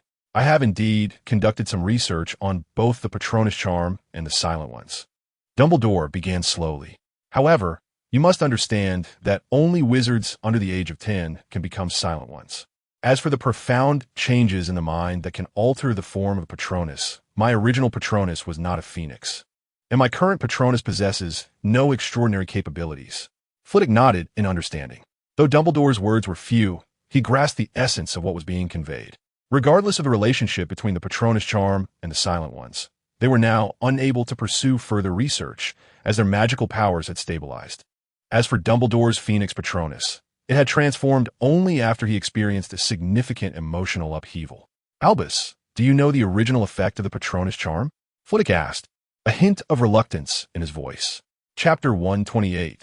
The desperation of Andy. Dumbledore pondered seriously for a moment. The Patronus charm is an ancient magic, fundamentally different from the magic we wield today, with a recording method that also differs. It can be said that the Patronus charm has evolved from ancient magic. As for its original effect, I regret to say it is far too distant in the past. Flitwick sighed and nodded. There are no records of this nature in the Hogwarts library. By the time the four founders established Hogwarts, wands had already been invented. The invention of the Patronus charm is indeed rooted in antiquity, tracing back to ancient magic. Flitwick furrowed his brow. If that were the case, research would prove exceedingly challenging. Dumbledore continued, stating that ancient magic is renowned for its immense power and difficulty in control. Should the magic spiral out of control, the resulting effects might bear resemblance to the instability of magical forces. Young Collins certainly possesses a remarkable imagination. Flitwick remarked seriously, that makes sense. If so, the original Patronus charm may have been a quiet manifestation of white magic. Dumbledore nodded in agreement, acknowledging the possibility, albeit one that could no longer be verified. Flitwick felt a tinge of disappointment at this realization. Indeed, they were unable to validate it.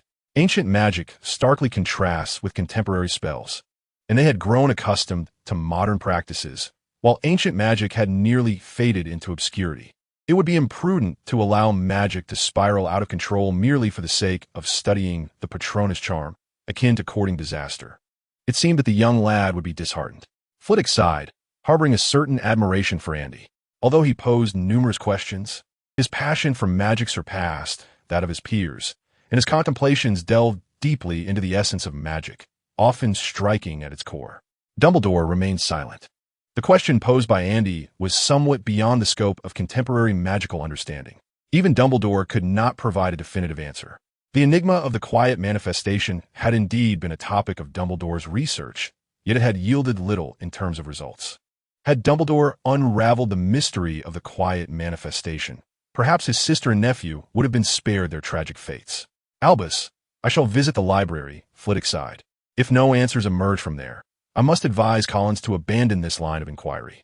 Dumbledore nodded and, with a smile, inquired, what findings has young Collins produced thus far? Flitwick shrugged, saying he is likely still in the phase of formulating hypotheses. His letter to me suggests he seeks my validation. What an extraordinary young wizard, Dumbledore mused. Indeed, Flitwick agreed, rising to depart from the headmaster's office. Once Flitwick had left, Dumbledore opened the drawer of his desk and retrieved a tome on magic, casually flipping to the chapter that discussed the quiet manifestation. As he gazed at the text, memories of his middle age and the battle against the Quiet Ones flooded his mind. That was his brother's son, Aurelius Dumbledore. Dumbledore's sister was among the Quiet Ones, having begun her studies into the quiet manifestation at a tender age. Yet, he had been unable to save her, nor his nephew. Extracting the pensieve, Dumbledore tapped his temple with his wand, drawing forth a silvery thread. As he placed the silvery thread into the meditation basin, Dumbledore revisited the battle he had once fought against the Quiet One. The magical realm has never been devoid of those who seek power. When Andy first inquired about the Quiet One, Dumbledore realized that Andy had already taken notice of the dark magical force.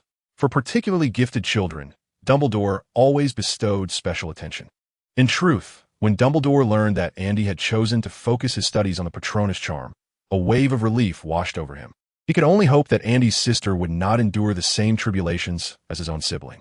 In the village of St. Catchpole, Andy sat in his study, contemplating whether to pen another letter to Professor Flitwick informing him of his current unstable magical state. It was not that Andy had succumbed to despair. Rather, he believed that learning necessitated discussion and solitary experimentation was not advisable. Should Professor Flitwick still be at Hogwarts? A conversation about magic with him would equate to a dialogue with Dumbledore himself. An exceptional opportunity, indeed, especially since Andy had already achieved certain accomplishments. Over the past 3 days, he had diligently practiced the Patronus charm, and with each casting, his corpulent feline Patronus grew increasingly sentient. Yet, given the limitations of his magical prowess, Andy found it challenging to ascertain what his Patronus might ultimately become. However, perhaps Dumbledore could provide insight. Gritting his teeth, Andy pondered, what am I afraid of? Even if Dumbledore were to discover this, he could not impose any repercussions upon me. Rather than conceal my research, it would be far more prudent to engage Dumbledore in open discussion. Moreover, if Andy succeeded in his studies, he would inevitably employ this spell in the future. Dumbledore would learn of it sooner or later. As for the secret of his unstable magic, be it talent, age, unforeseen circumstances, or the tumult of emotions, Andy could conjure countless justifications. Most importantly, by discussing magic with Flitwick and Dumbledore, he would not owe Dumbledore a favor. With this thought in mind, Andy retrieved a sheet of parchment, dipped his quill into ink, and began to write. Dear Professor Flitwick, I was delighted to receive your response and am equally pleased that you resonate with my ideas. In fact, I have made some progress in my research. By employing a certain method, I have rendered my magical power unstable, and in this state, my Patronus seems to exhibit signs of vitality. It appears as though it is coming to life. I believe that unstable magic may indeed be able to intertwine with a wizard's emotions. With great enthusiasm, Andy elaborated on his current research, findings, and status, conveying them in detail to Professor Flitwick. Certainly, Andy's primary objective was to convey this matter to Dumbledore through Professor Flitwick. He was eager to learn how the esteemed headmaster would perceive it. Entrusting the letter to his owl, Andy gently patted its head, expressing his gratitude. Upon your return, a feast awaits you. Hooting softly, the owl took flight into the sky, leaving Andy with a profound gaze. This letter held the essence of his future. Chapter 129, The Invincible Andrus, the ancient Greek sorcerer at Hogwarts. Flitwick spent the entire afternoon immersed in the restricted section of the library, diligently researching the Patronus charm. The Hogwarts library boasted the most comprehensive collection of books in the magical realm. For over a millennium, Hogwarts had been amassing literature across various domains. Moreover, the 4 founders left behind a wealth of invaluable texts upon establishing the school. Many ancient tomes of magic required a mastery of archaic scripts to comprehend. In his office, Flitwick sat in his chair, meticulously perusing a magical volume. His desk was piled high with thick tomes, the stack reaching an impressive 70 centimeters. These were ancient spellbooks bequeathed by the founders, and Flitwick had spent the entire afternoon in the restricted section, transporting every book related to the Patronus charm to his office. As a charms professor at Hogwarts, Flitwick harbored an intense passion for magic. Although Andy's proposition was merely a hypothesis, Flitwick believed it to be accurate. Even the faintest possibility was sufficient to ignite his relentless pursuit of knowledge. Knock, knock, knock. The glass was tapped. Flitwick snapped his fingers, and the window opened automatically. An owl swooped in, circling the office before landing on his desk. Flitwick retrieved the letter and offered some food to send the owl on its way. The letter was signed, Andy Collins. Flitwick set down his book and opened the envelope. Gasping, Flitwick inhaled sharply. The contents of the letter grew increasingly alarming. To restore unstable magic? How could that be achieved? The Patronus had gained sentience, as if it were coming to life. Was there truly such a possibility? Had Collins succeeded in his research? Could unstable magic intertwine with a wizard's emotions? Andy even cited the example of wands. Wands choose their wizards, necessitating a match between the wand's properties and the wizard's magical essence. The distinct characteristics of different wizards' magic stemmed from the fact that, in an unstable state, magic had already absorbed the wizard's emotions and personality. Emotions could indeed influence magic, a notion corroborated by numerous spells. Flitwick reread the contents of the letter twice over. It must be said that Andy's perspective holds considerable merit. If unstable magic can indeed recall a wizard's emotions, then the principles of its silent formation may be elucidated. The fusion of magic and emotion. What of the Patronus charm, then? Phileas Flitwick could no longer remain seated. He seized Andy's letter and hurried to Professor Dumbledore's office. "Good evening, Phileas," Dumbledore greeted with a warm smile. "It seems you have made some progress. Please take a seat." Flitwick settled across from Dumbledore, levitating his chair higher. "I apologize for disturbing you at such a late hour," he said. "It can be rather lonely, can it?" Dumbledore replied with a hint of mischief. "Would you care for a drink?" "Thank you." Flitwick did not specify what he wished to drink, but instead handed Dumbledore Andy's letter. "Albus, please take a look at this." Dumbledore hesitated slightly. "It's quite all right. This is not a private correspondence," Flitwick clarified. "Very well." Dumbledore accepted the letter and examined it closely. "It appears Mr. Collins has brought us yet another surprise. What do you think?" Flitwick inquired cautiously.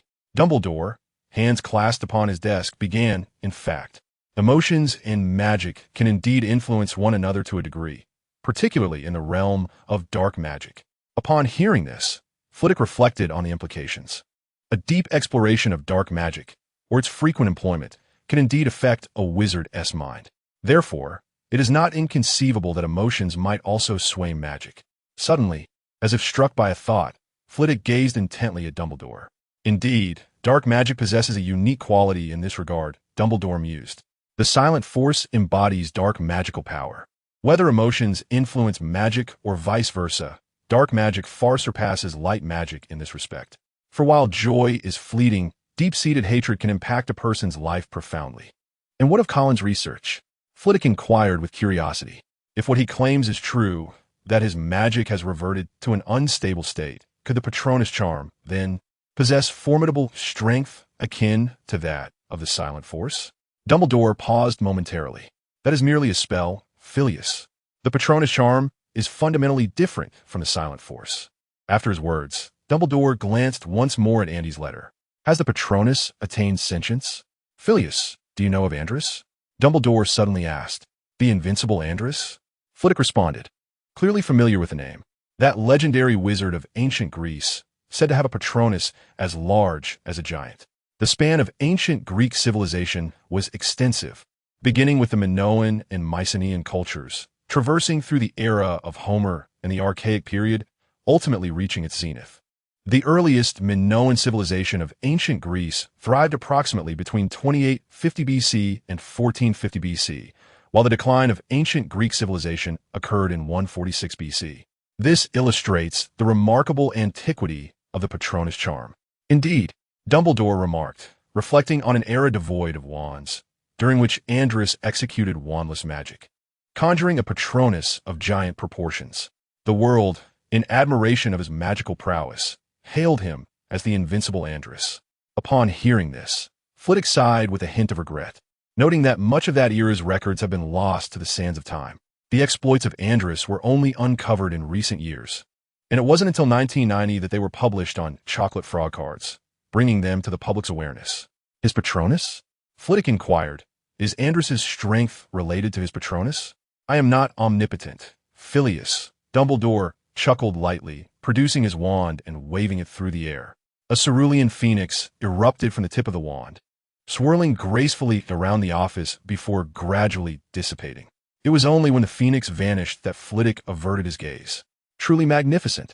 "The sight of a phoenix Patronus never fails to astonish," Flitwick praised. Dumbledore replied with a smile. "If it could hear your commendation, I am certain it would be delighted. I eagerly anticipate the day it does." Rising to his feet, Flitwick declared, "It is too late today. I shall not disturb your rest any longer. I am pleased to have someone to converse with." Dumbledore responded with a smile. Chapter 130. Isabel. "Andy, I wish to learn this. The invincible Andrus? In the study?"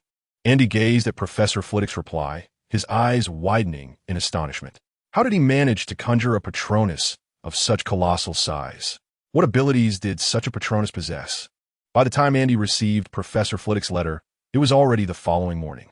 The correspondence was replete with invaluable insights, clearly indicating that Professor Flitwick had consulted a considerable amount of material to compose his response. The Patronus charm, being relatively obscure, had not garnered much attention from Flitwick prior to Andy's inquiry.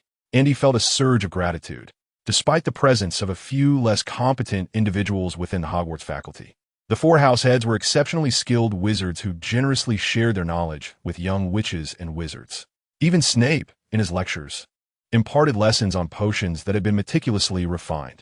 This underscores that the perceived shortcomings in Hogwarts' educational quality are not primarily attributable to the professors, but rather to the lack of diligence among the students. Flitwick's reply contained extensive insights into the perspectives and research of ancient wizards regarding the Patronus charm. Although those ancient wizards emerged after the advent of our era, the epoch they inhabited marked a transformative period in the evolution of ancient magic towards its modern incarnation. The Ollivander family, it seems, began crafting wands as early as 382 BCE, Andy recalled, renowned as the foremost lineage of wand makers. The Ollivanders would imply that the time of Andrus was devoid of such magical implements. Contemplating this, Andy called down the stairs, "Isla, are you there?" Upon hearing, Isabel ascended with a flurry of steps. With a swift knock, she opened the study door, her demeanor alert. "Andy, what do you want? What about your collection of chocolate frog cards? Could you bring them over for me to see?" Andy inquired. While Andy had little interest in amassing chocolate frog cards, Isabel was utterly captivated by them. It was said that she only needed 5 more cards to complete her collection, which could fetch a handsome sum upon its completion. "Where are you up to?" Isabel asked cautiously, suspecting Andy might covet her treasures. She was well aware that he was currently short on funds. During the holiday, although Andy had brewed some potions and earned a bit of pocket money, it was uncertain whether that would suffice for a trip to the amusement park. Isabel had no intention of parting with her own money. It was only natural for a sister to spend her brother's money. But a brother pilfering from his sister's allowance was simply unacceptable. "I just want to see a card," Andy explained somewhat helplessly. "You know, the card of Andrus, the invincible Andrus, the great wizard of ancient Greece." Isabel scrutinized Andy for a moment before replying. "All right, let me go find it." Observing the skeptical expression on his little sister's face, Andy felt an overwhelming urge to pull her in and give her a playful smack. She was becoming less adorable as time went on. After a short wait, Isabel returned with a card, her demeanor tense as she handed it to Andy. "Remember to return it." "I merely wish to glance at it," Andy replied, somewhat annoyed. The card featured only a brief description, far less informative than what Professor Flitwick had penned in his letter. He returned the card to the little girl. "Here you go. What makes this card so special?" Isabel asked, a hint of curiosity in her eyes as she examined it. "Let me show you something remarkable." Andy produced his wand and cast the Patronus charm. A plump cat Patronus erupted from the tip of his wand, soaring gracefully to Isabel's side, where it affectionately nudged her cheek with its large head, exuding an air of innocence. "Wow, how adorable!"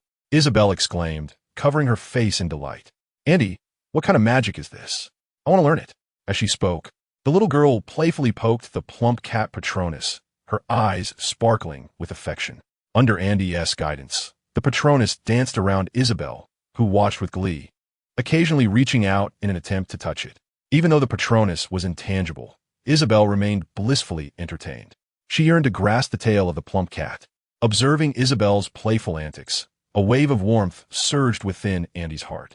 Although Andy possessed the memories of a past life, he had lived alongside his family in this incarnation for over a decade, fostering profound bonds, particularly with his sister, Isabel. If one were to inquire whom Andy cherished most in this life, the answer would undoubtedly be Isabel. Perhaps the emotions of this moment were too genuine. Andy suddenly felt a warm tide emanating from his core, intertwining with magic and flowing through the link of his wand into the essence of the plump cat's guardian spirit. In that instant, the guardian spirit radiated with an enhanced brilliance. At this moment, Andy's gaze toward Isabel transformed. The words tool seemed glaringly inscribed upon Isabel's forehead. However, as soon as Andy entertained such a notion, that feeling abruptly vanished, as if everything were merely a figment of his imagination. "What a pity." Andy sighed. "Andy, what kind of magic is this?" Isabel inquired eagerly. "This is the Patronus charm," Andy elucidated. Andrus was exceptionally skilled in the Patronus charm. His guardian spirit was as colossal as a giant. Isabel picked up a card and glanced at it, then cast her eyes upon the plump cat guardian spirit, and finally returned her gaze to the card. Subsequently, Isabel looked at Andy with disdain. "Their guardian spirit is as large as a giant, yet yours is so diminutive? This, sister, is simply unacceptable," Andy mused. Isabel continued. "Giants are surely over 10 feet tall, right? Andy, you are truly lacking. I thought achieving first place in your grade meant you were remarkable." Rising from his seat, Andy's expression darkened as he ushered Isabel out of the study. I need to read. You could go find somewhere cool to linger. After dismissing Isabel, Andy picked up Professor Flitwick's reply and reread it. The exploits of Andrus were chronicled in documents discovered a few years ago at an ancient site, with scant details provided, aside from the giant-sized guardian spirit. Andrus's sole commendable attribute was his title of invincible. Undoubtedly, Andrus's prowess was intricately linked to his guardian spirit. Otherwise, it would not have been specifically recorded. In that era, there were neither Dementors nor Boggarts. If the Patronus charm were merely a means of communication, it would hardly merit documentation, especially considering the significance embodied by the guardian spirit itself. If it cannot protect the caster, it is unworthy of the title guardian spirit. At this moment, a surge of immense confidence welled up within Andy. Chapter 131, Isabel, Why Can't I Have a Girlfriend? In the blink of an eye, the date had arrived, July 10th, bang, bang, bang. Andy, you lazybones, hurry and get up, Isabel exclaimed, standing outside Andy's bedroom door, vigorously knocking while calling out to him from within. A fierce determination radiated from her, as if she longed to burst into the room and yank Andy from his slumber. Andy exclaimed, bang, as he flung open the door and vigorously tousled Isabel's hair. Have you lost your mind? You promised to take me to the Muggle amusement park today. You cannot back out now.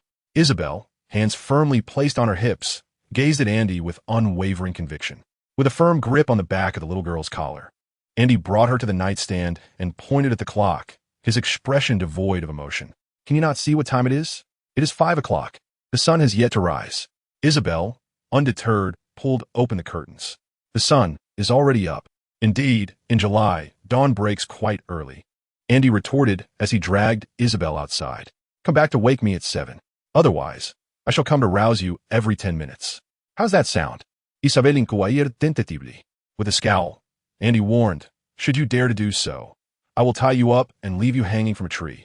Isabel recoiled slightly, silenced by his threat. Once Andy had closed the door, Isabel wrinkled her nose and huffed indignantly. Lazybones. At 7 in the morning, before Isabel had a chance to knock, Andy had already completed his morning routine, looking quite dapper in his Muggle attire as he descended to the living room. Kyle was seated on the sofa, engrossed in the newspaper. Upon hearing Andy's descent, he glanced up and exclaimed, Wow, you look quite handsome today. Are you off on a date? Indeed, Dad. Andy has a girlfriend. Isabel chimed in gleefully. Andy yawned, his face lacking vitality, and replied, Yes, I am off to meet her shortly. Dad, could you possibly lend me a hand? Over the past few days, Andy had brewed a considerable amount of potions and earned a bit of pocket money, approximately 10 galleons. However, having experienced the hardships of being broke, he was now exceedingly protective of his savings, wishing to hoard every last coin. Here, take this and spend it, Kyle said as he rummaged through his pocket, producing 10 golden galleons along with 100 pounds, which he handed to Andy. Andy's eyes widened in astonishment.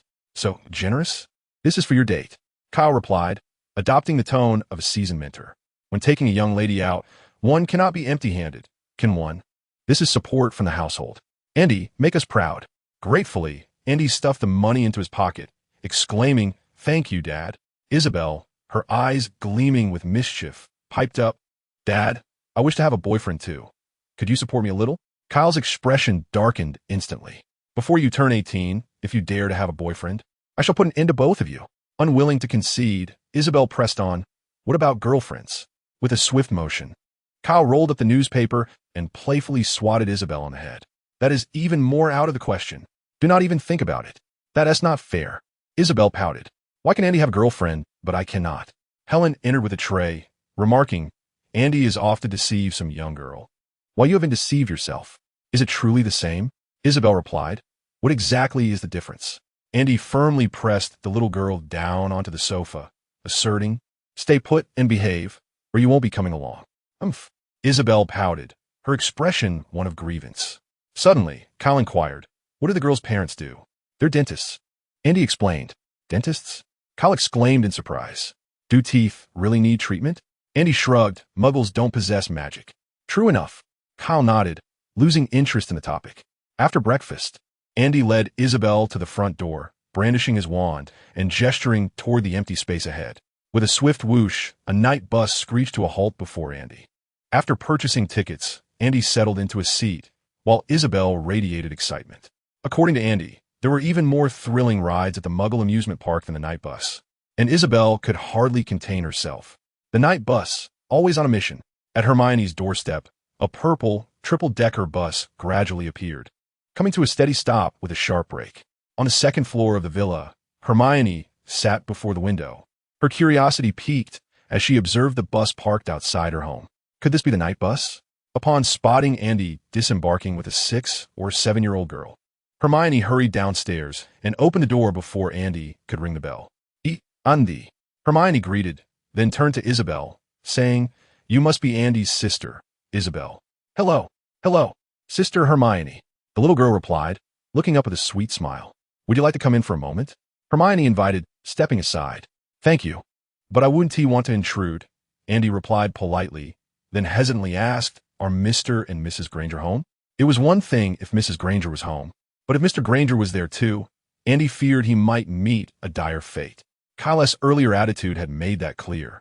He would wholeheartedly approve of his little pig rooting around someone else's cabbage. Yet if a pig from another garden were to trample on his own, Kyle would likely break its legs. "They've all gone to work," Hermione said. "That's a relief," Andy sighed in response. Isabel shot Andy a look as if to say, "Look at you." As they stepped into Hermione's home, Andy was enveloped by a sense of familiarity. The television from the 90s was a hefty, compact model reminiscent of those he had seen at his grandmother's house in a past life. Meanwhile, Isabel curiously gazed around, taking in her surroundings. The young girl had grown up in the magical realm, with her family forbidding her to interact with Muggles. This was Isabel's first visit to a Muggle home, and she was utterly fascinated by everything around her. "Hermione, what is this? What is it used for? Wow, this contraption called a television is astonishing," she exclaimed. "We have electric lights at home too. Dad says we pilfered electricity from a Muggle village." Isabel, perhaps you shouldn't mention that," Andy interjected in a hushed tone. Confused, Isabel pondered what was wrong with discreetly using electricity. "Andy, we have electricity as well. What do you think about us bringing a television back home?" she asked, her eyes filled with envy as she gazed at the television. "This television is so intriguing." Chapter 132, which is more enchanting, magic, or technology. Hermione guided Andy and Isabel through the villa, showcasing numerous Muggle technological marvels. Everything felt refreshingly new to Isabel. "Andy, Muggle inventions are truly fascinating," she said. Hermione, somewhat exasperated, replied, "Isn't it the wizarding world that is wondrous? How can you, a budding witch from the magical realm, find Muggle things so remarkable? Take that night bus, for instance." With a look of astonishment, Hermione continued, "That bus travels at incredible speeds and can even become invisible. Now, that is truly extraordinary. Andy, how does that bus achieve such feats?" "That's simply a matter of basic magical modification," Andy explained. "Mr. Arthur Weasley, Ron's father, has a car that not only has been enchanted for invisibility, but also for flight." "Goodness," Hermione gasped. "A car can fly? I would love to see what that looks like." Isabel, recalling her earlier thought, interjected, "Andy, what do you think about us getting a television for our home?" "Of course, that would be splendid. However," Andy replied nonchalantly, "you should discuss it with your mother." "And what about you?" Isabel inquired, tilting her head. "I need to focus on school. I don't have time to watch television," Andy retorted casually. With a resigned sigh, the young girl felt her solitary voice lacked weight. During their idle chatter, the trio found themselves in the living room. "Andy, Isabel, would you like something to drink? Orange juice or cola?" Hermione asked. "I'll have cola, thank you," Andy replied, having nearly forgotten the taste of the sugary beverage after living in the magical world for over a decade. "I'll have cola too," Isabel echoed eagerly. Soon, Hermione returned with 3 glasses of cola, placing them on the coffee table. The three settled onto the sofa, watching television and engaging in light conversation, primarily between Andy and Hermione, while Isabel's eyes remained glued to the screen. "Andy, during this holiday, have you been studying the Patronus charm?" Hermione inquired. Through a series of letters, Andy and Hermione had shared updates about their lives. "Indeed. Would you like to see my progress?" Andy replied with a smile. "Absolutely." Upon finishing her words, Hermione expressed her helplessness. "However, we cannot use magic outside of school." Andy, upon hearing this, smacked his forehead, almost forgetting. If magic were to be cast at Hermione's home, the Ministry of Magic would undoubtedly send a letter. The purpose of the trace is to prevent young wizards from Muggle backgrounds from using magic outside of school, thereby exposing the existence of the magical world. Given that children often struggle with self-control without the trace, many young wizards from Muggle families would likely succumb to the temptation of showcasing their magic in front of friends and relatives. Nevertheless, children living in a magical world need not worry about such things, rendering the trace's tracking capabilities somewhat imperfect. When Andy employs magic at home, the Ministry can only detect that magic has been used nearby, without confirming that the user is indeed Andy. Furthermore, since Kyle has already made arrangements with the Ministry, Andy is permitted to practice magic at home. However, such liberties do not extend to Hermione's residence. Should Andy use magic there, both he and Hermione would be detected by the Ministry. Well then, Andy shrugged and lamented, "It appears I must wait until we return to Hogwarts to show you my Patronus." "Has your Patronus truly developed sentience?" Hermione inquired with curiosity. "Indeed," Andy nodded. "Though, as of now, my Patronus has yet to exhibit any remarkable abilities." He felt a twinge of disappointment at this admission. However, inspired by the legendary Andrus, he remained hopeful that his own Patronus would soon evolve. "By the way, Hermione, are you familiar with Andrus?" Andy continued. He was a wizard from ancient Greece, known as the Invincible Andrus. It is said that his Patronus stood several feet tall, comparable to a giant. "Several feet?" Hermione gasped. "A foot measures approximately 30 centimeters. That would make it 4 or 5 meters in height." "Indeed," Andy replied, spreading his hands. He then asked, "So, Hermione, when shall we visit the amusement park?" "How about now? I'm all set and have even devised a detailed plan." As she spoke, Hermione pulled out a piece of paper filled with her itinerary for the outing. Andy blinked in admiration, as expected of Hermione. "Izzy, stop dawdling, let us go." Andy stood up and urged. Isabel hesitated, her attention captured by a delightful television show. The host was particularly amusing, yet the amusement park beckoned. She pondered aloud, "Hermione, can we watch television at the amusement park?" Before Hermione could respond, Andy chuckled. "Izzy, you really need to do the math. If Mom buys you a television, you can watch it at home. But if you don't go to the amusement park today, you might never get another chance." "All right then, let us go," Isabel conceded, finding some sense in Andy's reasoning. Truly, as an elder brother, one is naturally more astute than a younger sister. Just a moment. Hermione picked up the telephone at home and summoned a taxi. While awaiting its arrival, she elaborated. "Initially, my father intended to take us, but after much persuasion, I managed to dissuade him from that notion. Thank goodness." Andy felt that Hermione understood him well. Of course, he would not mind if Mrs. Granger were to accompany them. "I have brought my wand. Should any danger arise, I shall resort to magic," Andy remarked nonchalantly. The first instance of using magic outside school would merely elicit a warning letter from the Ministry of Magic. As for the matter of exposing the magical realm, let the professionals handle that. Hermione, adopting a tone of expertise, stated, "Young wizards are permitted to employ magic when faced with peril outside of school. I have perused the relevant laws, and there are no issues." Andy chuckled. "Even if complications arise, we can leave that to Professor Dumbledore to resolve." Dumbledore is indeed quite reliable. After approximately 10 minutes, the sound of a car horn echoed from outside. Once Hermione secured the door, the three of them climbed into the taxi. It was Isabel's first experience riding in a Muggle vehicle, and she found it utterly unremarkable. It moved slowly, did not fly, and, in the July heat, the interior felt stifling. "Hermione, do you have any contact with Autumn?" Andy inquired. Hermione's home was situated in the suburbs of London, quite a distance from the amusement park. If they did not engage in conversation, the journey would be dreadfully dull. "Yes," Hermione replied. "I wrote to her yesterday. She mentioned that she would return to China at the end of this month and would likely stay there for a month, returning only before school starts." Chapter 133. The delicacies of soft rice. Upon hearing this, Andy felt a wave of relief. Although he had been exploited for labor by Helen during this period due to a lack of pocket money, as long as Zhang Xiu brought back magical books from China, he felt it would all be worthwhile. "Who is Qiu?" Isabel asked curiously. "A classmate of mine." "Oh." After more than 40 minutes in the taxi, the trio arrived at Surrey County, located 35 kilometers southwest of London. Soar Park, a uniquely themed amusement park, is quite popular among the youth in Britain. The park boasts numerous thrilling attractions, making it a veritable paradise for thrill seekers. In 1992, prices were far less exorbitant than in later years.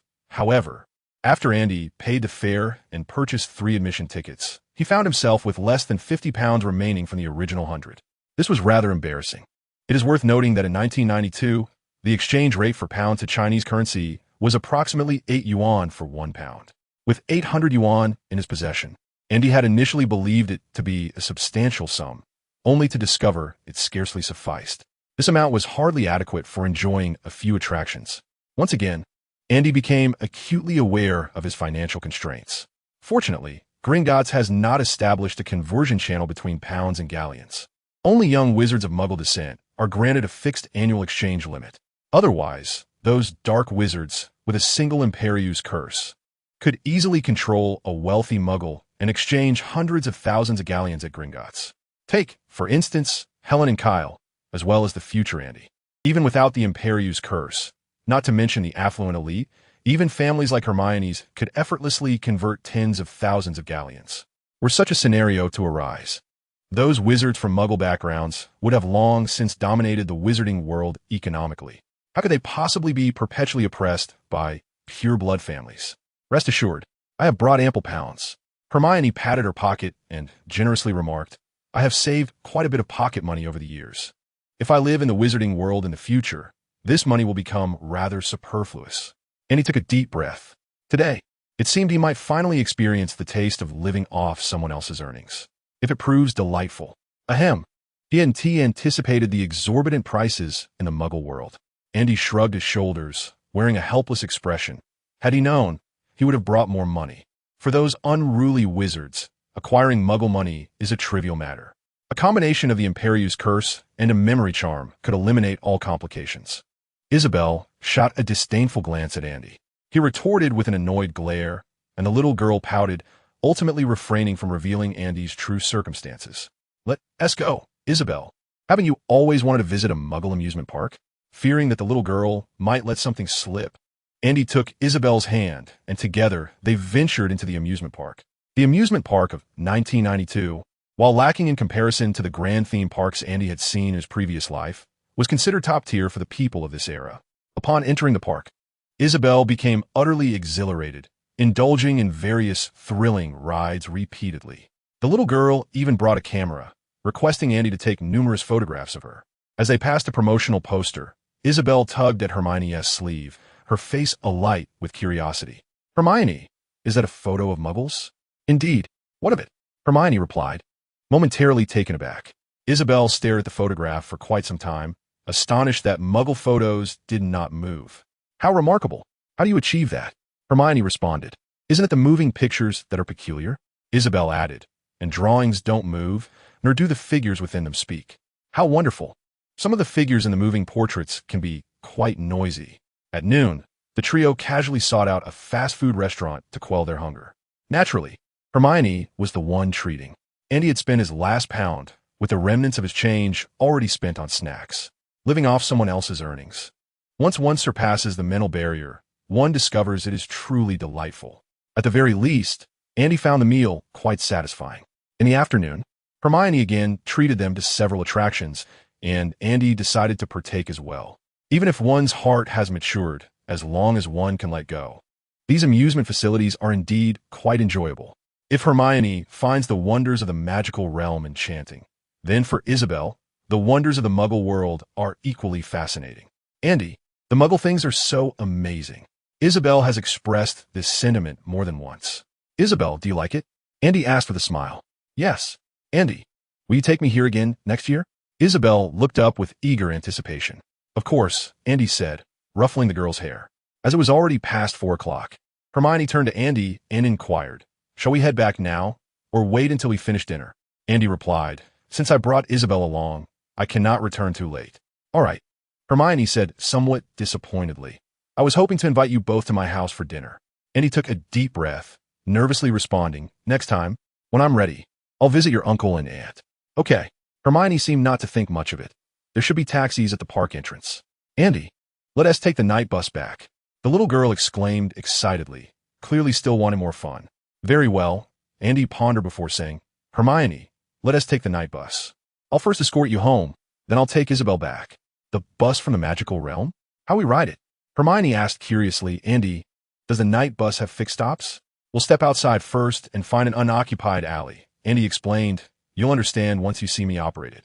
After exiting the park, the three walked several hundred meters before turning into a deserted alley.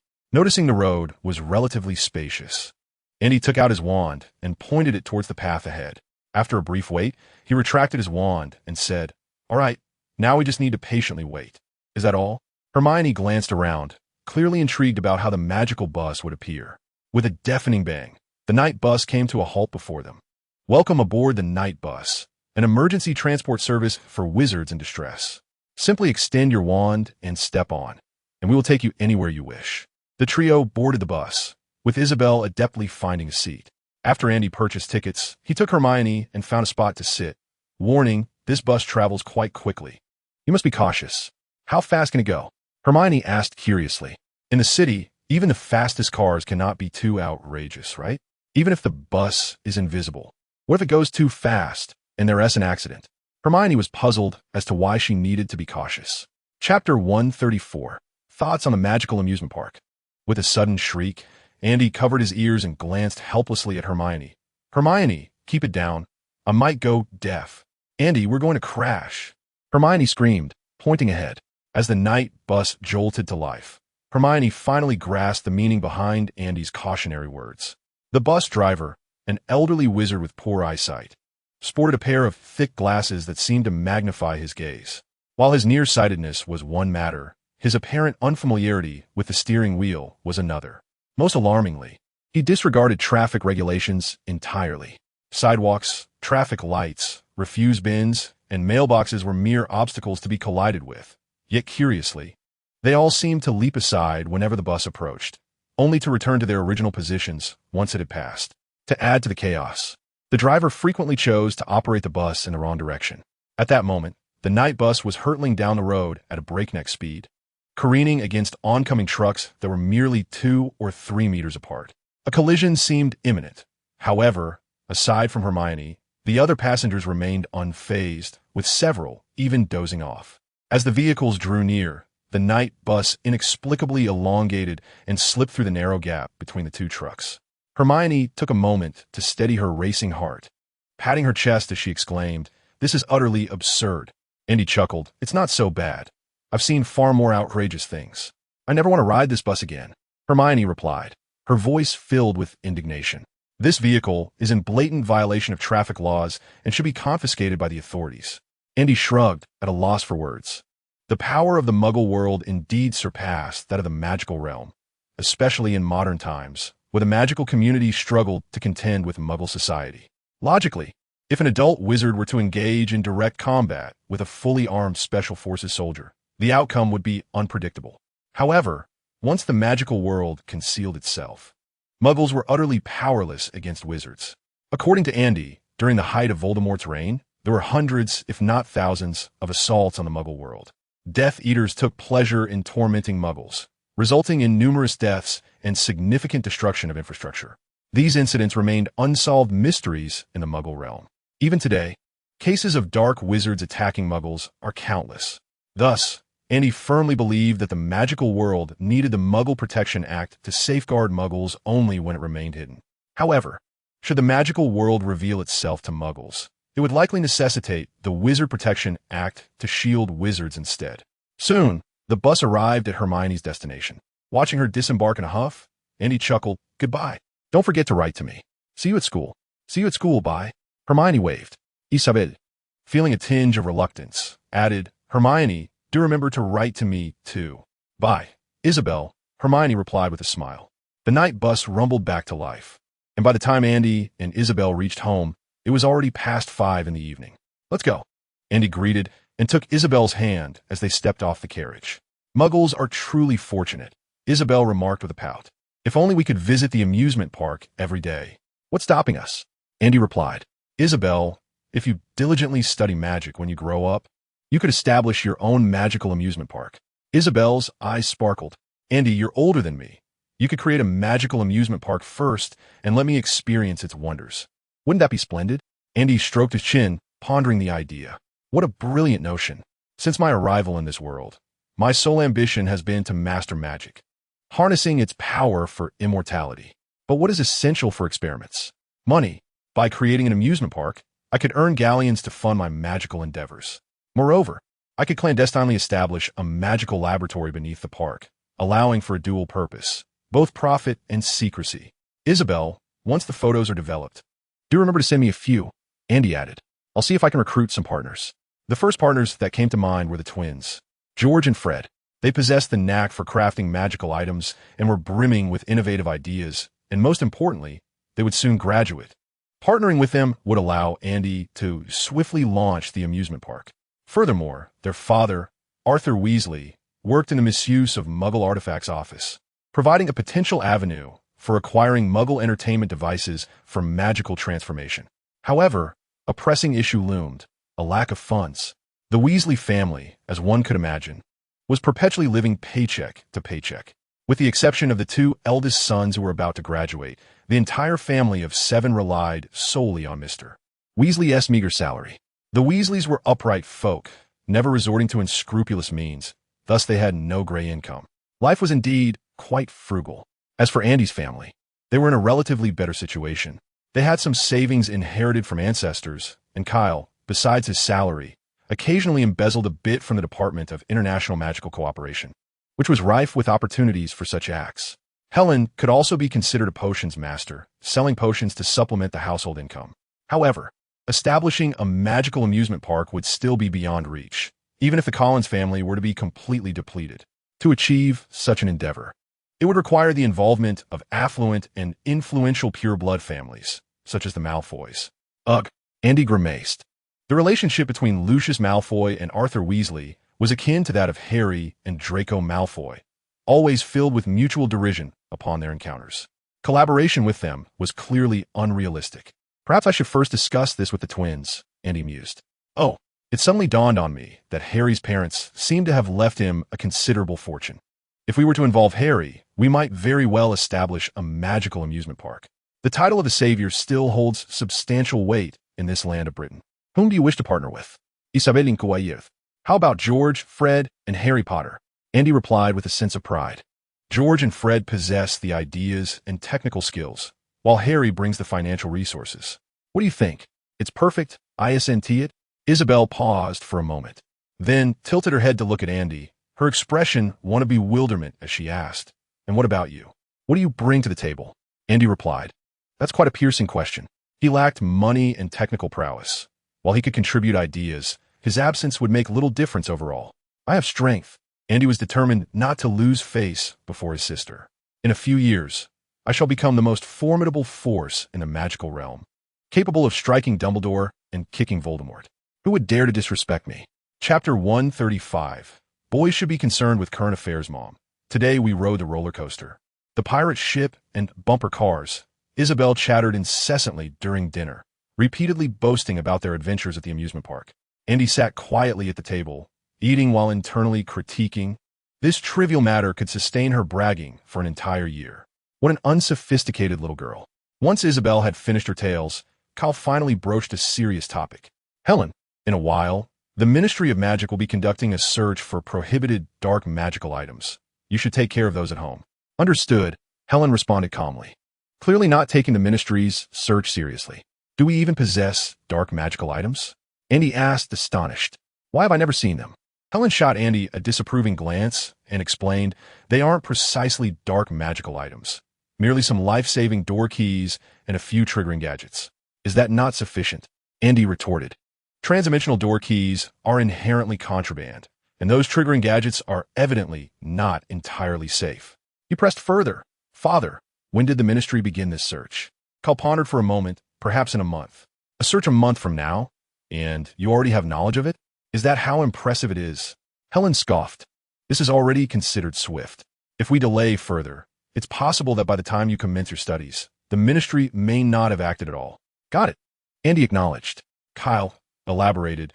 This operation will be led by the Department for the Regulation and Control of Magical Creatures and the Auror Office. Arthur mentioned it to me at the end of the workday. Why is the Ministry undertaking such actions? Andy questioned, perplexed. This endeavor seems entirely thankless. Many magical families possess dark magical items. They are akin to traps, effectively preventing theft when set up at home. Moreover, during battles, certain dark magical items can prove remarkably effective. Moreover, judging by the actions of the Ministry of Magic, it is evident that they do not intend to conduct a serious investigation. Otherwise, news would not have surfaced so promptly. According to your aunt, this seems to be the result of discussions between Dumbledore and Fudge. Kyle remarked, however, I suspect that Fudge may also wish to seize the opportunity for personal gain.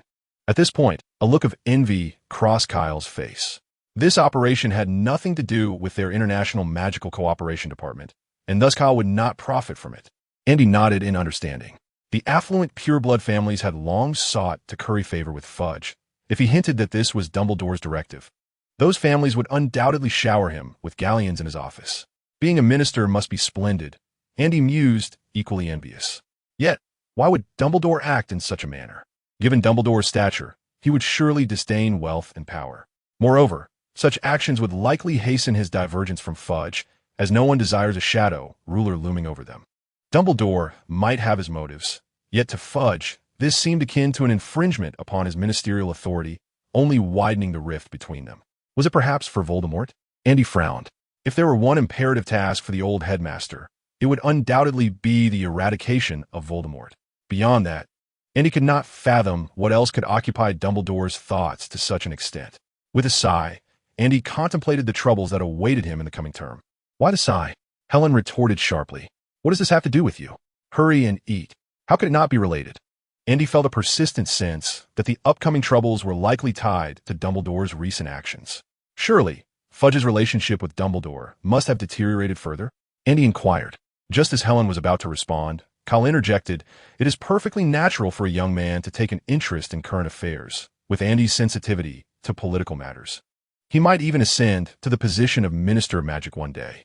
Following this, Kyle turned to Andy and remarked, that seems about right. They are not of the same ilk. Fudge is deeply concerned with his power and status. Dumbledore's elevation of Fudge to the ministerial role may lead to future regrets. Helen scoffed. When the previous minister retired, Dumbledore was the most favored candidate for the position. However, he declined the role and instead recommended Cornelius Fudge. I presume you want Teeny to take sides? Andy queried. Although Kyle was not a mere pawn in the ministry, he was hardly a heavyweight.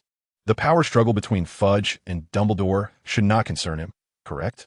Kyle countered, if you were in my position, Andy, which side would you choose? Naturally, I would side with Fudge, Andy replied without hesitation. He is the minister now, and his words carry more weight than Dumbledore's. Moreover, aligning oneself with Dumbledore, even if victorious, yields little in terms of tangible benefits. Consider the individuals who once rallied behind Dumbledore in the struggle against Voldemort. How many of them currently occupy positions of prominence? Dumbledore attracts followers solely through faith, devoid of any real advantages. I share this sentiment.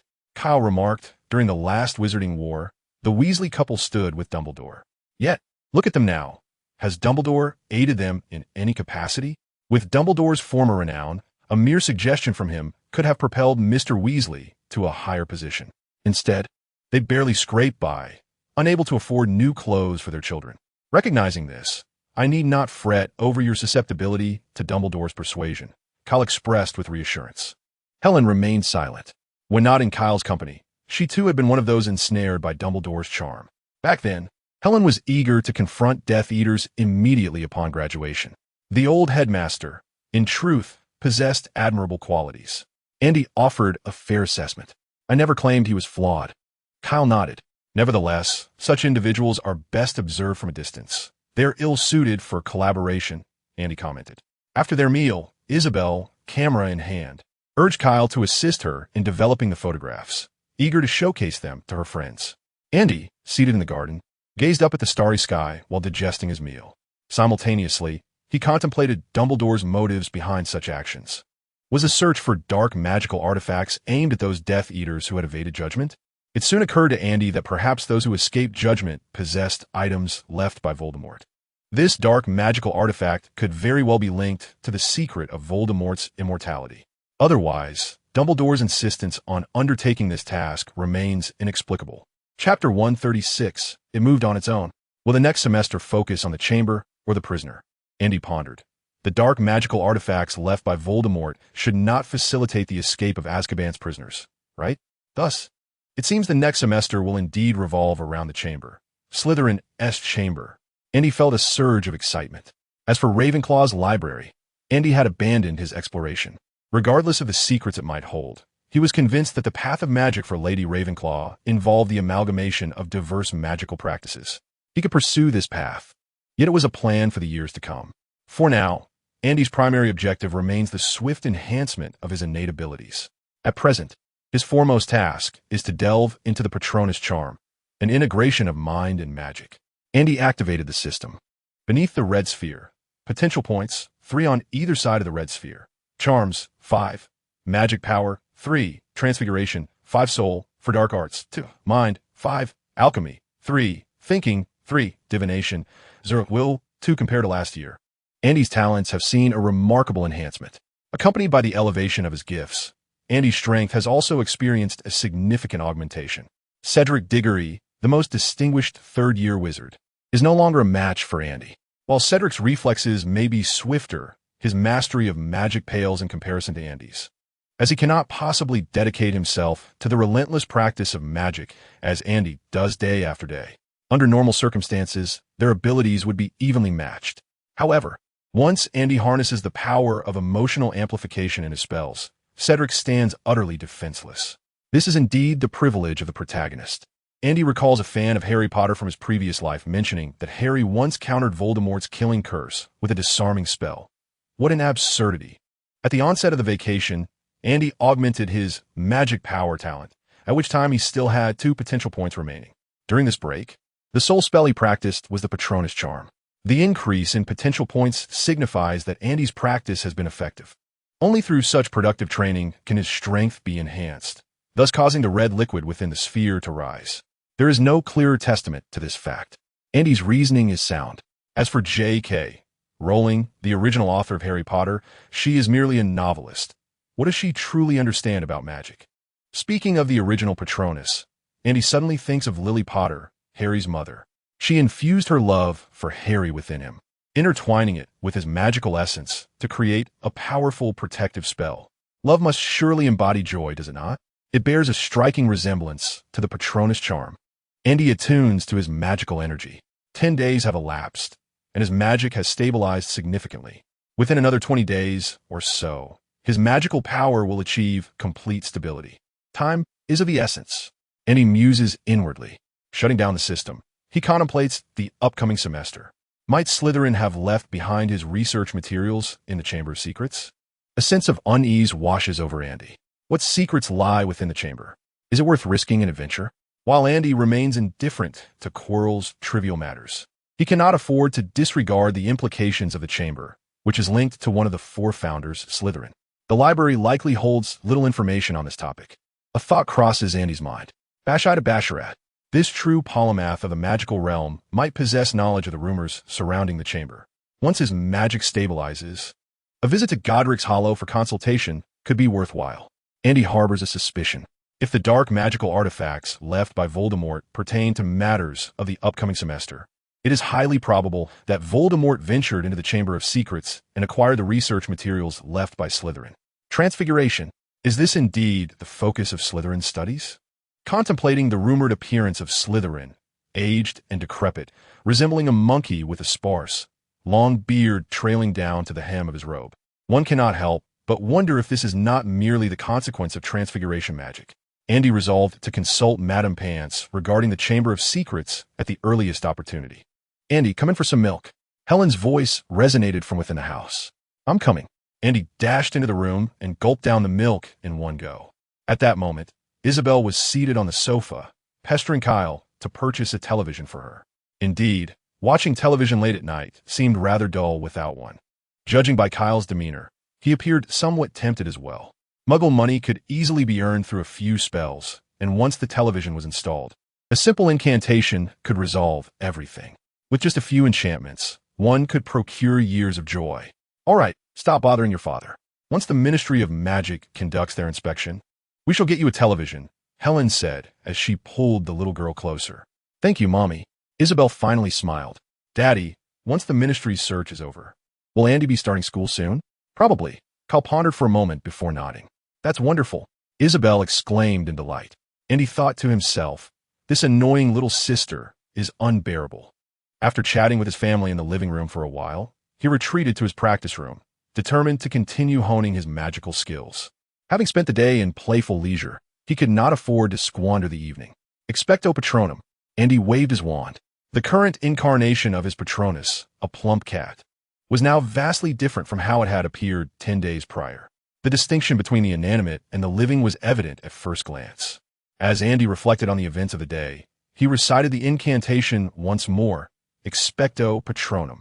Andy's family was indeed quite pleasant.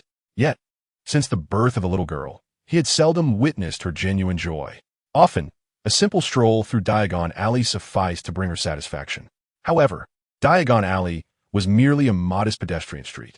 Children of the magical world often experience solitude, their realm confined to a limited expanse. Reflecting on Isabel's radiant smile from earlier that day, Andy closed his eyes, allowing a montage of memories to flicker through his mind. Expecto Patronum. On his third attempt to conjure the Patronus, Andy could distinctly sense that this time was different. Emotions erupted within him, and his magical essence seemed to radiate warmth. As the magic flowed from his wand, releasing wisps of white mist, Andy thought he heard sound. A silver-white, plump cat leaped forth from a mist, glanced back at Andy, and then swiftly darted about the practice room. It seemed to have grown larger. The corpulent guardian cat had visibly expanded, much to Andy's astonishment. Most shocking of all was the fact that Andy had not exerted control over his guardian. It had inexplicably moved on its own. In a flurry, Andy waved his wand to regain control, and thankfully, the guardian remained obedient, allowing him to breathe a sigh of relief. The hefty feline guardian crouched before him, tilting its head as if to question. Chapter 137. A mixed doubles encounter, gazing intently into the guardian cat's eyes. Andy was taken aback to perceive genuine emotions reflecting within them. Joy surged within him. Had he truly succeeded? What abilities did this guardian possess? Could it deliver physical attacks or perhaps rebound spells? Just as he pondered testing the guardian's capabilities, he realized he was currently casting the guardian spell, leaving him unable to conjure other magic. Perhaps he should first ascertain its capacity for physical assault. With a flick of his wand, the guardian cat soared through the air, boldly crashing into a wooden target and passing right through it. It appeared to be an illusion, Andy mused. As for the rebound spell, he felt a twinge of uncertainty regarding his own confidence. Nevertheless, he resolved to give it a try. Once more he waved his wand, and the hefty guardian cat traversed through walls, ultimately arriving at Kyle and Helen's room. Dad, could you come to the practice room? I wish to experiment with a spell. Andy's voice echoed from within the guardian. Kyle and Helen, both in their early 30s, found themselves in an awkward situation that night, devoid of television or any other forms of entertainment. Their time in the bedroom appeared limited to trivial pursuits, leading to a palpable tension. Kyle, feeling exasperated, wished he could dunk Andy's head in the toilet. Just as the atmosphere grew tense, Andy's guardian suddenly flew in, nearly startling him into submission. I'll handle that little rascal, Kyle declared, donning his clothes and seizing his wand. I'm coming too, Helen replied, equally vexed. Then let us go together, Kyle asserted decisively. After a brief wait in the practice room, Andy observed Kyle and Helen entering together. What brings you both here? Such enthusiasm, he exclaimed, sensing an unusual tension in their expressions. It's no trouble. We're here to assist you, Helen replied with a bright smile. Kyle, too, wore a grin. So, Andy, what spell do you wish to experiment with? After a moment of silence, Andy cautiously spoke. It's the guardian spell. Dad, could you cast a spell on me? A disarming charm would suffice. As Andy's words faded, the guardian feline instinctively flew before him. Its demeanor suggested a desire to protect Andy, glaring fiercely at Kyle and Helen. Andy raised an eyebrow. This could be interesting. Then I shall not hold back, Kyle declared, swiftly directing his wand at Andy. Disarm. Without requiring Andy's intervention, the guardian feline bravely lunged forward. A crimson beam of magic pierced through the guardian's form, hurtling straight towards Andy. Damn it, Andy cursed, deftly waving his wand. Armored protection. Bang! The disarming spell collided with the shield charm, rebounding explosively. Helen's expression was one of astonishment. What remarkable reflexes! It appeared this lad had indeed honed his dueling skills.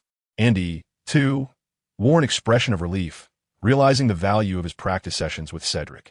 Although such training was limited by magical restrictions and differed greatly from actual combat, it served as foundational practice. With a solid foundation, one could swiftly grasp practical techniques during real encounters. Impressive reflexes, Kyle remarked, then, somewhat perplexed, added, "Were you attempting to use the Patronus charm to counter my spell? Had this boy lost his mind?" Helen also gazed at Andy in confusion. She had clearly observed that Andy had been consistently utilizing the Patronus charm. Had Kyle's disarming spell not penetrated the Guardian, Andy might not have even resorted to the shield charm. "Well, you see," Andy explained, "I have some thoughts regarding the Patronus charm and wish to enhance it. For this, I consulted Professor Flitwick, who gave me his approval." Initially, Kyle and Helen were somewhat dismissive, but upon hearing that Andy had consulted Professor Flitwick, their intended remarks were instantly quelled. Flitwick was also their instructor, and they recognized his magical prowess. Aside from titans like Dumbledore and Voldemort, Flitwick was undoubtedly among the foremost in the realm of spellcasting. "What enhancements do you envision? Using the Patronus charm to deflect magic?" Helen inquired curiously.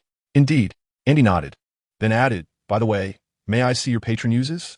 Helen pondered, then awkwardly shifted the topic. "Andy, weren't you eager to practice dueling? Tonight is perfect. Let me witness your dueling skills." Kyle looked astonished. "Is that so? No wonder this lad's reflexes are so swift." To be able to cast the shield charm as a first year is a feat many adult wizards have yet to master. After a brief pause, Kyle continued, "How fortuitous. Tonight, let your father guide you in your dueling techniques. It is indeed a father's responsibility."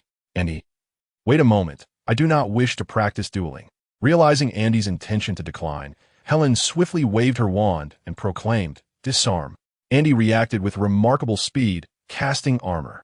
With a resounding crash as the spell was deflected, Helen seized the opportunity, launching her attack while admonishing, "One must remain focused during a duel. The enemy will not wait for your cue to unleash their curses." Stunned, Andy questioned their motives.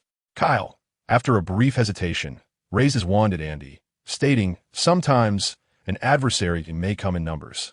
Petrify them all." In that moment, Andy's previous practice dueling with Cedric proved invaluable. Cedric, known for his lightning-fast reflexes, could capture the golden snitch and evade bludgers on the Quidditch pitch. During their practice duels, he often relied on dodging Andy's spells before counterattacking. Initially, Andy approached the duel cautiously, employing defensive spells while seizing counterattack opportunities. As their sessions progressed, he honed various evasion techniques. Rolling on the ground and swiftly retaliating became second nature. Furthermore, since neither Kyle nor Helen employed particularly lethal spells, even their combined efforts struggled to subdue Andy. In a moment of exhilaration, Andy rolled once more and, before rising, pointed his wand at Kyle, proclaiming, "Disarm." Ignoring the spell's effect, he lunged forward, narrowly avoiding Helen's stunning spell. After rising, he cast an armor charm on himself and began to run, countering with spells. "Is this it?" Andy mused, feeling somewhat elevated. "Have I truly become this formidable?" Although Kyle and Helen refrained from using highly destructive spells, Andy had also withheld his full power, treating this merely as practice among family. He hadn't even employed the Shattering Curse, a spell capable of obliterating its target into dust upon impact. As the trio exchanged spells, their repertoire consisted solely of the disarming, stunning, and petrifying charms, none of which bore significant destructive power. While labeled a duel practice, it fell far short of actual combat. Yet Andy pondered, feeling the strain of exertion. If this continued, he might risk defeat. He had no choice but to attempt a power surge. Resolutely, Andy adjusted his mindset, casting a quick glance at Kyle and mentally affirming, "I will conquer him. I will conquer him. I will conquer him." Upon elevating his mind, a tribute to vibe, Andy swiftly harnessed his emotional energy. With merely a hint of mental encouragement, he felt an overwhelming desire for victory surge within him. Armor. Disarm. Andy cast 2 spells in quick succession, directing his wand swiftly towards Kyle. As for Helen, Andy needed to rely on brewing potions to earn his pocket money, and at that moment, he dared not offend his benefactor. However, striking Kyle posed no such moral dilemma. A crimson beam, as thick as an arm, shot forth from the tip of Andy's wand. Kyle, without a second thought, simply cast an iron armor spell upon himself, intending to retaliate against Andy. After such a prolonged struggle, Kyle felt a loss of face for not being able to best Andy. Bang! What? Kyle had barely time to gasp before he watched in astonishment as Andy's disarming spell shattered his iron armor, sending him hurtling backward. His wand slipped from his grasp, landing on the ground beside him. Bang! Helen's incantation struck against Andy's iron armor spell, only to be rebounded away. This sudden turn of events caught Helen off guard, prompting her to cease her assault and gaze at Andy in shock. How had this insufferable brat become so formidable in just half a semester? During the Christmas break, she could still toy with him at will. How had he grown so powerful? A sigh of relief escaped Andy. Deep down, he was aware that he had indeed grown stronger, but not in terms of magical prowess. Rather, it was his dueling skills that had improved. The true determinant of victory in this confrontation was his remarkably high mental attribute. While appearing inconsequential, when unleashed, its explosive power could certainly cause a headache for everyone involved. In contrast, Kyle and Helen possessed only the typical strength of adult wizards, though they had practiced dueling techniques during their student years. Over a decade without engaging in magic had left their skills stagnant. In such circumstances, merely maintaining their strength was commendable. Many spells were only at a level of basic usage, scarcely qualifying as mastery. Not bad, kid, Kyle remarked as he slowly rose, brushing off the dust from his clothes. His tone slightly irked. Why has your disarming spell suddenly gained such power? Andy picked up the wand and handed it back to Kyle, explaining it's the power of emotion. When you have an intense desire to defeat your opponent, the potency of the disarming spell increases significantly. Kyle paused, contemplating the truth in Andy's words. Yet, few could truly achieve such a feat. How many could face a life-or-death battle without fear? Once fear took root in the heart, how could one hope to triumph over an adversary? Even in a practice duel, Kyle found himself preoccupied with thoughts of how to counter Andy's spells and mount a counterattack. With so many thoughts swirling in his mind, he found it impossible to concentrate his emotions. Kyle had witnessed numerous novices who, lacking any duel practice, faced life-or-death situations with minds rendered nearly blank. Do not speak of concentration. They have even forgotten how to wield magic. Why do the Death Eaters possess such a notorious reputation? It is their thirst for bloodshed that allows the killing curse to flourish in their hands. As for the ordinary wizards of the magical realm, those who have scarcely engaged in a duel, when confronted by the fearsome Death Eaters, would likely be rendered speechless by terror. In simple terms, they have not undergone rigorous training. In the entire magical community, apart from aurors and hit wizards, over 90% of wizards, while capable of casting spells, bear little distinction from muggles. Ah, Andy, you truly are a sight to behold. Helen interjected, sowing discord. Now even Kyle is no match for you. Upon hearing this, Kyle's expression darkened. I was merely being accommodating. If I were to take it seriously, that lad would certainly not withstand 3 moves. Indeed, you're absolutely correct. Andy did not dare to retort. Something fell off with these two tonight. Could it be that they were quarreling? Andy, will you continue your practice? Helen inquired. Yes. Andy nodded. It is still not yet 8 o'clock, and I will sleep at 10. Do not stay up too late, Helen advised before turning to exit the practice room. Kyle shot Andy a disgruntled glare, urging him to sleep early and to rise promptly in the morning. At 12 years old, what kind of lazy habits are these? You wake later than your sister. Andy remained silent, perplexed by their behavior. What on earth were they here for? With a renewed sense of clarity, Andy brushed off the dust and adjusted his mood before softly uttering the incantation. Expecto Patronum. The fat cat Patronus surveyed its surroundings and then joyfully circled around Andy twice. Seeing his Patronus still possessing such vitality, Andy felt a wave of relief. However, his expression soon darkened. What was the point of boasting about abilities you do not possess? You nearly led me to believe you could reflect curses. Is this not a deception of emotions? As Andy extended his left hand, the fat cat Patronus instinctively placed its paw upon it. What should I do next? Andy furrowed his brow.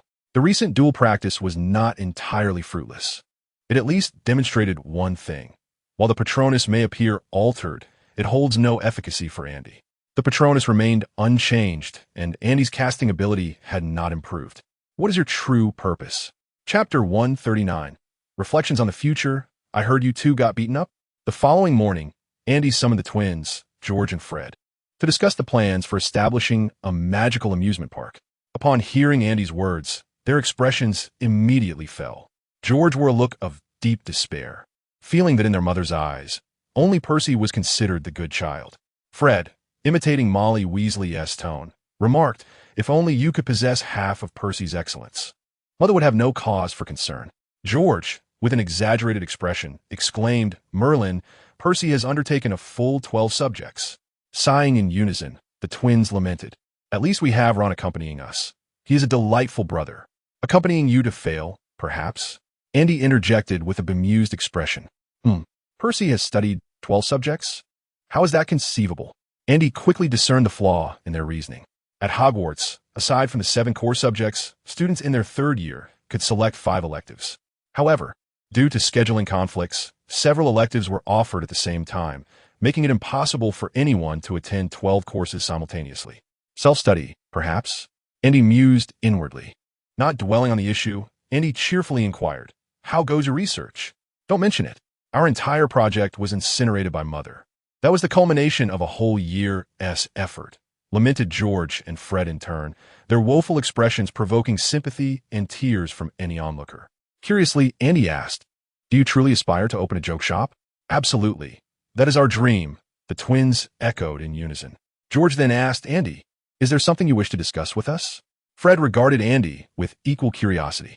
At this juncture, both sensed that Andy had summoned them for a purpose beyond mere chatter. "Allow me to show you a few photographs," Andy said, presenting images of an amusement park to George and Fred. "These are photographs from a Muggle amusement park," Andy explained. "Isabel's camera is enchanted, so these images are animated." "Wow, is this what Muggles consider prank products?" Fred exclaimed in astonishment. "I must say, these Muggles are quite inventive. No wonder Dad is so fond of their creations." George praised.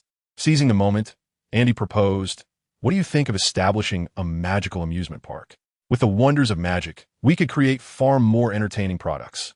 Imagine magical bubbles that envelop people and lift them into the air, or magical devices akin to bumper cars that allow for playful collisions. We could even design haunted houses, adventure rooms, and escape games." Andy articulated his vision in one breath. "I must admit, a magical amusement park is an exceptional idea," George remarked, his face alight with excitement. "Truth be told, I already have a plethora of ideas brewing in my mind," Fred added. "Only we lack the funds." They chorused once more. What astounding harmony. Indeed, the capital required to establish such a grand amusement park is no trifling sum. Neither the Muggle Pound nor the Wizarding World's galleons could be afforded by Andy and his companions. Financial matters could be resolved in due course.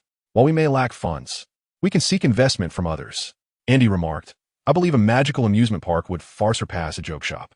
Many of your joke products could be utilized within the amusement park." The twins exchanged glances, feeling a flicker of excitement. Regardless of perspective, a magical amusement park certainly held greater prestige than a joke shop, and indeed, their joke products could find a place there. Andy continued his persuasion. "The wizarding community is small, so our amusement park need not be as expansive as a Muggle theme park. I have already chosen a location. Diagon Alley in London is clearly not suitable, but Hogsmeade presents an excellent option, being in close proximity to Hogwarts. With just over 10,000 wizards in the British magical community, perhaps only a few hundred to 1,000 would visit our amusement park. As long as the entertainment facilities are sufficiently engaging, they will be drawn to spend." The twins did not immediately acquiesce. Though they appeared somewhat unfocused and their academic performance was average, that did not imply a lack of intelligence. On the contrary, they were quite astute and possessed a clear perception of matters. The amusement park need not occupy a vast area. Acquiring land near Hogsmeade would not be excessively expensive. Furthermore, they could certainly construct the entertainment facilities themselves, confident that their joke products would never go out of style. Moreover, establishing a magical amusement park would have to wait until after their graduation. After some contemplation, George and Fred exchanged knowing looks, seemingly devoid of reasons to refuse. The only remaining question was how to acquire such a substantial sum of money. George inquired. Fred lamented, "After 3 years of saving, we barely have 8 galleons." Andy replied, "That sounds quite dire. You have 4 years until graduation. We could devise a plan together." He suggested, "If we truly cannot earn enough, we shall have to seek investment." It seemed there were no alternatives, Fred conceded. "Andy, may we have those photographs?" George asked. "Of course," Andy replied with a smile. After developing the photographs, Andy and Isabel each kept 2 copies, sending one to Hermione. Andy retained one for himself, while the other was meant to entice George and Fred to join him. Once the magical amusement park began to generate profit, Andy's magical experiments could officially commence. With funds in hand, Andy could focus entirely on his magical studies. By the time the twins graduated, Andy would be in his 6th year, and Voldemort should have returned. However, this endeavor is also intended for future magical research. Andy quickly adjusted his mindset. If all else fails, he could establish an amusement park after vanquishing Voldemort. By that time, if he possessed formidable strength, he need not worry about the influence of the Ministry of Magic or pureblood families. If they prevent me from earning, I shall become the Dark Lord. Andy had already devised a plan. After graduation, he intended to remain at the school as a professor, simultaneously reaping dividends from the magical amusement park while engaging in magical research. Moreover, he aspired to marry, thereby breaking Hogwarts' curse of singlehood. Chapter 140. The mark of extraordinary magical ability in the following period. Andy and the twins engaged in a detailed discussion regarding the preliminary plans for establishing a magical amusement park. The twins contributed various ideas, and Andy, drawing from his past experiences, offered several valuable suggestions. They meticulously deliberated over the initial budget and subsequent profits. George and Fred were filled with enthusiasm. The magical amusement park seemed to open a gateway to a new realm for them. It dawned on them that their joke products could not only be sold in stores, but could also evolve into larger prank creations, culminating in the establishment of a magical amusement park. A new pursuit had emerged in their lives, a grand plan worthy of a lifetime of dedication. After discussing for over 3 hours, George and Fred reluctantly bid farewell to Andy, as they had to return to their studies, a task assigned by Mrs. Weasley. According to Fred, if they failed to achieve 5 passing grades in their 4th-year final exams, Mrs. Weasley would prohibit all personal research and assign Percy to supervise them. tthe. In the ensuing period, Andy's life finally returned to a semblance of tranquility. Each day was spent reading, practicing the Patronus charm, and playfully engaging with Isabel. During his leisure, he wrote letters to Hermione and discussed magic with Professor Flitwick. Life was both peaceful and fulfilling. Of course, the most crucial aspect remained assisting Helen in brewing potions, as it directly influenced Andy's allowance for the next semester. Before long, a month had elapsed. On August 6th, Andy's magical energy had stabilized once more. After a month of diligent practice, the system's potential points had increased to 6. It was time to joyfully allocate points again. Andy glanced at the system's 10 talents. Allocating points to charms 6 was undoubtedly significant, as it was one of the subjects Andy valued most. The Patronus charm, which he had diligently practiced for over a month, was indeed a form of charm. As his talent improved, the familiar sensation washed over him again. It was as if enlightenment struck, and the confusion he had previously harbored regarding charms seemed to dissolve in that very moment. Andy was acutely aware of his past shortcomings, gaining new insights into many spells. He exhaled deeply, feeling a sense of relief, yet his heart remained devoid of excessive excitement. Undoubtedly, the past month had been a fruitless endeavor.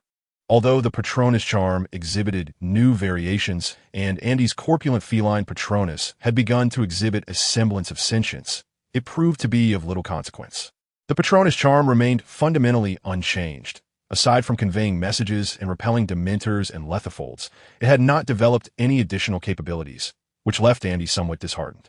However, the crimson liquid within the system's orb was steadily increasing, signifying that his recent practice had been beneficial and that his Patronus charm was on an upward trajectory. Was it due to insufficient practice? Was his proficiency in charms and mental aptitude lacking? Or perhaps, did it require a more pure emotional force? As Andy scrutinized the system interface, he pondered whether the effectiveness of the Patronus charm was somehow linked to his willpower. Alas, the struggle was real. Yet, Andy did not succumb to despair. If this attempt failed, there would be another and another after that. As long as he engaged in effective practice, he believed that his Patronus would eventually manifest as he envisioned. If he could enhance his charm's proficiency to a score of 7, it would hold significant power in the magical realm. Andy speculated that upon reaching a proficiency of 7 in any particular talent, unexpected transformations might occur. Consequently, he resolved to temporarily set aside the practice of the Patronus charm, intending to revisit it once his charms and mental aptitudes were further refined. As for the 3 points in magical power, that represented the energy reserves typical of a freshly graduated young wizard, which was currently adequate for Andy's needs. Closing the system, Andy decided to continue honing his spell work, eager to assimilate the insights gained from his recent advancements. The next step would be to venture to Godric's Hollow to consult Madame Pat regarding the tale of the Slytherin Chamber, preparing himself for the upcoming semester. What secrets lay within the chamber? Perhaps the answer would soon be unveiled. With wand in hand, he declared Expelliarmus. Protego, Rictus Sempra. The practice room was ablaze with arcs of magical energy. This time, Andy could distinctly perceive his improvement. Complex spells that had previously eluded him in battle now seemed within reach. Multitudinous projectiles expand rapidly. With a swift flourish of his wand, dozens of small birds manifested, swiftly swelling in size until they transformed from the size of sparrows into that of owls. As Andy pointed his wand forward, dozens of birds, resembling owls in size, bravely collided against the wall before him. Bang, bang, bang. The incessant impact of the birds caused numerous cracks to appear on the practice room's walls. It seemed quite impressive. Andy felt a surge of joy. The barrage of spells was merely a minor curse. Yet under the influence of the expansion spell, even this minor curse became exceptionally potent. He couldn't help but anticipate the potential of casting the expansion spell on the fire spell. However, before that, Andy raised his wand towards the wall, restored to its original state. This time, he would finally escape reprimand. Wiping the cold sweat from his forehead, he reflected on the peculiar nature of the world. Just as he was prepared to temporarily abandon his study of the Patronus charm, Professor Flivy unexpectedly sent him a letter, accompanied by an owl carrying a book. Andy first flipped through the book. It appeared to be a precious volume of magic left behind by the four great masters, containing some content that even delved into spells from ancient Greece. Setting the book down, he opened the letter to read its contents. The letter was brief. Professor Flivy merely informed Andy that he had found a unique introduction to the Patronus charm within this book. In that era, the ability to cast the Patronus charm was typically considered a hallmark of extraordinary magical prowess.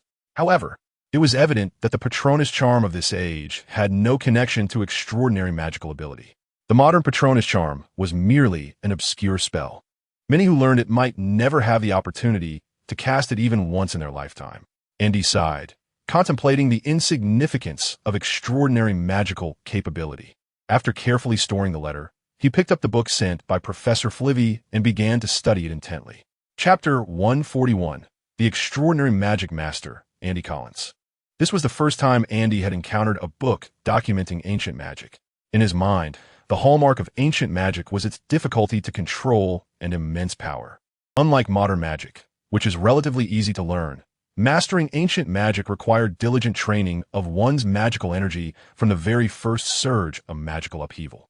It resembled the kind of practice Andy undertook before he had a wand, albeit the training methods of ancient wizards were more specialized. Before one's magical energy stabilized, one would practice to learn to control it. Once a young wizard had skillfully mastered their magical energy, they could then embark on the study of ancient magic. The formidable power of ancient spells stemmed largely from their unrestricted output. They could even channel all their magical energy into a single spell. This inherent lack of control made ancient magic perilous. In stark contrast, modern magic is fundamentally different. With the wand, a tool capable of guiding magical energy, modern wizards begin their studies only after their magical energy has stabilized. This consequently leads to the notion that contemporary wizards are entirely incapable of mastering ancient magic. The invention of the wand, did it propel the advancement of magic or herald a regression? Andy found himself engulfed in contemplation. While ancient magic may possess formidable power, it does not necessarily imply that ancient wizards surpass their modern counterparts in strength. Mastery of ancient magic was notoriously elusive, with many ancient wizards only managing to grasp 2 or 3 spells throughout their lifetimes. In contrast, modern magic, though seemingly less potent, is imbued with a marvelous versatility. After a moment of reflection, Andy mused that a wizard's magical prowess originates from within rather than through meditation. Thus, even the most eminent wizards, such as Dumbledore and Voldemort, are confined by the limits of their magical energy. From this perspective, modern magic appears more suited to the current magical realm. Continuing to peruse the tome, he discovered that it documented 7 forms of ancient magic, with the Patronus charm being merely one among them. Regrettably, and he found himself unable to learn any of them. Despite never relinquishing his pursuit of magical training, without a wand, Andy could only perform minor tricks with his magic, which starkly contrasted with authentic spells. For instance, in attempting to levitate an object without a wand, he could manage to lift only a book, whereas employing the levitation charm would enable him to elevate an entire vehicle into the air. As for the ancient version of the Patronus charm, the description in the book bore similarities to its modern counterpart, as the Patronus charm itself evolved from ancient magic. The incantation necessitated conjuring joyful memories in one's mind. If there were any distinctions, it might be that in the era of ancient magic, wizards wielding the Patronus charm typically possessed extraordinary magical abilities. Curiously, Andy pondered why Professor Flitwick had taken the trouble to send him this particular book. Could it be that merely because the text referenced the Patronus charm, he deemed it worthy of dispatch? The thought left Andy bewildered. Surely, Professor Flitwick would not indulge in such triviality? With this notion lingering, he reread the professor's letter. Wizards capable of casting the Patronus charm are often regarded as possessing remarkable magical prowess, as mentioned by Professor Flitwick. And he furrowed his brow, realizing that while the ancient version of the Patronus charm might be arduous to learn, its modern iteration is not particularly challenging. The relative obscurity and limited application of this spell have resulted in fewer wizards pursuing its study. Could it be that Professor Flitwick specifically mentioned this point because I once remarked that the Patronus charm was a spell devised by ancient wizards through diligent research? No, that cannot be. Suddenly, Andy grasped the reality. Most ancient wizards could only master 2 or 3 ancient spells throughout their lives. They may be able to skillfully control their magical energy and perform a few tricks, but these are entirely different concepts when compared to true magic. Thus, in the age of ancient sorcery, extraordinary magical abilities should refer to the capacity to wield a multitude of spells. If that is the case, Andy pondered, when an ancient wizard learns the ancient version of the Patronus charm, does it enable them to master even more ancient magic? Is it so? Andy drew his wand and pointed it at a trinket on his desk, silently reciting the incantation for the levitation charm in his mind. Without uttering the words aloud, the trinket soared into the air under the influence of magic. How fascinating! A look of delight spread across Andy's face. The unstable magical energy possessed a sense of memory. Practicing the Patronus charm in this state was akin to initiating a preliminary fusion between his magical essence and his mind. In other words, Andy's magic could more readily comprehend his thoughts. Silent spellcasting. When magical energy can understand a wizard's intentions, that wizard can conjure spells with greater ease. In a flurry, Andy dashed into the practice room, aiming his wand at a target. He silently conjured the incantation, and the tip of his wand instantly released a beam of magical light, striking the wooden target with a resounding boom. Andy's eyes sparkled with wonder. The potency of the spell had not diminished. Currently, he was merely lacking in proficiency. Once Andy mastered the technique of silent spellcasting, it was likely that even the step of silently reciting the incantation could be omitted. With another flourish of his wand, a hefty feline Patronus emerged from the tip, circling around Andy before landing gracefully in front of him, casting a curious glance upwards.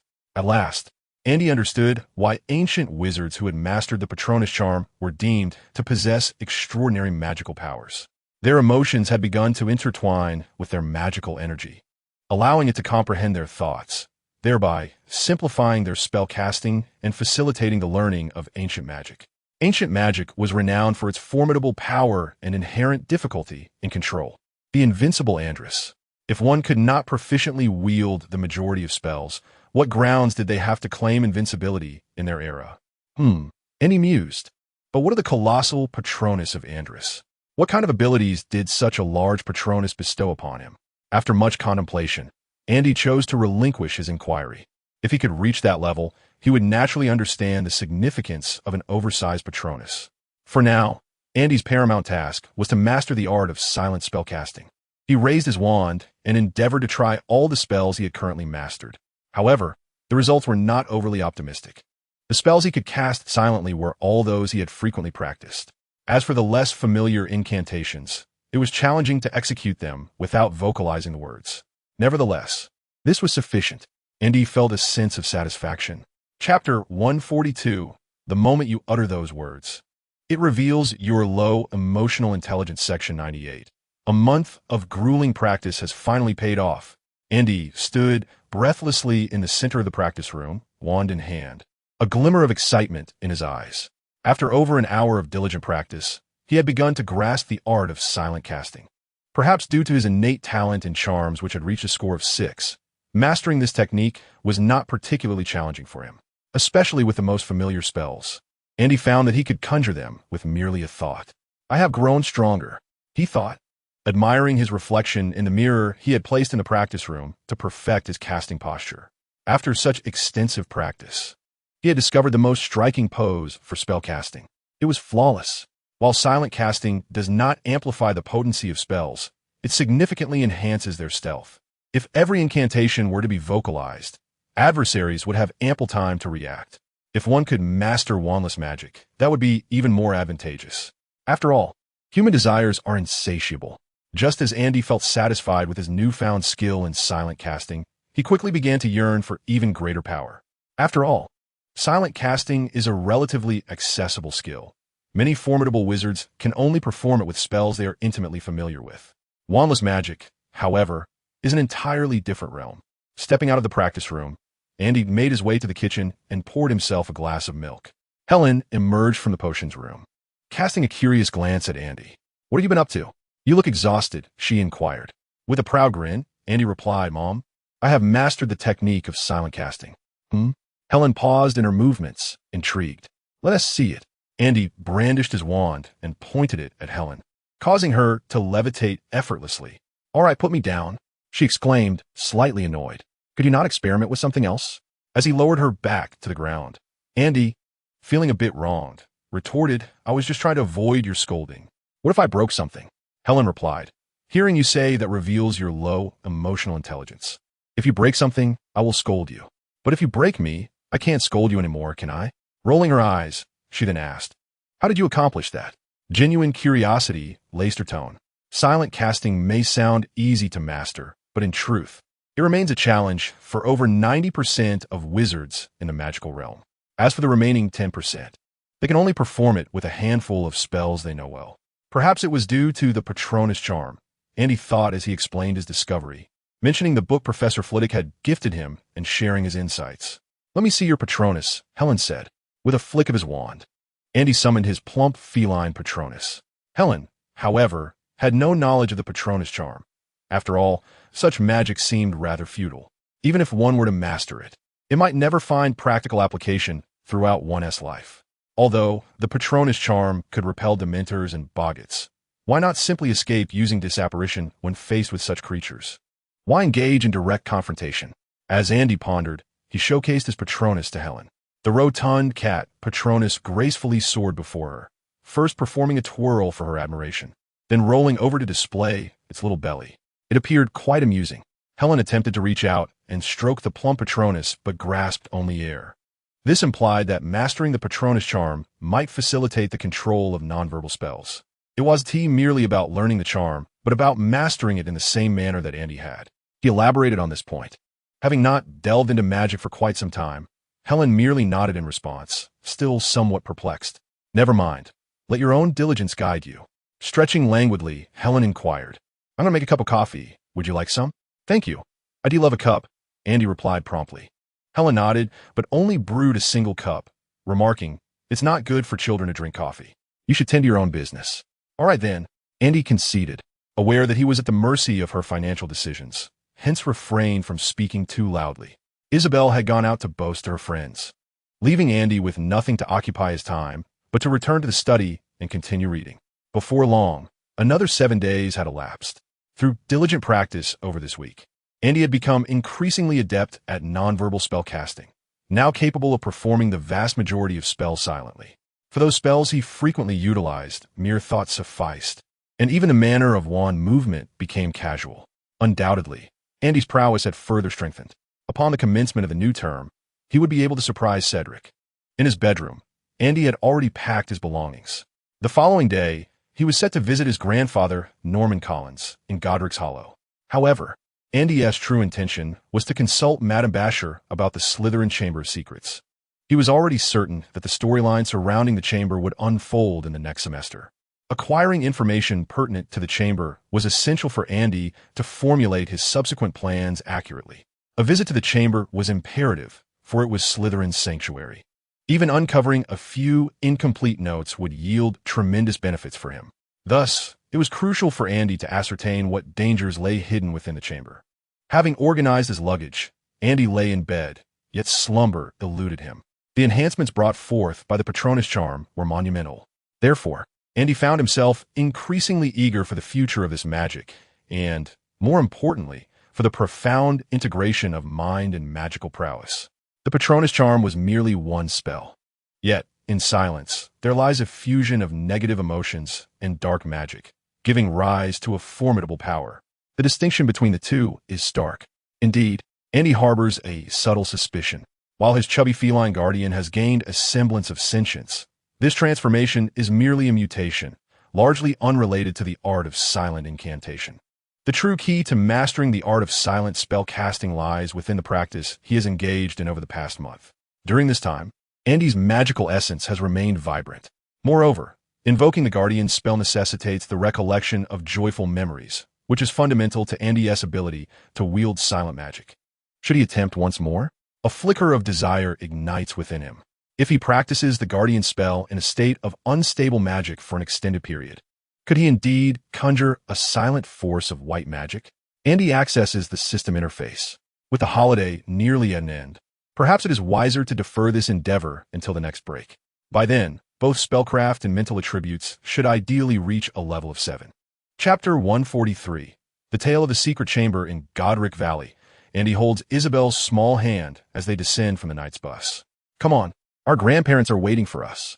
Adjusting Isabel's attire, Andy guides the little girl towards his grandfather's home. Andy and little Isabel hurry inside. Grandmother Veronica Collins greets them warmly. In her advancing years, she finds joy in the company of her grandchildren. Grandfather Norman Collins, wearing a stern expression, inquires, Andy, what is your mother busy with at home? You two are so young. How does she allow you to travel alone? Andy responds, we took the night's bus. There's nothing to worry about.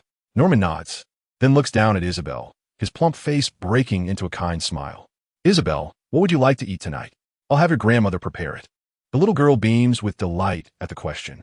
The adage of generational affection proves true in the West as well. Bound by economic constraints, Andy must tread carefully at home. Under the roof of authority, one must bow their head. Even Isabel, when faced with Helen's stern demeanor, dares not speak loudly.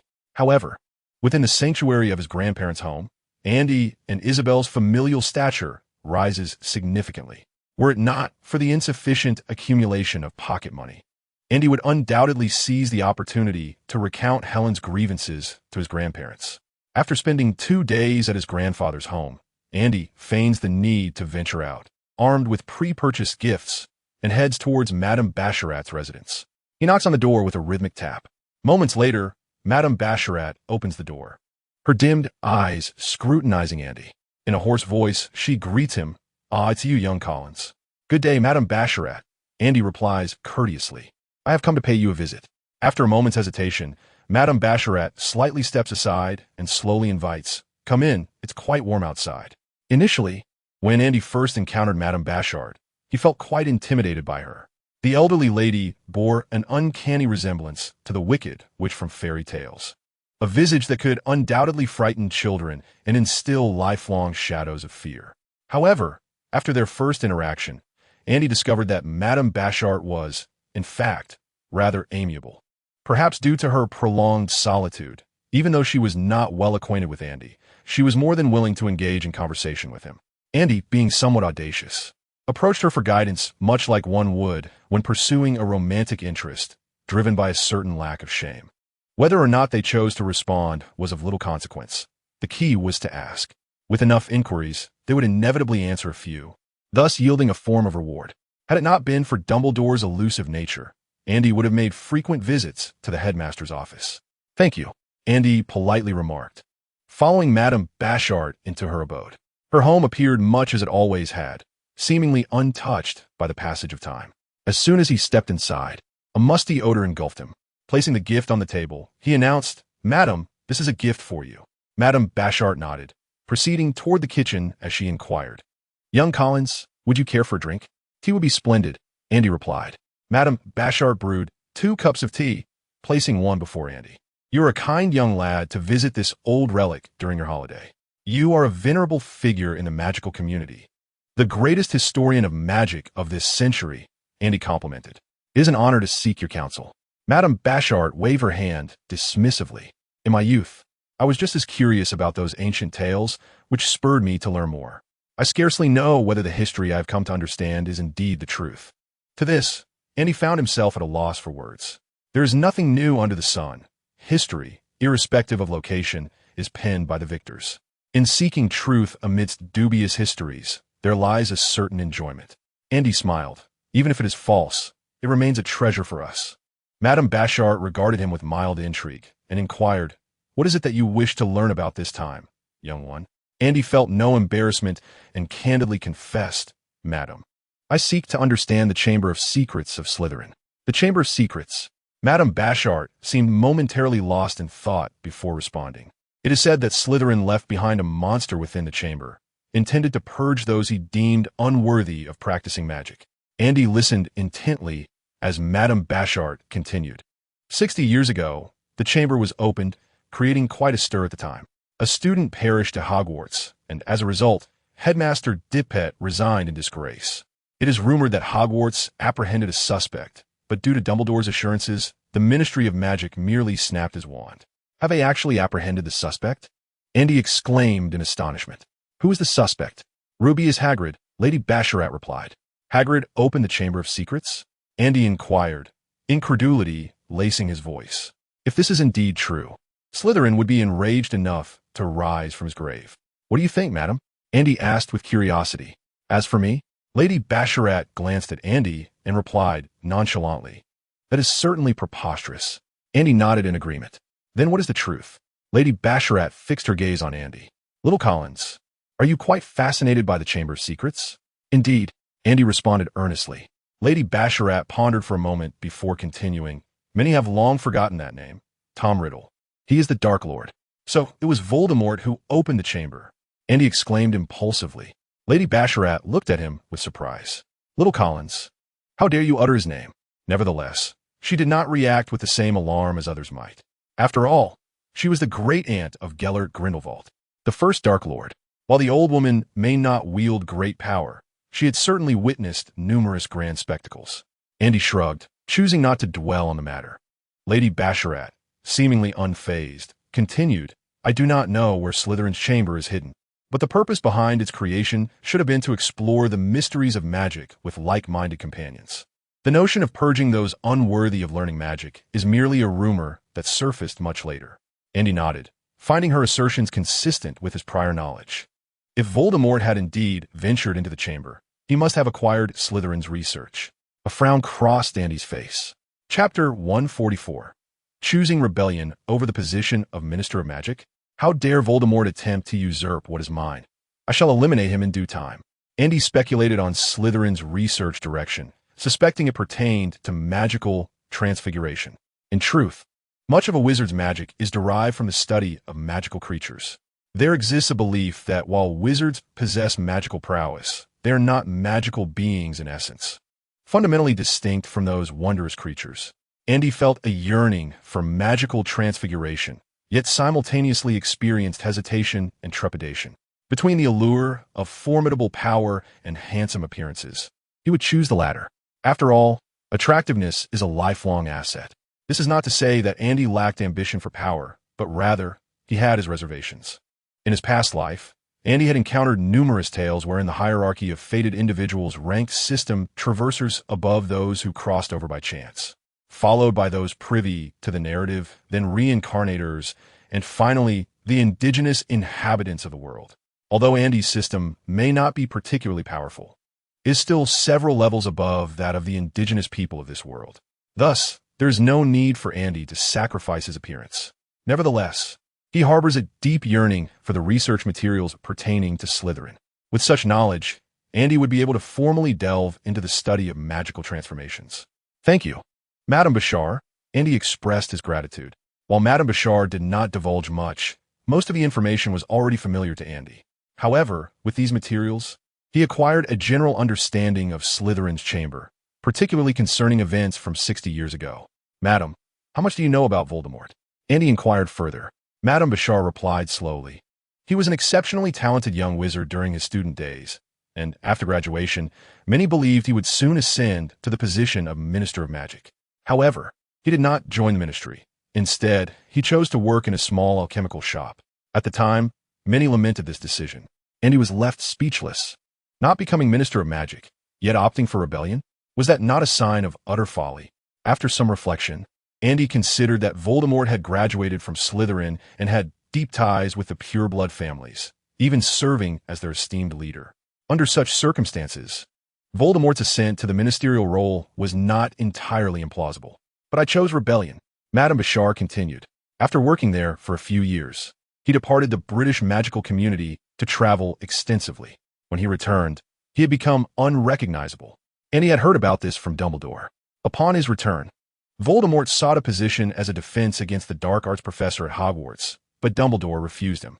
Madame Bashar remarked from that point onward, he operated under the name Voldemort, amassing a following, which became the original Death Eaters. At this juncture, a hint of disdain crossed her features. Once he had gained power by leveraging those pure-blood families, he began to favor half-blood wizards and dark creatures. She continued, however, by that time, the pure-blood families had become inextricably bound to Voldemort's influence. Andy nodded in understanding. Who would wish to abandon Voldemort's ship, setting aside Voldemort's formidable strength and character? The prevailing circumstances would not permit them to withdraw. Andy calculated the timeline. Voldemort's power peaked after 1970, at which point he was already in his 40s. By the time he met his demise, due to the rebound of the killing curse, he must have been over 50. How tragic. His first half of life marked by failure, only to face a teenage adversary in the latter half. Is this the grandiosity of a quintessential villain? It was difficult for Andy to imagine the scene of Voldemort convening with the Death Eaters upon his resurrection. "We must control the Minister of Magic and seize power within the ministry," the Death Eaters would declare. "Voldemort, I shall personally eliminate Harry Potter. Death Eaters, we must dispose of Dumbledore, for only then can no one obstruct our master's grand ambitions. Voldemort, I will personally eliminate Harry Potter." And he found this rather absurd. This was the most unrefined villain he had ever encountered, perhaps only marginally superior to the antagonists found in domestic dramas or court intrigue novels, where even a 50-year-old Jen Huan could ascend to the position of Empress. "Thank you, madam. I have grasped the situation," and he expressed his gratitude once more.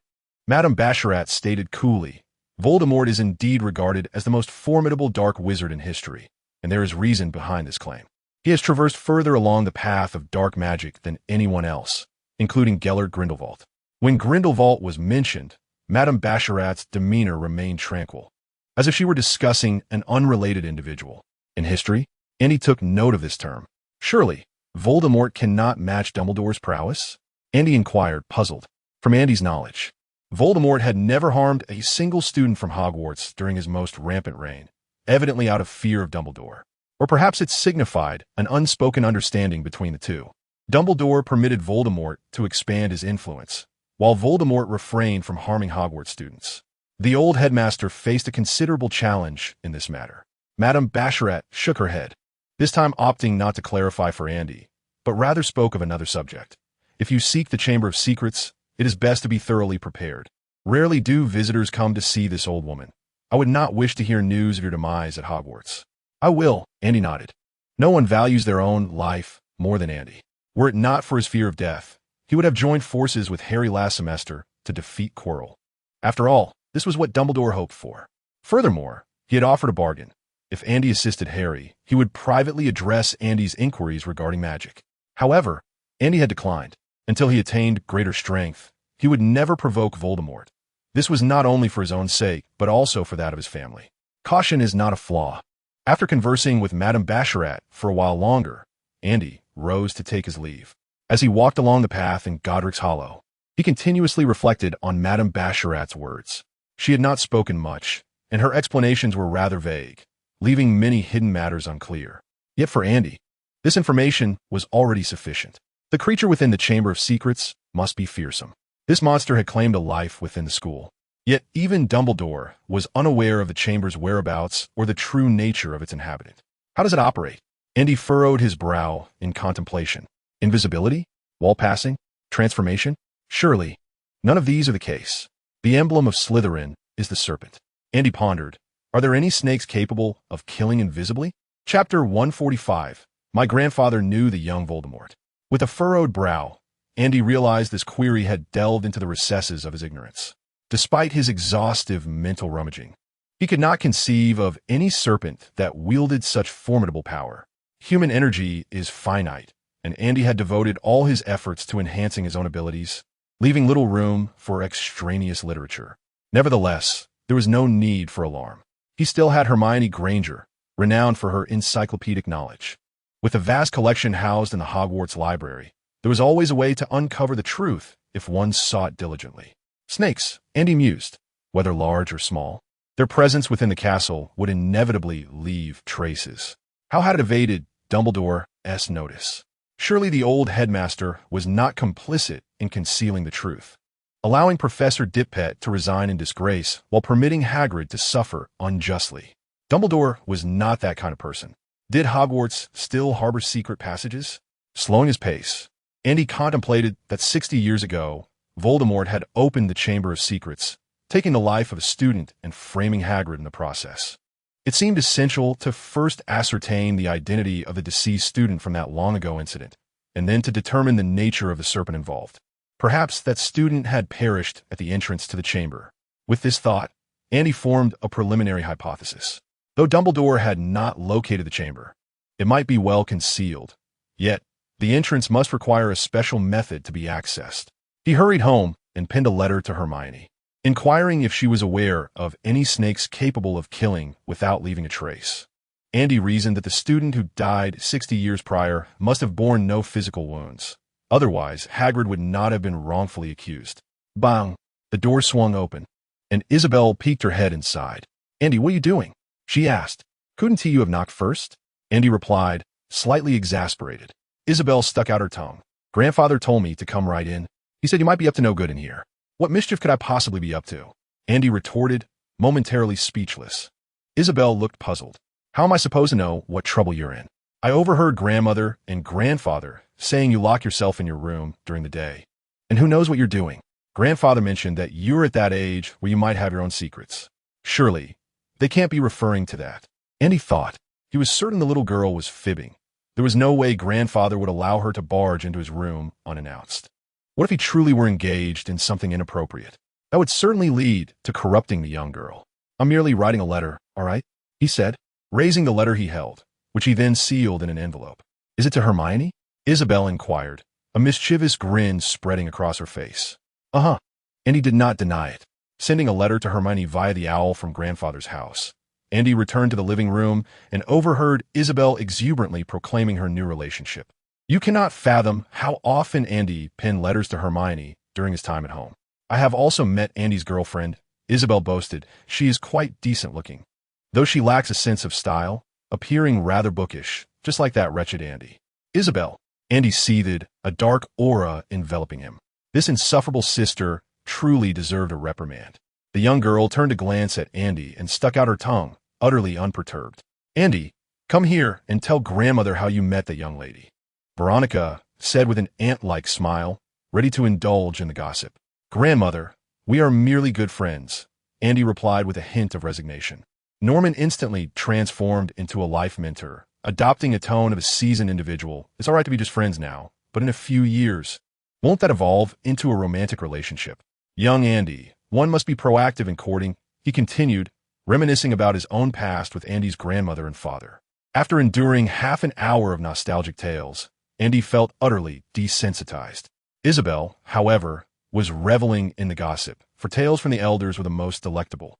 Yet, upon hearing the time of grandfather's enrollment, Andy was jolted. Grandfather, do you know Tom Riddle?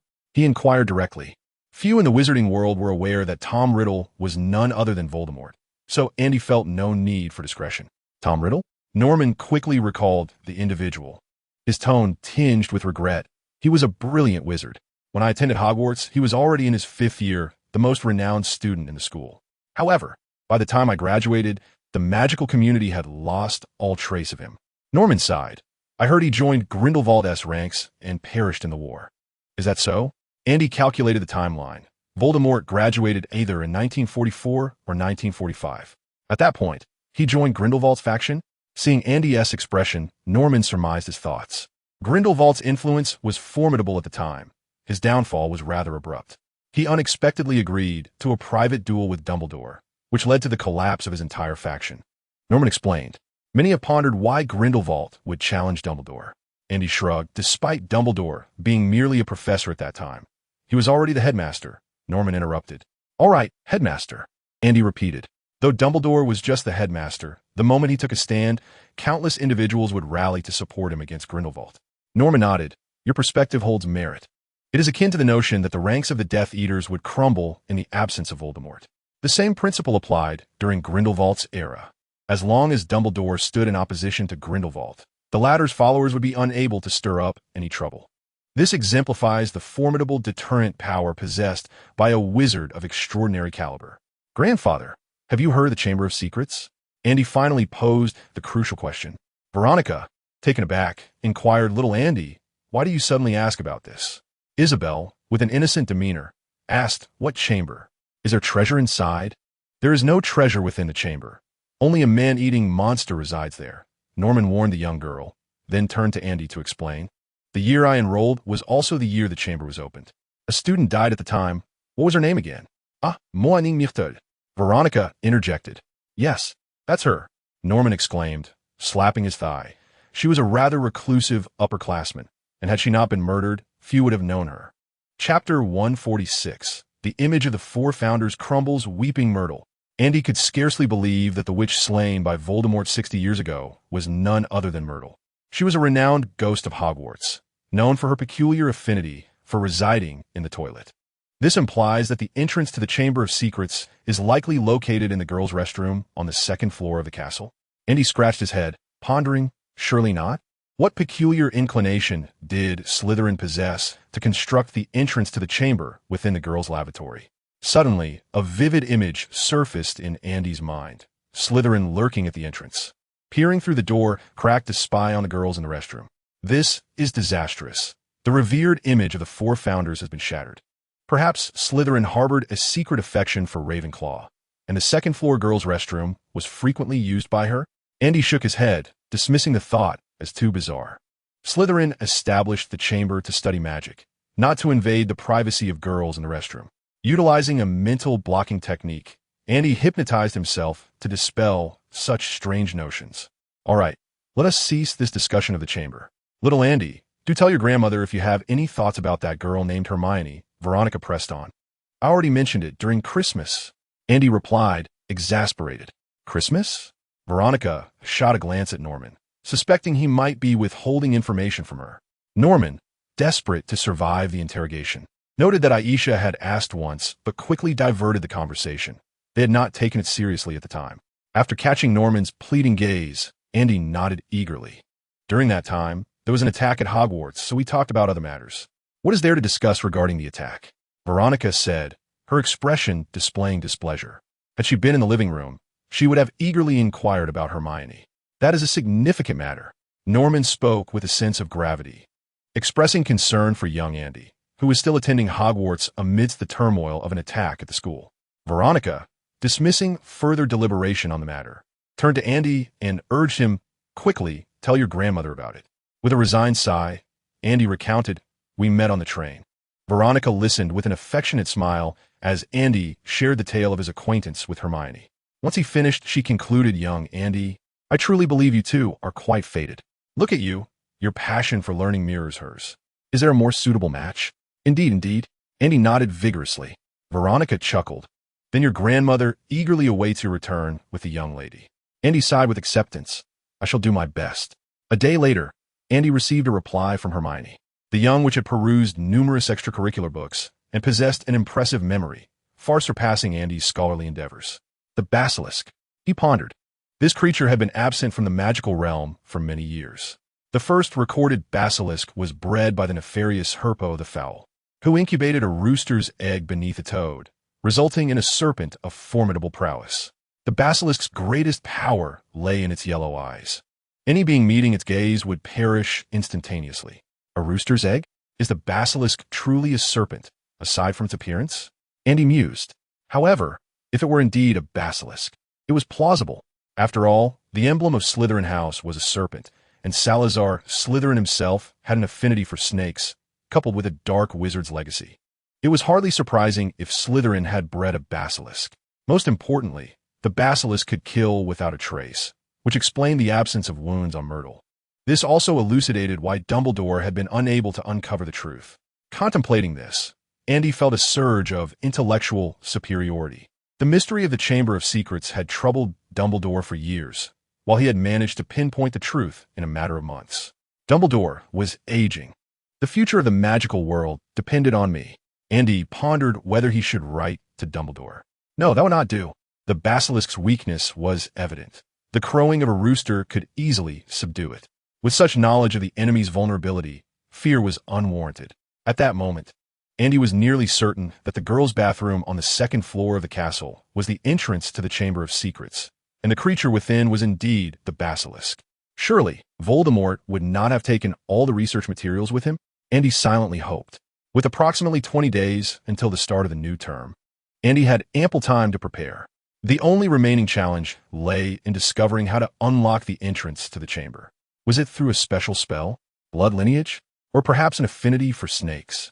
Andy pondered that if he were in Slytherin, he would likely use his bloodline or the abilities of Parseltongue as the key to unlock the Chamber of Secrets, for magic is easily deciphered by others. Once he dealt with the creature within the chamber, the following semester should pose little danger, wouldn't it? After spending 5 days at his grandfather's house, Andy returned home with Isabel.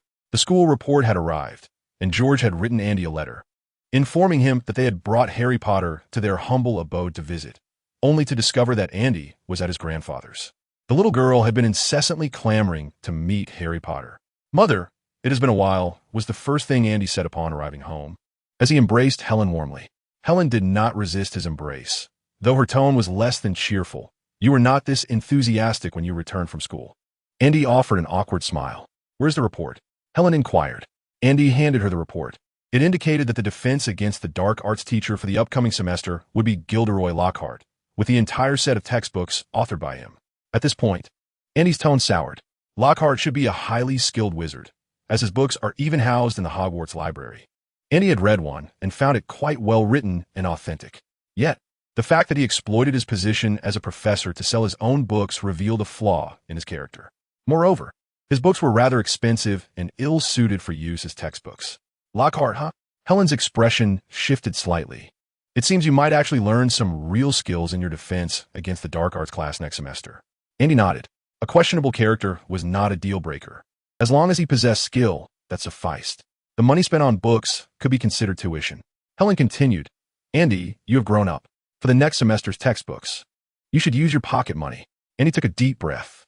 "Lockhart," he vowed, "if he fails to impart any genuine skills, I shall make him regret ever coming to Hogwarts. No, I will ensure he has no opportunity for regret whatsoever. I will deal with him." Chapter 147. Harry Ron, bitter, sour, and pungent. Upon returning to his room, the first thing Andy did was write a letter to Hermione, proposing they meet in 3 days to purchase their textbooks for the upcoming semester in Diagon Alley. Miss Know-It-All was rather splendid. Throughout Hogwarts, Andy could scarcely find another young witch with whom he resonated so well in every regard. He sent the letter via his family's owl and, after some contemplation, decided to pay a visit to the burrow.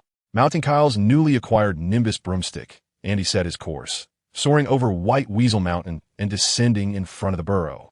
The burrow was an exceedingly peculiar house, at least 4 stories tall, constructed in a haphazard manner, resembling a jumble of 6 or 7 houses piled together.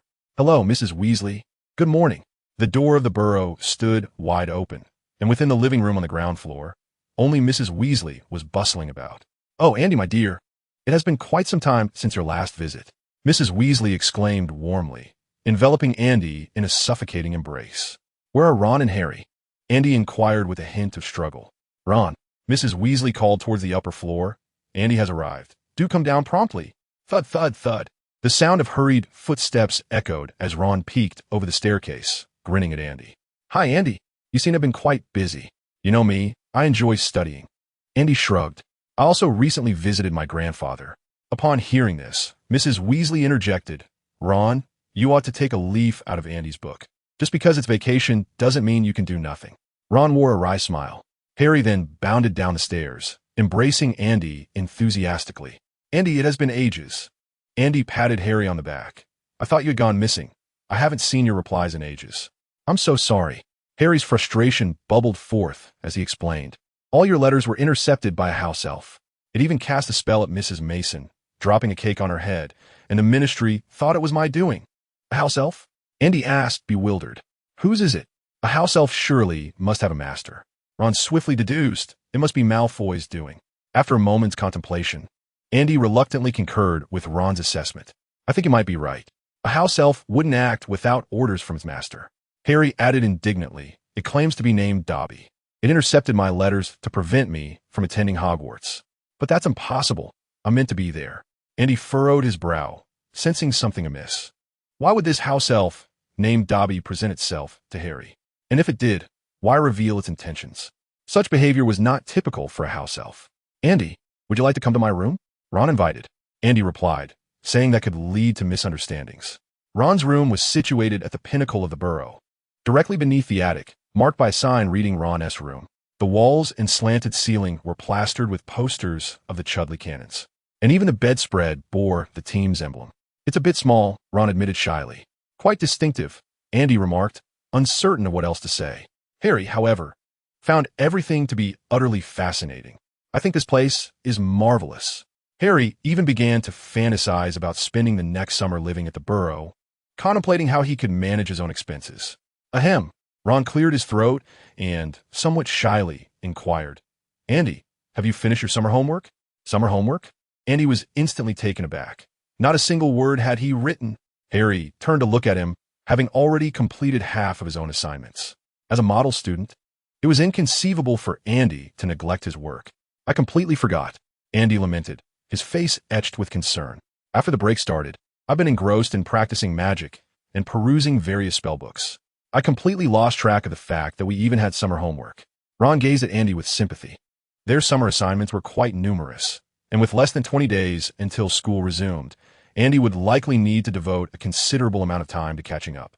Harry hesitated, contemplating whether to lend his own work to Andy, yet he worried that such an exemplary student might dismiss his efforts. Alas, it seemed he would have to resort to borrowing Hermione's assignments to copy. With a sigh, Andy expressed his resignation. I should write to Hermione when I get back and see if she can assist me with my homework. I simply lack the motivation to do it myself. Harry and Ron exchanged glances, pondering the peculiar blend of bitterness and sourness they felt. Why is it that we don't have classmates like this in Gryffindor? By the way, Andy, Harry suddenly recalled, you mentioned you've been practicing magic? Aren't underage wizards prohibited from casting spells outside school? Ron looked curiously at Andy as well. With a shrug, Andy replied, I have connections at the Ministry of Magic. As he spoke, he drew his wand and, without uttering an incantation, levitated Harry and Ron into the air. After gently setting them down, he chuckled, during this break, I've been honing my ability to cast spells silently. I can now perform most spells without a sound. Harry watched enviously, recalling the warning he received from the ministry after an incident at home. Yet here was Andy, casting spells without consequence. Ron, on the other hand, felt a sense of relief. It was fortunate his father had no connections of the ministry. Otherwise, he too would have to practice magic this summer. After chatting with Harry and Ron for a while, as noon approached, Andy rose to take his leave. Why not stay for lunch at my house? We can play Quidditch together in the afternoon, Ron invited. Don't forget, I still have a mountain of summer homework. Andy feigned exasperation. If Hermione isn't willing to help me, I'll have no time left. It wasn't that Andy was being dramatic. He genuinely found it challenging to relate to them. The topics of conversation between Harry and Ron were of little interest to him. Yet, when conversing with others, Andy felt compelled to contribute at least a word or two. That morning had been quite torturous for him. However, there was little choice. Maintaining connections was essential. Though individuals are independent entities, they cannot thrive in isolation from a collective. Andy had grown accustomed to this reality from his previous life. Well then, good luck, Harry said. And to you as well, Andy replied. Andy reminded that house elves are remarkably tenacious creatures, If Dobby's intention is to thwart your return to Hogwarts, he shall not easily relent. Be cautious. Chapter 148, Confronting Voldemort. It is not enough to simply have hand upon returning home, and he proceeded directly to his study, where he retrieved a piece of parchment and inscribed, Dumbledore, the Ministry of Magic's search, Voldemort's magical artifacts, Death Eaters evading judgment, the Chamber of Secrets, the suspected house elf of the Malfoy family, and the obstruction of Harry Potter's return to Hogwarts. Linking these elements together, Andy felt the narrative for the upcoming term unfurling before him. Lucius Malfoy is indeed the Death Eater who escaped judgment. Dumbledore's aim is to compel Lucius Malfoy to dispose of Voldemort's magical relics. Once Lucius Malfoy takes action, Dumbledore will be able to uncover leads. Andy pondered for a moment. Dobby. If Dobby is the Malfoy family's house elf, why would he seek to impede Harry's return to Hogwarts? Draco Malfoy's pranks? If it were mere mischief, Dobby would never reveal himself before Harry, nor could he possibly betray his master's plans. It is inconceivable that Dobby would act of his own volition to betray his master. Such a notion is absurd. House elves are bound by an unwavering loyalty to their masters, ingrained within them by an ancient enslavement magic. Under its influence, they shall never betray their masters. From this perspective, Andy found himself needing to revise his previous assumptions. Furrowing his brow, Andy reflected, when all impossibilities have been eliminated, whatever remains, no matter how improbable, must be the truth. Could a house elf truly break the ancient enslavement magic contract of its own accord? After a moment of contemplation, he acknowledged that such a possibility does exist. Pursuing this line of reasoning, it becomes apparent that Lucius Malfoy has not discreetly disposed of Voldemort's magical artifacts, but rather opted to send them to Hogwarts. Thus, Hogwarts shall be perilous in the coming term. The Chamber of Secrets is to be opened, and Dobby, driven by his own will, has chosen to prevent Harry Potter from returning to Hogwarts. This makes sense. It appears that Lucius Malfoy is indeed the one with the upper hand. Suddenly, Andy's expression became somewhat peculiar. Could Dumbledore truly be outmaneuvered by the elder Malfoy? It is not entirely surprising, after all. Dumbledore lacks crucial intelligence, and the Ministry of Magic's search has already leaked information. As long as Lucius Malfoy remains cautious, he will not reveal any vulnerabilities. TSK. Andy smirked, eager to witness Dumbledore's discomfiture. Meanwhile, in the Hogwarts headmaster's office, Snape's complexion appeared slightly pale. He had already encountered Voldemort's lingering essence. His condition was rather dire. In a report from Snape, over the years, the Dark Lord has been wandering through the forests of Albania, siphoning the vitality of wild creatures to regain his strength. This latest endeavor has nearly depleted all of his accumulated power. Upon encountering Voldemort, Snape found himself on the verge of acting against him. Unable to defeat the Dark Lord in his prime, could he not extinguish his fragmented soul? Fortunately, Snape ultimately restrained himself. Voldemort's current state is exceedingly peculiar. He exists on the precipice between life and death, neither a living being nor capable of dying. He is not even a ghost. Snape furrowed his brow and inquired, what account for the Dark Lord's unusual condition? Dumbledore's expression grew somber as he recounted that fateful night when Voldemort's killing curse was rebounded by Harry. Many believe Harry to be the sole survivor of the killing curse, yet he merely reflected it. The true survivor is, in fact, Voldemort himself. Snape regarded Dumbledore, aware of the events that transpired that night, but now he yearned to understand the true nature of Voldemort's condition. Dumbledore continued to elucidate. Under normal circumstances, Voldemort should have perished. However, he has evaded death through some nefarious dark magic. He now dwells in a liminal state, and we possess no means to harm him in such condition. Confounded, Snape questioned, what then does he fear? Much, Dumbledore replied, his wise eyes seemingly gazing upon Voldemort, hidden away in a distant forest. In moments of greatest vulnerability, one fears many things. Dismissing the matter, Dumbledore turned to Snape and asked, how did your negotiation with Voldemort proceed? Snape replied coolly, the Dark Lord is indeed eager for resurrection.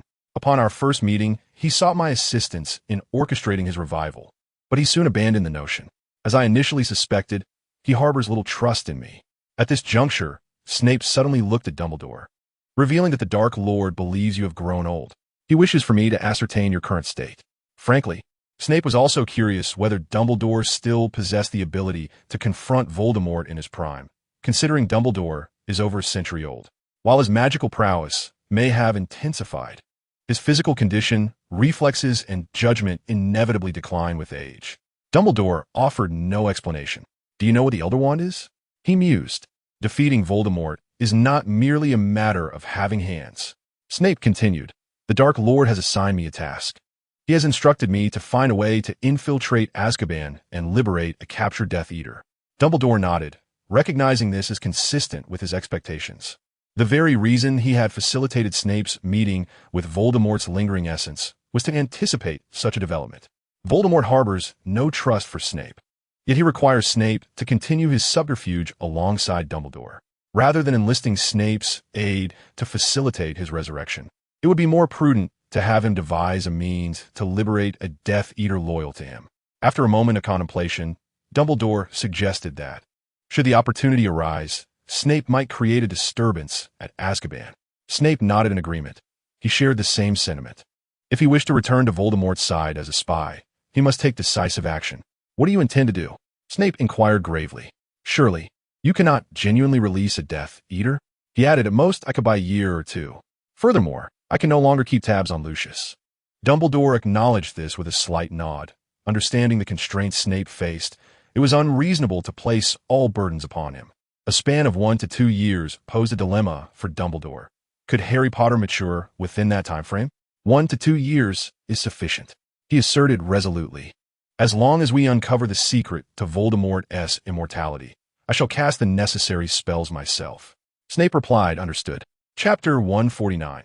The price of Felix Felici's ingredients is set to rise again, with Dumbledore having resolved to take matters into his own hands. Snape felt little cause for concern. He possessed ample faith in the capabilities of the greatest white wizard of the 20th century, despite Dumbledore's occasional shortcomings. Have you discovered the secret to the Dark Lord's immortality? Snape asked, tinged with anticipation. The Ministry of Magic's recent operation to search for dark magical artifact had made quite the stir, having spread throughout the British magical community over a month prior. The element of surprise had been successfully achieved, and with Dumbledore's vigilant oversight, Snape believed that Dumbledore must have garnered some insights. I regret to inform you, Dumbledore replied with a hint of exasperation, that I have uncovered nothing. May I eliminate him? Snape queried. Lucius was exceedingly cautious. He had sold numerous dark magical items in Nocturne Alley, yet none were to Snape's liking. At this point, Dumbledore too began to harbor doubts. Perhaps Voldemort had not created Horcruxes, or, alternatively, he had entrusted them to other Death Eaters for safekeeping. Bellatrix Lestrange, the most deranged of Death Eaters. Dumbledore's gaze sharpened as he silently analyzed the implications. If Voldemort had not fashioned Horcruxes, what then was the secret to his immortality? And if he had indeed created them, where might he have concealed them? Snape frowned and remarked, perhaps you have erred from the outset. Dumbledore, furrowing his brow, remained silent. The method for creating Horcruxes is documented in Secrets of Advanced Dark Magic. Given Voldemort's fervent veneration of dark magic, it is inconceivable that he would overlook the concept of Horcruxes in his quest to evade death. Among all of Dumbledore's suspicions, Horcruxes ranked foremost. Should Voldemort have indeed crafted them, it is highly likely that he entrusted their guardianship to Death Eaters loyal to him. After all, Voldemort is not Andy. He would never place his Horcruxes on a Muggle's rocket and launch them into outer space. The Ministry's actions are not yet concluded, and I shall continue to keep a watchful eye on Lucius. Dumbledore, appearing somewhat weary, remarked, if I am indeed mistaken, let's explore other avenues. Perhaps Voldemort's Horcrux lies with Bellatrix, but Dumbledore would never release that deranged Death Eater. It is far too perilous. Snape fell silent for a moment, once again feeling the weight of Dumbledore's unreliability. It was precisely this blind trust in Dumbledore that had led him to entrust Lily's safety to him. And what was the outcome? Lily perished. Nevertheless, at this juncture, Snape had no choice but to continue placing his faith in Dumbledore. You would do well to exercise caution, Snape advised. I know Lucius. He will not easily relent. Ah, thank you for the warning, Dumbledore nodded, feigning genuine gratitude for Snape's counsel. The tension in Snape's forehead was palpable. Were it not for the vast disparity in their respective powers, he would have long since drawn his wand to duel Dumbledore. After casting a deep glance at Dumbledore, Snape turned to leave. It was foreseeable that, in the near future, the prices for Felix Felici's ingredients might rise once more. Upon returning to his office, Snape took a considerable time to regain his composure. In truth, Dumbledore was trustworthy from every conceivable angle. Yet, his towering reputation and immense power had led many to deify him. But he is merely a man. Dumbledore is not infallible. He is capable of making mistakes. Reflecting on this notion, Snape found a modicum of solace. Knock knock. A series of knocks echoed, prompting Snape to flick his wand, causing the office door to swing open automatically. Professor Snape, good day. Filch stood awkwardly at the threshold. I have a letter for you. Since your office is in the basement. Snape rose and approached the door. Filch hastily handed him the letter and stammered, I shall take my leave now. Snape closed the door and glanced down at the signature on the envelope. Andy Collins, what could this boy possibly want to convey to me? Snape's veins throbbed anew. He had an unsettling feeling that Andy's intentions were far from benign. Seated at his desk, Snape hesitated for a considerable time before deciding to peruse the letter's contents. He vowed that if Andy dared to mention anything regarding the belladonna or introduce him to his aunt, he would most assuredly tear him to shreds come the next semester. Upon opening the envelope, Snape's expression turned increasingly grave. Dobby, the Malfoy family's house elf, preventing Harry from returning to Hogwarts? Danger looms over Hogwarts next semester? Andy's letter contained little substance, primarily inquiring whether Dobby was the Malfoy family's house elf, while briefly recounting the events that Harry had encountered. Most crucially, Dobby warned Harry that danger awaited at Hogwarts in the upcoming semester. Unlike Harry and Ron, who often charged headlong into situations, Andy understood that it was customary for students at Hogwarts to seek assistance from teachers when faced with difficulties. Snape's eyes flickered momentarily. The matter concerning Dobby could not have been instigated by Lucius, nor would Draco engage in such trivialities. Yet, could a house elf act independently without orders from its master? If true, this would indicate that Dumbledore's efforts had borne fruit. However, Lucius Malfoy sought to smuggle Voldemort's dark artifacts into Hogwarts. A house elf who idolizes Harry Potter? Snape furrowed his brow in contemplation. One thing was certain. Having sustained such a significant loss, Lucius would undoubtedly seek vengeance against Dumbledore. The act of transporting Voldemort's dark artifacts into Hogwarts indeed bore the hallmark of Lucius's methods. With that realization, Snape rose swiftly. Despite his reluctance to confront Dumbledore, he felt compelled to report this matter to the headmaster. In the headmaster's office, Dumbledore placed Andy's letter on his desk, his demeanor visibly lightening in an instant. This operation had succeeded. It seemed Collins was far more dependable than one might assume. Snape immediately adopted his acerbic tone, asserting that the information provided was indeed a significant piece of evidence. Dumbledore refrained from arguing. He feared not Lucius's underhanded schemes, but rather the silence of inaction. What exactly is it? Snape asked intently. Perhaps only upon our meeting shall we discern what Voldemort has left behind, Dumbledore replied, evading a direct answer. He would never easily divulge matters regarding Horcruxes. Just think. One need only kill a person and then fragment their soul to easily thwart death. How simple it is. Chapter 150. The charming man's unfailing success. Snape did not linger on this issue. How would Lucius manage to smuggle that item in? If it were indeed left by the Dark Lord, it would not be entrusted to Draco. This thought led Snape to consider the upcoming defense against the dark arts professor for the next semester. The curse was still in effect. Perhaps the new professor would meet an untimely end as a result. Have you looked into Lockhart? Snape inquired directly. Dumbledore hesitated for a moment. While he had indeed hired Lockhart for somewhat personal reasons, there should be no connection between Lockhart and Lucius Malfoy. Should there? During this time, I will ensure that Lucius is closely monitored.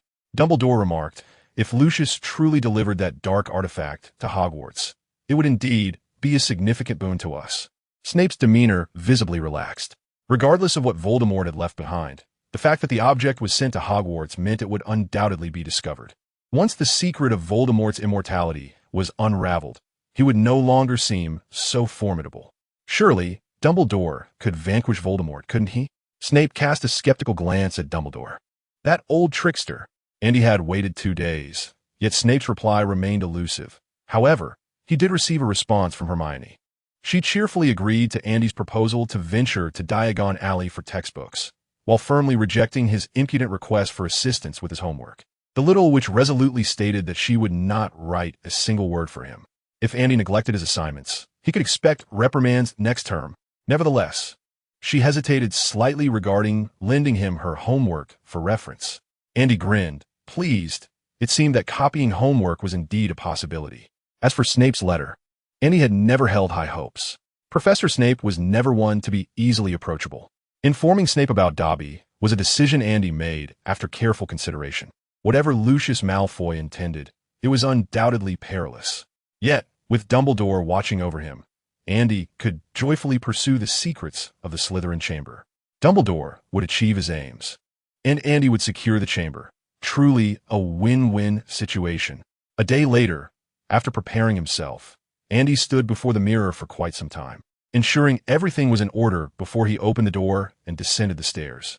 Spotting Isabel curled up on the sofa, glaring at him with a pout, Andy couldn't help but chuckle and ask, "Isabel, are you certain you don't want to join me?" Before Isabel could respond, Helen interjected sternly, "No, the magical world is not like the Muggle world. You can manage on your own, but it's far too dangerous to let Isabel accompany you." Isabel grumbled in dissatisfaction. "Mom, we're not going to Knockturn Alley. How could it possibly be dangerous?" "I said no, and that's final," Helen replied sternly. Andy shot Isabel a triumphant grin, playfully shrugged, and remarked, "What a pity, isn't it?" Grabbing a handful of flue powder, he stepped into the fireplace, scattering the powder as he chanted, "Diagon Alley." With a whoosh, emerald flames erupted, and Andy vanished in an instant. At Florian Fortescue's ice cream parlor, Andy ordered a vanilla ice cream, savoring it in small bites while awaiting Hermione's arrival. After about 15 minutes, the door swung open. Hermione glanced around the shop and cheerfully called out, "Hi, Andy. It's been a while, Hermione." Upon noticing the person trailing behind Hermione, Andy's expression turned slightly more reserved. "Hello, Mr. Granger." Upon encountering Mr. Granger, Andy noticed an immediate shift in his demeanor, which became somewhat less cheerful. With a stiff nod, Mr. Granger reservedly remarked, "I've long heard of you from Hermione." "Good day, Mr. Collins. You may call me Andy," he quickly replied, conscious of a need to make a favorable impression on his future father-in-law. After pulling out chairs for Hermione and Mr. Granger, Andy suggested, "Let's first indulge in some refreshments before we procure the textbooks for the upcoming semester. What flavor of ice cream do you both prefer?" Mr. Granger replied, "You two go ahead. I have just undergone dental care and cannot consume cold treats at the moment. I would like chocolate, please." Curiously, Hermione inquired, "Andy, is there any distinction between ice cream in the magical realm and what we have?" At that moment, Mr. Florin approached with a cup of chocolate ice cream and remarked, "Our ice cream contains a special potion, the effects of which this young lady can discover for herself."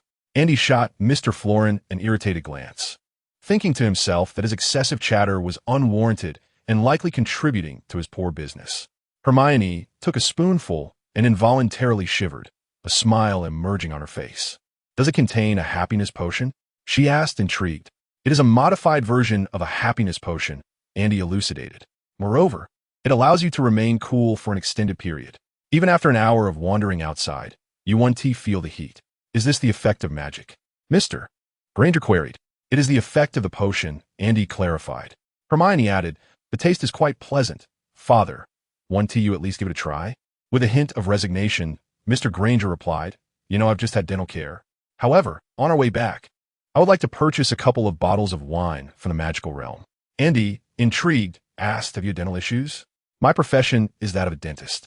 My teeth are my calling card and require regular maintenance," Mr. Granger explained.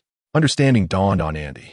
If a dentist's teeth are in poor condition, who would trust his expertise? After discussing recent events with Hermione, the trio finished their ice cream and proceeded to Lycan Bookstore to acquire the textbooks for the next term. Hermione also purchased several supplementary books. While Mr. Granger perused a book on the magical realm, Andy discreetly pulled Hermione aside and whispered, "Hermione, I genuinely forgot about the existence of homework. Could you possibly assist me?" "Don't even think about it." Hermione firmly declined. "Then could you at least let me take a look at your homework?" Andy pressed, his audacity shining through. "With only a few days until school starts, I fear I won't have time to complete it myself." Hermione shot him an exasperated look, replying, "The assignments are quite simple, just a few essays. With your capabilities, you could easily finish them." Hermione, seeing that her resistance was futile, Andy resorted to a final tactic, pouting, Could you at least let me take a look at your homework? Hermione took a deep breath, shuddering involuntarily. That's enough. Andy blinked at her. All right, just this once. Hermione relented, adding, but you must do your own assignments next semester. Chapter 151. The start of Hogwarts time flew by, and before long, it was September 1st, 1992, the day Hogwarts commenced its new term. At 7 in the morning, after changing his clothes, Andy descended the stairs to find Isabel rolling joyfully on the sofa. Upon spotting Andy, the little girl promptly sat up, her face betraying a reluctant expression. Andy, why are you up so early today? Isabel asked, a hint of guilt in her voice. Andy's expression darkened. If I hadn't gotten up early, I wouldn't have seen your true feelings. Isabel, you seem rather cheerful today, Andy remarked with a wry smile. I remembered something happy, Isabel said, biting her lip, appearing quite pitiful. Oomph. And he drew his wand, and the little girl floated into the air. Just hang there for a bit. I'll take a stroll to clear my head. Andy, put me down. Isabel glared at him, then turned to the kitchen, pouting. Mommy, Andy is bullying me again. Andy grinned. Isabel, remember this day. When you grow up, seize the chance to get your revenge. Good luck. After wandering outside for a couple of laps, Andy felt significantly more alert. Upon returning home, he found that Helen had prepared breakfast, and poor Isabel had been set down by Kyle. Ignoring Isabel's furious glare, Andy sat at the dining table, ruffling the girl's hair. Still angry? This is brotherly love. Isabel made a face at him. Forget your love. Glancing at the Daily Prophet in Kyle's hands, Andy was surprised. Malfoy and Weasley got into a fight. The Daily Prophet dedicated considerable coverage to the incident, featuring dynamic photos of the two men grappling with each other. You mean this? Kyle flipped through the paper. Malfoy even tried to pay to suppress the story. However, there were too many witnesses.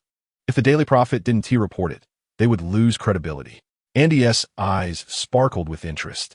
Could I take a look? Here. Kyle handed the newspaper to Andy. Andy skimmed through it. The article was penned by the renowned Rita Skeeter, who seemed to have a knack for uncovering the hidden scandals of the famous. In her report, she mentioned that Weasley and Malfoy had never gotten along since their school days, claiming it was a continuation of the rivalry between Gryffindor and Slytherin. After graduation, the two seemingly joined opposing secret societies. Rita Skeeter's report was veiled, yet comprehensible to all. In essence, it stated that Malfoy had allied himself with the Death Eaters, while Weasley had joined the private army formed by Dumbledore. The two have been entwined in a tumultuous love-hate relationship for decades. Helen entered the dining room, balancing 4 cups of milk, and upon seeing Andy engrossed in the newspaper, rolled her eyes and remarked that Skeeter woman only knows how to fabricate nonsense. Andy refrained from contradicting her. While Skeeter's report was indeed exaggerated, there was at least a kernel of truth within it. Furthermore, her audacity in reporting on matters others dared not touch was commendable. Based on the intelligence Andy possessed, it was evident that Malfoy was indeed a Death Eater and Mr. Weasley was genuinely aligned with Dumbledore.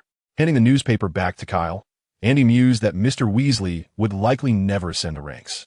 Working for Dumbledore and expecting promotion, the mere fact that Mr. Weasley had not been dismissed was already a testament to Dumbledore's leniency.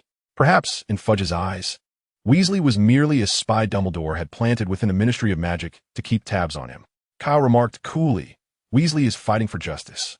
Helen rolled her eyes in disbelief at his audacity to utter such words. Kyle, curious, inquired, are you intrigued by this matter? Andy casually replied, just here for the entertainment. If Andy's hunch was accurate, Lucius Malfoy must have already set his plans into motion. The Ministry's recent search operation was initiated on Dumbledore's tip-off, with Arthur Weasley and the Auror office overseeing it. Should Malfoy seek vengeance against Dumbledore by involving the Weasley children to smuggle dark artifacts left by Voldemort into Hogwarts, it would undoubtedly be a satisfying affront. It remained uncertain whether Dumbledore had caught wind of this scheme, Andy pondered. After breakfast, Kyle proceeded to the Ministry of Magic as usual, while Helen, having completed her household chores, accompanied Andy and Isabel to King's Cross Station in London. Seizing the opportunity when no one was watching, Andy carried his suitcase through the wall, arriving at platform 9 3/4, with Helen and Isabel closely following. Andy, take good care of yourself at school. Wake up early, and don't skip breakfast. It's not good for your health, Helen admonished earnestly. Andy felt a warmth in his heart.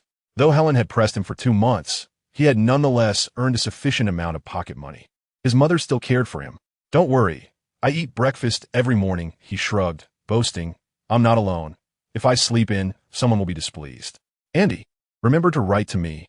Isabel tugged at the hem of Andy's shirt, adding, and don't forget to buy me sweets from Honeydukes. Ever since Helen had bestowed a generous sum of pocket money upon Andy that morning, Isabel had transformed into Andy's little admirer, her words becoming notably sweeter. Andy chuckled softly, ruffling the little girl's hair. Call me a good brother, and I'll buy it for you. Good brother. Isabel blinked, her bright eyes seemingly twinkling with stars. Andy sighed. You really have no sense of decorum. I'm getting on the train. Andy waved. You all should head back early. Helen was unconcerned about Andy encountering any misfortune. Since she personally assessed his abilities during the summer vacation, she seldom interfered in his personal affairs. In her eyes, aside from his inability to perform apparition, Andy's strength was comparable to that of adult wizards. In fact, many adult wizards were not as powerful as he was. As he boarded the train, Andy strolled down the corridor and quickly located the compartment where Zhang Qiu was seated. Long time no see, Qiu, Andy greeted while waving his wand to stow his luggage on the rack. Long time no see, Andy. Zhang Qiu smiled. It seems you didn't slack off during the summer. Is this silent casting? Uh-huh. Andy replied affirmatively, settling in across from Zhang Qiu, and curiously inquired, how was your trip to Huagua? I knew you would ask that. Zhang Qiu rolled her eyes playfully before responding with delight. It was quite good. I didn't expect that we actually have relatives in Huagua. Chapter 152. Cultural differences in the magical realm of Huagua. Are they all wizards? Andy asked with curiosity. Zhang Qiu shook her head. No, they're all ordinary people. Did you find the magical realm of Huagua? Andy asked eagerly. Compared to other matters, the magical realm of Huagua was what Andy cared about the most. Would their magic, or perhaps Taoism, differ from that of the West? Of course, Zhang Qiu replied proudly. I am a witch, and my trip to Huagua involved handling procedures at the Ministry of Magic. As soon as I arrived, the staff from their ministry approached me. However, it seems they don't call it the Ministry of Magic. I'm not quite sure how to translate that, Zhang Qiu added. Andy quickly probed. What is the situation like in their magical realm? Is it similar to ours? Zhang Qiu explained. The magical realm of Huagua is markedly different from ours. They do have magical schools, but they were established only in recent decades. In ancient times, the magical traditions in Huagua were passed down through sects, and they did not recruit students from the Muggle world. Andy nodded, which aligned with his previous thoughts. The cultural divide between East and West was substantial. Moreover, according to the information Andy possessed, the magical realm in Huagua had concealed itself thousands of years ago, long before the concept of schools even existed. Qiu, have you seen them perform magic? Andy inquired with curiosity. Yes, I've seen it once, Zhang Qiu responded. However, they don't use wands. Instead, they employ a wooden sword. Although the design differs somewhat, I believe it is not much different from a wand. Peachwood sword? Perhaps the Peachwood sword is merely one of many. After all, that is merely a Muggle's perspective. Subsequently, Zhang Qiu recounted her various experiences within the magical realm of Huagua. Andy mused that if this were to be adapted into a film, it would undoubtedly be captivating. Historically, the magical community in Huagua has been passed down through sections. Following its integration with the international magical community, significant reforms were enacted, leading to the establishment of several magical schools that began enrolling Muggles. Unlike the British magical community, which features only Diagon Alley and Nocturne Alley as shopping districts, Huagua boasts a multitude of wizards, resulting in many major cities serving as hubs for these practitioners. The transmission of magical knowledge is held in high regard in Huagua. In the bookstore, I could only procure the most fundamental magical texts. Zhang Qiu expressed a tinge of regret about this. By the way, Zhang Qiu suddenly inquired. All the books I purchased this time are in Chinese. How has your Chinese studies been progressing? Is there need to study? It's my mother tongue, you know. I've been doing quite well, Andy replied with a smile. Zhang Qiu, however, wore a look of disbelief, stating, Chinese is quite challenging, especially these magical texts. Even my parents struggle to comprehend what is written. Andy raised an eyebrow in surprise. Could they possibly be written in classical Chinese? He recalled having seen several ancient texts online in his previous life, where he recognized each character but could not grasp their collective meaning. Just then, the compartment door swung open with a clatter. Hi, Andy Qiu, how are you? Hermione entered, exclaiming, You two arrived quite early. As she spoke, Hermione produced her wand. Wingardium Leviosa, she declared, levitating her suitcase before glancing around, before sitting down next to Andy with an expressionless demeanor, as though it were completely natural. Zhang Qiu stifled a giggle, though her amusement was short-lived. Qiu, have you found a magical community in Hogwarts? How is it? Is it vastly different from here? Hermione bombarded her with questions like a machine gun. Have you witnessed the magic of Hogwarts? During the holidays, I specifically researched it. The cultural disparity is quite significant. Zhang Qiu felt overwhelmed by the barrage of inquiries. Just as she was about to respond, Cedric's name suddenly crossed her mind. Would he not ask her again once he arrived? Perhaps we should wait for Cedric to join us before discussing it further, Zhang Qiu suggested, feeling a bit fatigued by the conversation. I'll take it upon myself to enlighten you. Andy cheerfully accepted the task. The situation in Hogwarts differs from ours. They operate through sections. As the discussion unfolded, Zhang Qiu would occasionally add her thoughts. Overall, the state of the magical community in Hogwarts was quite similar to what Andy had envisioned, particularly after implementing various reforms with international integration. Andy, what do you think about traveling to Hogwarts after we graduate? Hermione said with a hint of excitement. It is an ancient land, surely filled with numerous secrets, right? Absolutely. To be honest, I am quite eager to return and explore, Andy admitted, but that must wait until after graduation. By the way, Zhang Qiu suddenly exclaimed, the books I bought for you are in my suitcase. I shall give them to you once we arrive at Hogwarts. Thank you, Andy replied gratefully. Just as he spoke, Cedric abruptly pulled open the compartment door. Glancing at the seats within, Cedric offered Andy an encouraging nod. With Andy and Hermione seated together, he could easily sit beside Zhang Qiu. By the way, Qiu, have you found out about the magical community in China? Cedric inquired enthusiastically. He had done quite a bit of research over the summer. Zhang Qiu sighed. I have no choice but to repeat what I know. However, her knowledge was rather limited, revolving around only a few key points. Qiu, have you visited any of the sects in China? Hermione asked curiously. It's hard to imagine that one must serve a sect for a lifetime after joining. Cedric speculated. The sects are probably similar to schools, right? Perhaps Chinese schools have their own enterprises as well. Just like our headmaster, Professor Sprout, oversees the herbology greenhouse. If scaled up, it could bring considerable benefits to the school. Hermione nodded in agreement. If that's the case, Professor Snape could also contribute significantly to the school. Cedric continued. If students from the Chinese sects take charge of their sect's businesses after graduation, it seems like a reasonable arrangement. Hermione pondered this model thoughtfully before nodding in agreement. Suddenly, the train began to move. Andy leaned back in his seat, watching the scenery retreat through the window while occasionally chatting with Hermione and the others. Everyone was quite intrigued by the magical community in China, although Zhang Qiu's information was rather scant. After all, she was merely a 13-year-old girl, and her family would not permit her to venture out alone, unless her parents had the time. It was challenging for Zhang Qiu to engage with the magical world of China. What is that? Andy suddenly exclaimed. Hermione, Zhang Qiu, and Cedric turned to look. Outside the window, a small green car was flying through the sky, with faint sounds of excitement emanating from within. Chapter 153. The heritage of pure-blood families accompanied by a cacophony of panicked shouts. The small car swayed precariously as it headed straight for the train. Bang! With a violent jolt, the door of the passenger seat flung open, and Harry tumbled out. In a moment of crisis, Harry grasped the door handle, hanging precariously in mid-air, desperately trying not to fall. In the driver's seat, Ron wore a look of sheer terror, one hand gripping the steering wheel tightly, while the other reached out in an attempt to catch Harry. Yet the car continued to sway, and their hands repeatedly missed each other. It was evident that not only was Harry in peril, but the small car was on the verge of colliding with the train.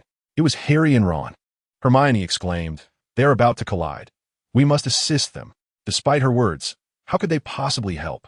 Zhang Qiu had already closed her eyes, seemingly unable to bear witnessing the impending catastrophe. Andy and Cedric simultaneously drew their wands, even if they were of little use. Having them in hand provided some semblance of comfort. In this moment of crisis, the headlights of the small car suddenly illuminated, as if it had developed a will of its own.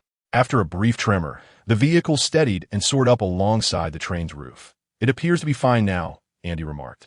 From their vantage point inside the carriage, they could no longer see the small car. However, Andy had caught a glimpse of it stabilizing. "Is that the Weasley family's car?" He He recalled mentioning Mr. Weasley's magically modified vehicle during a visit to the amusement park. Hermione, somewhat irate, retorted, "Carelessly enchanting Muggle objects is utterly irresponsible regarding safety. It's simply outrageous." Andy shrugged in response, resigned. When nothing goes awry, everything seems fine. Yet, once a calamity occurs, any action taken feels like the wrong move. Although results-oriented thinking may not be entirely accurate, more often than not, we seek a definitive outcome. Did Harry and Ron miss the train? Zhang Xiao inquired curiously. Hermione glanced at Andy and Cedric. If she recalled correctly, both were neighbors of Ron. "I am uncertain," Cedric replied, equally clueless. Andy raised his hands in a gesture of ignorance. Could it be Dobby's doing? He pondered. Dobby had attempted to prevent Harry from returning to Hogwarts. If it had not given up, perhaps it was indeed responsible for this mishap. Observing Hermione's mixture of anger and concern, Andy reassured her, "Do not fret. We are unable to assist. All we can do now is hope that car makes it to Hogwarts," Cedric added. "The individual who modified that car is quite skilled. It likely possesses a degree of sentience." Sentience? Andy mused over the car's state, realizing it might indeed exhibit a form of self-awareness. Impressive. Was Arthur Weasley truly that remarkable? Andy marveled. Bestowing inanimate objects with a semblance of self-awareness bordered on the realm of alchemy. He also recalled the prank products crafted by the Weasley twins. Though the pure-blood family may have seen better days, its heritage was undoubtedly beyond comparison with ordinary wizarding families. Andy felt a twinge of envy. The Collins family had only recently entered the magical world, a mere few centuries ago. Although they had amassed a considerable collection of spellbooks, they were still no match for those wizarding families with millennia of lineage. Nonetheless, it was fortunate that the prevailing ethos in the magical community often prioritized galleons over magical prowess, leading even pure-blood families to undervalue their own libraries. Section 106. Rather than toiling tirelessly to master the intricacies of magic, it may be more prudent to invest one's efforts in currying favor with the high-ranking officials of the Ministry of Magic. Take, for instance, the Malfoy family. As the conversation shifted to the subject of magic, Hermione quickly redirected her focus, exclaiming, "A car with self-awareness? How is that even possible? Consider the Sorting Hat," Andy suggested. Hermione exhaled in realization. "I noticed that when the car was about to collide with the train, it seemed to steer itself," said Zhang Xiao. "Indeed," Andy nodded. "Pondering how Mr. Weasley managed such a feat magic is truly wondrous," Hermione remarked. "Wondrous?" Andy mused, reflecting on artificial intelligence from his previous life. In comparison to those advanced technologies, magic can hardly be deemed extraordinary. Upon closer examination, magic often falls short in practicality when juxtaposed with technology. Whether in terms of its audience, convenience, or the so-called marvel it presents, technology reigns supreme across all dimensions. If there is one aspect in which magic surpasses technology, it is in the fact that its power emanates from within, rendering it a true manifestation of one's own strength. As the train arrived at Hogsmeade Station, darkness enveloped the landscape. The four of them had donned their wizard robes in advance and followed the throng down from the train. After the second year, they no longer needed to traverse the lake. Zhang Xiao explained to Hermione and Andy, "Look over there. We shall take those carriages to the castle." Hermione turned to the direction Zhang Xiao indicated. Her curiosity piqued. "But where are the horses? How do those carriages move?" As she spoke, several of the carriages filled with passengers began to move forward automatically. "It must be the Thestrals," Andy stated. "They are invisible magical creatures, visible only to those who have witnessed death." "How do you know it's Thestrals? Could it not be the result of magic?" Hermione questioned skeptically, and he pointed to the reins. "Though Thestrals are unseen, they still need to pull the carriage. You can discern that from the reins. Given the darkness, one would not spot the reins tethered to the Thestrals unless one looked closely." "Oh." Hermione boarded the carriage with a stoic expression. Andy, Zhang Xiao, and Cedric followed suit. Once filled to capacity, the carriage began to glide forward. "I think I heard something akin to hoofbeats," Zhang Xiao remarked from the front row, faintly perceiving the rhythmic sound. "I never expected Hogwarts to tame such extraordinary creatures as Thestrals," Cedric marveled. Andy remained silent. As the distance to Hogwarts Castle diminished, his thoughts increasingly gravitated towards the Chamber of Secrets and the dark magical artifacts left by Voldemort. With my reminder, I wonder if Dumbledore will be able to locate that dark artifact. Andy contemplated, And then there is the Chamber of Secrets. The entrance is concealed within the girls' lavatory on the second floor of the castle. Andy felt a twinge of discomfort. It is rather inconvenient for him to venture into the girls' lavatory. It seems I must seek Hermione's assistance. Andy, what are you pondering? Noticing that Andy appeared lost in thought, Hermione nudged him with her elbow. Cedric is calling for you. Huh? Andy snapped back to reality, slightly embarrassed. What were you just saying? Chapter 154. The appointment at 10 o'clock. It concerns the dueling club, Cedric remarked. Next year, I'll be entering my 5th year, and I must prepare for the ordinary wizarding level examinations. Thus, this year should be my final participation in the dueling club. Let us follow last semester's schedule. Then, meeting once a week, shall we? Andy proposed. Cedric nodded in agreement, echoing the same sentiment. The ordinary wizarding levels and the ultimate wizarding exams are pivotal to every young wizard's future. While Andy might not be particularly invested, he could not hinder others from pursuing their aspirations. Each individual has their own ambitions. Moreover, having experienced a summer of toil, Andy understood that in any realm, financial constraints could render one immobile. Even with formidable power, one could not resort to theft. For Cedric, a perfect life would entail securing a cherished job post-graduation and then marrying and starting a family. However, Andy gazed skyward. The pursuits of employment, marriage, and progeny were chapters that had already concluded in his previous life. Having been granted a second chance, reborn into a wondrous world imbued with magic, he had resolved to devote himself entirely to the study of sorcery, power, and immortality. He would not hesitate to live a life of mediocrity if it meant achieving those goals. Hermione watched Andy with a hint of concern. Having spent considerable time in his company, she sensed that Andy felt somewhat out of sync with those around him. She believed that he was different from her. Hermione had few friends, not due to a lack of desire, but rather her own disposition made it difficult for her to connect with others. Yet Andy was distinct. He appeared to converse easily with many, but Hermione could sense that he was fundamentally indifferent to those so-called friendships, be they Ron, whom he had known since childhood, or Cedric and Cho, who stood before him now.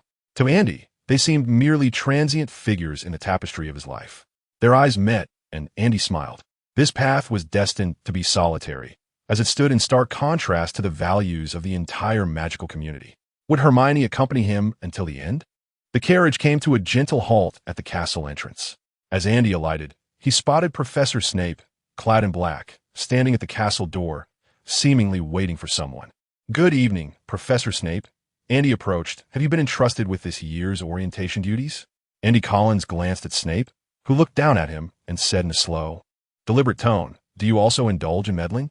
Hermione, feeling anxious, tugged at Andy, worried that Snape might deduct points from him. Perhaps it was merely a whim. Andy replied nonchalantly.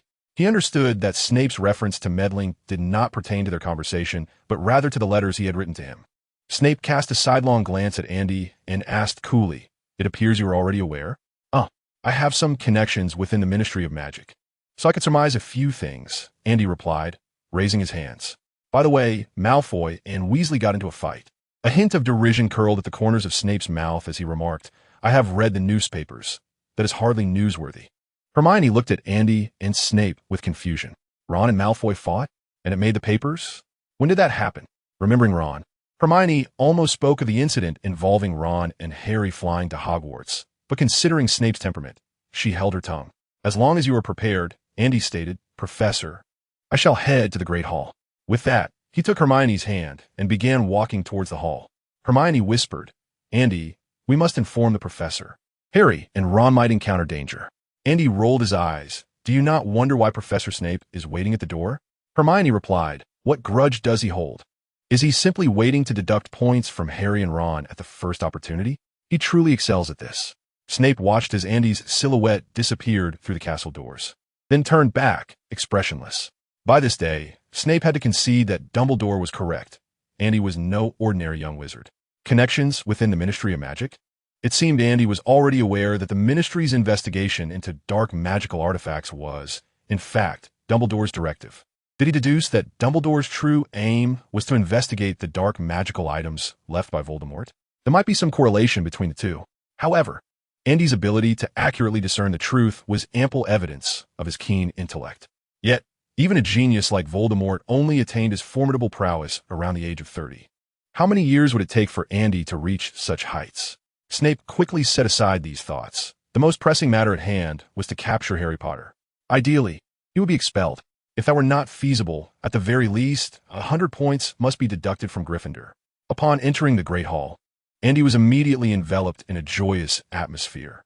Before the start of the school year, it was likely that no young witch or wizard wished to attend school, except for Harry. Yet upon arriving at Hogwarts, one could instantly experience the unique joy that the school exudes.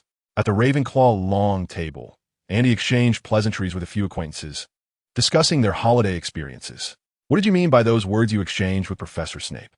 Hermione inquired softly. She always felt that Andy's remarks did not pertain to Ron and Draco Malfoy. With the school year just commencing, she wondered if Andy was up to mischief again, perhaps attempting to oust Professor Lockhart. "Do you wish to know?" Andy asked, tilting his head. Reflecting on the matter of the Chamber of Secrets, he resolved to find an opportunity to confide in Hermione.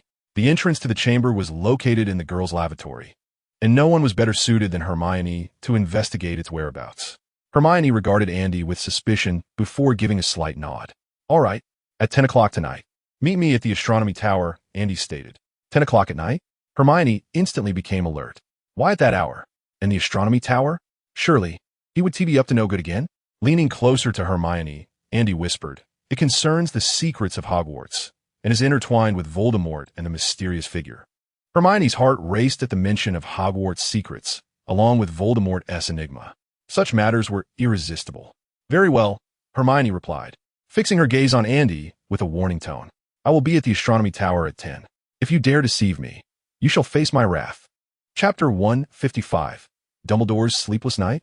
After a while, Professor McGonagall led the first-year students into the Great Hall. Observing their anxious expressions, Andy chuckled. "Were we really like that last year?" Mentioning the sorting ceremony, Hermione poked Andy in the ribs, visibly annoyed.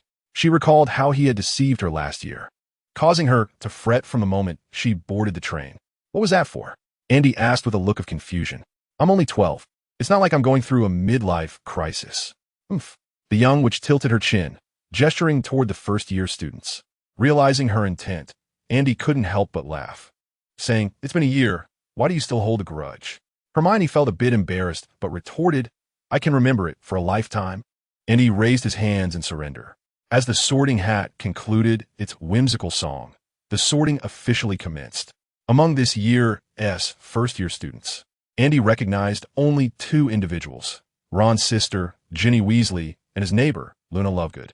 According to rumors from his previous life, it seemed Ginny eventually married Harry, though the truth of that remained uncertain.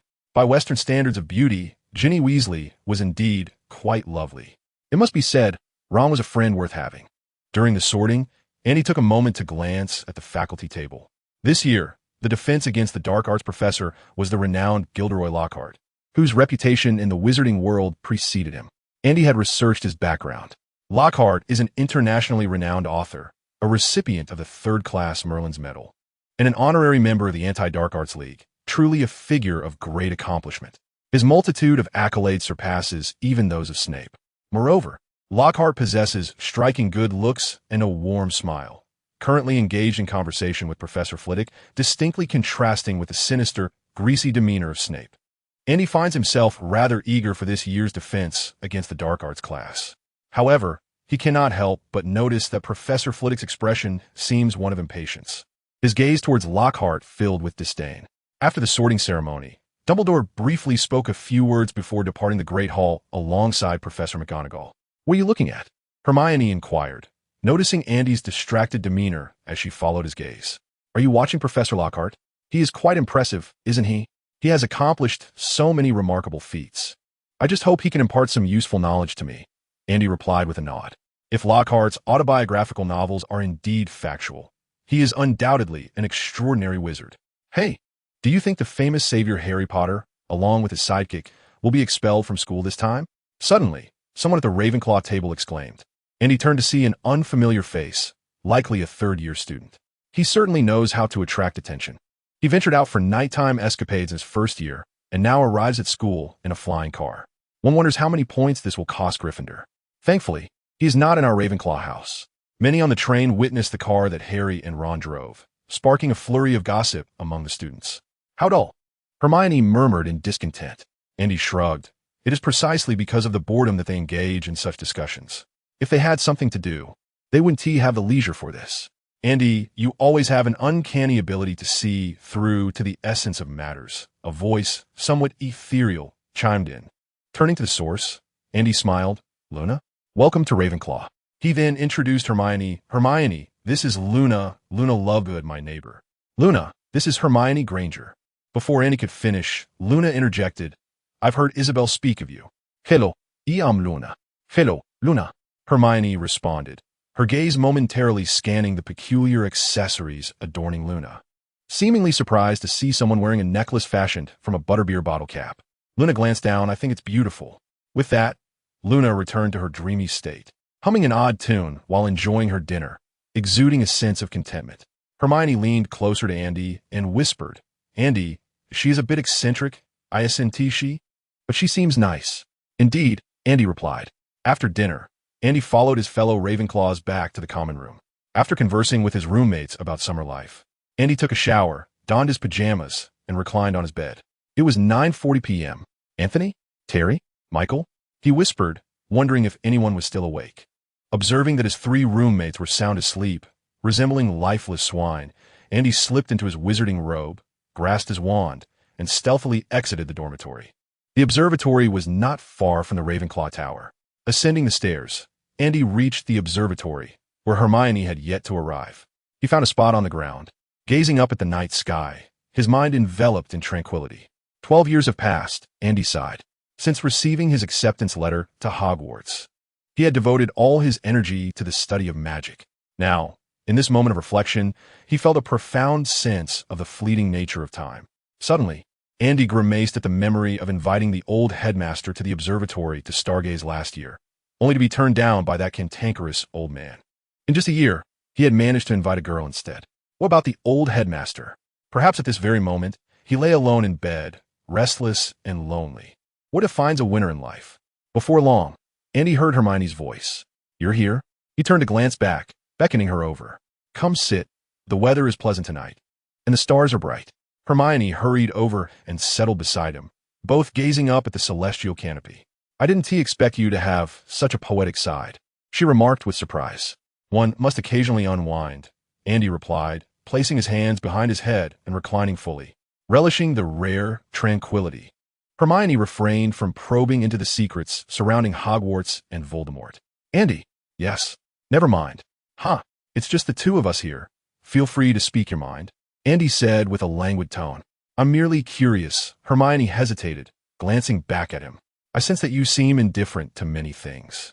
It's as if, well, I can't quite articulate it, but you feel different from others. Andy chuckled at her observation. Of course I am different. There are no 2 people exactly alike in this world. That is not quite the same, Hermione said, studying Andy with uncertainty. Everyone, myself included, tends to care about others' opinions and strives to fit into the collective. Yet you're not like that. Remember last semester when we had a small conflict with Ron? He is a friend you've known since childhood, yet it seems you didn't take it to heart. Hermione spoke carefully, wary of provoking a sensitive nerve in Andy. After a moment of silence, Andy finally replied, perhaps it's because our pursuits differ. As Andy gazed up at the starry sky, he remarked, the others at school pursue magic to secure respectable employment after graduation. Hermione regarded Andy, finding nothing amiss in his observation. Learning, graduating, working, marrying, giving birth, and ultimately, death. This is the journey every individual must undertake. I'm different. Andy's tone grew somber. I aspire to traverse the path of magic eternally, to master every spell, to seek the zenith of sorcery, and to harness magic to attain immortality, perhaps even to become a deity. This was the first time Andy had unveiled his innermost thoughts to another. After speaking, he took a deep breath, feeling a rare sense of relief. To become a deity? Are you out of your mind? Do you truly mean it? Hermione exclaimed, her face a picture of shock as she scrutinized Andy, as if she were meeting him for the first time. I made my resolution long ago, Andy said earnestly.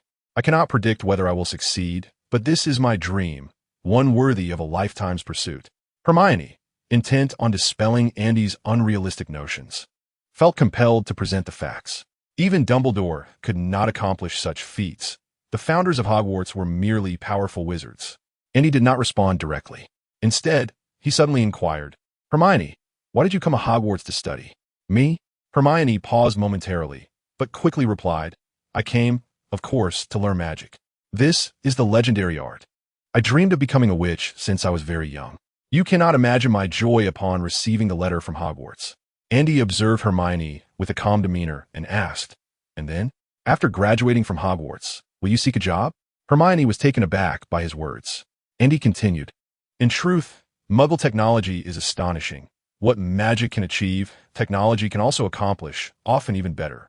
If the only goal is to find employment, there is little distinction between the magical and Muggle worlds. I do not wish for my life to mirror that of Muggles, where the end is all too visible. School, graduation, work, marriage, children, and then quietly awaiting death. Hermione listened quietly, profoundly moved by Andy's words. She had left her parents and familiar world, venturing alone to Hogwarts to learn magic and witness the wonders of the magical realm. But if the future within this world merely entailed graduating and finding a job, living a tranquil life until death, what was the purpose of her journey into the magical realm? Such experiences could have been found in the Muggle world as well. Leaving her parents, distancing herself from the familiar, and entering an entirely alien and isolated magical realm. She even had to conceal her abilities, unable to perform magic before Muggles. Hermione, are you content? Andy inquired. Hermione bit her lip, remaining silent. Upon reflection, there was indeed a hint of discontent within her. Andy chuckled softly and continued, I too harbor a sense of dissatisfaction, which is precisely why I aspire to undertake something extraordinary. He gazed up at the night sky. Dumbledore, Voldemort, and even the founders of Hogwarts were perhaps merely slightly more formidable wizards, still distant from the divine. In a calm tone, Andy remarked, perhaps my aspirations are somewhat unrealistic. Yet, this is my choice, and I firmly believe in my capabilities. Rather than a life where the end is clearly visible, I yearn to strive for something greater. No one is born standing atop the heavens, not even deities, but the unbearable void of the throne in the sky is about to come to an end. From this day forth, I shall stand at the pinnacle. Andy experienced a moment of youthful exuberance, yet was not altogether embarrassing. After all, he was at an age where such sentiments were entirely natural. Hermione regarded him, sensing both a strangeness and a familiarity. The distance between them seemed to have diminished. Why are you sharing this with me? Hermione softly inquired. Because you can comprehend my plight, Andy replied earnestly. With your intellect, you could thrive in both the magical and Muggle worlds. Your choice to enter the magical realm must stem from a deep yearning for magic, correct? Hermione nodded, acknowledging that this was indeed the reason she had chosen to attend Hogwarts.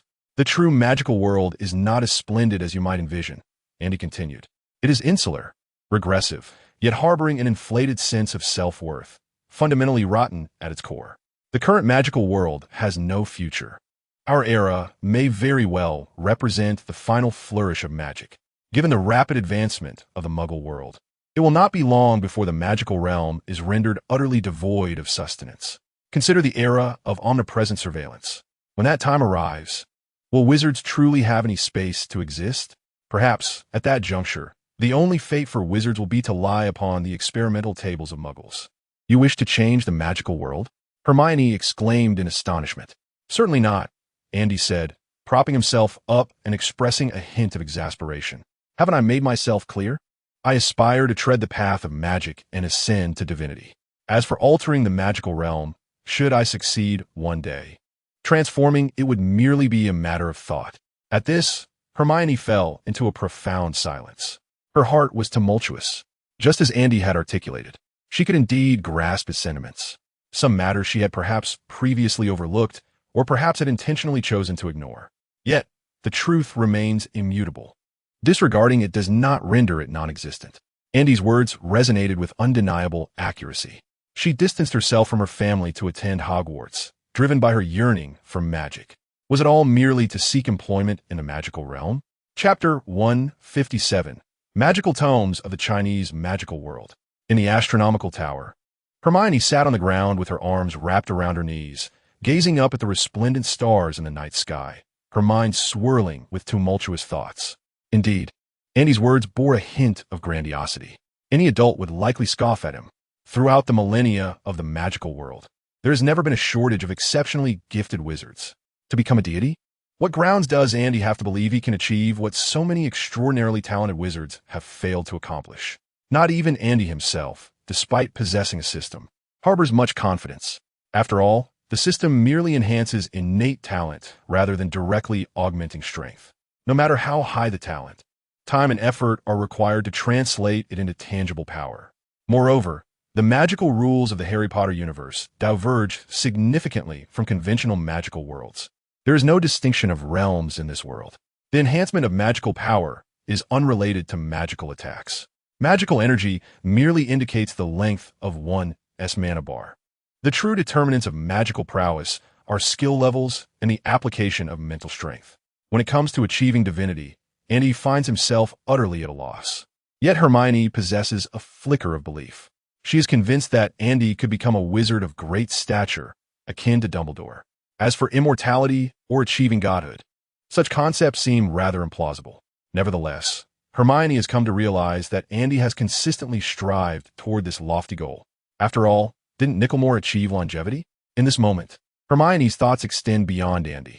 She contemplates her own future, the young witch entered the magical world with eager anticipation, fantasizing about becoming a powerful sorceress. Even envisioning a day when she might save the world. Hermione has perused numerous tomes, and many assert that childhood dreams are often vanquished by the harshness of adult reality.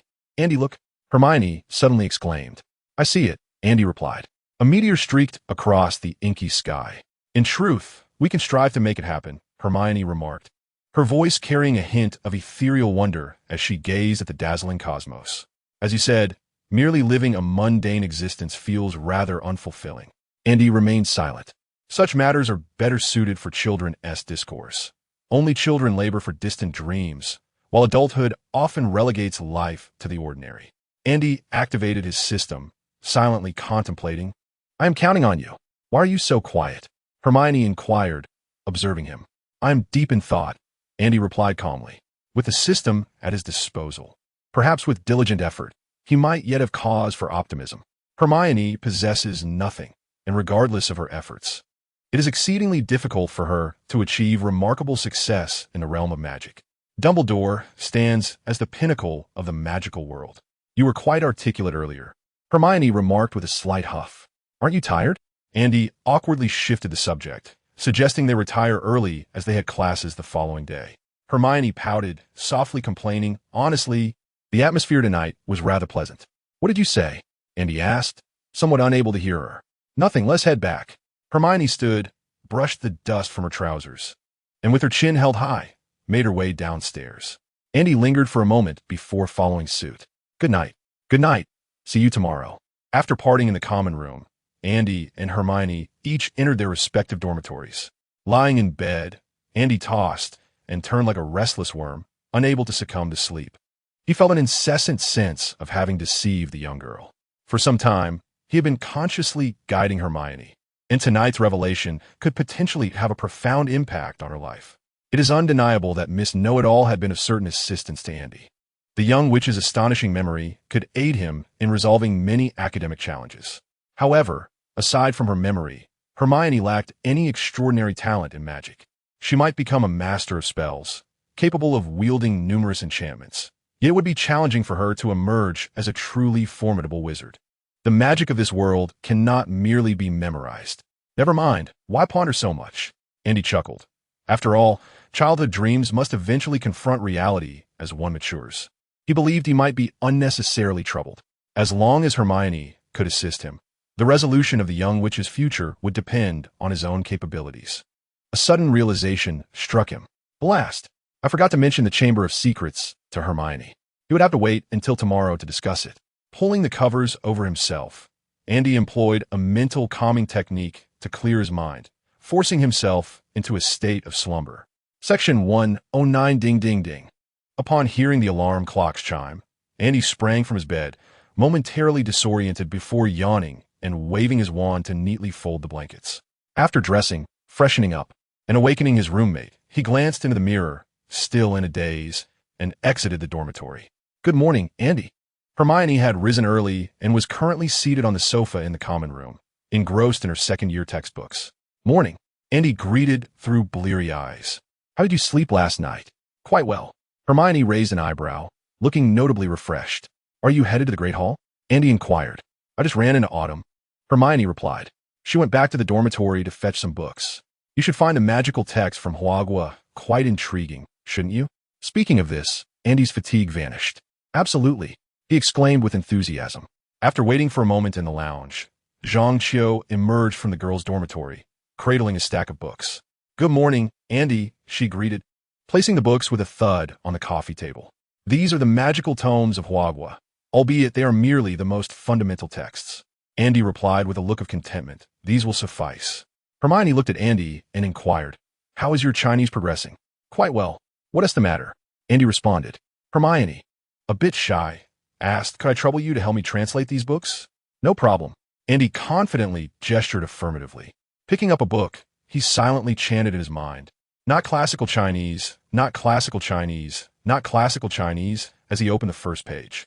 With a sigh of relief, Andy remarked, I knew it. What era are we in? Even in Hogwarts, it is improbable that books would be written in classical Chinese, especially those sold in bookstores. This book serves as a basic introduction to Hogwarts magic, categorically a beginner's textbook. The text is in simplified Chinese, a script with which Andy is well acquainted. Excellent. The magical realm of Hogwarts.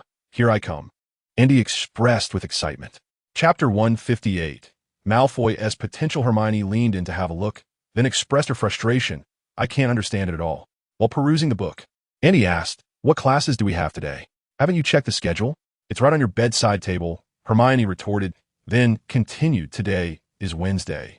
We only have one herbology class in the morning, which is the second period. In the afternoon, we have another herbology class, and in the evening, there's astronomy. Sounds good, Andy replied, already nearing the end of the first chapter. From this book, it appears that Hogwarts magic, spells, is not vastly different from European magic. If there is any distinction, it likely lies in the incantations. Naturally, Hogwarts magic is conducted in Chinese. It seems that while the forms of magic across nations do not differ significantly, the incantations are unique to each language. Andy pondered, in France and Germany, they utilize their respective languages for casting spells. He took out his wand and gave it a gentle wave, the tip glowing with a milky white light. The Lumos charm? Hermione exclaimed, gazing at Andy. Is this Hogwarts magic? It appears quite similar to the Lumos charm. Magic is inherently subjective, Andy replied. In this regard, Andy, having mastered nonverbal spells, had a valid point. The incantations and gestures used when casting spells serve merely as supportive elements. The true essence of spell casting lies in the communion between the mind and magical energy. Just like Andy at this moment. Ever since the anomaly in the Patronus charm, Andy's progress in nonverbal spellcasting has accelerated remarkably. For those adept in the art of magic, Andy merely needed to convey his desires to his magical essence, which would then execute the spells in accordance with his wishes. Zhang Qiu gazed at Andy with admiration, recalling her attempts to learn the sorcery from Hogwarts during the summer. Perhaps it was the variance in incantations that rendered the learning process somewhat arduous. Andy closed the tome, stating, I shall return these books to the dormitory first. Let us revisit them after breakfast. Zhang Qiu responded with resignation. That pertains to you all, but not to me. Our third year entails a plethora of courses, with 4 classes scheduled for today. Suddenly, Andy inquired, Qiu, are there any students in your third year who have opted for all elective courses? Zhang Qiu shook her head. I am uncertain, but I can inquire. However, it seems unlikely, as many classes coincide in their timings. Andy's eyes glimmered with intrigue. How did Percy Weasley manage to complete 13 courses? Was it all self-study? As he cradled the magic book while making his way to the dormitory, he pondered, could there possibly be a method to undertake all courses? In this realm of magic, it seemed nothing was truly impossible. Should he consider enrolling in all elective courses next semester? He thought to himself that if it proved unfeasible, he could always drop a few classes. Upon Andy's emergence from a dormitory, the trio headed towards the Great Hall. While they were partaking in breakfast, a sudden flurry of commotion erupted outside. Andy looked up to see a plethora of owls soaring into the castle, delivering letters and parcels to the long tables of the 4 houses. He too received a letter, accompanied by today's newspaper. As he perused the paper, the headline caught his eye, a flying car. According to the Daily Prophet, several muggles had witnessed the spectacle. The journalist, with grandiloquent flair, declared that the magical world nearly revealed itself as a result. This must be the power of galleons. From the article, Andy discerned a mention of Lucius Malfoy. Once all the owls had departed, an elderly owl struggled to flap its wings, valiantly dropping a letter before Ron, only to tumble into the soup bowl with a loud splash. "Look, Ron has received a howler," exclaimed a young Gryffindor wizard, craning his neck. Instantly, all eyes in the hall were fixed on Ron. Harry swallowed nervously, his expression one of trepidation as he gazed at Ron, who appeared equally distressed. On the verge of tears, with trembling fingers, Ron tore open the envelope. Andy watched with keen interest. It was his first encounter with a howler. If it proved amusing, perhaps he could send one to Dumbledore, or even a Fudge in the future. Ron had just torn a small opening in the envelope when the letter sprang to life. The envelope unfolding into a large red mouth, its thunderous voice reverberating throughout the hall. "Ron Weasley, how dare you conceal such actions from us? Huh? You took that enchanted car to school without permission. If they expel you for this, I would not be the least bit surprised. We shall see how you manage then. You probably never even considered the emotions your father and I experienced when we discovered the car was missing." Mrs. Weasley's voice, amplified by the shouting letter, shook the glass in the hall. Andy shivered. Absolutely, positively, under no circumstances must one offend Helen. He could scarcely imagine the embarrassment of receiving a shouting letter from her. The public humiliation would be unbearable. In that moment, Harry and Ron were utterly mortified, wishing they could vanish into the ground. Moreover, Arthur Weasley might face repercussions from the Ministry of Magic due to their misdeeds. For those with a fragile constitution, such situations could drive one to despair. Once the shouting letter had torn itself to shreds, its deafening roar finally ceased. The hall fell into a brief silence, leaving Harry and Ron somewhat bewildered. "Hey, Andy." Hermione grasped Andy's sleeve. "That was a shouting letter." After explaining the purpose of the letter, Andy, with a mischievous glint in his eye, suggested, "How about we anonymously send a shouting letter to Professor Dumbledore?" The audacity of the thought ignited a fire within Andy, a notion he had contemplated for over a year but had never dared to act upon. Hermione glared at Andy, her expression grave as she warned, "If you dare, I will certainly inform a professor." "I was merely jesting." Andy chuckled nervously. Hermione continued to fix her gaze on him. "I will be watching you closely. Potter, it seems you have once again attracted attention for your antics," a mocking voice interjected, and he turned to see Malfoy, flanked by his two sycophants, regarding Harry and Ron with derision. "Weasley, I suspect your father must be furious with you. He may be forced to resign from his position, leaving the ministry in disgrace." Andy regarded Malfoy with admiration. What talent! Each word struck a nerve, a feat not easily accomplished. Malfoy possessed remarkable potential. Chapter 159. Fairy tales are deceitful after breakfast. Andy returned to the Ravenclaw common room to continue his studies. Sighing, he set down his book, feeling a twinge of disappointment. The materials brought back by Zhang Xiao were merely foundational texts, offering little assistance to Andy. He had long envisioned the possibility of discovering breathing exercises or practices from his homeland that could enhance magical prowess or strengthen mental fortitude. Alas, such dreams remained but fantasies. All wizards in the world are alike. Their magical abilities are innate and can only be enhanced with age. The cultural disparities between the East and West merely reflect differing terminologies. As for concepts such as the unity of essence and spirit, or the merging of heaven and man, they are but myths from a Muggle realm, entirely unrelated to the world of magic. While there are records of minor spells unique to the land of Hua, they are merely trivial tricks that cannot augment Andy's strength. If there is anything worth mentioning, it would be the study of potions in Hua. In the West, it is referred to as potion making, while in Hua, it is known as alchemy. Though the methods of preparation differ, the effects are largely similar. Andy had hoped to discover some extraordinary cultivation techniques, but after perusing several books, he reaffirmed that legends are ultimately just legends, separated from reality by a galaxy's distance. Upon hearing Andy's sigh, Hermione set down her textbook and turned to inquire, "What is it? Are you struggling to understand?" "No," Andy replied, shaking his head in disappointment. "Curious," Hermione asked, "then why do you seem so disheartened?" "It is precisely because I understand that I feel disillusioned." Andy gazed at the ceiling, lamenting my 9 turns of profound skill, my Ta Ching divine thunder, my ascension to immortality. all mere dreams of a past life. These are merely foundational texts, of no assistance to me. Hermione rolled her eyes at this, reminding him, didn't tthe already tell you? The books she purchased are all introductory. Moreover, she continued, we are studying these texts to gain insights into the magical realm of Hua and to learn magic that differs from our own. You wouldn't understand, Andy said, his eyes devoid of light. Oomph. Hermione picked up her book again, believing that Andy was merely experiencing a fleeting moment of discontent and would soon recover, rendering her concern unnecessary, a waste of emotion. Cho had procured a considerable number of books, and Andy casually flipped through a few more. Then, he stumbled upon common knowledge of the cultivation realm in Hua, which immediately captured his interest. The preface clearly stated that it was intended for novice wizards, particularly those from Muggle families. After the establishment of the magical school in Hua, they began enrolling students from the Muggle world as well. This book is just right for me, Andy thought, and proceeded to open the first chapter. The essence of the book was to inform those from Muggle backgrounds that many Muggle rumors are unreliable and that the cultivation realm is not as fantastical as it seems. There are no secret techniques, no merging of heaven and man, nor any pathways to immortality. Andy noted that the subsequent chapters contained fundamental knowledge about the cultivation realm.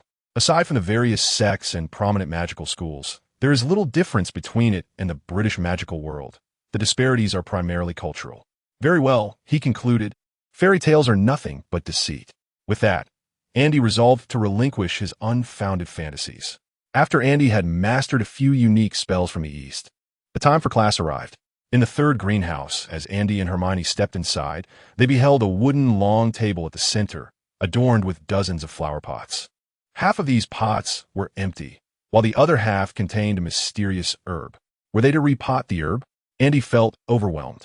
Although Andy hailed from a family of florists in a past life, by the time of his birth, his family's circumstances were already quite comfortable.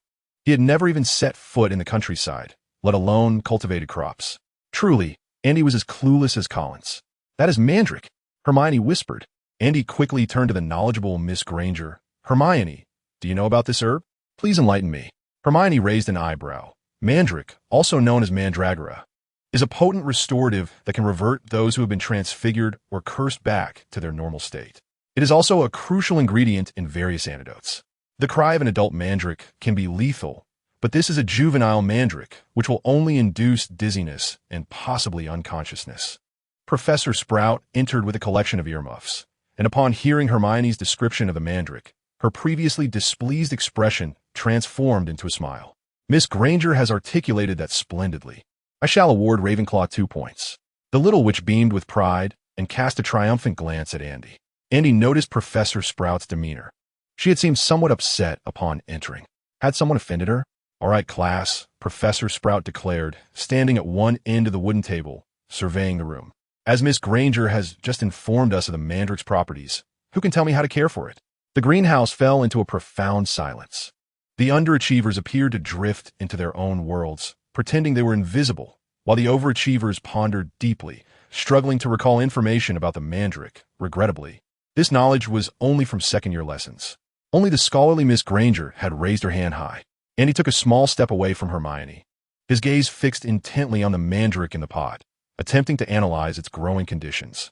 Indeed, in her biology class, Andy was as much of a novice as anyone else. Professor Sprout pursed her lips in displeasure, scanning the room until her gaze landed on Hermione. Andy breathed a sigh of relief, with only Hermione's hand raised. Surely Professor Sprout would not call on anyone else? Attending class with Hermione was truly a joy. Mr. Collins, Professor Sprout's voice slithered like a whisper from a demon. Would you kindly inform me of the care methods for the mandrake? Andy stiffly raised his head, meeting Professor Sprout's somewhat displeased gaze. If a student struggles in every subject, teachers tend to label them as dull-witted. However, if a student excels in all but one subject, teachers often conclude that they simply harbor a dislike for the specific course in question. Professor Sprout harbored such sentiments regarding Andy. Why did Andy only falter in herbology while performing admirably in all other subjects? Why?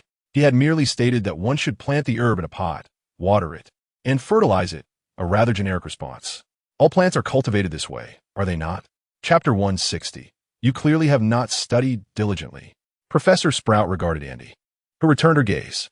After a brief silence, The professor, somewhat displeased, remarked, "Herbology is an exceedingly vital course, one that will influence various aspects of your lives post-graduation, particularly in the wild. If you cannot discern the properties of herbs, you may find yourself in grave danger." Andy dared not speak, silently reflecting. All professors say the same. Furthermore, he mused, any hazardous plant could be reduced to nothingness with a single flame, correct?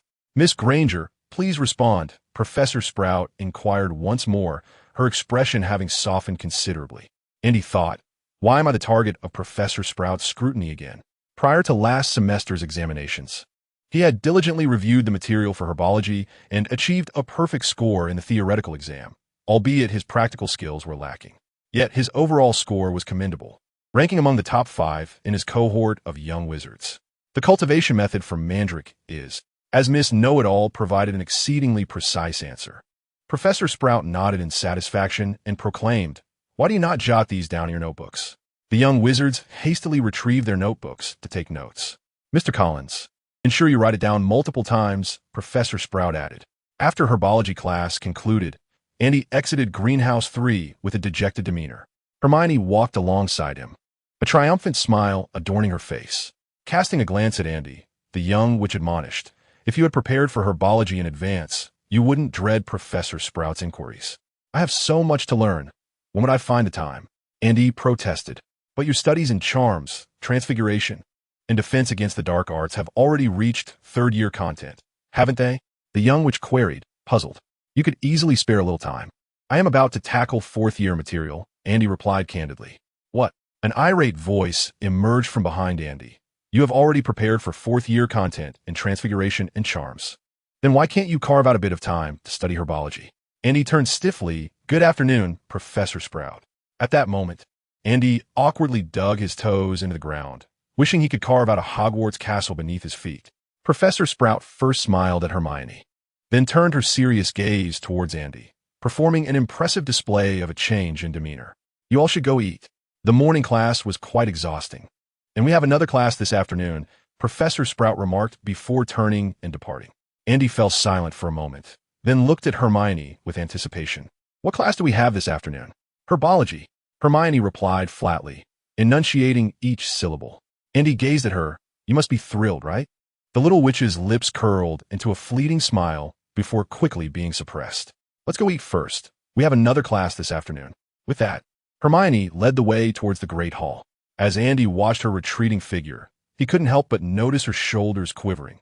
Whether she was crying or laughing, he couldn't tell. He was puzzled as to why a magical school would teach agriculture. After lunch, there was about an hour of free time left. Andy pulled Hermione outside the castle. "What are you doing?" Hermione asked, her tone wary. "I don't know what Professor Sprout will do, but she means well. She wants to improve your herbology grades." "I understand," Andy said through clenched teeth.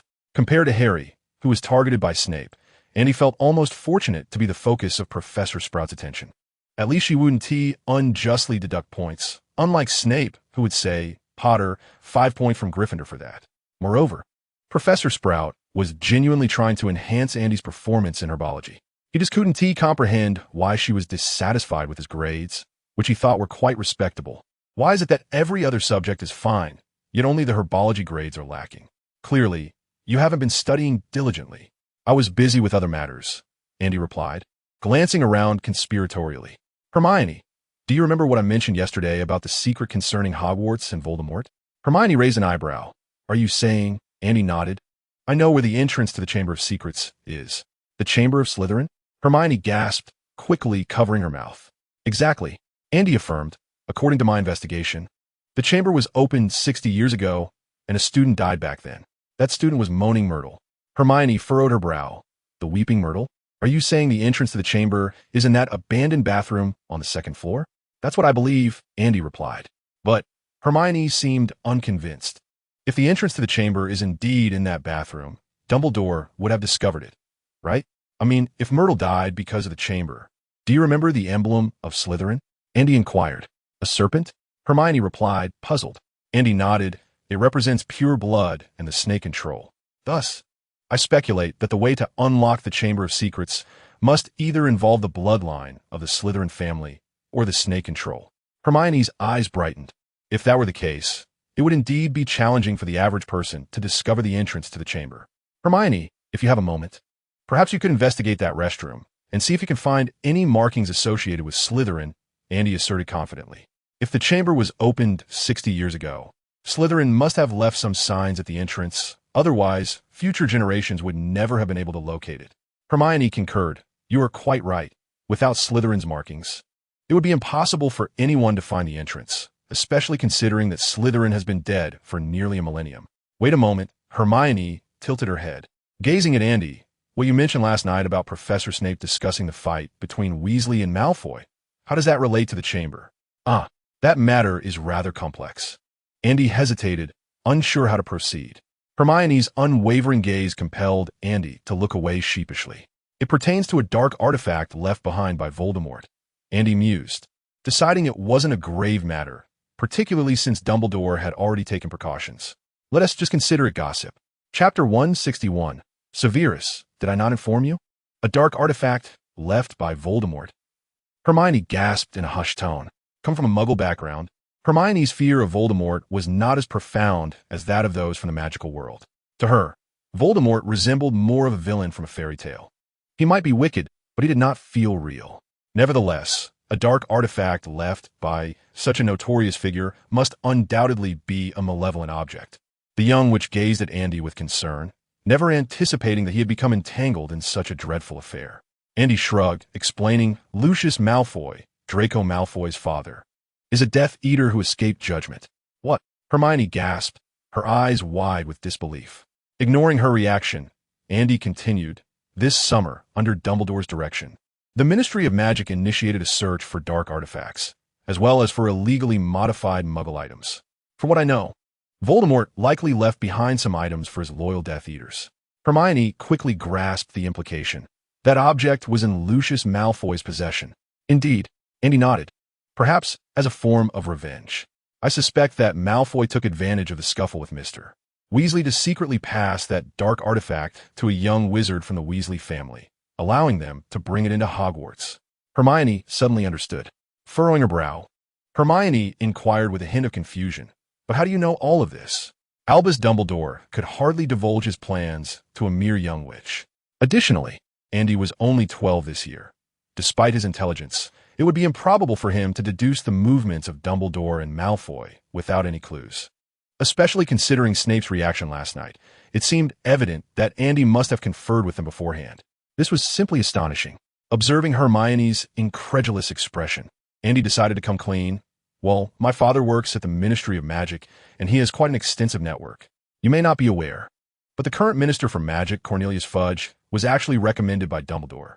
However, the pureblood families have been attempting to win Fudge over, and tensions have gradually arisen between him and Dumbledore. Andy provided a brief overview of the current political landscape in the wizarding world. From a pragmatic standpoint, Dumbledore's actions seemed devoid of personal gain, suggesting ulterior motives.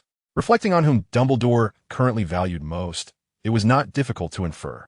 Dumbledore's endeavors must undoubtedly pertain to Voldemort, and the dark magical artifacts he sought were likely remnants left by Voldemort himself. Raising an eyebrow, Andy continued, during the last month of summer, Harry stayed at the Weasley household.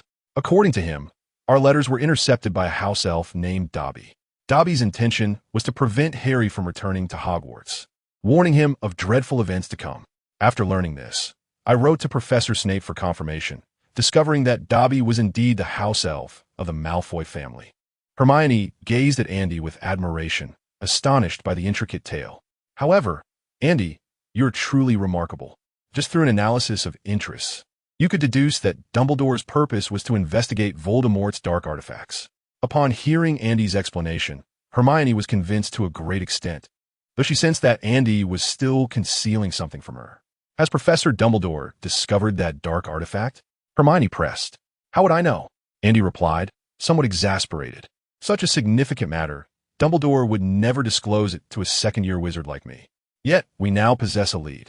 Surely the greatest wizard of the 20th century must yield some results. Hermione nodded in agreement. She too had faith in Dumbledore. All right, I believe I have elucidated everything. Andy shrugged, teasingly asking, Miss Know-It-All, do you have any further inquiries? Andy, Hermione exclaimed, her cheeks puffed with indignation as she glared at him. Before the young, which could unleash her fury, Andy hastily interjected, "Class is about to commence. Hermione, we must hurry, or we'll be late for our afternoon lessons." Upon hearing the word late, the young witch's face turned pale, and she hastily dashed towards the castle, disregarding her anger towards Andy. "This is bad. Andy, this is all your fault." In the headmaster's office, Severus Snape cast a grim look at Dumbledore. "I searched the luggage of the Weasleys last night, but regrettably, I found nothing." "Oh," Dumbledore replied, looking surprised at Snape. "Severus, did I not inform you?" "What?" Snape paused, a sense of foreboding creeping into his mind. Dumbledore, with an apologetic expression, continued, "On the day Lucius and Arthur fought, I had already visited them at their abode." Snape inquired, "So? I have discovered it." Dumbledore's mood appeared rather buoyant. "Indeed, I have uncovered the secret of Voldemort's immortality." Snape, momentarily forgetting his anger, pressed eagerly, "Can we kill him now?" "I am afraid not." Dumbledore replied after a moment of silence, speaking slowly. "Tom is the most exceptional student I have ever encountered. He always manages to surprise one unexpectedly." Snape nearly gasped for breath. What on earth does this old man mean? Dumbledore continued, "This was anticipated, was it not? Voldemort trusts no one, not even his most loyal servant, Bellatrix." As Snape looked at Dumbledore, vague suspicions began to form in his mind. "Yes, there is certainly more than just this one," Dumbledore affirmed. Snape's expression darkened as he gazed at Dumbledore. "What exactly is it?" "I am sorry, Severus. I cannot disclose that information just yet," Dumbledore replied apologetically. "That object is exceedingly malevolent, and few can withstand its allure. Perhaps when the time is right, I shall divulge it to you." "Does this mean we have failed again?" Snape asked, surprisingly calm. If Voldemort were so easily dealt with, he would not continue to pose a significant threat to the wizarding world even in his diminished state. "No, we have succeeded this time. We now possess a clue," Dumbledore stated calmly. "We have acquired one. As long as we uncover the remaining ones, Voldemort will eventually become flesh and blood once more." Chapter 162. I was blocked by Snape. Snape did not share Dumbledore's optimism. He understood Voldemort well. Voldemort trusts no one, and Lucius Malfoy has never been among his most trusted Death Eaters. However, Lucius Malfoy wields considerable influence within pureblood families and had made significant contributions during Voldemort's rise. Voldemort has always relied on the Malfoy family to some extent. If there are indeed many dark magical artifacts that grant Voldemort immortality, and since Lucius Malfoy possesses one, it stands to reason that Bellatrix Lestrange must also have one. Furthermore, Voldemort may very well keep one in his own possession, then hide a few more. In section 112, the mere thought of it left Snape feeling somewhat despondent. No one could possibly locate all the dark magical artifacts, and he held little faith that Dumbledore could succeed. "Perhaps we might place our hopes on Collins. He appears to be far more astute than you," Snape remarked with a slow, mocking tone. Yet, beneath his words lay a mere intention to deride Dumbledore. He never believed that Andy could confront Voldemort directly. Even though Andy possessed considerable potential, it would take decades for him to mature. "What a splendid suggestion," Dumbledore said, his expression one of surprise at their unexpected concurrence. Snape thought to himself, "Is this old man insane? Do you recall last semester?" Dumbledore replied slowly, "Mr. Collins may have perceived Quirrell's scheme before you did." Snape was rendered speechless. He had specifically cautioned Andy to remain wary of Quirrell's retribution, only to discover that Andy was already aware of everything. And then there was this instance. Had Andy merely written to inquire about Dobby, Snape might have continued to deceive himself. But Andy had reminded him yesterday of the altercation between Malfoy and Weasley. That was decidedly unusual. How does that boy know everything? Snape queried, astonished. Dumbledore replied nonchalantly, "Regarding that, I believe only Mr. Collins himself possesses the answer." Snape frowned. "Have you not considered summoning him for an inquiry?" Dumbledore blinked. "If you are curious, you may ask him yourself." "Ah, class is about to commence, Severus. Do not keep the students waiting too long." Snape nodded. "Indeed, the second-year potions class for Gryffindor is scheduled for the morning after tomorrow." "I have not forgotten." "Professor Snape?" Andy had never envisioned a day when he would be halted in his tracks by Snape. Hermione seemed somewhat apprehensive. The young witch glanced at Andy and then at herself. Perfect, there was no issue. Thus, even if Snape sought to provoke, there would be no justification for deducting points from Ravenclaw. "Collins." Snape cast a dark glance at Andy and Hermione, speaking in a languid tone. "Perhaps we should have a discussion?" Andy raised an eyebrow. "Hermione, you should proceed to class." Andy smiled.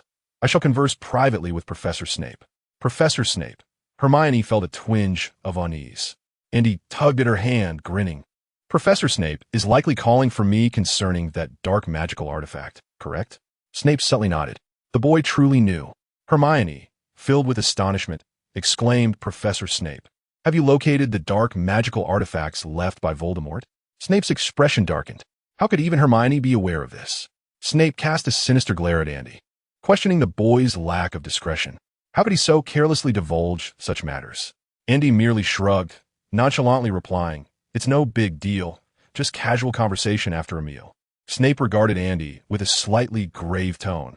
Do you comprehend the significance of that object? It pertains to the secret of Voldemort's immortality. And you treat it as casual banter? Andy, employing the art of mental occlusion, gazed at Snape and said coolly, if my conjecture is correct, that object indeed concerns Voldemort's secret of immortality, does it not? Snape retorted, since you are so informed, why do you speak so recklessly? With a hint of pride, Andy responded, such matters have long been common knowledge on the internet in my previous life. I merely glanced at the title and paid no heed to the details. Otherwise, what secrets would remain in this world? Turning to Hermione, Andy said, Hermione, you should head a class now. Also, could you please excuse me? Just tell them Professor Snape wishes to speak with me about personal matters, and I may not attend this class. Delighted at the prospect of evading herbology, Andy silently celebrated. Hermione nodded, casting a worried glance at Snape before hastening toward Greenhouse 3. Don't look at me like that, Andy remarked innocently once she departed. I truly don't consider this to be of great importance. Snape's expression darkened as he scrutinized Andy. How much do you know about the secrets of the Dark Lord? Just a little, Andy explained, reiterating to Snape the essence of what he had shared with Hermione. That's about it. To be fair, I can't be blamed. Dumbledore's intentions are quite transparent. I merely inquired a bit and could surmise a rough idea. Andy gazed at Snape with feigned innocence. I don't seek to know anything. It's Dumbledore's conspicuous actions that have led me to this. Internally, Snape analyzed Andy's claims. Although they seemed somewhat strained, they held a degree of logical coherence. Yet, it was hard for Snape to believe that a 12-year-old wizard could possess such sharp insights. Recalling Dumbledore's prior words, Snape decided to test the waters. Do you believe that if we destroy that dark artifact, we can eliminate the Dark Lord? How could that be? Andy looked at Snape as if he were simple-minded. If creating a dark artifact could grant one immunity from death, I could produce as many as I desired, keeping a few for myself, entrusting others with some, and hiding others in undisclosed locations. This should be common knowledge, right? Andy added as an afterthought. Veins pulsated on Snape's forehead. Were it not for the gravity of their discussion regarding the future of the magical world, he would have gladly deducted 50 points from Andy. Snape stared at Andy, who returned the gaze with equal intensity. To be candid, Andy harbored a subtle inclination to court severe Snape. After all, he was a remarkable talent, a master in potion refinement, an innovator of spells, and not as morally upright as Dumbledore. Andy believed Snape was more than qualified to be his assistant. However, should he dare to voice his desire to ally with Snape, he might well face dire consequences. In Chapter 163, Basic Spells, Lightning Spell, Snape narrowed his eyes, casting a dangerously scrutinizing gaze upon Andy. You call this common sense? Have you not incurred any point deductions? Nevertheless, Snape had to concede that if Andy spoke truthfully, his perceptiveness undoubtedly surpassed that of the average student wizard. Even adult wizards might pale in comparison to Andy's acuity. Do not divulge this to anyone else, Snape cautioned tersely before vaulting over Andy and departing. He had a class to attend. Of course, Andy replied nonchalantly. He was not one to revel in gossip. Sharing with Hermione was one thing, but divulging to others would likely yield skepticism. Hermione should have taken care of my absence request by now, he mused, a faint smile curling at the corners of his mouth. So, does this mean I can skip herbology? No classes this afternoon? Stretching lazily, Andy relished the splendid weather. Casting a glance around to ensure he was unobserved, he chuckled to himself and made his way to the Ravenclaw common room. With a new term upon him, it was time to acquire some fresh knowledge. Upon returning to the common room, Andy retrieved a book on magic from his homeland, casually flipping through its pages. While it contained primarily foundational material, he nevertheless hoped to glean some unique insights. Even a singular spell exclusive to his homeland would enhance the crimson liquid within the system as orb. It had been nearly a month since he last allocated any potential points. Over 20 days had elapsed, and Andy had amassed 3 potential points. This time, he intended to accumulate 7 points and elevate his spellcasting talent to level 7. In the realm of magic, 7 is a number imbued with power. As many texts have attested, Andy was eager to discover what transformations might occur once his spellcasting talent reached level 7. Would he transcend to a divine state? Or perhaps, what changes would transpire should any talent exceed level 8? He was filled with anticipation. For now, every 10 days or so, Andy could earn a new potential point. Although the complexity of magic increased with proficiency and higher-level spells became progressively challenging, the enhancement of Andy's innate abilities allowed previously learned spells to advance, making the acquisition of more complex magic easier. Overall, the difficulty of obtaining potential points had not escalated, though this was merely a temporary condition. The system encompassed 10 talents. Yet only by enhancing the 5 abilities on the left could he increase the crimson liquid within the orb. Section 113. Andy currently dedicates himself primarily to the study of spells and transfiguration. In comparison to the multitude of spells, practicing transfiguration causes the red liquid within the orb to swell at a relatively slower pace. Thus, Andy has continually harbored a profound yearning for new magic. Suddenly, he paused in his reading. Lightning spell? He glanced at the title of the book, A Comprehensive Guide to Basic Spells. It certainly pertains to fundamental magic, does it not? Is the lightning spell truly a basic spell? A note of confusion flickered across Andy's mind. In his recollection, the legendary lightning spell was a considerably advanced incantation, accessible only to core disciples in many sections. At least, that is how it was depicted in numerous novels from his past life. He swiftly continued his reading. Upon perusing the incantation's execution and its detailed explanation, a look of realization dawned upon him. The lightning spell, in essence, was merely a means to unleash a bolt of lightning upon others using a wand, or perhaps a wooden sword. Compared to those lethal spells, the lightning spell indeed qualifies as a fundamental incantation. According to the text, there exist more advanced spells related to the lightning spell, which not only wield immense power, but also exhibit astonishing destructive capabilities. Regrettably, the book lacked any documentation of such spells. With a sigh of disappointment, Andy lifted his wand and, adhering to the incantation's requirements, gave it a gentle wave, causing bright white bolts of lightning to flicker from its tip. Given that he was in the common room, practicing magic here was not feasible. It appeared satisfactory, he mused, although it may not be capable of instantaneously incapacitating someone. Mastering it should suffice to render an opponent immobile. He resolved to find a suitable location to practice shortly. Andy continued his reading. The cultural disparities between the East and West reflected differing interpretations of foundational concepts. The competition among sects was undoubtedly more ruthless than that among schools. After all, schools have a graduation day, but joining a sect is a lifelong commitment. Consequently, the foundational magic in Hogwarts tends to lean more towards combat efficacy. After finishing a comprehensive guide to basic spells, Andy had acquired several useful spells. Andy, a voice tinged with indignation, called from behind him, "You actually skipped class." Such a grave occurrence had not transpired at Hogwarts in nearly a decade. Andy was taken aback. "Do not say it like that.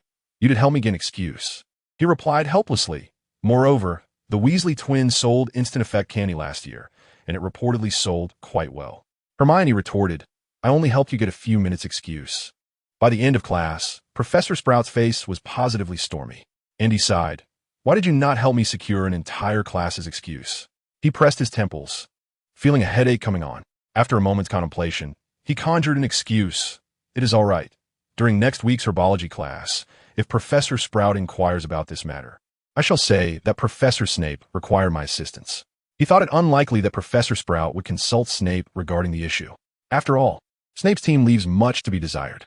"Oof, you can handle it yourself," the little witch complained. "If Professor Sprout asks me, I certainly won't help you cover up the lie. Perhaps she'll forget by next week." And he looked forward to it. "By the way," and he stood up and said, "I'm going to practice some magic. Would you like to join me?"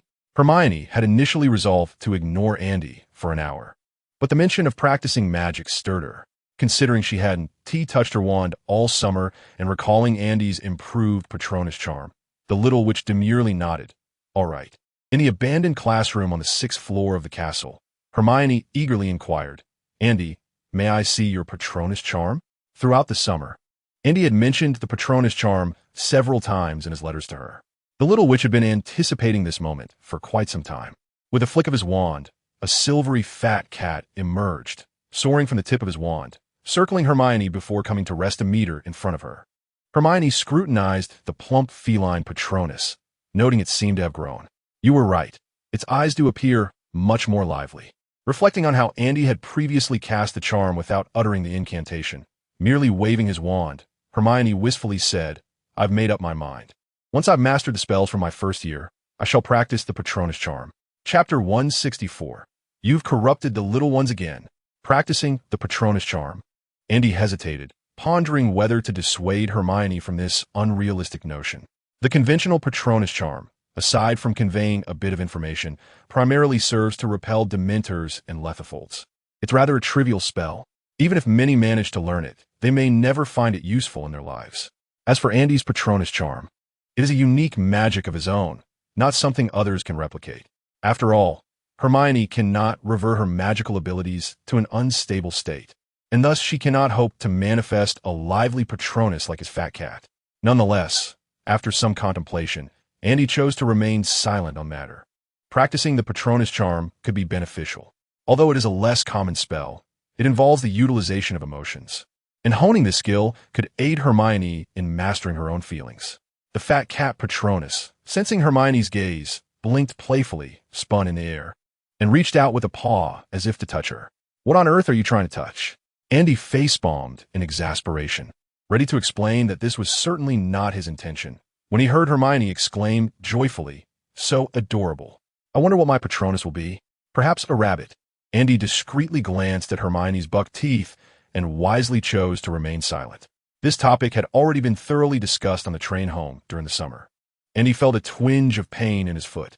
Dispelling his guardian charm, he exchanged a brief greeting with Hermione before immersing himself in the practice of magic. He began by transforming a chair into a wooden target. With a flick of his wand, a brilliant flash of white lightning erupted, shattering the target into splinters. Quite impressive. Andy nodded in satisfaction. His remarkable spell-casting aptitude, rated at 6 points, enabled him to swiftly master new spells and achieve proficiency in a remarkably short time. He waved his wand once more, and the obliterated wooden target instantly reformed. Incredible. Andy felt an overwhelming sense of strength within himself. During the summer at home, he had engaged in dueling practice with Kyle and Helen, a rather unconventional couples match, and even against their combined efforts, Andy had managed to subdue one of them. Although Kyle and Helen had not exerted their full strength, Andy had also refrained from showcasing his true capabilities.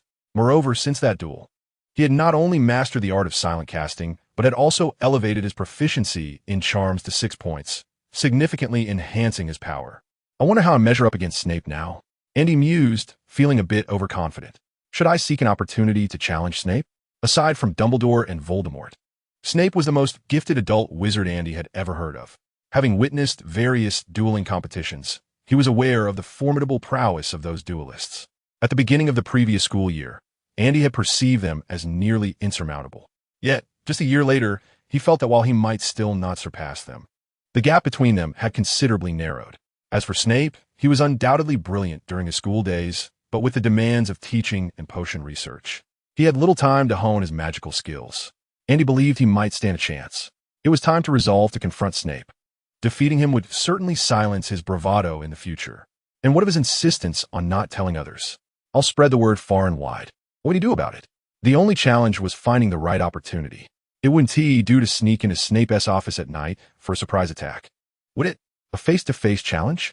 No, that would only increase the likelihood of losing points. Andy pondered. How exactly should I issue my challenge? Time flew during practice, and before long, evening had arrived. "Andy, it's time for dinner," Hermione called out, her expression a mix of concern and admiration as she watched him diligently practicing magic. For over 2 hours, the classroom had resonated solely with the sound of Hermione's incantations. She had observed Andy closely. It seemed that he required no verbal incantations at all. He merely waved his wand gently to perform a myriad of spells. Not only that, but the potency of his spells appeared to have increased as well. After merely 2 months apart, the chasm between the two had widened once again. Section 114. The young witch felt somewhat disheartened. Is it already this late? Glancing out the window at the twilight, Andy tucked away his wand. Very well. Let us proceed to the Great Hall. Noticing Hermione's slightly off demeanor, Andy inquired with concern. What is wrong? Are you too fatigued? Me fine, Hermione replied, shaking her head. You don't seem quite right, Andy insisted, locking his gaze on her. I've shared my secrets with you. Is there anything we cannot discuss? It's just, the young witch hesitated before firmly asserting, you're a boy. You shouldn't pry into a girl's secrets. With that, Hermione quickened her pace, moving ahead of Andy. Ah, so it's that time of the month. Andy mused, pondering if suggesting she drink more warm water would come off as lacking emotional intelligence. Upon arriving at the Great Hall, the familiar bustle enveloped them. It was only in this vibrant space that Andy could truly appreciate the unique clamor of school life. The library and the abandoned classrooms on the 6th floor were far too silent. Sitting beside the Ravenclaw table, Andy poured a glass of milk and handed it to Hermione. Here, have a drink. Thank you. The young witch accepted graciously. I should be able to finish those magical books from China in about 2 weeks, and then I'll translate them for you, Andy remarked. That is fine. Take your time. I can wait. Hermione nodded appreciatively. Oh, by the way, Hermione suddenly turned to Andy, her tone serious. We have astronomy class tonight. You must not skip it again. Astronomy class, huh? Andy scoffed. What is the point? Magic can't even take us to outer space. What use is there in learning about celestial movements? Perhaps it relates to some form of magic? Hermione speculated. I read that centaurs predict the future based on celestial patterns. Once we reach 3rd year, we'll take divination. Maybe the knowledge from astronomy will be applicable there. Andy remained expressionless, noting that divination was merely an elective, while astronomy would continue until 5th year. I don't believe these two subjects are connected. Hermione shrugged. Then I wouldn't know. Speaking of centaurs, Andy said with enthusiasm, Hermione, did you know there's a herd of centaurs living in the Forbidden Forest nearby? Are there still centaurs in the Forbidden Forest? Luna interjected, I apologize. I didn't mean to eavesdrop. Hermione turned, casting a stern glance at Andy. You're leading the younger ones astray again. Chapter 165. What on earth have you experienced these past few months? Andy took a deep breath, wondering where this little girl had emerged from. I was just joking, he retorted. Luna, the Forbidden Forest is perilous. Centaurs are quite hostile towards wizards. They're not a friendly race. Andy resolved to fulfill his duties as a senior, determined not to watch the young girl go astray. Luna nodded, remaining silent as she continued her meal with delight. Hermione glared at Andy, advising him that should he discuss topics violating school rules again, it would be prudent to do so in the vicinity of Gryffindor students. Andy, taken aback, exclaimed, Is that truly you, Hermione? Your persona seems to have crumbled. After finishing dinner and resting for a brief moment, Andy and Hermione made their way to the astronomy tower to stargaze, or rather, to attend astronomy class alongside Gryffindor. Today's defense against the dark arts lesson had been utterly dismal. Good heavens! Who could have anticipated that Professor Lockhart would be incapable of dealing even with the Cornish pixies? The classroom had been left in a state of utter chaos, and Neville had even found himself suspended from the ceiling. Before astronomy class commenced, Andy overheard the Gryffindor students lamenting the afternoon's defense against the dark arts lesson. What pixies? Cornish pixies?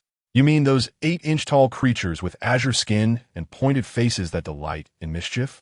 How is it possible that the renowned Professor Lockhart, a recipient of the 3rd-class Merlin Award and an honorary member of the Society for the Protection of Magical Creatures, could not manage such trivial beings? Andy questioned his own comprehension of the situation. Turning to a young Gryffindor witch, he inquired, Did Professor Lockhart teach you how to handle the Cornish pixies in your defense against the dark arts class this afternoon? The young witch nodded affirmatively. Yes, what of it? In disbelief, Andy retorted, Lockhart could not even manage the Cornish pixies? That simply cannot be. The young witch, evidently a fervent admirer of Lockhart, defended him passionately, stating, Professor Lockhart was merely unprepared. Andy countered, What does preparedness have to do with it? We are speaking of Cornish pixies. What status do these creatures hold in the magical realm? Perhaps akin to that of mice in the Muggle world. Can an adult Muggle truly be incapable of dealing with a few mice? Unless, of course, they were entirely incapacitated. How could an adult wizard possibly be unable to handle Cornish pixies? He believed even Hermione could manage those little creatures. He exchanged a glance with Hermione, remarking, "I sense our defense against the dark arts class may be a complete disaster this year." Hermione, who also seemed to be a fan of Lockhart, conjectured, "Perhaps we will only uncover the truth after attending the defense against the dark arts class." Consider this, Andy mused, Lockhart cannot even handle Cornish pixies. I suspect he may not possess the ability to wield magic at all. This was the only explanation that came to mind. The young witch insisted, "You have read his works. How thrilling are his adventure stories." Perhaps Professor Lockhart was merely injured, or Hermione pondered for a moment, clearly struggling to find a suitable justification to perfectly exonerate Lockhart. "Wouldn't you agree?" Andy raised an eyebrow. The young witch let out a soft huff, picking up her textbook and pretending to read. Andy paid her no mind. At that moment, the thread of reason in Andy's mind had nearly snapped. The set of books by Lockhart, which I purchased at such a high cost, was more expensive than all the textbooks combined. That money was all earned through Andy's hard work over 2 months, laboriously brewed potions. Damn Lockhart, and damn Dumbledore. Just wait for me. Andy gritted his teeth. He quickly organized his network of connections in his mind. Malfoy? Andy shook his head. That would probably not work. The lad had been tricked by Andy last semester, and likely would not fall for it so easily this time. Perhaps a preselection? Suddenly, a name flashed through Andy's mind. Rita Skeeter. She was a famously notorious journalist, known in the magical world for her sensational reporting and fabrications. She had a knack for uncovering obscure secrets, only to twist them into tales that were part truth and part fiction. Andy enjoyed reading her news articles with careful analysis. One could extract hidden truths from her reports. Perhaps I could write her a letter, Andy pondered. However, I must first gather some evidence. If Lockhart truly is a fraud, I should at least reclaim the money spent on the books. And perhaps trick Dumbledore once more. Can't you expend a little more effort to find a more reliable professor? All I wish is to study diligently. Why must it be so difficult? Meanwhile, at the entrance of Malfoy Manor, a soft sound echoed, and Severus Snape appeared out of thin air, cloaked in black. Observing the ajar door, he quickened his pace and strode inside. In the manor's parlor, Narcissa Malfoy placed 2 glasses of red wine on the coffee table. She glanced at Snape and gave a slight nod, preparing to sit beside Lucius Malfoy. "We have some private matters to discuss," Snape stated rather brusquely. Lucius Malfoy, upon hearing this, patted Narcissa's hand, saying, "It's a bit late. You should return and rest." Once Narcissa had departed, Lucius cast a surprised look at Snape. "What have you been these past 2 months? Not a word from you." Snape regarded Lucius coolly. "You've done something foolish." Lucius frowned, his expression darkening. "That item has already fallen into Dumbledore's hands." Snape spoke in a low tone. The Ministry's actions this time were indeed at Dumbledore's behest. His goal was to locate the remnants left by the Dark Lord. At these words, Lucius's expression shifted, a flicker of fear crossing his gaze, though he quickly regained his composure. "Voldemort has been dead for over a decade. What is there to fear? Are you referring to that diary?" Lucius took a sip of red wine, a subtle smirk gracing his lips as he remarked, "I was under the impression that this item would cause Dumbledore a modicum of inconvenience. Should he be ousted from Hogwarts, perchance you could ascend to the position of headmaster." Severus fixed his gaze upon Lucius, who appeared slightly unsettled, poised to articulate a response when Severus rolled up his sleeve. There was the dark mark. Unlike the faded insignia that had nearly vanished, the dark mark upon Severus's arm was vividly pronounced, contorting unnaturally. "What is this?" Lucius's complexion paled, and he hastily pulled back his own sleeve, revealing his own dark mark, still dull and lifeless. "Severus, you?" Lucius's eyes reflected sheer terror as he regarded Severus. "What have you endured these past months?" Chapter 166. Lucius, should I report it in the diary? Severus felt a stirring within, but maintained an impassive demeanor. He gently lowered his sleeve and answered Lucius's inquiry. "I have seen him. He yet lives." Lucius inhaled sharply, fear materializing in his gaze, causing his hand to tremble slightly around the wine glass. Indeed, Lucius Malfoy, was a loyal Death Eater. Yet this loyalty hinged upon Voldemort's survival and his formidable power. In truth, many pureblood families, led by Lucius Malfoy, had begun to harbor doubts about Voldemort during the latter stages of the last Wizarding War. Had it not been for their fear of his might and methods, they would have betrayed him long ago. Unlike those Death Eaters whose hearts had been devoured by dark magic, rendering them madly devoted to Voldemort, Lucius held steadfast to the belief that the Malfoy family must always take precedence. Initially, he had hoped to leverage Voldemort's power to alter the declining status of pureblood families and restore their ancestral glory. However, once Voldemort had fully established his dominance, his true nature became apparent. While Voldemort may have valued wizarding lineage, his foremost concern was always himself, perceiving the pureblood families as mere subordinates. During that period, life for pureblood families was no less arduous. Yet, Voldemort's power was so overwhelming that Lucius dared not entertain any thoughts of betrayal. Lucius was more averse than anyone to Voldemort's return. "He's truly alive?" Lucius inquired incredulously. "Then why? On that fateful night, the Dark Lord lost all his power." Severus replied coolly. "I too once believed him to be dead, until I witnessed him last year." Lucius inhaled deeply. He wished to assert that since Voldemort had lost all power, they ought to disregard him as he was now a mere shadow of his former self. Yet Lucius hesitated. If Voldemort truly had returned, he felt it would be prudent to remain a loyal Death Eater. Lucius opened his mouth, quickly realizing the implications of Severus's diary.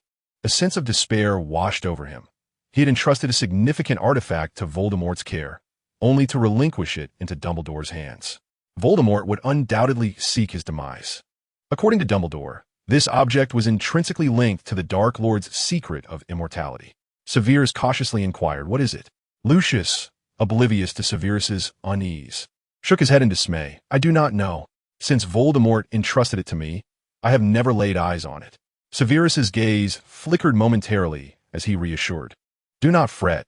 There are more than one such items. As long as they are not all destroyed, the Dark Lord shall never perish." Lucius remarked dryly. "I hope he dies soon." "Indeed? That would be splendid," Severus responded. Lucius, feeling the weight of despair, asked, "Severus, has the Dark Lord given any orders?" Severus nodded, revealing, "The Dark Lord is plotting his resurrection. He desires my assistance in releasing a Death Eater from Azkaban." Lucius's expression brightened. "I can assist him." Severus regarded Lucius with a knowing look. "That is no simple task. I encountered the Dark Lord last year. He had possessed Quirrell, draining him of all his life force." Lucius dismissed this with a wave. "Forget I mentioned it. You wish for me to help you infiltrate Azkaban?" The realization of Severus's intentions dawned on Lucius. He felt conflicted. He did not wish to undertake this task, hoping instead for Voldemort's permanent demise, even if it meant losing his powers forever, rather than facing a resurgence. He pondered asking Severus, "Are you truly loyal to Voldemort?" Yet the words lodged in his throat, unspoken. "Severus, please help me," Lucius pleaded. "I must retrieve that diary." Severus regarded Lucius as if he were a fool. No one can reclaim what Dumbledore protects, especially since he has already destroyed it. Lucius sank despondently onto the sofa, fully aware that reclaiming it was futile. He merely hoped Severus could speak favorably on his behalf to Voldemort. Should Voldemort return, his life would be in jeopardy.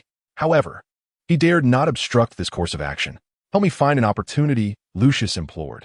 Severus regarded him steadily, speaking with measured calm. "As for the Dark Lord's interests, I shall assist you." Thank you," Lucius exclaimed, lifting his head as if grasping at a lifeline. "Leave the Azkaban matter to me. I will swiftly ascertain the state of the guards." Severus replied coolly, "There is no need for haste. We have ample time to plan. Regarding that diary, while it may lead Dumbledore to uncover the Dark Lord's secret of immortality, there are more such items. Perhaps we can turn this to our advantage." Lucius swiftly grasped Severus's intent. The young man harbored a desire to eliminate Dumbledore. Should I betray this information? Although Dumbledore was rather detestable, he was certainly superior to Voldemort in strength. After all, Dumbledore was merely somewhat unpleasant, whereas Voldemort was a lethal threat. As long as Dumbledore remained alive, Voldemort would dare not act with reckless abandon. With this thought, Lucius suddenly found Dumbledore more palatable than before. If Dumbledore could be vanquished, it would be most advantageous. Lucius, upon hearing this, wore a look of surprise and pondered aloud, "But should we not wait until the Dark Lord's resurrection to discuss this matter with him?" Severus nodded slightly, not overly concerned about the issue. Once Voldemort endorsed this plan, he would willingly disclose the locations of other dark magical artifacts, even if Voldemort prepared in advance. As long as Dumbledore exercised caution and made adequate preparations, Voldemort would find it impossible to overcome him. Encouraging Voldemort to reveal the whereabouts of other dark artifacts would prove far more efficient than aimless searching. Especially since the strategy was proposed by Lucius, it appeared wholly reasonable. Severus rose and said, "Once arrangements are made with Azkaban, do remember to inform me." "Rest assured," Lucius replied, rising as well. "By the way," Severus suddenly recalled something. "That Black, the newspaper claims he is the most deranged Death Eater?" Lucius immediately understood whom Severus referred to. "You mean Sirius Black?" Severus remarked with a mocking tone. "He is your relative. You may request a visitation. Inquire whether he is willing to assist the Dark Lord in regaining power. Then, let Voldemort possess him, siphoning his life force until death." Chapter 167. A sleepless night on the second day of school. Is he truly plotting to doom Sirius Black? Lucius Malfoy regarded Severus with a peculiar gaze. As Severus's senior, Lucius was well acquainted with Severus's romantic entanglements during their school days and understood the enmity between him and the Marauders. It was no surprise to Lucius that Severus sought to eliminate Black. As a capitalist in the magical realm, Lucius swiftly calculated the implications. Being one of the ancient pureblood families, the Black family was exceedingly wealthy. However, their fortunes resided in Gringotts. Aside from the heir of the Black family, no one could access this wealth. Presently, the primary heir, Regulus Black, was deceased. Sirius Black, as the secondary heir, was now imprisoned in Azkaban. Should Sirius Black perish, according to the order of inheritance, Lucius Malfoy's wife, Narcissa Black Malfoy, would have the opportunity to inherit this fortune. I shall request a meeting with Sirius Black. Given that Fudge has taken so much from me, it is only reasonable that he assists in some matters. Lucius smiled faintly, stating that he would provide a prompt response. However, upon uttering these words, he suddenly found himself unable to maintain his mirth. The Black family was in dire straits. Both Regulus and Sirius Black were Death Eaters, serving Voldemort. Consequently, one brother perished quietly while the other languished in Azkaban, likely never to escape in this lifetime. Even if he were to escape, death would surely await him in the future. And I, Lucius Malfoy, am also a Death Eater. As I contemplate the fortune of the Black family, I cannot help but wonder if one day the Malfoy family will share a similar fate. The mere thought of this troubled Lucius immensely. Severus Snape cast a sidelong glance at Lucius. What was amiss with him? One moment, he wore a confident smile, and the next, a frown of despair. Realizing that Snape was observing him, Lucius endeavored to maintain his composure, the corners of his mouth lifting into a faint yet decorous smile, tinged with awkwardness. Snape abruptly turned and strode towards the Manor-S entrance. Upon returning to Hogwarts, Snape sat quietly in his office chair, enchanting a quill to automatically grade summer assignments while reflecting on the events of the evening. He possessed a keen understanding of Lucius, his senior. Lucius was not a loyal Death Eater, yet he would never dare to betray Voldemort, even in his weakened state. This vacillation on Lucius's part provided Snape with an opportunity to exploit him. Moreover, Lucius had personally delivered the dark artifacts left by Voldemort into Dumbledore's hands.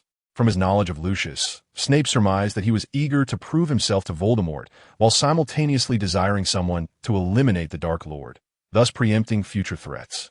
Therefore, he would dutifully carry out his tasks while secretly engaging in trivial schemes. What precisely was that diary? Snape pondered. Was it the secret to the Dark Lord's immortality? What kind of dark artifact could enable the Dark Lord to evade death? Ever since learning that Voldemort had not perished on that fateful night a decade ago, Snape had been investigating the secret of his immortality. He had perused the forbidden tomes in the library countless times over the years, likely hidden away by Dumbledore. Considering Dumbledore's demeanor, Snape had a sense of clarity. Since the rise of Voldemort, Dumbledore had become exceedingly cautious. Whatever that object may be, the only way to uncover it was to compel the Dark Lord to reveal himself. Snape devised a plan to bait Dumbledore with Voldemort's secret of immortality, necessitating Voldemort's restoration of power, or even his complete resurrection. Severus Snape secretly devised a plan. The incident involving Quirrell from the previous year had revealed certain intentions of Dumbledore to him. Dumbledore sought to cultivate Harry to confront Voldemort, a fate foretold by prophecy. Yet, that was Lily's son. Pain etched across Snape's visage. He had already caused Lily's death and could not bear to watch her child face peril. He had to take action. On the same night, Snape was not the only one plagued by insomnia. In the Ravenclaw library, Andy was quietly engrossed in his reading. "Are you perusing legal texts?" Hermione inquired, her expression one of surprise. Since when had Andy developed an interest in such literature? Had he undergone a transformation? Indeed, Andy gritted his teeth. Only by arming himself with legal weaponry could he hope to bring down Dumbledore. After astronomy class, Andy deliberately approached Harry and Ron to inquire whether Professor Lockhart was truly as inept as rumored. Their responses were, as expected, predictable. It was said that when the Cornish pixies wreaked havoc in the classroom, Lockhart had attempted to use his wand to quell them. The outcome, however, was evident. Lockhart had failed to cast a single spell and was soundly bested by those mischievous creatures. Andy's eyes reddened at the thought. Regrettably, Lockhart left no evidence of his incompetence. Unlike Quirrell, Lockhart was a celebrated figure in the wizarding world and a recipient of the third-class Order of Merlin. Mere words would not suffice to challenge him. Surely, he could not resort to casting a killing curse. That would be excessive. Do you wish to expel Professor Lockhart from the school? Hermione, well acquainted with Andy, noted his intentions. Indeed, Andy nodded in acknowledgement. Furthermore, I wish to teach Dumbledore a lesson, lest he continue to engage such inept individuals to instruct us. Hermione regarded Andy with a peculiar expression. You are quite audacious, are you not? A second-year wizard daring to confront the greatest sorcerer of the 20th century? Even Voldemort refrained from such actions during his schooling. Have you devised a plan? Hermione asked with curiosity. Indeed, Andy replied, casting a sidelong glance at Hermione. Just wait and see. You intend to keep this from me as well? Hermione retorted, displeased. I hardly believe you can create trouble for Dumbledore. I'm not trying to hide it from you. Andy glanced around cautiously. The ghosts and portraits within the castle possessed wisdom. It was conceivable they might inform Dumbledore. After all, he was the headmaster. Understanding the law would enable him to exploit its loopholes. Andy felt that his reading that night had not been in vain. Suit yourself. Hermione replied with an exasperated roll of her eyes. When you find yourself expelled from school, I shall be there to witness the spectacle. Chapter 168. The Creative Alchemical Life, the third day of the new term. September 3rd, Thursday. This morning, Ravenclaw will attend a charms class with Gryffindor, followed by a defense against the dark arts lesson with Slytherin. Andy has a great fondness for charms class. Professor Flitwick is amiable and approachable. Whenever he concludes the lesson and allows the young wizards to practice their spells, he always takes the time to address any questions Andy might have regarding magic. Mr. Collins, I hear your Patronus charm has been successfully improved. Might I have the honor of witnessing it? Professor Flitwick appeared exceedingly excited, admitting, to be honest, had I not been concerned about overstepping, I would have visited your home during the holidays. Home visits are somewhat daunting for Andy. That belongs to a past life. Of course, I would be honored. With a flick of his wand, a plump feline Patronus sprang forth from the tip of his wand, hovering before Professor Flitwick. This is truly astonishing. The professor was nearly overwhelmed with excitement, his eyes gleaming as he gazed at the feline Patronus, which seemed to possess a degree of intelligence. This is marvelous. I never anticipated that a Patronus charm could achieve such a level of sophistication. And he was somewhat perplexed. Professor Flitwick elucidated. Do you recall the Sorting Hat? Bestowing intelligence upon an object is no trivial matter. It falls into the realm of alchemy. Andy was taken aback, pondering the complexity of it all. The Sorting Hat and the portraits within the castle all exhibit their own intelligence. They can even converse and possess independent personalities and emotions, including preferences. Even the enchanted car modified by Mr. Weasley and various magical photographs exhibit a rudimentary form of intelligence. And he had always considered this quite ordinary. Sensing Andy's confusion, Professor Flitwick chuckled and explained, the Sorting Hat's uniqueness lies in its creativity. Andy was left speechless. The Sorting Hat possesses creativity? Indeed it does, Professor Flitwick affirmed. At each year's opening feast, the Sorting Hat sings a song, a composition it has crafted over the course of an entire year, despite its lack of melodiousness. Professor, are you implying? Andy felt as if he grasped something yet remained uncertain. Professor Flitwick continued. The portraits within the castle may appear to possess intelligence and can communicate with us, expressing preferences and emotions. However, they are merely pre-programmed. If I were to paint a portrait of you now, allowing you to infuse it with your emotions and memories, could one truly claim that the portrait possesses intelligence? After a moment of contemplation, Andy slowly shook his head. That should not be regarded as true intelligence, then. It is merely a program utilizing my memories and emotions. akin to artificial intelligence. Only with creativity can one attain the designation of genuine intelligence. Professor Flitwick gazed at the pudgy, feline Patronus before him, akin to an infant newly brought into the world. Its wisdom may be limited, perhaps even somewhat naive, yet it diverges significantly from the mere portraits. Andy furrowed his brow and inquired, "Professor, I recall that the Sorting Hat was originally just an ordinary hat, infused with the thoughts of the four founders, granting it intelligence. How does it differ from those portraits, given that their creation methods are ostensibly the same?" "Indeed, there is a distinction," Professor Flitwick replied. "Although the crafting methods may appear similar, they are fundamentally different. It is akin to the spells you just cast. The act of uttering incantations to wield magic is inherently different from simply commanding your magical essence to perform the spell. Is it the amalgamation of emotion and magic?" Andy pondered, sensing a revelation. Professor Flitwick continued, "The portraits within the castle require regular maintenance, whereas the Sorting Hat does not. It is a true alchemical artifact. Moreover, your Patronus charm is even more exceptional." At this juncture, Professor Flitwick's eyes sparkled with fervor. While truly sentient alchemical beings are rare, they are not entirely absent in the realm of magic.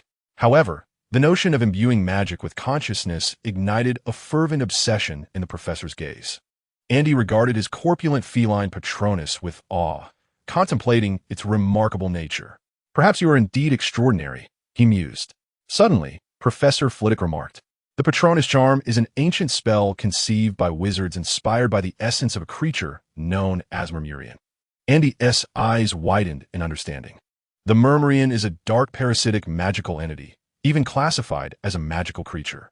The esteemed magizoologist Newt Scamander documented the Murmurian in his renowned tome, Fantastic Beasts and Where to Find Them. The emotions and memories of a wizard merge with their magical essence, birthing a new form of life. "Professor," Andy stammered, "could this pose any danger?" "The Murmurian is known to be lethal. Historical accounts indicate that none possessed by Murmurian have lived past the age of 10. Surely, my Patronus cannot be in peril as well?" "One would hope not," Professor Flitwick speculated. "The Patronus charm has been passed down since ancient times. However, I surmise that the number of wizards capable of causing mutation in their Patronus may be quite limited. Perhaps you are the only one." "Only me?" Andy arched an eyebrow, contemplating the possibility. While the methods of spellcasting may have diverged between ancient and modern wizards, one aspect remains consistent. After the age of 10, a young wizard's magical essence tends to stabilize. "Do not dwell on it too much," Professor Flitwick advised, gently patting Andy's arm. "If you wish to ascertain whether your Patronus bears any danger, simply continue your research." "Ah, it's easy for you to say, as you are not the one in jeopardy," Andy retorted. After discussing magic with Andy for a while, Professor Flitwick busied himself with instructing other young wizards. The appearance of the fat cat Patronus sparked a flurry of discussions among the young wizards, who had never witnessed such extraordinary magic. What kind of magic was it? What purpose did that fat cat serve? Could we learn it? These inquiries required Professor Flitwick's attentive answers. "Andy, is the Patronus charm truly dangerous?" Hermione, seated beside Andy, naturally overheard their conversation. "The Patronus charm isn't dark magic. How could it possibly be dangerous?" Andy chuckled, assuring her that if there were any real danger, Professor Flitwick would not permit him to continue his studies. Flitwick's statement implicitly indicated that the Patronus charm posed no threat. "That makes sense," Hermione nodded, her face lighting up with anticipation. "I can't wait to see what your Patronus will ultimately become." Andy felt a spark of excitement, too. Was the current state of that fat cat perhaps a manifestation in the making? Should he stoke the fire a little more? Chapter 169, Andy Malfoy. "I admire your audacious demeanor." Andy had many thoughts swirling in his mind, though regrettably, some were rather impractical, while others required time to validate. If given the opportunity, he yearned to experience the true essence of a Dementor, rather than merely reading about the terrifying powers of dark magic in books. However, the conditions required to conjure a Dementor were exceedingly unique. In the modern world, child abuse is a crime, and child protection laws serve as a moral compass. Pondering this, Andy couldn't help but think of Isabel. If he were to physically reprimand her daily, would she transform into a Dementor and turn against her brother? Shaking his head, he reassured himself, "I love Isabel. I could never bring myself to hurt her." The class period flew by. and soon Ravenclaw would attend a defense against the dark arts lesson alongside Slytherin. Andy had a keen interest in the legendary Professor Lockhart. Would he prove to be a genuinely formidable wizard, or merely a boastful charlatan? All would be revealed in the upcoming lesson. However, before that, Andy had another matter to attend to. In front of the classroom door for defense against the dark arts, Andy intercepted Malfoy. Malfoy strutted in with his usual arrogance, flanked by his minions, Goyle and Crabbe, swaggering with a haughty demeanor. Even before he arrived, Andy could hear his braggadocious voice. The school is truly unfair. If there were a different headmaster, Potter and Weasley would have long since scurried back home. Upon catching sight of Andy, Malfoy appeared as though he had been choked. His words caught in his throat, and after a prolonged silence, he managed to utter nothing at all. Noticing Malfoy's change in countenance, Goyle and Crabbe stepped forward like a pair of bumbling henchmen, positioning themselves protectively in front of Malfoy. Andy waved his wand and cast a Confundus charm, causing Goyle and Crabbe to enter the classroom as if nothing were amiss. "What do you intend to do?" Malfoy asked, his face a mask of terror, though he dared not raise his voice, instead whispering a thinly veiled threat. "My father is a board member. If you dare to harm me within the castle, someone will witness it." Andy replied dryly, "You truly are a piece of work, Malfoy. I must admit, I prefer seeing you in your usual arrogant demeanor." Malfoy's face turned a deep shade of crimson. "Collins, what are you planning?" Noticing Andy's apparent lack of aggression, Malfoy regained his composure. Andy cast a casual glance around the defense against the dark arts classroom and remarked, "This professor is inadequate. I wish to request a change." At the mention of changing professors, Malfoy was involuntarily reminded of last semester's events. He had been attacked by Quirrell twice and had his memories altered. Even during the summer break, Malfoy could not shake the anxiety that haunted him, often waking in a cold sweat from nightmares. Perhaps Professor Lockhart possesses some talent. "You know how Gryffindors tend to weave fanciful tales to draw attention," Malfoy offered, seizing the opportunity to disparage Gryffindor. "The truth would soon be revealed. Do not fret. This time, I shall take matters into my own hands, though I may require a bit of assistance from you," Andy stated nonchalantly. "A bit of assistance?" Malfoy exhaled in relief. This way, even if Lockhart sought revenge, he would direct it solely at Andy Collins, sparing Draco Malfoy from any repercussions. "Very well," Malfoy replied with a restrained nod. "It is settled then." Andy waved his hand dismissively and turned to enter the classroom. Malfoy opened his mouth, but ultimately remained silent. During the recent break, Malfoy had specifically researched Gellert Grindelwald's exploits. He recalled Andy's profound admiration for the man. Much like Voldemort, Gellert Grindelwald was a name that could not be uttered lightly. However, there were distinctions between the two. People refrained from uttering Voldemort's name out of sheer terror. He had placed a curse upon it, allowing him to sense whenever it was spoken, leading to the inevitable pursuit by his Death Eaters. Conversely, the silence surrounding Grindelwald stemmed from a fear of his ideology. His name was documented, and his deeds were chronicled in history. Yet his thoughts had become taboo within the wizarding world. Malfoy had gleaned a modicum of understanding about Grindelwald after consulting his father. Collins wouldn't dare to breach the statute of secrecy, would he? Malfoy pondered silently. Shaking his head to clear his thoughts, he entered the classroom, brooding. "Draco, why have you been so quiet?" Goyle asked, surprised to see Malfoy. Malfoy paused for a moment as he had just entered, recalling the magic Andy had previously employed. He tentatively inquired, "Gregory, what just transpired?" Goyle, looking utterly bewildered, replied, "Nothing happened." Malfoy pressed on, after we encountered Collins. Goyle, still in a daze, responded, "You greeted him, and then we came in. Was it a Confundus charm?" Malfoy, possessing some knowledge, recognized the type of magic Andy had utilized.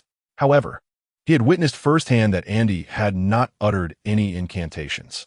Observing Andy seated in the front row, Malfoy's emotions were rather complicated. Should he pledge his allegiance to the future Dark Lord in advance? Bang! Gilderoy Lockhart, clad in a resplendent lilac wizarding robe, entered the classroom with a flourish. His attire was extravagant and meticulously chosen, and his warm smile radiated as he stood at the podium, akin to a performer on center stage. "Now, allow me to introduce your new professor for defense against the dark arts." He began his self-introduction. "I am Gilderoy Lockhart, an internationally renowned author, a recipient of the third-class Order of Merlin, and a distinguished member of the Society for the Promotion of Dark Arts Defense." having won the Most Charming Smile award from Witch Weekly 5 times. As he spoke of his accolades, the smile on Lockhart's face never wavered. He, but I do not wish to dwell on these matters. I do not rely on my charming smile to banish banshees. The students, particularly Andy, were left in a state of disbelief. Indeed, Lockhart's array of honors was genuinely impressive. He was a recipient of the Order of Merlin. In the Muggle world, who could fathom that a Nobel laureate might struggle with elementary math problems? Perhaps even Dumbledore had been deceived, Andy pondered. As Lockhart concluded his self-introduction, a sparse applause broke out among the students. Everyone had heard of the teaching incident from the previous day, aside from a handful of Lockhart's devoted fans. Few were inclined to believe in him. Quickly, Lockhart commenced his lesson. He devoted the first half of the class to explaining the events of the prior day. Naturally, in Lockhart's narrative, it was not a teaching mishap, but rather a test of the young wizard's abilities. When the Cornish pixies wreaked havoc in the classroom, Gilderoy Lockhart did not flee. He simply wished to gauge the true capabilities of the young sorcerers. I am quite disappointed. You are already in your second year. Yet you cannot even handle Cornish pixies. Though mischievous, they're quite easy to manage, Lockhart remarked. Just as Andy anticipated that Lockhart would proceed to explain how to deal with the Cornish pixies, he summoned several students to the stage to reenact the scene from the previous day. What an exquisite theatrical performance it was. At the conclusion of the play, with a mere flick of his wand, Lockhart signaled for the students portraying the pixies of Cornwall to collapse dramatically. Time slipped by, and an entire class had elapsed. This was, without a doubt, the most absurd defense against the dark arts lesson I had ever attended. After class, Andy could not contain his disdain, exclaiming that not only did Professor Lockhart pale in comparison to Professor Quirrell, but even Quirrell surpassed him by leaps and bounds. At least Quirrell had the decency to read from the textbook, whereas Lockhart merely indulged in theatricality. It was unfathomable that Dumbledore would appoint such a figure to instruct us. Andy fumed. Even if Dumbledore was initially deceived, Lockhart has now conducted 2 days of lessons. Why has he not been dismissed? What left Andy utterly speechless was the assignment Lockhart had assigned, a questionnaire to be completed before the next class. The survey contained dozens of inquiries. What is Gilderoy Lockhart's favorite color?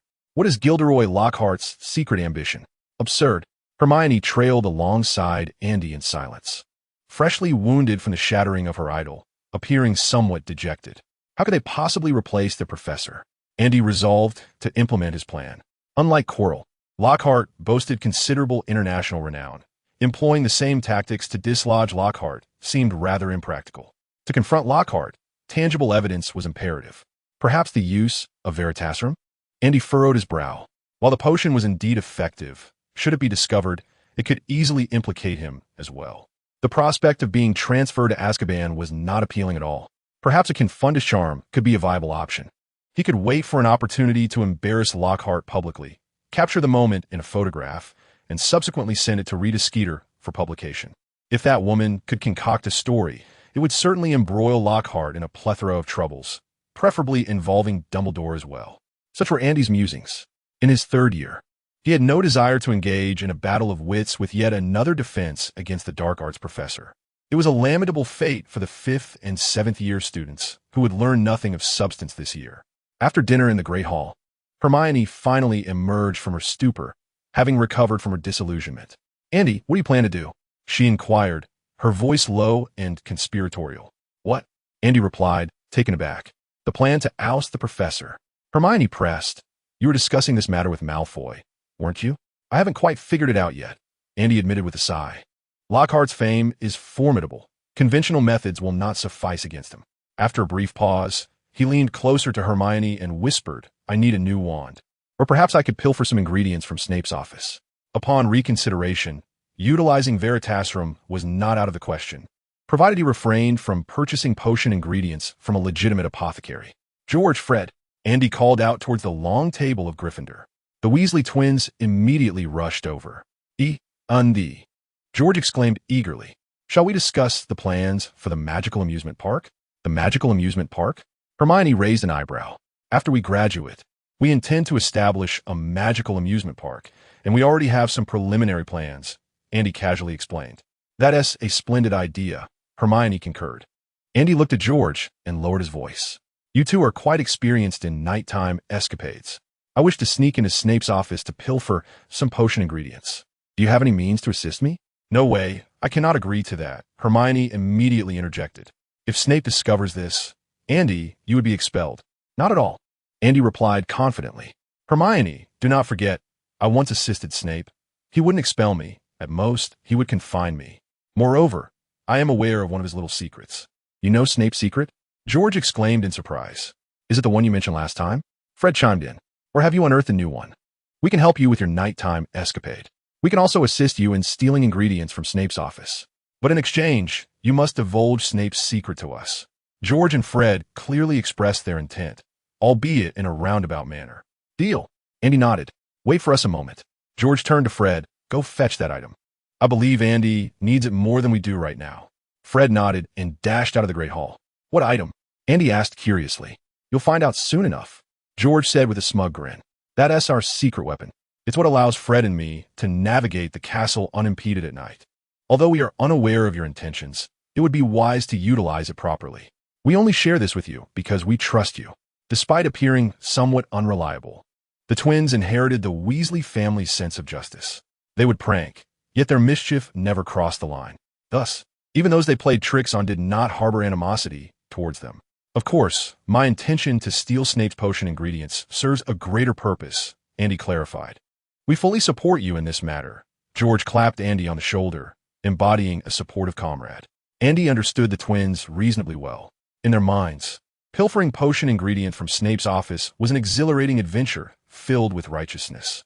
However, administering truth serum to Lockhart was beyond their threshold of acceptability. This may seem contradictory, yet it mirrors Mr. Weasley. He possesses a profound sense of justice, never breaching the Ministry of Magic's regulations nor coveting its funds. However, he selfishly modified a Muggle's car. In summary, there is not a single honest individual in the magical realm. The only distinction lies in the nature of their dishonesty. Chapter 171. I solemnly swear I have not done a good deed. After waiting in the hall for a while, Andy and his companions saw Fred swaggering back. Observing this, Andy quietly remarked to Hermione, Did you see that? When one harbors secrets, they must be as bold as Fred to avoid suspicion. Oomph. Hermione huffed discontentedly. If it weren't for their frequent misdeeds, who would be as adept as they are? Fred flashed a smug smile at Andy. Say, my friend, we've acquired the item, but we need to find a secluded spot to showcase it to you. George interjected. There are plenty of such places within the castle. Let us proceed. The four found a hidden nook within the castle, and Fred retrieved a folded parchment from his pocket. What is this? Hermione inquired curiously. Andy spread the parchment on the ground, examined it thoroughly, and shook his head, stating, I cannot discern anything. Fred grinned mischievously. You could try using your wand. George regarded Andy with eager anticipation. Andy's caution surged. Could this be one of your prank products? I wish it were our creation. However, we lack the requisite skill. Andy, give it a try. You are destined to be a great wizard. Surely, a mere piece of parchment would not intimidate you? Come on, let us see. George and Fred chimed in, their faces alight with mischief, as if they were awaiting Andy's folly. Andy brandished his wand. Reveal your secrets. He gently tapped the parchment with his wand. After a moment, nothing transpired. Confused, Andy glanced at George and Fred, who returned a gesture urging him to continue. Raising an eyebrow, Andy declared, Reveal your secrets, or I shall incinerate you. With added force, Andy struck the parchment with his wand. This method may have seemed comical, yet it was indeed an application of magic. Through magical energy, one could convey their emotions and thoughts. The parchment transformed, as if an invisible hand was inscribing upon its smooth surface, and words began to materialize. Mr. Collins, Mr. Moonface extends his greetings and implores you to engage your intellect, rather than merely brandishing your wand like a brute. Andy's expression froze, and Hermione stared in astonishment. Meanwhile, George and Fred wore beaming smiles, as though their prank had succeeded. The parchment, seemingly unwilling to relent, revealed additional writings beneath the initial text. Mr. Sharp-Tipped Fork concurred with Mr. Moonface's sentiments and added, Mr. Andy Collins' wand is rather slender. Mr. Bigfoot, expressing his astonishment, inquired, what could such a slender wand possibly achieve? Mr. Bugtail greeted Mr. Andy Collins, hoping that upon his return, he would diligently study and fill the void in his empty mind. Andy, far from feeling insulted, posed a curious question. How is that accomplished? George, brimming with pride, replied, Andy, do you truly believe the parchment's purpose is merely this? Observe closely. Fred produced his wand, pointing it at the parchment, and murmured, I solemnly swear that I am up to no good. As Fred uttered the incantation, the parchment transformed. A blot of ink blossomed at its center, and a web of intersecting lines began to emerge, with various names appearing within the small dots formed by the lines. Is this the Hogwarts map? Andy exclaimed. Can this map reveal the whereabouts of everyone in the castle? Fred explained. See here, this is the headmaster's office. Professor Dumbledore is currently strolling about in his office. George interjected, he often does so. Here is Snape's office. He should be brewing potions at this hour. And this is Professor McGonagall, while Filch is on the 3rd floor of the castle. We are situated here. This marks the castle's secret passages. The hidden passage we previously mentioned, guarded by the one-eyed witch, is revealed on this very map. After listening to George and Fred's revelations, Andy was utterly astonished.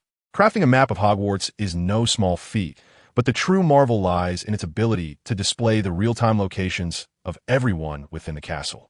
Such magic is beyond the ordinary, especially since it includes Dumbledore's name. This indicates that Dumbledore may be unaware of the map's existence. We call it the Marauder's Map. Andy, it now belongs to you, and we hope you will wield it wisely. Upon hearing the twins' words, Andy hesitated momentarily before declining. This map is far too precious. I cannot accept it. Do not say such things. Fred chuckled. We discovered this map in our first year from Filch's office, which housed many confiscated items. George added, we do not believe that anyone in possession of this map would ever be caught by Filch. After graduation, the map will serve little purpose. Thus, it is time to pass it on to the next generation. Andy remained silent for a moment before expressing his gratitude. Thank you. Hermione, equally awestruck by the Marauder's map's capabilities, felt a twinge of unease. She believed that such a map should be entrusted to a professor. The young witch glanced at Andy. Yet the thought of suggesting it be handed over to a professor remained unspoken, because Hermione was well aware that Andy would never relinquish this map to the professor, and she could not secretly report Andy to him either. Moreover, there was a subtle thrill of restlessness in Hermione's heart, as though she harbored a secret known only to herself, while others remained oblivious. With this map in hand, I could keep track of Snape's whereabouts at any moment. This would undoubtedly bolster Andy's confidence in stealing potion ingredients. George suggested that since Snape was quite cunning, it would be prudent to cleanse one's self of any scent before taking action. Fred added, and remember, no shedding hair and avoid flatulence. It's best to wear gloves, shoe covers, and a mask. The twins offered a plethora of advice, to which Andy nodded thoughtfully. On the night of Quirrell's actions in the 2nd semester of their first year, Andy used the disillusionment charm to conceal his form. Yet Snape caught him red-handed in the pitch-black corridor. Andy dared not underestimate Snape. Once I understand Snape's movements and am properly prepared, I will act, Andy declared. Chapter 172. Perhaps it is due to love. Andy, we could use this map to search for that, Hermione suggested eagerly. Search for what? George raised an eyebrow. Fred also turned to Andy. It seems you possess quite a few secrets.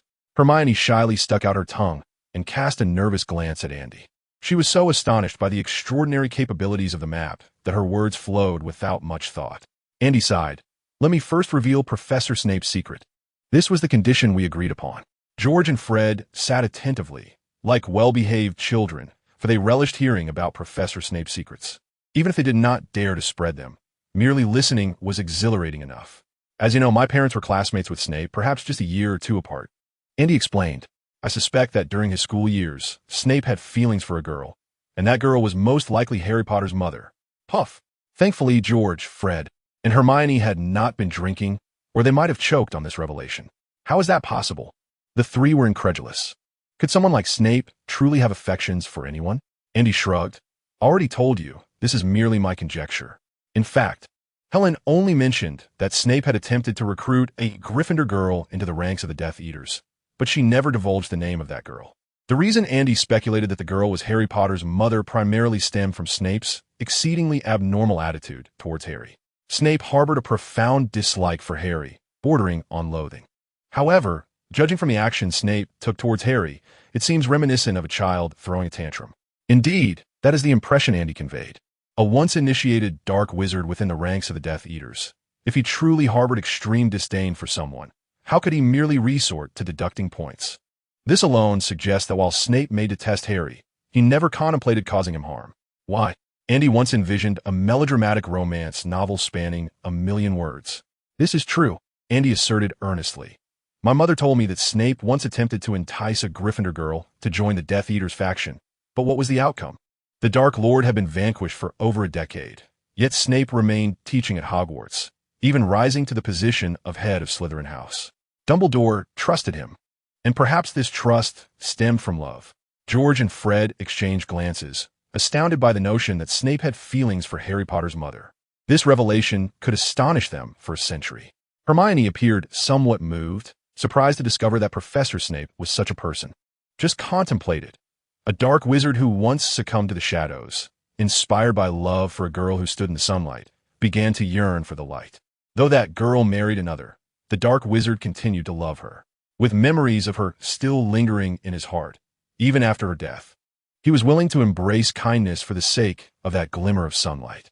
Professor Snape is truly pitiable. Hermione's eyes glistened, clearly touched by the romance she envisioned. George glanced at the three beside him, finally fixing his gaze on Hermione. Hermione, you are the only girl here. May I pose a question to you? What? Hermione replied, momentarily taken aback. George inquired, if someone who bore a striking resemblance to Professor Snape confessed their feelings to you, would you accept? A likeness to Snape? With a sallow, gaunt visage, a long hooked nose, greasy hair, and a brooding demeanor. Hermione shook her head vigorously and declared decisively, absolutely not. George exhaled in relief. That's exactly right. How could someone like Snape possibly have affections for a girl? Fred interjected, he might like someone else, but that doesn't mean someone else likes him. George disagreed. Do you truly believe Snape would have feelings for anyone? Fred speculated. Perhaps he was somewhat handsome in his youth? And he interrupted. All right, let's put this topic to rest. Fred protested reluctantly. Oh, come on. This is about Snape's youthful past. Andy, you have your sources. Do share more with us. George lamented. Andy, being a Ravenclaw, you wouldn't comprehend the extent of our suffering under Snape as oppression in Gryffindor. Fred pretended to be Snape, while George influenced their classmates in brewing potions, resulting in a deduction of points for Gryffindor. George then continued the performance, questioning Fred. Why didn't you remind him he was making a mistake? Does someone else's error highlight your own abilities? Once again, Gryffindor lost a point. Andy gasped in disbelief. Is this how Snape deducts points from Gryffindor? Truly remarkable. The twins looked at Andy with pitiable expressions, hoping he would share more amusing tales about Snape. Suddenly, Andy recalled a spell and raised his wand, pointing it at George. In an instant, George was propelled backward, spinning 180 degrees in midair, hanging upside down. Hush! Fred whistled, applauding. Impressive. What a deft, silent spell. Andy, what does this spell have to do with Snape? As Andy lowered George, he explained, this is the Bat Bogey Hex, a spell invented by Snape during his school days. However, it was learned by those in Gryffindor, who used it to teach Snape a lesson. With a mischievous grin, Andy gazed at George and Fred. If anyone were to use this spell in front of Snape, it would surely remind him of his joyful school days. The twins exchanged glances and then looked at Andy in unison. Teach us. Chuckling, Andy replied, of course, I'd be delighted.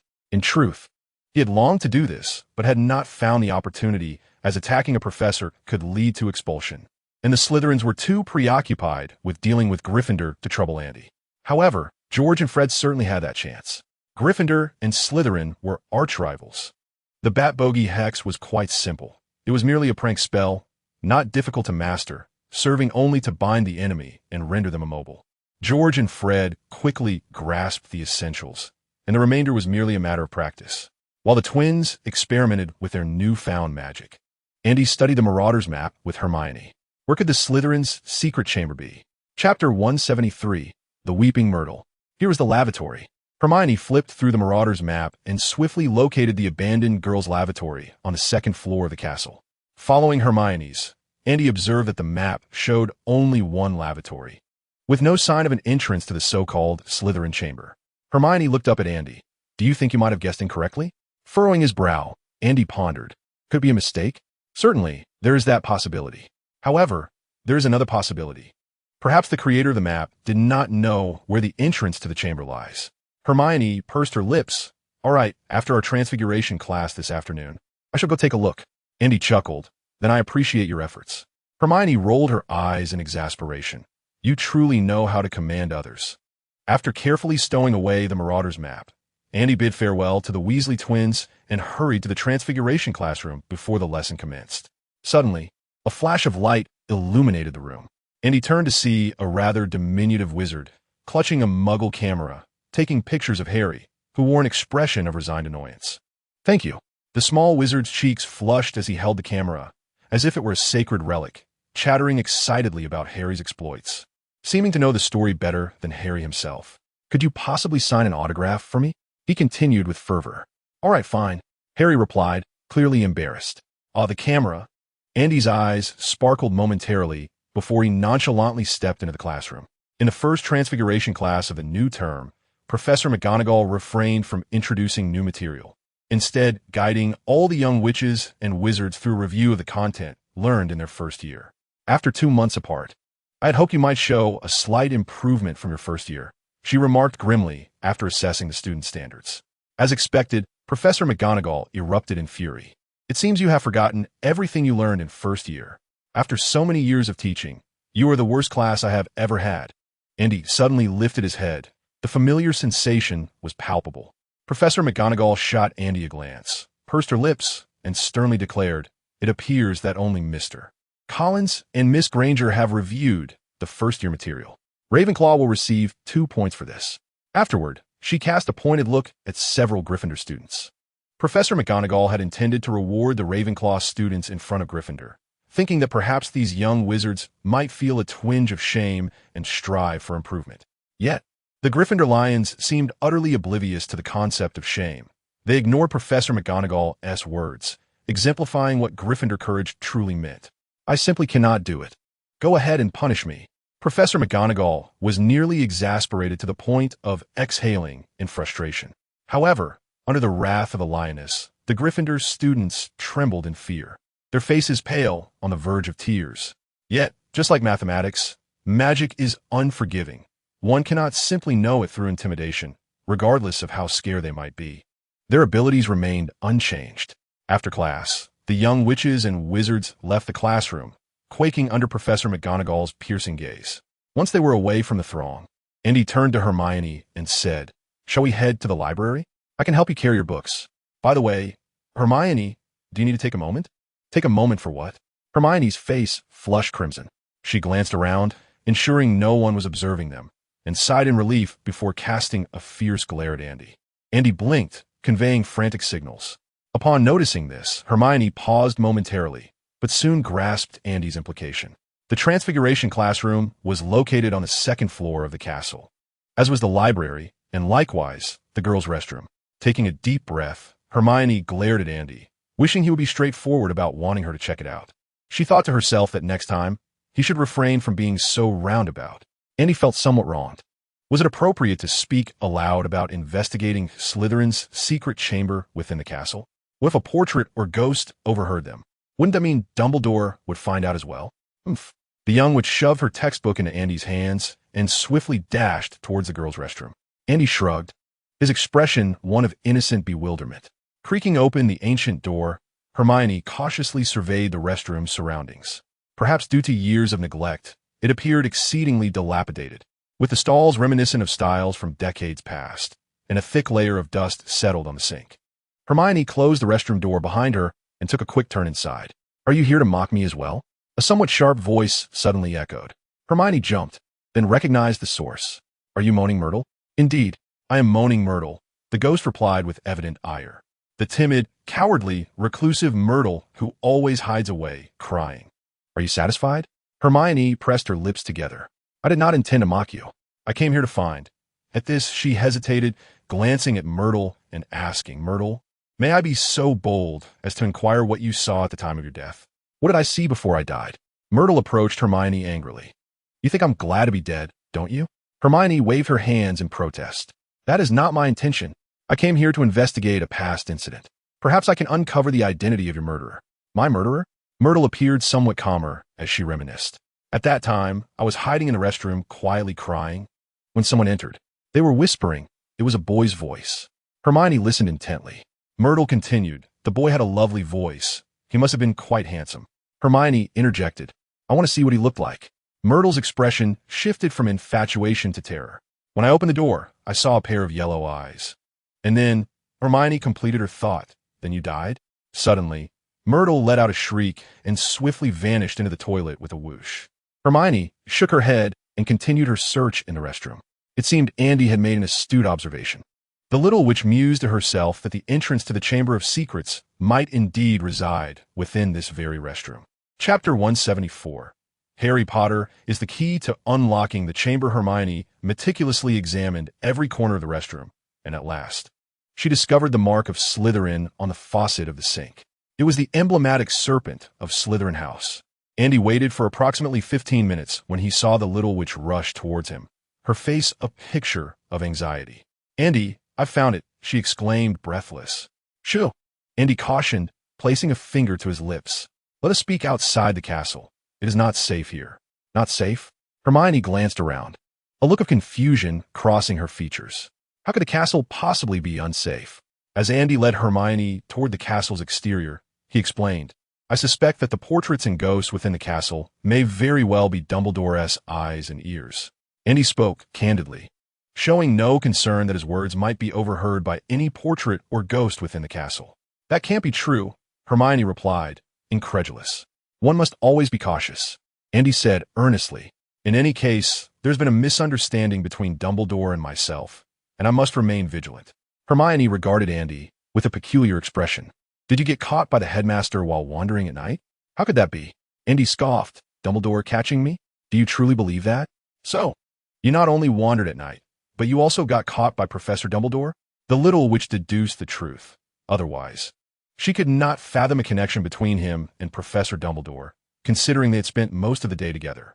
"Sometimes, high intelligence can be a double-edged sword," Andy remarked wisely, choosing to sidestep the topic, and Hermione did not press further. In any case, as long as Ravenclaw's points were not deducted, a nocturnal escapade seemed inconsequential. Upon reaching the outside of the castle, Andy directly inquired, "Hermione, what did you discover in the restroom?" "I found the mark of Slytherin."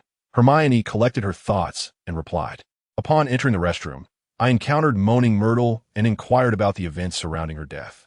According to Myrtle, she heard a boy's voice just before she died. Just as she pushed open the stall door to see who it was, she caught sight of a pair of yellow eyes. We were correct in our assumptions. The monster within the Chamber of Secrets is indeed the basilisk." As she spoke, Hermione's eyes sparkled with excitement as she looked at Andy. The secret that had plagued Hogwarts for so many years, the entrance to the chamber that even Dumbledore had failed to uncover, had been so effortlessly unveiled by Andy. Hermione continued, "I discovered a serpent's mark on the faucet of the sink. Perhaps that is the entrance to the Chamber of Secrets." Taking a deep breath, Hermione glanced anxiously at Andy. "If the creature within the chamber is a basilisk, it is certainly beyond our capacity to confront. Anyone who gazes into the eyes of the basilisk is doomed to perish." Andy, upon hearing her words, felt a surge of excitement. After a moment of contemplation, he responded, "The basilisk's weakness lies in the crowing of a rooster. I had anticipated this. As for the boy that moaning Myrtle heard speaking, if my conjecture is correct, it must be Tom Riddle from his student days." Furrowing his brow in thought, Andy pondered, Tom Riddle must have entered the chamber alone. With whom could he have conversed? After a pause, he inquired, "Hermione, does Myrtle recall what the boy said?" Hermione shook her head, replying, she only heard the voice. Andy's expression shifted as he contemplated. "What is it?" Hermione asked. "Do you remember our previous speculations regarding the methods to access the chamber's entrance?" Andy countered, "Yes." Hermione nodded. "I recall you mentioning that the means to unlock the entrance would either require the bloodline of the Slytherin family or the ability to speak Parseltongue." "You mean?" Hermione's realization dawned on her. "The method to access the entrance is through Parseltongue?" Andy affirmed. "Indeed, the washroom is quite an open space. Myrtle was hiding in a stall. If someone spoke, even in a hushed tone, she could have overheard something." Reflecting on the restroom's environment, Hermione recognized that it was, as Andy had indicated, very spacious. If the door were closed, even the slightest noise would be distinctly audible. The only explanation for why Myrtle did not discern what the boy said is that he was not speaking human language. For some reason, Hermione suddenly felt a sense of relief. If the method to access the chamber relies on parcel tone, then we are unable to enter, correct? She queried, and he found himself at a loss for words. In truth, neither method was within his reach. The Gaunt family, descendants of Slytherin, had almost completely perished.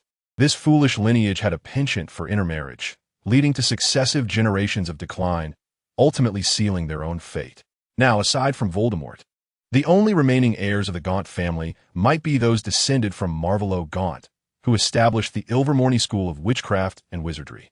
It was uncertain whether she had left any descendants. Thus, whether it be the Slytherin bloodline or the ability to speak Parseltongue, neither was something Andy could claim. Naturally, there were certain matters he could not disclose to Hermione. Having watched Harry Potter and the Sorcerer's Stone, Andy had repeatedly recalled the film's narrative since his arrival in this world. At the film's onset, Harry had conversed with a snake. Hence, Harry Potter was indeed a Parselmouth. He is the key to unlocking the entrance of the chamber. Moreover, the second installment of the film revolves around the chamber, if Harry Potter cannot access its entrance. The sequel would be rendered impossible. Thus, from the very beginning, Andy has devised a plan to enter the chamber. Now, we shall see how Andy intends to manipulate Harry.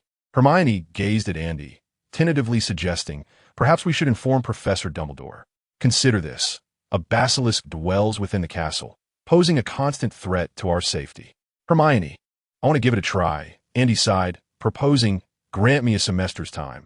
If by Christmas break I have still not succeeded, we shall approach Professor Dumbledore together. Hermione pursed her lips, and after a moment, she gently nodded. Very well, but you must promise me that if you discover how to unlock the chamber's entrance, you will not venture in alone. Of course, Andy replied with a smile. I value my life too much. Hermione let out a soft huff. Come on, let's head to the library. I wish to research the basilisk's lore. Chapter 175. The Legendary Room of Requirement. I solemnly swear I have not engaged in mischief. Lying in bed, Andy quietly recited a spell, using the faint glow of the Lumos charm to observe the movements of everyone on the Marauder's map. Late at night, the majority had retired for slumber, leaving only the diligent Filch wandering the castle, attempting to catch any nocturnal young wizards and teach them a harsh lesson. Dumbledore paced in his office, perhaps indulging in this peculiar hobby of reminiscing about his glorious past while strolling. Snape was also awake, remaining in his office, seemingly engrossed in his own endeavors, having not moved for quite some time. Perhaps he was brewing potions, and he mused. After studying the map for a while, boredom began to creep in. What a splendid night, yet no one was out exploring. It seemed rather pitiable for Filch to wander the castle all alone. I ought to keep him company. Resolute, Andy changed into his shoes and, clad in his pajamas, departed from the dormitory. With the map in one hand and his wand in the other, Andy suddenly felt as though he were playing in God mode, wandering the castle as if it were a realm untouched. Exhilarating. Filch remained on the third floor, while all the professors were in their dormitories, with only Snape busily occupied in his office. Andy glanced at the movements of the castle's most formidable beings. All was safe. Descending from the Ravenclaw Tower, he arrived at the 8th floor of the castle, where the headmaster's office and the Ravenclaw head's office were located. Finding a spot by the window, he sat on the floor, feeling a swell of pride. Here I am, Andy Collins, second-year Ravenclaw wizard, exploring the corridors near the offices of the head and the headmaster, blissfully unaware of my presence. Andy continued to observe the Marauder's map.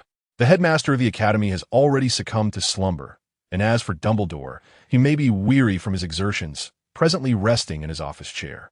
How delightful! A grin spread across Andy's face. Unstoppable. With the cheat activated, where in Hogwarts could he not venture? Andy rose, brushing off the dust from his trousers, and continued to meander through the castle. Had Filch already ascended to the 4th floor? Where to next? The girls' lavatory on the 2nd floor? Andy shook his head, momentarily dismissing that notion. Moaning Myrtle resided within the very toilet of that lavatory, and should Andy venture there now, he might find himself the subject of her tales by dawn. Andy had some pride, after all. After wandering the 8th floor for a while, Andy began to feel a tinge of boredom. The thrill of cheating was indeed exhilarating, but if one were the sole player in an expansive world, what joy was there in it? Cheats were only necessary in multiplayer games. During single-player adventures, Andy typically sought to elevate the challenge. Where next? A leisurely stroll through the headmaster's office? Perhaps not. Best not tempt fate. Perhaps a return to slumber? Andy glanced at the Marauder's map. realizing there were indeed few options left to explore. Wait, what is this? Just as he was about to turn back, a door suddenly materialized on the adjacent wall. Remembering the legends of Hogwarts, Andy exclaimed, "The Room of Requirement?" He glanced down at the Marauder's map, which did not indicate the presence of this room. Perhaps the map's creator had never discovered the Room of Requirement. A sense of fortune washed over Andy. He extended his hand, poised to push open the door and unveil the mysteries of the fabled room. Hold on. Andy abruptly paused. According to legend, the Room of Requirement appears sporadically and always aligns itself with the Seeker's needs. So, what was I just contemplating? Returning to sleep? No, that was incorrect. I was feeling rather bored, yearning for an intriguing destination. Andy withdrew his hand. Thus, in the context of the Room of Requirement, what could be deemed interesting? After a moment's hesitation, he clenched his jaw. Ultimately, curiosity triumphed over caution, and he stepped forward to push open the door. To Andy's astonishment, the room beyond the door revealed itself to be the headmaster's office. Having visited Dumbledore's office before, he was somewhat familiar with its decor. But why would the Room of Requirement consider this place intriguing? Or perhaps, deep within my subconscious, I truly desired to explore the headmaster's office? A distinct possibility, indeed. Andy surveyed his surroundings. Dumbledore was absent? No, this was not the genuine headmaster's office, but rather a manifestation conjured by the Room of Requirement. Andy recalled that before entering the Room of Requirement, he had cast a glance at the live map. Dumbledore was seated in his office at that moment. Since it was an illusion, Andy's gaze swept around the room, ultimately focusing on the bookshelf in the headmaster's office. Were those books available for casual perusal? A jolt of realization struck Andy. These tomes were magical books collected by the greatest wizards of the 20th century, each one a priceless treasure of the magical realm. His eyes roamed over the shelf. Revelations of dark magic, he mused, retrieving the book he had left unfinished last time, determined to seize the opportunity to read its remaining contents. Andy was somewhat aware of his own limitations. The books in the headmaster's office were indeed accessible to him. Yet any tome pertaining to dark magic was strictly off-limits in Dumbledore's eyes. Not even a single word would be permitted. Furthermore, this particular book delved into advanced dark magic. With a sense of reverence, Andy opened the first page. Revelations of dark magic contain numerous perilous spells, including the 3 unforgivable curses, as well as formidable dark magic, such as the Killing Curse. Moreover, many of the dark spells documented within were unknown to Andy. They all shared a singular trait: malevolence. However, the most crucial knowledge within this tome was not the dark magic itself, but rather the last 2 words of its title, Revelations. This book unveiled the secrets of dark magic. If one were to disregard the sinister label of dark magic and view it through a rational lens, one might discover that its exploration of human existence surpasses that of white magic. Everyone is aware that the Killing Curse can instantaneously strip an opponent of their life force, leading to its classification as evil. Yet, few understand the underlying reasons for its lethal efficacy.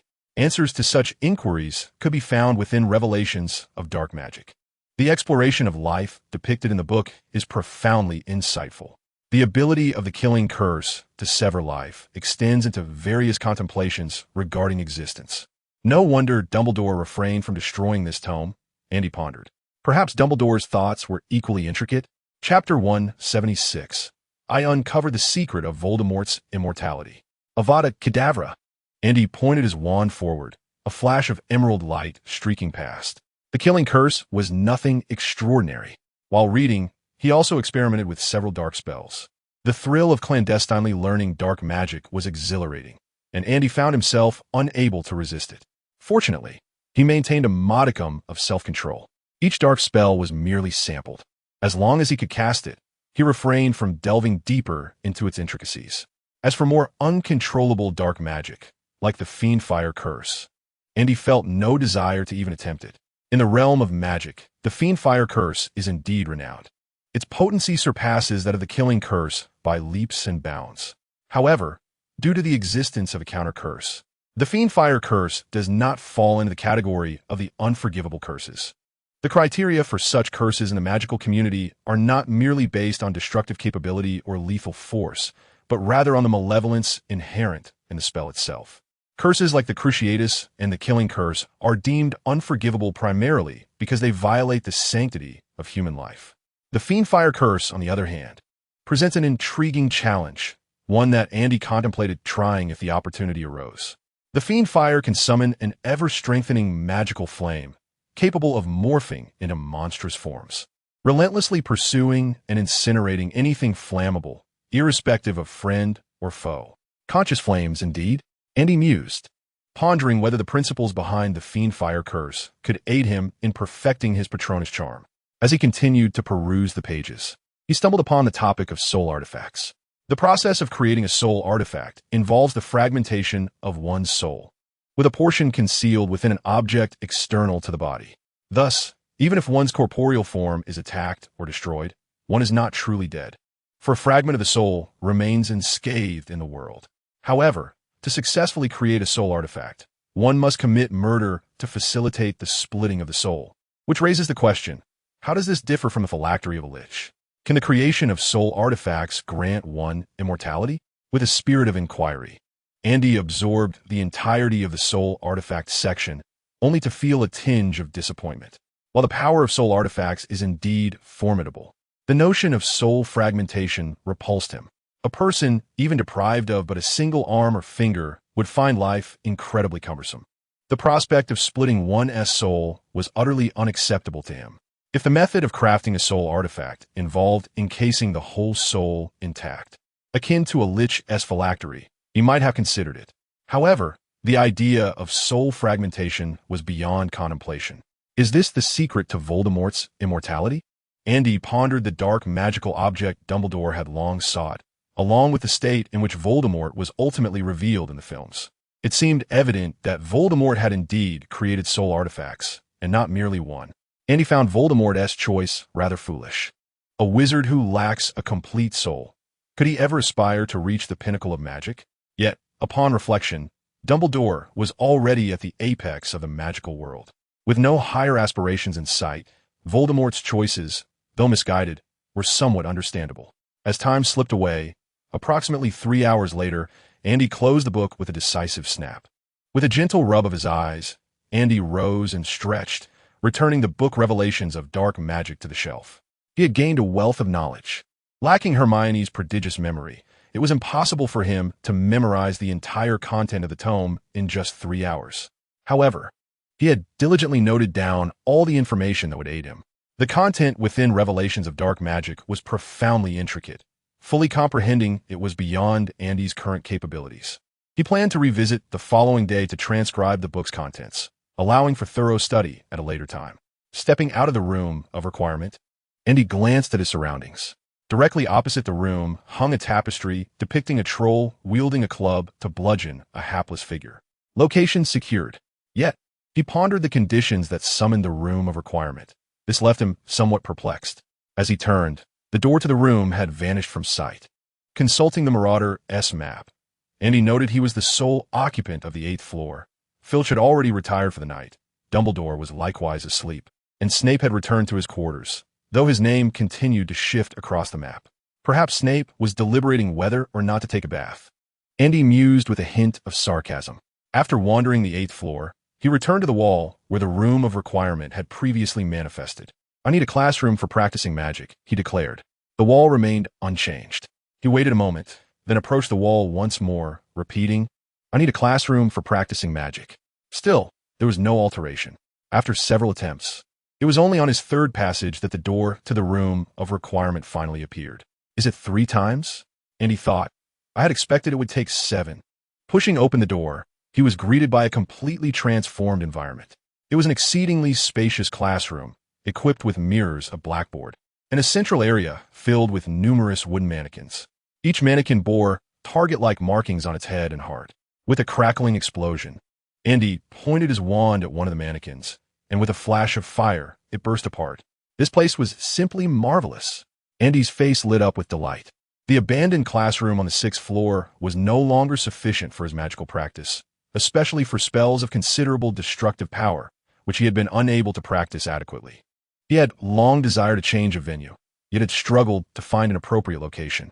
Magic was prohibited in the corridors, and while practicing outside the castle was an option, it left him exposed to onlookers devoid of any privacy.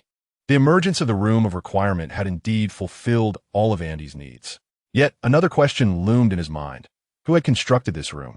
It fulfills all human needs, and the difficulty of constructing this house is by no means trivial.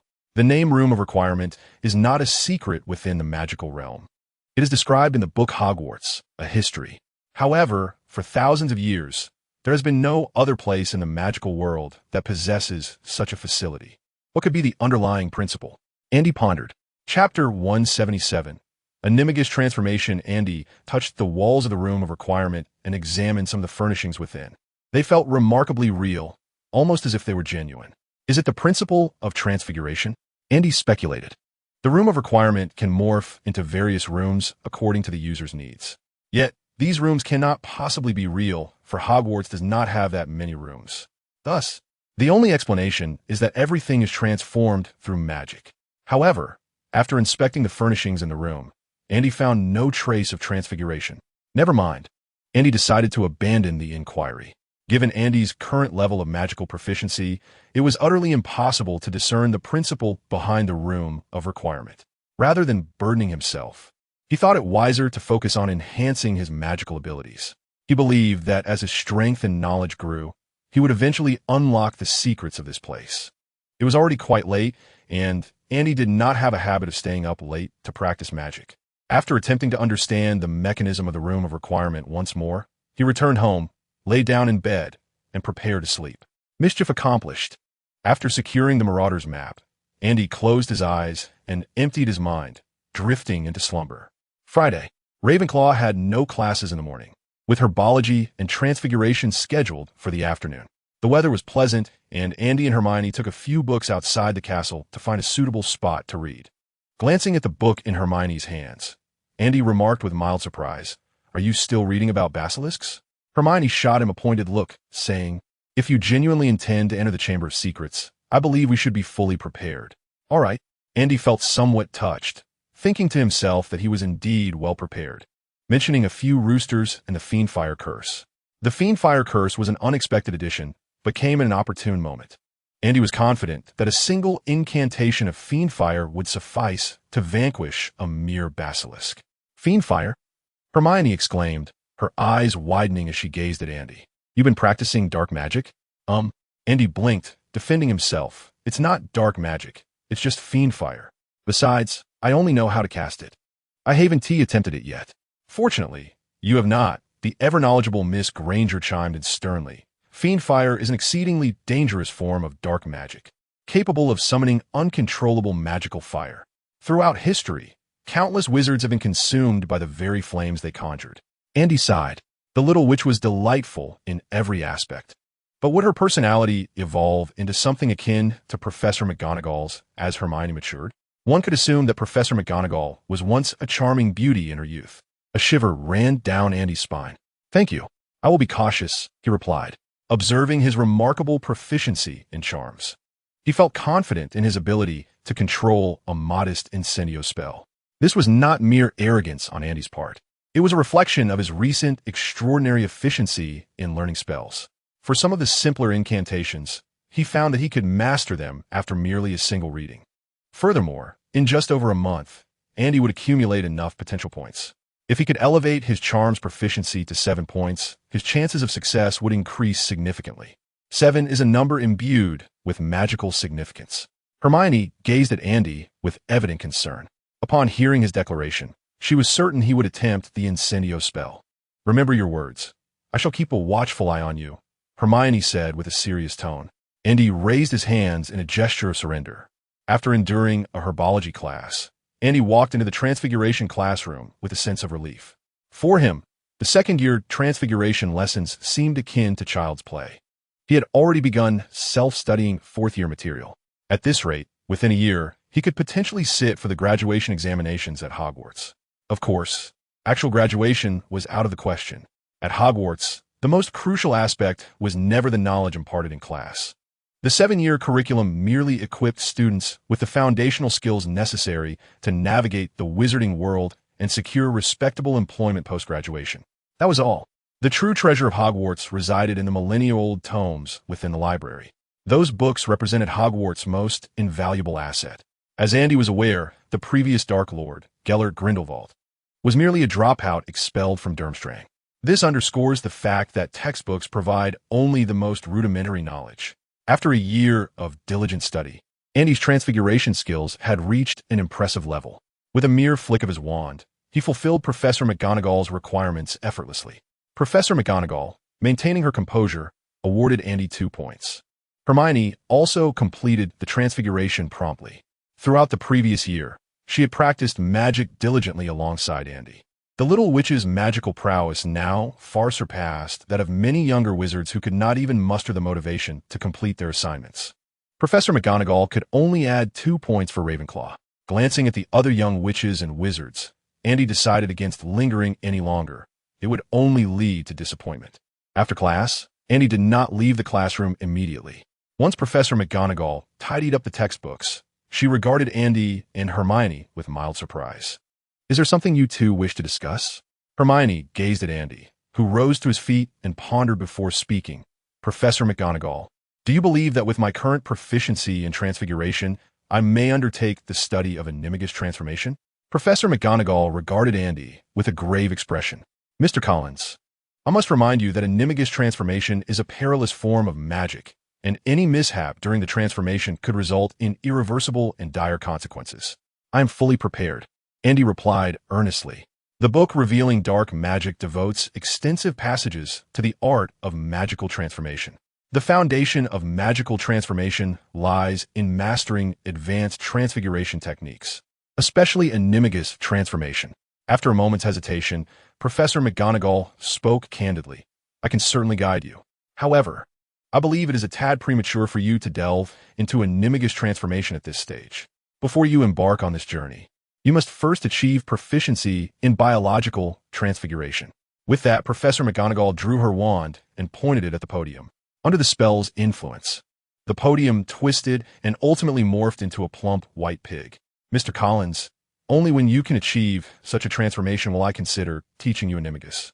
She regarded Andy with a serious tone.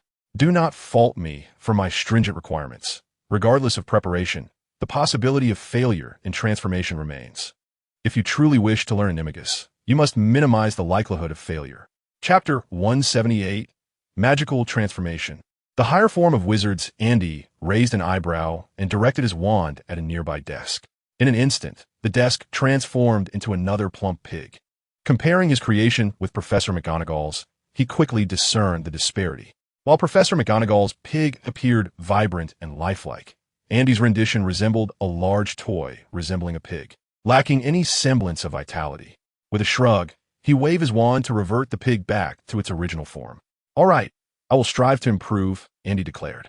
The demands were not daunting, as long as Professor McGonagall was willing to teach. With several years until graduation, he had ample time to learn at a deliberate pace. "Have you truly reached this level already?" Professor McGonagall expressed a hint of surprise, but quickly regained her stern demeanor. "If you were to dedicate more time to transfiguration, perhaps you could study animagus this year." "I will," Andy nodded in agreement. After departing the transfiguration classroom, Andy reflected upon the considerable tasks that lay ahead for him this year. Particularly, these responsibilities seemed to converge. He needed to procure potion ingredients, thwart Lockhart, navigate the Slytherin chamber, explore the magical texts of China, delve into revealing dark magic, and now, practice transfiguration. In addition to his daily reading and practicing of magic, not to mention the weekend dueling club, Andy felt a bit overwhelmed. After dinner, he returned to the common room to continue his studies. As night fell and he saw his roommate sleeping soundly, Andy took out the Marauder's map, preparing for another nocturnal adventure. "I solemnly swear I am up to no good." Opening the map, Andy glanced at the real-time movements of the castle's inhabitants. Dumbledore was, as usual, pacing in his office. Snape remained in his office, seemingly engrossed in potion brewing. Filch was still roaming the castle, attempting to catch a few wandering young wizards and imparting an unforgettable lesson. However, unlike yesterday, tonight there were indeed 2 individuals out and about. Judging by their names, it appeared to be a boy and a girl. From the direction they were moving, it seemed they were destined to meet soon. And indeed they did. The 2 slipped into an abandoned classroom together. How delightful! A secret rendezvous in the dead of night.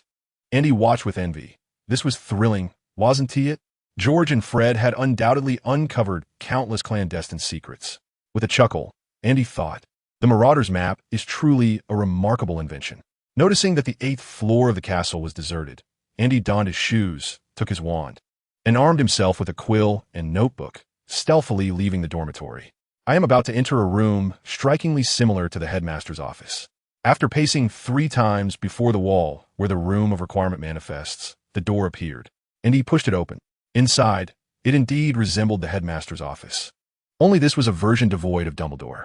Andy retrieved secrets of dark magic unveiled from the bookshelf, then cast a spell with his wand on the quill and notebook, setting them to transcribe the book automatically. With time to spare, Andy scanned the bookshelf, eager to find another tome to pass the time. The books placed in the headmaster's office by Dumbledore were all perilous volumes of magic. While not necessarily tomes of dark magic, the risks associated with their study were exceedingly high. A failed spell could yield irrevocable consequences. For instance, this particular book, Section 124, Transfiguration, the higher form of wizards. Andy took this book from the shelf. The author's perspective on transfiguration aligned with that of other wizards who studied the subject. They all believe that while wizards possess magical power, they are fundamentally ordinary beings, distinct from magical creatures. Transfiguration, then, is a means of transitioning a wizard from ordinary life to magical existence. Is Voldemort truly a magical being? Andy pondered.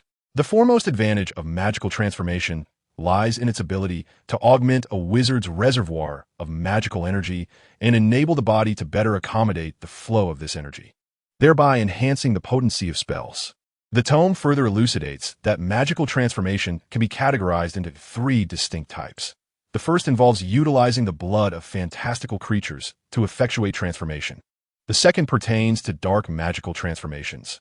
And the third, the most fundamental form of transformation, which, while its effects may be subtle, poses minimal risk. Most significantly, the book delineates specific methodologies for each of these 3 types of transformation, a revelation that Andy treasured dearly. Previously, Andy had discovered a method of magical transformation within the forbidden section of the library, but that approach was perilously dangerous and required a special potion, which had deterred him from attempting it. Over the course of 2 hours, Andy perused the entire volume. If prior to this, his curiosity regarding magical transformation was merely piqued, after reading the book, he felt a genuine stirring of desire. The text had consistently suggested that magical transformation represents a higher tier of life for wizards, an evolution of existence itself. No wonder Dumbledore had placed this book in the headmaster's office, Andy mused. If this tome were to fall into the hands of the uninitiated, those who read it would undoubtedly be tempted to experiment with magical transformation. Once one reaped the benefits of such transformation, it would be hard to resist its allure. With his eyes closed, Andy employed a mental lockdown technique to clear his mind, taking quite some time to regain his composure. It was truly terrifying. The book seemed almost hypnotic, its words continuously influencing Andy's judgment. And this was merely a copy. He shuddered to think what effect the genuine article in the headmaster's office might have had on him. Once he regained his calm, Andy revisited the book's contents. Undeniably, the assertions made within held a degree of truth. The dangers of magical transformation were indeed formidable, yet the potential rewards were equally unimaginable. Particularly, he pondered, could it truly be that magical transformation represents a higher echelon of life? Doubt began to creep into Andy's mind. He summoned his plump cat guardian with a gentle flick of his wand, observing its altered form with silent contemplation. Perhaps the book's claims held merit. But magical transformation must be approached through the safest methods, even if the enhancements gained were modest.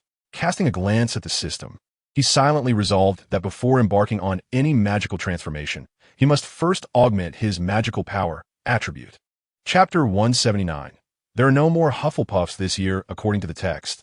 The deeper a wizard's magical reservoir, the lower the risks associated with magical transformation. It struck Andy how closely magical transformation resembled the body-tempering practices described in cultivation novels, and he found himself murmuring this thought aloud. The so-called body tempering is essentially the process of refining the physical form using energies such as spiritual power, magical force, and vital essence, thereby enhancing the strength of the body. Magical transformation, on the other hand, constitutes a unique form of human metamorphosis. During this transformation, A specific method is employed to enable the wizard's corporeal form to better accommodate the flow of magical energy, thus augmenting their magical prowess and amplifying the potency of spells. However, it can be succinctly stated that magical transformation is merely a variant of shape-shifting, which, at its core, entails a complete alteration of one's appearance. For further elucidation, one might reference Voldemort. Indeed, is it not said that all transformations remain true to their essence? As I ponder these thoughts, the quill had already transcribed the book Revelations of Dark Magic. With the anticipation of Saturday's arrival, Andy hurried back to his dormitory to retrieve another notebook, then cast a spell upon the quill to transcribe magical transformation, the higher form of wizards. A treasure indeed. Andy's eyes sparkled with fervor as he gazed upon the bookshelf. These were precious volumes meticulously collected by Dumbledore. Each one was a substantive work of high caliber, distinctly different from the trifles found in the ordinary section of a library. Scanning the shelves, Andy selected another book that delved into the theories of magic and resumed his reading. Whether it be cutting-edge dark magic or magical transformation, they merely represent Andy's future. It is only through a solid foundation in magical theory that the present Andy can swiftly enhance his capabilities. The elevation of one's abilities signifies the advancement of innate talent, fostering a beneficial cycle for Andy. That night, Andy remained engrossed in his studies until the early hours, reluctantly departing from the room of requirement around 2 o'clock. Standing in the 8th floor corridor, his gaze wandered aimlessly over the Marauder's map. Had Snape already retired for the night? A surge of realization invigorated Andy. Indeed, regardless of Snape's schedule, he would inevitably succumb to slumber in the late hours. Could action be taken? Andy shook his head. Not yet. He was not sufficiently prepared. To infiltrate Snape's office and procure potion ingredients, shoe covers, gloves, and odor-eliminating potions were essential. Given Snape's cunning nature, any trace left by Andy could potentially lead to his exposure.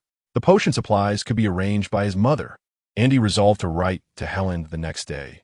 Once the odor-eliminating potion was secured, he would immediately set his plans in motion. Mischief awaited. After closing the Marauder's map, Andy returned to his dormitory, cocooned himself beneath the covers, and drifted into a deep slumber.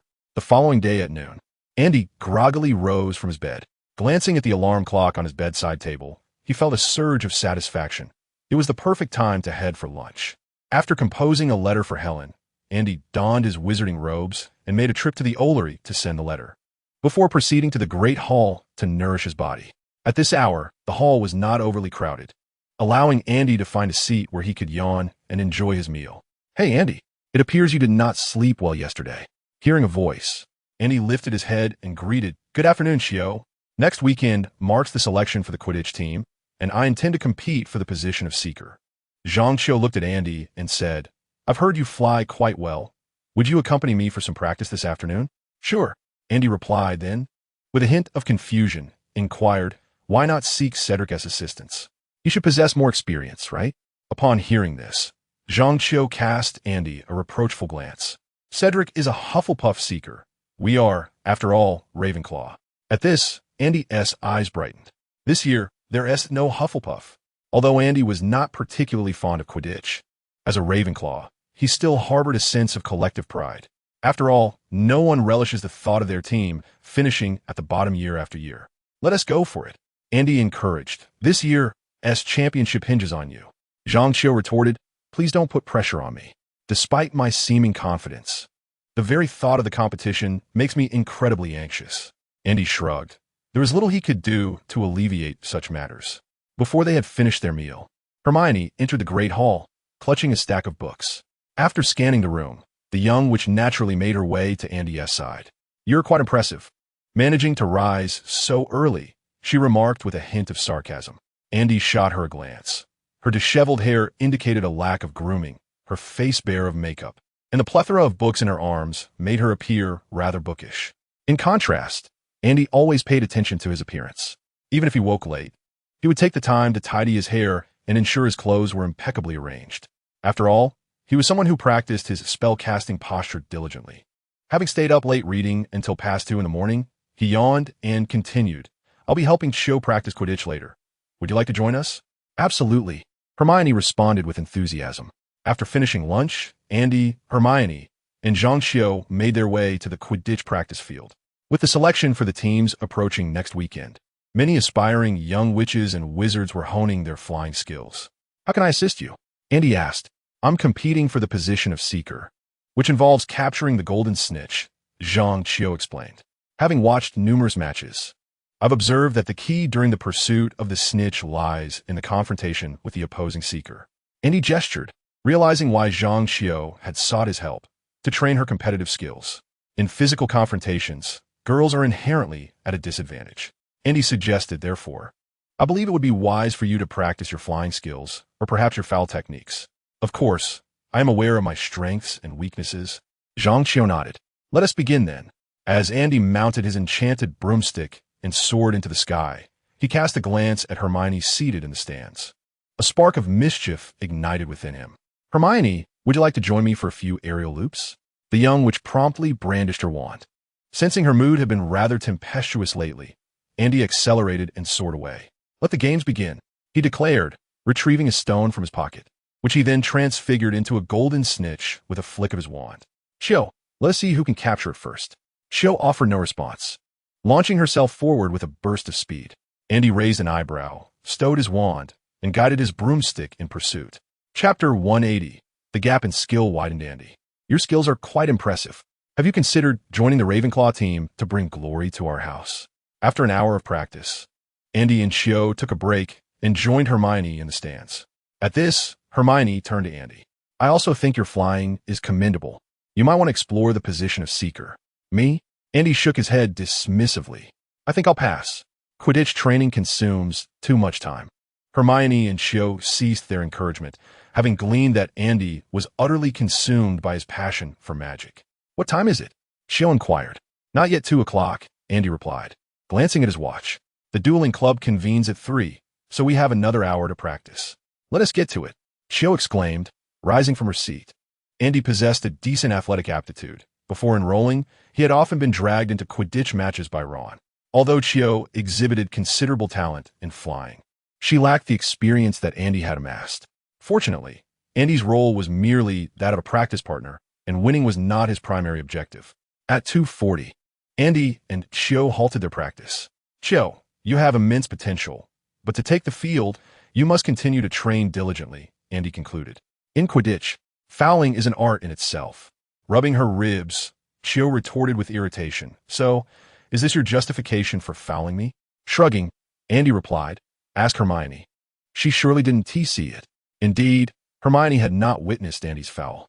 As both turned their gaze toward her, she spoke up. "I only saw Andy catch up to you, and then you suddenly decelerated, allowing him to seize the golden snitch." "Very well. I shall diligently study the tactics of fouling in Quidditch," Xiu conceded, though she was not particularly fond of fouling. Yet, it was an inescapable aspect of Quidditch. During their casual banter, the trio returned to the castle, relinquished their broomsticks, and made their way to the abandoned classroom on the 6th floor to practice spells. Upon their entrance, Cedric cast a resentful glance at Andy, having heard of the trio's Quidditch practice. As a Hufflepuff, he felt subtly excluded from their camaraderie. "On the field, we are opponents," and he grinned. "Very well." Cedric raised his hand in surrender, yet he could not forsake such a splendid opportunity. Training must be pursued independently. However, should there be any technical uncertainties, I am at your service to assist. "Thank you." Zhang Qiu did not decline. Time was of the essence. "So let us commence our duel practice," Andy proposed. "Cedric, shall we engage in a match first? I've significantly strengthened over this summer." Cedric arched an eyebrow. "What a coincidence." "So have I." Andy waved his wand to secure the classroom door, and then cast a silencing charm to ensure that no one would intrude upon their gathering. "Hermione, you may announce the start," Andy instructed, distancing himself from Cedric. "Begin." Upon hearing the word, Andy swiftly cast a protective shield charm upon himself, then aimed his wand directly at Cedric. At that moment, Cedric had only just completed the incantation for the armor charm. This exemplified the advantage of silent casting. Even the briefest utterance of a spell requires time. Although the duration is fleeting in comparison to silent incantation, that moment can feel interminable. In a true life-and-death confrontation, such a time discrepancy could indeed prove fatal for Cedric. Whoosh! Under Cedric's astonished gaze, a crimson beam of magic shattered his shield charm. Before Cedric could react, Andy unleashed a relentless barrage of spells, pressing the assault upon Cedric. In less than a minute, Cedric found himself thoroughly disarmed by Andy's skillful maneuvers. Accepting the wand handed to him by Andy, Cedric shook his head with a rueful smile. "Andy, I am no match for you now. You truly are a rare prodigy in magic." "Thank you," Andy replied, "but I have also put in considerable effort. In duels between wizards, survival often hinges upon ambushes. When both wizards are adequately prepared, determining a victor becomes exceedingly challenging, even if their magical prowess varies. The gap is seldom vast enough to prevent one from defending against several spells with a shield charm, unless one wizard possesses extraordinary agility while the other is sluggish. As is the case with Andy and Cedric, Andy's magical prowess is formidable, while Cedric's reflexes are outstanding. In such circumstances, should Andy fail to incapacitate Cedric instantly, the battle would likely reach a stalemate. However, this situation has now been disrupted. Silent casting has afforded Andy a substantial advantage. He can conjure spells continuously with mere wand movements, a significant detriment to Cedric. With swift spell casting and formidable magical force, coupled with emotional adjustments that can amplify his abilities, Andy now stands as a commendable wizard within the magical realm. Zhang Qiu exclaimed, "I had always known that Andy could cast spells silently, but I never imagined he had become so proficient." Andy chuckled and cast a proud glance at Hermione, who surprisingly did not scorn him, but instead looked at him with an air of spirited enthusiasm. "You two should take a break," Zhang Qiu suggested. "Hermione, how about we give it a try?" "Of course," Hermione replied. Among the four of them, if one were to rank their dueling abilities, it would likely be Andy, Cedric, Hermione, and then Zhang Qiu. Despite Hermione's bookish appearance and her slight fear of heights, her dueling prowess was nothing to scoff at. While her athleticism might not be exceptional, her strategic thinking was formidable, the little witch always managed to conjure the most effective spells in critical moments. At that moment, Cedric suddenly proposed, "I think you two should challenge Andy. I don't believe he needs a break right now." Andy felt a bit awkward. A mere flick of his wand was hardly exhausting. Unlike Cedric, who had been sent fleeing around the room by Andy's spells. "Sure," Zhang Qiu said eagerly, looking at Andy. "What do you say, Andy? Do you dare to compete with us?" "All right, let us do it." Andy moved to the other end of the classroom, distancing himself from Hermione and Zhang Qiu. "You may begin," he said casually. "Don't be so cocky," Hermione retorted as she cast the shield charm upon herself. Seeing that Andy had yet to cast a spell, she exchanged a glance with Zhang Qiu, and they both raised their wands toward Andy simultaneously. Whoosh! Two beams of magical energy sped toward Andy at an astonishing pace. With a nonchalant flick of his wand, Andy effortlessly dispelled both spells. This could indeed be considered an advanced application of a shield charm, or perhaps a display of skill. Andy raised an eyebrow at Hermione, challenging her, "Come on." Hermione gritted her teeth and waved her wand again. All at once, a multitude of canaries materialized around her, and as she pointed her wand at Andy, they surged toward him like bullets. Zhang Qiu, not to be outdone, launched her own spell, Disarm. With a swift motion of his wand, Andy transformed all the canaries into fireballs, which then coalesced into a fiery serpent over 6 meters long, looming ominously over Hermione. He then waved his wand again, disbanding Zhang Qiu's disarming spell. The two sides exchanged spells several times. Andy primarily adopted a defensive stance, occasionally launching attacks that posed significant challenges for Hermione and Zhang Qiu. After all, the purpose of the dueling club was to practice and hone their skills, not merely to seek victory. Winning was not the objective. Rather, the growth experienced throughout the process was what truly mattered. 5 minutes later, noticing that Hermione and Zhang Qiu were beginning to tire, Andy gently flicked his wand, causing Hermione's wand to slip from her grasp and soar away. Hermione exclaimed in surprise. Andy abruptly raised his wand, aiming it at Zhang Qiu, who quickly took a defensive stance. Armor protection. Unfortunately, this proved futile. A beam of crimson magic effortlessly tore through Zhang Qiu's protective spell, forcing her to stagger back, her wand also flying from her hand. Andy offered an apologetic expression. "I didn't expect you to have grown so formidable after just one summer," Zhang Qiu remarked, astonished. Although during their first year, both she and Hermione had struggled to match Andy's prowess, he had certainly not displayed such ease in their previous encounters. Back then, their exchanges had been more evenly matched, but today, Andy hardly shifted his position at all. He couldn't help but reflect on the significant gap in their abilities that had developed through a year of rigorous practice. This notion of strength did not merely pertain to magical skill, but rather to overall capability. From Andy's observations, many wizards remained at a rudimentary level of magical application. Such practitioners were hardly noteworthy. A step above them were the wizards from Helen and Kyle's era. During that time, as Voldemort wreaked havoc upon the magical realm, they could still find solace under Dumbledore's protection at school. Even during holidays, Death Eaters posed no threat to Hogwarts students. However, what transpired after graduation? Consequently, young wizards from that era exerted themselves to enhance their abilities, resulting in a generally higher level of strength. The most formidable conventional wizards in the magical world included professionally trained aurors, duelists who pursued competition as a career, and dark wizards who perpetually danced on the edge of life and death. Their daily existence revolved around honing their magical skills and refining their dueling techniques. Beyond that lay the elite wizards, such as Dumbledore and Voldemort. In simpler terms, one could categorize wizards as those who wield magic, have undergone some training, are consistently engaged in professional development, and those at the pinnacle, like Dumbledore and Voldemort. Of course, this characterization may not be entirely accurate, as each wizard possesses unique talents. And there are some exceptionally gifted individuals who can achieve great strength with merely the ability to wield magic.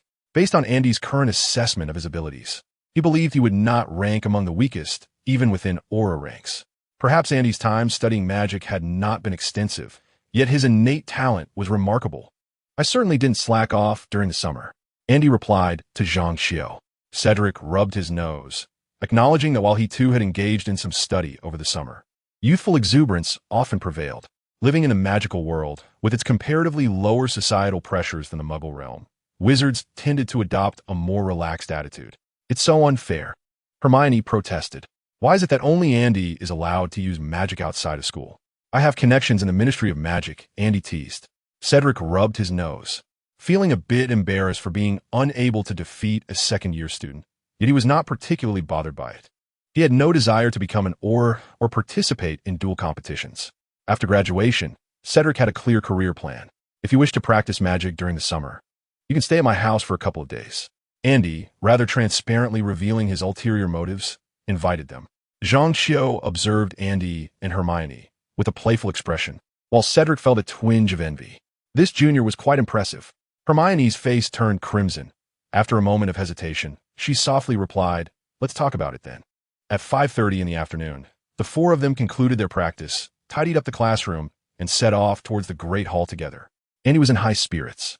During their last duel practice, the trio of Hermione, Zhang Xiao, and Cedric had not been able to exert much pressure on him, with only a slight effort. He had disarmed them one by one. Never before had Andy so clearly realized his own growth and strength. Last semester, his magical prowess had already surpassed Cedric's. Yet, during duels, he often felt an inability to fully utilize his power. However, things were different now. The small advantages he had gradually accumulated had finally culminated in a transformative leap, resulting in a significant disparity in strength. Yet this was not enough. Andy admonished himself internally. He aspired to surpass great wizards like Dumbledore and Voldemort, whose formidable power stemmed from more than just high magical proficiency. The secret to Voldemort's strength lay in magical transformation. But why was Dumbledore so powerful? Andy had yet to uncover the reason. Perhaps next semester, he could explore that avenue.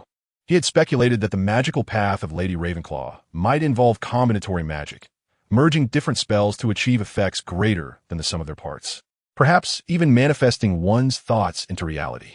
Currently, Andy's magical abilities were undoubtedly far from those of Lady Ravenclaw, but once his talent and charms reached level 7, he believed he could give it a try. If combinatory magic proved successful, he felt that his strength in the third year might undergo a revolutionary transformation.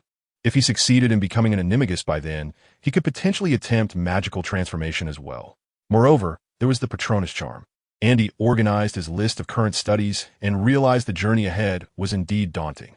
This was not to mention the additional challenges posed by the dark arts and alchemy. It's tough. Andy sighed. Chapter 182. The operation to steal potion ingredients on Monday morning. Andy welcomed the arrival of his family's owl. Within the parcel, aside from a vial of odor-eliminating potion, there lay a thick letter. Kyle merely offered a brief reminder regarding Andy's life at school and casually mentioned the latest happenings in the magical realm. Helen similarly expressed her concern for Andy's academic pursuits. Yet she refrained from inquiring about the true purpose behind the odor-eliminating potion. Instead, she prepared herself for the possibility of Andy being expelled from school. Helen remarked that Andy could sustain herself solely by brewing potions now. As for Isabel, the little girl candidly reminded Andy not to forget to procure treats from the Duke of B's candy shop, lest she might think herself an only child. Andy raised an eyebrow and tucked the letter into her pocket. As for the potion, she was careful to keep it hidden from everyone, including Hermione. "What classes do we have this morning?" Andy casually inquired after breakfast. "We have 2 consecutive potion classes with Hufflepuff," Hermione replied. "In the afternoon, there's a history of magic class with Slytherin." "Potion class, huh? I need to dash back to the dormitory for something. Remember to save me a seat in the front row," Andy said hurriedly, not waiting for Hermione's response as she rushed out of the hall. The potion remained in her pocket, and Andy dared not bring it to Snape's class. Ever since Snape had seen through her disillusionment charm last semester, she had maintained a wary distance from him. Moreover, Snape was regarded as a potion genius by Helen. By the time Andy arrived at the potion classroom, the lesson was nearly about to commence. Sitting beside Hermione, Andy idly flipped through the second-year potion textbook. With Helen engaged in potion brewing, Andy had assisted her with potion ingredients since a young age and often observed the process of potion making. Consequently, Andy had always performed well in her potion classes. The second-year potion curriculum was quite straightforward. As the class time approached, Snape entered the classroom precisely on time. By the moment he reached the podium, the room had fallen into a hushed silence. "Today, we shall review the knowledge acquired in the first year," Snape intoned, his gaze sweeping over the young wizards. His tone languid. "I have heard from several professors that after a summer's respite, your minds may be only marginally sharper than that of a troll." Andy found this comparison somewhat disagreeable. Why should trolls be subjected to such an insult? Despite Snape's seemingly unapproachable demeanor, he was, in fact, quite meticulous. He devoted the first hour to reiterating the key points from the first year, then selected a potion of moderate difficulty for the young wizards to brew in groups. In all honesty, Andy thought Snape's explanations were exceptionally thorough, although he only covered each topic once and did not afford the young wizards the opportunity to ask questions. Attentive listening was sufficient to recall the material learned the previous semester. Until bang! Annie turned her head to see that it was Justin from Hufflepuff who had exploded his cauldron. 2 potions classes were spent enduring Snape's sharp tongue. After the history of magic class concluded, Ravenclaw's day of lessons came to an end. As night fell, once his roommates were sound asleep, Andy changed his attire, armed himself with the Marauder's map, and stealthily exited the dormitory. According to the map, Snape was still occupied in his office. Just as Andy prepared to venture into the room of requirement to copy some texts and remain awake until the early hours of the morning to commence his plans, Snape suddenly vanished from the map. What? Andy was taken aback. Had Snape left the castle? Or had Snape discovered something, and this was merely a ploy to lure him out? He resolved to investigate. Hesitation would not lead to success. With one hand gripping the Marauder's map and the other wielding his wand for illumination, Andy made his way towards the castle's basement. "Hey, don't turn on the lights at this hour," a gruff voice suddenly boomed, startling Andy. He quickly scanned his surroundings, but found no one. "I'm talking to you. Turn off the light." Andy glanced toward the source of the voice and saw a portrait shielding its eyes, looking quite displeased. "Sorry," Andy replied, quickening his pace to leave. Having evaded Filch, Andy made his way to the ground floor of the castle and paused at the entrance to the basement. "Wait." Andy's expression soured. The portrait knew he was out wandering tonight. In other words, if Snape's potion ingredients were to be pilfered tonight, Dumbledore would undoubtedly suspect Andy. How careless! Andy berated himself internally. After a moment's contemplation, he decided to return. Before doing so, he made a special trip to the kitchen to request a late-night snack from the house elves at Hogwarts. The following evening, having learned from the previous night's experience, Andy stayed in the room of requirement until just past 1 in the morning, enduring until Snape had returned to his quarters to sleep before he resumed his potion theft endeavor, aided by the disillusionment charm. Navigating through the basement without incident, Andy suppressed his excitement as he arrived before Snape's office door. He drew his wand and pointed it at the lock. With a soft click, the door to Snape's office was unlocked. Phew! Andy exhaled in relief. It seemed his predictions were correct. There were no traps within Snape's office. Hogwarts was never short of mischievous little wizards, and Snape's reputation was notoriously poor. It was unlikely he would have set any excessively dangerous magical traps to protect his office from a late-night intrusion by mischief makers. Nonetheless, caution was still warranted, and he mused. Slowing his pace, he stepped cautiously into Snape's office. In the tranquil confines of the indoor space, Andy could distinctly hear the rhythmic beating of his own heart. Approaching the shelf laden with potion ingredients, he cast a swift glance over the collection. After acquiring some components for brewing a truth serum, he casually selected a few other items to mislead any potential scrutiny. Throughout this endeavor, the office exhibited no peculiar reactions. With a sigh of relief, Andy gradually retreated from Snape's office, ascending to the 8th floor and entering the room of requirement. He found himself grappling with disbelief at the ease with which his plan had unfolded. Not a single magical trap had been triggered, nor had any unusual occurrences transpired. It was utterly absurd, and he mused. Yet, another possibility lingered in his mind. Perhaps Snape had grown complacent after an extended period of comfort at Hogwarts, losing the vigilance that was once his hallmark. Furthermore, Snape's formidable reputation likely deterred anyone from attempting mischief within his office. After all, Hogwarts was reputed to be the safest haven in the magical realm. Chapter 183. Andy. I have become the hero of Gryffindor nevertheless. Andy decided to dismiss his concerns. Content that his operation had proceeded smoothly. Instead of fretting over Snape's thoughts, he resolved to meticulously recall the events of the evening to identify any oversights. No fingerprints or footprints remained, scent had been neutralized, and with the use of the disillusionment charm, he was effectively concealed. Moreover, he hadn't shed a single hair. After reviewing the situation repeatedly and finding no omissions, he finally exhaled in genuine relief. Gazing at the potion ingredients in his possession, Andy pondered for a moment before concluding that it would be prudent to wait until the commotion died down before brewing the truth serum in the room of requirement, especially since it was already quite late and classes awaited him the following day. Upon returning to his dormitory, Andy lay quietly on his bed. Yet his mind was preoccupied with the scene from the previous night. Snape's name had vanished from the Marauder's map. He had left the castle. Under normal circumstances, it was entirely commonplace for a professor to depart the castle. They were adults, after all, with their own private matters to attend to. But who was Snape, really? Did he have friends? Did he possess personal affairs? Moreover, he had exited the castle around 10 o'clock at night. Who would seek him out at such an hour? Surely, it cannot be a clandestine rendezvous with a lover, could it? Andy found that notion implausible. If Snape were inclined to pursue a romantic interest, he would not have displayed such a murderous countenance when Andy had introduced him to his aunt. This was a mystery. Andy's expression darkened with skepticism.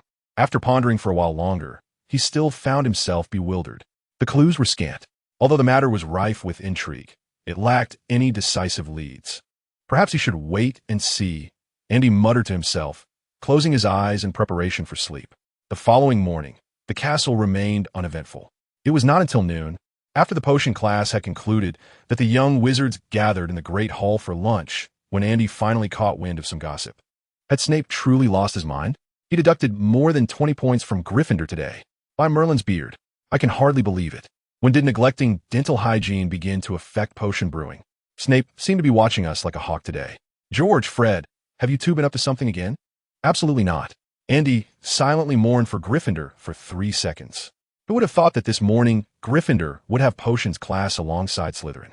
Slytherin is Snape's true love, so it seems Gryffindor must bear the brunt of his ire. Andy discreetly followed the crowd to observe the commotion, while Hermione cast several suspicious glances in his direction. The young witch remembered that Andy had recently attempted to pilfer potion ingredients from Snape. Coincidentally, the Weasley twins were also aware of this matter, having even sponsored the Marauders map because of it.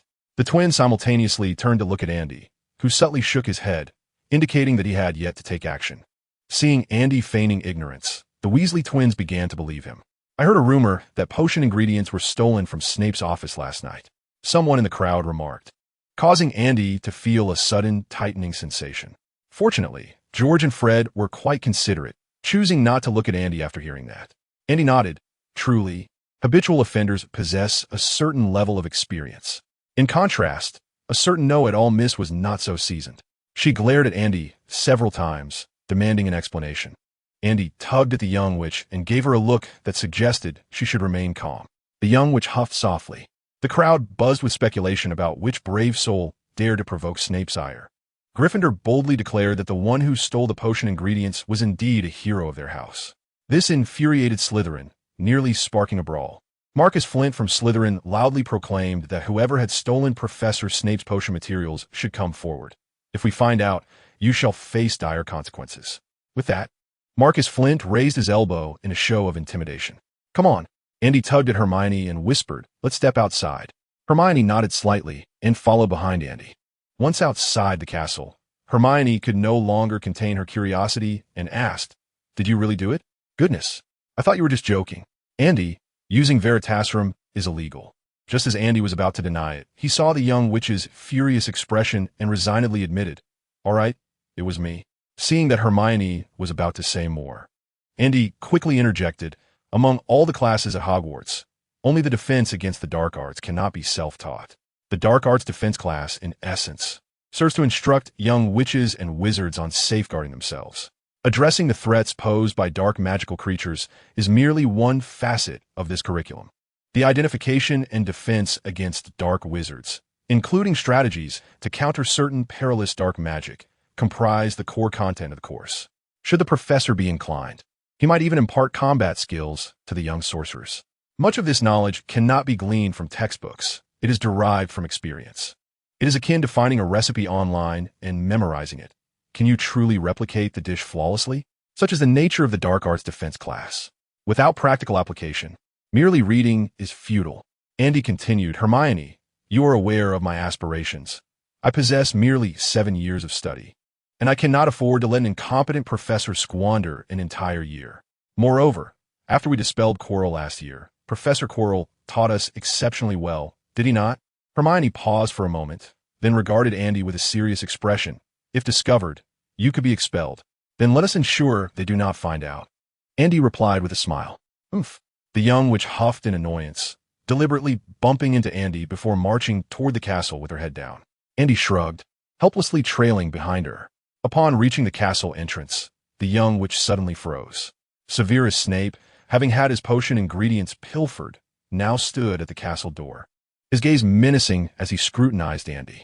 Fearing Hermione might reveal her inexperience, Andy swiftly stepped forward, offering a light chuckle. Good afternoon, Professor Snape. Good afternoon, Mr. Collins and Miss Granger, Snape replied in his characteristic languid tone. It seems I have startled you. Do you think so? Andy countered, then quickly added, I heard your office was burglarized. What a pity. I wonder if you have unearthed any clues. May I offer my assistance? Snape looked at Andy, already possessing some leads. Chapter 184. Snape. Andy Collins is becoming increasingly perilous. Deep within, Andy remained vigilant, though his visage betrayed no hint of alarm. Is that so? How splendid. Andy remarked with a light laugh. The thief must have absconded with potion ingredients to concoct something nefarious. Certain materials, if procured from shop, could easily be traced by the aurors. If you truly apprehend the culprit, you might be able to avert some unfortunate events. Snape, with a sardonic smile, retorted. If it were an adult wizard, they could simply purchase from the black market in Nocturne Alley. The aurors cannot reach there. Ah, the old bat is quite cunning indeed. Such angles of thought are impressive. Indeed, adult wizards may venture to the black market of Nocturne Alley to procure certain illicit items. It is only the young wizards, unable to leave Hogwarts, who would resort to pilfering Professor Snape's potion ingredients for various motives. Contemplating this notion allows us to narrow down several suspects. After all, within the confines of Hogwarts, there are but a few bold enough to steal from Snape. Following this line of thought, one can deduce that the theft of potion materials must be for a significant purpose. Who else could it be? It appears that a young wizard has taken quite a risk. Andy expressed his astonishment for a moment before looking up at Snape and cautioning Professor Snape. You ought to be particularly vigilant lately. Among the faculty at Hogwarts, you possess the least favorable reputation. That young wizard pilfering potion ingredients may very well be attempting to concoct something against you. Is that not your line of thinking, Mr. Collins? Snape inquired with a playful tone.